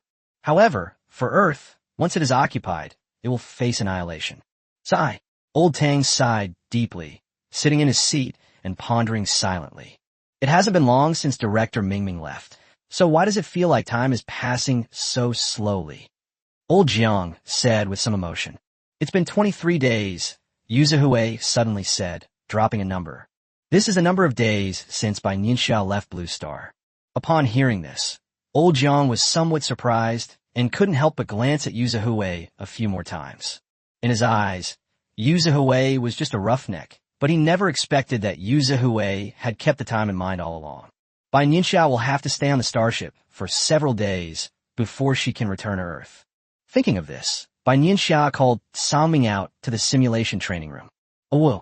Sangming seemed to have just woken up, and Bai Nianxia was shocked to find that Sangming's strength had improved. Bai Nianxia slapped her forehead, then kicked Sangming hard, sending it flying into the simulation training room. Out of sight, out of mind, all the hard work and toil is less effective than a peaceful nap in the vast ocean. Even Bai Nianxia felt extremely unbalanced. For the next few days, Bai Nianxia and Sangming spent almost all their time in the simulation training room. As the familiar planet drew closer, Bai Nianxia felt a rare sense of trepidation, as if she were returning home. Why isn't it here yet? Old Jiang stood anxiously to the side, muttering to himself. Yeah, we should be almost there. Yu Zhihui, standing to the side, kept glancing at his watch. Lin Lin stood beside the two of them and sighed helplessly. There was still quite a while before they were supposed to arrive. However, one of them was his direct superior, and the other was the chief of the Academy of Sciences, so Lin Lin sensibly kept those words to himself. If you speak out, you'll only suffer the consequences. Minutes later, the starship rapidly transformed from a tiny black dot into a colossal object, appearing before the group. The hatch opened, and Bai Nianxia and Sangming appeared. Old Jiang waved his hand, and several people in protective suits used instruments to examine Bai Nianxia and Sangming from left to right. The main reason is that this is the first time that humans from Earth have returned from outer space, so we have to be extra careful. Seeing that no problem could be detected using existing Chinese technology, Mr. Jiang breathed a sigh of relief. Welcome back. Yu Zhihui smiled, his face full of wrinkles, and grinned as he tried to hug Bai Nianxia. No need. Bai Nianxia was a little overwhelmed by Yu Zhihui's enthusiasm, and she quickly hid behind Sangming. Let's go. Old Tang and the others are waiting for you. None of them knew how long Bai Nianxia would stay this time. I should be able to stay for 4 or 5 days this time. Bai Nianxia set off as soon as she received the mission, and the starship traveled at full speed on the road. Upon hearing Bai Nianxia's words, Yu Zhihui and Old Jiang exchanged a glance, both seeing the smile in each other's eyes. Several people escorted Bai Nianxia into the conference room, with Sangming following behind. Several hundred meters outside the conference room, next to Huiqian, were several baskets of fish and shrimp, all prepared in advance by Yu Zhihui for Sangming. Upon seeing this, Sangming's eyes lit up, and he immediately looked at Bai Nianxia. All right, eat up. Bai Nianxia waved her hand, and Sangming immediately jumped to Huiqian's side and began to eat voraciously. I haven't skimped on its food during this time. Bai Nianxia looked at it with a puzzled expression. There were also plenty of fish and shrimp stored in the space. If she remembered correctly, hadn't Sangming been eating them all along? Can that compare to what I specially prepared? Yu Zhe proudly raised his head. These were all the freshest. During their casual conversation, the group arrived at the conference room, where Mr. Tang, Mr. Chiu, and other relevant personnel were already waiting. As soon as Bai Nianxia walked in, everyone in the conference room stood up instantly, each with a look of respect and a smile on their face. Welcome back, Director Bai. Old Tang led the way, and the entire conference room erupted in applause. Bai Nianxia's fair face was unusually flushed, and she pressed her hand down, gesturing for everyone to sit down. Then let Director Bai tell us about his experiences during this period, Old Tang said, getting straight to the point. Aside from her collaboration with Shuiyu, Bai Nianxia recounted everything that had happened to her. Upon hearing that Bai Nianxia had won the duel against Cahill on Billy's Star, Old Tang glanced at her. On the planet Bile, the danger of fighting monsters is self-evident. Old Jiang frowned, his right hand clenched into a fist, and his breathing was somewhat heavy. Bai Nianxia did this largely in order to obtain more technological products. Their Academy of Sciences still needs to work harder. It's not enough for Bai Nianxia to always bring back the finished products. The Academy of Sciences needs to have continuous independent innovation capabilities. After a long while, the meeting room fell silent after Bai Nianxia finished speaking. Chapter 145, Local Specialties. Many people, even though they were somewhat prepared, were still shocked when they heard Bai Nianxia, the person involved, recount her story. So this is another civilization, another planet. Bai Star still harbors ill intentions towards me. Yes, I didn't expect them to still want to conquer Earth. Those present quickly realized that Bai Nianxia had taken on this task. If it's not completed, then which monster will be next? And what level will it be? Many of the people present looked at each other blankly, at a loss for what to do. All right, you all go back and think it over. We'll have our meeting tomorrow at the usual time. Old Tang knew everyone needed time to adjust, so he adjourned the meeting. Only Bai Nianxia, Tang Lao, Qiu Lao, Jiang Lao, and Yu Zihui remained in the meeting room. All five of them were knowledgeable about the Blood Breath Star incident. How did Blood Breath Star manage to get away with it last time? Yu Zihui keenly noticed the memory card that Shuiyu had provided, which Bai Nianxia had mentioned. While we were on the starship, I sent a message to Shuiyu. They must have used some kind of special effects. Bai Nianxia leaned back in her chair, crossed her legs, and said in a low voice. When old Jiang noticed Bai Nianxia's posture, the serious expression on his face softened considerably. You should have an idea by now, right? Old Qiu asked upon seeing this. Bai Nianxia wouldn't be so calm if there weren't any solutions. The techniques used by Shuiyu and his group are nothing more than deceiving the real thing to fool Billy Star. If it were Mosai's Star, this method wouldn't be easy to implement, but on Bailai's Star, Bai Nianxia leaned forward and a memory card and something resembling a projector instantly appeared on the table. The Academy of Sciences should study it carefully, and it shouldn't be a problem to produce it in the next few days, Bai Nianxia said confidently. We have already provided the equipment, and given the level of the Chinese Academy of Sciences, it should be able to manufacture it. Okay. Old Jiang didn't want to wait a minute longer. He grabbed his things, said goodbye to Old Tang and Old Qiu, and hurriedly left. Old Jiang is under pressure, Yu Zihui said with a slight sigh, feeling helpless. Bai Nianxia frowned subconsciously as she looked in the direction Old Jiang had left. Don't worry. Seeing this, Old Tang poured Bai Nianxia a cup of tea and said gently, as the chief scientist of the Chinese Academy of Sciences, Professor Jiang has seen it all over the years and is able to regulate his emotions well. Scientific research cannot be slow, but it also cannot be rushed. Just as Tang said, as soon as Jiang left the meeting room, the cold air outside cleared his previously drowsy mind. Old Jiang slapped his forehead and chuckled softly in a corner where no one could see him. He realized he had been too hasty. Inside the meeting room, Bai Nianxia nodded. The people present had known Old Jiang for many years and naturally knew him better than she did. You came back this time not just because you took on this mission, right? The rising steam from the tea blurred Old Tang's face.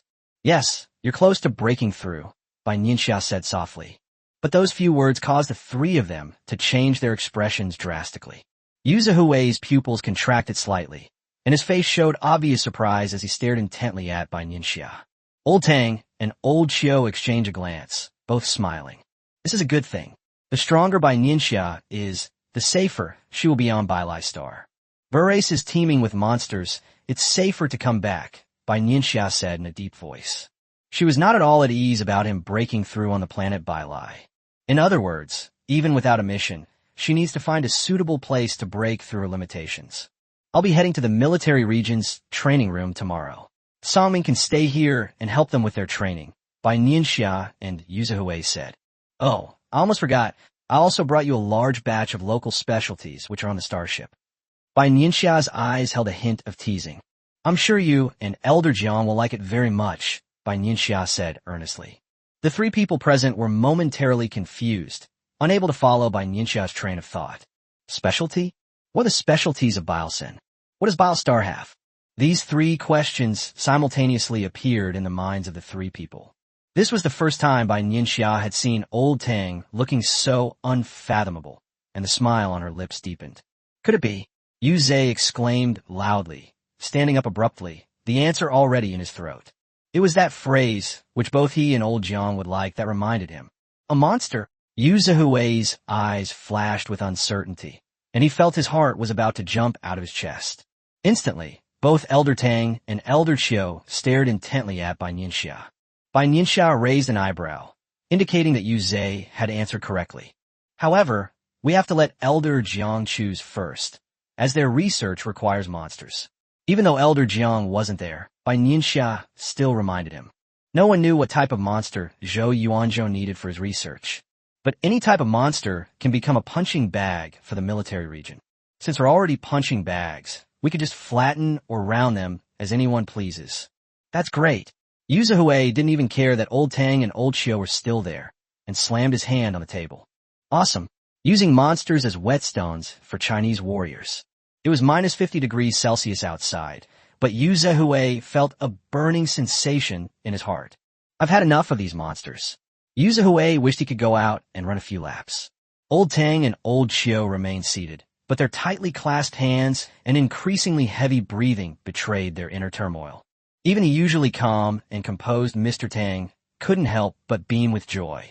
This is far better than Yu Zhehui's shock and disbelief, comparable to Fan Jin's passing the imperial examination. They've been invaded by monsters for so long, and so many warriors have sacrificed themselves. Finally, it was the Chinese soldiers' turn to vent their anger. Thinking of those fallen soldiers, some of whom were never even found. Thinking of the white-haired old people and the innocent children at the memorial service, Yu Zhehui's eyes welled up with tears. Those who were sent to the battlefield to face monsters head-on are the best in the military region. Most of them are outstanding soldiers who have survived temperatures as low as minus 50 degrees Celsius and awaken on their own. As the head of the military region, Yu Zhehui's grief and pain were beyond the comprehension of others. These are all his soldiers. That's why Yu Zhe lost his composure when he heard that Bai Nianxia had brought back a monster. Mr. Tang and Mr. Qiu understood Yu Zhehui's inner emotions and let him vent them. Get a good rest tonight. Even if you break through, don't be impatient, old Tang said to Bai Nianxia as if he were instructing his own child. Yes, don't rush. We're here, old Qiu added from the side. They were worried that Bai Nianxia might force a breakthrough during this period, causing damage to her body. I understand. Bai Nianxia nodded. She knew what she was doing. Back home, Songming skillfully found his spot and lazily climbed down. Bai Nianxia slept very soundly that night. However, some people couldn't sleep at night, and, unable to contain their excitement, ran 10 laps around the military area's parade ground. Chapter 146. A Voice. As a result, when many soldiers in the military region got up early in the morning to train, they saw Commander Yu Zhehui panting heavily. The news of Bai Nianxia's departure was kept secret, so naturally, few people knew that she had returned to Blue Star. Most soldiers assumed that Bai Nianxia had gone to another base or military region. Not bad, you've improved. Outside the cultivation room, Bai Nianxia saw Lin Lin. Lin Lin discovered that he could no longer sense Bai Nianxia's strength level. The gap between the two widened without them even realizing it. Bai Nianxia knew why Lin Lin was here. It was probably because Yu Zhe had called him over. No need to stay here. You should go and spar with Songming. I don't know how long it will take, Bai Nianxia said in a deep voice. Okay. Lin Lin nodded in agreement, looking at Bai Nianxia's determined eyes. Watching Lin Lin turn and leave, Bai Nianxia strode into the cultivation room. Inside the cultivation room, Bai Nianxia sat cross-legged. She shut down her 5 senses, and instantly everything fell silent in front of Bai Nianxia. She felt as if she had entered a deserted place, where she was all alone. White, purple, and green surrounded Bai Nianxia. From a distance, Bai Nianxia appeared to be surrounded by these 3 colors. Bai Nianxia held her breath and focused all her attention on the breakthrough. Gradually, Bai Nianxia's breathing became heavier and more rapid, and large beads of sweat slid down her cheeks to her collarbone and disappeared. Bai Nianxia, who had been sitting upright, almost lost control of her body and began to tremble slightly. Bai Nianxia clenched her teeth, and the taste of blood filled her mouth as it seeped out from the corner of her lips. It is not an easy thing to reach level 8 with 3 different abilities at the same time. Otherwise, Bai Nianxia wouldn't have returned to China to begin her breakthrough. Several hours passed, and Bai Nianxia remained in a cross-legged position. Yu Zhihui had already wandered around outside the cultivation room twice. Commander, Elder Jiang and the others have come to select monsters. Lin Lin rushed over to invite Yu Zhihui. All right, let's go. Yu Zhihui said slowly, looking at the still tightly closed door. It's not easy to go from level 7 to level 8. Director Bai needs time, so please don't worry too much, Lin Lin said, looking at Yu Zhihui's furrowed brows. I know it won't be easy. Yu Shishoint. He was worried about Bai Nianxia on Bai Lai Star, and he was still worried about her after she returned to Blue Star. On the battlefield, a group of warriors surrounded several monsters, each with a serious expression. Most of the monsters were bound by Ji Yanqi and Wen Hanqing using wood-type vines. Those around level 4 were bound by Lin Lin in an ice cage. Zhou Yuanzhou held the notebook and looked through it one page after another, occasionally jotting something down. Mr. Jiang, you've arrived. Yu Zhihui greeted Mr. Jiang with a smile. It seems I left a little too early last night. Old Jiang's words were full of joy. He hadn't expected Bai Nianxia to give them such a big surprise. Many of the bound monsters, looking at Zhou Yuanzhou in his lab coat, bared their teeth and made unpleasant, grating noises. Zhou Yuanzhou rubbed his temples, ignoring the sonic attacks from the monsters. Lin Lin snorted coldly, and several ice arrows pierced the monster's skin, instantly turning the provocation into a howl. Under the threat of Lin Lin's ice arrows, the monster's voice grew softer and softer, clearly indicating that it was feeling afraid. These 5 will do. After about 10 minutes, Zhou Yuanzhou handed the monster numbers to Yu Zhihui. Team leader Zhou has a sharp eye. Yu Zhihui looked at the list. Every monster Zhou Yuanzhou had chosen was very distinctive and different from those they had encountered before. Research should always be ahead of practical application, Old Jiang said with a smile. There's a level 4 one here. Let Lin Lin escort it over, Yu Zhe said in a deep voice as he closed the list. He didn't trust ordinary soldiers. It would be bad if something happened to Elder Jiang and Zhou Yuanzhou. Therefore, Lin Lin is still the safest option. Yes, Lin Lin replied loudly. Inside the meditation room. Has a day already passed? Bai Nianxia felt several times that she was close to success, but each time it was just a little short. Bai Nianxia shook her head to clear away the restlessness in her heart, forcing herself to calm down. She calmed herself down and repeatedly controlled the flow of her supernatural power through her meridians. This process is tedious and painful. Throughout the long night, Bai Nianxia had no idea how many times she had activated her supernatural abilities. The night will always pass, and dawn will eventually break. As dawn broke, Bai Nianxia's supernatural abilities began to circulate faster and faster. At a certain point, all 3 superpowers simultaneously circulated around the meridians once. For some reason, Bai Nianxia felt her body become much lighter. Even though her 5 senses were shut down, she could still perceive the things around her. Bai Nianxia knew that she had successfully broken through. Bai Nianxia opened her tightly closed eyes and saw 3 different colored superpowers appear in front of her. Level 8. Bai Nianxia took a deep breath, her heart churning with excitement and joy, like a lake stirred by a gentle breeze. Level 8 is a high level even on planet Bai Lai. Bai Nianxia stood up with a little effort, and after sensing the current state of her body, she was very satisfied.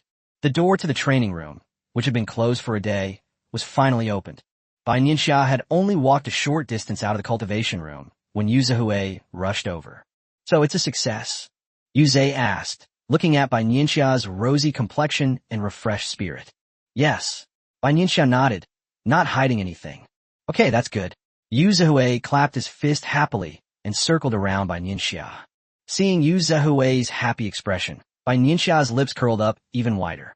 The time it took to break through was beyond Bai Nianxia's expectations, 2 days less than she had predicted. This means that Bai Nianxia will have more time to stay on Earth. Yesterday morning, Elder Tang convened a meeting regarding the matter of Bai Lai Star, and they approved your proposal.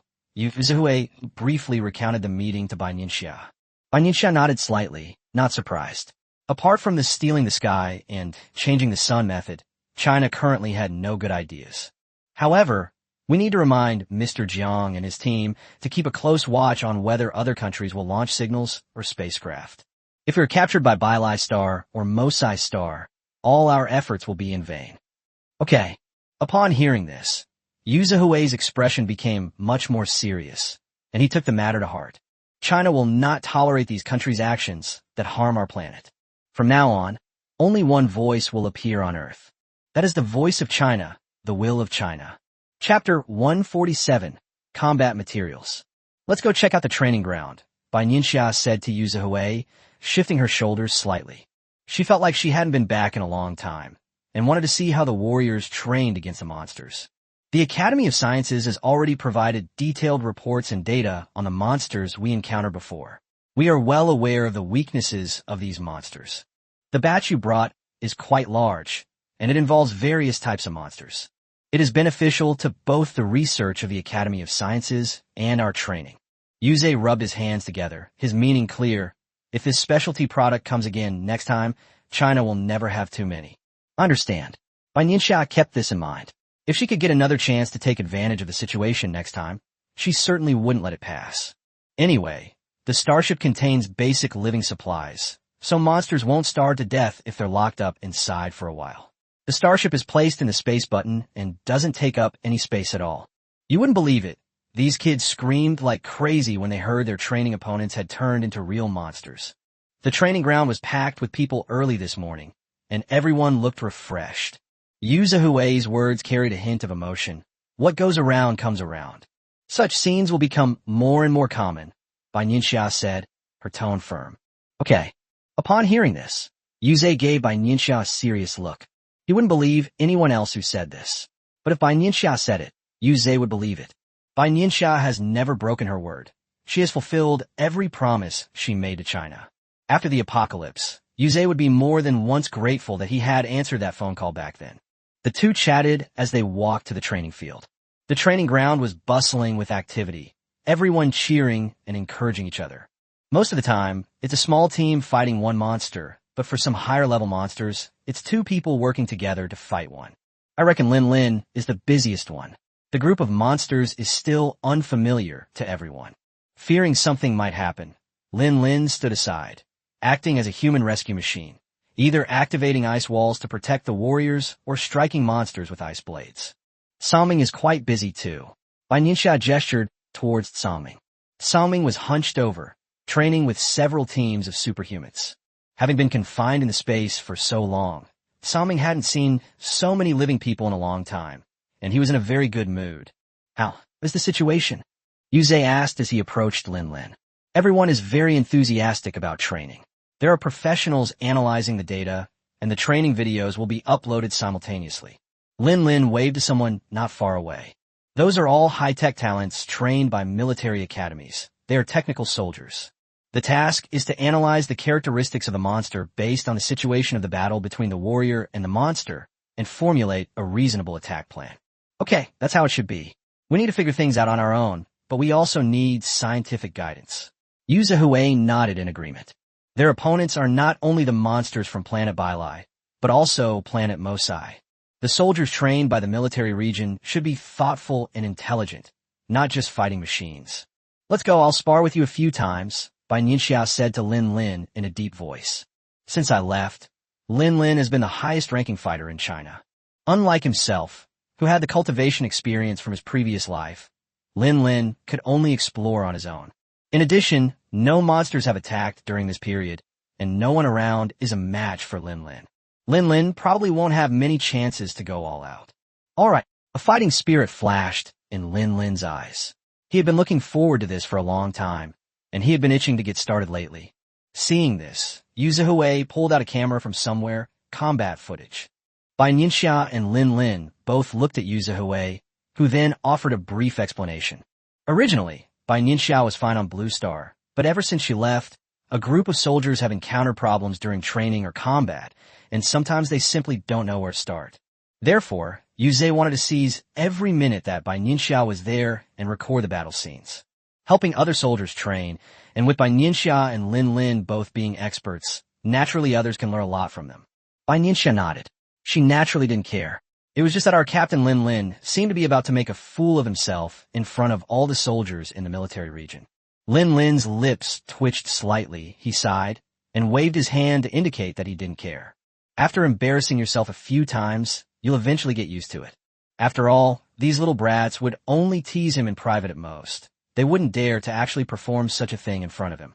I will keep my strength at around level 7, so be prepared. Bai Nianxia gave Lin Lin a heads up in advance. Lin Lin is currently at the late stage of level 6, and he needs pressure to break through. Lin Lin nodded solemnly and strode towards the battlefield. Bai Nianxia stood 20 meters away from Lin Lin. Even though she did nothing, Lin Lin felt a great threat. A blue-white light suddenly appeared on Lin Lin's right hand, and ice arrows were fired in unison, shooting densely towards Bai Nianxia. Bai Nianxia's hair moved without wind, brushing against her face, making her appear serene and peaceful. To outsiders, Bai Nianxia didn't look like she was about to fight at all. However, only Lin Lin, who was standing opposite Bai Nianxia, felt an immense and undeniable aura. The ice arrow, which was originally moving extremely fast, was bound by green vines that suddenly appeared before it even reached Bai Nianxia. The ice arrows swiftly changed direction, flashing towards Lin Lin, who had fired them. Lin Lin frowned, braced himself with his right hand on the ground, and turned his body. A high wall formed by his metal-type ability stood in front of him. With a single move, Lin Lin had already depleted 1/3 of his supernatural abilities. Lin Lin no longer hesitated and mobilized the rest of his supernatural abilities to attach to his right hand. Go! Lin Lin shouted in a low voice, and a large blue and gold fist appeared in the air, rushing straight towards Bai Nianxia. Bai Nianxia remained calmly standing in place until the fist was waving in front of her before she reached out her hand. Bai Nianxia's hand was enveloped in dark, purple lightning-type power. Although it looked weak, it steadily blocked Lin Lin's punch. Get ready. Bai Nianxia said her first words since the start of the battle. Lin Lin knew something was wrong. If it were an ordinary move, Bai Nianxia wouldn't have given him a warning. Before Lin Lin could react, a huge vortex appeared behind him. Is this spatial ability? Yu Zihui, standing outside the arena, saw it clearly and murmured to himself. Lin Lin had no time to resist before being sucked into the space by the enormous suction force. Bai Nianxia clenched her right hand loosely, but didn't make a firm grip. Lin Lin, who was sucked into the space, was immediately plunged into complete darkness and could not sense anything. Here, everything is magnified infinitely. The next second, Lin Lin felt a pressure emanating from his entire body. Lin Lin felt as if his internal organs were about to be shattered, and it seemed that he was going to stay here forever. Chapter 148, Grabbing by the Throat. In an instant, Lin Lin struggled to breathe, and his face turned a terrifying bluish-green. The veins on his neck were bulging, as if he were being choked. He tried to break free by mobilizing all his supernatural abilities, but it was all in vain.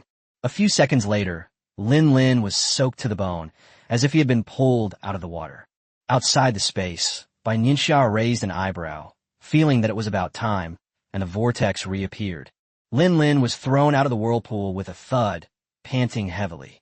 Yu Zihui's eyes twitched involuntarily as he watched the battle. Even though Lin Lin didn't have any additional external injuries, Yu Zihui felt that Lin Lin was in a very bad state at the moment. Bai Nianxia waved her hand, and tree branches formed a giant arm, helping Lin Lin up from the ground. Upon seeing that the duel was over, Yu Zihui quickly walked up. Are you alright? Yu Zihui had never seen Lin Lin like this before. His eyes were filled with deep fear, as if his heart was about to jump out of his chest. Lin Lin staggered a few steps. At this moment, he understood best what the three-eyed monster, Tung Ta, had felt back then.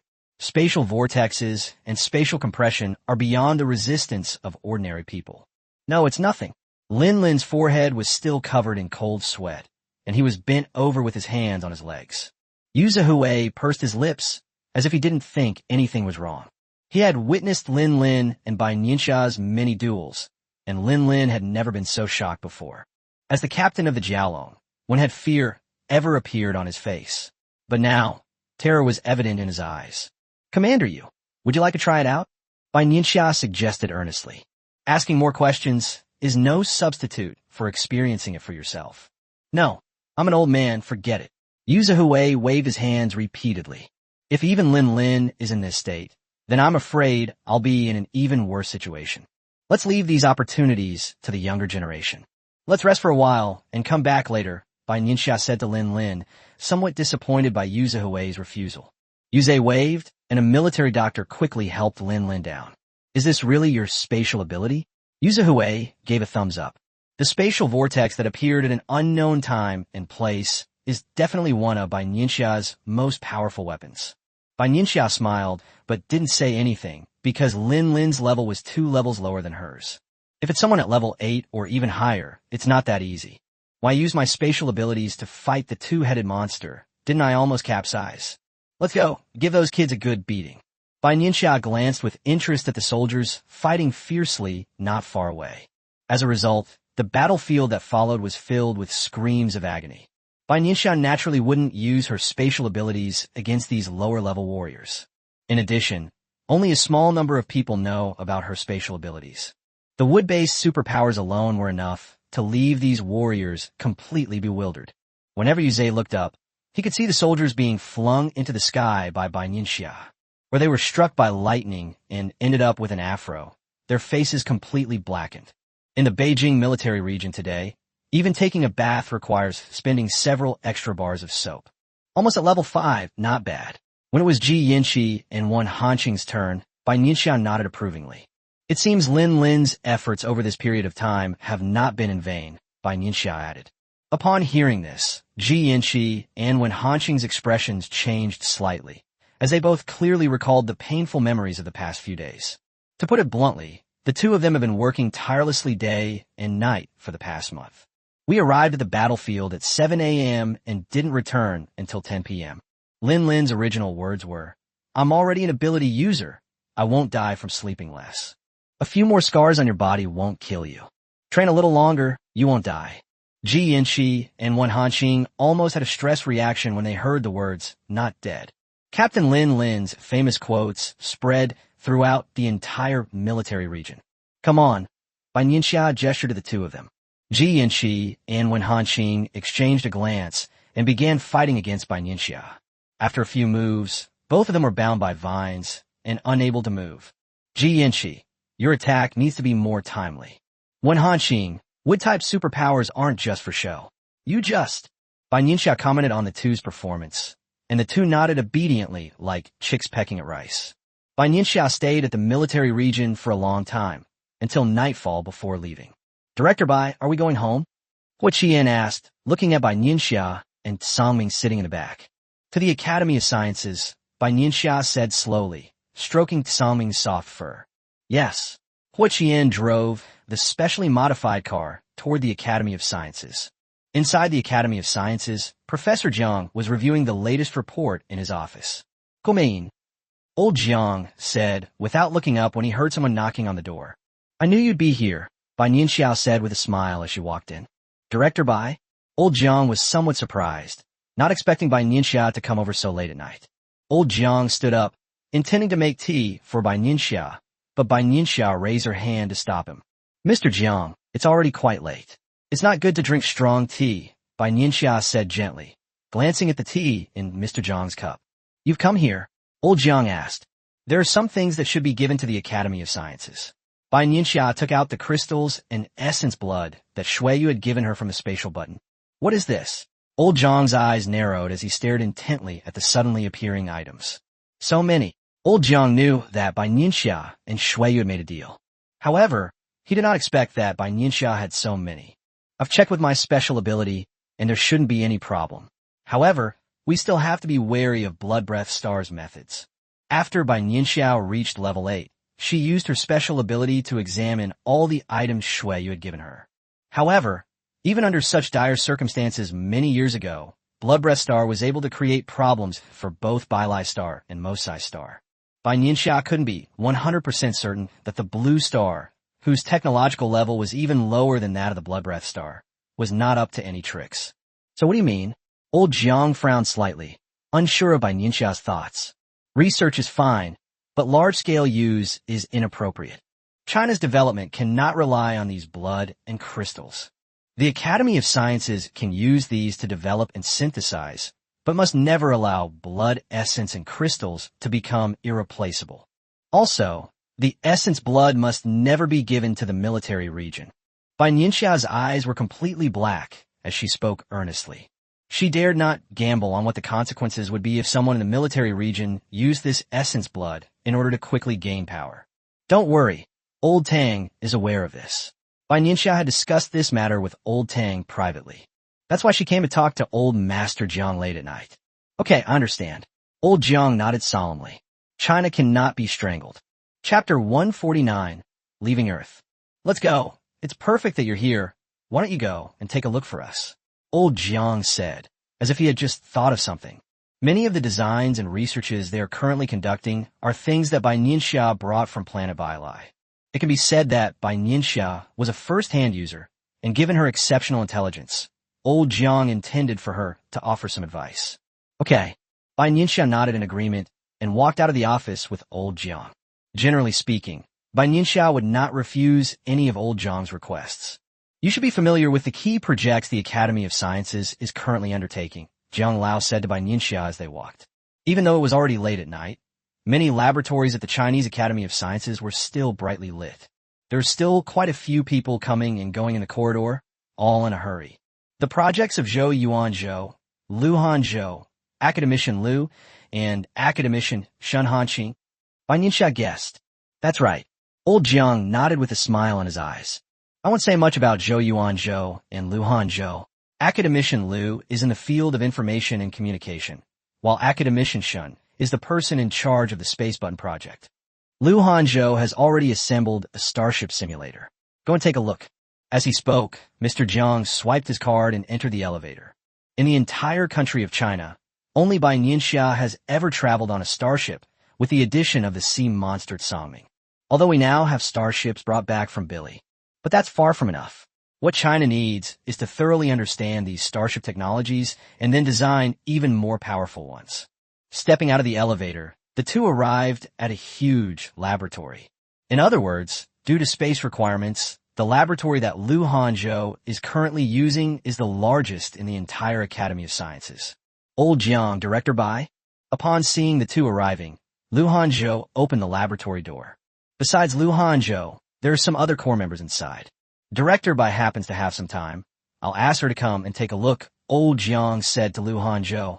Director Bai, this is our first generation of starships, independently designed based on the starships of planet Bailai. In terms of energy, we did not use. A hint of excitement flashed in Lu Hanzhou's eyes as he explained the details to Bai Nianxia. Regarding the operating system, Bai Nianxia inquired carefully.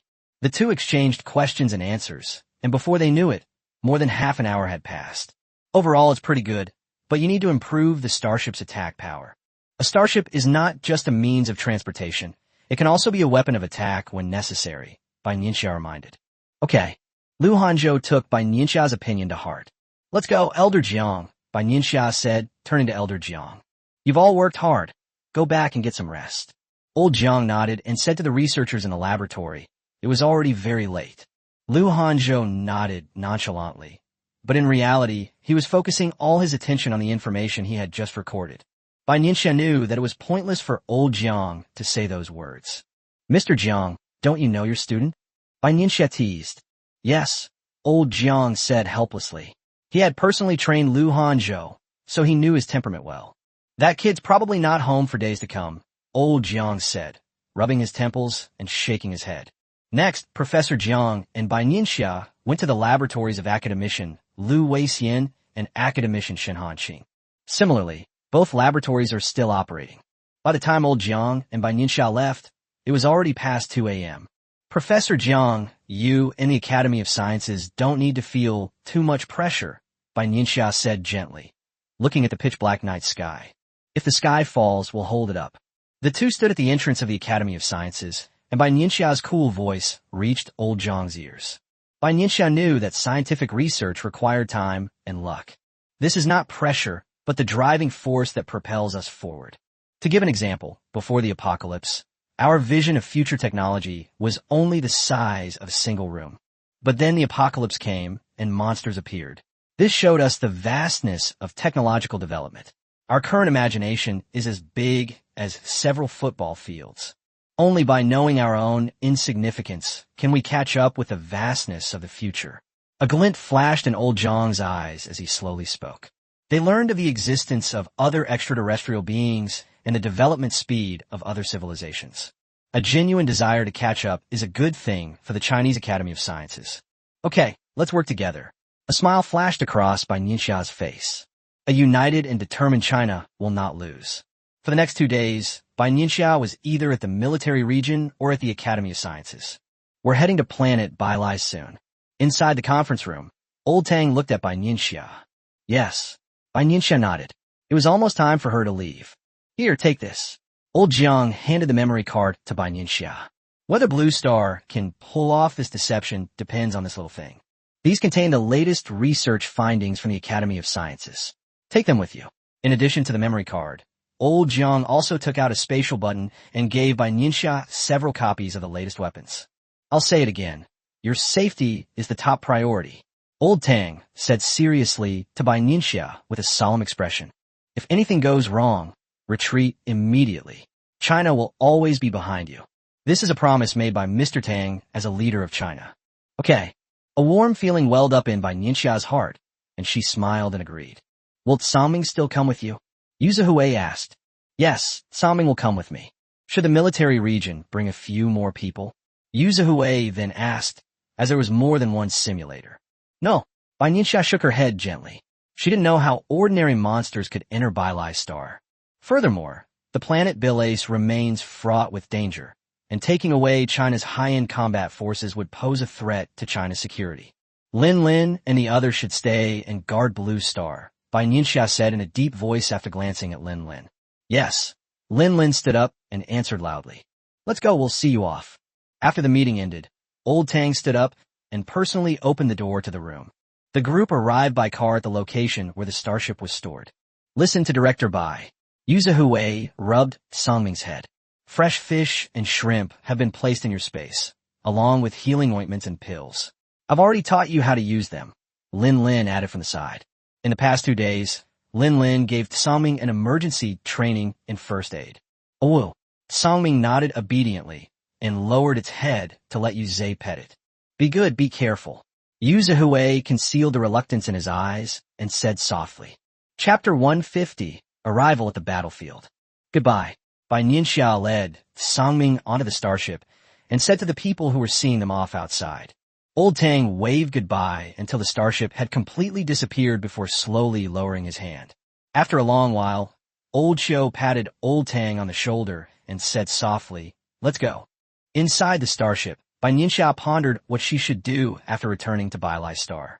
Shi Tong Tuo is now a level 7 monster, and his combat power is among the top in the current capital. In addition, its unique attack method is rare among monster groups. However, getting close to that legendary king was no easy task. After Sangming finished his ration for the day, he slowly walked over and saw Bai Nianxia sitting to the side with a serious expression. He asked in confusion, I'm just thinking about some things. Bai Nianxia's hand precisely stroked the soft fur on Sangming's belly, again and again.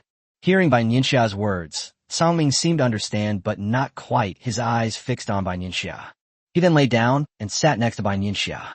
During her days aboard the starship, Bai Nianxia locked herself in the simulation chamber to engage in combat. It must be said that the effect of doing so was remarkable, and his level 8 realm was consolidated. After landing on Bai Star and passing through the routine check at the entrance of the royal capital, Bai Nianxia entered smoothly. Bai Nianxia had just returned home when she suddenly received a message from He Yao. Lord Molai has summoned all those at level 6 or above from the capital to the battlefield. Bai Nianxia's eyes lit up. This was like a pillow delivered to someone who was sleepy, Bai Nianxia thought to herself. However, she still did not make any rash moves. The recruitment period lasted for 3 days, and she planned to register again tomorrow. Lying in the hibernation pod, Bai Nianxia closed her eyes and fell asleep. The next day, Bai Nianxia went to the battle hall at her usual time. Following Amo's example, Bai Nianxia submitted the task, and her heart leaped the moment the memory card disappeared. Fortunately, the worst-case scenario did not occur, and the work produced by Mr. Jiang and his team passed the test. A fleeting smile crossed Bai Nianxia's eyes as she glanced around. Everyone was doing their own thing. Bai Nianxia lowered her head, avoided the monsters, and walked out of the battle hall. Sitting inside the shuttle, the Blue Star Mission's Bai coins had already reached his obsidian level. Bai Nianxia made a few moves and accepted Lord Mo Lai's task. Of course, before that, Bai Nianxia also went on a shopping spree at the trading station. The Blue Star Mission's Bai coins were all used up. Bai Nianxia purchased dozens of starships, one of which was of the highest level. You can never have too much of this kind of life-saving stuff. On the night the gathering ended, Bai Nianxia received a reminder from He Yao, requiring her to appear at the gate of the capital on time. Bai Nianxia's lips curled up slightly, and a glimmer of light flashed in her eyes. She was finally able to make contact with the real planet Bai Lai. She was filled with anticipation. This was her first time living in 2 lifetimes. With her eyes closed, Bai Nianxia lay in the hibernation pod, quietly waiting for dawn.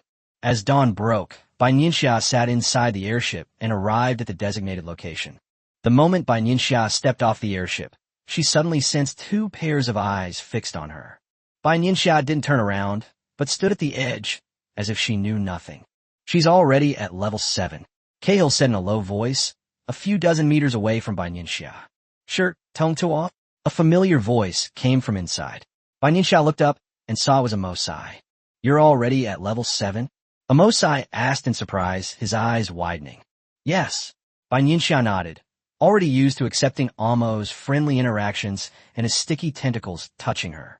Just as Amosai was about to say something more, the previously noisy scene instantly quieted down. Everyone is looking in the same direction. Lord Mo Lai, the monsters present all called out.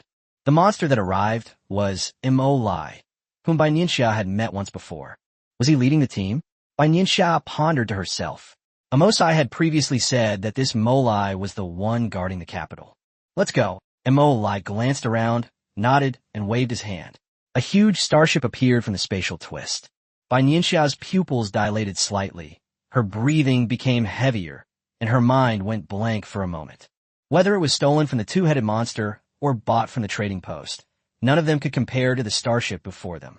Bai Nianxia couldn't even imagine how crazy it would be if old Jiang and Lu Hanzhou were here. Bai Nianxia's eyes flickered slightly, and her gaze towards the starship intensified. Fortunately, everyone was preparing to board the starship, so no monsters focused their attention on Bai Nianxia. Even Amosai, who was standing next to her, did not notice anything amiss. For the monsters of Bai Lai Star, going to the battlefield of Himosai Star is the most glorious and sacred thing. This means they are now able to fight for their king. Therefore, even if a monster sensed Bai Nianxia's agitated emotions, they would only think of it from another perspective and might even affirm Bai Nianxia's loyalty. The space inside the starship was enormous. Following the instructions, Bai Nianxia arrived at her room. According to what Mo Lai just said, it will take them 3 days to fly to the planet where they will fight. In order to avoid causing damage to Bai Lai Star and Mosai Star, the 2 sides specifically chose a suitable planet for the battle. Neither the planet Bai Lai nor the planet Mosai care about the situation of the planet's original inhabitants. Inside the starship, you are relatively free. You can go anywhere except the control room. Bai Nianxia only met Lord Mo Lai, who was leading the team, briefly at the very beginning. I haven't seen him since. Bai Nianxia subtly probed Amosai's words, revealing that he had never seen him either. Lord Mo Lai is inherently mysterious and unpredictable. He will appear when needed. Compared to Bai Nianxia, Amosai was more familiar with Mo Lai, and he said indifferently. Bai Nianxia nodded, and after hearing Amosai's words, she didn't ask any more questions. I haven't been to this battlefield yet. I wonder what a wonderful place it will be. Amosai licked his lips, his eyes filled with a longing for war and bloodshed. I'm looking forward to it too. When in Rome, do as the Romans do. Bai Nianxia has already learned about 7 or 8 levels of the monsters of Bai Lai Star. Upon hearing this, Amosai smiled and glanced at Bai Nianxia. He was indeed my friend. I hadn't misjudged Shirtong. Noticing the expression on Amosai's face, Bai Nianxia's smile widened. However, her expectations and Amosai's expectations were destined to be at odds. 3 days later, Bai Nianxia could clearly feel the starship slowing down. Finally, the starship landed on an unfamiliar planet. The hundreds of monsters inside the starship were all excited without exception. Nothing more than the battlefield has finally arrived. Chapter 151, The First Battle. Bai Nianxia followed Amosai and slowly walked off the starship. What came into Bai Nianxia's view was not like a planet at all, but a purgatory. The ground was littered with signs of fighting, and there were monster remains and scrap metal everywhere. The air was thick with the smell of sulfur, and a volcano was erupting in the distance. Bai Nianxia had some ideas before coming here, but she never expected that this place would be such a hell on earth. Was this planet always like this, or was it because of war? Bai Nianxia knew the answer perfectly well. She clenched her right fist tightly, suppressing her emotions and controlling her expression so that the other monsters wouldn't notice anything amiss. This place clearly gathers the majority of Bai Lai Star's high-end combat power, so Bai Nianxia cannot act rashly. The monsters were divided into several rows according to their strength, and standing in front of Bai Nianxia was her old acquaintance, Cahill. Cahill glanced at Bai Nianxia with disdain. In his opinion, Tong Toa, a small humanoid monster, was not worthy of being presented in a refined setting. There are multiple zones on this battlefield. Level 6 is guarding the sea-level war zone. Level 7 is B-level, and Level 8 and above go to Zone A. M.O. Lai said expressionlessly. After saying that, he ignored the monsters that had just been sent over and boarded the starship. It seems Lord Morai still needs to guard the capital, Cahill said in a deep voice, standing in front of Bai Nianxia.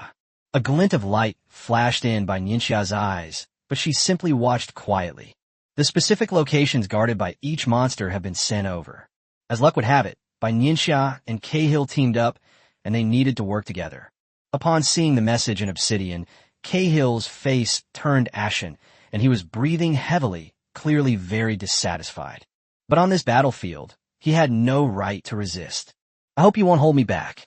Cahill turned his head and looked at Bai Nianxia with ill intent.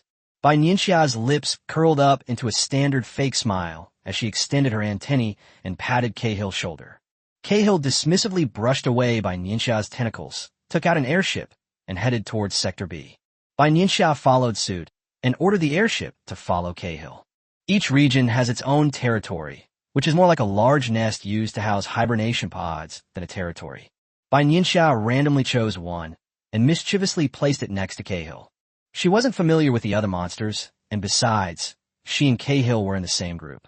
The reason was valid, and seeing this, Cahill only gave Bai Nianxia a threatening look. Once the alarm sounds, you need to fight immediately, said the monster in charge of Sector B.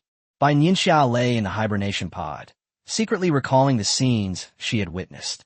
Area B has multiple nests, and logically, the monsters in each nest should take turns fighting. The lair I'm in has 100 or so hibernation chambers, which means that there are hundreds or even thousands of level 7 monsters guarding Area B. This number made Bai Nianxia's eyes widen in the darkness, and her brows furrow. She underestimated the strength of the planet Byra. In addition, there are monsters fighting on various planets, and those left behind in the capital. If Billy Star really wanted to deal with China, it would be a piece of cake. There might even be hundreds of level 8 monsters on planet Bai Lai. Bai Nianxia quietly calculated. The hibernation pod was completely silent, and Bai Nianxia could clearly hear her own heartbeat. On the first night, Bai Nianxia didn't dare to sleep soundly at all, and could only sleep lightly the whole time. The next morning, Bai Nianxia got up and left the hibernation pod. Just as Bai Nianxia was about to explore the nest and see if there was anything unusual about it, the alarm suddenly went off. Even monsters that were sound asleep were instantly awakened by the hibernation chamber. In an instant, countless monsters appeared at the entrance to the lair. Bai Nianxia successfully pinpointed Cahill's location and appeared beside him in a flash. There was no need for the monsters in charge of Area B to take command. The monsters charged towards the battlefield. This was the first time Bai Nianxia had ever seen so many different kinds of monsters. Some monsters sprouted wings and charged rapidly toward the battlefield. Others utilized their super speed to sprint forward. Bai Nianxia followed Cahill at a leisurely pace. This surprised Cahill. The little guy seemed to have something going for him. However, this thought only flashed through Cahill's mind. At this moment, all he could see was the upcoming battle. Finally, Bai Nianxia saw the creatures of Mo Cixing for the first time. Rather than creatures, they were more like robots of various shapes and sizes. The lead robot suddenly raised its cannon, and multiple beams of white light tore through the air as it charged toward the monster horde. Bai Nianxia dodged, completely hiding her entire figure behind Cahill without revealing a single detail. Just kidding, this level of beam, while not fatal, will still damage Tongtua's body. Cahill's massive body served as the best defensive fortification. As Bai Nianxia had predicted, some monsters that were not good at defense were hit by the beam of light, and their skin quickly emitted white smoke and visibly rotted. However, the monsters retaliated quickly, with several large monsters blocking their way. The tentacles, several meters long, wrapped around the robot's cannon muzzle, and the first few robots were slammed to the ground. Before the robots could react, Cahill took the lead and poured scorching lava onto them. A monster opened its abyss-like jaws and crushed the mechanical arm in front of it. The collision of multiple energies flattened the nearby mountains, and the magma scorched the earth. The battlefield was filled with the smoke of gunpowder. Under Cahill's threatening gaze, Bai Nianxia dared not shirk her duty. Working in coordination with Cahill, several beams of white light struck the robot's core processor in the chest. It must be said that St. Peter's skills and Cahill's powerful attacks are a good match. One device temporarily halted the robot's core processor, while the other, taking advantage of its unpreparedness, used its claws to cut the robot in two. Before they knew it, their teamwork had become increasingly seamless, and Bai Nianxia could even read Cahill's eyes. The monster's tentacles and countless mechanical arms trembled in the air. In a daze, Bai Nianxia was surrounded by the monster's corpses and the remains of robots. Caught off guard, Cahill's right arm was struck by a laser. Bai Nianxia frowned, flashed in front of Cahill, and cut down the robot that was trying to attack. "Are you alright?" Bai Nianxia didn't want to kill Cahill, this walking shield, in their first battle. Cahill was panting heavily, his mountain-like body trembling, blood seeping from his right arm. "I won't die." Cahill's fighting spirit grew even stronger. Chapter 152, Cleaning Up the Battlefield. In Bai Nianxia's view, Cahill had completely lost his mind and was charging forward regardless of who was on the other side. However, the monsters on planet Bailai are inherently bloodthirsty and irritable, so it's not surprising that they would be influenced by this environment. Cahill gritted his teeth, stood up, took out hemostatic medicine from his spatial storage, and sprinkled it directly on his right arm. Cahill gasped, his lips trembling, and sweat poured down his face. Bai Nianxia sighed and observed whether the surrounding environment was safe. He's ruthless, but also a ruthless monster. Bai Nianxia knew about the drug Cahill had used. She had seen it at the trading post before. According to Amaz, the drug works very quickly, but the process is extremely painful. When Bai Nianxia returned to Blue Star before, she brought some items with her for Zhou Yuanzhou to study. Seeing Cahill in this state, Bai Nianxia felt that Amosai's use of the word extremely painful was somewhat of an understatement. For Cahill to be in this much pain, it must be no ordinary suffering. Within a few breaths, the bowl-sized wound on Cahill's right side gradually scabbed over. A barely perceptible look of shock flashed in Bai Nianxia's eyes. Clearly, the drug's curative effect was beyond her expectations. Of course, this may be related to the monster's physical attributes. If a human were to suffer such a large wound, even a healer would likely face a near-death experience. Unlike Cahill, he doesn't have the leisure to apply medicine to himself. "Continue," Cahill said in a deep voice, seeing that the wound had stopped bleeding. "The more we kill, the greater our contribution, and the more rewards we can get from the king." Cahill seemed to be whispering to Bai Nianxia, or perhaps encouraging himself. This coincided with Bai Nianxia's thoughts. How could they get close to the king of Bailai Star if they didn't stand on higher ground? Therefore, Bai Nianxia put in 3 more points of effort in the ensuing battle. Cahill was quite pleased with Bai Nianxia's tact. How could this guy, who was able to defeat him in the arena, be a simple person? However, for Cahill, that loss to Bai Nianxia was more due to his underestimation of his opponent. This guy, Cahill believed he could take on 3 of them. Cahill fought tirelessly at the front, his lava strikes hitting the robots with pinpoint accuracy. All around, the monster's enormous body kept falling, along with broken robots. Bai Nianxia sighed softly, raised her somewhat tired tentacles, and helped Cahill entangle the flying robot that suddenly appeared behind her. Compared to most monsters, Bai Nianxia's performance was not outstanding, but every time, she was able to coordinate perfectly with Cahill. This resulted in their team destroying quite a few robots. Unbeknownst to them, more and more robots began to appear around Bai Nianxia and Cahill. Even above their heads, flying robots would occasionally flash by. Bai Nianxia realized something was wrong. Cahill had exerted too much force and attracted the attention of the lead robot. In a flash, Bai Nianxia approached Cahill, her tentacles striking Cahill hard on the back. "Are you crazy?" Cahill was about to retort when he turned around and saw Bai Nianxia. "You're the one who's crazy." Bai Nianxia stood back to back with Cahill, reminding Cahill to look around. The two were almost surrounded by robots, with dozens of robotic arms around them. Cahill showed no panic at all about being in danger. His eyes were full of eagerness. Bai Nianxia keenly sensed Cahill's fighting spirit. "I once again had a real experience of the fighting spirit of the monsters from planet Bai. You better not die," Cahill said to Bai Nianxia with great interest. This wasn't his first time on the battlefield, but it was rare to find someone he could fight alongside so well. If Bai Nianxia knew what Cahill was thinking, she would probably complain.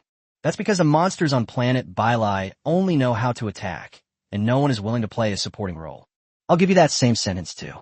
Bai Nianxia shrugged dismissively, her third vertical pupil quietly opening. The two attacked the approaching robotic arm almost simultaneously. The beam of light emitted from the vertical pupil precisely enters the core processor of the flying robot. Suddenly, a crackling sound came from the air, and Bai Nianxia knew that the robot was ruined. Cahill's approach was even more straightforward and brutal. His claws ripped through the sky, striking the connection point of the mechanical arm with tremendous force. Clearly, Cahill's recent combat experience had taught him the weaknesses of these steel artifacts. In the blink of an eye, a third of the monsters that had been attacking were shot down. Cahill's confidence soared, and his attacks became increasingly fierce. Seeing this, Bai Nianxia slightly reduced her strength, just enough to ensure she wouldn't get hurt. After Cahill finished dealing with his own battle, he discovered that Bai Nianxia's side still had several mechanical arms remaining. Shaking his head in disappointment, he realized that his son was indeed not as good as him. Recalling Bai Nianxia's performance just now, the lava that Cahill had been spewing from his mouth changed position and took care of the opponent in front of Bai Nianxia. Sure enough, if you don't do it, there are plenty of people, plenty of monsters, to do it for you. Bai Nianxia thought to herself, a smile appearing on her lips. Just as Bai Nianxia and Cahill finished their encirclement, the battle was about to end. Only then did Bai Nianxia have the opportunity to see the entire battlefield. 1/3 of the monsters should be dead, while the robots of Mosai Star were almost completely wiped out. Monsters cannot be resurrected after they die, but the robots on Mosai Star can be created as long as the materials are available. Bai Nianxia pretended to be weak and leaned against the side, while Cahill's face flashed with a hint of impatience. "He's already exhausted after only a short while," Cahill thought to himself. Bai Nianxia's eyes swept across the area, wondering how the monsters left behind by planet Bai cleaned up the battlefield. Some of the surviving monsters began to stop their bleeding, while others picked through various metals on the ground. "It's all a bunch of junk. You won't get much peso at the trading post," Cahill complained as he picked through the items. All around, twisted metal and steel continued to disappear. Bai Nianxia was instantly revived. "You should have said so earlier. I could have taken it." Under Cahill's slightly shocked gaze, Bai Nianxia activated all the tentacles on her body, collecting all the surrounding metal into the spatial button. This piece is hers, and she wants this whole area too. As a result, the number of robotic arms around Cahill and Bai Nianxia visibly decreased. Cahill was about to say something. Didn't this guy just win a lot of bear coins from the bear arena not long ago? Who would complain about having more Bai coins? Bai Nianxia explained without turning her head. Upon hearing this, Cahill quickened his cleaning pace considerably. At Bai Nianxia's speed, if I just stand there like an idiot, I'll really miss out. Unlike other monsters that only accept large pieces of steel, Bai Nianxia accepts anything. Under her influence, she and Cahill became the last two monsters left on the battlefield. Chapter 153, Contribution Points. By the time Cahill came to his senses, only he and Bai Nianxia remained on the battlefield. Cahill subconsciously checked his spatial storage, and to put it bluntly, this haul was the largest he had ever made in all his years. Bai Nianxia, quick-witted and agile, swiftly used her tentacles to curl up the wreckage of the last robot and bring it to herself. Cahill was speechless. Did he look like the kind of monster who would fight Bai Nianxia for this scrap metal? Bai Nianxia seemed to have guessed what Cahill was thinking. Was this just a little? It was clearly a lot. A fleeting smile crossed Bai Nianxia's eyes as she surveyed the entire battlefield, ensuring nothing was overlooked. If she misses anything, Bai Nianxia will suddenly wake up from her hibernation pod at night. Cahill was utterly ashamed to look. He had never seen a monster like Bai Nianxia before. Suddenly, Bai Nianxia and Cahill's obsidian emitted a dazzling light at the same time. It's the contribution value from the battle settlement. Cahill's face showed anticipation and a hint of excitement. Contribution points. Bai Nianxia repeated these two words silently. Completing missions in the combat hall not only earns you Bai coins, but also contribution points. Similarly, killing robots on the battlefield also contributes to your score. Not bad. 98 contribution points. Cahill nodded in satisfaction, then looked at Bai Nianxia. Bai Nianxia really had no desire to share with others, but she heard that Cahill had already said it. He could only helplessly open his mouth and say, 76.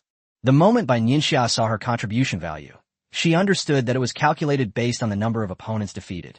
If she and Cahill defeated it together, then both of them get an extra point. If she defeated it alone, then she gets an extra point. Let's go, it's time to go back. Cahill was clearly much happier to hear that the numbers were lower than his own, or even slightly lower. He waved and strode towards the nest. Bai Nianxia followed Cahill without saying a word.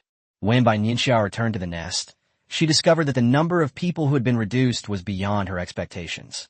That shouldn't be the case. The number of dead monsters simply isn't that high. Bai Nianxia pondered to herself, could it be? What good luck. I actually leveled up. That's right, I'll definitely be the one getting upgraded next time.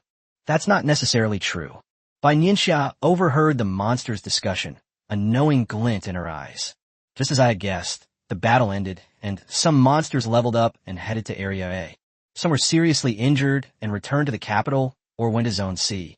As the last two to return to the lair, Bai Nianxia and Cahill had just returned when low-level monsters brought them nutrient solutions. Bai Nianxia had heard the three-eyed monster mention this thing before. It was said that it could only be obtained after a great battle. Trading is not allowed. You cannot buy it at the trading station. Cahill glanced at it, calmly accepted it, but did not drink it. Bai Nianxia followed Cahill's example and accepted the nutrient solution. The nutrient solution looked no different from any other ordinary reagent on Earth. However, when Bai Nianxia carefully sensed it, she discovered a familiar life force within it. Bai Nianxia instantly understood that this nutrient was related to the blood monster, a blood breath star. Bai Nianxia frowned slightly. It seemed that this so-called nutrient solution probably contained some things that shouldn't have been added. This is probably why the trading post doesn't allow trading. After all, it's a secret on the planet Bai. After the battle ended, Bai Nianxia inexplicably felt that the atmosphere inside the nest was much better. Bai Nianxia thought to herself, she probably just vented her excess energy. For monsters, not being allowed to fight is like losing their lives. Fighting is an instinct etched into their genes, something they're born with and will carry until death. When Bai Nianxia returned to Blue Star before, she asked Zhou Yuanzhou why this situation had occurred. Zhou Yuanzhou couldn't answer either. Humans haven't even fully understood themselves, let alone extraterrestrial life. Bai Nianxia could even see several monsters sitting together chatting. This was a situation that would have been absolutely impossible to see when I first arrived yesterday. Even Cahill seems to have gone from an active volcano to a dormant one. He no longer gave Bai Nianxia a cold look. Taking advantage of the moment, Bai Nianxia moved closer and sat down next to Cahill. When do you think we'll defeat Mo Cixing? Bai Nianxia asked casually. Bai Nianxia had a thorough understanding of the personalities of the monsters from planet Bai, and this question had hit the nail on the head for Cahill. The warriors of Bai Star will naturally defeat Mosai Star soon. Cahill's lips curled up slightly, his words leaving no room for doubt. Bai Nianxia lowered her eyes. I feel the same way. I just want to do my part for the king. Cahill was very satisfied with Bai Nianxia's attitude. Our king will not be defeated. Of course, the king has never been defeated in all these years, Bai Nianxia flattered, following Cahill's lead. That was a few years ago, when the king, Cahill got more and more excited as he spoke, recounting the king's glorious history in its entirety. Bai Nianxia had heard Shui Yu mention these things before, and Cahill added to them from time to time while he was telling the story. With Bai Nianxia being so perceptive, Cahill's smile grew even wider. Some things that were previously unknown were revealed frankly. Bai Nianxia's eyes flickered slightly. Her understanding of the capital and this king deepened. Cahill spoke with great enthusiasm, and Bai Nianxia listened with delight. It has to be said, This is truly a win-win situation. After the battle and the patient maneuvering with Cahill, Bai Nianxia was somewhat exhausted by the time night fell. She returned to her hibernation pod and began to recall the events of the day. This is a habit Bai Nianxia developed after arriving on Bai Lai Star, to review events promptly. This was her first encounter with the mechanical army of Mosai Star, and she personally participated in the battle between Bai Lai Star and Mosai Star. In a daze, Bai Nianxia felt increasingly tired and fell into a deep sleep in the hibernation pod. When Bai Nianxia opened her eyes again, it was already broad daylight. She stepped out of the hibernation pod and came outside the nest, looking at the desolate planet. After a while, more and more monsters woke up, and Bai Nianxia found an inconspicuous corner to sit down. Obsidian shuddered. It was a message from Amaz, asking how things were going in Area B. It was all right. Bai Nianxia briefly described the situation of yesterday's battle. We encountered a large mechanical army in Zone C yesterday. Amosai replied quickly, probably because he had nothing better to do. From Amosai's few words, Bai Nianxia gained a better understanding of the situation in Zone C. Chapter 154. The monster is wounded. Bai Nianxia and Amosai chatted casually just to kill time. No combat alerts were issued for the next few days. The monsters inside the lair became increasingly restless, and friction frequently occurred.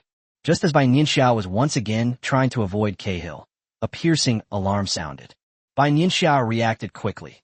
The specific coordinates were already known within the obsidian. It's much farther away than the last battlefield. These flying creatures are just relying on their wings. Cahill watched the flying monsters speed away, his eyes practically spitting fire. As he spoke, he threw out the airship and ordered it to fly towards the battle area. Bai Nianxia lagged half a step behind Cahill, following behind him. With the situation in the war zone unclear, having a shield in front of us is naturally the best option. The airship was pushed to its limit, like a bolt of lightning in the sky. Inside the airship, Bai Nianxia remained calm and composed, her gaze quickly sweeping over the surrounding scenery. Suddenly, Bai Nianxia felt her heart pound violently a few times. For some reason, Bai Nianxia felt threatened. This shouldn't be happening. This is Area B, where the monsters are usually level 7. I'm already level 8. How could that be? Bai Nianxia pondered silently, but before she could sort out her thoughts, the battle was already imminent. Bai Nianxia and Cahill flashed away from the airship, and standing in front of them was a mechanical legion reflecting a silvery white light. Unlike the ones Bai Nianxia saw during their first battle, these mechanical soldiers had blood-red eyes. An infrared scanner? Or it could be something else. Bai Nianxia locked onto the mechanical soldiers immediately, her eyes flickering slightly. The joints of these mechanical soldiers are made of sophisticated nano-bearing mechanisms, which make a sound as they swing. Hiss, hiss, hiss. Even though she was hundreds of meters away, Bai Nianxia could clearly hear the mechanical soldiers charging. Not only Bai Nianxia, but all the other monsters sensed the unusual nature of the mechanical soldiers in front of them. Fortunately, the number of mechanical soldiers has decreased by about half compared to last time. Otherwise, the monsters of Planet Bile would have no chance in this round. Bai Nianxia's gaze was serious as she constantly observed the situation on the field and quickly analyzed it in her mind. Flying monsters took the lead, and despite the strength of their enemies, they believed that Planet Bile was invincible. A terrible scream rang out as the flying monster that had been charging at the forefront was struck by the plasma beam fired by the mechanical soldier. Bai Nianxia realized something was wrong. This batch of mechanical soldiers was not only superior in combat power, but also in intelligence compared to the previous batch. Seeing this, she became even more cautious and leaned closer to Cahill, her eyes fixed on the front. At this moment, many mechanical soldiers had already rushed into the monster's formation, and the battlefield was divided into small pieces. Standing in front of Cahill and Bai Nianxia was a 2-meter-tall mechanical soldier holding 2 cannons. The third vertical pupil quietly opened, and Bai Nianxia took the initiative, shooting a laser beam into the soldier's eye. It was obvious that the mechanical soldier's movements slowed down a bit, and molten lava gushed from Cahill's mouth, shooting mercilessly toward the mechanical soldier's joints. This was the first time Bai Nianxia had been so close to Cahill's lava, and she had to admit, her face was burning red. Along with the lava came Cahill's blade, which cleaved the mechanical soldier's head in two. Cahill then quickly ran toward another soldier. Seeing this, Bai Nianxia quietly looked around and put the mechanical soldier's body into her spatial storage. Clearly, this mechanical legion came prepared, and the monsters are in a difficult situation. Every time Bai Nianxia looked up, she could see the monster's enormous body fall down. Those who were still standing were clearly in a bloodthirsty frenzy, only knowing how to charge forward. Bai Nianxia realized that things were going badly. If this continued, the advantage would be in the opponent's hands. Bai Nianxia controlled the tentacles to entangle the mechanical soldier, making it easier for Cahill to launch an attack. Perhaps because of Bai Nianxia's assistance, Cahill is a rare monster who still retains some rationality. At least he didn't recklessly charge forward. After slaying dozens of mechanical soldiers, Bai Nianxia's forehead was dripping with sweat, and she was panting heavily. Cahill wasn't much better off. His scales were hit by the mechanical soldier's beam, revealing burned skin. Furthermore, Cahill's attacks were slower and more powerful than before. Cahill wasn't the only one experiencing this. The battle had reached a fever pitch. Bai Nianxia leaned against Cahill and took a shallow breath. At this moment, Bai Nianxia realized something was wrong. Some of the monsters, which had initially appeared exhausted, suddenly unleashed tremendous power. "These guys used the king's reward," Cahill said in a deep voice. Bai Nianxia understood. It was essence blood. The situation began to change. In Bai Nianxia's view, this essence blood was comparable to 100 or 1,000 times more potent stimulant. Because the monsters, which were originally showing signs of fatigue, are now charging forward as if nothing has happened. Cahill bit his tongue sharply. A white light appeared on his hand, and he tilted his head back to gulp down the nutrient solution. The scales that had been knocked off miraculously regenerated, and Cahill's condition visibly improved. His wounds healed quickly, and he regained his vitality. "So amazing," Bai Nianxia thought to herself, somewhat surprised, her eyes fixed on Cahill. Even Zhou Yuanzhou's healing ability couldn't achieve this level. No, even a healing-type ability user from a previous life would probably need to be at least level 7 to achieve this level. Cahill roared, feeling his body regain its strength, and charged towards the mechanical legion.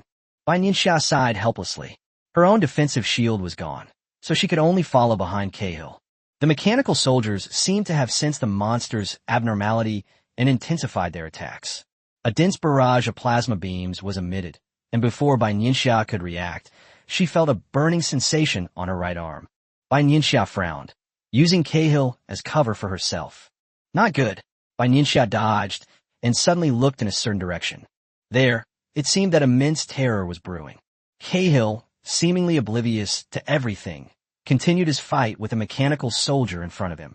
At the critical moment, Bai Nianxia quickly dodged, and at the same time, her tentacles suddenly wrapped around Cahill, and with all her strength, she threw Cahill several meters away. At the most critical moment, Cahill sensed the presence of St. Peter and did not confront him. Subconsciously, he chose to believe Bai Nianxia.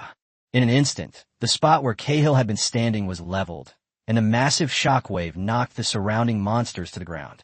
However, despite Bai Nianxia's forceful pull of Cahill away, Cahill was still inevitably injured. The situation, which had just begun to favor the monster, has changed again. Chapter 155, Feeding Nutrients. "Are you alright?" Bai Nianxia found some cover, dragged Cahill over, and slapped Cahill's face hard. 1-2. Bai Nianxia felt her hands were going numb from typing, but Cahill still didn't react at all. No way, Bai Nianxia thought to herself, a hint of anxiety in her eyes. I finally found a suitable partner. I can't let him die like this. During the few seconds that Bai Nianxia remained silent, Cahill suddenly began to cough violently. His lungs bounced up and down like springs, and he vomited, spitting out a mouthful of blood. Cahill seemed to regain a little consciousness, slightly opening his eyes and leaning back on the ground. "It's good that you're alive."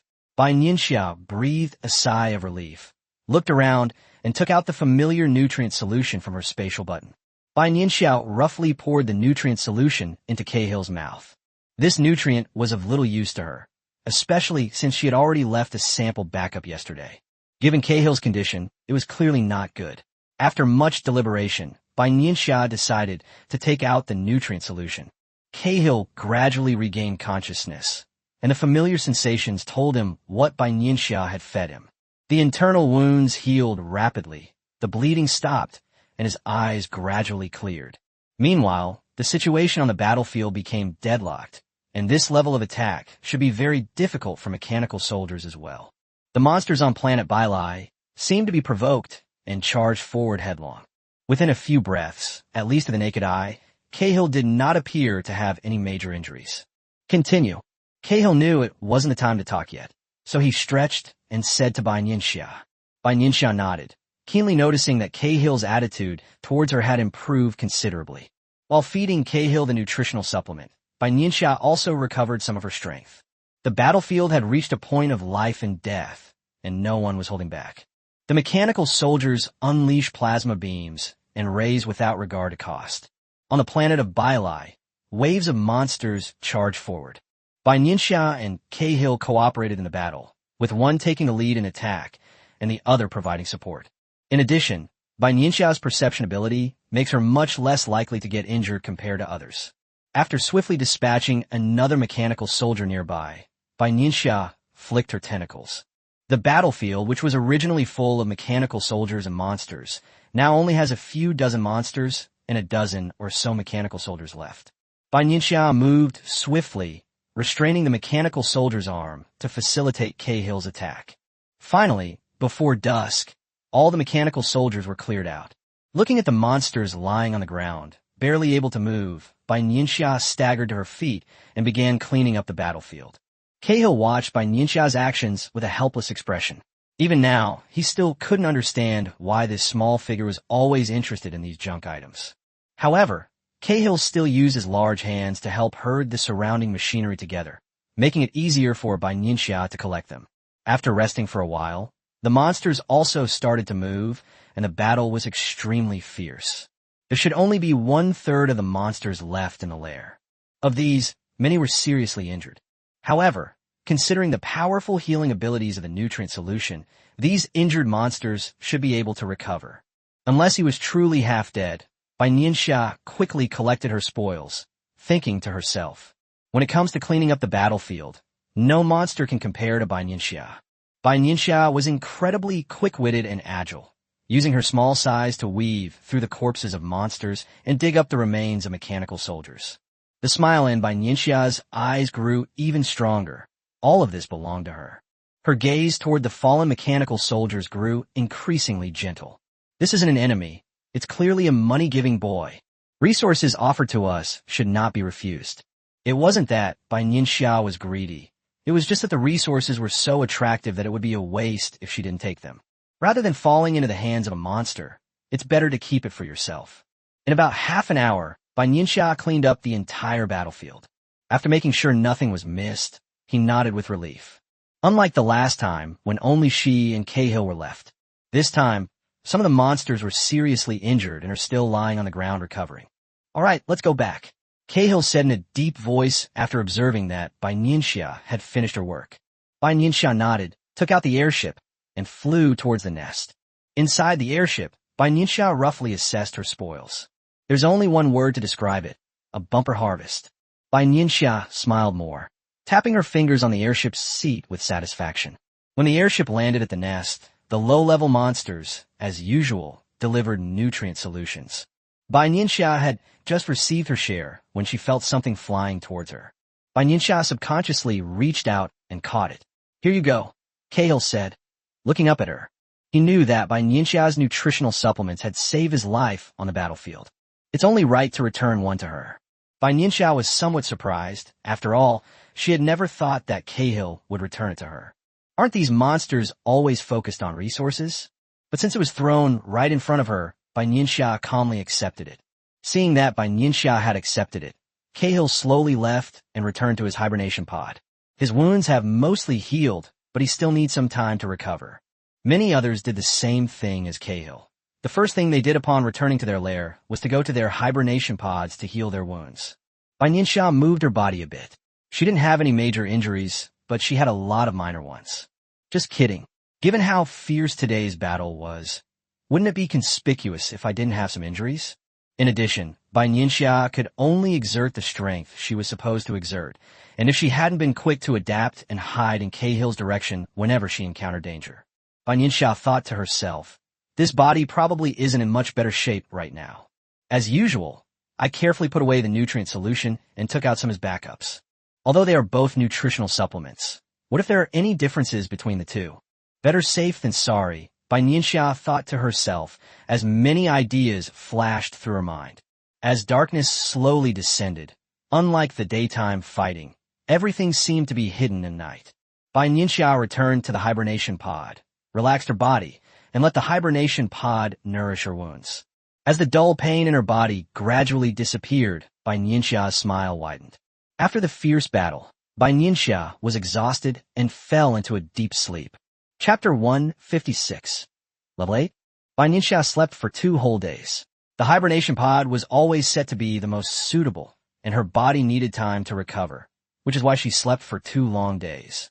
However, when Bai Nianxia came out of the hibernation pod, she still saw a silent nest and realized that many of them were still not awake. Bai Nianxia originally thought that Bai Star was a kind of ascetic camp with no entertainment activities. It wasn't until I arrived on the battlefield that I truly realized what it meant to have nothing but fighting. Looking at the unfamiliar scenery, Bai Nianxia sighed and communicated with Songming in the space. Oh! Songming cried out excitedly inside the space. Bai Nianxia hadn't contacted him for 2 whole days, and Songming was a little worried.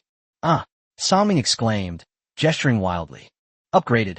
Bai Nianxia was a little surprised. She had been sleeping in the space, occasionally treating herself to some small fish and shrimp. It's upgraded just like that? Hearing Bai Nianxia's words, Songming nodded affirmatively. He was already a level 7 sea beast. Bai Nianxia's lips twitched incessantly, and she felt inexplicably heartbroken. Thinking back to before he came to Bai Star, Lin Lin had been beaten so badly by him and still hadn't reached level 7. Songming, on the other hand, is doing well, eating and sleeping, leveling up painlessly.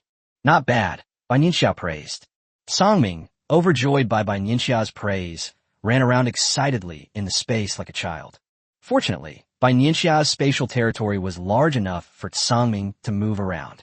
However, Songming won't be bored in the space, because after Bai Nianxia's spatial ability reached level 8, the volume that the space can store has increased.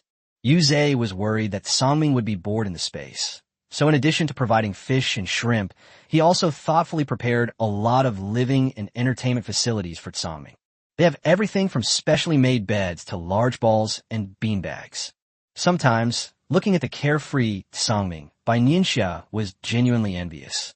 Furthermore, there is a huge screen inside the space, which was specially made by Mr. Jiang. With a single click, Songming opens a screen filled with meticulously crafted courses. It's perfect for Songming, for example, how to use the communicator to communicate with Earth, how to operate a starship, how to use these weapons, and so on. This is to ensure that if Bai Nianxia encounters danger one day, Songming can contact Blue Star in time and have more power to protect himself. Seeing that Songming was adapting well inside the space, Bai Nianxia was completely relieved. Compared to her own life-or-death struggle on the battlefield, Songming seemed to be on vacation, Bai Nianxia thought to herself. Finally, after spending 2 days alone in the nest, Cahill emerged from her hibernation pod. I feel like I'm about to level up. Since the last battle, Cahill has considered Bai Nianxia one of his own, and said in a low voice. Oh! A hint of surprise flashed in Bai Nianxia's eyes as she looked at Cahill. Yes. Cahill nodded firmly. He had a feeling it should be soon.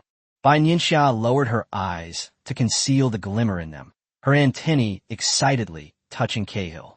Cahill walked away happily, his face beaming with joy, leaving Bai Nianxia alone, leaning against the wall in deep thought. Is Cahill getting an upgrade? Is this a good thing or a bad thing for me? My current strength is level 8, and I can control Shi Tongtua's strength to reach level 8 as well, so that I can go to Area A with Cahill. However, once this happens, the ability to protect oneself will decrease. Among level 7 monsters, Bai Nianxia was confident that she could protect herself. What if the monsters around her became level 8 or even higher? Bai Nianxia hesitated. However, if they don't upgrade and stay in Zone B, it means that they and Cahill will be separated. Having finally gained Cahill's trust through nutritional supplements, is it all going to be for naught? Finding a suitable, familiar monster partner is not an easy task. With 1,000 thoughts swirling in her mind, Bai Nianxia, unusually, didn't know how to make a decision. Bai Nianxia sighed deeply, her brows furrowed, and her fingers unconsciously rubbed together. Forget it. Let's just take it one step at a time, Bai Nianxia told herself. Cahill isn't going to level up right now. It'll probably take a few more days. To Bai Nianxia's surprise, Cahill stayed in the hibernation pod for the next few days without coming out. Is it because it can't be released without an upgrade? Bai Nianxia stared at the tightly closed hibernation pod door and said helplessly. So, she quietly adjusted Shi Tongtua's strength to the late stage of level 7 and prepared herself. The nest has been deserted these past few days. After the last battle, a new batch of monsters arrived at the lair, but their numbers were not large. Bai Nianxia secretly observed all of this and collected all the information. A few days later, when Bai Nianxia saw Cahill again, she keenly sensed that something was wrong. Bai Nianxia's face showed a hint of shock as she stared wide-eyed at Cahill. However, unexpectedly, Cahill's reaction was much stronger than Bai Nianxia's. The difference is that Bai Nianxia's act was a facade, while Cahill completely lost control of his expression. One was feigning, the other was a genuine expression of emotion. You're almost at level 8? You've reached level 8? Two voices rang out simultaneously. The first was Cahill, and the second was Bai Nianxia. Bai Nianxia scratched her head sheepishly, smiled shyly, and waved her antennae, clearly very excited. Yes, it should be soon. Bai Nianxia gave a perfectly timed smile and looked up at Cahill.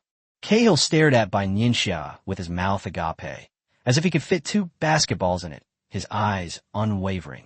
He even incredulously closed his eyes, then opened them again and began to perceive once more. He originally thought his strength had improved quite quickly, but he never expected that this small, unassuming guy would actually have some skills. Great. Now we can go to Area A together. Cahill nodded in satisfaction. Partnering with Bai Nianxia was the most comfortable he had ever been, and naturally he didn't want to be separated from her. Bai Nianxia secretly curled her lips. Who told the monsters on planet Bailai to be like powder kegs, ready to explode at the slightest touch, charging straight at their opponents? I'm just a little bit normal, and here I'm a rare find as a partner. It must be said that we cannot use ordinary people's thinking to judge the monsters of planet Bailai. Bai Nianxia reminded herself again that she needed to be careful. We went to Area A and Cahill, looking like a close buddy, put his paw on Bai Nianxia's shoulder. Just then, Bai Nianxia's obsidian trembled. It's news from Emoji. Bai Nianxia calmly opened it, but she was dumbfounded the moment she saw it. Chapter 157, Golden Envoy. Bai Nianxia didn't know how to describe it for a moment, and could only stare blankly at Obsidian. Cahill glanced at Bai Nianxia with suspicion, then leaned closer to see what the message was, before letting out a disdainful snort. Shi Tongtua, I've reached level 7. This is the message Amosai sent to Bai Nianxia. Just these few words are enough to show how excited Amosai was. He has finally leveled up, and can now meet up with Shi Tongtua in Area B. Bai Nianxia hesitated for a moment before sending Amosai a congratulatory message. I think you shouldn't waste your time. Focus on improving your strength. Cahill pushed Bai Nianxia forcefully, slammed open the hibernation pod door, and locked Bai Nianxia inside. After doing all this, Cahill's face immediately darkened. Was someone trying to steal his partner? I never heard of this guy named Amosai before. I guessed he was some nobody. What he needs to do now is urge Bai Nianxia to quickly level up to level 8 and then go to Area A together. Cahill stared intently at the door of Bai Nianxia's hibernation pod, circled around it extensively, and selected the most suitable spot. It allows you to sit down and rest while also monitoring the hibernation chamber in real time. So Cahill set up camp here, like a goalkeeper. Bai Nianxia was inside the hibernation pod and naturally had no idea what was happening. However, she did take the opportunity to properly recuperate and then raise Shi Tongtua's strength to level 8. Bai Nianxia pondered for a moment, then weakened her aura and pretended to be unsteady. It's normal to feel weak after just reaching level 8, Bai Nianxia thought to herself. Several days later, Bai Nianxia finally opened the door and was met with a situation she never expected. It turned out that Emoji had arrived in Area B yesterday. Cahill glanced at Emoji and kindly reminded him that Bai Nianxia was striving to reach level 8. Amosai refused to believe it and was determined to confront Cahill, insisting on waiting for Bai Nianxia to come out herself. Sensing Bai Nianxia's aura, Cahill's lips unconsciously curled up. As for Amosai, He looked as if the sky had fallen, staring at Bai Nianxia in disbelief. Weren't we all at level 6 together at the beginning? How do we all suddenly reach level 8? Perhaps because Amosai's expression was too resentful, Bai Nianxia didn't know what to say for a moment. The weak will be eliminated, Cahill said arrogantly with a smug smile on his face. In his view, Amosi was a weakling. He could kill 3 of his level in one go. If it weren't for the fact that Amosai is Bai Nianxia's friend, Cahill would never have tolerated this guy staying by his side for a whole day. Amosai, it's me. Bai Nianxia wanted to explain, but was interrupted by Amosai as soon as she opened her mouth. Don't worry, I'll be going to area soon. Amosi seemed to have been provoked, his eyes blazing with fury. Cahill is right. He is a weakling now, and he needs to prove himself through constant fighting. That way, we won't be abandoned. After saying this, Amosai turned around and returned to his hibernation pod, his back view revealing a resolute determination. Is he provoked? Bai Nianxia thought to herself, looking in the direction Amosai had left. Let's go. Time to go to area. Cahill smacked Bai Nianxia on the head forcefully and said with dissatisfaction, if it weren't for waiting for Bai Nianxia, I would have gone to area, that higher level arena, long ago. Cahill was eager to try his luck. What powerful opponents would he encounter in area? Bai Nianxia pursed her lips into a thin line. She endured it. So what if she was hit by a monster? On Obsidian, Bai Nianxia changed her level, and the coordinates of Area A were revealed accordingly. Cahill and Bai Nianxia took out the airship and flew towards Area A. Unlike Area B, Bai Nianxia clearly sensed that Area A was a world of volcanic lava. The temperature here is estimated to be close to 100 degrees Celsius. Luckily, I'm currently wearing a monster's skin, otherwise resisting the high temperature would be a problem. Even the monsters on planet Bailai, like Shirtongtua, who isn't good at attacking, have hard scales and skin. Although the temperature initially made him uncomfortable, he was able to adapt after a few days. For Cahill, the temperature was even less of a concern. The living areas in Area A are different from those in Area B. The most obvious difference is that each monster has more personal space. Area A is like a small city, with trading posts and command centers. According to regulations, monsters that have just entered Area A must first report to the command center. This was Bai Nianxia's first time visiting this so-called command post, and she felt immense pressure as soon as she stepped inside. Bai Nianxia understood that there must be a level 9 monster guarding this command post. After passing through multiple identity verification checks, Bai Nianxia and Cahill arrived at a huge room. The room was decorated in gold, exuding mystery, and was filled with symbols that Bai Nianxia couldn't understand. Rather than calling it a room, Bai Nianxia preferred to describe it as a giant golden sphere. Bai Nianxia looked at Cahill and saw that Cahill was trembling slightly, his right hand was clenched tightly, and his eyes were full of longing. Seeing this, Bai Nianxia raised an eyebrow. It seemed that some extraordinary person, no, monster, was about to appear. Before long, the room was plunged into darkness. All the light was swallowed up. Bai Nianxia subconsciously closed her eyes, and when she opened them again, what appeared in front of them was a 2-meter-tall monster with a pair of golden antlers on its head. Lord Jean. Cahill bowed, a rare gesture of respect. Bai Nianxia mimicked Cahill, a hint of surprise on her face.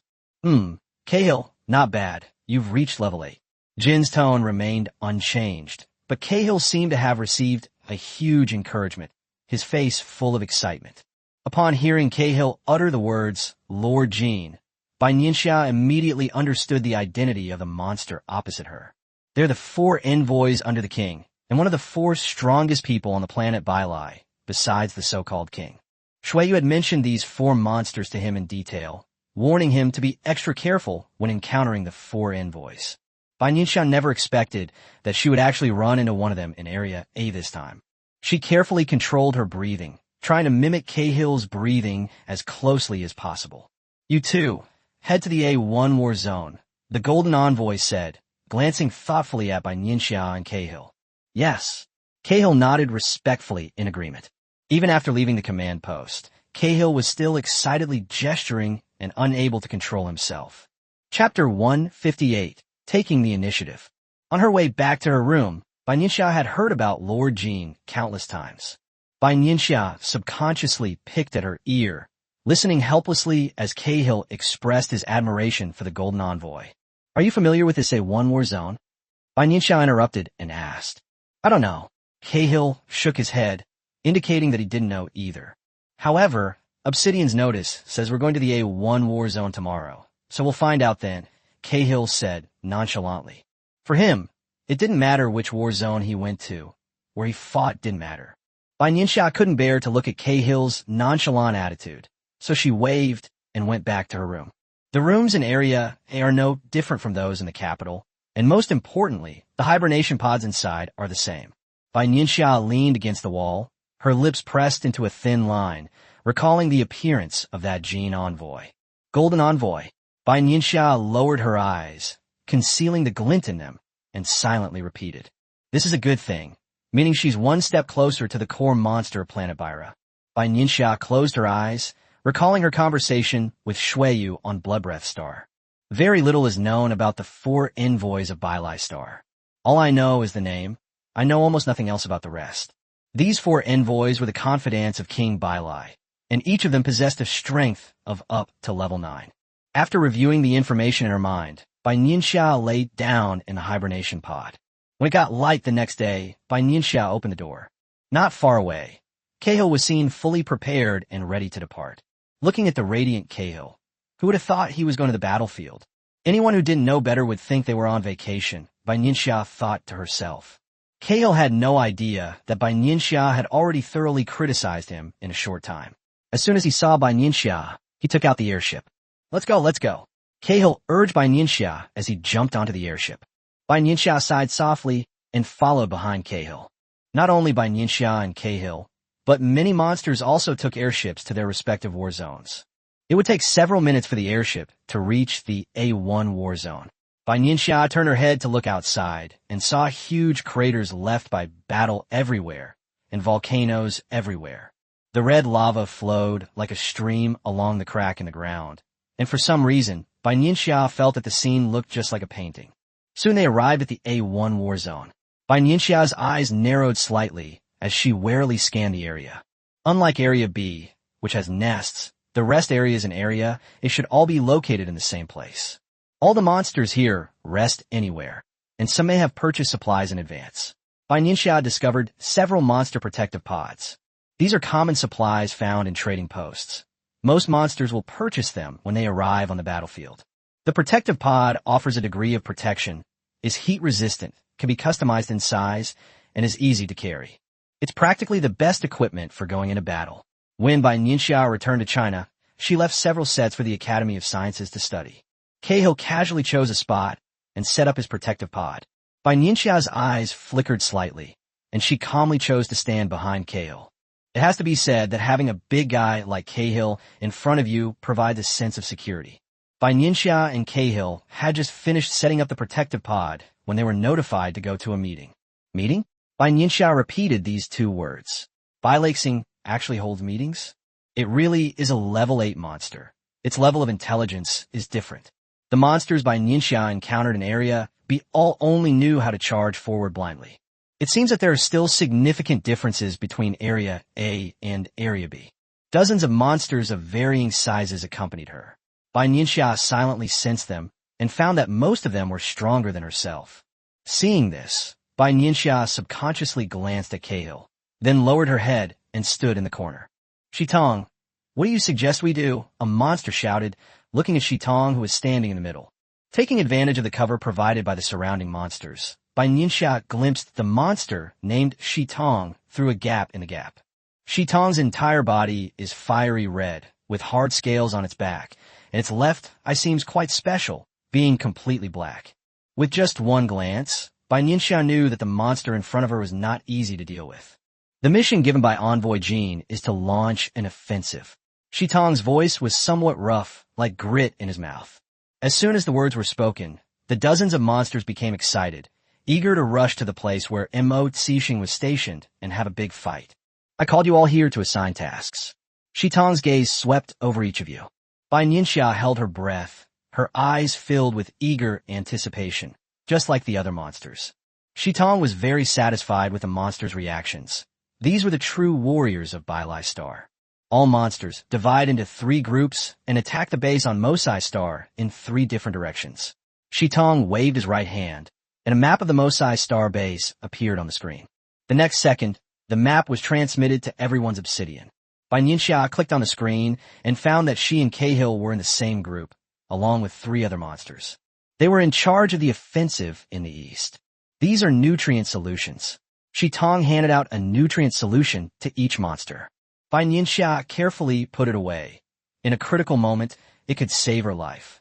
Although Bai Nianxia would not use it unless absolutely necessary, she would prioritize using Shui Yu's essence blood. Taking the alarm as an example, airships are not allowed to be used, Shi Tong said seriously. Mosai Star has specialized detection technology for airships. If an airship is used, it can easily be wiped out in one fell swoop. Yes, all the monsters agreed and left to make preparations. Bai Nianxia returned to her protective pod and sat quietly. This was her first mission in the A1 war zone, and she was pondering what to do. Bai Nianxia pondered, my strength in area A is only average.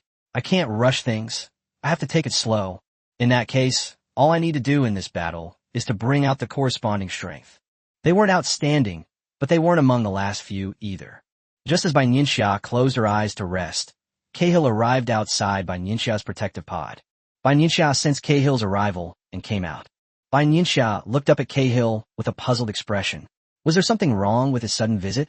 Cahill looked a little bewildered, scratching his head with his antennae. He didn't know why he had come over there. Perhaps they were worried about Bai Nianxia's small frame? And so, the 2 monsters sat outside, staring at each other, until nightfall. Suddenly, both Bai Nianxia and Cahill's obsidian emitted alarms simultaneously.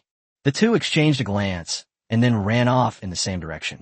Chapter 159, Self-Destruction. At the same time, 3 other monsters arrived beside Cahill and Bai Nianxia. Cahill, who had been leading the charge, suddenly noticed something and slowed down. Bai Nianxia breathed a sigh of relief upon seeing this. If things had continued at that pace, she would have been exhausted. After all, St. John's height is significantly shorter than Cahill's. Finally, after several tens of minutes of running, the 5 monsters had approached the base on Mosai Star. With her keen senses, Bai Nianxia gradually saw the true nature of this base. The site is located inside a crater, some distance from the nearest volcano. Even at this eastern gate, there are dozens of spires nearby, all of which are spiral-shaped structures tens of meters high. The eastern defensive wall is composed of Wuhan iron and steel group shields, each shield being over 10 meters high with visible flowing patterns on its surface. In addition, there are several valves, which are in a serrated meshing state. Bai Nianxia subconsciously squinted and rubbed her temples. This base on Mosai Star is like an impregnable fortress. Can the monsters possibly break through it? However, the 4 monsters around Bai Nianxia had completely different thoughts. They showed no signs of tension or fear whatsoever. Excitement was visible on every face. For them, the greater the challenge, the more thrilling it was. Bai Nianxia sighed inwardly, her eyes fixed on the base not far away. We can't go any further. If we do, we'll be detected by the base's detection equipment. When Bai Nianxia and her group set off, they carried anti-detection equipment. However, this is also limited by distance, and this instrument was previously produced by Mosai Star. I'll team up with Shi Tong Tua, and the 3 of you will team up? Cahill asked, but his tone left no room for argument. The other 3 monsters glanced at Bai Nianxia disdainfully. She was the weakest of the 5 in terms of combat power. There was naturally no reason not to agree to Cahill's request. They would be more than happy to get rid of this burden. Noticing the gazes of the other 3 monsters, Cahill's eyes blazed with fury. Just as he was about to say something, Bai Nianxia's tentacles pressed him down. Cahill turned to look at Bai Nianxia, took a deep breath, and walked to the right. Bai Nianxia followed closely behind. At this crucial moment, it's better to avoid trouble. Cahill and Bai Nianxia cautiously advanced several dozen meters before slowing their pace. Cahill and Bai Nianxia controlled their breathing in sync to reduce the heat generated by their bodies. From some radars, the 2 seemed to be completely invisible. Cahill and Bai Nianxia already had a great understanding and didn't need to communicate verbally.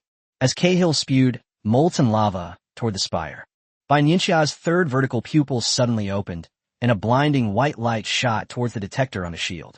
A red alarm lit up the entire base, and instantly several mechanical soldiers appeared outside the shield. You're here. Bai Nianxia's lips curled up slightly, her eyes deep and unfathomable. Cahill took the lead and had already engaged in combat with 3 mechanical soldiers around him. Bai Nianxia sensed that these 3 wouldn't pose a significant threat to Cahill, so she continued to disrupt the base's defenses.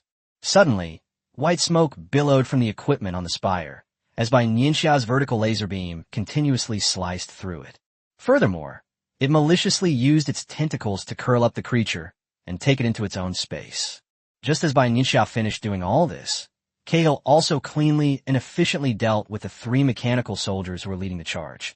Well done, Cahill, who had naturally seen the burned equipment, said loudly to Bai Nianxia.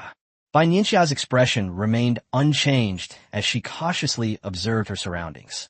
The vanguard has been dealt with, so the monsters that follow will inevitably be much more difficult to deal with. Just as Bai Nianxia expected, a figure appeared in front of her. This soldier was very different from the ones Bai Nianxia had seen before. He wasn't particularly tall, but the dark red glow emanating from his chest cavity must be the energy source that powers him. The right arm has a miniature cannon muzzle, while the left arm is in the form of a hook lock. Bionic joints allow him to move quickly, and his feet are covered with retractable steel pins. You're courting death. The soldier's tone remained unchanged, flat and indifferent, like a straight line. Looking for death, Cahill loosened his grip and looked up to carefully examine the mechanical soldier in front of him. You Mosai Star people are courting death. Anyone who stands in the way of Bai Star will simply disappear into interstellar space. Cahill had barely finished speaking when his claws mercilessly slammed into the soldier. Bai Nianxia's goal was clear, to attack the mechanical soldier's chest. She had a feeling that this was the most important thing about this soldier. Hiss! Bai Nianxia felt a burning sensation as soon as her tentacles approached the soldier. Electromagnetism. Bai Nianxia wasn't Cahill. She knew absolutely nothing about science. Looks like I found the right person. A smile quickly crossed Bai Nianxia's lips. If it's not an important place, why bother with multiple layers of protection? Cahill seemed to realize something at that moment, and suddenly changed the direction of his attack. It spews extremely hot and corrosive flames from its mouth. Oh! Bai Nianxia was a little surprised. She didn't expect that after reaching level 8, Cahill's lava would actually be corrosive. Or perhaps it existed before, but Cahill never used it because its corrosiveness was too weak. Bai Nianxia secretly guessed, but her hands did not stop moving at all. The mechanical soldier seemed to be enraged. The cannon on its right arm opened, and a laser beam shot straight at Bai Nianxia and Cahill. The white laser beam collided with Cahill's red magma, creating a clear contrast between the two colors. Taking advantage of the situation, Bai Nianxia used her tentacles to wrap around the mechanical soldier's right arm, firmly sealing its cannon muzzle. Cahill seized the opportunity, gathered his strength, and slashed through the soldier's chest with a claw. As expected, the alloy on the chest was lifted, revealing the dark red power supply device inside. The mechanical soldier suddenly emitted a crackling sound of electricity. Danger! Danger! Not good. Bai Nianxia quickly used her tentacles to snatch the soldier's power supply device, then pulled Cahill away and retreated quickly. Cahill, anticipating what was about to happen, suddenly sprinted away. Boom! A huge explosion rang out, and the spot where the two had been standing was instantly razed to the ground. Self-destruct. Cahill spat out those 2 words viciously. He had always disliked Mo Cixing's gang of scoundrels who would self-destruct if they couldn't win. Bai Nianxia was breathing heavily, her chest heaving violently. That was close. If I hadn't taken the power supply equipment, the power of this self-destruction would have been much greater than it is now. Chapter 160. Failure. Just as the residual force of the mechanical soldier's self-destruction was still lingering, Bai Nianxia heard a loud bang, and she and Cahill instantly looked in a certain direction. It should be the 3 of them, Cahill said in a deep voice, his brow furrowed, a hint of agitation in his eyes. For Cahill, the fact that the other 3 monsters had approached the base before him was a great insult. Bai Nianxia nodded, keenly sensing that Cahill was acting strangely. Continue. Cahill uttered 2 words casually and sprinted towards the base gate. The original spire had been destroyed by Bai Nianxia. In front of the jagged gate stood 3 monsters, attacking the gate with a corrosive liquid. The dark green liquid emitted white smoke the moment it touched the door, corroding the metal. Bai Nianxia sized up the three monsters, frowning slightly. As expected of Area, it was full of hidden talents. To Bai Nianxia's astonishment, the door gradually turned into a pool of black liquid. Is it that easy? Bai Nianxia's eyes darted around, wary of her surroundings. In a blink of an eye, the once towering valve disappeared. Cahill took a step forward, about to rush to the front, when Bai Nianxia forcibly pulled him back. Distracted by Bai Nianxia's words, the other three monsters rushed in. Cahill looked puzzled. To him, someone else had beaten him to it once again. Bai Nianxia didn't hold back, and forcefully slapped Cahill with her antennae. Why rush to the front at this time? Is it because you think you've lived too long? Cahill didn't understand Bai Nianxia's meaning, but at this moment, they had already put a considerable distance between themselves and the three monsters charging at the front. Besides worrying about being attacked, Bai Nianxia also had her own thoughts. Unlike the capital of Bailai Star, this base on Mosai Star seems like something out of a movie. Most of the buildings inside are silver white, gleaming with a dazzling light. And most of them are suspended in the air, with the buildings protected by energy shields. Before Bai Nianxia could even properly examine Mo Xixing's base, a battle was about to erupt. As Bai Nianxia had predicted, the three monsters that rushed in from the front received the fiercest attack. In just a few seconds, he had dozens of wounds on his body. Bang! Cahill casually waved away a nearby mechanical soldier. Whoosh! Bai Nianxia used Shi Tongtao's signature skill, a mental stun that caused the surrounding mechanical soldiers to slow down noticeably, clearly indicating that their internal programs had been affected. Cahill seized the opportunity to use his claws, each strike taking down a large number of soldiers. Looking at the densely packed mechanical legion surrounding her and Cahill, a profound meaning flashed in Bai Nianxia's eyes. That shouldn't be the case. The mechanical soldiers they encountered on the outskirts were far more powerful than this. Why is this happening?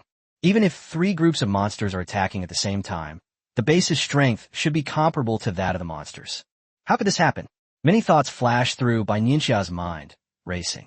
Something's not right. Bai Nianxia felt that there was something fishy about this proactive attack. It was less an offensive and more of a feint. Both he and Cahill had just reached level 8. The other monsters involved in the operation were stronger than them, but not by much. What is the purpose of this proactive attack? Although Bai Nianxia did not believe that monsters were an intelligent race, monsters around level 8 possessed a considerable degree of intelligence. Just then, more and more mechanical soldiers surrounded them, charging forward as if they were courting death. Cahill and Bai Nianxia are now surrounded. While these mechanical soldiers of this strength wouldn't cause them much harm, they were still a formidable opponent. Bai Nianxia's eyes flickered slightly. Her eyes were completely black, which lessened the intensity of her attack. In any case, we can't use up all our energy at once. Cahill clearly didn't want to fight against mechanical soldiers of this level, but he was firmly tied down and couldn't get out at all. Bai Nianxia silently eliminated the mechanical soldiers behind her and moved the battle area to the main gate. Suddenly, a beep sounded from inside the base, and the soldiers who were fighting Cahill seemed to be frozen in place.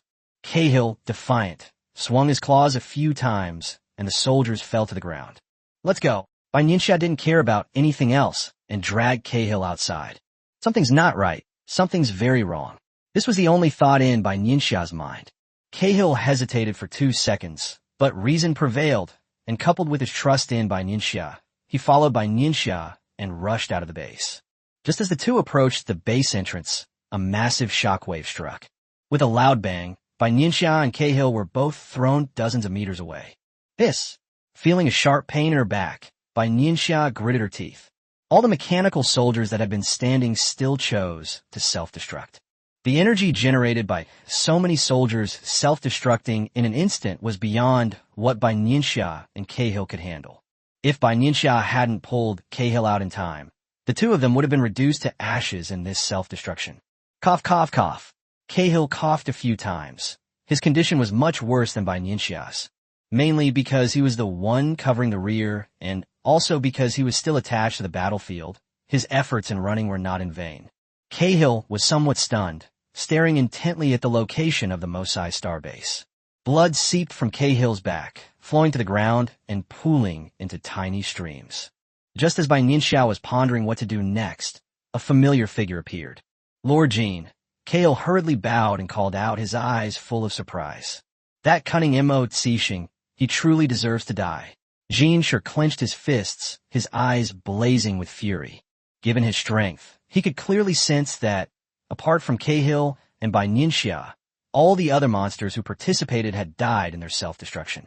Because it wasn't just this one location where the mechanical soldiers chose to self-destruct. The other two directions also encountered the same problem. These low-level mechanical soldiers, humph. Jianxia snorted coldly, turned around, and dragged Bai Nianxia and Cahill back to the encampment. Bai Nianxia already understood that Billy Star's proactive attack plan had failed. The weak mechanical soldiers they later encountered were probably prepared by Mo Tsixing long ago. By trading a group of low-level mechanical soldiers for dozens of level 8 monsters from Billy Star, Mosai Star didn't lose out in this round. As long as there are enough materials, Mosai Star can produce as many mechanical soldiers as it needs. Chapter 161, The Unexpected Mission. Billy Star originally planned to use a feint, sending another team of monsters to directly destroy Mosai Star's base. I just didn't expect that Mo Tsixing had prepared so many robots for self-destruction in advance. The plan on Billy Star has completely failed. All the teams, except for Cahill and Bai Nianxia, have been wiped out. On the way back, the envoy's face was ashen. He brought Cahill and Bai Nianxia back and then disappeared. Cahill slumped down beside his protective pod, his back already covered in blood. Let's go back first, Bai Nianxia said, panting heavily as she helped Cahill up. The protective pods are not for treating wounds, and there are no hibernation pods here. We still need to return to Area A to heal the wound quickly. Cahill had the same idea.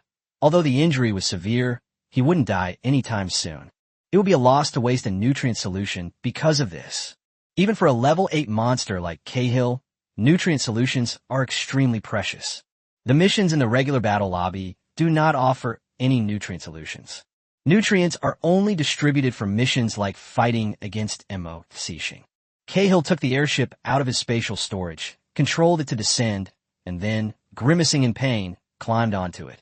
Bai Nianxia also quietly contributed from behind, giving Cahill a kick in the butt. Cahill stared at Bai Nianxia resentfully for a few seconds, while Bai Nianxia looked completely at ease. This is called a good deed. The monsters of Planet Bilai are really clueless. Bai Nianxia's injuries were less severe than Cahill's. At least she was still able to move freely. So she slipped onto the airship, but the moment her back accidentally touched the seat, Bai Nianxia bit her lower lip, and her breathing became rapid. And so, the two wounded returned to the city where the A-Zone command post was located. There were many monsters on the street, who ignored the wounded Cahill and Bai Nianxia. They see wounded soldiers returning every day. It's nothing new to them. That's fine too. Being injured and then being watched is also a form of harm. The moment Bai Nianxia laid down in the hibernation pod, she felt as if her whole body had been released. The hibernation pod gently heals its wounds. If I have the chance, I must get a few of them and have the Academy of Sciences study them. These kinds of treasures are so rare. The hibernation pods are not traded on the trading platform, so Bai Nianxia cannot purchase them through normal channels. However, we might try unconventional channels in the future. With these thoughts in mind, Bai Nianxia gradually drifted into a deep sleep. When she opened her eyes again, it was already the afternoon of the next day. Bai Nianxia's obsidian flashed continuously, a message from the A-Zone Command Center. Go to the Command Center in Area A. The time is... Bai Nianxia was full of surprise, her pupils shrinking slightly. She suddenly got up from the hibernation pod, quickly walked out, and then subconsciously paced back and forth in the room. I'm just a nobody. There's so many level 8 monsters in Area. Why would they call me to the command post? It shouldn't be that I exposed myself, otherwise I wouldn't be sending a message to my own obsidian. Given the monster's personality, it would have sent me straight to my doom. But what exactly is the reason? Something's not right. Countless thoughts tangled in Bai Nianxia's mind like threads, a tangled mess that was impossible to unravel. As the deadline drew ever closer, Bai Nianxia frowned, a sense of unease lingering in her heart. With no other option, Bai Nianxia decisively took out her airship and flew towards the command post. At the door, Bai Nianxia took out obsidian to verify her identity and walked toward a certain room. This room is a bit smaller than the one I came to before. As soon as Bai Nianxia entered the room, she felt as if someone was watching her, even though the room was clearly empty. Bai Nianxia lowered her eyes, and when she opened them again, there was a hint of impatience in them as she openly surveyed the room. This is the kind of reaction a monster from Planet Byra should have. He then sat down casually, glancing at the door every now and then, appearing quite impatient. During the waiting period, Bai Nianxia stood up and looked around frequently, and several times she wanted to open the door and go out. Just as Bai Nianxia was pondering whether she should play the role again, a monster entered. Lord Jean. Bai Nianxia bowed, her eyes filled with coldness. Sure, Tong Tuo? Jean sure opened his eyes and stared intently at Bai Nianxia. Yes. Bai Nianxia nodded. She was Sure Tong's assistant. Of the attacks on the A1 Mosey Star base a few days ago, only you and Cahill survived. Why? Jean asked seemingly casually. A few beads of cold sweat appeared on Bai Nianxia's forehead. She felt immense pressure, and within a few breaths, her lips turned blue. All of this was clearly the work of the Golden Envoy in front of her. Bai Nianxia felt like a drowning person, unable to breathe. Because of intuition. Bai Nianxia's voice was broken, her hands trembling uncontrollably. Is this the oppressive aura of a level 9 monster? Bai Nianxia's eyes were somewhat unfocused as she thought to herself. Intuition. Jean Sure was somewhat surprised, not expecting this little guy who had just arrived in Area A to give this answer. Your attack is indeed somewhat unusual. Upon seeing this, Jean Sure glanced sharply at Bai Nianxia's vertical pupils. Instantly, Bai Nianxia felt a tremendous pain in her vertical pupils, and even her heart seemed to stop beating for a few seconds. She instinctively covered her chest and took a few steps back. That makes sense. Jean Sure nodded. The little guy in front of him was a rare monster related to the spiritual realm, so he probably had something special about him. This has appeared in the records of the planet Byra. This kind of monster is more calm and calculating than others. They have their own sense of danger. Jean Sure thought to himself and relaxed a little in the face of Bai Nianxia's oppressive aura. Bai Nianxia gasped for breath. The feeling of almost suffocating was unbearable. There's a chance. Regardless of the circumstances, Bai Nianxia remained respectful towards the Golden Envoy. I called you here today because I have a mission, Jean Sure said to Bai Nianxia with a serious expression. A mission? Bai Nianxia was a little confused and pondered to herself. Within Area A, my strength is considered low level. This renowned Golden Envoy has given me a mission. But the next second, Bai Nianxia stood up straight and said loudly, Sure Tong Tuo will definitely be able to complete the mission. For the monsters of Planet Bylai, completing the Golden Envoy's mission should be an extremely proud thing. No matter what the task is, they just rush forward and accept it without hesitation. Bai Nianxia's reaction pleased Jean Sure. This was the kind of warrior they had on Bylai Star. That's how we should forge ahead fearlessly. Chapter 162. Double Agent? Then Bai Nianxia blinked and looked at the Golden Envoy, her meaning clear. What mission? Jin's smile widened, and with a wave of his right hand, the corpse of a mechanical soldier appeared on the ground. Calling them corpses isn't quite accurate. They should be described as a pile of soulless scrap metal. They were different from the mechanical soldiers Bai Nianxia had seen before. The body lying on the ground was very well preserved, with all arms and legs covered, and only a few shallow scratches on its body. This attack on a Mosai Star base was not without its gains. Although we failed to completely destroy the entire base, we managed to salvage the complete mechanical soldier's body. The more Bai Nianxia listened, the more familiar these words seemed. Wasn't this exactly what she and Tang Lao had said during the meeting of Project 1? Could it be? Although she had some suspicions in her heart, Bai Nianxia still pretended to look at the Golden Envoy with some doubt. She wondered what the Golden Envoy would say next. You're a monster who has just reached level 8 and then leveled up 2 more times in a short period of time. There is not much information about you on Mo Cixing. When the name Mo Cixing was mentioned, Jean Sure looked at the mechanical soldiers with a hint of disdain. Before joining forces to deal with Bloodbreath Star, both Bylai Star and Mosai Star were well aware of the combat capabilities of their respective leaders. After all, level 9 monsters and level 9 mechanical soldiers require a long period of training. Both sides are well aware that they are among the top combat forces on the planet. As for level 8, I actually have a general idea. Therefore, I discussed it with several envoys and decided to let you possess this mechanical soldier. This mechanical soldier's strength is equivalent to our level 7, which means it has a certain status on Mosai Star, and its intelligence level is not low. The mechanical soldiers on Mosai Star are classified into the same ranks as those on Bai Star. Similarly, the higher the level of the mechanical soldier, the higher its intelligence level. The more advanced the code used, the higher its level of intelligence, and the higher its level of self-awareness. Double agent? Jin Shi's words suddenly brought this thought to Bai Nianxia's mind. In a sense, regardless of who wins or loses between Mosai Star and Bai Star, he himself will not lose. So what if I betray them? I'm not from either of those two planets. Why should I have any moral bottom line? After saying that, Jin Shi stared intently at Bai Nianxia's expression. Under Jin Shi's gaze, Bai Nianxia first glanced disdainfully at the mechanical soldier lying on the ground.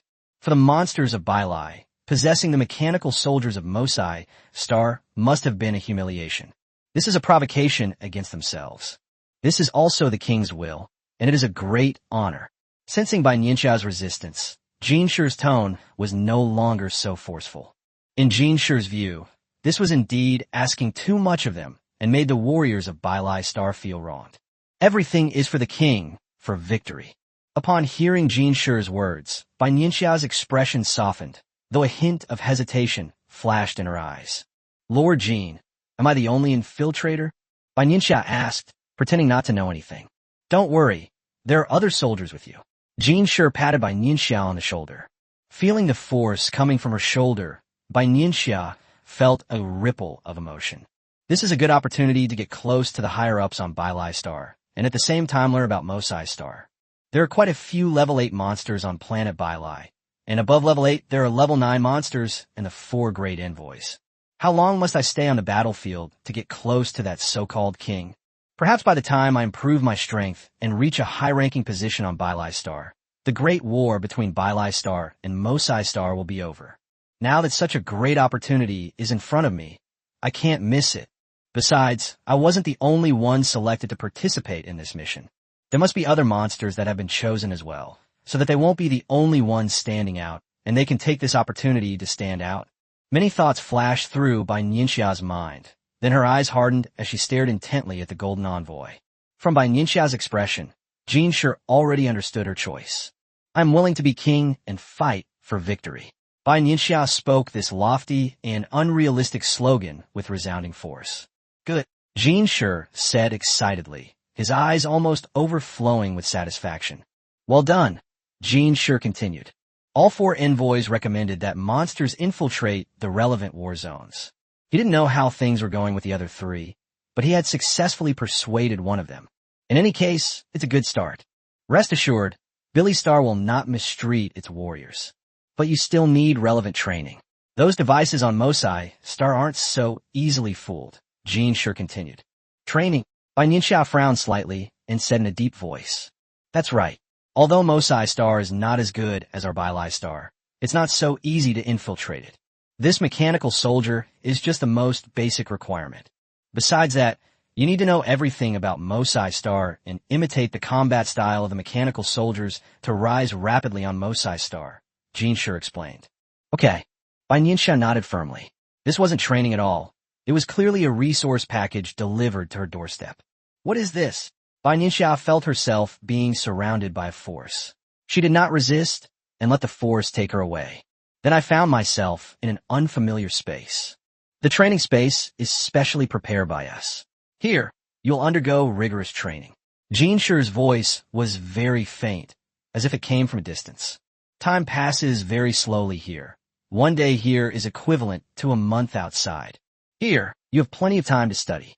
Jin Shi coughed a few times unconsciously. In his view, keeping a monster locked in training space was a level 7 painful thing.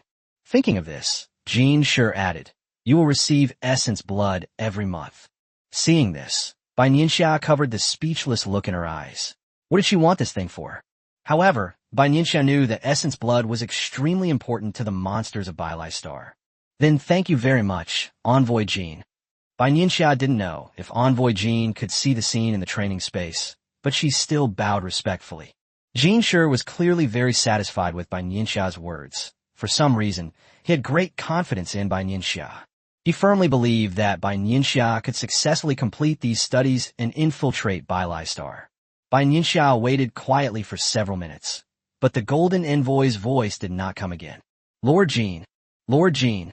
Bai Nianxia pretended to shout loudly a few times, but found that there was no response. Just as Bai Nianxia was beginning to feel relieved, she suddenly heard the sound of unknown footsteps. Chapter 163, Training Space. A glint flashed in Bai Nianxia's eyes as she secretly gathered energy in her right hand. Bai Nianxia wasn't familiar with this training space. What if? Just as Bai Nianxia was pondering to herself, a static sound came from number 098 at your service, followed by a flat, emotionless mechanical voice. Bai Nianxia turned her head and saw the familiar mechanical soldiers. Upon seeing this, Bai Nianxia's heart, which had been pounding, eased slightly. It's probably simulated in this training space. Number 098, what do I need to learn? Bai Nianxia asked casually as she sat down. This is the course that number 098 has prepared for you. A projection appeared on number 098's chest, showing the specific schedule. Bai Nianxia took a closer look and thought, wow, they're making the most of every minute. So many. Bai Nianxia exclaimed in surprise. Sure, Tong Toa, everything is for victory. Jin Shi's voice suddenly rang out. He never left and kept an eye on the training space, just in case Bai Nianxia suddenly ran away. However, he currently has control over this training space, and Shi Tong Toa cannot leave unless he agrees. Thinking of this, Jin Shi waved his antennae awkwardly, feeling rather unethical. My lord, isn't this too much? Bai Nianxia complained, mimicking the monster's mannerisms. After all, the monsters of Planet Bile are not capable of accepting all of this calmly. There are many, but these are all necessary conditions for you to complete your mission, Jin Shi patiently advised. My lord, Bai Nianxia was about to say something more when Jin Shi interrupted her. We, the warriors of Bailai Star, are not afraid of any challenge, Jin Shi encouraged Bai Nianxia. Bai Nianxia sat in the chair with her head down and shoulders slumped, looking like she was about to die. I believe you, Shi Tong Toa. After saying this, the golden envoy disappeared completely. Shall we start the learning plan? Number 098 suddenly asked. Yes, stop asking. Bai Nianxia slapped number 098's body hard, as if venting her anger. Bai Nianxia didn't know how number 098 came to be. It was very likely stolen from Mo Cixing before. However, no matter what, Bai Nianxia must always remember that she is a monster in front of number 098. The monsters won't treat the mechanical soldiers so well. Your learning is not up to standard. Please continue. Your rest time has exceeded the limit. Please stand up immediately and begin training. Inside the training space, number 098 urged Bai Nianxia on with a blank expression. Bai Nianxia leaned lazily to one side. It wasn't easy for her either. She had clearly memorized everything. It's exhausting to pretend you're a bad student and control your grades by acting like you don't know anything. Bai Nianxia pouted and deliberately misremembered a few names. However, this number 098 is probably a robot that is more geared towards training and learning. Putting everything else aside, its temperament is exceptionally good. Whether they were top students or struggling students, he taught them all with a serious and earnest attitude. It's devoid of emotion, all technique. I'm exhausted. Can I rest for a while? Bai Nianxia felt that it was about time and began to go on strike. And he secretly wondered whether he should pretend to have a match with this number 098. Suddenly realizing that this was a really good idea, Bai Nianxia abruptly opened her vertical pupils, and a beam of white light shot out in the direction of number 098. Shi Tong Toa, don't be silly. Before the white light could hit number 098, it was caught by a large hand in the air. It was Jin Shi's voice. Bai Nianxia closed her vertical pupils in frustration. Jin Shi, who was outside the training space, patted his chest. Luckily, he had been careful and had focused some of his attention on the training space. If it weren't for his own intelligence, who knows what kind of trouble Shi Tong Toa would have caused in the training space. However, Shi Tong Toa was the best performing of the several level 8 monsters he had found. The others either vehemently refuse the task from the very beginning, or they see the learning plan and immediately wreak havoc in the training space, without actually learning anything.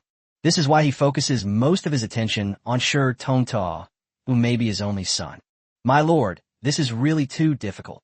Bai Nianxia glanced at number 098 with disdain. Hang in there a little longer. The golden envoy clearly didn't know how to comfort monsters. He kept repeating the same, few phrases. Bai Nianxia rolled her eyes gracefully, then helplessly continued to receive instruction from number 098. Therefore, during the month-long training period, Bai Nianxia accurately grasped the appropriate balance. They would cause a small disturbance every 5 days, a big disturbance every 10 days, and Jean would come to persuade them once every 2 weeks. Although he had been in the training space for a month, only 1 day had passed in the outside world. During this month, Bai Nianxia absorbed the history of Mosai Star like a sponge and gained a deep understanding of some common technologies on Mosai Star. Although these are not top-secret technologies of Mosai Star, it is still very difficult to learn about them under normal circumstances. The main reason is that there are no relevant records on planet Bailai, so we need to learn from number 098. How could the monsters of planet Bailai be fond of learning? However, Bai Nianxia believes that mastering the principles of these technologies and memorizing the relevant data will always be helpful to China's science and technology. In addition, Bai Nianxia made another delightful discovery. She felt that her learning and absorption speed had increased. Could it be that it can further develop the brain? Bai Nianxia wondered to herself. Regardless, this is a good thing for her. The ability to learn is always important. Number 098, could you speak a little slower? Bai Nianxia said slowly to number 098, with her legs crossed. It's that time of year again when she's looking for trouble. The speed has been adjusted to 0.75x for you. Number 098's voice had slowed down considerably. When do you think I can get out? Bai Nianxia raised her eyelids and asked in a deep voice. After learning all of this, number 098's tone remained unchanged. Bai Nianxia angrily struck number 098 hard with her tentacles. Number 098 continued his explanation with a serious expression, and Bai Nianxia sighed helplessly. Finally, after 2 months of studying in the training space, Bai Nianxia had finished learning the theoretical knowledge. This was also a time that Bai Nianxia carefully controlled. At her actual speed, she should have memorized everything in about a week. But isn't that to cater to the monster's brain and intelligence? So we can only keep dragging it out. The next round of training has officially begun. Suddenly, multiple weapons appeared in front of number 098. Bai Nianxia subconsciously took a few steps back, as if facing a formidable enemy. Don't panic, Shi Tong Toa. This is to learn how to use the weapons of Mosai Star and to familiarize yourself with the combat methods of Mosai Star's mechanical soldiers. Jean Shi's voice appeared. Lord Jean, when can I leave? Bai Nianxia began to complain skillfully, her eyes full of impatience. It'll be soon. Jean Shi noticed Bai Nianxia's resentment and offered a completely unconvincing consolation. Chapter 164, Doing 2 Things at Once. For the next few months, Bai Nianxia stayed in this training space, learning how to transform from a monster into a mechanical soldier. Bai Nianxia learns how to use these weapons and observes the living and fighting conditions of the mechanical soldiers.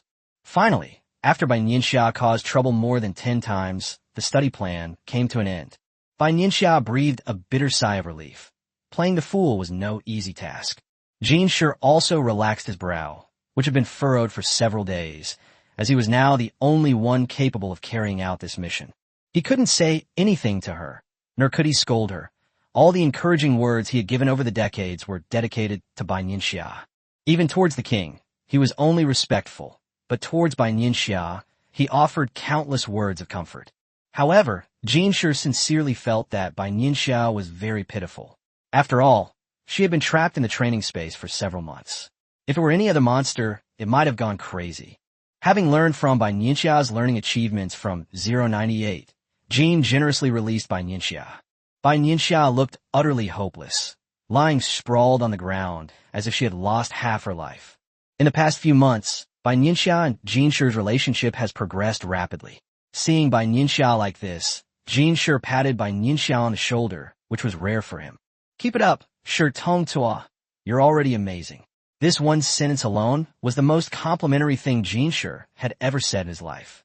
He learned this from somewhere, and it's true that you should offer more encouragement to people who are disappointed. Bai Nianxia almost burst out laughing, but quickly restrained herself. Sir, may I begin my infiltration mission now? Bai Nianxia asked weakly, her eyebrows drooping. Not yet. Jean shook his head mysteriously. Bai Nianxia glanced helplessly at the golden envoy, her eyes filled with resentment, and she became increasingly dejected. Mo has endless methods.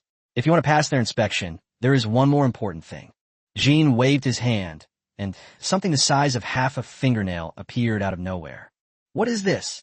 A hint of caution flashed quickly in Bai Nianxia's eyes as she asked casually. Adjust the chip, Jean said seriously. This was seized from Osai Star by other envoys at great expense.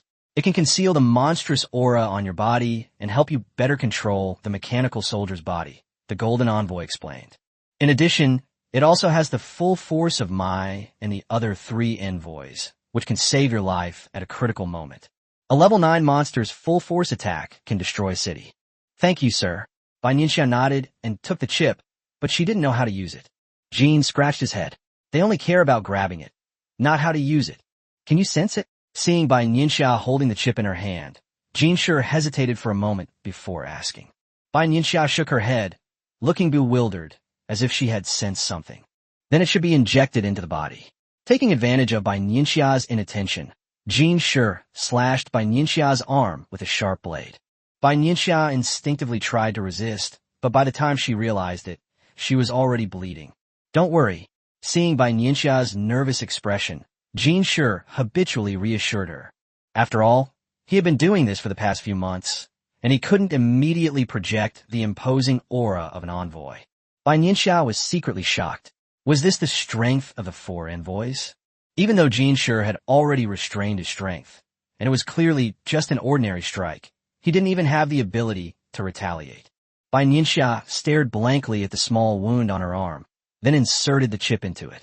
As expected, there was some pain, but soon Bai Nianxia was able to sense the presence of the chip. Take a break and get used to it first, then rest for a day. I'll bring the mechanical soldier over tomorrow. The Golden Envoy took pity on Bai Nianxia and gave her a day off. After all, Bai Nianxia had been training continuously in the training space for several months. Bai Nianxia nodded, said goodbye to Jean Sure, and walked towards her room in Area A. Bai Nianxia had just reached the door when she spotted a familiar figure. Sure, Tongtoa, where have you been? It was Cahill, who asked as soon as he saw Bai Nianxia.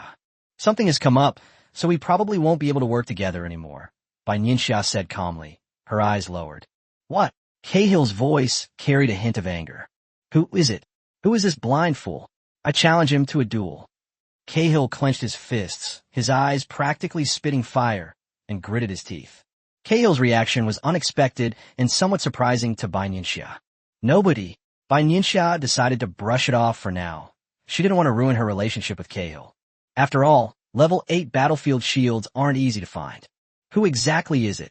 Cahill became even angrier when he heard that Bai Nianxia was going to cover for someone else. He and Bai Nianxia came to Area A from Area B together, and they went from level 7 to level 8 together. Who is it that has stepped between the two of them? Cahill grew angrier the more he thought about it, and he was practically bursting with rage. Really, there's no one. Bai Nianxia had no choice but to explain again. Which shameless person dares to challenge me to a duel? Let's fight one-on-one. Cahill was so angry that his hair stood on end. Me? Suddenly, a familiar me rang out in the air. Bai Nianxia was already very familiar with that voice. She had a premonition that if Cahill continued to spout such nonsense, things would get very bad. What do you mean, you? If you've got the guts, do it openly and honestly, Cahill continued to yell. They didn't even consider how many people in Zone A could transmit their voices remotely and openly. Come to command post. The voice in the air was clearly amused and uttered those 4 words. Don't worry, I'll definitely beat that guy so badly he'll slink back to the capital. Cahill clenched his fist and said firmly to Bai Nianxia. After saying that, he took the airship and headed towards the command post. Bai Nianxia watched Cahill's departing figure, shook her head with a light laugh, and silently lit a candle for him in her heart. Cahill is likely to suffer some hardship today. That golden envoy wasn't exactly good-tempered. In fact, no monster is good-tempered. Cahill's boastful words, coupled with his obvious inability to defeat the golden envoy, will likely result in him sustaining several more scars. The next day, Bai Nianxia arrived at the command post as promised, and saw the Jean envoy as soon as she entered. Here she is, let's give it a try. Jean sure was very concerned about Bai Nianxia's infiltration mission. Bai Nianxia nodded solemnly, grasped the mechanical soldier with her right hand, and then gradually invaded it with her mind. A few minutes later, The mechanical soldier, whose eyes had been closed, suddenly opened them. Shi Tongtua's body went limp and collapsed. Suddenly, a spatial button appeared in the mechanical soldier's hand, and Shi Tongtua's body was put into the space. If it were any later, it would be easy to be exposed, since it was just a simulation. I was just multitasking, maintaining the simulation while controlling the mechanical soldier's body. Chapter 165, Chips. Not bad. Looking at the mechanical soldier in front of him, Jinshi instinctively showed a hint of disgust, but quickly realized that beneath this body was one of his own kind. However, this also proves that Bai Nianxia no longer has the aura of a monster. That chip is somewhat useful, Jinshi commented casually. Oh, by the way, these are some things related to Mosai Star in the trading station. Take a copy, just in case. Jinshi had sent another monster back to the capital these past 2 days to buy a copy of all the product from Mosai Star in the trading station. That's unnecessary. Bai Nianxia's voice was now that of a mechanical soldier.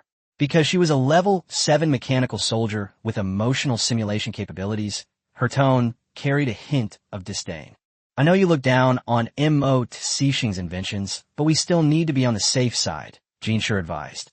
A hint of smugness flashed through Bai Nianxia's mind. She had saved money, and in a perfectly legitimate way at that.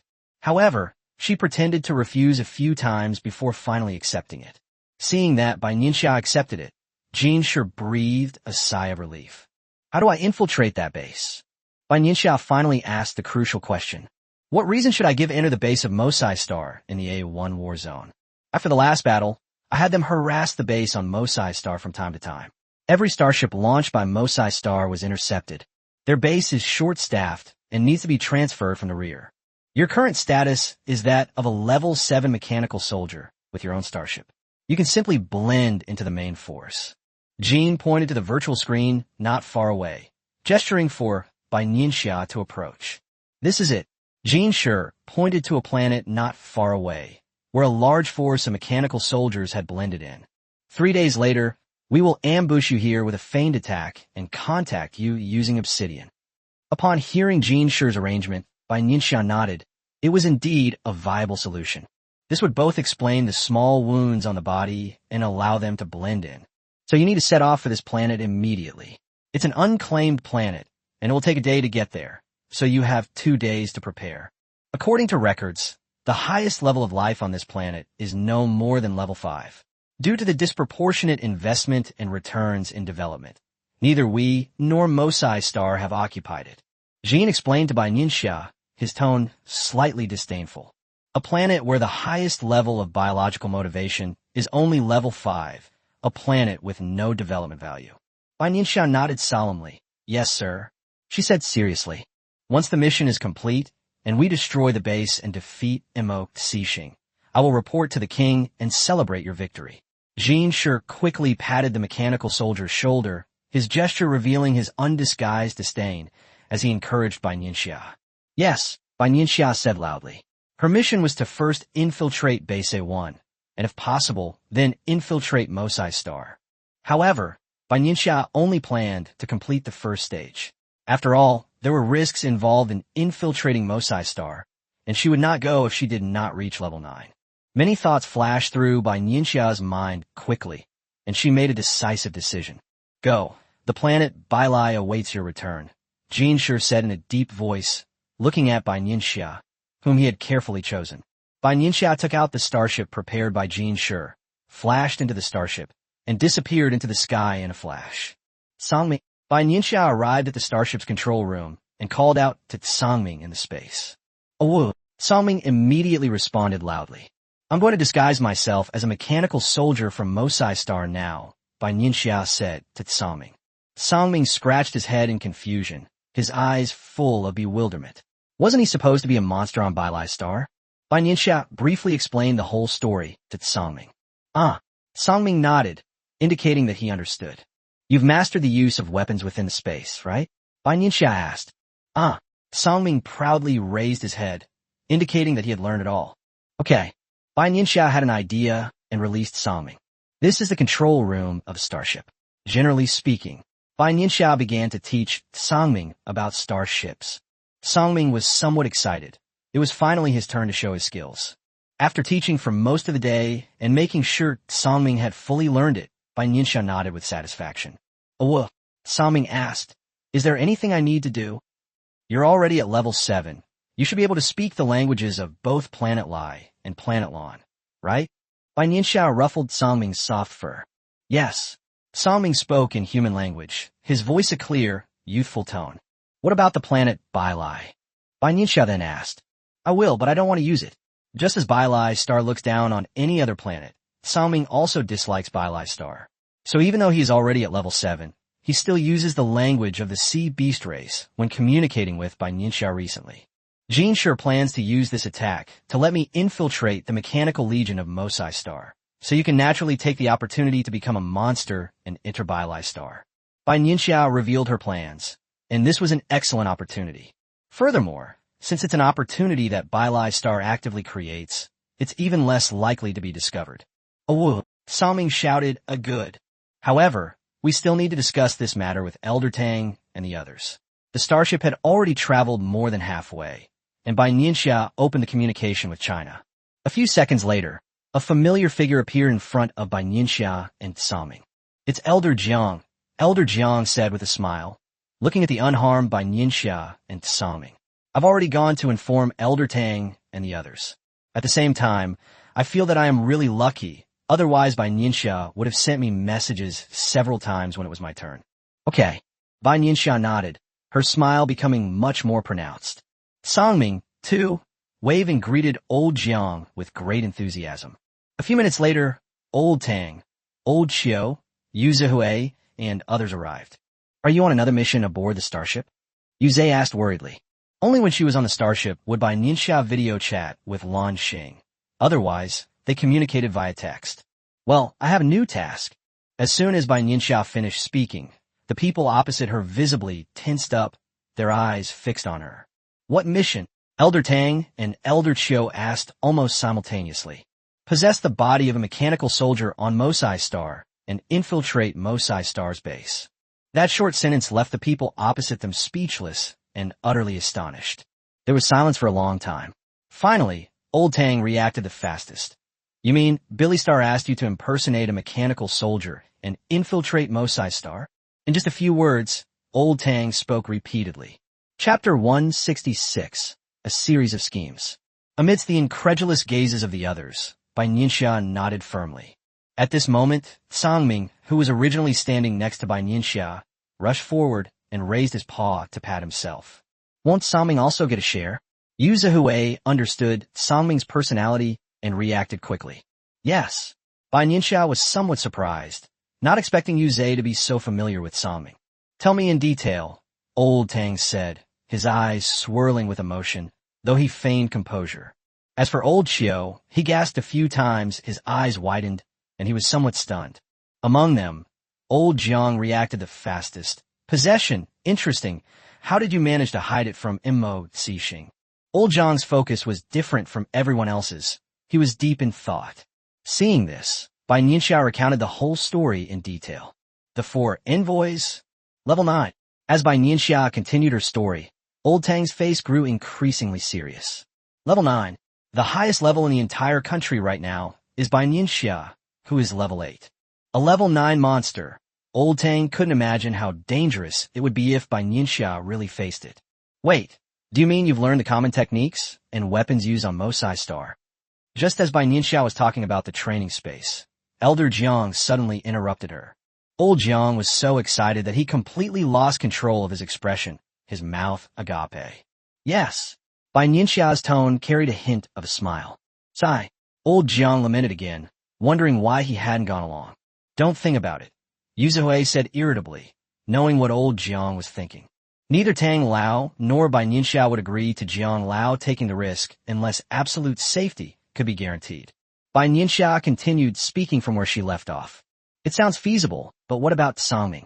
Yu Zihui hesitated and glanced at Songming a few times after listening. Of these people, Yu Zihui was the one most familiar with Songming, and he was somewhat worried about whether Songming could handle it. I can. Songming suddenly spoke in Chinese, which really startled the people opposite him. At first, Tang Lao didn't realize it was Songming speaking. He thought someone had sneaked in. Was it Sangming who just spoke? Old Xiao asked Bai Nianxia.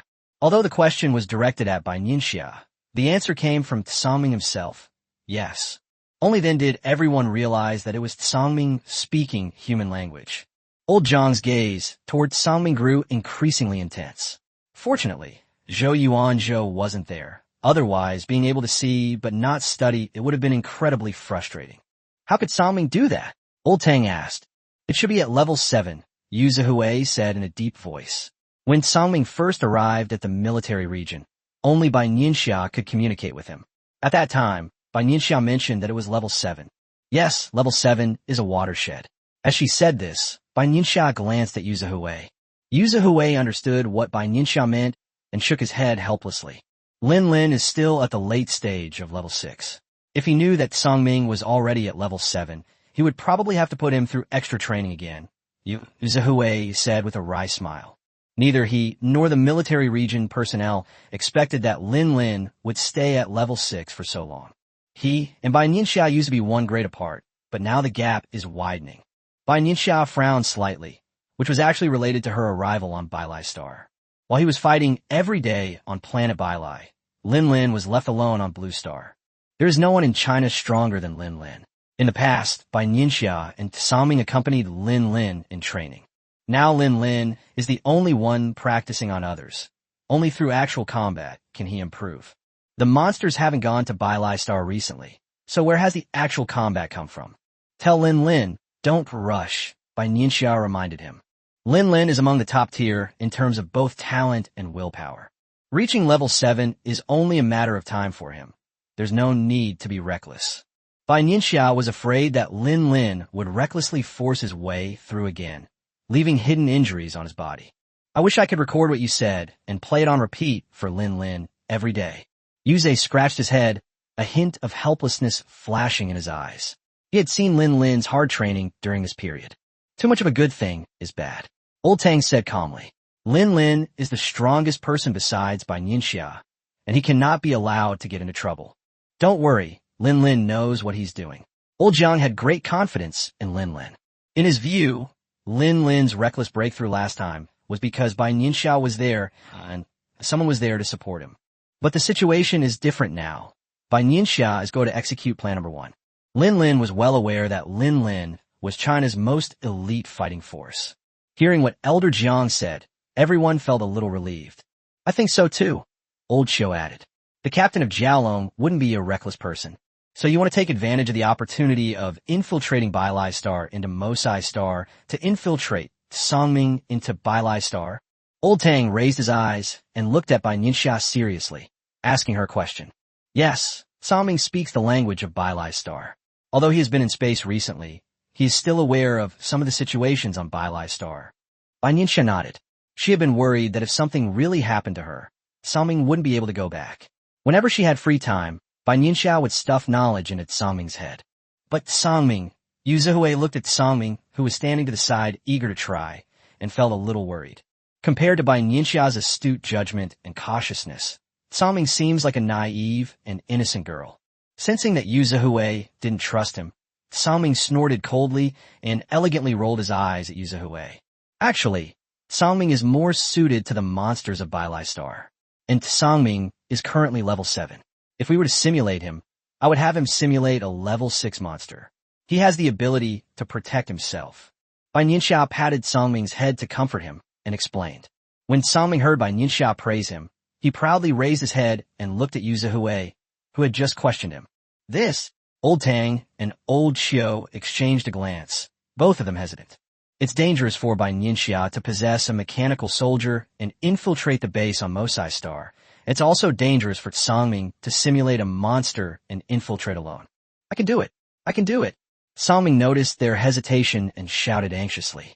All right, you can do it, Old Jiang said, comforting him like a child. What if Sangming really encounters danger? Yu Zihui frowned.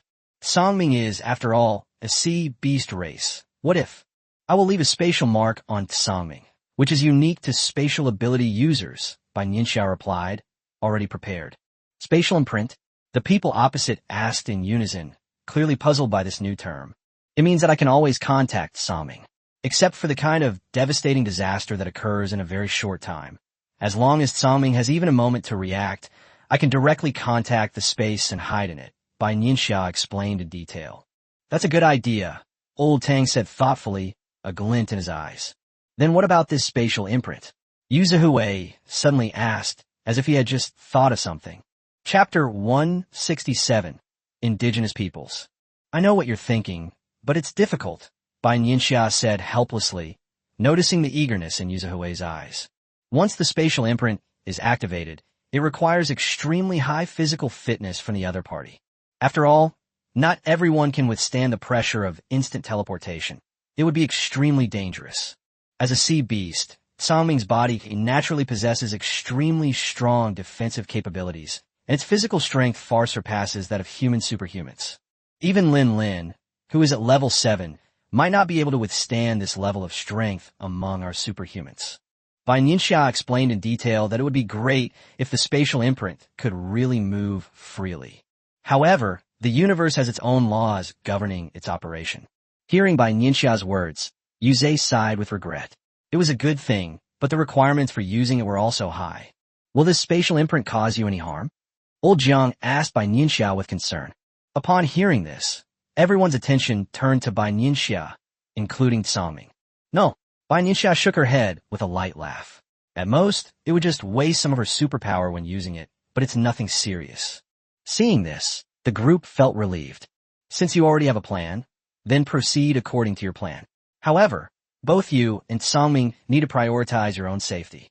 Old Tang clenched his fist tightly behind his back. He will make this decision. Yes. Bai Nianxia nodded solemnly. She naturally valued her life and would not act rashly. Tsangming, be careful when you get to Bailai Star. If anything seems wrong, hide in your spatial dimension. Yu Zhihui gave Tsangming careful instructions, like an old father. Tsangming responded loudly, knowing full well. By the way, the blood essence you brought back has been helpful to Zhou Yuanzhou's research. He's been inspired, and there might be some progress on the second-generation gene enhancer, Old Jiang said with a smile. Yes.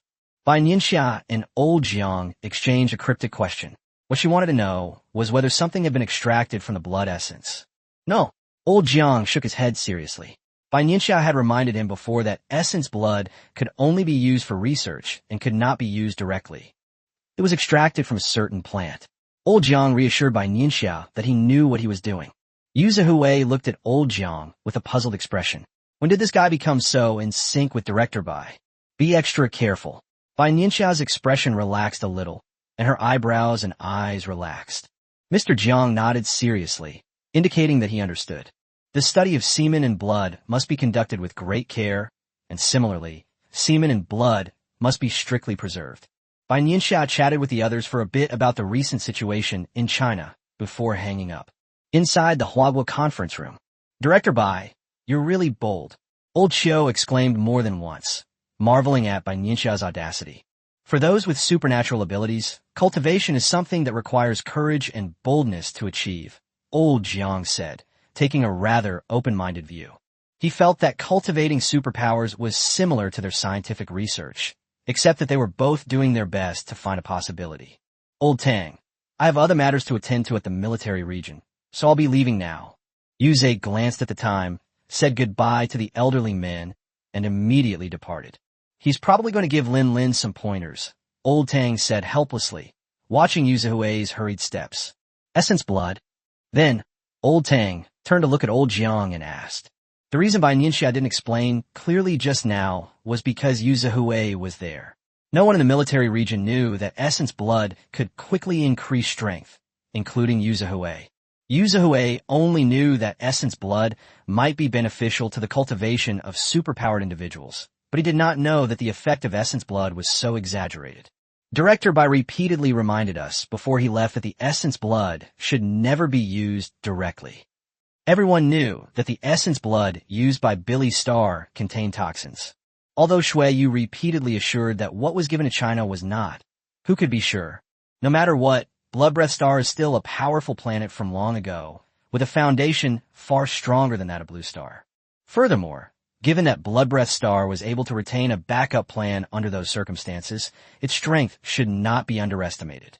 Besides the three of us, only Zhou Yuanzhou's research group in the entire country knows about this matter, Elder Jiang said solemnly. Keep it a secret. Old Tang nodded. On this point, he and Bai Nianxia share the same idea. China must never be controlled by others, and it must never have any weaknesses held by other planets.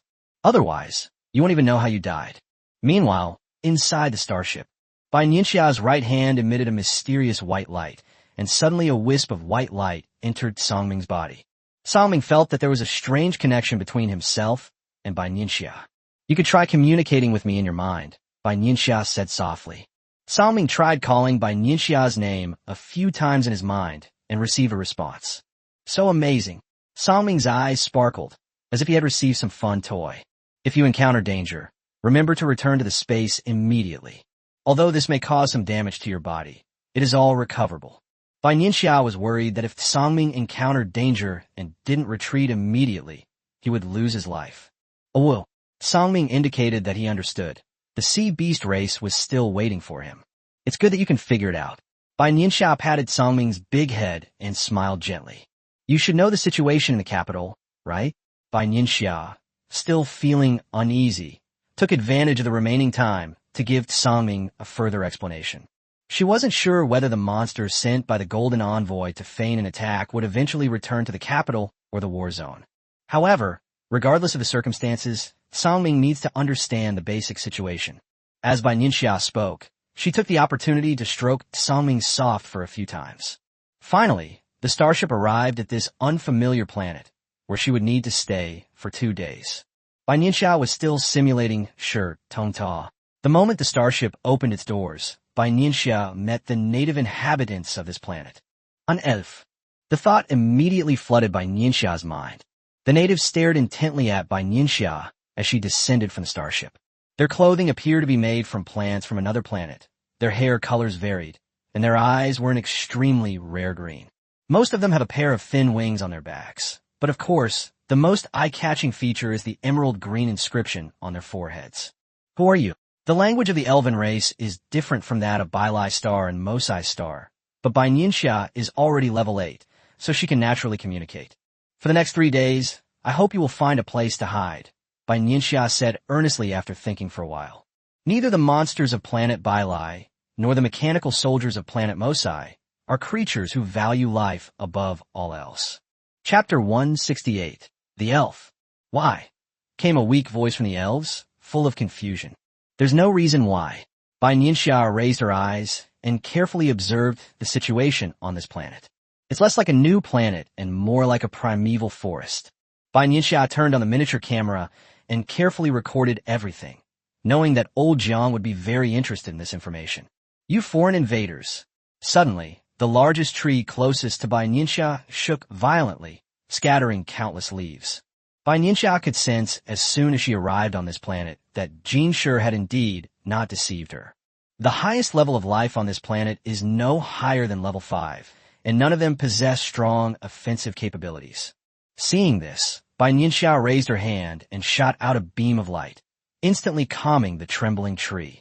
Several huge branches were cut down by the light, but Bai Nianxia did not kill them. She only gave them a simple warning. Therefore, the tree was not seriously damaged. The elves who had been surrounding Bai Nianxia were now filled with panic, retreating behind the trees. Remember what I said, don't go out these next few days. Bai Nianxia nodded in satisfaction. Bailai Star and Mosai Star are not hers. If the elf race gets involved in the operation 2 days from now, there will be a great threat. Therefore, Bai Nianxia did not mind presenting a fierce image in front of the elves. It's better than watching these elves die. Bai Nianxia randomly chose a big tree, crossed her arms, and leaned against it. Hey, you're my hands.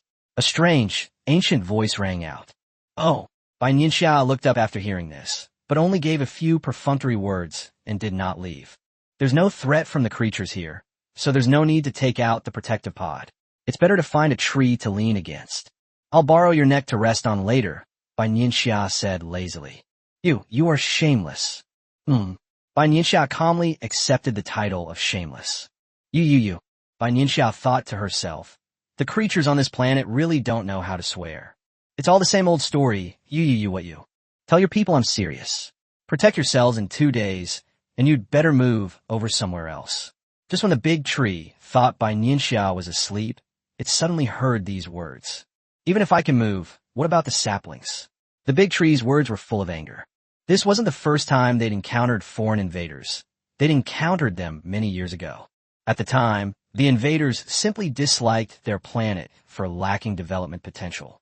He slashed wildly here, as if venting his anger, and then left. I have no choice. Bai Nianxia's voice was somewhat somber. She couldn't even guarantee the survival of Blue Star, let alone other planets. You invaders, relying on your strength to trample on the creatures of other planets at will be punished, the tree said viciously, shaking its trunk a few times, trying to shake Bai Nianxia away. Strength is the key, Bai Nianxia said softly, pursing her lips. Our tree race and elf race have lived on this planet since ancient times. This is our home. What right do you have? The tree grew angrier as it spoke, and leaves began to flutter everywhere. Because you are too weak.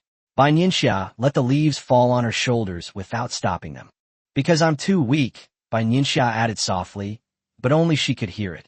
In interstellar space, the strong survive and the weak are eliminated, just like the laws governing the universe, which you cannot stop. Perhaps because she was about to travel to the unfamiliar Mosai star base, Bai Nianxia chatted with the big tree for a few more minutes. The tree said disdainfully. I have existed since the birth of this planet, and I have witnessed its rise and fall. I admit you're right, but shouldn't the strong shoulder their responsibilities and obligations? Hearing Deshu's words, Bai Nianxia sneered. Then you've wasted all these years. You. The big tree was a little angry, but there was nothing it could do about Bai Nianxia. Bai Nianxia shrugged, indicating that what she said made no mistake. If you've lived for so many years and are still yearning for the powerful and above to show mercy, then you've lived in vain. Not to mention Bai Star and Mosai Star, one only knows how to fight, and the other only knows how to develop technology. Perhaps this planet should be grateful that it is because of the situation on Bai and Mosai that they have been able to survive in the cracks. Guests from afar, would you be interested in coming in and having a seat? A group of elves appeared out of nowhere, their mouths moving as they uttered this question. A hint of curiosity flashed in Bai Nianxia's eyes, and she followed the elf in the direction he was heading. Several elves fluttered their wings, carrying Bai Nianxia in circles through the forest. Finally, a few minutes later, the elves brought Bai Nianxia to the top of a huge tree canopy. Treehouse? Bai Nianxia looked at the treehouse-like structure and muttered to herself. Our leader is waiting for you, the elf who brought Bai Nianxia said, bowing. Bai Nianxia nodded and walked in confidently without any hesitation. Hello, guest from afar. This treehouse is completely natural and has not been carefully decorated. The first thing you see is lush green vines and leaves, which is easy on the eyes. The fresh scent of trees followed, a scent rarely found on the planet Bai. The leader of this elven race had a more shimmering inscription on her forehead compared to other elves, suggesting she was at level 5 in strength. In an instant, Bai Nianxia made an assessment in her mind. Guess from afar, I want to know, what will happen in 2 days? The elven leader looked at Bai Nianxia with some nervousness, because she was now wearing the skin of a monster. Bai Nianxia naturally couldn't reveal the plan. She casually found a seat and sat down without saying a word. Our elven race has lived on this planet for generations, alongside the tree race. I can't even remember how long I've lived on this planet. For us, this is our home, something we do anything to protect. I have a different view from those old guys in the tree clan. It's unwise to place our hopes on the kindness of the strong. Clearly, the elven leader had overheard Bai Nianxia's conversation with the tree. Upon hearing the words of the elven leader, a hint of reluctance flashed in Bai Nianxia's eyes. But what could she do? If it wasn't her, Jean sure would find other monsters to carry out the mission, and then the damage to this planet would only be greater. Seeing the reluctance in Bai Nianxia's eyes, the elven leader was somewhat surprised. For some reason, she felt that Bai Nianxia was different from the invaders of many years ago. There was no murderous intent or disdain in Bai Nianxia's eyes when she looked at them. That look in their eyes is not the look of an aggressor. Then the elven leader spoke again. Chapter 169. The Sacred Spring. Guess from afar, the elven race is willing to do our part for you. The elven chieftain looked directly at Bai Nianxia and said in a low voice, Compared to the ignorance and corruption of the Tree Clan, she understood much more clearly that in this universe, self-interest is the only constant. Elves are born with an extreme sensitivity to good and evil, a sensitivity that has helped them escape danger many times. As the leader of the elf race, she has a duty to lead the elf race forward. Although Bai Nianxia's current appearance is terrifying, the elves did not sense any malice from her. Upon hearing this, Bai Nianxia raised an eyebrow slightly, shifted her position, and moved closer to the elven leader. Oh, Bai Nianxia's tone rose slightly. She wondered what the elven leader would do. Does our guest from afar have a way to protect the elf race in the danger 2 days from now? The elf chieftain's eyelashes fluttered slightly as he looked up at Bai Nianxia. Of course there is a way. Bai Nianxia's lips curled up slightly, and a glimmer of light flashed in her eyes. Upon hearing this, the elven leader hesitated for a moment, wondering whether she should believe the monster before her. Where Bai Nianxia couldn't see, the elven leader clenched his fists tightly, his breathing becoming heavier. Bai Nianxia wasn't lying. There was a solution. At worst, they could take these elves into their spatial storage. However, space is one of her trump cards. Are these elves worth revealing this trick to? If Billy Star or Mosai Star finds out, Project 1 will completely fail. Is what you're saying true? The elven leader asked Bai Nianxia again to confirm. Her eyes were turbulent as she stared intently at Bai Nianxia, trying to see something. Of course. Besides, what does your clan have that I could possibly lie to? Bai Nianxia calmly looked directly at the leader, her tone unchanged. The elves have been able to survive on this planet for so many years. They must have their own way of surviving. The leader wasn't angry when he heard Bai Nianxia's words and just smiled calmly. She waved her hand, and a strange fragrance suddenly wafted through the air, followed by a dazzling green. From who knows where, the leader's slender fingers held a pool of green spring water. During this time, Bai Nianxia sensed an extremely strong life force, a life force different from the essence blood of Blood Breath Star. This vitality is vigorous and comfortable. In addition, Bai Nianxia felt her wood-type ability stirring, and she used some of her mental strength to suppress it. In that instant, Bai Nianxia sensed that the spring water in the hands of the elven leader was extremely important. This is the sacred spring. Noticing Bai Nianxia's expression, the leader's eyes showed a hint of pride. A nice name, Bai Nianxia praised with a faint smile. It contains extremely strong life energy and deserves this name. The elven race is willing to offer this item in exchange for peace, the elven leader said solemnly upon hearing Bai Nianxia's words. Bai Nianxia did not respond immediately, but instead looked at the leader with interest. As leaders of a tribe, even if they may have the ability to distinguish between good and evil, is it too absurd to simply believe what they say? It's not that Bai Nianxia doesn't believe in herself, but that she's currently wearing Sher Tong Toa's skin. None of the monsters on planet Bailai are aesthetically pleasing. The elven leader took a deep breath, and the green leaves all over his body swayed with his breath. This is related to our elven ancestors. The first one, Bai Nianxia tilted her head, tapping her fingers lightly on the seat beneath her, making a rhythmic sound. The leader's thoughts were not disturbed by Bai Nianxia's voice, but instead he was lost in memories. The first one is the oldest being in our elf race. No one knows where he came from. All that is known is that every elf leader must obey the first one's instructions at crucial moments. Throughout history, our ancestors have never made a mistake, which is why our clan has been able to survive despite its weak fighting power. Interesting, Bai Nianxia nodded, signaling the leader to continue. It has never been wrong, yet has always existed. A few days ago, the Forerunner predicted that a calamity would befall the planet. The key to resolving this calamity lies with the guests from afar who have arrived today. The leader's gaze lingered on Bai Nianxia. Today, you're the only outsider. Is this why you called me here? Bai Nianxia understood. Yes, the first one holds a high position among the elves, and we will certainly obey his instructions. The elven leader nodded solemnly. Countless facts have proven that the first party was always right. Bai Nianxia's pupils contracted slightly, and she unconsciously pursed her lips. She had come to this planet because of Jean Sher's mission. Even when one arrives on this planet is uncertain, depending on when one leaves the training space. This planet, which Jean Sher saw as utterly harmless and even abandoned, suddenly had a predecessor. Bai Nianxia was somewhat incredulous. May I meet you first? Bai Nianxia asked tentatively. The Forerunner can only predict matters concerning his own people.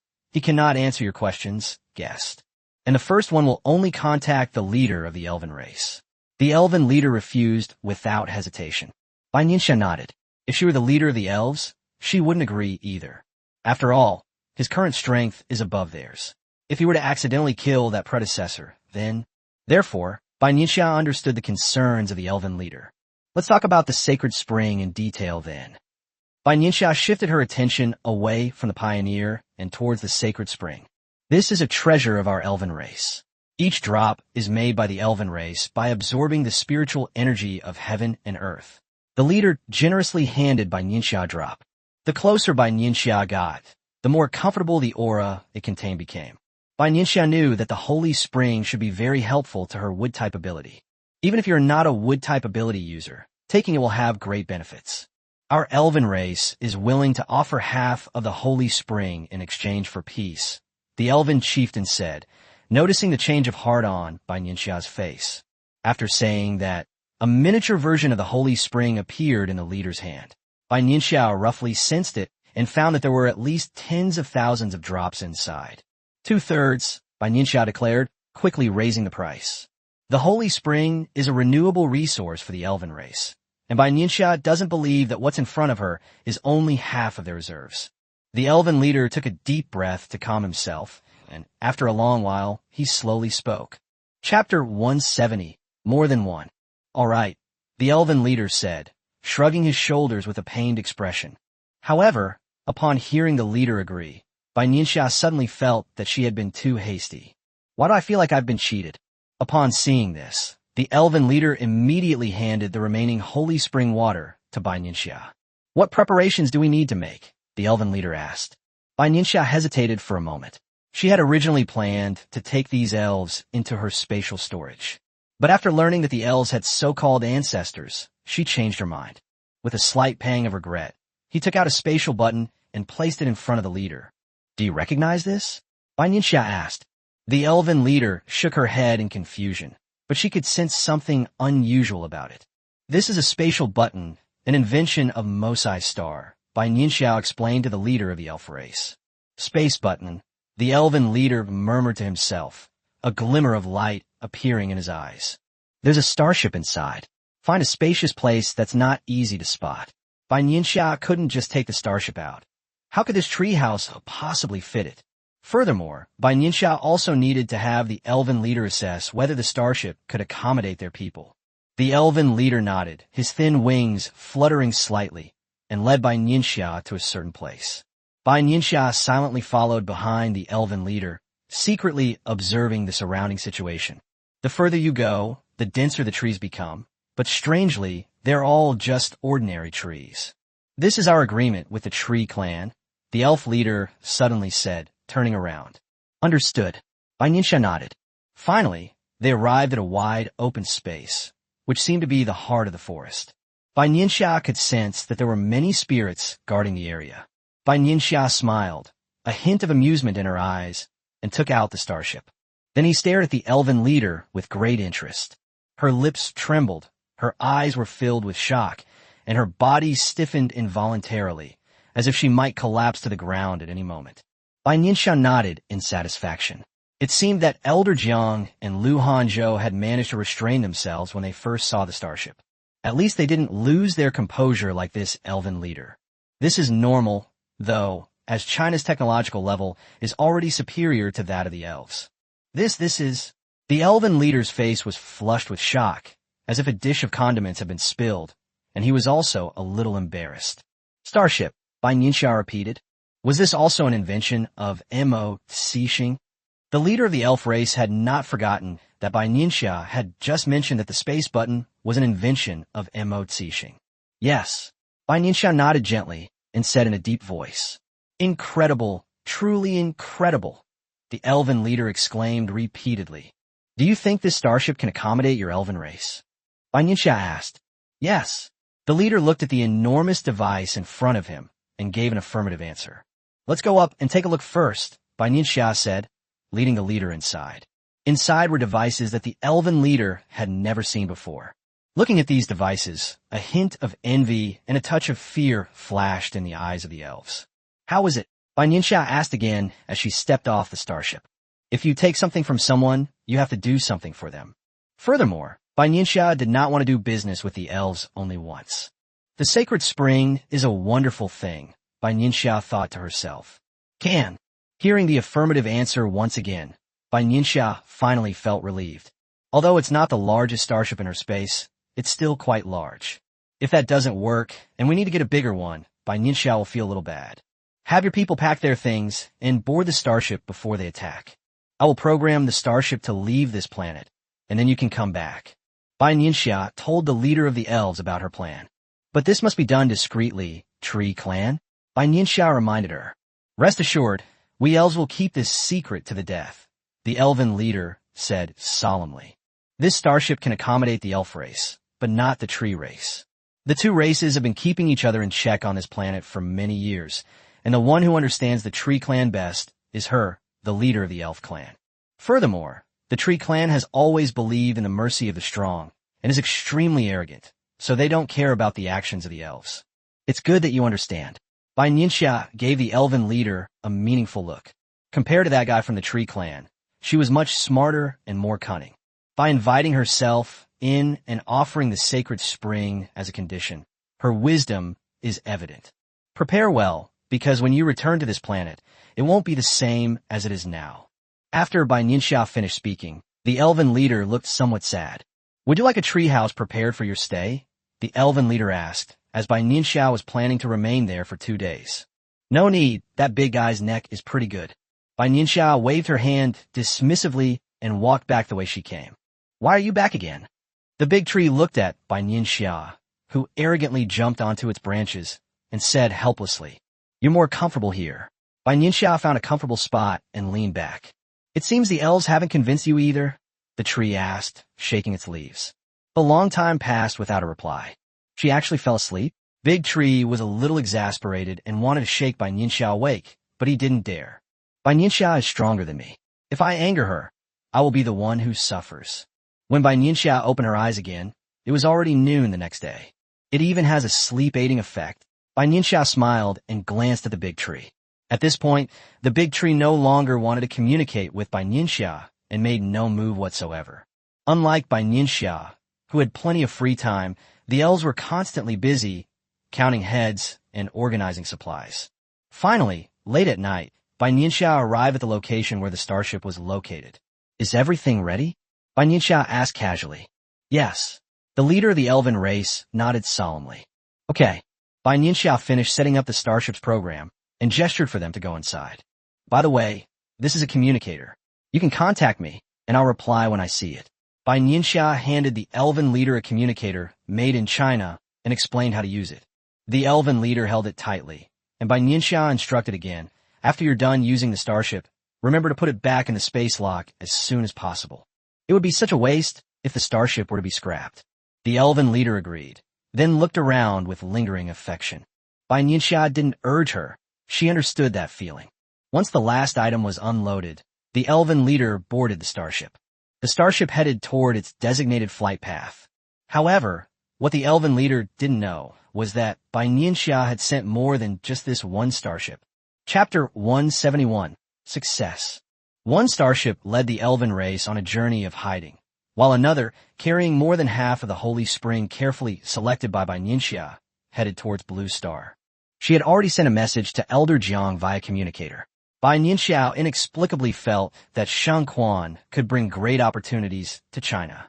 The night grew deeper, and the entire planet fell into silence, less lively than before. What exactly happened? The tree murmured to itself, sensing that something had changed. Bai Nianxia casually found a large tree that hadn't yet been upgraded and leaned against it. The cool night breeze was very refreshing. Songming, are you ready? Bai Nianxia asked softly in the space. Of course. Songming, who had been lazily fiddling with the airship, suddenly stood up, almost raising his claws. He had been preparing to transform into a monster and enter the planet of Bailai. For him, it was a challenge, but also a responsibility. For the past few days, he has been staying in Bai Nianxia's space, unable to reveal his identity, and has only been eating and sleeping. Songming felt that he had made no contribution at all, but instead had consumed so many fish and shrimp. Although Yu Zihui and Songming had seriously said that the Beijing military region would be responsible for Songming's food rations. However, Songming was still very embarrassed, feeling that he had let Bai Nianxia and the others down. When Bai Nianxia was in danger, he could only watch helplessly from within the space. Unable to do anything, Songming disliked this feeling. It was sour and made the beast very uncomfortable. Therefore, Songming was very happy when Bai Nianxia suggested that he simulate a monster entering Bai Star. When you get to Bilace or the battlefield, remember to protect yourself. Also, most of the monsters on planet Baira are warlike and aggressive, so you need to be mentally prepared, Bai Nianxia earnestly instructed Songming. She was the one who brought Songming out, and no matter what, she will bring Songming back. If you encounter any uncertain danger, immediately use the spatial imprint, understand? Bai Nianxia said seriously. She feared that if Songming became attached to the battle, it would cause great harm. I understand. Songming nodded obediently, tilting his head back and speaking to the space above. Okay, then you should get some rest. Bai Nianxia chuckled. Tomorrow would be a huge challenge for both her and Songming. Gradually, Bai Nianxia's breathing became long and deep, indicating that she had entered a state of rest. As darkness gradually faded, the skies slowly began to brighten. Bai Nianxia took out the obsidian and glanced at it. There was only a little over an hour left until the agreed time. Sure, Tong Ta, get ready. After a while, Jin Shi sent a message. Looking at the constantly flashing obsidian, Bai Nianxia sensed her surroundings and chose a large tree suitable for hiding.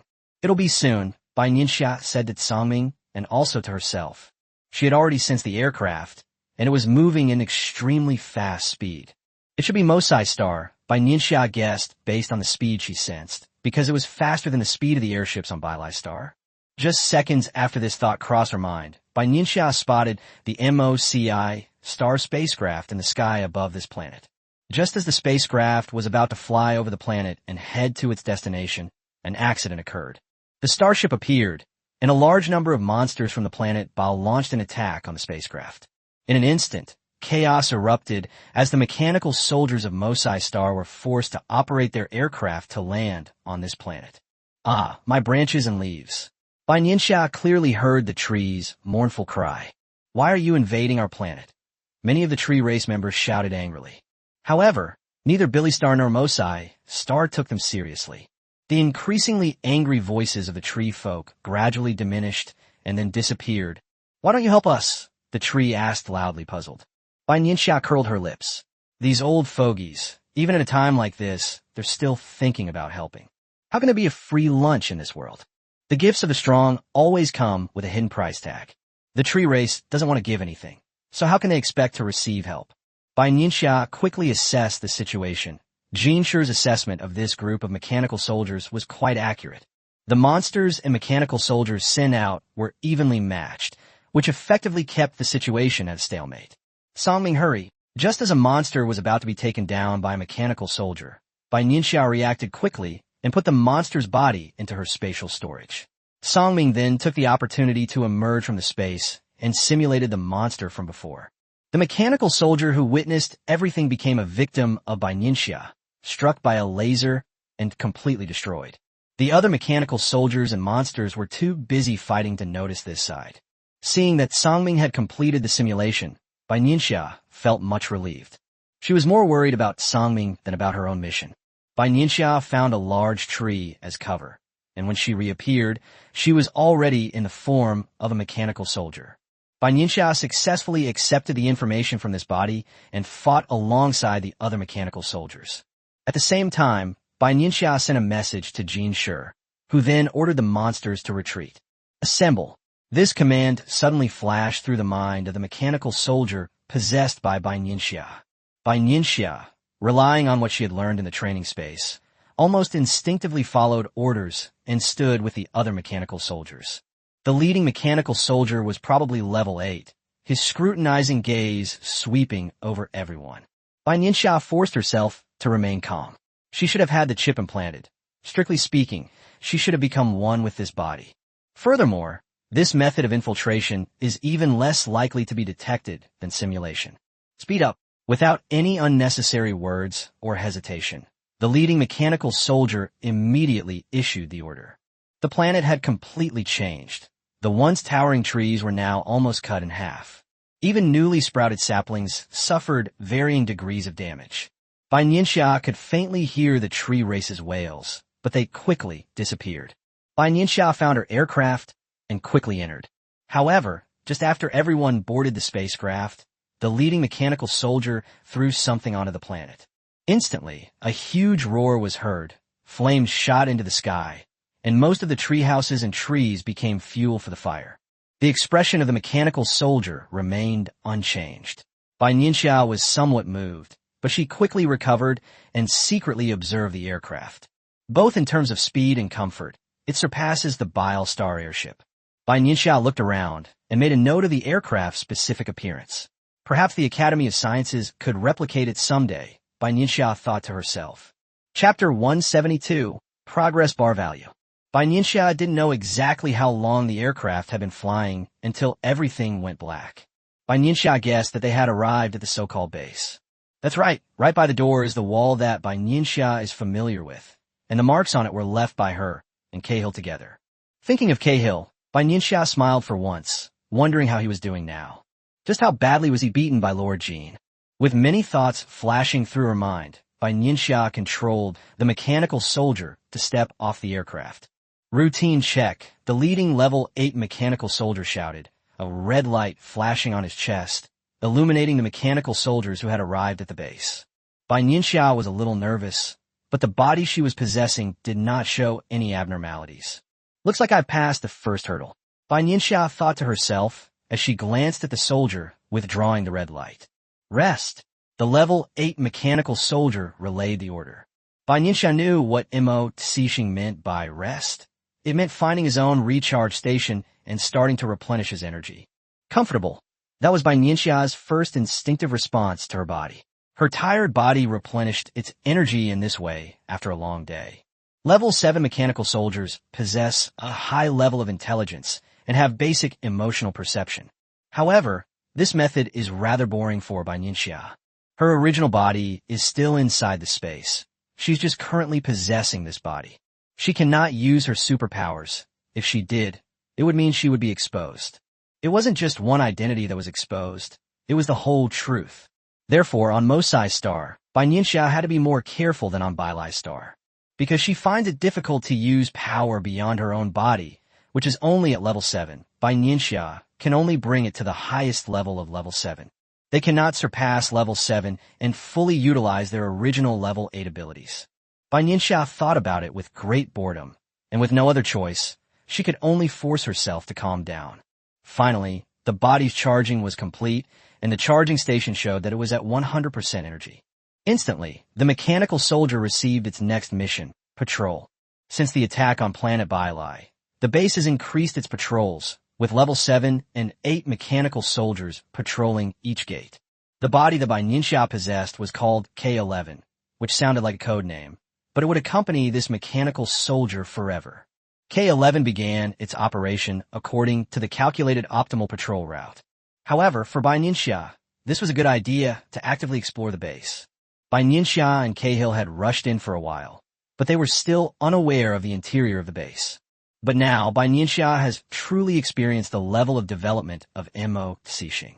The base's interior design makes the most of every inch of space, with irregularly shaped buildings high up and defensive weapons on land complementing each other. Just from what Bai Nianxia sensed, there were countless detectors and infrared cameras. The surveillance here is everywhere and all the time. No wonder Planet Billy uses possession as its method. If Bai Nianxia were to enter Mosai's star using a simulator, she would have no doubt that she would be exposed on the very first day. Even in a simulation, habits and personalities can never be exactly the same. Given the level of surveillance on Mo Tsixing, it would be too difficult. Unmanned aerial vehicles and massive robotic arms appeared on both sides of the streets of the Mosai star base. They're like the most loyal guards of this base, and when necessary, they will decisively choose to strike and repel the invaders. During the hours of patrolling with K11, Bai Nianxia witnessed almost a completely different world. So, technology can develop to this level. So this is possible. You have to understand that Bai Nianxia lived in the post-apocalyptic world for 5 years, and she witnessed the level of research and development in China 5 years later. However, it is still some distance away from Mo Zixing.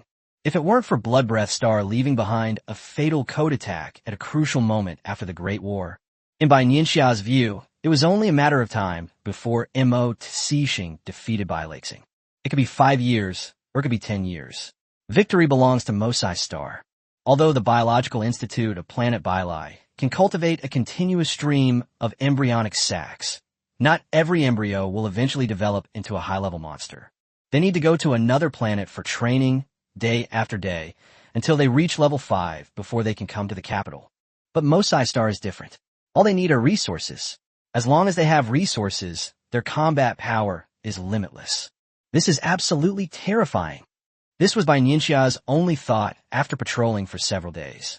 Besides, what distinguishes Mosai Star from Bailai Star is their strict, almost harsh, hierarchical system. Each higher level grants more privileges, and there are detailed regulations for upgrading.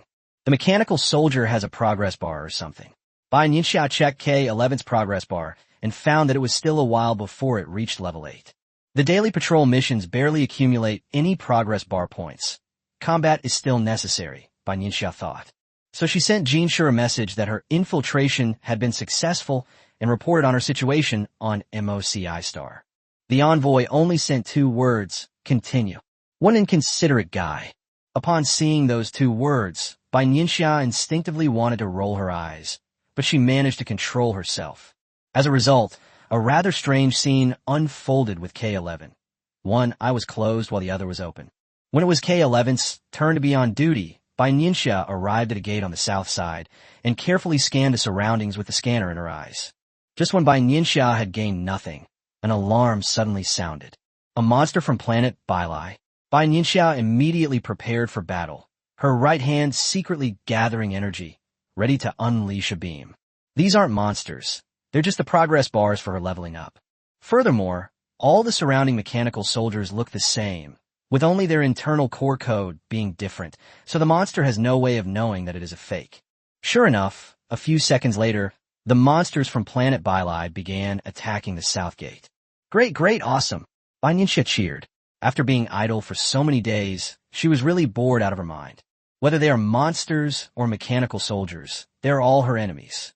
What difference does it make who you kill? Bai Nianxia carefully controlled the mechanical soldier to avoid the surrounding monsters, and then precisely fired the beam. The monster's skin instantly rotted upon being hit, still emitting white smoke. K11 turned around, dodging the attacking monster, and fired several beams of light randomly. Under Bai Nianxia's skillful control, K11's dodging speed was much faster than that of the mechanical soldiers beside it, and she skillfully found herself several iron shields. This resulted in many of the mechanical soldiers around her taking the brunt of the monster's fury. Chapter 173. Not easy to detect. Bai Nianxia repeatedly diverted the monster's wrath to the mechanical soldiers nearby, then seized the opportunity to steal the progress bar value. However, all of this is within a reasonable range and in line with K11's level of intelligence. Each monster head that lands means a small increase in your progress bar value. It's infinitely better than constantly patrolling and standing guard. The monster organization's siege ended in mutual destruction. Nearly half of the monsters that came were killed, and the mechanical soldiers on Mosai Star also suffered heavy losses. Bai Nianxia was delighted with this situation and even wanted to applaud and cheer. She loved watching these things. The fiercer the fight between Mosai Star and Bailai Star, the better, so that China could survive in the cracks. K11 was not undamaged. Its body was injured, and a piece of metal was knocked off its arm, exposing the internal devices. Following Mo Zixing's instructions, Bai Nianxia went to the base's repair shop. The so-called repair shop was for repairing these wounded mechanical soldiers. There are specialized maintenance robots inside, operating like a complete assembly line, replacing whatever is missing. As long as the mechanical soldier's core code and energy device are not damaged, everything can be replaced. It's just an appearance, nothing to mention. Bai Nianxia glanced at the repaired body and was quite satisfied. Mo Zixing's metal welding skills are truly extraordinary. There is absolutely no trace of the previous injury. Bai Nianxia checked her progress bar. She was just a little short of reaching level 8. One more monster attack like that would be enough. However, Bai Nianxia believed that the monster would not launch another attack in the short term. The main problem was that both attacks failed, resulting in the loss of many level 7 and 8 monsters. Bai Star also needs a short period of rest and recuperation, losing a lot of opportunities to earn progress bar points, which Bai Nianxia regrets. Life at the Mosai Star base was even harder than on Bai Star. No matter what on Bai Star, there were still monsters to communicate with. But on Mosai Star, what one faces is boundless loneliness. During the day, Bai Nianxia needs to operate K11 to complete her daily tasks in a step-by-step manner. At night, I just stay at the boring charging station to replenish my energy. If Bai Nianxia hadn't been a person with a strong will, such a life would have driven her crazy. The base on Mosai Star was like a cold, steel forest, where all emotions were imprisoned. Bai Nianxia didn't know how Mo Cixing had developed to this point, or whether there were any non-robots left. However, there are currently no answers to any of these questions. So Bai Nianxia started harassing Jin Shi, saying, "No, this is too boring. I crave battle. My lord, may I return to the planet Bai Lai? Grown-ups."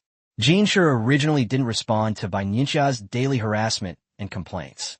But when Bai Nianxia mentioned that she wanted to return to Bai Lai Star, Jin Shi reluctantly began to comfort her. However, the monster was not one to say anything nice. Bai Nianxia looked at the words, which sounded like they were meant to fool a primary school student, with disdain. In Chinese terms, this is called leaving a record of one's work. If we don't do something, it wouldn't be in line with the nature of a monster, and it would also make the Golden Messenger think that this task is easy. Unbeknownst to her, Jin Shi had already promised Bai Nianxia quite a few things. These are all unexpected gains beyond the mission itself. For the Golden Envoy, Bai Nianxia was truly commendable, considering that all 4 envoys had sent their own people to infiltrate the area. Only 2 remain unapprehended. The rest either took the opportunity to run back to Bai Lai Star, or were discovered by Mosai Star. Therefore, Jin Shi could only tolerate Bai Nianxia's harassment time and time again, and had no other recourse. Just when Bai Nianxia thought her mission was about to end in endless loneliness, she suddenly received a notification to go to the base's command center. This command center is generally only accessible to mechanized soldiers of level 8 or above. Those below level 8 can only receive approval. Of course, Bai Nianxia wasn't the only one heading to this command center. A group of level 7 mechanical soldiers also went there. The moment Bai Nianxia stepped into the command center, she felt a tremendous shock. This is a kind of oppression on the soul, and Bai Nianxia subconsciously wanted to use her superpowers to resist it. The surrounding mechanical soldiers also stopped all movement at the same time. Clearly, she wasn't the only one affected. This was a test and a process of selection. It must have been caused by another monster being exposed. She forced herself to calm down and, as always, manipulated K11, quickly analyzing the situation. A few seconds later, the impact finally ended, and Bai Nianxia's consciousness gradually cleared. She subconsciously looked around, observing carefully. It seems I have passed the test. Bai Nianxia, or rather K11, calmly walked in, her stride and cadence remaining unchanged. The same applies to the other mechanical soldiers. It seems you are all trustworthy. The level 8 monster said expressionlessly. His intelligence surpasses that of K11, and he is aware of the situation within the base. The other bases have all been infiltrated by monsters from planet Bai Lai, so based on this situation, it's possible that their bases are also infiltrated. However, the people standing in front of him should be safe and reliable. I've called you here today for a mission. The level 8 monster waved its right arm, and a virtual screen appeared instantly. Bai Nianxia was incredibly envious. She had no idea that level 8 had this kind of function. Are you familiar with this planet? The level 8 monster asked. Each mechanical soldier participates in different missions, and their understanding of each planet also varies. The moment Bai Nianxia saw the coordinates, she felt a strange sense of familiarity, and then a great wave of emotion surged within her. Isn't this just a planet where people below level 5 live on Bai Lai Star? It's a reserve force for the monsters of Bai Lai Star. What's going on with Mo Cixing? Is it going to have a decisive battle with Bai Lai Xing right now? Many thoughts flashed through Bai Nianxia's mind, but K11 didn't recognize this planet in its memories, so Bai Nianxia didn't answer. This is from planet Bai Lai. A mechanical soldier asked, having retrieved previous memories. Yes, the level 8 mechanical soldier was not surprised that someone could recognize him. Your mission is to destroy this planet, the level 8 mechanical soldier said emotionlessly. Complete destruction, he added. Once the reserves of the planet Bai are destroyed, it will be impossible to produce embryo sacs in a very short time, even with the presence of the Institute of Biology. This move may be risky, but the potential profits are considerable. This is also the reason why Ma Xing formulated this mission. The planet Bai is not without protection. If high-level mechanical soldiers enter, it will alert the monsters guarding the planet. Therefore, level 7 is the most suitable, as it provides a certain level of combat capability without being detected quickly. It has to be said that Bill Lai Star and Mosai Star are truly in sync in some ways. Everyone thought that level 7 was difficult to detect. Chapter 174. Should I inform them? Yes. The mechanical soldiers shouted in unison, their eyes turning blood red, their voices filled with excitement. Bai Nianxia was no different from the other mechanical soldiers. All these external and vocal changes were manipulated by her. The level 8 mechanical soldier gave everyone 2 days to prepare. During these 2 days, no one needs to carry out any missions. Furthermore, you can apply for 1 free upgrade opportunity from the repair shop. Bai Nianxia had learned about this so-called upgrade opportunity in detail in the training space. Mo Xixing will have this upgrade opportunity before going on missions, especially large or difficult ones. Upgrade opportunities, as the name suggests, allow mechanical soldiers to apply to the repair shop to upgrade a specific device on their bodies. It could be adding another plasma emitter or upgrading the charging device. You can also make a certain part of the material more advanced or add a pair of aircraft on the back. Bai Nianxia had studied the K-11 carefully. The K-11 possessed all the equipment of a conventional mechanical soldier. However, its attack power and evasion ability are not strong enough and can be further improved.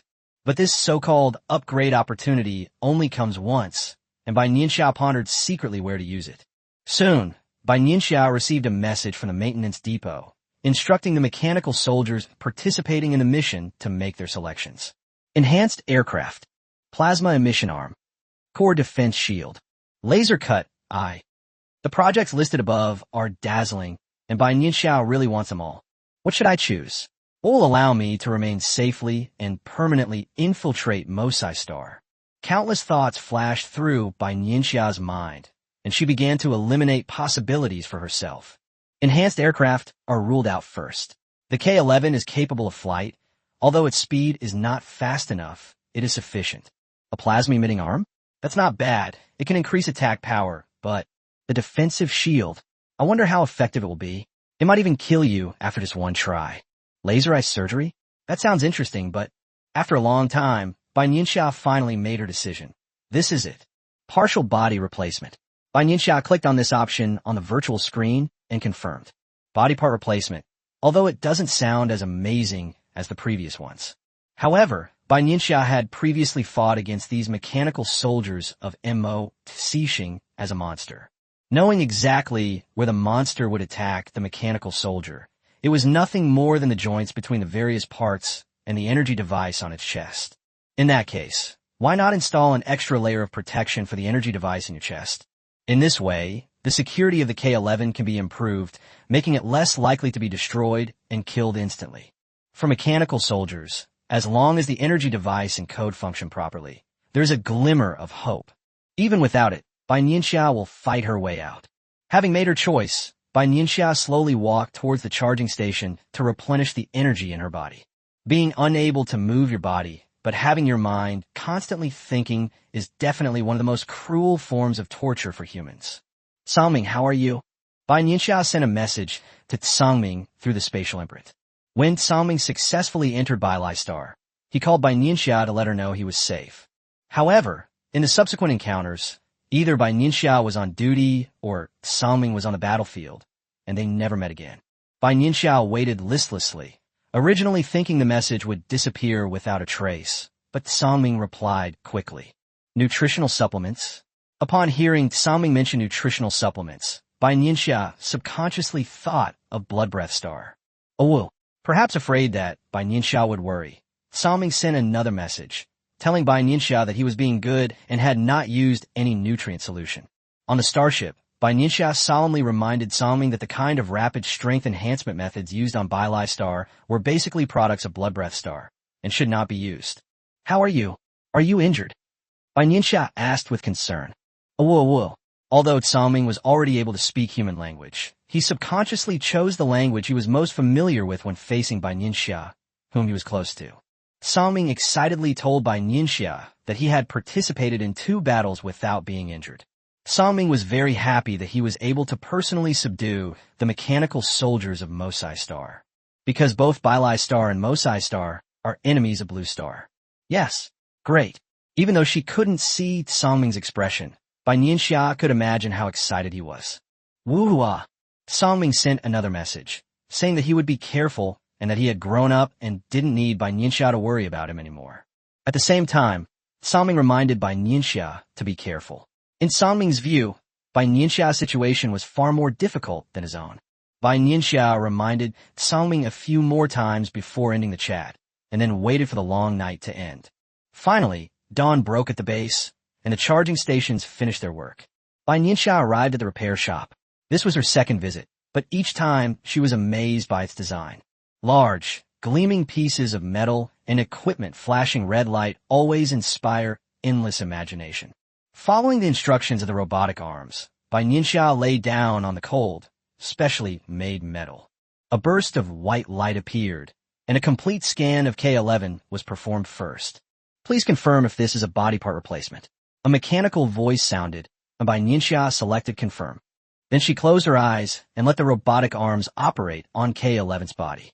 Bai Nianxia could clearly hear the sounds of tools touching and metal colliding. It should have been terrifying, but Bai Nianxia remained calm under these circumstances. She didn't know how much time had passed when the sound stopped, and Bai Nianxia suddenly opened her eyes. The blinding light did not bother the mechanical soldier at all. Bai Nianxia looked at her chest. The original silvery white metal was gone, replaced by a dark blue color. This blue is like the color of the deep sea, mysterious and captivating, inspiring endless imagination. "The replacement is complete," the robotic arm announced. Bai Nianxia clicked confirm again and stepped down. She could clearly sense that the deep blue metal was several times more defensive than before. So amazing. Bai Nianxia was a little curious, but she calmly walked out of the repair shop. Who knows how many infrared scanners and surveillance cameras are in a place like a repair shop? As she boarded the aircraft, Bai Nianxia subconsciously touched the dark blue metal. Contrary to expectations, the temperature was noticeably higher, Bai Nianxia pondered, receiving feedback from the hand temperature sensor. Regardless, she was very satisfied with the replacement. Should Bai Nianxia inform Jean Sure about the attack that was scheduled for just 1 day later? Chapter 175, Attacking the Reserve Force. Bai Nianxia still had no answer.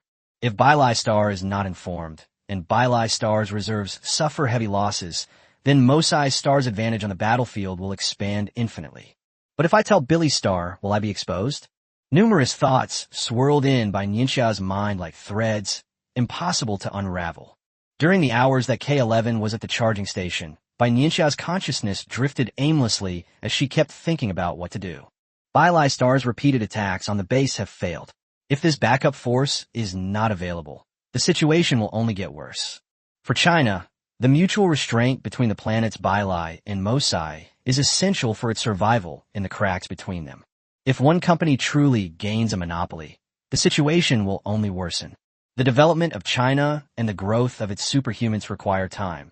But right now, time is precisely the most precious thing. Thinking of this, and of her conversation with Old Tang that night, Bai Nianxia found her answer. Conference room in China. "Sigh, I wonder how Director Bai is doing?" Old Jiang sighed deeply, his eyes filled with worry. "It'll be fine," Yu Zihui said immediately. Both of them knew that Bai Nianxia had gone to Mosai Star to lie low, and there had been no news of her since she sent the Holy Spring over using a starship. "How's Zhou Yuanzhou's research going?" Yu Zihui asked, remembering the sacred spring that had been sent over.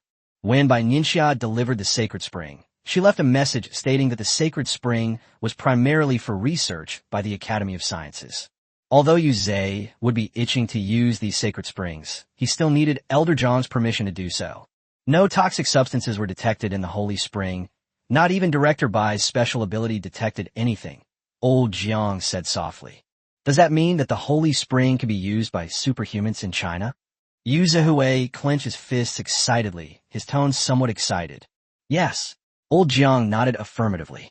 If there were any real harm, Bai Nianxia would definitely point it out. Neither Bai Nianxia nor Zhou Yuanzhou discovered it, which means that from the perspective of supernatural abilities in science, there is no problem. Okay, that's good. Yu Zhihui picked up the cup in front of him and began to gulp it down. Lin Lin has been stuck at the late stage of level 6 for a long time, as well as Ji Yanqi, Wen Hanxin, and the others. Yu Zhe knew that the amount of holy spring distributed among the various military regions and bases would definitely not be much, and he needed to calculate it carefully. Zhou Yuanzhou has already tried to extract the relevant components, but the chances are slim. Some of the substances and processes involved are unique to the elven race, Elder Jiang said in a deep voice, frowning. Well, there's nothing we can do about that. How's the second-generation gene enhancer going? Yu Zhihui shifted the topic to the second-generation gene enhancer. They're already recruiting people for human experiments. Old Jiang glanced at Yu Zhihui with annoyance. We in the Beijing military region are on standby at any time. As you know, we have always cooperated closely with the Academy of Sciences. The people with superpowers in the military region are the most suitable candidates for human experiments. No sooner had old Jiang finished speaking than Yu Zhihui spoke rapidly, almost like a machine gun. He was afraid that if he was even a little slow, old Jiang would give the prize to someone else, and Yu Zhe would really regret it. Aren't you afraid that the commanders of several military regions will come over and beat you up? Old Jiang teased, looking at Yu Zhihui's appearance. After the apocalypse, the commanders of the other military regions spoke of Yu Zhihui with gritted teeth. If it weren't for the fact that it's not suitable to conduct exercises right now, the Beijing military region and Yu Zhihui himself would definitely be at the top of the kill list. Yu Zhe felt that the sentence was somewhat familiar, but he couldn't remember where he had heard it before. They can't beat Lin Lin, Yu Zhihui said righteously. Lin Lin was the strongest besides Bai Nianxia and Songming. Besides, aren't there Ji Yanqi and Wen Hanxin too? Yu Zhihui said, a hint of pride flashing in his eyes. You're even more deserving of a beating like this. Old Jiang looked up and glanced at Yu Zhihui. However, the Beijing military region is indeed the most suitable, as it covers multiple levels of superhumans and has people from various systems. There are even extremely rare dual systems, and with Lin Lin around, both Elder Jiang and Zhou Yuanzhou feel more confident in the face of unforeseen circumstances. This was something that Elder Jiang and Zhou Yuanzhou had discussed long ago, but they maliciously didn't tell Yu Zhihui. As dawn broke over the base, it meant that Bai Nianxia was about to embark on a mission. She saw the instructions and piloted the aircraft to the base entrance. This is the optimal solution calculated, executed accordingly. The leader was an 8th level mechanical soldier. After saying that, he turned around and boarded the aircraft. Bai Nianxia received a battle plan in her mind. After seeing the detailed battle plan, Bai Nianxia made a decision. It would take half a day for the spacecraft to reach the backup of Bai Lai Star. More than an hour later, Bai Nianxia sent an urgent message to Jin Shi from Obsidian. In the A1 war zone, Jin Shi saw Bai Nianxia's message and assumed it was another one of her previous complaints. He opened it with a helpless expression, then gasped for breath as items near the Golden Envoy were instantly destroyed.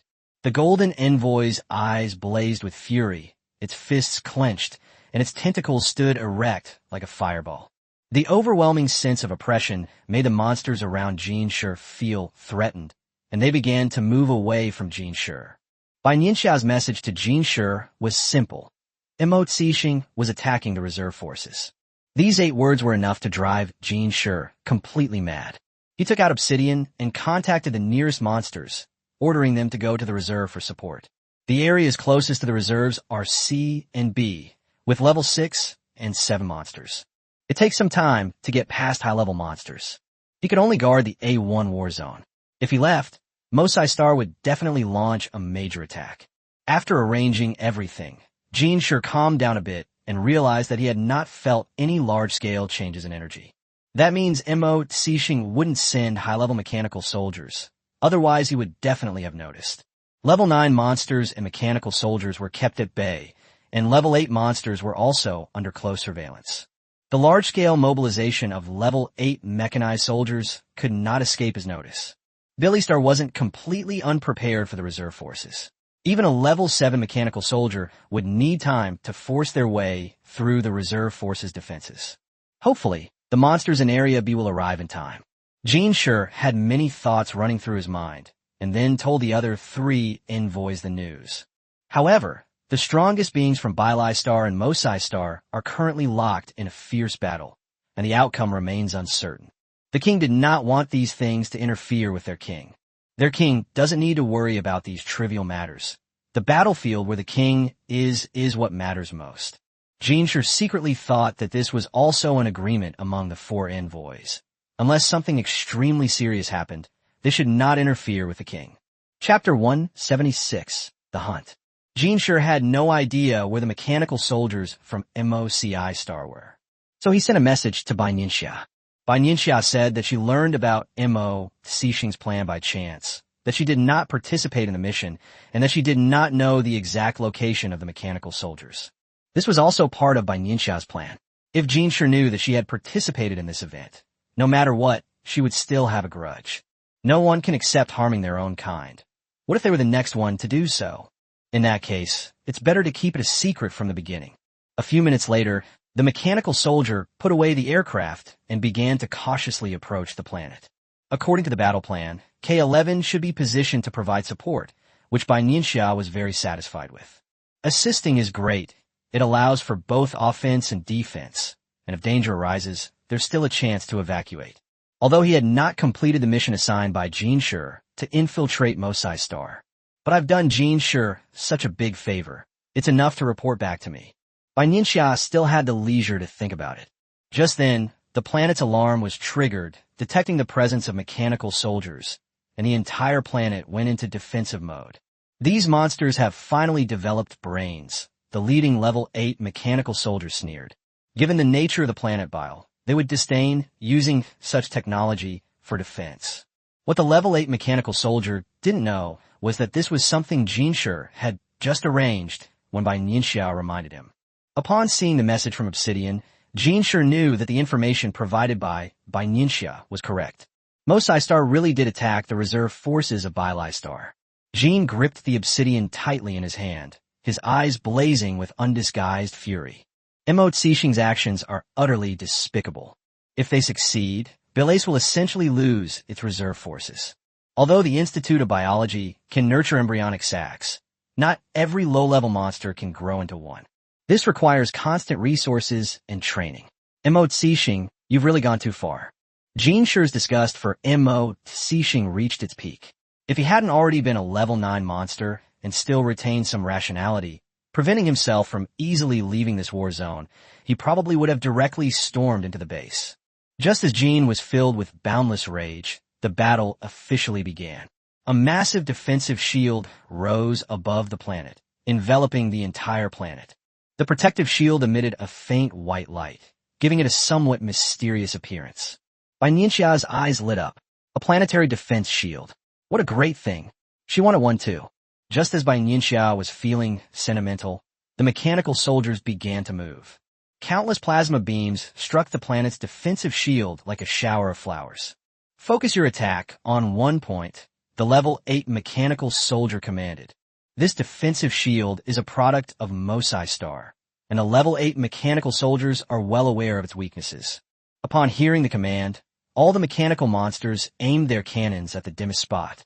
This was calculated by the mechanical soldier's precise brain, causing the originally dispersed plasma beams to converge and shoot straight at this point. In an instant, countless bright lights swept across the planet's sky. If it were an ordinary person's eyes, they would probably be injured. However, mechanical soldiers are different. Their eyes are infrared scanners or monitors which can withstand the rays of this brightness. K-11 has used 1/5 of its energy, and the blue metal on its chest is flashing intermittently. This is even with Bai Nianxia slacking off. The other mechanical soldiers will only use more energy. Seeing this, Bai Nianxia became even more envious of the planet's defensive shield. It can withstand the attacks of one level 8 and several level 7 mechanical soldiers. That's impressive. Increase output, shouted the level 8 mechanical soldier, accompanied by a crackling sound of electricity. Bai Nianxia intensified her efforts, unleashing not only plasma beams, but also various laser rays and projectiles all aimed at the same point. Under this onslaught, which was several times stronger, the originally sturdy defensive shield began to crack.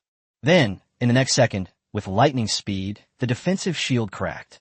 While the mechanical soldiers rushed toward the planet to hunt, Bai Nianxia took the opportunity to collect several fragments of the defensive shield. This is good stuff. We'll take it back to the Academy of Sciences for research. Having accomplished this at an extremely fast pace, Bai Nianxia increased her flight speed and caught up with the main force. The low-level monsters that were originally training glared fiercely at the mechanical soldiers from Mosai Star who had suddenly appeared. Although their intelligence was not yet advanced enough, their monstrous instincts made them sense the danger. If they're not of the same kind, then they must be enemies. In the minds of the monsters on planet Bylai, they're only their own kind and enemies. They have no friends. Although the mechanical soldiers were stronger and higher level than these monsters, they still adopted a fighting stance. In the dictionary of the monsters of planet Bylai, even the lowest-ranking monsters of planet Bylai do not know the word defeat. Their blood and genes carry warlike and bloodthirsty genes, and the training they receive from childhood further reinforces this.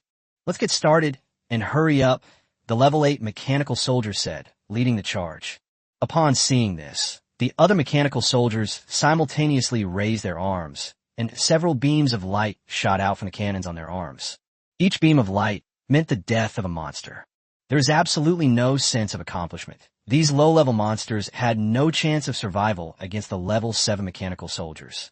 Bai Nianxia controlled the speed and number of her attacks, focusing most of her attention on perceiving her surroundings. If my prediction is correct, reinforcements from Billy Star should be arriving soon.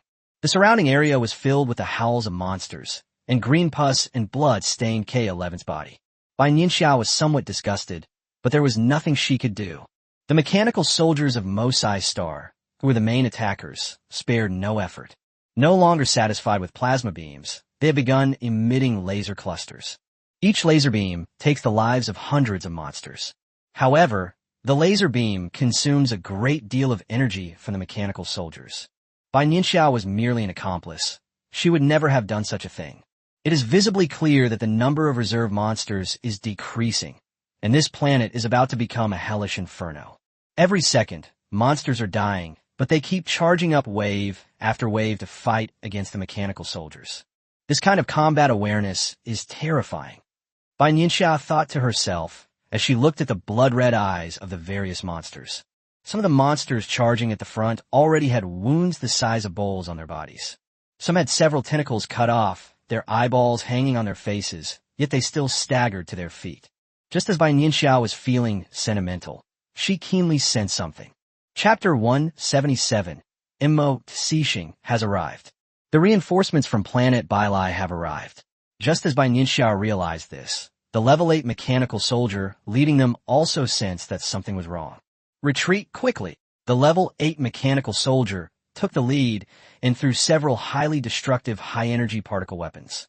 In an instant, the buildings not far away were razed to the ground. Immo Tseishing, you all deserve to die.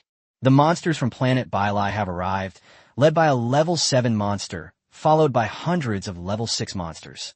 Logically speaking, mechanical soldiers of this level should be able to deal with these monsters. However, the level 8 mechanical soldiers knew that this was only the first batch, and if they waited for the main force to arrive, they would not be able to leave. Get on the aircraft, quick! The level 8 mechanical soldier said decisively, and the order was transmitted to the minds of every mechanical soldier. Bai Nianxia quickly took out the flying vehicle, sat inside, and the numerous flying vehicles disappeared in the sight of the monsters. Starship. Some monsters pulled out starships and started tracking, while others pulled out airships. The mechanical soldier set the aircraft to its maximum speed, and before leaving, Bai Nianxia sensed the planet. The losses suffered by planet Bylai can be described as devastating. The high-energy particle weapons of the last level 8 mechanical soldiers were as powerful as all the previous attacks combined. Bai Nianxia had a premonition that Immo Tseishing would suffer a crazy revenge for Bailaxing. And so, in the interstellar space, a battle of cat and mouse began. This was the first time Bai Nianxia had ever seen a starship operating at full firepower, with massive cannons exposed and several beams of light flying toward the spacecraft from Mosai Star. Whoosh! The tail of Mo Cixing's spacecraft glowed with blue light, indicating that it had reached its maximum speed. Turn around and head to Mosai Star. Just as everyone was about to fly towards the base, the level 8 mechanical soldier issued another order. If we go back to base now, we'll just be ambushed by the monsters from planet Bailai. Upon receiving this order, Bai Nianxia subconsciously adjusted the aircraft's destination. Then I was a little stunned. The situation was different from what I had imagined. Why did you suddenly head to Mosai Star? What should I do? My current strength is only level 8. What will happen if I rashly go to the mechanical soldiers' base camp? Can Mosai Star's testing equipment fool the system? Numerous speculations flooded her mind, and Bai Nianxia forced herself to calm down. Although it is dangerous, it is an excellent opportunity. Going to Mosai Star now would make me a meritorious person. After all, I just participated in the operation against the reserve forces of Bailai Star. Furthermore, since they returned to Mosai Star under duress, the likelihood of them being suspected is much lower. Just as he had just thought, Bailai Star would inevitably launch a frenzied retaliation, and at that time, most of Mosai Star's attention would be on the battlefield. As a result, the mechanical soldiers returning to Mosai Star will inevitably be less vigilant. So Bai Nianxia made a decision. She was not a coward. Since there was an opportunity and a chance of success, why not take a chance? Originally, Plan 1 was simply about fighting for a chance to survive. Thinking of this, Bai Nianxia calmed down. Inside the aircraft, she first sent a message to Jin Shi, saying that she might not be able to contact him for a while. This intelligence transmission has attracted the attention of the mechanical soldiers, so we need to be careful and lie in wait for a while. Then, through the space, he told Saming to stay calm and protect himself during the upcoming counterattack from Bailai Star. Finally, Bai Nianxia sent a message to China, saying that she was going to Mosai Star and didn't know when she would be able to communicate with China again. With limited time, Bai Nianxia couldn't explain everything clearly, as she also needed to focus on avoiding being tracked from behind. The conference room at the Huagua base. Received, be careful. Yu Zhihui ordered his men to reply to Bai Nianxia. Why did you suddenly go to Mosai Star? Yu Zhihui quickly called Tang Lao and the others over and said in a deep voice. There must be some unexpected situation. Old Jiang frowned, his expression somewhat serious. Mosai Star is the base of mechanical soldiers. Director Bai's identity could be easily exposed if he's not careful. Yu Zhihui's eyes were full of worry. We should trust her. Old Tang rushed over, his lips pressed into a thin line. He was very anxious, but Old Tang couldn't panic. He was the pillar of support. Among the crowd, the one who looked the most flustered was Old Jiang. As a researcher, he knew better than anyone else present how formidable Mo Cixing was. It was a planet with a highly advanced technological civilization, a world where only rationality and calculation existed. Old Jiang didn't know what it was like there, but there was no doubt that Mosai Star was very dangerous. Bang! Old Jiang couldn't help himself and slammed his right fist on the table. Old Tang looked up but didn't say anything. Yu Zhihui patted Old Jiang on the shoulder. Don't worry too much. Yu Zhihui's words were unconvincing. After all, he himself was not much better off than Old Jiang. Monitor the communication status at all times and increase the interception efforts so that no signal from any country can be transmitted out of Earth. A cold glint flashed in Old Tang's eyes. He wanted to make sure that Blue Star wouldn't hold Bai Nianxia back. If Bailai Star finds out about Bai Nianxia and Lan Xing's deception, the situation will only get worse. Yes, Old Jiang steadied himself and said loudly, lowering his eyes to conceal the turbulent emotions surging within. With him there, and with the Academy of Sciences there, no signal from any other country will be transmitted out of Earth. Bai Nianxia, aboard the spacecraft, dodged several cannonballs fired from the starship using her senses. At the most dangerous moment, the shells almost grazed the aircraft. More than an hour has passed, and the starships from Billy are still tracking them. Several of their aircraft have already been shot down. Bai Nianxia inexplicably admired their perseverance, but the situation was also quietly changing. They were getting closer and closer to Mosai Star. No matter how angry the monsters from Bailai Star were, they wouldn't openly barge into Mosai Star. That would be suicide.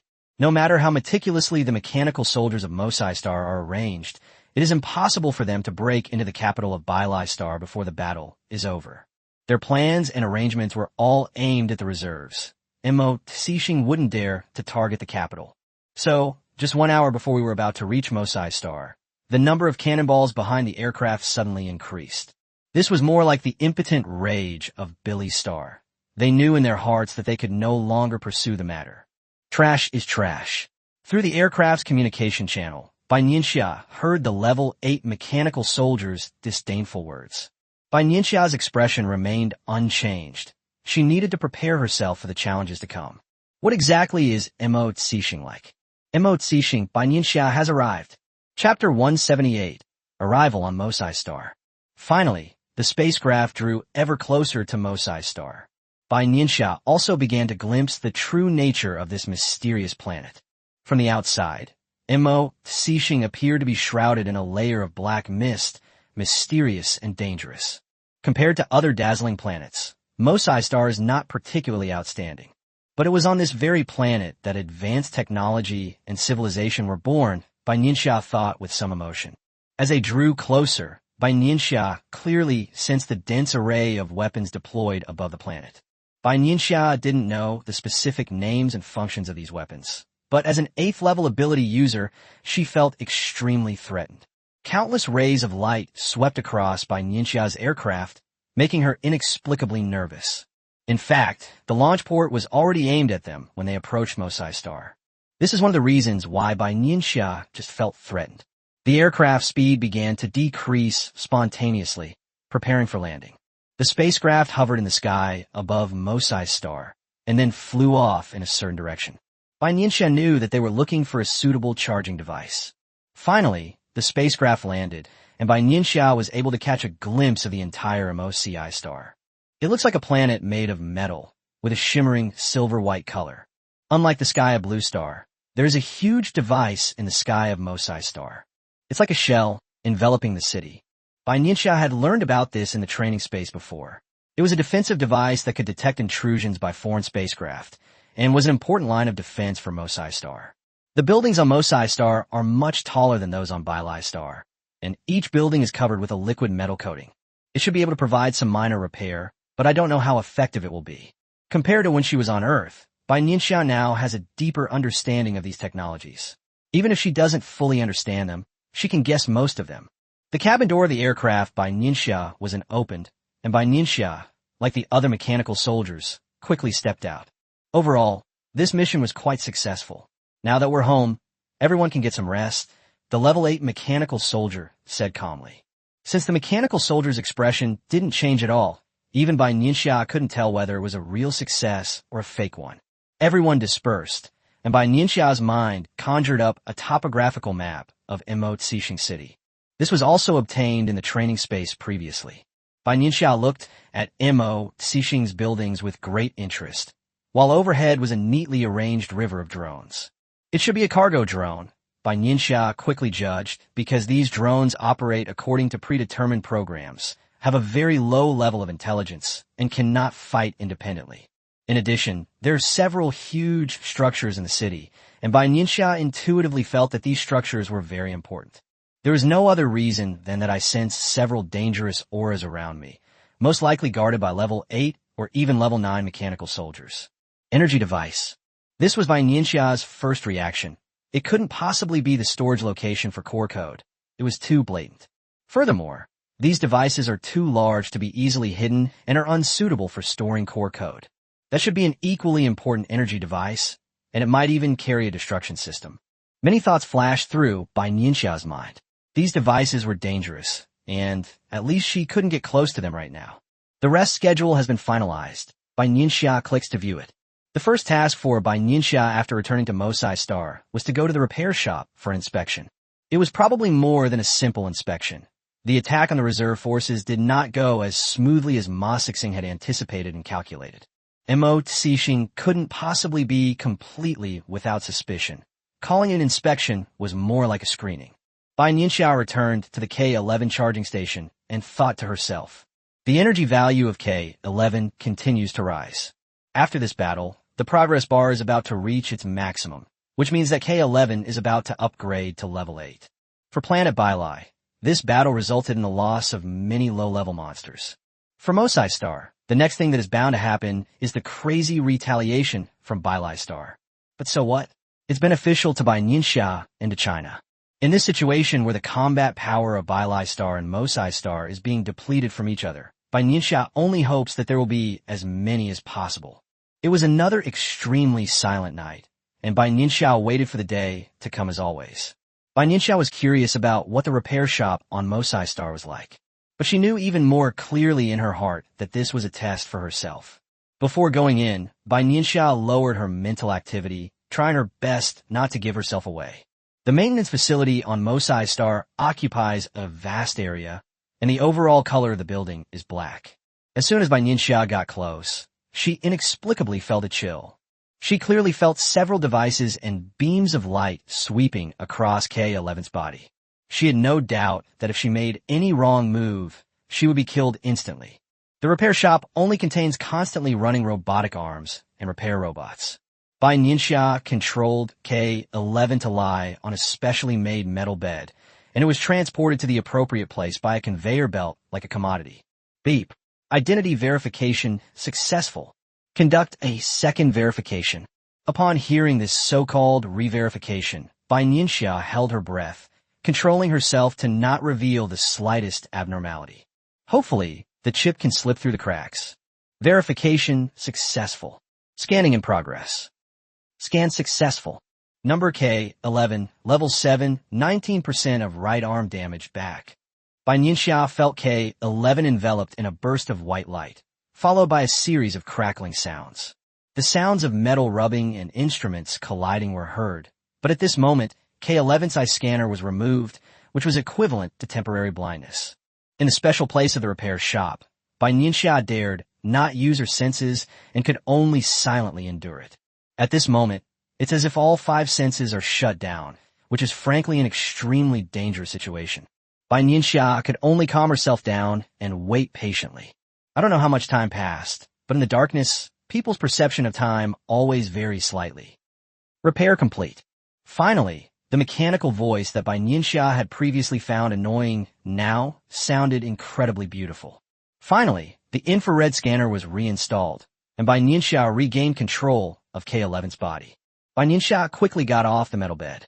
The experience of feeling truly chilled to the bone was something she really didn't want to go through again. Wait. Just as Bai Nianxia was about to leave, an unfamiliar mechanical voice rang out. Bai Nianxia calmly turned around and looked towards the source of the sound. Chapter 179. 3 days. Bai Nianxia saw a robot in a form she had never seen before. This robot has an unusually large head, with its 2 eyes taking up half of its face. Its eye color also differs from the other mechanical soldiers. It is a rare blue. K11. The robot's voice rose slightly, and its eyes held a hint of doubt as it looked at Bai Nianxia. Yes, Bai Nianxia's training did not include such robots. Bai Nianxia felt her breath catch for a moment, but she reacted very quickly.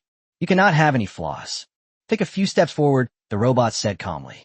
This was not a mandatory command. K11 was a level 7 robot, and Bai Nianxia did not feel any threat from the robot in front of her. That means the other party's strength is below hers. Thinking of this, Bai Nianxia hesitated. During the few seconds that Bai Nianxia remained silent, K11's terminal suddenly received this command.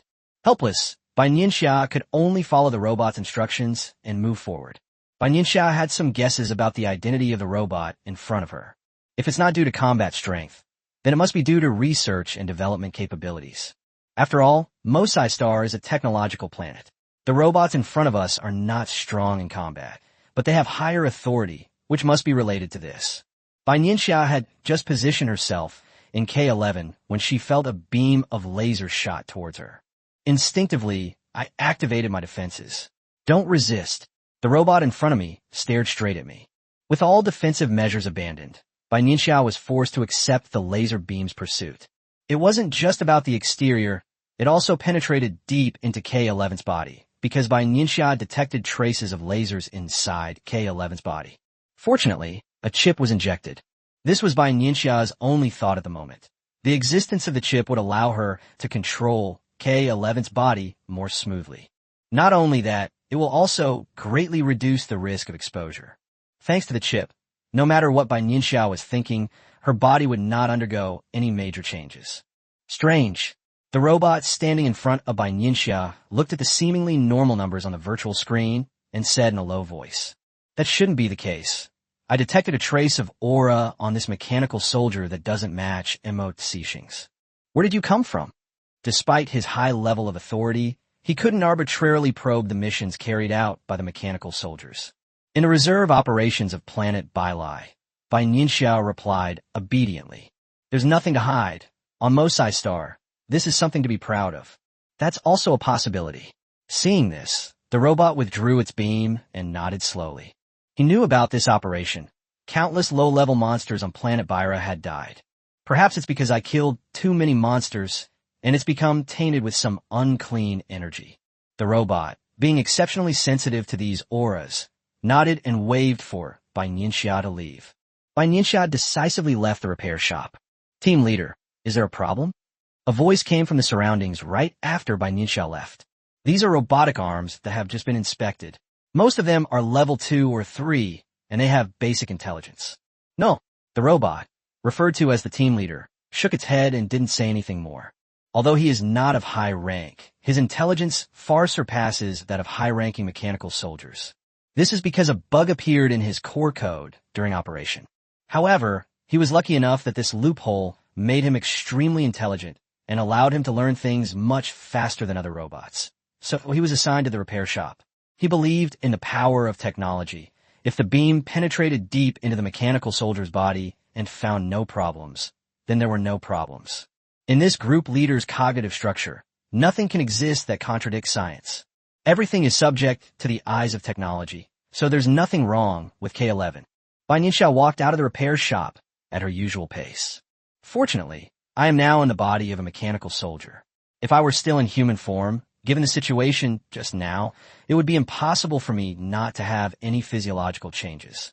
It's impossible for breathing and heartbeat to remain completely unchanged. Humans are not machines." Bai Nianxia felt that her mentality had become increasingly stronger since she came to Mosai Star. The main problem is that there's no one here to talk to.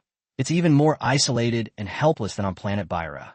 Bai Nianxia had to make all the decisions herself, which was a very different experience. Even though I'm doing this all over again, it's still hard to fully adapt. The level 8 mechanical soldiers were given 3 days of rest before they had to return to base. Bai Nianxia planned to take advantage of this time to thoroughly understand the basic situation of Mo Cixing City. After all, the opportunity to come to Mosai Star is not something that comes every time, and one cannot rely on luck every time. Mo Cixing has extremely high requirements for the flight of aircraft. With this in mind, Bai Nianxia made settings on the aircraft to make it fly according to the requirements. K-11 is a level 7, which means it cannot access many of the classified areas on Mosai Star. But it is precisely in these places that the core code of Mo Cixing may be hidden, which Bai Nianxia needs to pay special attention to. Bai Nianxia sat on the aircraft, wishing she were a walking human camera to record everything. These are all valuable materials. If they were given to the Academy of Sciences, who knows how many research results they could generate. However, Bai Nianxia could only think about it and give up. She would take the opportunity to look at more things and then tell old Jiang and the others about it when she had the chance. In the days that followed, Bai Nianxia carefully explored Mosai Star. Before she knew it, Bai Nianxia had memorized the city layout of Mosai Star. There are 5 possible locations. This place is rather strange. Bai Nianxia pondered to herself where exactly Mo Cixing's core code was located. 3 days later, in the morning, near the aircraft's charging device, the level 8 mechanical soldiers had already gathered everyone together. "Thank you all for your hard work in the last attack. The planet Billy has been retaliating fiercely these past few days, and all war zones are shorthanded. We need to return to Base A1. The level 8 mechanical soldier briefly explained the situation and transmitted it to the terminal of each mechanical soldier. Bai Nianxia received the relevant information and, along with the other mechanical soldiers, flew into her own aircraft. K-11 and his group were not the only ones to take such action. numerous mechanical soldiers also set off from Mosai Star to various war zones. Faced with the reckless fighting style of Bai Star, Mosai Star is also under great pressure and needs to make adjustments from its own planet. Otherwise, it would lead to the loss of the war zone, which would affect the final outcome of the war. Sitting inside the aircraft, Bai Nianxia watched as Mo. Xixing drifted further and further away from her. Subconsciously, she suddenly felt much more relaxed. During her 3 days on Mosai Star, she was extremely cautious and dared not make the slightest mistake. The feeling of being constantly monitored by devices makes you feel like you have nowhere to hide, and it's extremely uncomfortable. Chapter 180, Mission Failed? On the aircraft, Bai Nianxia first tried to contact Songming, but found that he did not reply, probably because he was in battle. Then he called to let Tang Lao and the others know that they were safe. You can rest assured now. In a conference room on a distant planet, Yu Zihue patted old Jiang on the shoulder. Ever since he learned that Bai Nianxia had gone to Mosai Star, old Jiang's heart had been in turmoil. Now that I've heard that Bai Nianxia is safe, I'm finally relieved. On the other side, Bai Nianxia sat inside the aircraft, constantly recalling the events of the past 3 days. A map of Mosai Star appeared in her mind. Where exactly was the core code of Mosai Star? This question had been lingering in Bai Nianxia's mind. After several hours of flight, the aircraft arrived at the base in the A1 theater. Prepare for battle immediately. Just as Bai Nianxia stepped off the aircraft, she received the relevant message on her terminal. It seems that Billy Star is coming on strong, Bai Nianxia thought to herself.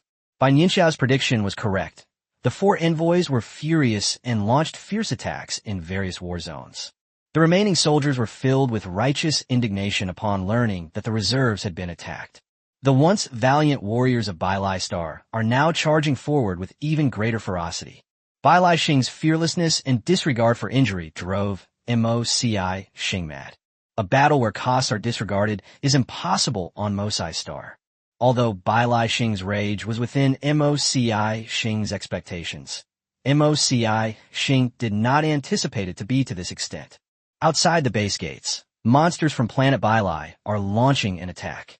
Their eyes were filled with intense hatred, and even with huge wounds on their bodies, they did not slow down their movements in the slightest. Bai Nianxia felt a chill run down her spine. She felt that the monsters on planet Bai were now nothing short of madmen. She became more wary, quickly turned around, and fired a plasma beam, temporarily halting the monster's attack. However, this didn't have much effect in the long run. Before Bai Nianxia could gather energy to prepare for her next attack, she was already surrounded by 2 level 7 monsters. Bai Nianxia knew things were going badly. 2 level 7 monsters were coming at her aggressively, attacking her from both sides. As soon as they got close, their intentions were very clear. Bai Nianxia can currently only use the energy of a level 7 mechanical soldier. She had absolutely no chance of winning when faced with the combined attack of 2 monsters whose rage levels were off the charts.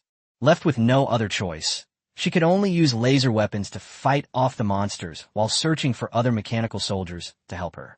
But just as Bai Nianxia turned to investigate, she made a sad discovery. The remaining mechanical soldiers were also entangled, and within seconds, for level 7 mechanical soldiers had already lost their lives. Bai Nianxia maneuvered K11 to find a favorable position, using the body of a mechanical soldier to withstand a monster's attack. You soldiers of Mosai Star deserve to die. Bai Nianxia heard the monster's angry shout. At the same time, the monster's sharp claws appeared. Bai Nianxia dodged the attack by sidestepping, but the monster behind her used its tentacles to entangle the muzzle of her right arm. This won't do. The thought flashed through Bai Nianxia's mind. If things continued like this, her situation would become very precarious. Bang! Another attack. The monsters had become adept at finding the mechanical soldier's weaknesses. The energy device has been attacked. Bai Nianxia received a signal from K11. Fortunately, she had reinforced the metal defense on her chest. With a leap, Bai Nianxia overtook a monster, and the laser struck the monster's back hard, leaving a series of burning wounds. Ah! The monster roared in pain and pounced on Bai Nianxia like a madman. Bai Nianxia dodged quickly, her wings unfurling as she tried to escape the monster's encirclement. But just then, a flying monster spotted Bai Nianxia, its sharp claws tearing through her wings. Hiss! Feeling the extent of her back injury, Bai Nianxia staggered and fell to the ground. Seeing the mechanical soldier injured, the monsters became even more excited, and now there are 3 level 7 monsters surrounding Bai Nianxia. Bai Nianxia looked around the battlefield. The monsters had already invaded the base. The defensive weapons outside were also destroyed by the monsters.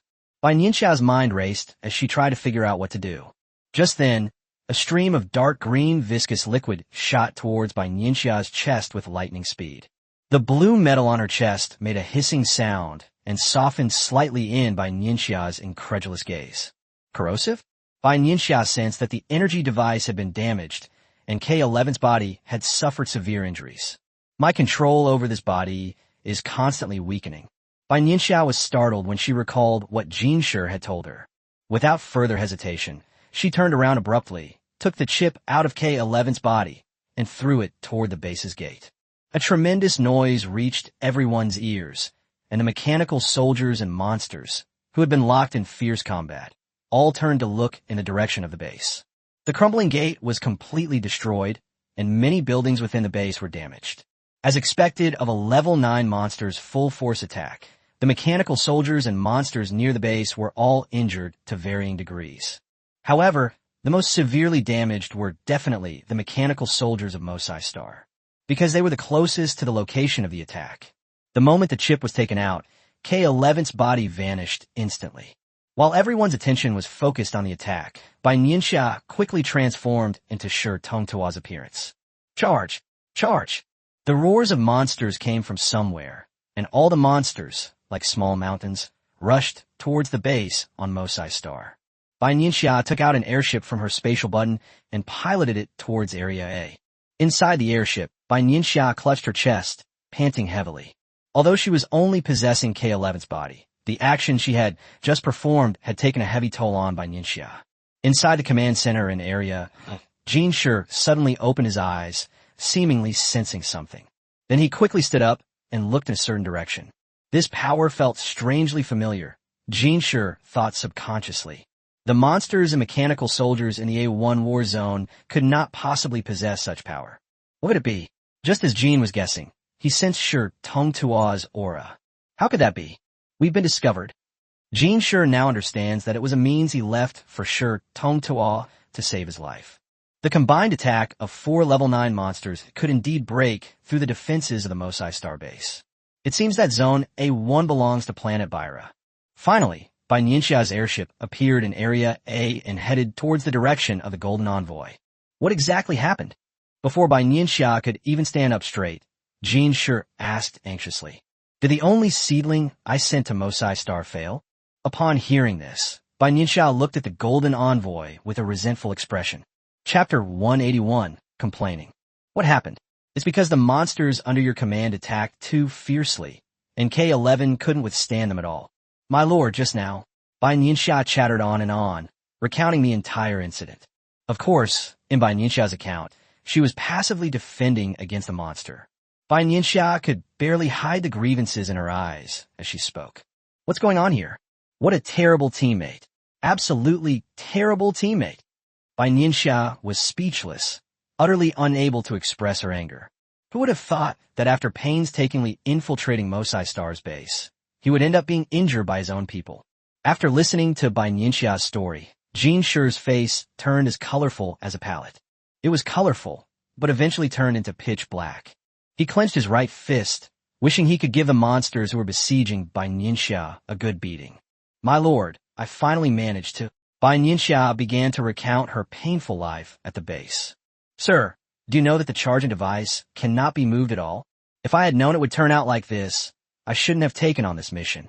Also, patrolling the base every day is really boring. Grown-ups. As Bai Nianxia repeatedly called him, my lord, Jinshi's brows twitched wildly. He had never encountered a monster like Bai Nianxia before. Could it be that we've been on Mosai Star for too long? Has something really gone wrong? Thinking of this, Jinshi carefully looked at Bai Nianxia a few times. Bai Nianxia, staring at the envoy's scrutinizing gaze, forced herself to remain calm, resembling a monster who had been thoroughly humiliated, and sat dejectedly on the ground. Jinshi carefully sensed it and found nothing unusual. This matter was something I hadn't thought through properly. The Golden Envoy controlled its voice, keeping it low, and patted Bai Nianxia's shoulder with its antennae. K11 is almost at level 8 on Mosai Star, sir. Moreover, I finally managed to gain a foothold there. Every word Bai Nianxia spoke made Jin Shi's heart bleed with pain. Whether it's the complete mechanical soldier's body or the adjusted chip, none of these were easy to obtain. In order to help Shi Tong Toa successfully infiltrate Mosai Star, he also devised an ambush. Unexpectedly, it was ultimately ruined by its own people. However, Jin Shi also had his own unspoken difficulties. He couldn't possibly reveal Bai Nianxia's undercover activities in a public manner. Mosai Star surveillance capabilities are so strong that this matter must be kept strictly confidential. If Mo Cixing finds out, all our efforts will be in vain. Well, I guess I was just unlucky. Jin Shi could only console himself with this thought. So you used the attack opportunity one gave you to destroy the base on Mosai Star? Jin already had the answer in his mind, but he still asked. Of course, Mo Cixing and his gang of. Bai Nianxia curled her lips disdainfully, looking down on Mo Cixing. When he mentioned Mo Cixing, he clenched his fists in indignation, his eyes filled with anger. Jin Shi was not surprised by Bai Nianxia's reaction and simply nodded. That's a good thing, actually. They destroyed Mosai Star's base with the attack they provided. Jin Shi clearly agreed with Bai Nianxia's approach. There was no harm in using it. My lord, what about what we agreed on before? Bai Nianxia raised an eyebrow and changed the subject. Of course I will not go back on my word. You've uncovered Mosai Star's plans to attack its backup forces. That's a great achievement. And just now they helped me take over the base on Mosai Star. Jin Shi was not surprised to hear Bai Nianxia's words. Every monster craves resources. Although Bai Nianxia did not remain in hiding for as long as Jin Shi had hoped, her contributions were still considerable. Just discovering Mosai Star's plan to attack Bai Lai Star's reserve forces is enough to warrant a reward. Take it. A spatial button suddenly appeared in Jin Shi's hand, and he tossed it to Bai Nianxia. After saying that, he waved his hand, signaling Bai Nianxia to leave.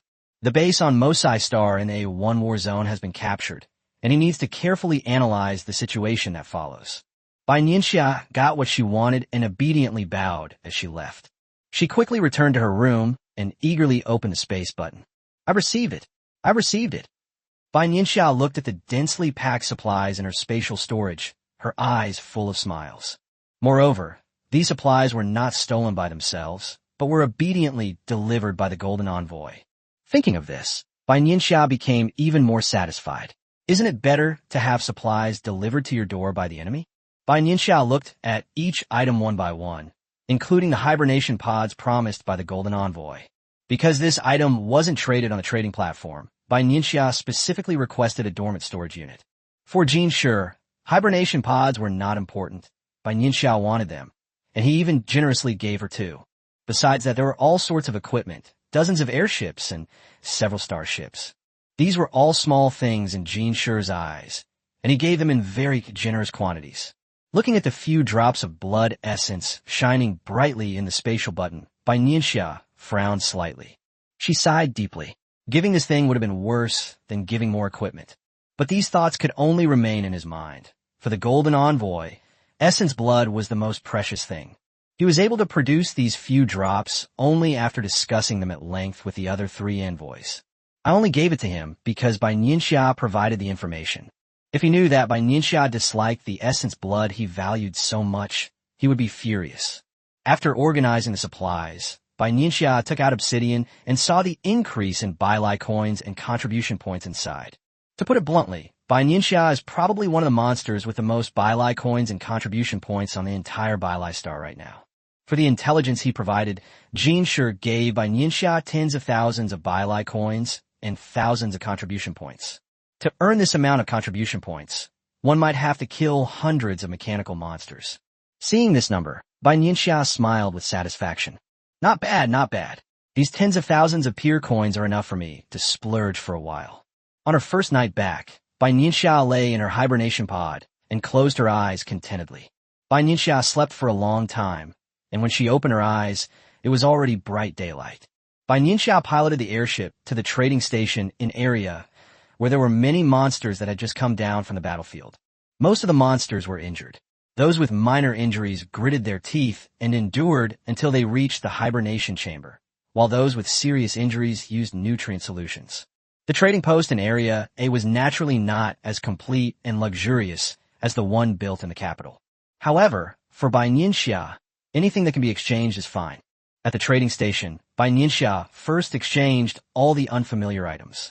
Then came all sorts of supplies. Bai Nianxia noticed that the trading post had been updated, and many of the supplies were probably stolen from Mo Cixing. Chapter 182. Re-encounter with Cahill. The resources plundered from Mosai Star were clearly of little interest to Bailai Star. Most of them are sold at bargain prices. For example, the body of a level 5 mechanical soldier that is 50% damaged only costs 1 Billium coin. Bai Nianxia was extremely pleased with this price.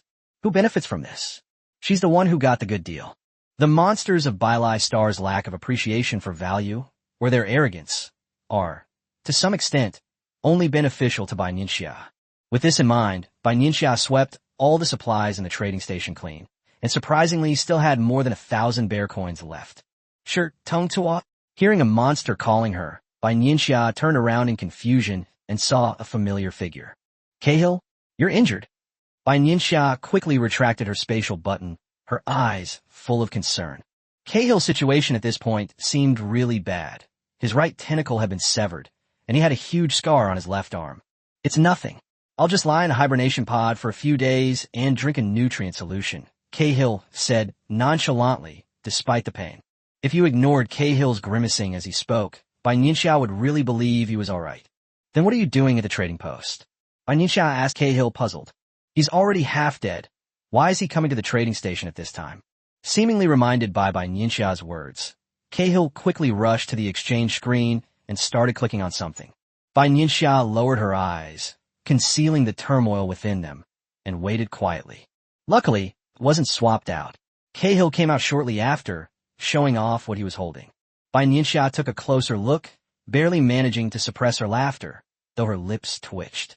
Is this some kind of powerful figure's tentacles?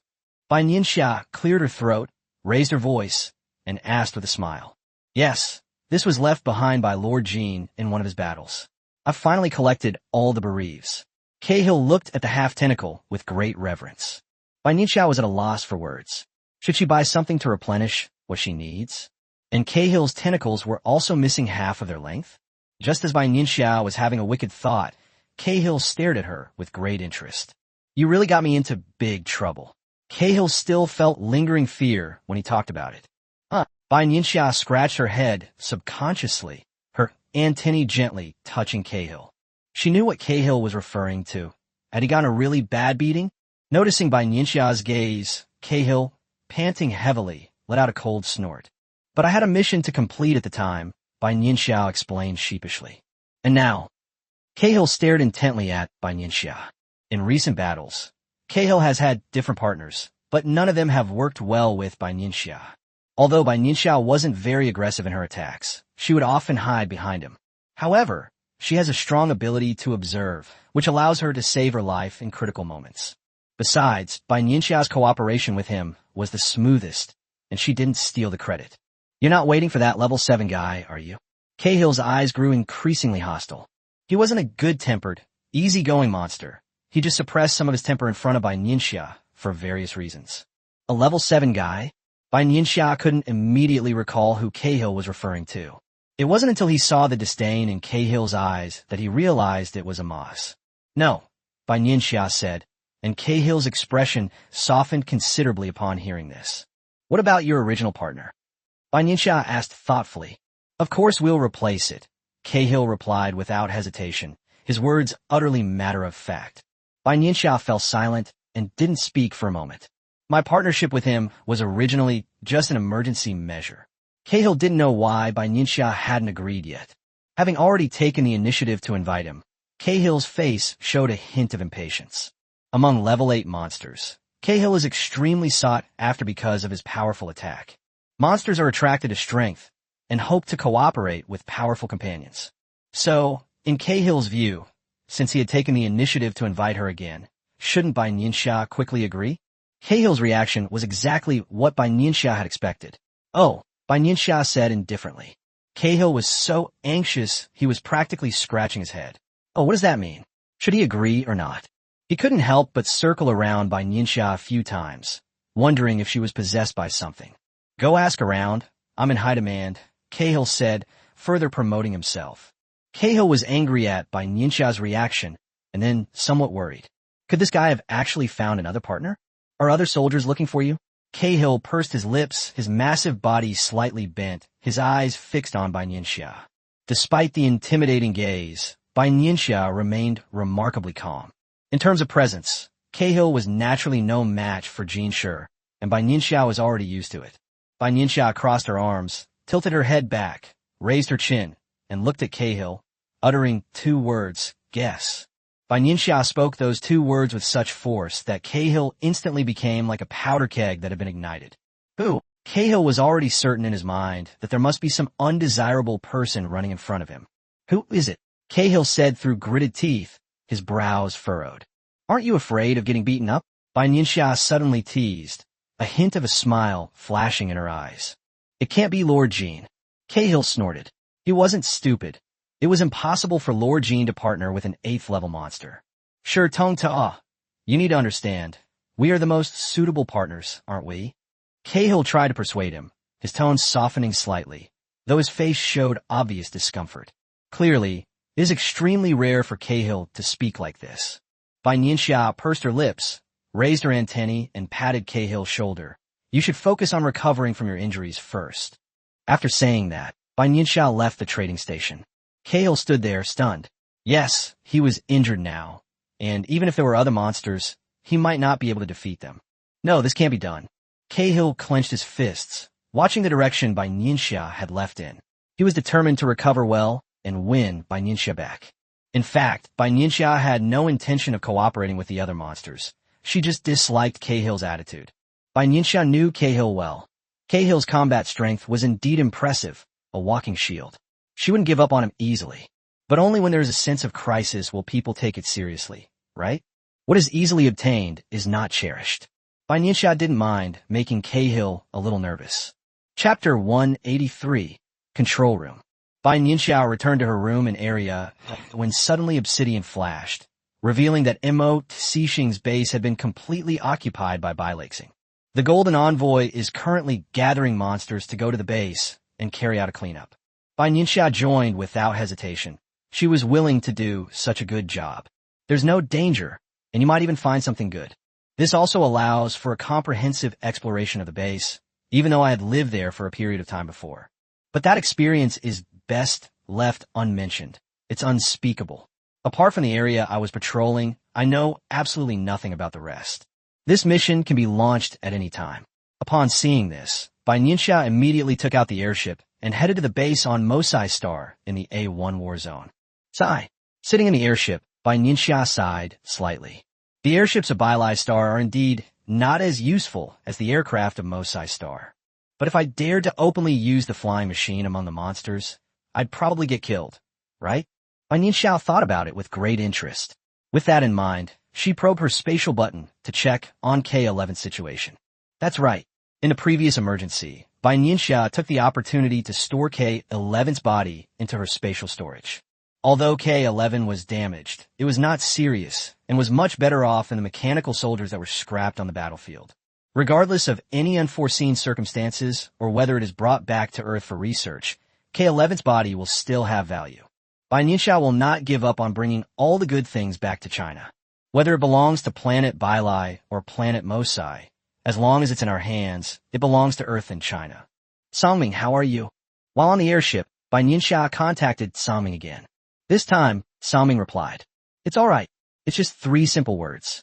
In the battle zone of level 6 monsters, Songming bared his teeth, his brows furrowed tightly, enduring the pain from his wounds. Huff, huff, huff. Songming was panting heavily, and large beads of sweat dripped down his face. Bai Nianxia keenly sensed that something was wrong. Given Songming's personality, if nothing had really happened, shouldn't he have replied a few more times? It's not just a simple phrase, it's okay.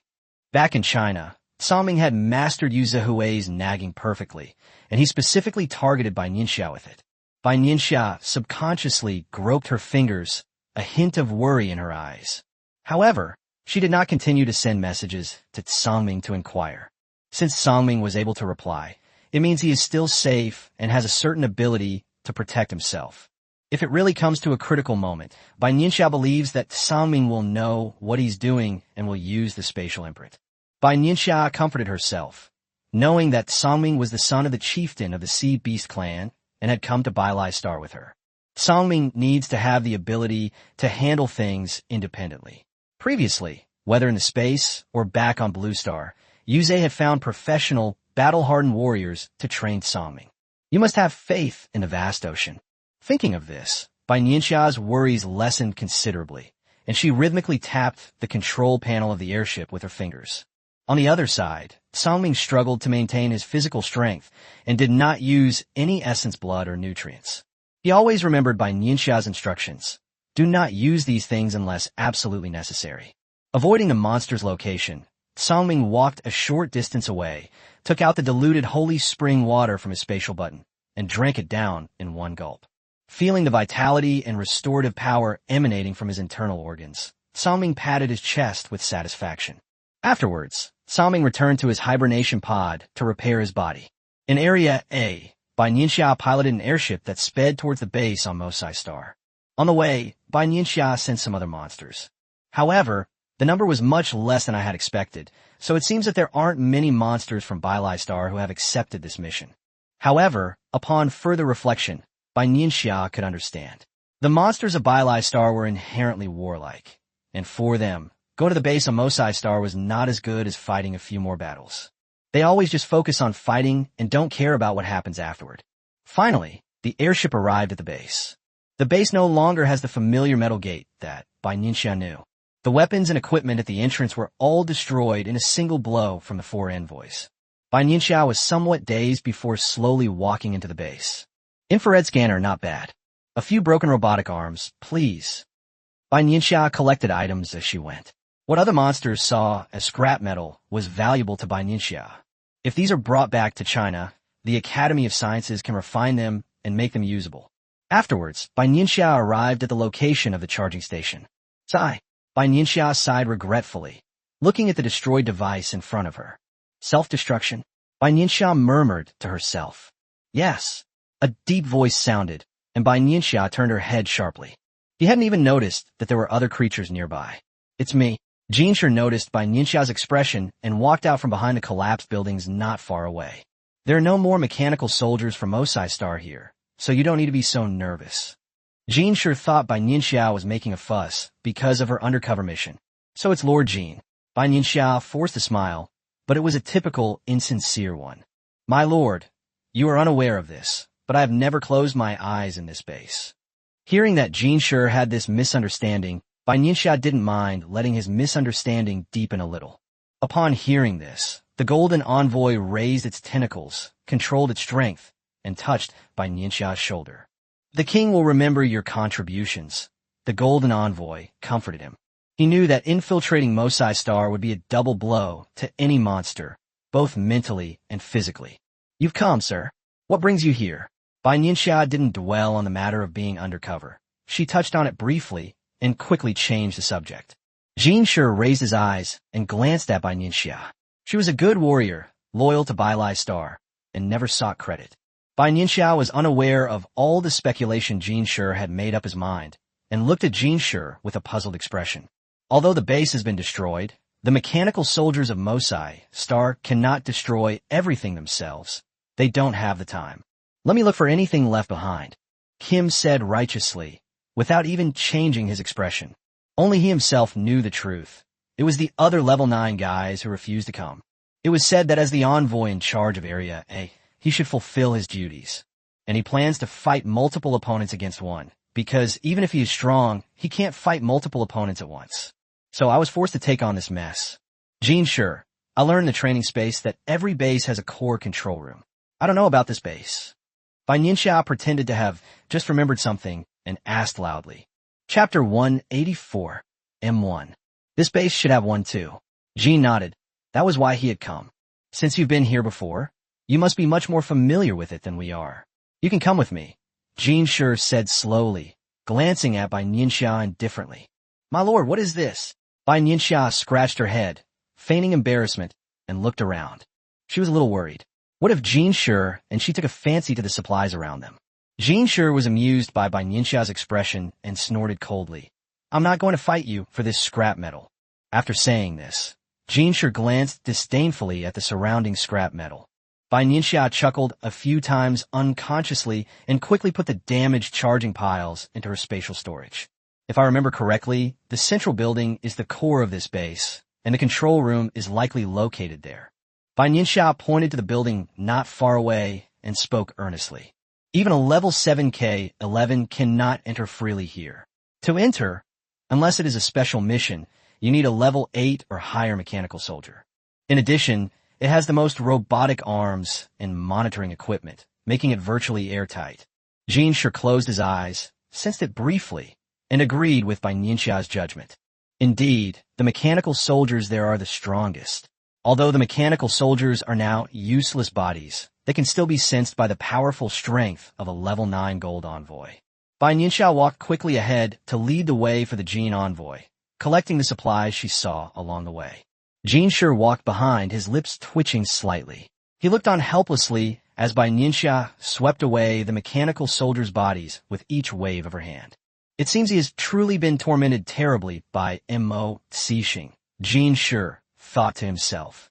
Otherwise, how could a monster from planet Bai be like this? Jean Shi shook his head behind Bai Nianxia, his gaze towards her filled with a sigh. As expected, this kind of covert mission is not something just any monster can do. It's not easy, it really isn't easy. Bai Nianxia was unaware that Jean Shi was overthinking things again, and simply continued to collect the supplies. Another advantage of being with Jean Shi is that no one will dare to steal what you want. Many monsters bowed respectfully from a distance upon seeing the golden envoy, and then moved away. Naturally, no monster dared to come up to Bai Nianxia and try to take her things. Everything Bai Nianxia saw was hers.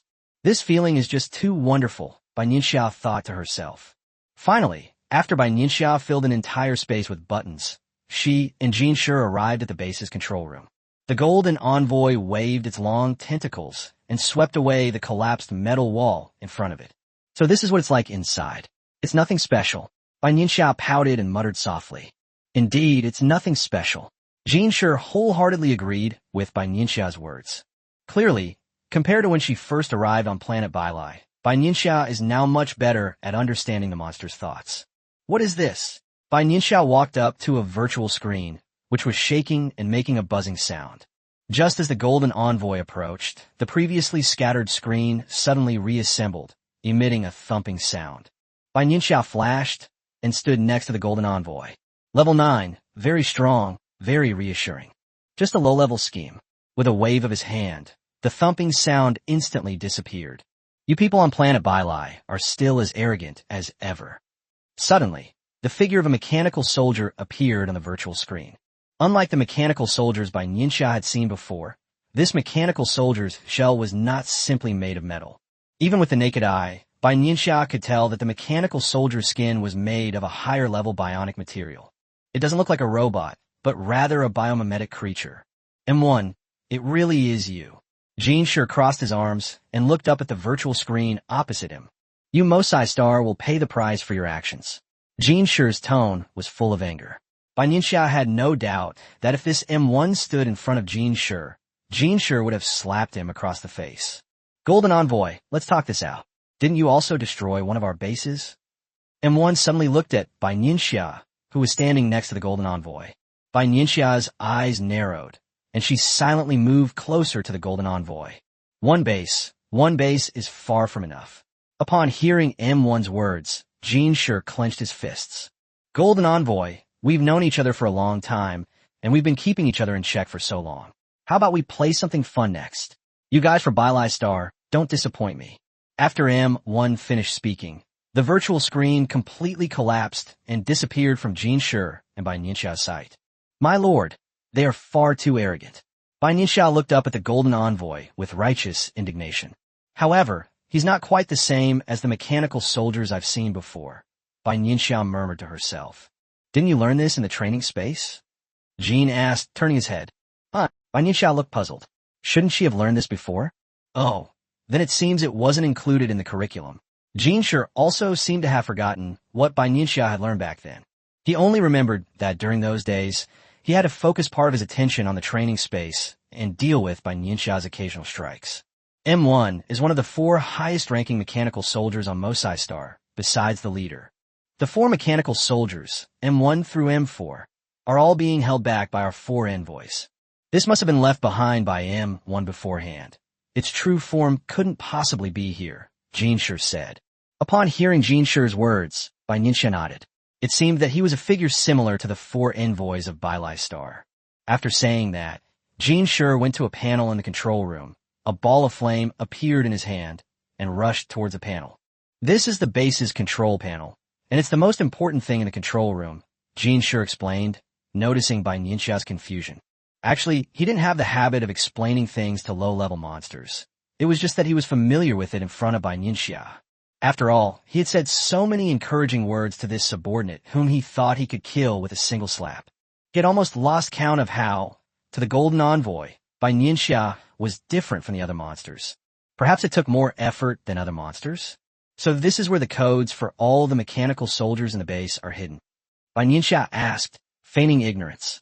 Yes, the soldiers at the base, apart from their leader on Mosai Star and M1, are controlled by this control room. Jean nodded and increased the intensity of the flames, engulfing the panel. A glint flashed in Bai Nianxia's eyes as she discreetly surveyed the control room. Chapter 185, Finally Breakthrough. All right, let's go. There's nothing left here. Seeing Bai Nianxia still standing there in a daze, Jinshi reminded her. Sir, what about these equipment?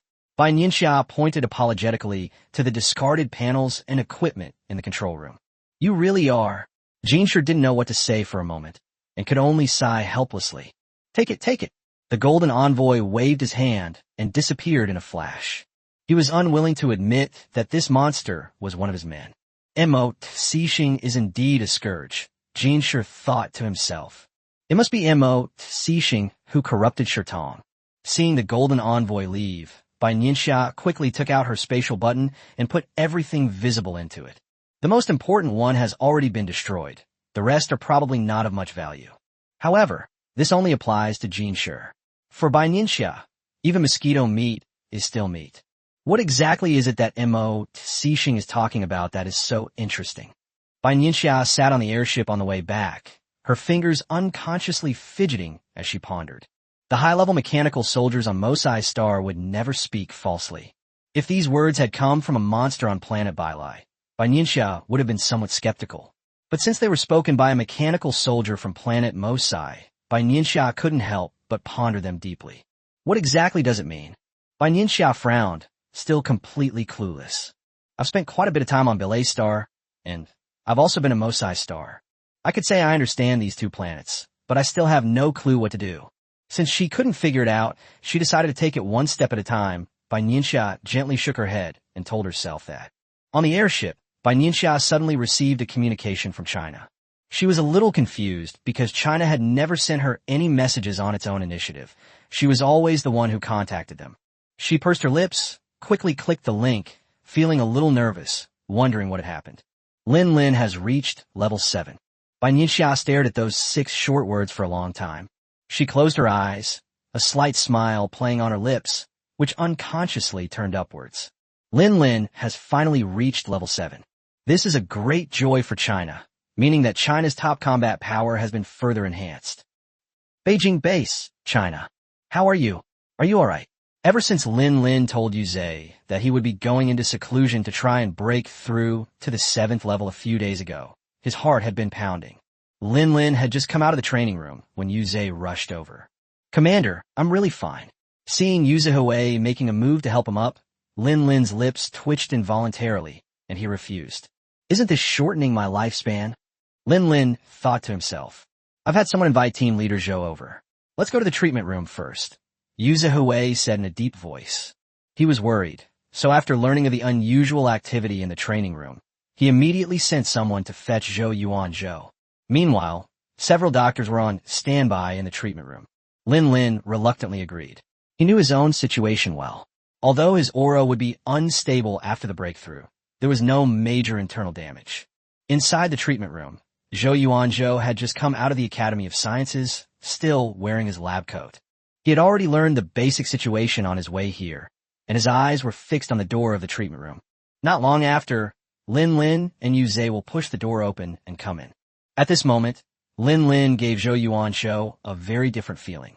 If the level 6 Lin Lin was sharp and aggressive, then this was a different story. But Lin Lin is reserved now, much like a precious sword hidden in its sheath. If it is not drawn from its sheath, no one will know how brilliant it truly is. Perhaps because he is a healing type ability user, Zhou Yuanzhou is more sensitive to these things and can sense the difference immediately. Seeing Lin Lin sit down, Zhou Yuanzhou's slender fingertips touched Lin Lin's bronze wrist, and the healing power was transferred. How is it? Yu Zhe swallowed nervously and asked in a low voice. There's nothing seriously wrong, Zhou Yuanzhou said. It's just a minor injury. It would heal on its own in a few days, even if I didn't come. That's good, that's good. Yu Zhe patted his chest, completely relaxing. I told you it was nothing. Lin Lin had just said that when he suddenly realized something was wrong. Then he quickly turned to look at Zhou Yuanzhou, or more precisely, at the enormous syringe in Zhou Yuanzhou's hand. Wasn't this prepared for Tsangming? Lin Lin's eyelids twitched wildly, and he silently withdrew his hand. Yu Zihui's eyes flashed with shock. He had never seen such a large syringe before. Then, Yu Zihui looked at Lin Lin with sympathy, took a few steps back, and moved away from Zhou Yuanzhou. Tsangming isn't here. You're already level 7, so you should be able to use it too. Besides, if you use a smaller one, won't you have to insert more needles? Zhou Yuanzhou's lips curled up slightly, his eyes full of eagerness. He smiled innocently, looking like he was thinking of Lin Lin. Lin Lin's pupils contracted slightly as he stared at Zhou Yuanzhou in disbelief. Was this even human language? Huh, it's clearly just to draw more blood. Noticing Lin Lin's resentful gaze, Zhou Yuanzhou subconsciously touched his nose. My appearance fee has never been cheap, Zhou Yuanzhou said jokingly. Lin Lin lowered his head helplessly and resignedly rolled up his combat uniform to his shoulders. He relaxed his muscles to make it easier for Zhou Yuanzhou to insert the needles. If he hadn't relaxed, Zhou Yuanzhou wouldn't have been able to insert them. After all, the physical abilities of a level 7 superhuman are beyond the imagination of ordinary people. Actually, drawing blood was nothing to Lin Lin anymore. It was just a subconscious reflex when she saw Zhou Yuanzhou holding such a large syringe. Finally, we have the blood of a level 7 ability user. Zhou Yuanzhou looked at the blood flowing into the syringe with satisfaction and nodded with a smile. Huh. Lin Lin sneered. He didn't have the guts to go to Director Bai before. So now he's going to mess with him? Huh? Seemingly understanding Lin Lin's cold smile, Zhou Yuanzhou left immediately after drawing blood. His experimental task was very important. Sigh, the Academy of Sciences has had a tough time lately, Yu Zihui remarked, watching Zhou Yuanzhou hurry by.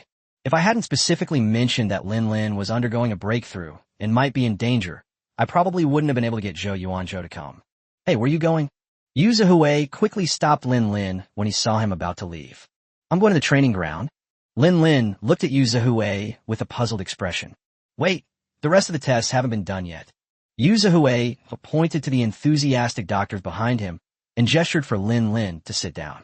Now that there's finally a level 7 ability user, not only Zhou Yuanzhou wants to conduct research on it, but the medical school also wants to. These doctors had to make several internal appeals to secure this opportunity and obtain first-hand information. Lin Lin sat down helplessly, resignedly cooperating with each examination. Besides, you just broke through. Why are you in such a hurry to go to the training ground? Yu Zihui asked, puzzled. Chapter 186, How to Choose. Upon hearing Yu Zihui's words, a smile quickly appeared in Lin Lin's eyes, and he comfortably shifted his sitting posture. Then, he opened his mouth and said, of course, we should supervise Ji Yanxi and Wen Hanqing properly. Hearing Lin Lin's words, Yu Zhe smiled helplessly. You still haven't forgotten what Director Bai said. Don't forget. Lin Lin clearly remembered the order Bai Nianxia had given him. As long as one of Ji Yanxi or Wen Hanqing reaches level 6, they can go to Bai Lai Star. He was a top-notch soldier and warrior who yearned for the most dangerous battlefields. Similarly, he hoped to be able to help Bai Nianxia and Tsangming and fight alongside them. For Lin Lin, Getting Ji Yanxi and Wen Hanqing to level 6 was just as important as his own breakthrough. Yu Zhihui clearly saw the determination in Lin Lin's eyes. As Lin Lin's superior, and as a commander who had fought his way out of the battlefield decades ago, he understood Lin Lin's feelings. Excellent soldiers crave dangerous battlefields. Training needs to be moderate, whether it's for yourself or for them. A balance between intensity and relaxation is the best approach. Also, don't push yourself so hard every time. Yu Zhihui started nagging again. The military doctor who was examining Lin Lin glanced at Yu Zhihui in surprise, his shock barely concealed by his mask. I never expected Commander Yu to be this kind of person. Good. Compared to Yu Zhihui's lengthy discourse, Lin Lin resolved things with just one or two simple words, as if sending a telegram. In his mind, he had already arranged a series of special training plans for Ji Yanxi and Wen Hanqing. How you know it won't work if you don't try? Area A. Bai Nianxia returned to her room in the airship, and she was still very happy. Lin Lin reached level 7. Songming. Lin Lin has reached level 7. Bai Nianxia shared the good news with Songming. Oh, Songming immediately expressed his joy. How are you doing? Bai Nianxia asked. Roar. Songming said he was fine and was resting. That's good. Bai Nianxia was completely relieved. Over the next few days, Bai Nianxia stayed in area, sweeping through Mo Cixing's base and carefully organizing the items in the space button. Some of it was exchanged for belay coins to buy new supplies, while the rest was intended to be taken back to China for research when the opportunity arose. Just as Bai Nianxia was piloting her airship to the base on Mosai, started to check for anything she had forgotten, she ran into Cahill. Your injury is healed, Bai Nianxia said affirmatively, as the severed antennae had already grown back. Of course, Cahill's enormous body was like a small mountain, or rather, a walking mountain. Wherever Bai Nianxia went, he moved in that direction. What do you mean by this? Bai Nianxia frowned and stared fiercely at Cahill. Where are you going? Cahill asked nervously, his antennae twitching unnaturally. He was afraid that Bai Nianxia had already teamed up with other monsters and was about to do a quest. It's none of your business. Bai Nianxia snorted coldly, her words tinged with annoyance. This monster, is actually disturbing my trip to the base to collect supplies. Cahill wanted to say something more, but Bai Nianxia had already quickly taken out the airship and flew toward a certain place. Without the slightest hesitation, Cahill immediately followed behind Bai Nianxia. He wanted to see which monster dared to steal someone from him. Now that his injuries have fully healed, he has the strength to fight even monsters that are at the late stage of level 8 and about to reach level 9. He is determined to give it a shot. No matter what, I must get Shirtong back. Cahill thought viciously, clenching his fists, his eyes filled with unwavering determination. Bai Nianxia naturally knew that Cahill was following behind, but what did that have to do with her? The route to the base isn't limited to my own airship, Bai Nianxia thought nonchalantly. As soon as the airship landed, Bai Nianxia entered the base with practiced ease, sensing the surroundings to make sure nothing was missed. I see. Cahill looked at the familiar, damaged base gate in front of him and already knew what Bai Nianxia was thinking.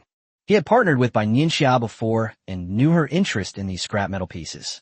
He kept a distance of several meters from Bai Nianxia, watching with great interest as Bai Nianxia searched through a cluster of buildings. Bai Nianxia did indeed find some good things that the monsters hadn't been able to find a few days ago. These monsters aren't serious about finding things, so Bai Nianxia often searches alone to avoid them and tries to avoid them as much as possible in order to avoid conflict with them. This resulted in some areas not being searched thoroughly enough. This was also the purpose of her visit today, and she indeed found something of value. Bai Nianxia looked at the large piece of blue metal in her hand, a hint of joy flashing in her eyes. She was very familiar with this metal. It was the one that had been fitted onto K11's chest. Compared to ordinary metals, this is more defensive and much rarer. You found something good. Cahill wasn't completely clueless about quality. He could sense that this piece of metal was different from the metal on the other mechanical soldiers. Hey, you three-eyed bastard, put down what you're holding. Just as Bai Nianxia was about to put the metal into her spatial storage, she heard a malicious voice. Cahill and Bai Nianxia turned their heads at the same time. There were 3 monsters not far away, and their eyes were fixed on the metal in Bai Nianxia's hand. Bai Nianxia curled her lips, snorted coldly, and put it into the spatial button right in front of them. You're courting death. The leader was a small monster with a long, oval head, long arms and legs, and a half-meter-long tail trailing behind it. Standing beside him were two rather tall monsters, one entirely black and the other entirely dark green. You're not afraid of being punished by the envoy for stealing your companion's things? Cahill's eyes were piercing as he stepped forward and blocked Bai Nianxia's path. Cahill, this is none of your business. The small monster was somewhat taken aback, then tried to dissuade Cahill. In his mind, Cahill would not get involved in this mess. This is the base of Mosai's star. All the equipment has been destroyed. How would the envoy know? The dark green monster said disdainfully. Upon hearing this, Bai Nianxia sneered. Surveillance equipment? What a coincidence. She had plenty of those. I have products from China, Mosai Star, and even the Bailai Star trading station. Cahill, I'll say it again, this is none of your business. Mind your own business. The leading monster frowned slightly and looked at Cahill. Bai Nianxia turned her head and stared at Cahill. She also wanted to know what Cahill would choose. Chapter 187. In the Wrongdoing. None of my business? How could my partner be none of my business? Cahill said with a sneer, extending his sharp claws. Did he think Shirtong Ta'al was dead when he snatched his things right in front of him? Cahill was filled with rage, then glanced at Bai Nianxia as if to say, See, partnering with me is the right choice. Your partner? Aren't you? The black monster asked, somewhat taken aback. What is it? You'd better get out of here. Cahill spewed flames from his mouth, forcing the three monsters to take a few steps back. What should we do? The dark green monster asked, looking at the smaller monster. Bai Nianxia lowered her eyes, concealing the faint light within them, and quietly opened her vertical pupils. What do you mean, what to do? So what if Cahill is powerful? We have three of us. Besides, that guy's just someone who follows Cahill around. The leading monster glanced at Bai Nianxia disdainfully. Indeed, Bai Nianxia's displayed strength was only at the mid-stage of level 8, and she didn't seem to have much combat power. Go! The leader of the monsters had barely finished speaking when the other two monsters charged forward. Cahill was prepared, and flames shot out like a giant dragon. A strange cry came from Bai Nianxia's mouth, and several laser beams shot out from her vertical pupils in the blink of an eye. The three monsters opposite them visibly slowed down. Not bad, Cahill remarked, seeing how well Bai Nianxia still cooperated with him. This is the kind of battle he wanted. This is the kind of partner he wanted. Bai Nianxia sidestepped the attack of the dark green monster, her tentacles striking the leader of the monsters hard. The leading monster was so angry that he could hardly speak, not expecting Bai Nianxia to have such a trick up her sleeve. Just then, the leading monster produced a huge ball of earth and quickly threw it at Bai Nianxia. The clay ball seemed to have eyes. Bai Nianxia dodged it multiple times, but she just couldn't dodge it. Let's switch. Cahill noticed the situation, pulled Bai Nianxia with his right hand, and the two switched places. Cahill's flames are corrosive and easier to deal with than Bai Nianxia's. Under the erosion of the flames, the earthen ball gradually changed and eventually disappeared. Bai Nianxia coiled her tentacles, controlling the dark green monster. Several laser beams pierced the monster's skin, causing it to bleed instantly. The blood stimulated the monster's senses. Originally, they did not intend to fight Bai Nianxia and Cahill to the death. All they wanted was to snatch the metal from Bai Nianxia's hands. But now, the three monsters are completely absorbed in the excitement of battle. Their attacks grew increasingly fierce. We should focus on defense, Bai Nianxia reminded Cahill. He persuaded Cahill to stop several times when he was about to make a fatal move. Cahill was completely bewildered, but at Bai Nianxia's prompting, he ultimately held back. Finally, under Bai Nianxia's deliberate control, Cahill and himself were on the verge of defeat. The fighting intensified, and the surrounding buildings were damaged once again. It's here. Bai Nianxia glanced at a certain spot in the sky and dodged another attack. You die. The dark green monster roared as its attack missed once again. We can't just be defending anymore. A glint flashed in Cahill's eyes as he stepped in front of Bai Nianxia. Who gave you the audacity? Just as the attack was about to land on Cahill and Bai Nianxia, he suddenly disappeared. A figure stood between Cahill, Bai Nianxia, and the three monsters. Lord Jean, Cahill responded quickly, bowing as he spoke. The three monsters opposite them had lost control of their attacks and could not retract them. Jean Shi snorted coldly, raised his hand, and the originally fierce attack vanished instantly. Bai Nianxia blinked when she saw Jean Shi's actions. Level 9 power. My lord, please listen to me. The leading monster said in a low voice, his face full of fear. On the planet Bai, fighting among members of the same race can only take place in the Ledu arena. It is not permitted in the war zone. It's them. They're the ones trying to steal our supplies. The black monster shouted, pointing at Bai Nianxia and Cahill. Exactly, the dark green monster echoed. Cahill was like a powder keg that had been lit, wanting to rush forward and beat up the three monsters. Bai Nianxia used her tentacles to pull Cahill tightly. My lord, you can see for yourself with just a glance the infrared surveillance here. While pulling Cahill along, Bai Nianxia tossed an item from her spatial button in front of the golden envoy. Jean sure gave Bai Nianxia a cryptic look, and a virtual screen appeared in front of him. It contains a detailed record of the incident, showing that the battle was triggered by three monsters trying to steal Bai Nianxia's supplies. Jean Shure's face grew increasingly gloomy, and by the time the video finished playing, the three monsters were almost kneeling on the ground. My lord, we were wrong, the leading monster said in a low voice, his eyes filled with fear. He knew Jean Shure's methods, and he trembled uncontrollably. You've really grown some guts to harm your own kind for such a small thing. Jean Shure hadn't expected that there would be warriors under his command who would harm their own kind for the sake of MOCI Xing's resources. He looked coldly at the three monsters, his pupils contracting and anger flashing in his eyes. Framing someone afterward is an even greater crime, Jean Shure continued, then stepped back and struck the three monsters heavily with his palm. The three monsters staggered back several steps, clutching their chests, blood trickling from their mouths. If there's a next time, I won't let you off so easily.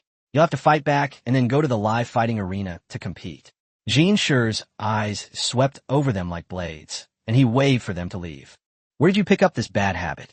Jean Shure retracted the infrared monitor, tossed it to Bai Nianxia, and said helplessly, This is probably the only monster on this planet that carries this thing around.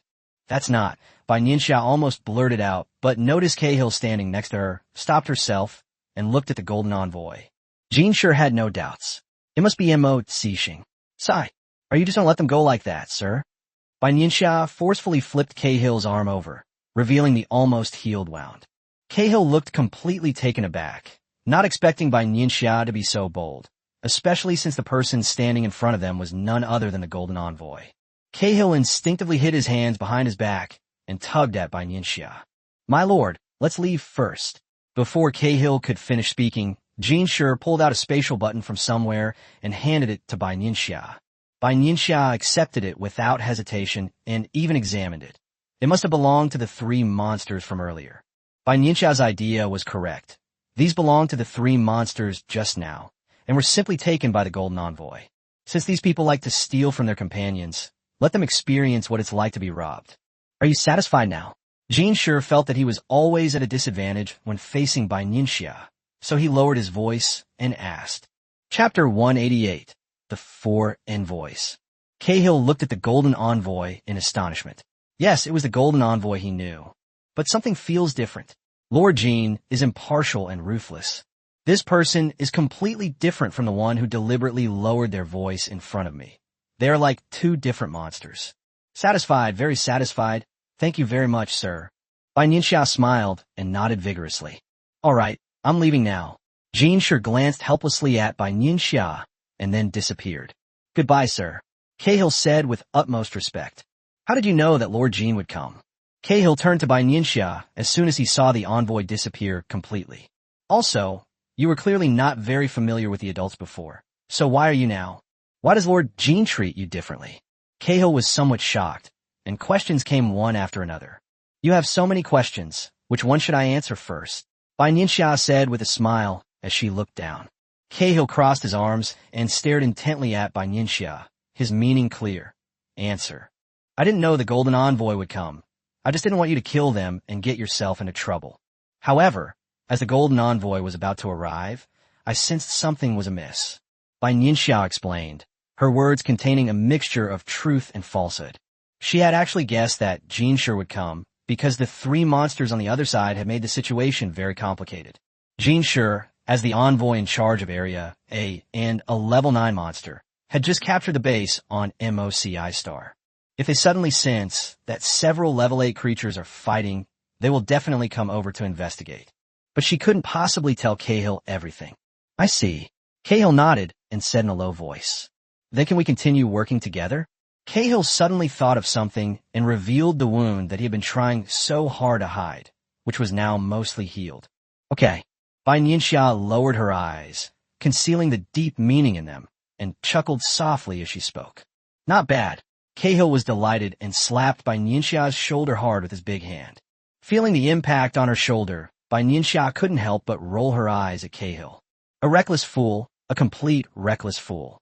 Seeing Bai Nianxia rubbing her shoulders, Cahill smiled sheepishly. Let's go. Let's take another look. Cahill strode ahead and took the initiative to help Bai Nianxia look for any leftover supplies. You said the A1 war zone has been captured. What are our next missions? Bai Nianxia asked Cahill curiously about what was happening on the battlefield, as Cahill knew much more about it than Bai Nianxia did. In the past, after completing a mission, one should return to the capital. But given the current situation, we are at war with Mosai Star and are short-handed. We should proceed directly to the next mission. Cahill pondered for a moment before answering seriously. Fighting for the king and for the planet Bailai has always been our mission. Bai Nianxia nodded and said loudly. That's right. Cahill looked at Bai Nianxia approvingly, feeling that Shi Tongtua had improved since their last meeting. In this way, Bai Nianxia and Cahill toured the entire base. Only after making sure there were no supplies left behind did Bai Nianxia board the airship and return home, satisfied. Inside a room in the command center of area, Jean opened his obsidian. Is everyone here? A voice said, and then a black monster appeared on the virtual screen. Black Envoy, you're in too much of a hurry, the gold envoy said helplessly as he casually sat down somewhere. That's right. Just as Jean Shi finished speaking, another voice came. This is a fiery red monster with a rare pair of horns on its head. It is not very tall, but it inspires fear. We're still missing that guy, the black envoy said with a pout. You know blue envoy, he's elusive and always the last to arrive. Red envoy waved his hand dismissively. Golden envoy, I heard that a base has been acquired in Area A. Red envoy looked at the golden envoy, his tone slightly raised. Not bad. A smile flashed in Jean Shi's eyes. He was the first of the 4 envoys to learn about Mo Cixing's plan to attack the reserve forces. They quickly stopped the attack and captured a base on Mosai Star. However, that little guy under your command has been exposed. The black envoy poured cold water on the gold envoy's smug look. It's better than your men, who were discovered after only 2 days of infiltration. Jean Shi sneered and began to retaliate without any politeness. The 4 ambassadors are the most capable monsters under King Bailai, but they also check and balance each other. This was also the king's intention. If one of the 4 became too powerful and there was no way to check and balance each other, it would be detrimental to the development of Bailai Star. We haven't seen each other for a long time, and you two are still the same. The red envoy looked helplessly at the gold envoy and the black envoy. Are any of your men still successfully infiltrating? The black envoy attacked indiscriminately, targeting anyone he saw. The red envoy immediately fell silent, turned away, unwilling to see the black envoy. Why isn't the blue envoy here yet? He's always so secretive, the black envoy muttered, seeing that neither the gold envoy nor the red envoy wanted to talk to him. Here I am. The figure of the blue envoy suddenly appeared, but it was actually a cloud of black mist. After all these years, you've still managed to make yourself look like this, the black envoy muttered under his breath. Jean Shi glanced helplessly at He Shi and took the initiative to start a conversation. I've called everyone here today to discuss something. Upon hearing Jean Shi's words, He Shi, who had been complaining, immediately shut up. He could distinguish between big and small matters, and looked at the golden envoy with a serious expression. What is it that you take so seriously? Red envoy gently shook the horns on his head and asked. After destroying the base on Mosai Star, I went to their control room. Traces left by M1 have been discovered. Murray! As soon as the golden envoy finished speaking, the red envoy and the black envoy said in unison. What is this guy up to now? Black envoy clenched his fists, wishing he could find M1 and beat him to a pulp. Interesting. The blue envoy chuckled softly, his voice slightly hoarse, as the black mist trembled continuously. Interesting, interesting. All you know is interesting, the black envoy remarked subconsciously. Don't rush. I have some information to share with you. The blue envoy was already used to the black envoy's boastful words and continued. Oh, A glint flashed in Jinshur's eyes. Are the ones you sent out still lurking on MOCI star? Jinshur asked. My soldiers, though they did not make as great a contribution as yours, have still successfully remained infiltrated. Tell me about it. Jinshur's expression became much more serious as he looked at the black mist on the virtual screen. Chapter 189, The Match. Lan Shi is the most mysterious of the 4 envoys. Apart from the king, no one has ever seen his true face. Even long ago, when they met the Jin envoys, they always concealed their figures and appearances. However, he was the one Jinshur feared most among the other monsters. I learned this information by chance, Lan Shi said calmly. Ugh, so slow and indecisive, the black envoy complained again, earning a glare from the red envoy. Don't rush. The blue envoy's voice remained unchanged, showing no sign of taking the black envoy's words to heart. It seems that Mo Tse wants to compete with us, Lan Shi said calmly. Contest. The black envoy and the red envoy spoke in unison, while the gold envoy remained silent, looking deep in thought. Is this what one meant by fun? Jinshur thought to himself. Why should we, the star of Bai, compete with them? The black envoy curled his lip in disdain. The battle between the two sides has reached a stalemate, with both sides gaining and losing. Why did Mo Tse suddenly propose a match? The red envoy's horns twitched incessantly as he spoke in a low voice. Mo Tse has always been a master of scheming.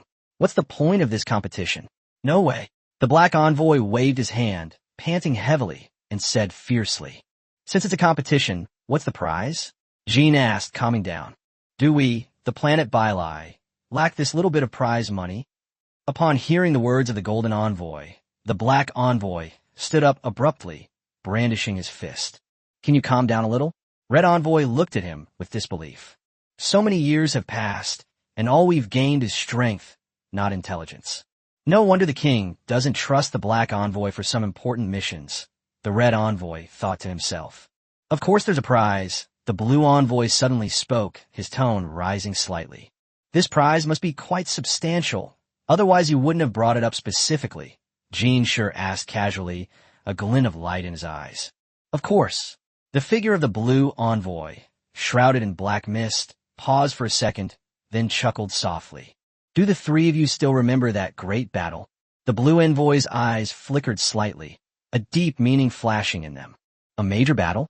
Aside from this battle with Mo Tse, the only other battle that the 4 envoys could call a major battle was... How could I forget? That's a major reason why we're stronger than planet rakes. The black envoy and the red envoy spoke in turn. That's right. After that great battle, Blood Breath Star declined, while Bai Star and Mosai Star grew stronger. Furthermore, we divided up Blood Breath Star with Mo Tse. At the time, we agreed that all scientific research achievements of Blood Breath Star would belong to Mo Tse, while we would take the lion's share of the essence blood. Blood Breath Star is jointly supervised by Bai Star and Mosai Star, the blue envoy said calmly. Could it be that this prize is related to Blood Breath Star? The gold envoy stared intently at the blue envoy and asked. That's for sure. Otherwise, what would be the point of the blue envoy? To tell us stories. That's right. None of the 4 of us don't know the history of planet Bai. Upon hearing the words of the black envoy and the red envoy, the gold envoy's lips twitched involuntarily. The prize for the competition is the Blood Breath Star. Whoever wins will have complete control of the Blood Breath Star. Although we took most of the essence blood back then, in the years since then, the essence blood of Blood Breath Star has been almost split equally between us and MOCI Star. The blue envoy's words carried a hint of indignation, as if he were asking why they had to share the spoils with Mo Tse. That's right. Why should we share with Mosai Star? These things should naturally belong to our Bai Star.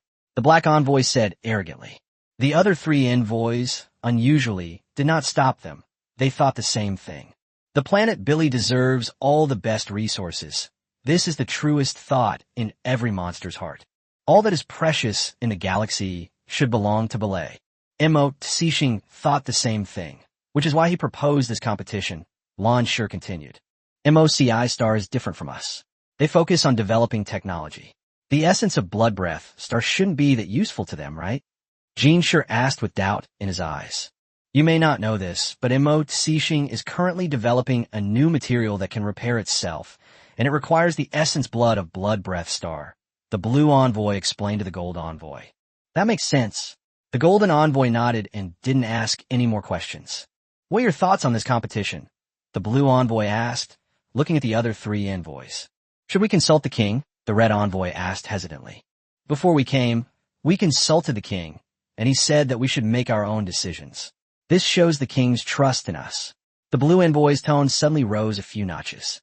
That's right, we can't let the king down. It's just a competition, let's compete. The black envoy's face suddenly zoomed in on the virtual screen, and the gold envoy subconsciously took a few steps back. Can you calm down for a second? Jinshi said helplessly, letting out a sigh. He's really exhausted. He doesn't even know what to compete in or how to compete, yet he's just rushing forward headlong. That's right, this matter does need further discussion. The red envoy agreed with the golden envoy's idea and nodded in agreement. Blue envoy, do you know any specific details? The gold envoy asked the blue envoy. The blue envoy shook his head. I don't know. It was purely by chance that my subordinates were able to find out this information. But since someone brought this up, it should be soon, blue envoy continued. Sigh, Tongta was exposed too early. Jinshi thought to himself with a sigh. If they were still lurking at the base on Mosai Star, they would probably be able to obtain even more intelligence. After all, Tongta was able to find out even that Mo Tsixing was planning to attack Bai Leixing's reserve forces. Your subordinates were exposed a bit too early, the blue envoy said, clearly noticing the fleeting regret on the gold envoy's face. Yes, the gold envoy nodded, agreeing with the blue envoy's words. However, the fact that he was able to discover Mosai Star's attack plan and assist you in destroying a base is already a great achievement. Lan Shi's words carried a hint of a smile. That's right.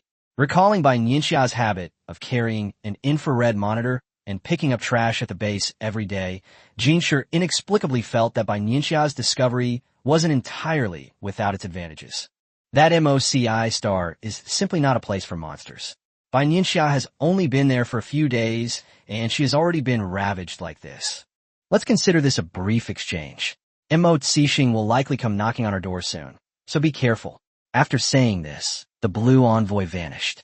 He's always the last to arrive and the first to leave, the black envoy complained. You know perfectly well that the blue envoy is currently assisting the king in battle, the red envoy said, seemingly unconcerned. You two also need to be extra careful, Jinshi reminded them. Besides keeping the level 9 mechanical soldiers of Mosai Star in check, both the black envoy and the red envoy conquered other planets, providing ample supplies for the battle on Bai Star. Chapter 190, We Must Win. Bai Nianxia was naturally unaware that the 4 envoys had secretly held a small meeting to discuss this matter. She had been waiting for a new mission to come, but after waiting for several days, there was still no news. The atmosphere in Area A is getting worse and worse.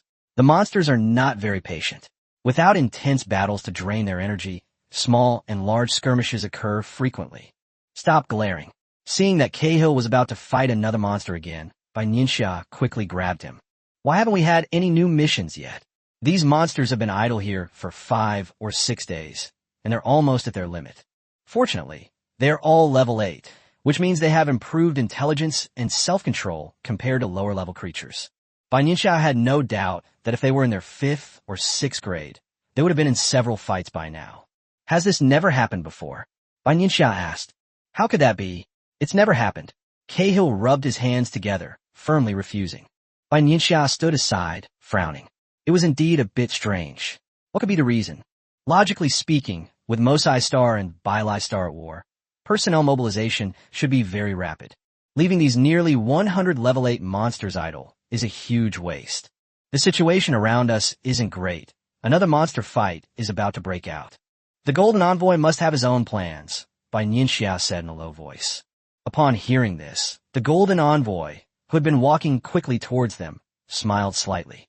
As expected of someone I personally selected and sent to the training space, it can talk.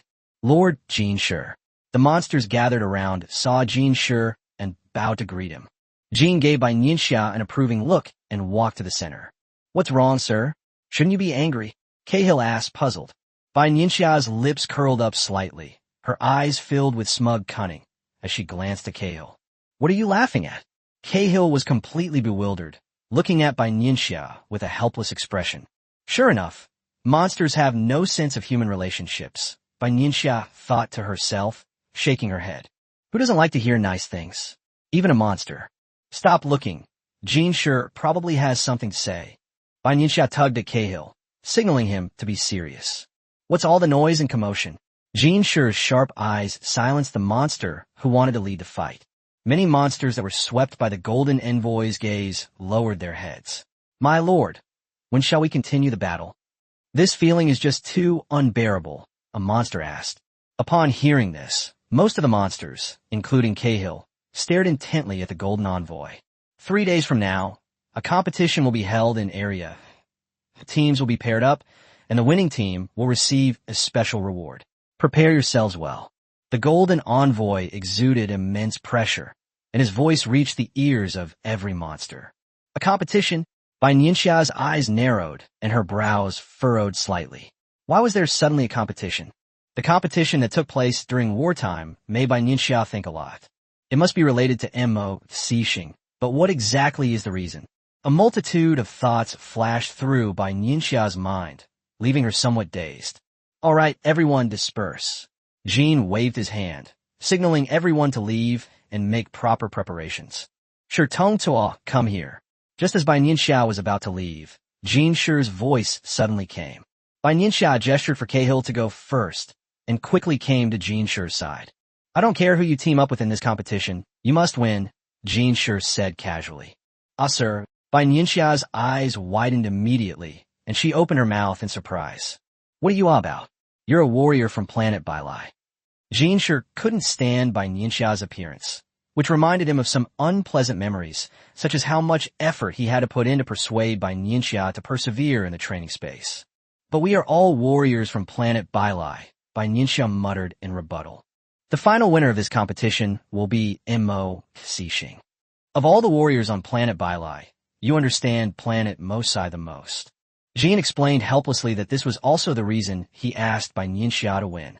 However, he couldn't openly and directly decide on Bai Nianxia, since it wasn't his own decision, but rather a joint discussion among the 4 envoys. Is this the interesting thing M1 mentioned last time? Bai Nianxia asked curiously.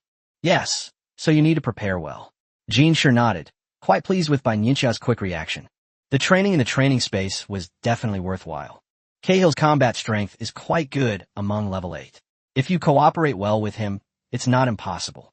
Jean Shure glanced at Cahill, who hadn't left but was waiting in the distance, and said in a deep voice, I wonder if Cahill would be willing to team up with me, Bai Nianxia said softly, her head lowered. He dares. Jin's tone suddenly rose a few notches, his eyes shooting straight at Cahill. Remember my words, you must win. Jean Shure continued to put pressure on Bai Nianxia.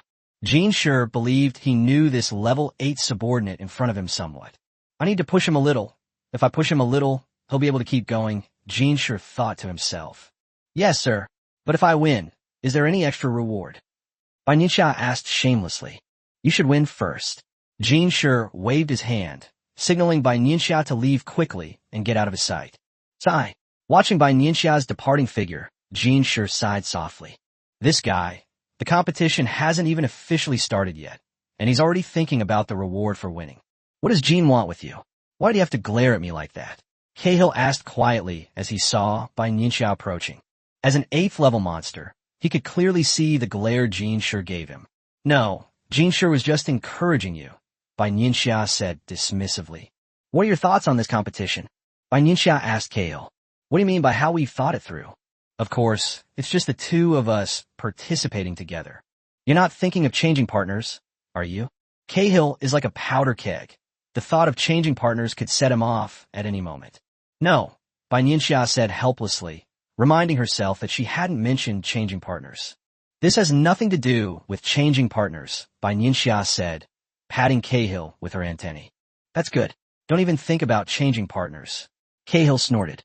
During the competition, I must go all out and show Bai Nianxia how powerful I am. I am the strongest among the level 8 fighters. The others are just bluffing. Bai Nianxia had no idea that Cahill was thinking so much. We must do our best in this competition, Bai Nianxia encouraged Cahill. Cahill looked at Bai Nianxia as if she were an idiot, as if to ask, what nonsense are you spouting?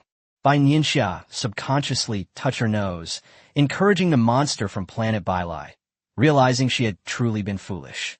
What's there to encourage about them? They're a naturally belligerent species, bursting with self-confidence. Chapter 191. 3 days later. No, your attack power is still not strong enough. Cahill's voice came from somewhere in Area A. To improve, sure, Tong Tua's combat abilities, Cahill gave Bai Nianxia special training. Your vertical pupils can be used as a means of surprise attack, but you must be able to protect yourself before you attack. Cahill said seriously that he was able to shield Bai Nianxia from the front lines on the battlefield before. But now, it's a 2-on-2 battle, and if they encounter a strong opponent, they will be in danger. The antennae need to be extended quickly. Attack to the right. Hey, why are you using Mo Cixing's weapon? While training Bai Nianxia, Cahill complained, why did you have to take out Mo Cixing's weapon out of the blue? It didn't say we couldn't use it. Aren't airships also from Mosai Star? Everyone uses them, right? A pair of wings appeared behind Bai Nianxia, and she soared into the air to dodge and attack. I can't argue with you. But what about the Golden Envoy? Cahill was worried that Bai Nianxia would be punished by the Golden Envoy. Don't worry. Bai Nianxia didn't take it to heart. The Golden Envoy should be used to it by now. Besides, the next battle is against Mo Cixing, and knowing yourself and your enemy will ensure victory in every battle. You're quite bold, go again. Cahill shook his head slightly when he saw Bai Nianxia's confident demeanor, signaling her to continue. This was a novel experience for Bai Nianxia, as she had never been trained by a monster before. In China, I'm the one who trains others. Now I'm the one being trained, and I'm still not used to it. Meanwhile, a similar situation was also occurring at training grounds in China. Is your wood-based ability just for show? Could you use a little more force? The vines break easily with a single pull. I didn't see any defense, let alone any attack. Lin Lin smashed down the earthen wall that Han Qing was standing on, forcing her to the ground. Did Captain Lin go to some kind of poisonous tongue training department? How come his attack power is getting stronger and stronger? Han Qing collapsed to the ground, panting heavily. Her training clothes crumpled and wrinkled. Maybe Ji Yanqi wasn't much better off. Ever since Lin Lin reached level 7, his mastery of superpowers had become incredibly strong. It can be said that Han Qing and Ji Yanqi's training intensity has increased dramatically, and both have undergone refined training. The two lived in dire straits every day, growing painfully but rapidly. TSK, TSK, TSK. Yu Zhihui watched from a distance and shook his head. This training intensity is simply beyond what ordinary people can handle. Hua Qian said softly, standing next to Yu Zhihui. That's natural. Yu Zhihui nodded. But why are you here? Yu Zhihui looked at Hua Qian with a puzzled expression. Since Bai Nianxia left China, Hua Qian has taken over most of the work of the Supreme Supervisory Office, coordinating and communicating with various departments. Putting aside everything else, just the research on the second-generation gene enhancer and the starship by Zhou Yuanzhou and Lu Hanzhou was coordinated by Hua Qian with various departments. There's something I need Commander Yu's help with, Hua Qian said with a smile, taking out a document. Yu Zhihui curiously took it and glanced at Hua Qian. This guy's really lucky. Ever since he started following Bai Nianxia, his career has been rising rapidly. With Bai Nianxia executing Plan Number 1, the Supreme Supervisory Office was essentially handed over to Hua Qian. It can be said that Hua Qian is already on the radar of the highest levels of government in China. Is there any progress on the starship? Yu Zhihui looked at it seriously, and then a smile flashed in his eyes. Not only that, Hua Qian gestured to Yu Zhe to continue reading. The second-generation gene enhancer will be tested on humans in a few days. Yes, that's right. Hua Qian nodded, not at all surprised by Yu Zhe's reaction. If there's anything our military region can help with, we'll do our best. Yu Zhihui was no longer the indifferent person he had been before. His gaze toward Hua Qian became increasingly fervent. Commander Yu, you flatter me. This was instructed by Director Bai beforehand. There are many high-level superhumans in the Beijing military region, so we can conduct the experiment first. Hua Qian said calmly, successfully deflecting Yu Zhihui's burning gaze. Good. I knew Director Bai was a good man, good. Yu Zhihui said good countless times, extremely excited. I'll send Lin Lin over there. Draw as much blood as you need, don't worry. Yu Zhe knew Hua Qian's purpose in coming, so he immediately targeted Lin Lin. Starships require experimentation with people with superpowers, which is an extremely dangerous operation. One wrong move, and the ship could be destroyed, and everyone on board could die. Lin Lin is currently at level 7, so he has a certain degree of self-protection ability in the event of any unexpected situation. Okay, it would be best if Lin Lin went. The Starship trials are scheduled to take place in 3 days, and the second-generation gene enhancer will be tested on humans in 5 days. Hua Qian said seriously, looking intently at Yu Zhihui. Don't worry. Yu Zhihui looked down at the few pages of paper in his hand and slowly clenched them. He knew that both the second-generation gene enhancer and the Starship independently developed by China were very important. Otherwise, he wouldn't have directly sent Lin Lin out. As the strongest superhuman currently remaining in China, Lin Lin's importance is beyond doubt. However, since Lin Lin is the strongest, he should be assigned the most dangerous missions. This is his responsibility, and it's what he has always aspired to. On the other side, Cahill slammed Bai Nianxia to the ground, and Bai Nianxia struggled to her feet. Not bad. You've made progress. Cahill finally nodded, looking at Bai Nianxia, who was covered in dust. Keep it up, and we'll have a better chance of winning the competition in 3 days. Bai Nianxia casually patted herself with her antennae, regaining her balance. That's right. Cahill nodded heavily, determined to win the competition 3 days later. The word lose doesn't exist in Cahill's dictionary. He's always going to win. Seeing Cahill's high morale, Bai Nianxia felt secretly relieved. Let's continue tomorrow. Before Cahill could even speak, Bai Nianxia extended the invitation first.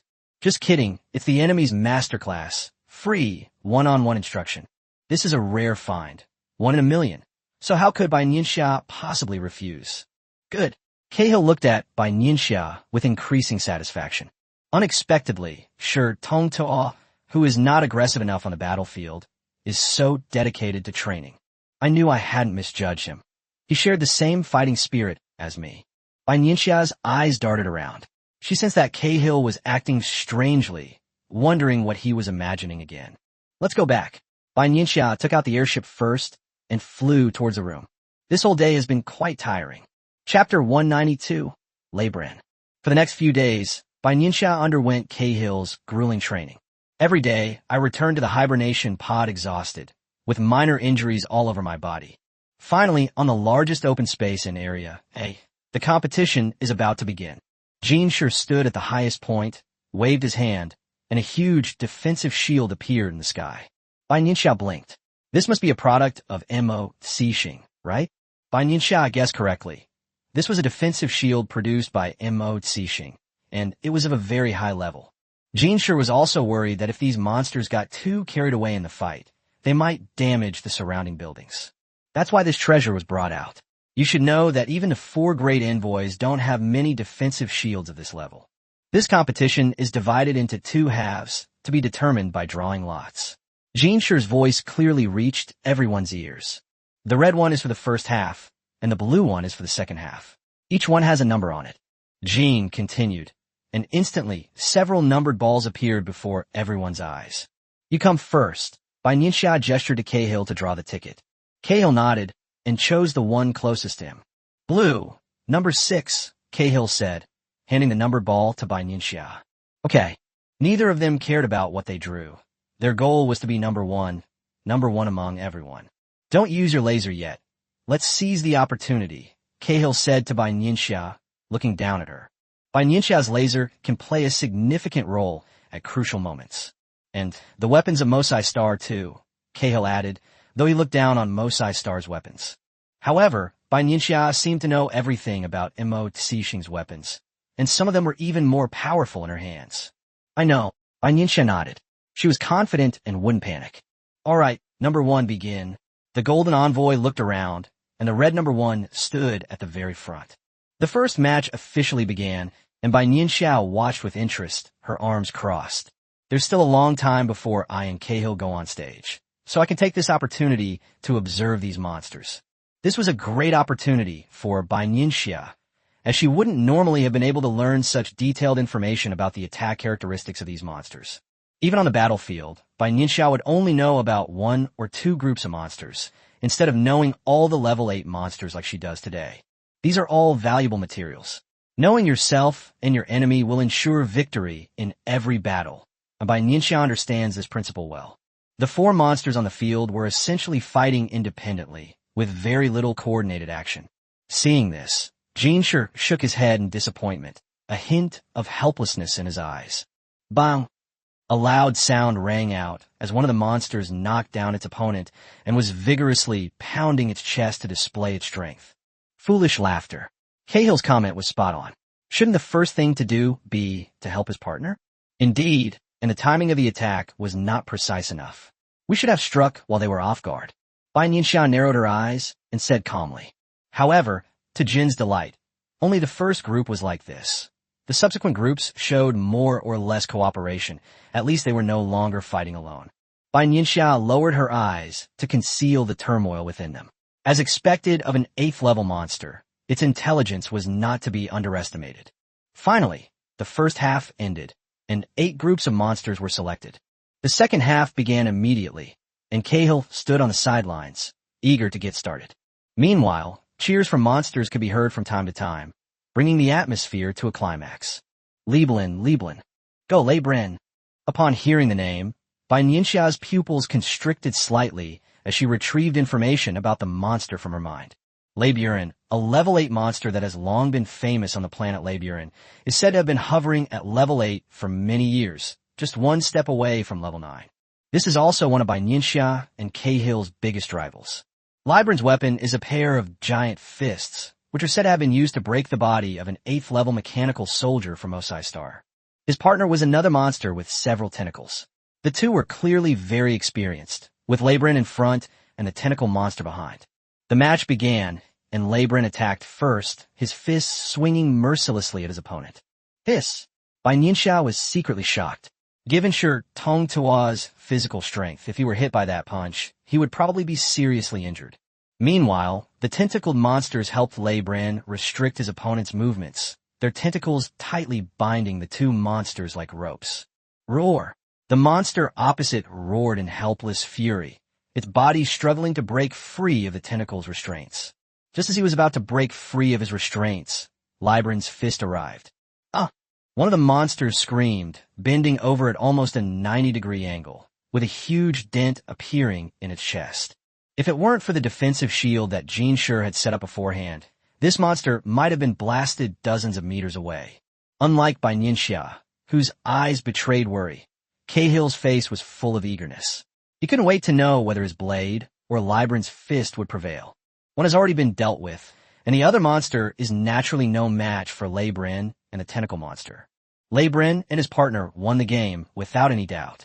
For the first time, Jinshi, standing atop it, showed a satisfied expression.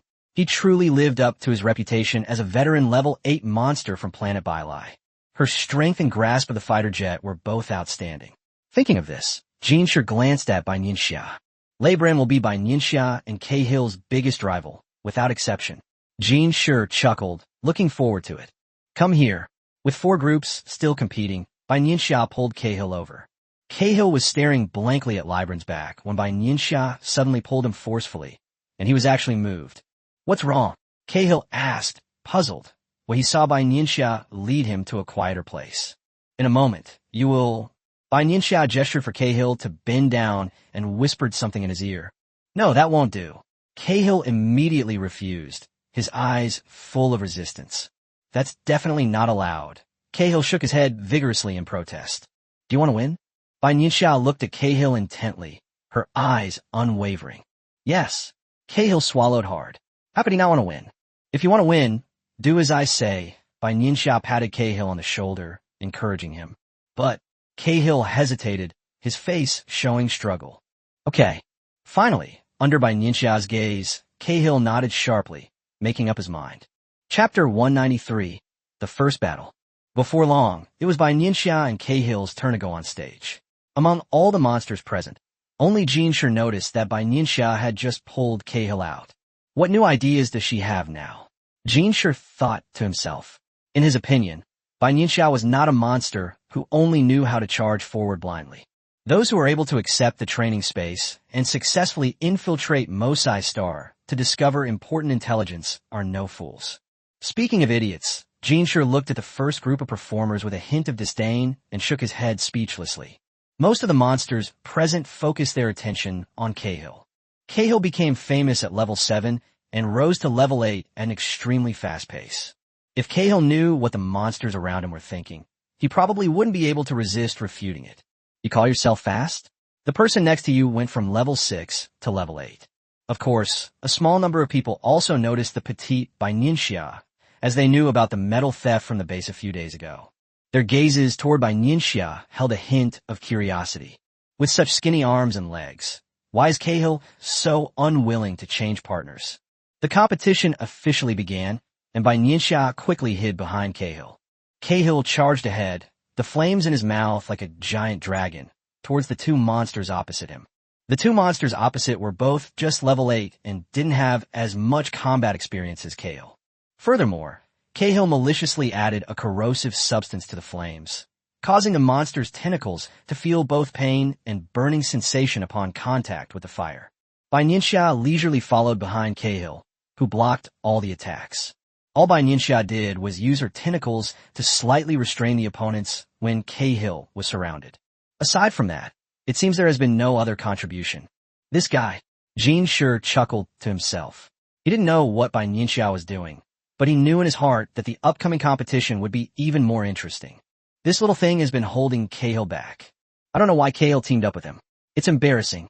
If it were me, I would have thrown him off the stage immediately. The monsters watching booed loudly when they saw Bai Nianxia's actions. Bai Nianxia's expression remained unchanged. Hurry up and finish the battle. She even urged Cahill. Cahill's attack became even more powerful, his claws slashing hard at his opponent's shoulder. Instantly, blood gushed out, and then Cahill kicked his opponents to the ground one after another. Not bad. Bai Nianxia patted Cahill on the shoulder with satisfaction, looking smug. Reborn had been following the match between Cahill and Bai Nianxia, so he was naturally aware of Cahill's reputation. That brainless Cahill actually chose such a partner. The tentacle monster standing next to Reborn said disdainfully. You should be glad he's brainless, Reborn retorted calmly. He then gave a cold laugh, which increased his chances even further. From the start of the battle, Bai Nianxia had spared a sliver of her attention for Reborn. Seeing Reborn's barely suppressed smile, a deep meaning flashed in Bai Nianxia's eyes. It seems the fish have taken a bait. Finally, the 16 groups of monsters that were selected stood in the center of the stage. It's getting late today. Let's continue tomorrow, Gene sure said loudly, looking at his subordinates standing in front of him.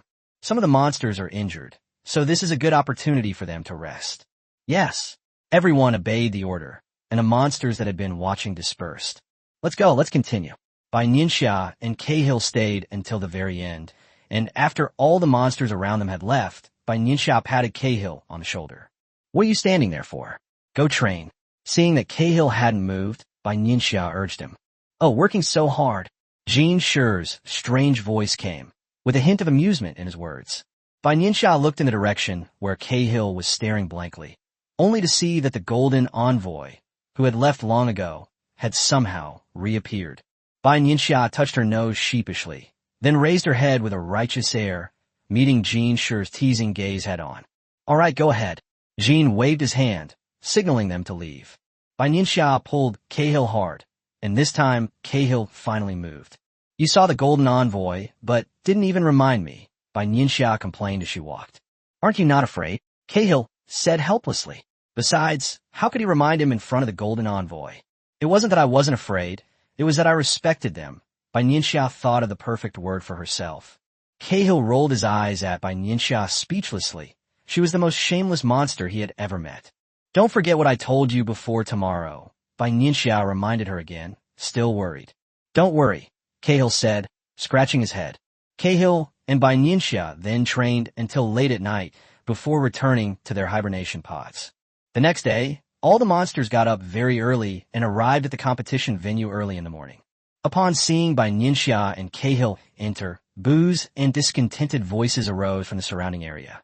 Don't be impulsive. Bai Nianxia grabbed Cahill, who almost got into a fight with the monsters that were hissing. They've gone too far. Cahill's eyes were full of threat, and he was breathing heavily with anger. It just means they're stupid. Bai Nianxia was quite accepting of these contemptuous looks, but due to her monstrous nature, she still forced a somewhat angry expression. I'm angry too, but now is not the time. Bai Nianxia forcefully pulled Cahill with her tentacles. Upon hearing Bai Nianxia's words, Cahill suddenly glanced at Bai Nianxia, only to see that Bai Nianxia's face was flushed with anger and she was trembling slightly. Just you wait.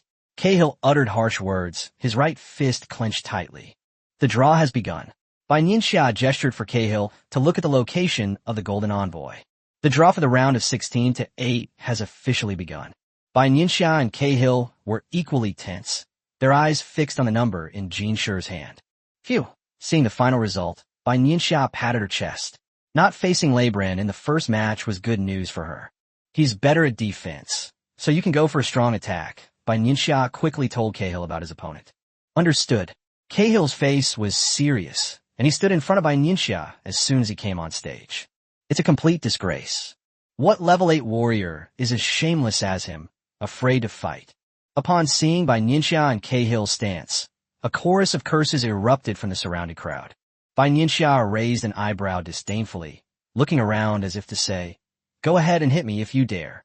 The hot-tempered monster lunged forward, trying to rush onto the stage, but was stopped by the Golden Envoy raising his hand. "If you charge in again, don't blame me for being ruthless." Jin Shi gave his indignant subordinates a cold look. Chapter 194, The Quarterfinals. Under the absolute suppression of Jin Shi's force, many monsters, though still somewhat dissatisfied, dared not rush onto the stage. Seeing this, Bai Nianxia pouted, and Jin Shi turned his head and gave Bai Nianxia a warning look. It seems to be saying, "If you provoke me again, I won't stop you."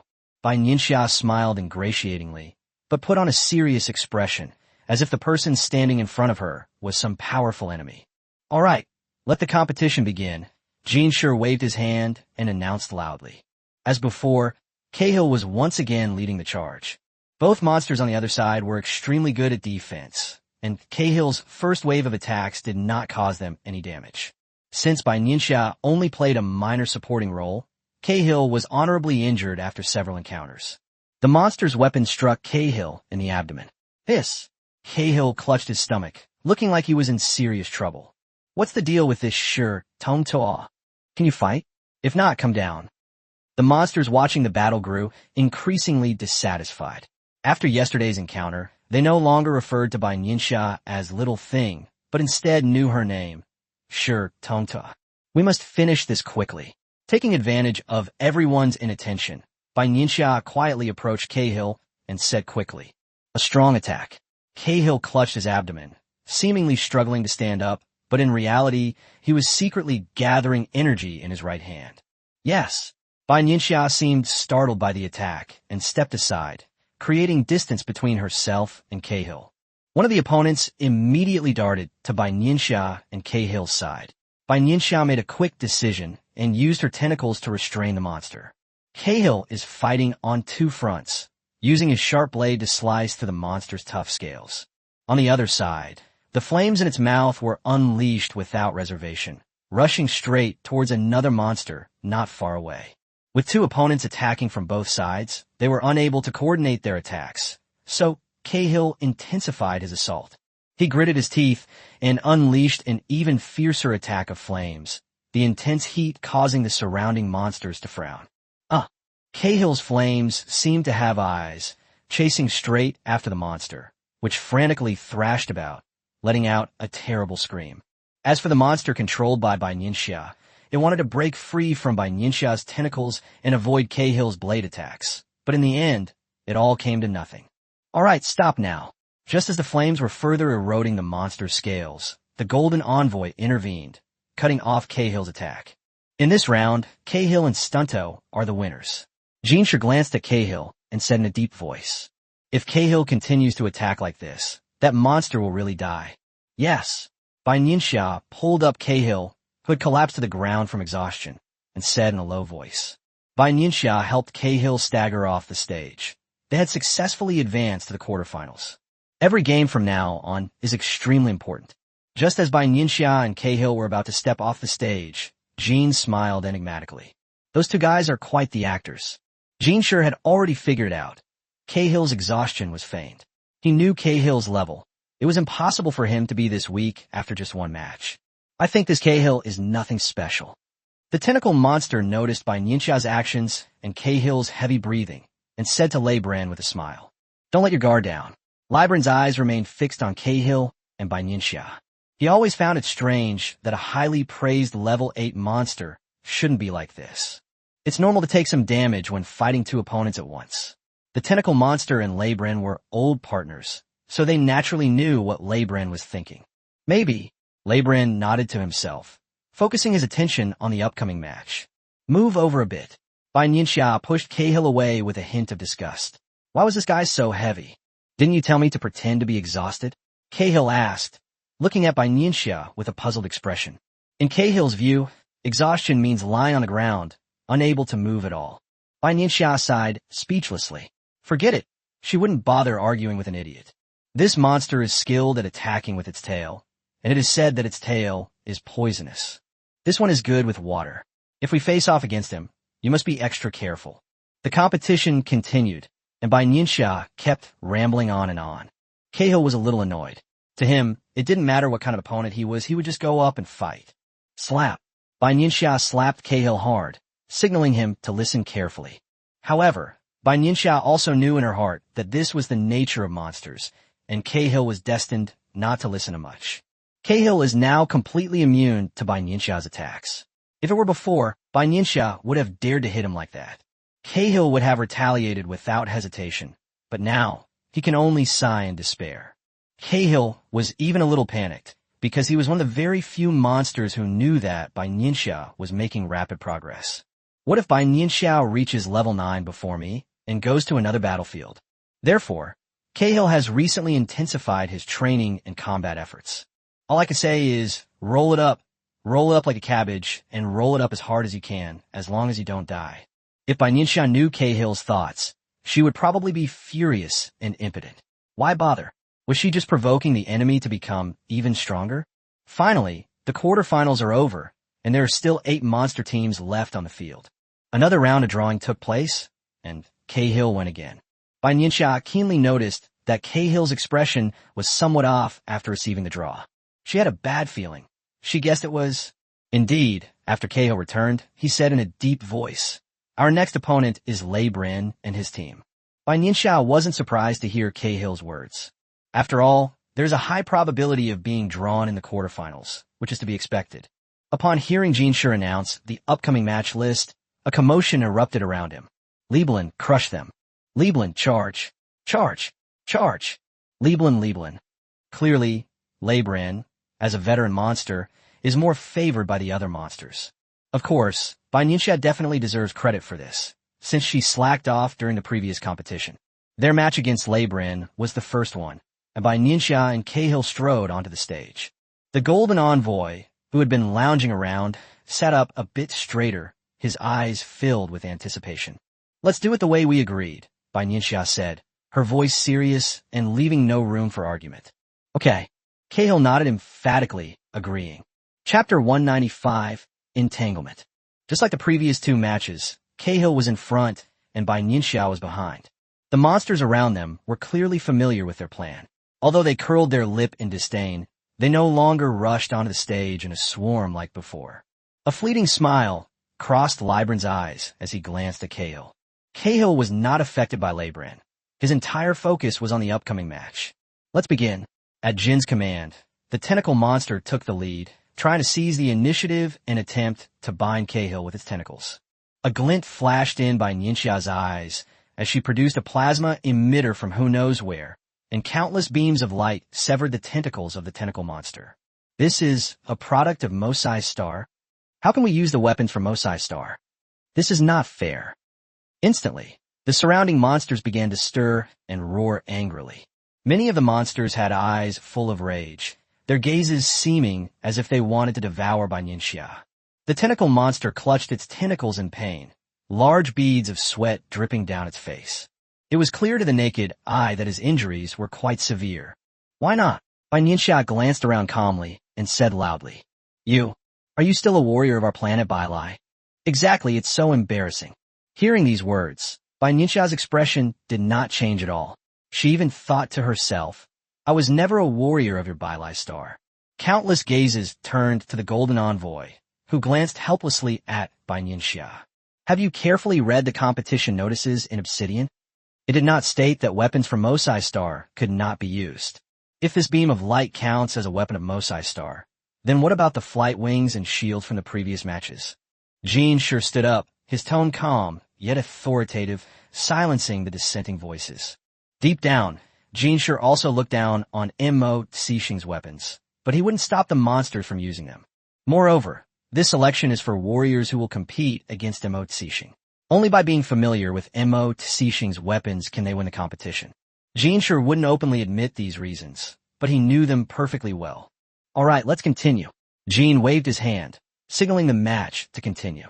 Are you really sure you want to partner with Saint T? Leibren looked directly at Cahill and asked in a deep voice. Cahill scratched his head in confusion. Why was he asking himself this question at a time like this? Stop talking nonsense, let's fight. Cahill didn't understand, so he directly struck the tentacle monster with a sharp blade. Leibren wanted to pull his partner away from the crisis, but the tentacle monster had been too badly injured by Bai Nianxia. His mobility and speed decreased drastically, making it impossible for him to dodge Cahill's attack.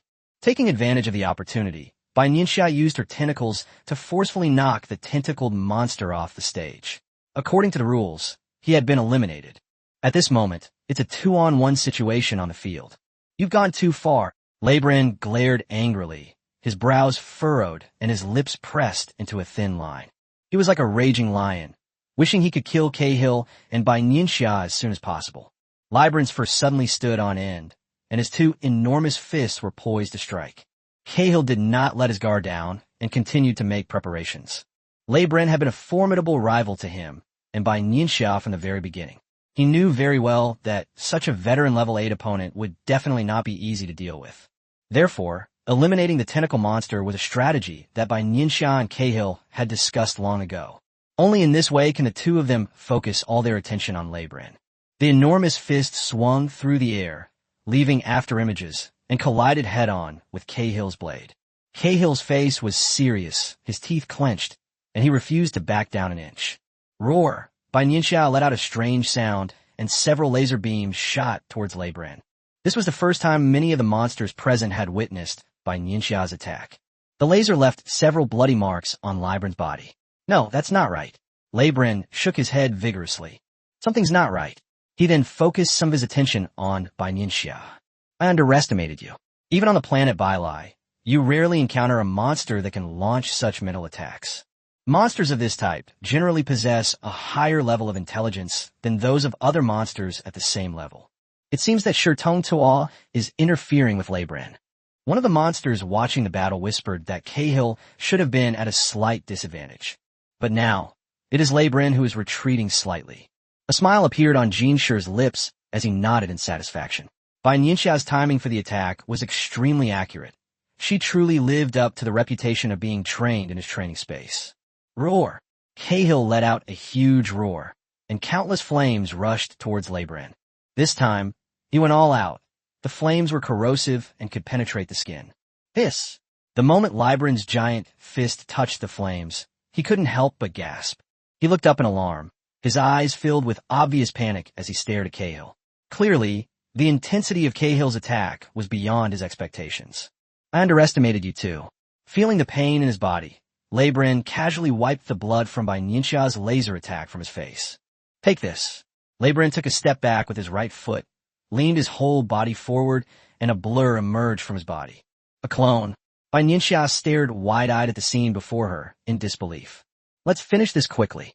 Bai Nianxia uttered these 4 words and then engaged in a fierce battle with Leibren's clone. How could this be? Leibren punched Bai Nianxia, who clutched her chest and staggered back several steps. How is that possible? It split into 2, but its power didn't diminish in the slightest. Something's not right. Something's not right? Bai Nianxia's mind raced. This didn't make any sense. Cahill, on the other side, was also in a predicament, as Leibren's power seemed to be even stronger than before. Using short-term overdraft to improve one's combat power, this was Bai Nianxia's first thought. Noticing the change in Bai Nianxia's expression, the clone sneered and began throwing punch after punch at Bai Nianxia. Bai Nianxia quickly dodged, unleashing several plasma beams to buy herself time. The third vertical pupil opened, and Bai Nianxia pointed in the direction of the clone, merging the 3 laser beams into one. Go, Bai Nianxia said softly, and a laser flew towards Libran's clone. While Libran's clones were entangled with the laser, Bai Nianxia continued to attack with her tentacles. While Bai Nianxia was engaged in a fierce battle, Cahill and Libran also fell into a fierce fight. The flames that Cahill fired were all consumed by Libran. This had never happened before, especially considering that Cahill's flames were corrosive. Chapter 196, The Final Four. What's going on? Cahill asked, somewhat flustered, and instinctively looked at Bai Nianxia. Bai Nianxia noticed Cahill's situation and sent out a wisp of her mind to observe it. A black hole appeared in front of Libran, swallowing up all of Cahill's flames. Spatial ability? That was Bai Nianxia's first reaction. No, it doesn't seem like it. Bai Nianxia immediately overturned her conclusion. It's not a space-related one. What is that? Bai Nianxia was also a little confused, but no matter what she needed to do now was to win the game. Hold on, Bai Nianxia shouted. The monsters present, except for the Golden Envoy, were all quite surprised. They hadn't expected that Bai Nianxia would be the backbone of the two of them. Jean sure looked completely at ease. He would have been surprised if it weren't for Bai Nianxia. Bai Nianxia pulled hard with her right arm, and Libran's clone staggered forward a few steps before being hit by the laser. Instantly, Libran's clone was struck in the left shoulder, and blood flowed uncontrollably. Bai Nianxia could clearly feel that the power of this clone was weakening. Not only Bai Nianxia, but Cahill also had a very accurate grasp of the battlefield, and he seemed to have noticed something as well. Despite not exchanging any words, Bai Nianxia and Cahill simultaneously intensified their attacks. Despicable. Seeing Cahill's relentless attacks, Libran cursed under his breath. So his weakness in the last match was all an act. He despised this kind of monster the most. Bai Nianxia focused her power on her vertical pupil and commanded, out. With that command, a laser beam, even more dazzling than before, shot out from within the vertical pupil. The laser left trails of afterimages in the air as it flew straight toward Libran's clone. Bang! With the sound of falling to the ground, the clone that was just in front of everyone disappeared. Then a trace of blood appeared at the corner of Libran's mouth. It seemed he was injured. Bai Nianxia's eyes darkened, and she moved swiftly to meet up with Cahill. For Libran, diverting his power to create clones would undoubtedly be a significant loss. And it's very likely that they've overdrawn their resources. So now is the best time to defeat Libran. Bai Nianxia sensed the power within her body. To be honest, she had almost exhausted all her energy in order to defeat that clone. The situation should be similar for Cahill, since Libran in his enhanced state is not so easy to defeat. How are you? Bai Nianxia asked in a low voice, adjusting her breathing and trying to recover her energy. We can still hold on a little longer. Cahill's expression remained unchanged as he watched Libran warily. We can't wait any longer. Even though only a few seconds had passed, Cahill felt a strange sense of panic. These few seconds were a time for both himself and Bai Nianxia to recover their strength, and the same was true for Libran. Since that's the case, let's give it a shot. Bai Nianxia and Cahill exchanged a glance, understanding each other's thoughts through this tiny bit of tacit understanding. Go! Cahill and Bai Nianxia changed their positions for the first time, no longer one in front and one behind, but one on the left and one on the right. Bai Nianxia's laser and Cahill's blade arrived in front of Libran almost at the same time. Libran snorted coldly, his eyes filled with determination. Since the two sides had fought to this point, he would fight to the death. It's fair to say that Cahill and Libran are both bloodthirsty. A fist suddenly appeared on Bai Nianxia's chest, delivering a powerful blow that caused her to stagger back several steps. Hiss!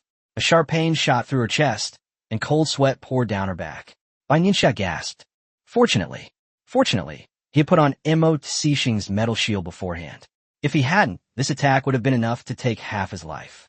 How could this be? Libran looked at Bai Nianxia in surprise. In his estimation, an attack of this intensity should have sent Bai Nianxia off the stage. While Libran was attacking Bai Nianxia, Cahill quietly circled around Libran's back. Flames shot out at close range, and Libran wanted to turn around and engulf them. But at that moment, Bai Nianxia used all her last bit of strength to wrap her tentacles around Libran. Although it only took 2 seconds for Libran to break free from Bai Nianxia's tentacles, for Cahill, those 2 seconds were enough. Libran's back was covered in bloodstains, clearly corroded by Cahill's flames. Ah! Libran let out such a violent scream for the first time, and he instinctively lunged forward. Whoosh! Cahill pressed his advantage, his blade flashing out after images as it struck Libran in the back. Finally, Libran was sent off the stage. According to the rules, Bai Nianxia and Cahill were the victors. Good. Wonderful. Well. All around were cheers. The battle had the surrounding monsters on the edge of their seats. Similarly, no more monsters hissed at Bai Nianxia and Cahill. Bai Nianxia could no longer hold on and collapsed to the ground. A mouthful of blood spurted from Bai Nianxia's mouth.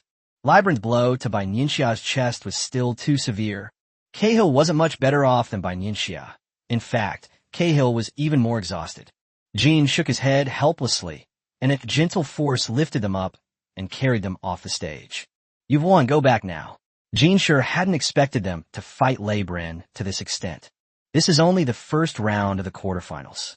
If all the subsequent matches are like this, then we probably won't be able to finish today. They're all half dead. How are we supposed to fight them? Upon hearing Jean Shure's words, Bai Nianxia struggled to her feet, took out an airship from her spatial storage, and flew towards the room. Cahill did the same thing, slowly climbing onto the airship, looking quite disheveled. All right, let's continue, Jean Shure said after watching the two of them leave. Just as Bai Nianxia returned to her room, swallowed a drop of holy spring water, felt the gentle restorative power within her body, and then plunged into the hibernation pod, China was also conducting an extremely dangerous experiment. Is everything ready? Old Jiang asked in a deep voice, his expression serious as he looked at Lu Hanzhou. Ready. Lu Hanzhou nodded firmly, giving an affirmative reply. Good physical condition. Zhou Yuanzhou's voice rang out. Looking at Lin Lin's physical condition that had just been measured, Zhou Yuanzhou was somewhat impressed. As expected of Lin Lin, even knowing that he was about to carry out a dangerous mission, he was still so calm. Even his breathing and heartbeat were the same as usual, and he glanced at Lin Lin with some curiosity. You'll get used to it. Lin Lin chuckled, knowing what Zhou Yuanzhou was looking at. Furthermore, this mission isn't as dangerous as you imagine, Lin Lin reassured them, seeing the serious expressions on the faces of Elder Jiang and the others around him, who looked as if facing a formidable enemy. Chapter 197, Starship Experiment. How can it not be dangerous? Yu Zihui said worriedly, patting Lin Lin's shoulder hard. Lin Lin, this is the first test of a starship independently developed by China. Lu Hanzhou pursed his lips, though in his heart he was confident in his research. However, risks still exist, and no one can guarantee the outcome. Although this is the first test, you have conducted similar simulations before, and I am carrying a flight vehicle. If anything goes wrong, I will evacuate immediately, Lin Lin said in a deep voice. Only he himself knew how big the difference was between level 7 and level 6. Even without a spacecraft, he was confident that he could withstand the damage to the starship. This test will only be conducted in near-Earth orbit, just to be on the safe side. Upon hearing this, Old Zhang's furrowed brows relaxed slightly. Old Tang, Old Xiao. Just then, Old Tang and Old Xiao arrived. Well, are you ready? Old Tang nodded and said in a deep voice. Always ready. Lin Lin quickly stood at attention, head held high, and answered loudly. All right, let's begin then, Old Tang said seriously. After saying this, Old Tang moved a little further away from the test site. He knew that standing there would only put too much pressure on them. Be careful, Zhou Yuanzhou said softly, looking at Lin Lin, who had put on the protective suit prepared by the Academy of Sciences. Even though Lin Lin had been checking information with Lu Hanzhou, he nodded slightly in Zhou Yuanzhou's direction after hearing this. Enter the starship. Hearing the command coming through his headset, Lin Lin strode inside. This was Lin Lin's first time entering the interior of a physical starship independently developed by China. He quickly walked to the control room. Unlike the Mosai star, this starship was not fully automated. When Lu Hanzhou designed the system, manual operation took precedence over automatic operation. This means that if danger really arises, Lin Lin can take over the starship. Of course, the operation method is not difficult, and Lin Lin mastered it completely in just one afternoon of learning. Lin Lin's eyes were sharp as he scanned the buttons, diligently carrying out the preparations. Everything is ready, Lin Lin said calmly. The equipment in the command room could still clearly display Lin Lin's current state. Impressive. Even old Jiang couldn't help but exclaim this time. For research purposes, Mr. Jiang came into contact with many outstanding soldiers. However, Lin Lin is the first person with such mental fortitude. Not only does he appear to be unaffected, but he also maintains perfect control over his mood and emotions. Being the captain of Jiaolong is not an easy position to hold. Yu Hui was not surprised at all. This was something Lin Lin had honed through countless brushes with death, experience gained from numerous near-death experiences. Zhou Yuanzhou lowered his eyes, concealing the emotions in them, and pursed his lips into a straight line. Launch countdown, Lu Hanzhou said calmly, looking at the data on the screen in front of him. Check again. Position number 1 has been checked. All checks completed. Launch in 1 minute. In 1 minute, this starship, independently developed by China, will set sail. Old Tang clenched his fists instinctively. This step was crucial for China. Looking at Lin Lin's calm face on the screen, Zhou Yuanzhou felt his tension gradually lessen for some reason. 30-second countdown. 5-second countdown. 3, 2, 1. As the last number appeared, the starship that had been standing before everyone vanished instantly. Lin Lin, how are you feeling? As the starship headed towards near-Earth orbit, Lu Hanzhou suppressed his excitement and asked. There was some initial impact, but it should be within the range that the superhuman can withstand. Lin Lin tried hard to recall what she felt just a second ago, looking at the water glass next to her that was almost completely still. That's right, this is what Lin Lin just took out of his spatial button, and he filled it with water using his special ability. Not a drop of water leaked out, which means the starship is extremely stable. Try changing the speed manually. Lu Hanzhou conducted the tests one by one. Okay. Lin Lin nodded, his fingers moving quickly across multiple buttons and the screen. The starship's speed suddenly increased to maximum, then decreased to minimum the next second. The change in speed did not affect the starship's stability and safety. Okay, next you. Finally, Lu Hanzhou breathed a sigh of relief. The most important step of the experiment was complete. This proves that the starship is stable and can be launched safely. For more than half an hour, Lin Lin conducted tests on the starship according to Lu Hanzhou's requirements. It was an extremely tedious and boring process, but Lin Lin carried it out methodically throughout. Alright, don't worry. Old Jiang came to Yu Hui's side with a glass of water and handed it to him. The most nervous person here is actually Yu Hui, as Lin Lin was someone he personally trained. Although Lin Lin had reassured the group that the mission wasn't actually that dangerous. But no one can say for sure about the unknown. Yu Hui nodded, holding the water glass to moisten his somewhat dry lips. The student has surpassed the master. Looking at Lu Hanzhou, who had been giving instructions, Yu Hui chuckled and looked at Elder Jiang. Lu Hanzhou was Jiang Lao's last disciple, someone Jiang Lao had personally mentored. He received not only Professor Zhang's theoretical knowledge, but also Professor Zhang's scientific research philosophy. You could even say it's a master-disciple, father-son relationship. It is truly remarkable that Lu Hanzhou was able to complete this entire large project independently and withstand such immense pressure. He will surpass his predecessors, and so will Yuanzhou. Old Jiang glanced at Lu Hanzhou and Zhou Yuanzhou and nodded with satisfaction. They will undoubtedly be the most outstanding successors to the Academy of Sciences and the medical school in the future. Yes, they will go further than our generation. Yu Hui murmured to himself. Finally, it was time for the starship to return home. The starship was like a shooting star in the sky, crashing to the ground with a whoosh. Landed smoothly. Fantastic. We did it. Many researchers couldn't contain their excitement and hugged and shouted to each other. They even overlooked the fact that Elder Tang, Elder Qiu, and others were still around. Surrounded by his researchers, Lu Hanzhou finally showed his first smile of the day. The starship's hatch opened, and Lin Lin waved away the medical team's offer of assistance, quickly walking out. You're perfectly fine. Why are you helping yourself? Are you feeling all right? Zhou Yuanzhou stretched out his hand, his healing ability suddenly appearing. No need, Lin Lin said with a smile, indicating that she didn't need it. The military doctors around him had already brought over the examination equipment. Seeing the readings, Zhou Yuanzhou nodded in relief.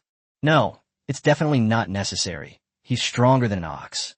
Chapter 198. Exactly the same. This starship test was a complete success. Old Tang looked at the excited crowd and Lin Lin, who had returned safely, and a smile appeared in his eyes. Tang Lao's words can be considered a definition of this experiment. Everyone has worked hard. Old Chiu continued, his voice tinged with emotion. Regardless, China's scientific research has made further progress today.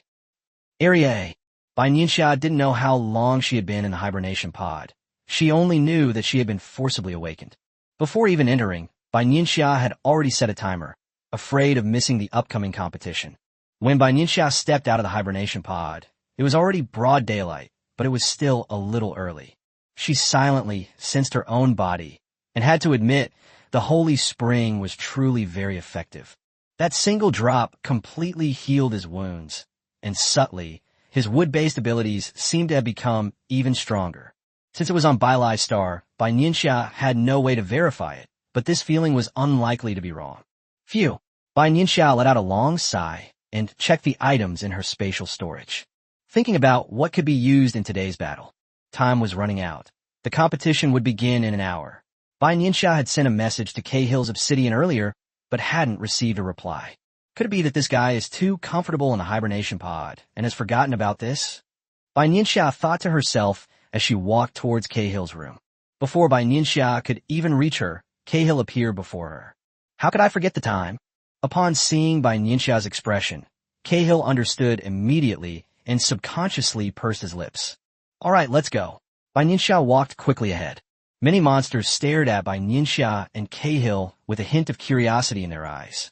It's no exaggeration to say that Bai Nianxia and Cahill are absolutely star monsters in Area right now.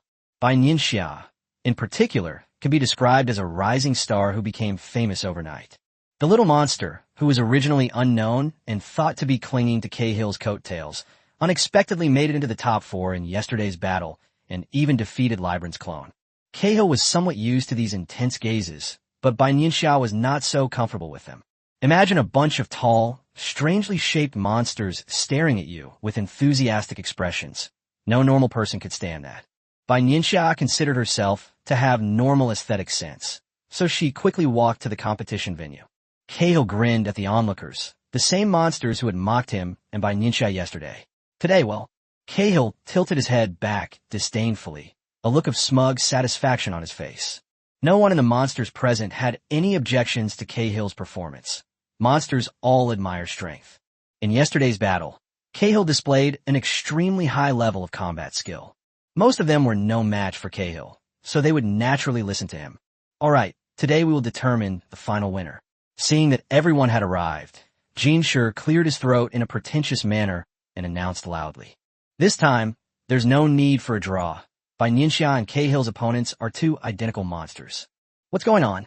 Cahill stared in disbelief at the almost identical-looking monsters before him. Bai Nianxia shook her head helplessly. This was because they didn't understand their opponent's situation at all. It is said that there's a problem with the embryo sacs from the Institute of Biology. Their appearances are only slightly different, and they have an extremely good understanding of each other. Bai Nianxia leaned closer and explained to Cahill. It must be some kind of monster, like twins, Bai Nianxia thought to herself. In the previous rounds, their strength was inferior to the other monsters, and they won by relying on their teamwork. Bai Nianxia reminded them, adding that they should not be careless. The contest begins, came the voice of the Golden Envoy. As before, Cahill was in front, and Bai Nianxia was behind. Cahill took the lead, unleashing a burst of flames. Wrong target. Unexpectedly, Cahill missed. The flames did not hit any of the monsters. Wrong. Can't hit it. Missed. It's boring. It felt as if countless voices were swirling around Cahill's ears, and he instinctively wanted to cover them. Cahill. Bai Nianxia noticed the situation and immediately reminded him sternly. These two identical monsters are indeed quite capable, using their appearance in conjunction with certain mental attacks to disrupt minds. Unfortunately, they encountered Shi Tong Tuo, who used mental interference. Shi Tong Tuo was the real deal. Roar! A strange cry came from Bai Nianxia's mouth, like a shout from afar. Cahill, whose eyes had been somewhat dazed, instantly snapped back to reality and shook his head vigorously. You are despicable. Cahill's eyes were practically spitting fire as he swung several sharp blades without mercy. He hated these fake moves, so Cahill stopped holding back the flames in his mouth tinged with black. The two monsters opposite them panicked and tried to dodge, but they found that their feet had been controlled by Bai Nianxia's tentacles at some point. Ah! A scream rang out as the two monsters clutched their heads, their scales unable to withstand the flames. All right, stop now. The golden envoy's voice was like heavenly music to the two monsters. Upon hearing Jin's words, Cahill glared at them resentfully, but stopped his attack. However, the corrosion from the flames alone was enough to give those two monsters a hard time. Cahill, Stunto wins. As soon as Jin Shi finished speaking, a cheer erupted from the crowd. Well done. That's how it should be. Many monsters cheered for Bai Nianxia and Cahill, and in just one day, Bai Nianxia's reputation rapidly reversed. If this were in China, it could be considered a perfect public relations template. Bai Nianxia chuckled to herself. Once off stage, Cahill casually found a spot to lean against, clearly still angry at himself for being misled. There was one last battle left, and Bai Nianxia moved closer to continue watching. The winner of the next match will be Bai Nianxia and Cahill's final opponent. I think Bush will win. I also think so. After all, Bush Eyes has received the king's reward before. Hearing the name that kept appearing around her, Bai Nianxia's eyes became more serious. Finally, both groups stepped onto the competition stage. Buzi is very easy to identify. He is a rare monster with no scales on his body. Other monsters, more or less, have scales all over their bodies. But Bruz is different. His most distinctive feature is the enormous wings that can appear on his back at any time. That's right, Buzi is a flying monster. Clearly, the monsters around them had great confidence in Bushizi, but when Bai Nianxia saw Bushizi's opponent, her pupils contracted and her eyes were filled with surprise. Chapter 199, Kanakasa. Do you know who the opponents are? Bai Nianxia suddenly walked up to Cahill and asked in a low voice. Bush Eyes, I know, it's just that he can. Cahill realized something was wrong halfway through his sentence. What did you say? Cahill was a little confused. Buck-sized opponent, Bai Nianxia repeated. Cahill looked up, took a few steps toward the arena, stopped, and watched intently. I don't know, but the winner of this match should be Bush Eyes. Cahill nodded, seemingly to confirm his statement. Oh, Bai Nianxia raised an eyebrow and asked in return, as she did have a different opinion. Two unknown monsters made it to the semifinals. It's just so strange. Do you really think so? Bai Nianxia crossed her arms and glanced at Cahill. Just then, the competition on the stage officially began. Bushizi's group faced two monsters, one blue and one red. The blue monster was named Kana, and the red one was named Kasha. Clearly, their teamwork was excellent, and like Cahill, Kaisa was skilled with fire. At the start of the battle, Kana and Kasha gained the upper hand, with Kasha's flames damaging Bushi's wings. How could this be? Cahill's eyes were filled with disbelief. How could this be? The temperature of the flames was off. Cahill sensed something strange about Kaisa's flames. This shouldn't be happening. The surrounding monsters were also discussing, and it was clear that they had not used their full strength in the previous competition. Buzis thought to himself, this is bad. Am I going to be caught off guard and end up in trouble? Let's go for it, Bushizi said to his partner, and before he finished speaking, he rushed towards Kana and Kasha. Unexpectedly, before Buzz Eyes could even get close to Kana and Kasha, his entire body seemed to freeze in place. Bai Nianxia's eyes darkened, a ripple appearing in them. Buxizi had no scales. All of his fur was curled up. It's electricity, Bai Nianxia said with certainty. Kana's attack method should be similar to electricity. It was this attack that immobilized Buxizi, rendering her unable to break free. Kana has become that powerful. This competition is getting more and more interesting. The monsters around them were all level 8. Although they discovered the situation slower than Bai Nianxia, they were not completely unaware of it. Jin, who was watching the battle, looked at Kana and Kasha, who were still on the stage. He originally thought that Lei Bren would be Cahill and Bai Nianxia's biggest opponent. Looking back now, that might not be the case. Jin Shi had no recollection of these two monsters. There were a fair number of level 8 monsters, though not many. Aside from those who lived long or had outstanding abilities, I don't know much about the other Jin Shi. After all, on the battlefield, people die every day, and people are upgraded to Area A every day. Before the war with Mosai Star, everyone was invading other planets. Therefore, Jin really didn't know anything about Kana and Kasha's basic situation. However, Jin was still very happy, as more and more talented warriors were appearing in Area A. This is a good thing for me and for Billy Star. Thinking of this, he turned his head and saw Bai Nianxia, who looked somewhat serious, and Cahill, who looked somewhat dazed. He was eager to see how Bai Nianxia would break the deadlock. Yes, despite the unexpected strength displayed by Kana and Kasha, Jinshi still believed in Bai Nianxia. I don't know why, maybe it's because I discovered Bai Nianxia myself. Kana and Kasha did not hurt Buxizi excessively, but kicked them off the fighting platform. Alright, let's rest for a bit, then our final match will officially begin, Jinshi said, standing up. No matter what, I'll go up there and take them down. Cahill saw the worried look on Bai Nianxia's face, but before he could finish speaking, Bai Nianxia interrupted him with a punch. Although Bai Nianxia's punches didn't inflict any real damage on Cahill, he still instinctively clutched his abdomen. Use your brain, Bai Nianxia said, speechless. Kana specializes in electric attacks, so we have to be careful. As for Kasha, we can't let our guard down either. It would be best to take one down from the start, Bai Nianxia said in a low voice. However, the same tactic is not so easy to succeed when used again. In the previous battle against Reborn, Bai Nianxia's plan was to defeat the tentacle monster first, and then work together to deal with Reborn. However, if this move were used again, it probably wouldn't have the same effect. We won't lose, Cahill suddenly said. He dislikes the feeling of losing. In his dictionary, winning is the most important thing. Partnering with Bai Nianxia is also for the sake of winning. Okay. Bai Nianxia nodded heavily and didn't say anything more. Let's begin. After a while, Jinshi felt it was about time and let them go up on stage. In this final battle, the surrounding monsters sensed the tense atmosphere. Who will win? Cahill and the others. I think it's Kanakasa. The monsters whispered among themselves, each guessing whose it was. Jinshi watched with great interest, wondering how Bai Nianxia would respond this time. Oh! Upon noticing Cahill and Bai Nianxia's positions, Jinshi let out a soft exclamation, raising an eyebrow with obvious curiosity in his eyes. This time, it was Bai Nianxia in front and Cahill behind. Could it be that Cahill intends to sacrifice this stunto? Are you crazy? Shirtong Tua is such a small guy. The monsters were buzzing with discussion. Even though they had already witnessed Bai Nianxia's prowess, they were generally amazed because Bai Nianxia's strength was not particularly outstanding to begin with. However, Bai Nianxia's combat strength is still weaker than Cahill's, and Bai Nianxia is not known for her offensive abilities. Conscious, Kana saw his opponent, and a cold smile appeared on his lips. No matter who it is, if they stand in my way, I only have one word for them. That is defeat.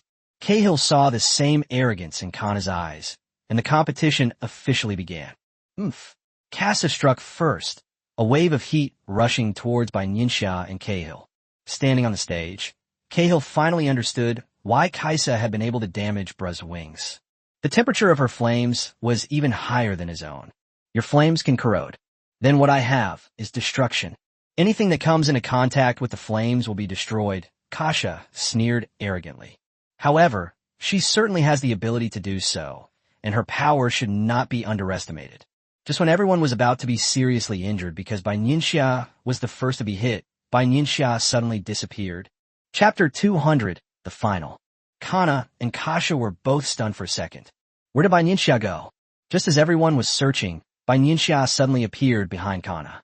A blinding laser beam appeared and shot at close range towards the undefended area on Kana's back. Not good.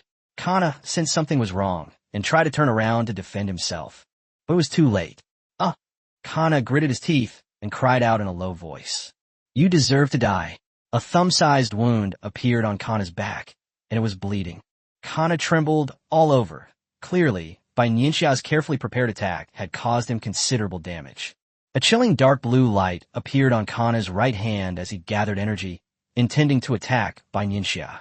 Just as Kana's attack was about to reach Bai Nianxia disappeared once again. At the same time, Cahill broke through Kasha's defense and came between Kana and Kasha. Although Kaisa is powerful, she is still a bit weaker than Cahill. With Cahill making a desperate breakout, Casa couldn't stop him. On Kana's side, his all-out attack just now missed, and his already injured back was attacked by Cahill's blade. Several bloody marks appeared on his back, making him look terrifying. You guys. Kana endured the pain and fought with Cahill. What bad habit is this, constantly attacking the back? However, Cahill was in a bad situation at the moment, as he was attacked from both sides by Kana and Kasha. Where is Shi Tongta? This was what the monsters watching the battle were thinking. Everyone was searching, except for the Golden Envoy, who looked in a certain direction and unconsciously raised the corners of his mouth. Bai Nianxia's feint might fool the other monsters, but it's impossible to fool Jin Shi, a level 9 monster. Just as Kaisa's flames were about to reach Cahill behind her, she suddenly covered her head and began to tremble uncontrollably. The tentacles appeared beside Kaisa in a flash, and before Kaisa could react, they tightly bound her hands and feet. All of this was accomplished in just a few seconds. The severely injured Kana was no match for Cahill, and despite his desperate attempts to immobilize Cahill with electricity, he failed. After a few moves, Cahill suddenly kicked Kana off the stage, sending him landing on his back. Bai Nianxia's figure finally reappeared, and contrary to everyone's expectations, Bai Nianxia didn't look too good at the moment. His pupils were closed, and upon closer inspection, blood vessels could be seen seeping out. He clutched his chest with his right hand, bent over, and gasped for breath. Cahill's expression darkened, and flames engulfed Kaisa. Kasha was already under Bai Nianxia's mental attack, and was also bound. So how could she withstand Cahill's flames? She could only desperately try to break free from Bai Nianxia's tentacles, but it was still too late. The flames still danced in front of Kaisa, and just when Kaisa thought she was about to be consumed by the flames, a barrier appeared in front of her. It was the Golden Envoy. With a wave of his left hand, the Golden Envoy easily blocked them. With Jin Shi making his move, the competition had finally come to an end. Bai Nianxia collapsed completely onto the competition stage, her chest heaving violently. She expended a great deal of energy on this competition. Just the initial illusion of disappearing from all the monsters had already consumed a significant portion of her power. It was no easy feat to finally restrain Kaisa with all one's might. As a result, Shi Tongtua's vertical pupil was even injured. Bai Nianxia reached out and touched the vertical pupil on her forehead, and unsurprisingly, she felt some blood. Cahill and Stunto have won the final victory. As soon as the Golden Envoy finished speaking, a cheer erupted from below. Bai Nianxia and Cahill won the match with their own strength. Of course, what surprised everyone even more was Bai Nianxia. In other words, there are now countless monsters in Area A who want to team up with Bai Nianxia. Previously, people described Bai Nianxia as a little thing who followed Cahill around. Now, it's the other way around. Cahill is the lucky one who got a partner with Bai Nianxia. Are you alright? Cahill, who was basking in the joy of victory and waving to everyone, suddenly realized something and hurriedly walked towards Bai Nianxia. It's nothing. Bai Nianxia shook her head, speechlessly. If she were on the battlefield and her teammates were celebrating while she was seriously injured, she would probably be furious. However, Bai Nianxia also knew that she couldn't judge monsters by the standards of ordinary people. Cahill pulled Bai Nianxia from the ground like he was lifting a chick. Saint Street, we won. Cahill exclaimed excitedly, looking as if he wanted to run 3 laps around the track. You two come with me, Jin Shi said in a deep voice, looking at Bai Nianxia and Cahill. Yes, Cahill and Bai Nianxia said in unison. Jin led the two into the command center and into a somewhat familiar room. Do you know why I organized this competition? Jin Shi suddenly asked, though he was addressing the two of them. His eyes were fixed on Bai Nianxia. Clearly, King had no expectation that Cahill would be able to answer anything. Because of Mo Xixing. Bai Nianxia answered hesitantly. Not bad. Jin Shi raised his head slightly, gesturing for Bai Nianxia to continue answering. Bai Nianxia swallowed hard, her eyes filled with a mixture of nervousness and suspicion. Mei. Bai Nianxia glanced uncertainly at the Golden Envoy and said softly, It seems you really didn't waste your time in the training space. The Golden Envoy smiled and patted Bai Nianxia with his tentacles. Cahill stood there completely bewildered. What training space? He had no idea. However, neither of the two people present were capable of providing Cahill with any answers. Jin Shi merely gave Cahill a highly authoritative look. The following conversation must be kept secret. Yes. Cahill and Bai Nianxia nodded in agreement. This is a special reward for this competition. Jin Shi took out 2 drops of essence blood from the spatial button. Cahill's breathing quickened instantly, his eyes burning with intensity as he stared intently. Bai Nianxia followed suit, but was much calmer than Cahill. It should be noted that essence and blood held little appeal for Bai Nianxia. Thank you, Envoy Jean. Cahill carefully took the container and placed it into his spatial storage. Besides this reward, there's another matter I wanted to discuss with you all here today. Jean sure continued. Bai Nianxia's eyes darkened. The important part was about to begin. This competition is to select warriors to compete against Emote Cixing. Jean Shure's words made Cahill and Bai Nianxia look up instantly, their eyes wide. What is meant by the match against Emote Cixing? Jean explained the matter in detail, and Bai Nianxia keenly grasped the key points. 2 level 8s and 3 level 7s. Bai Nianxia pondered to herself.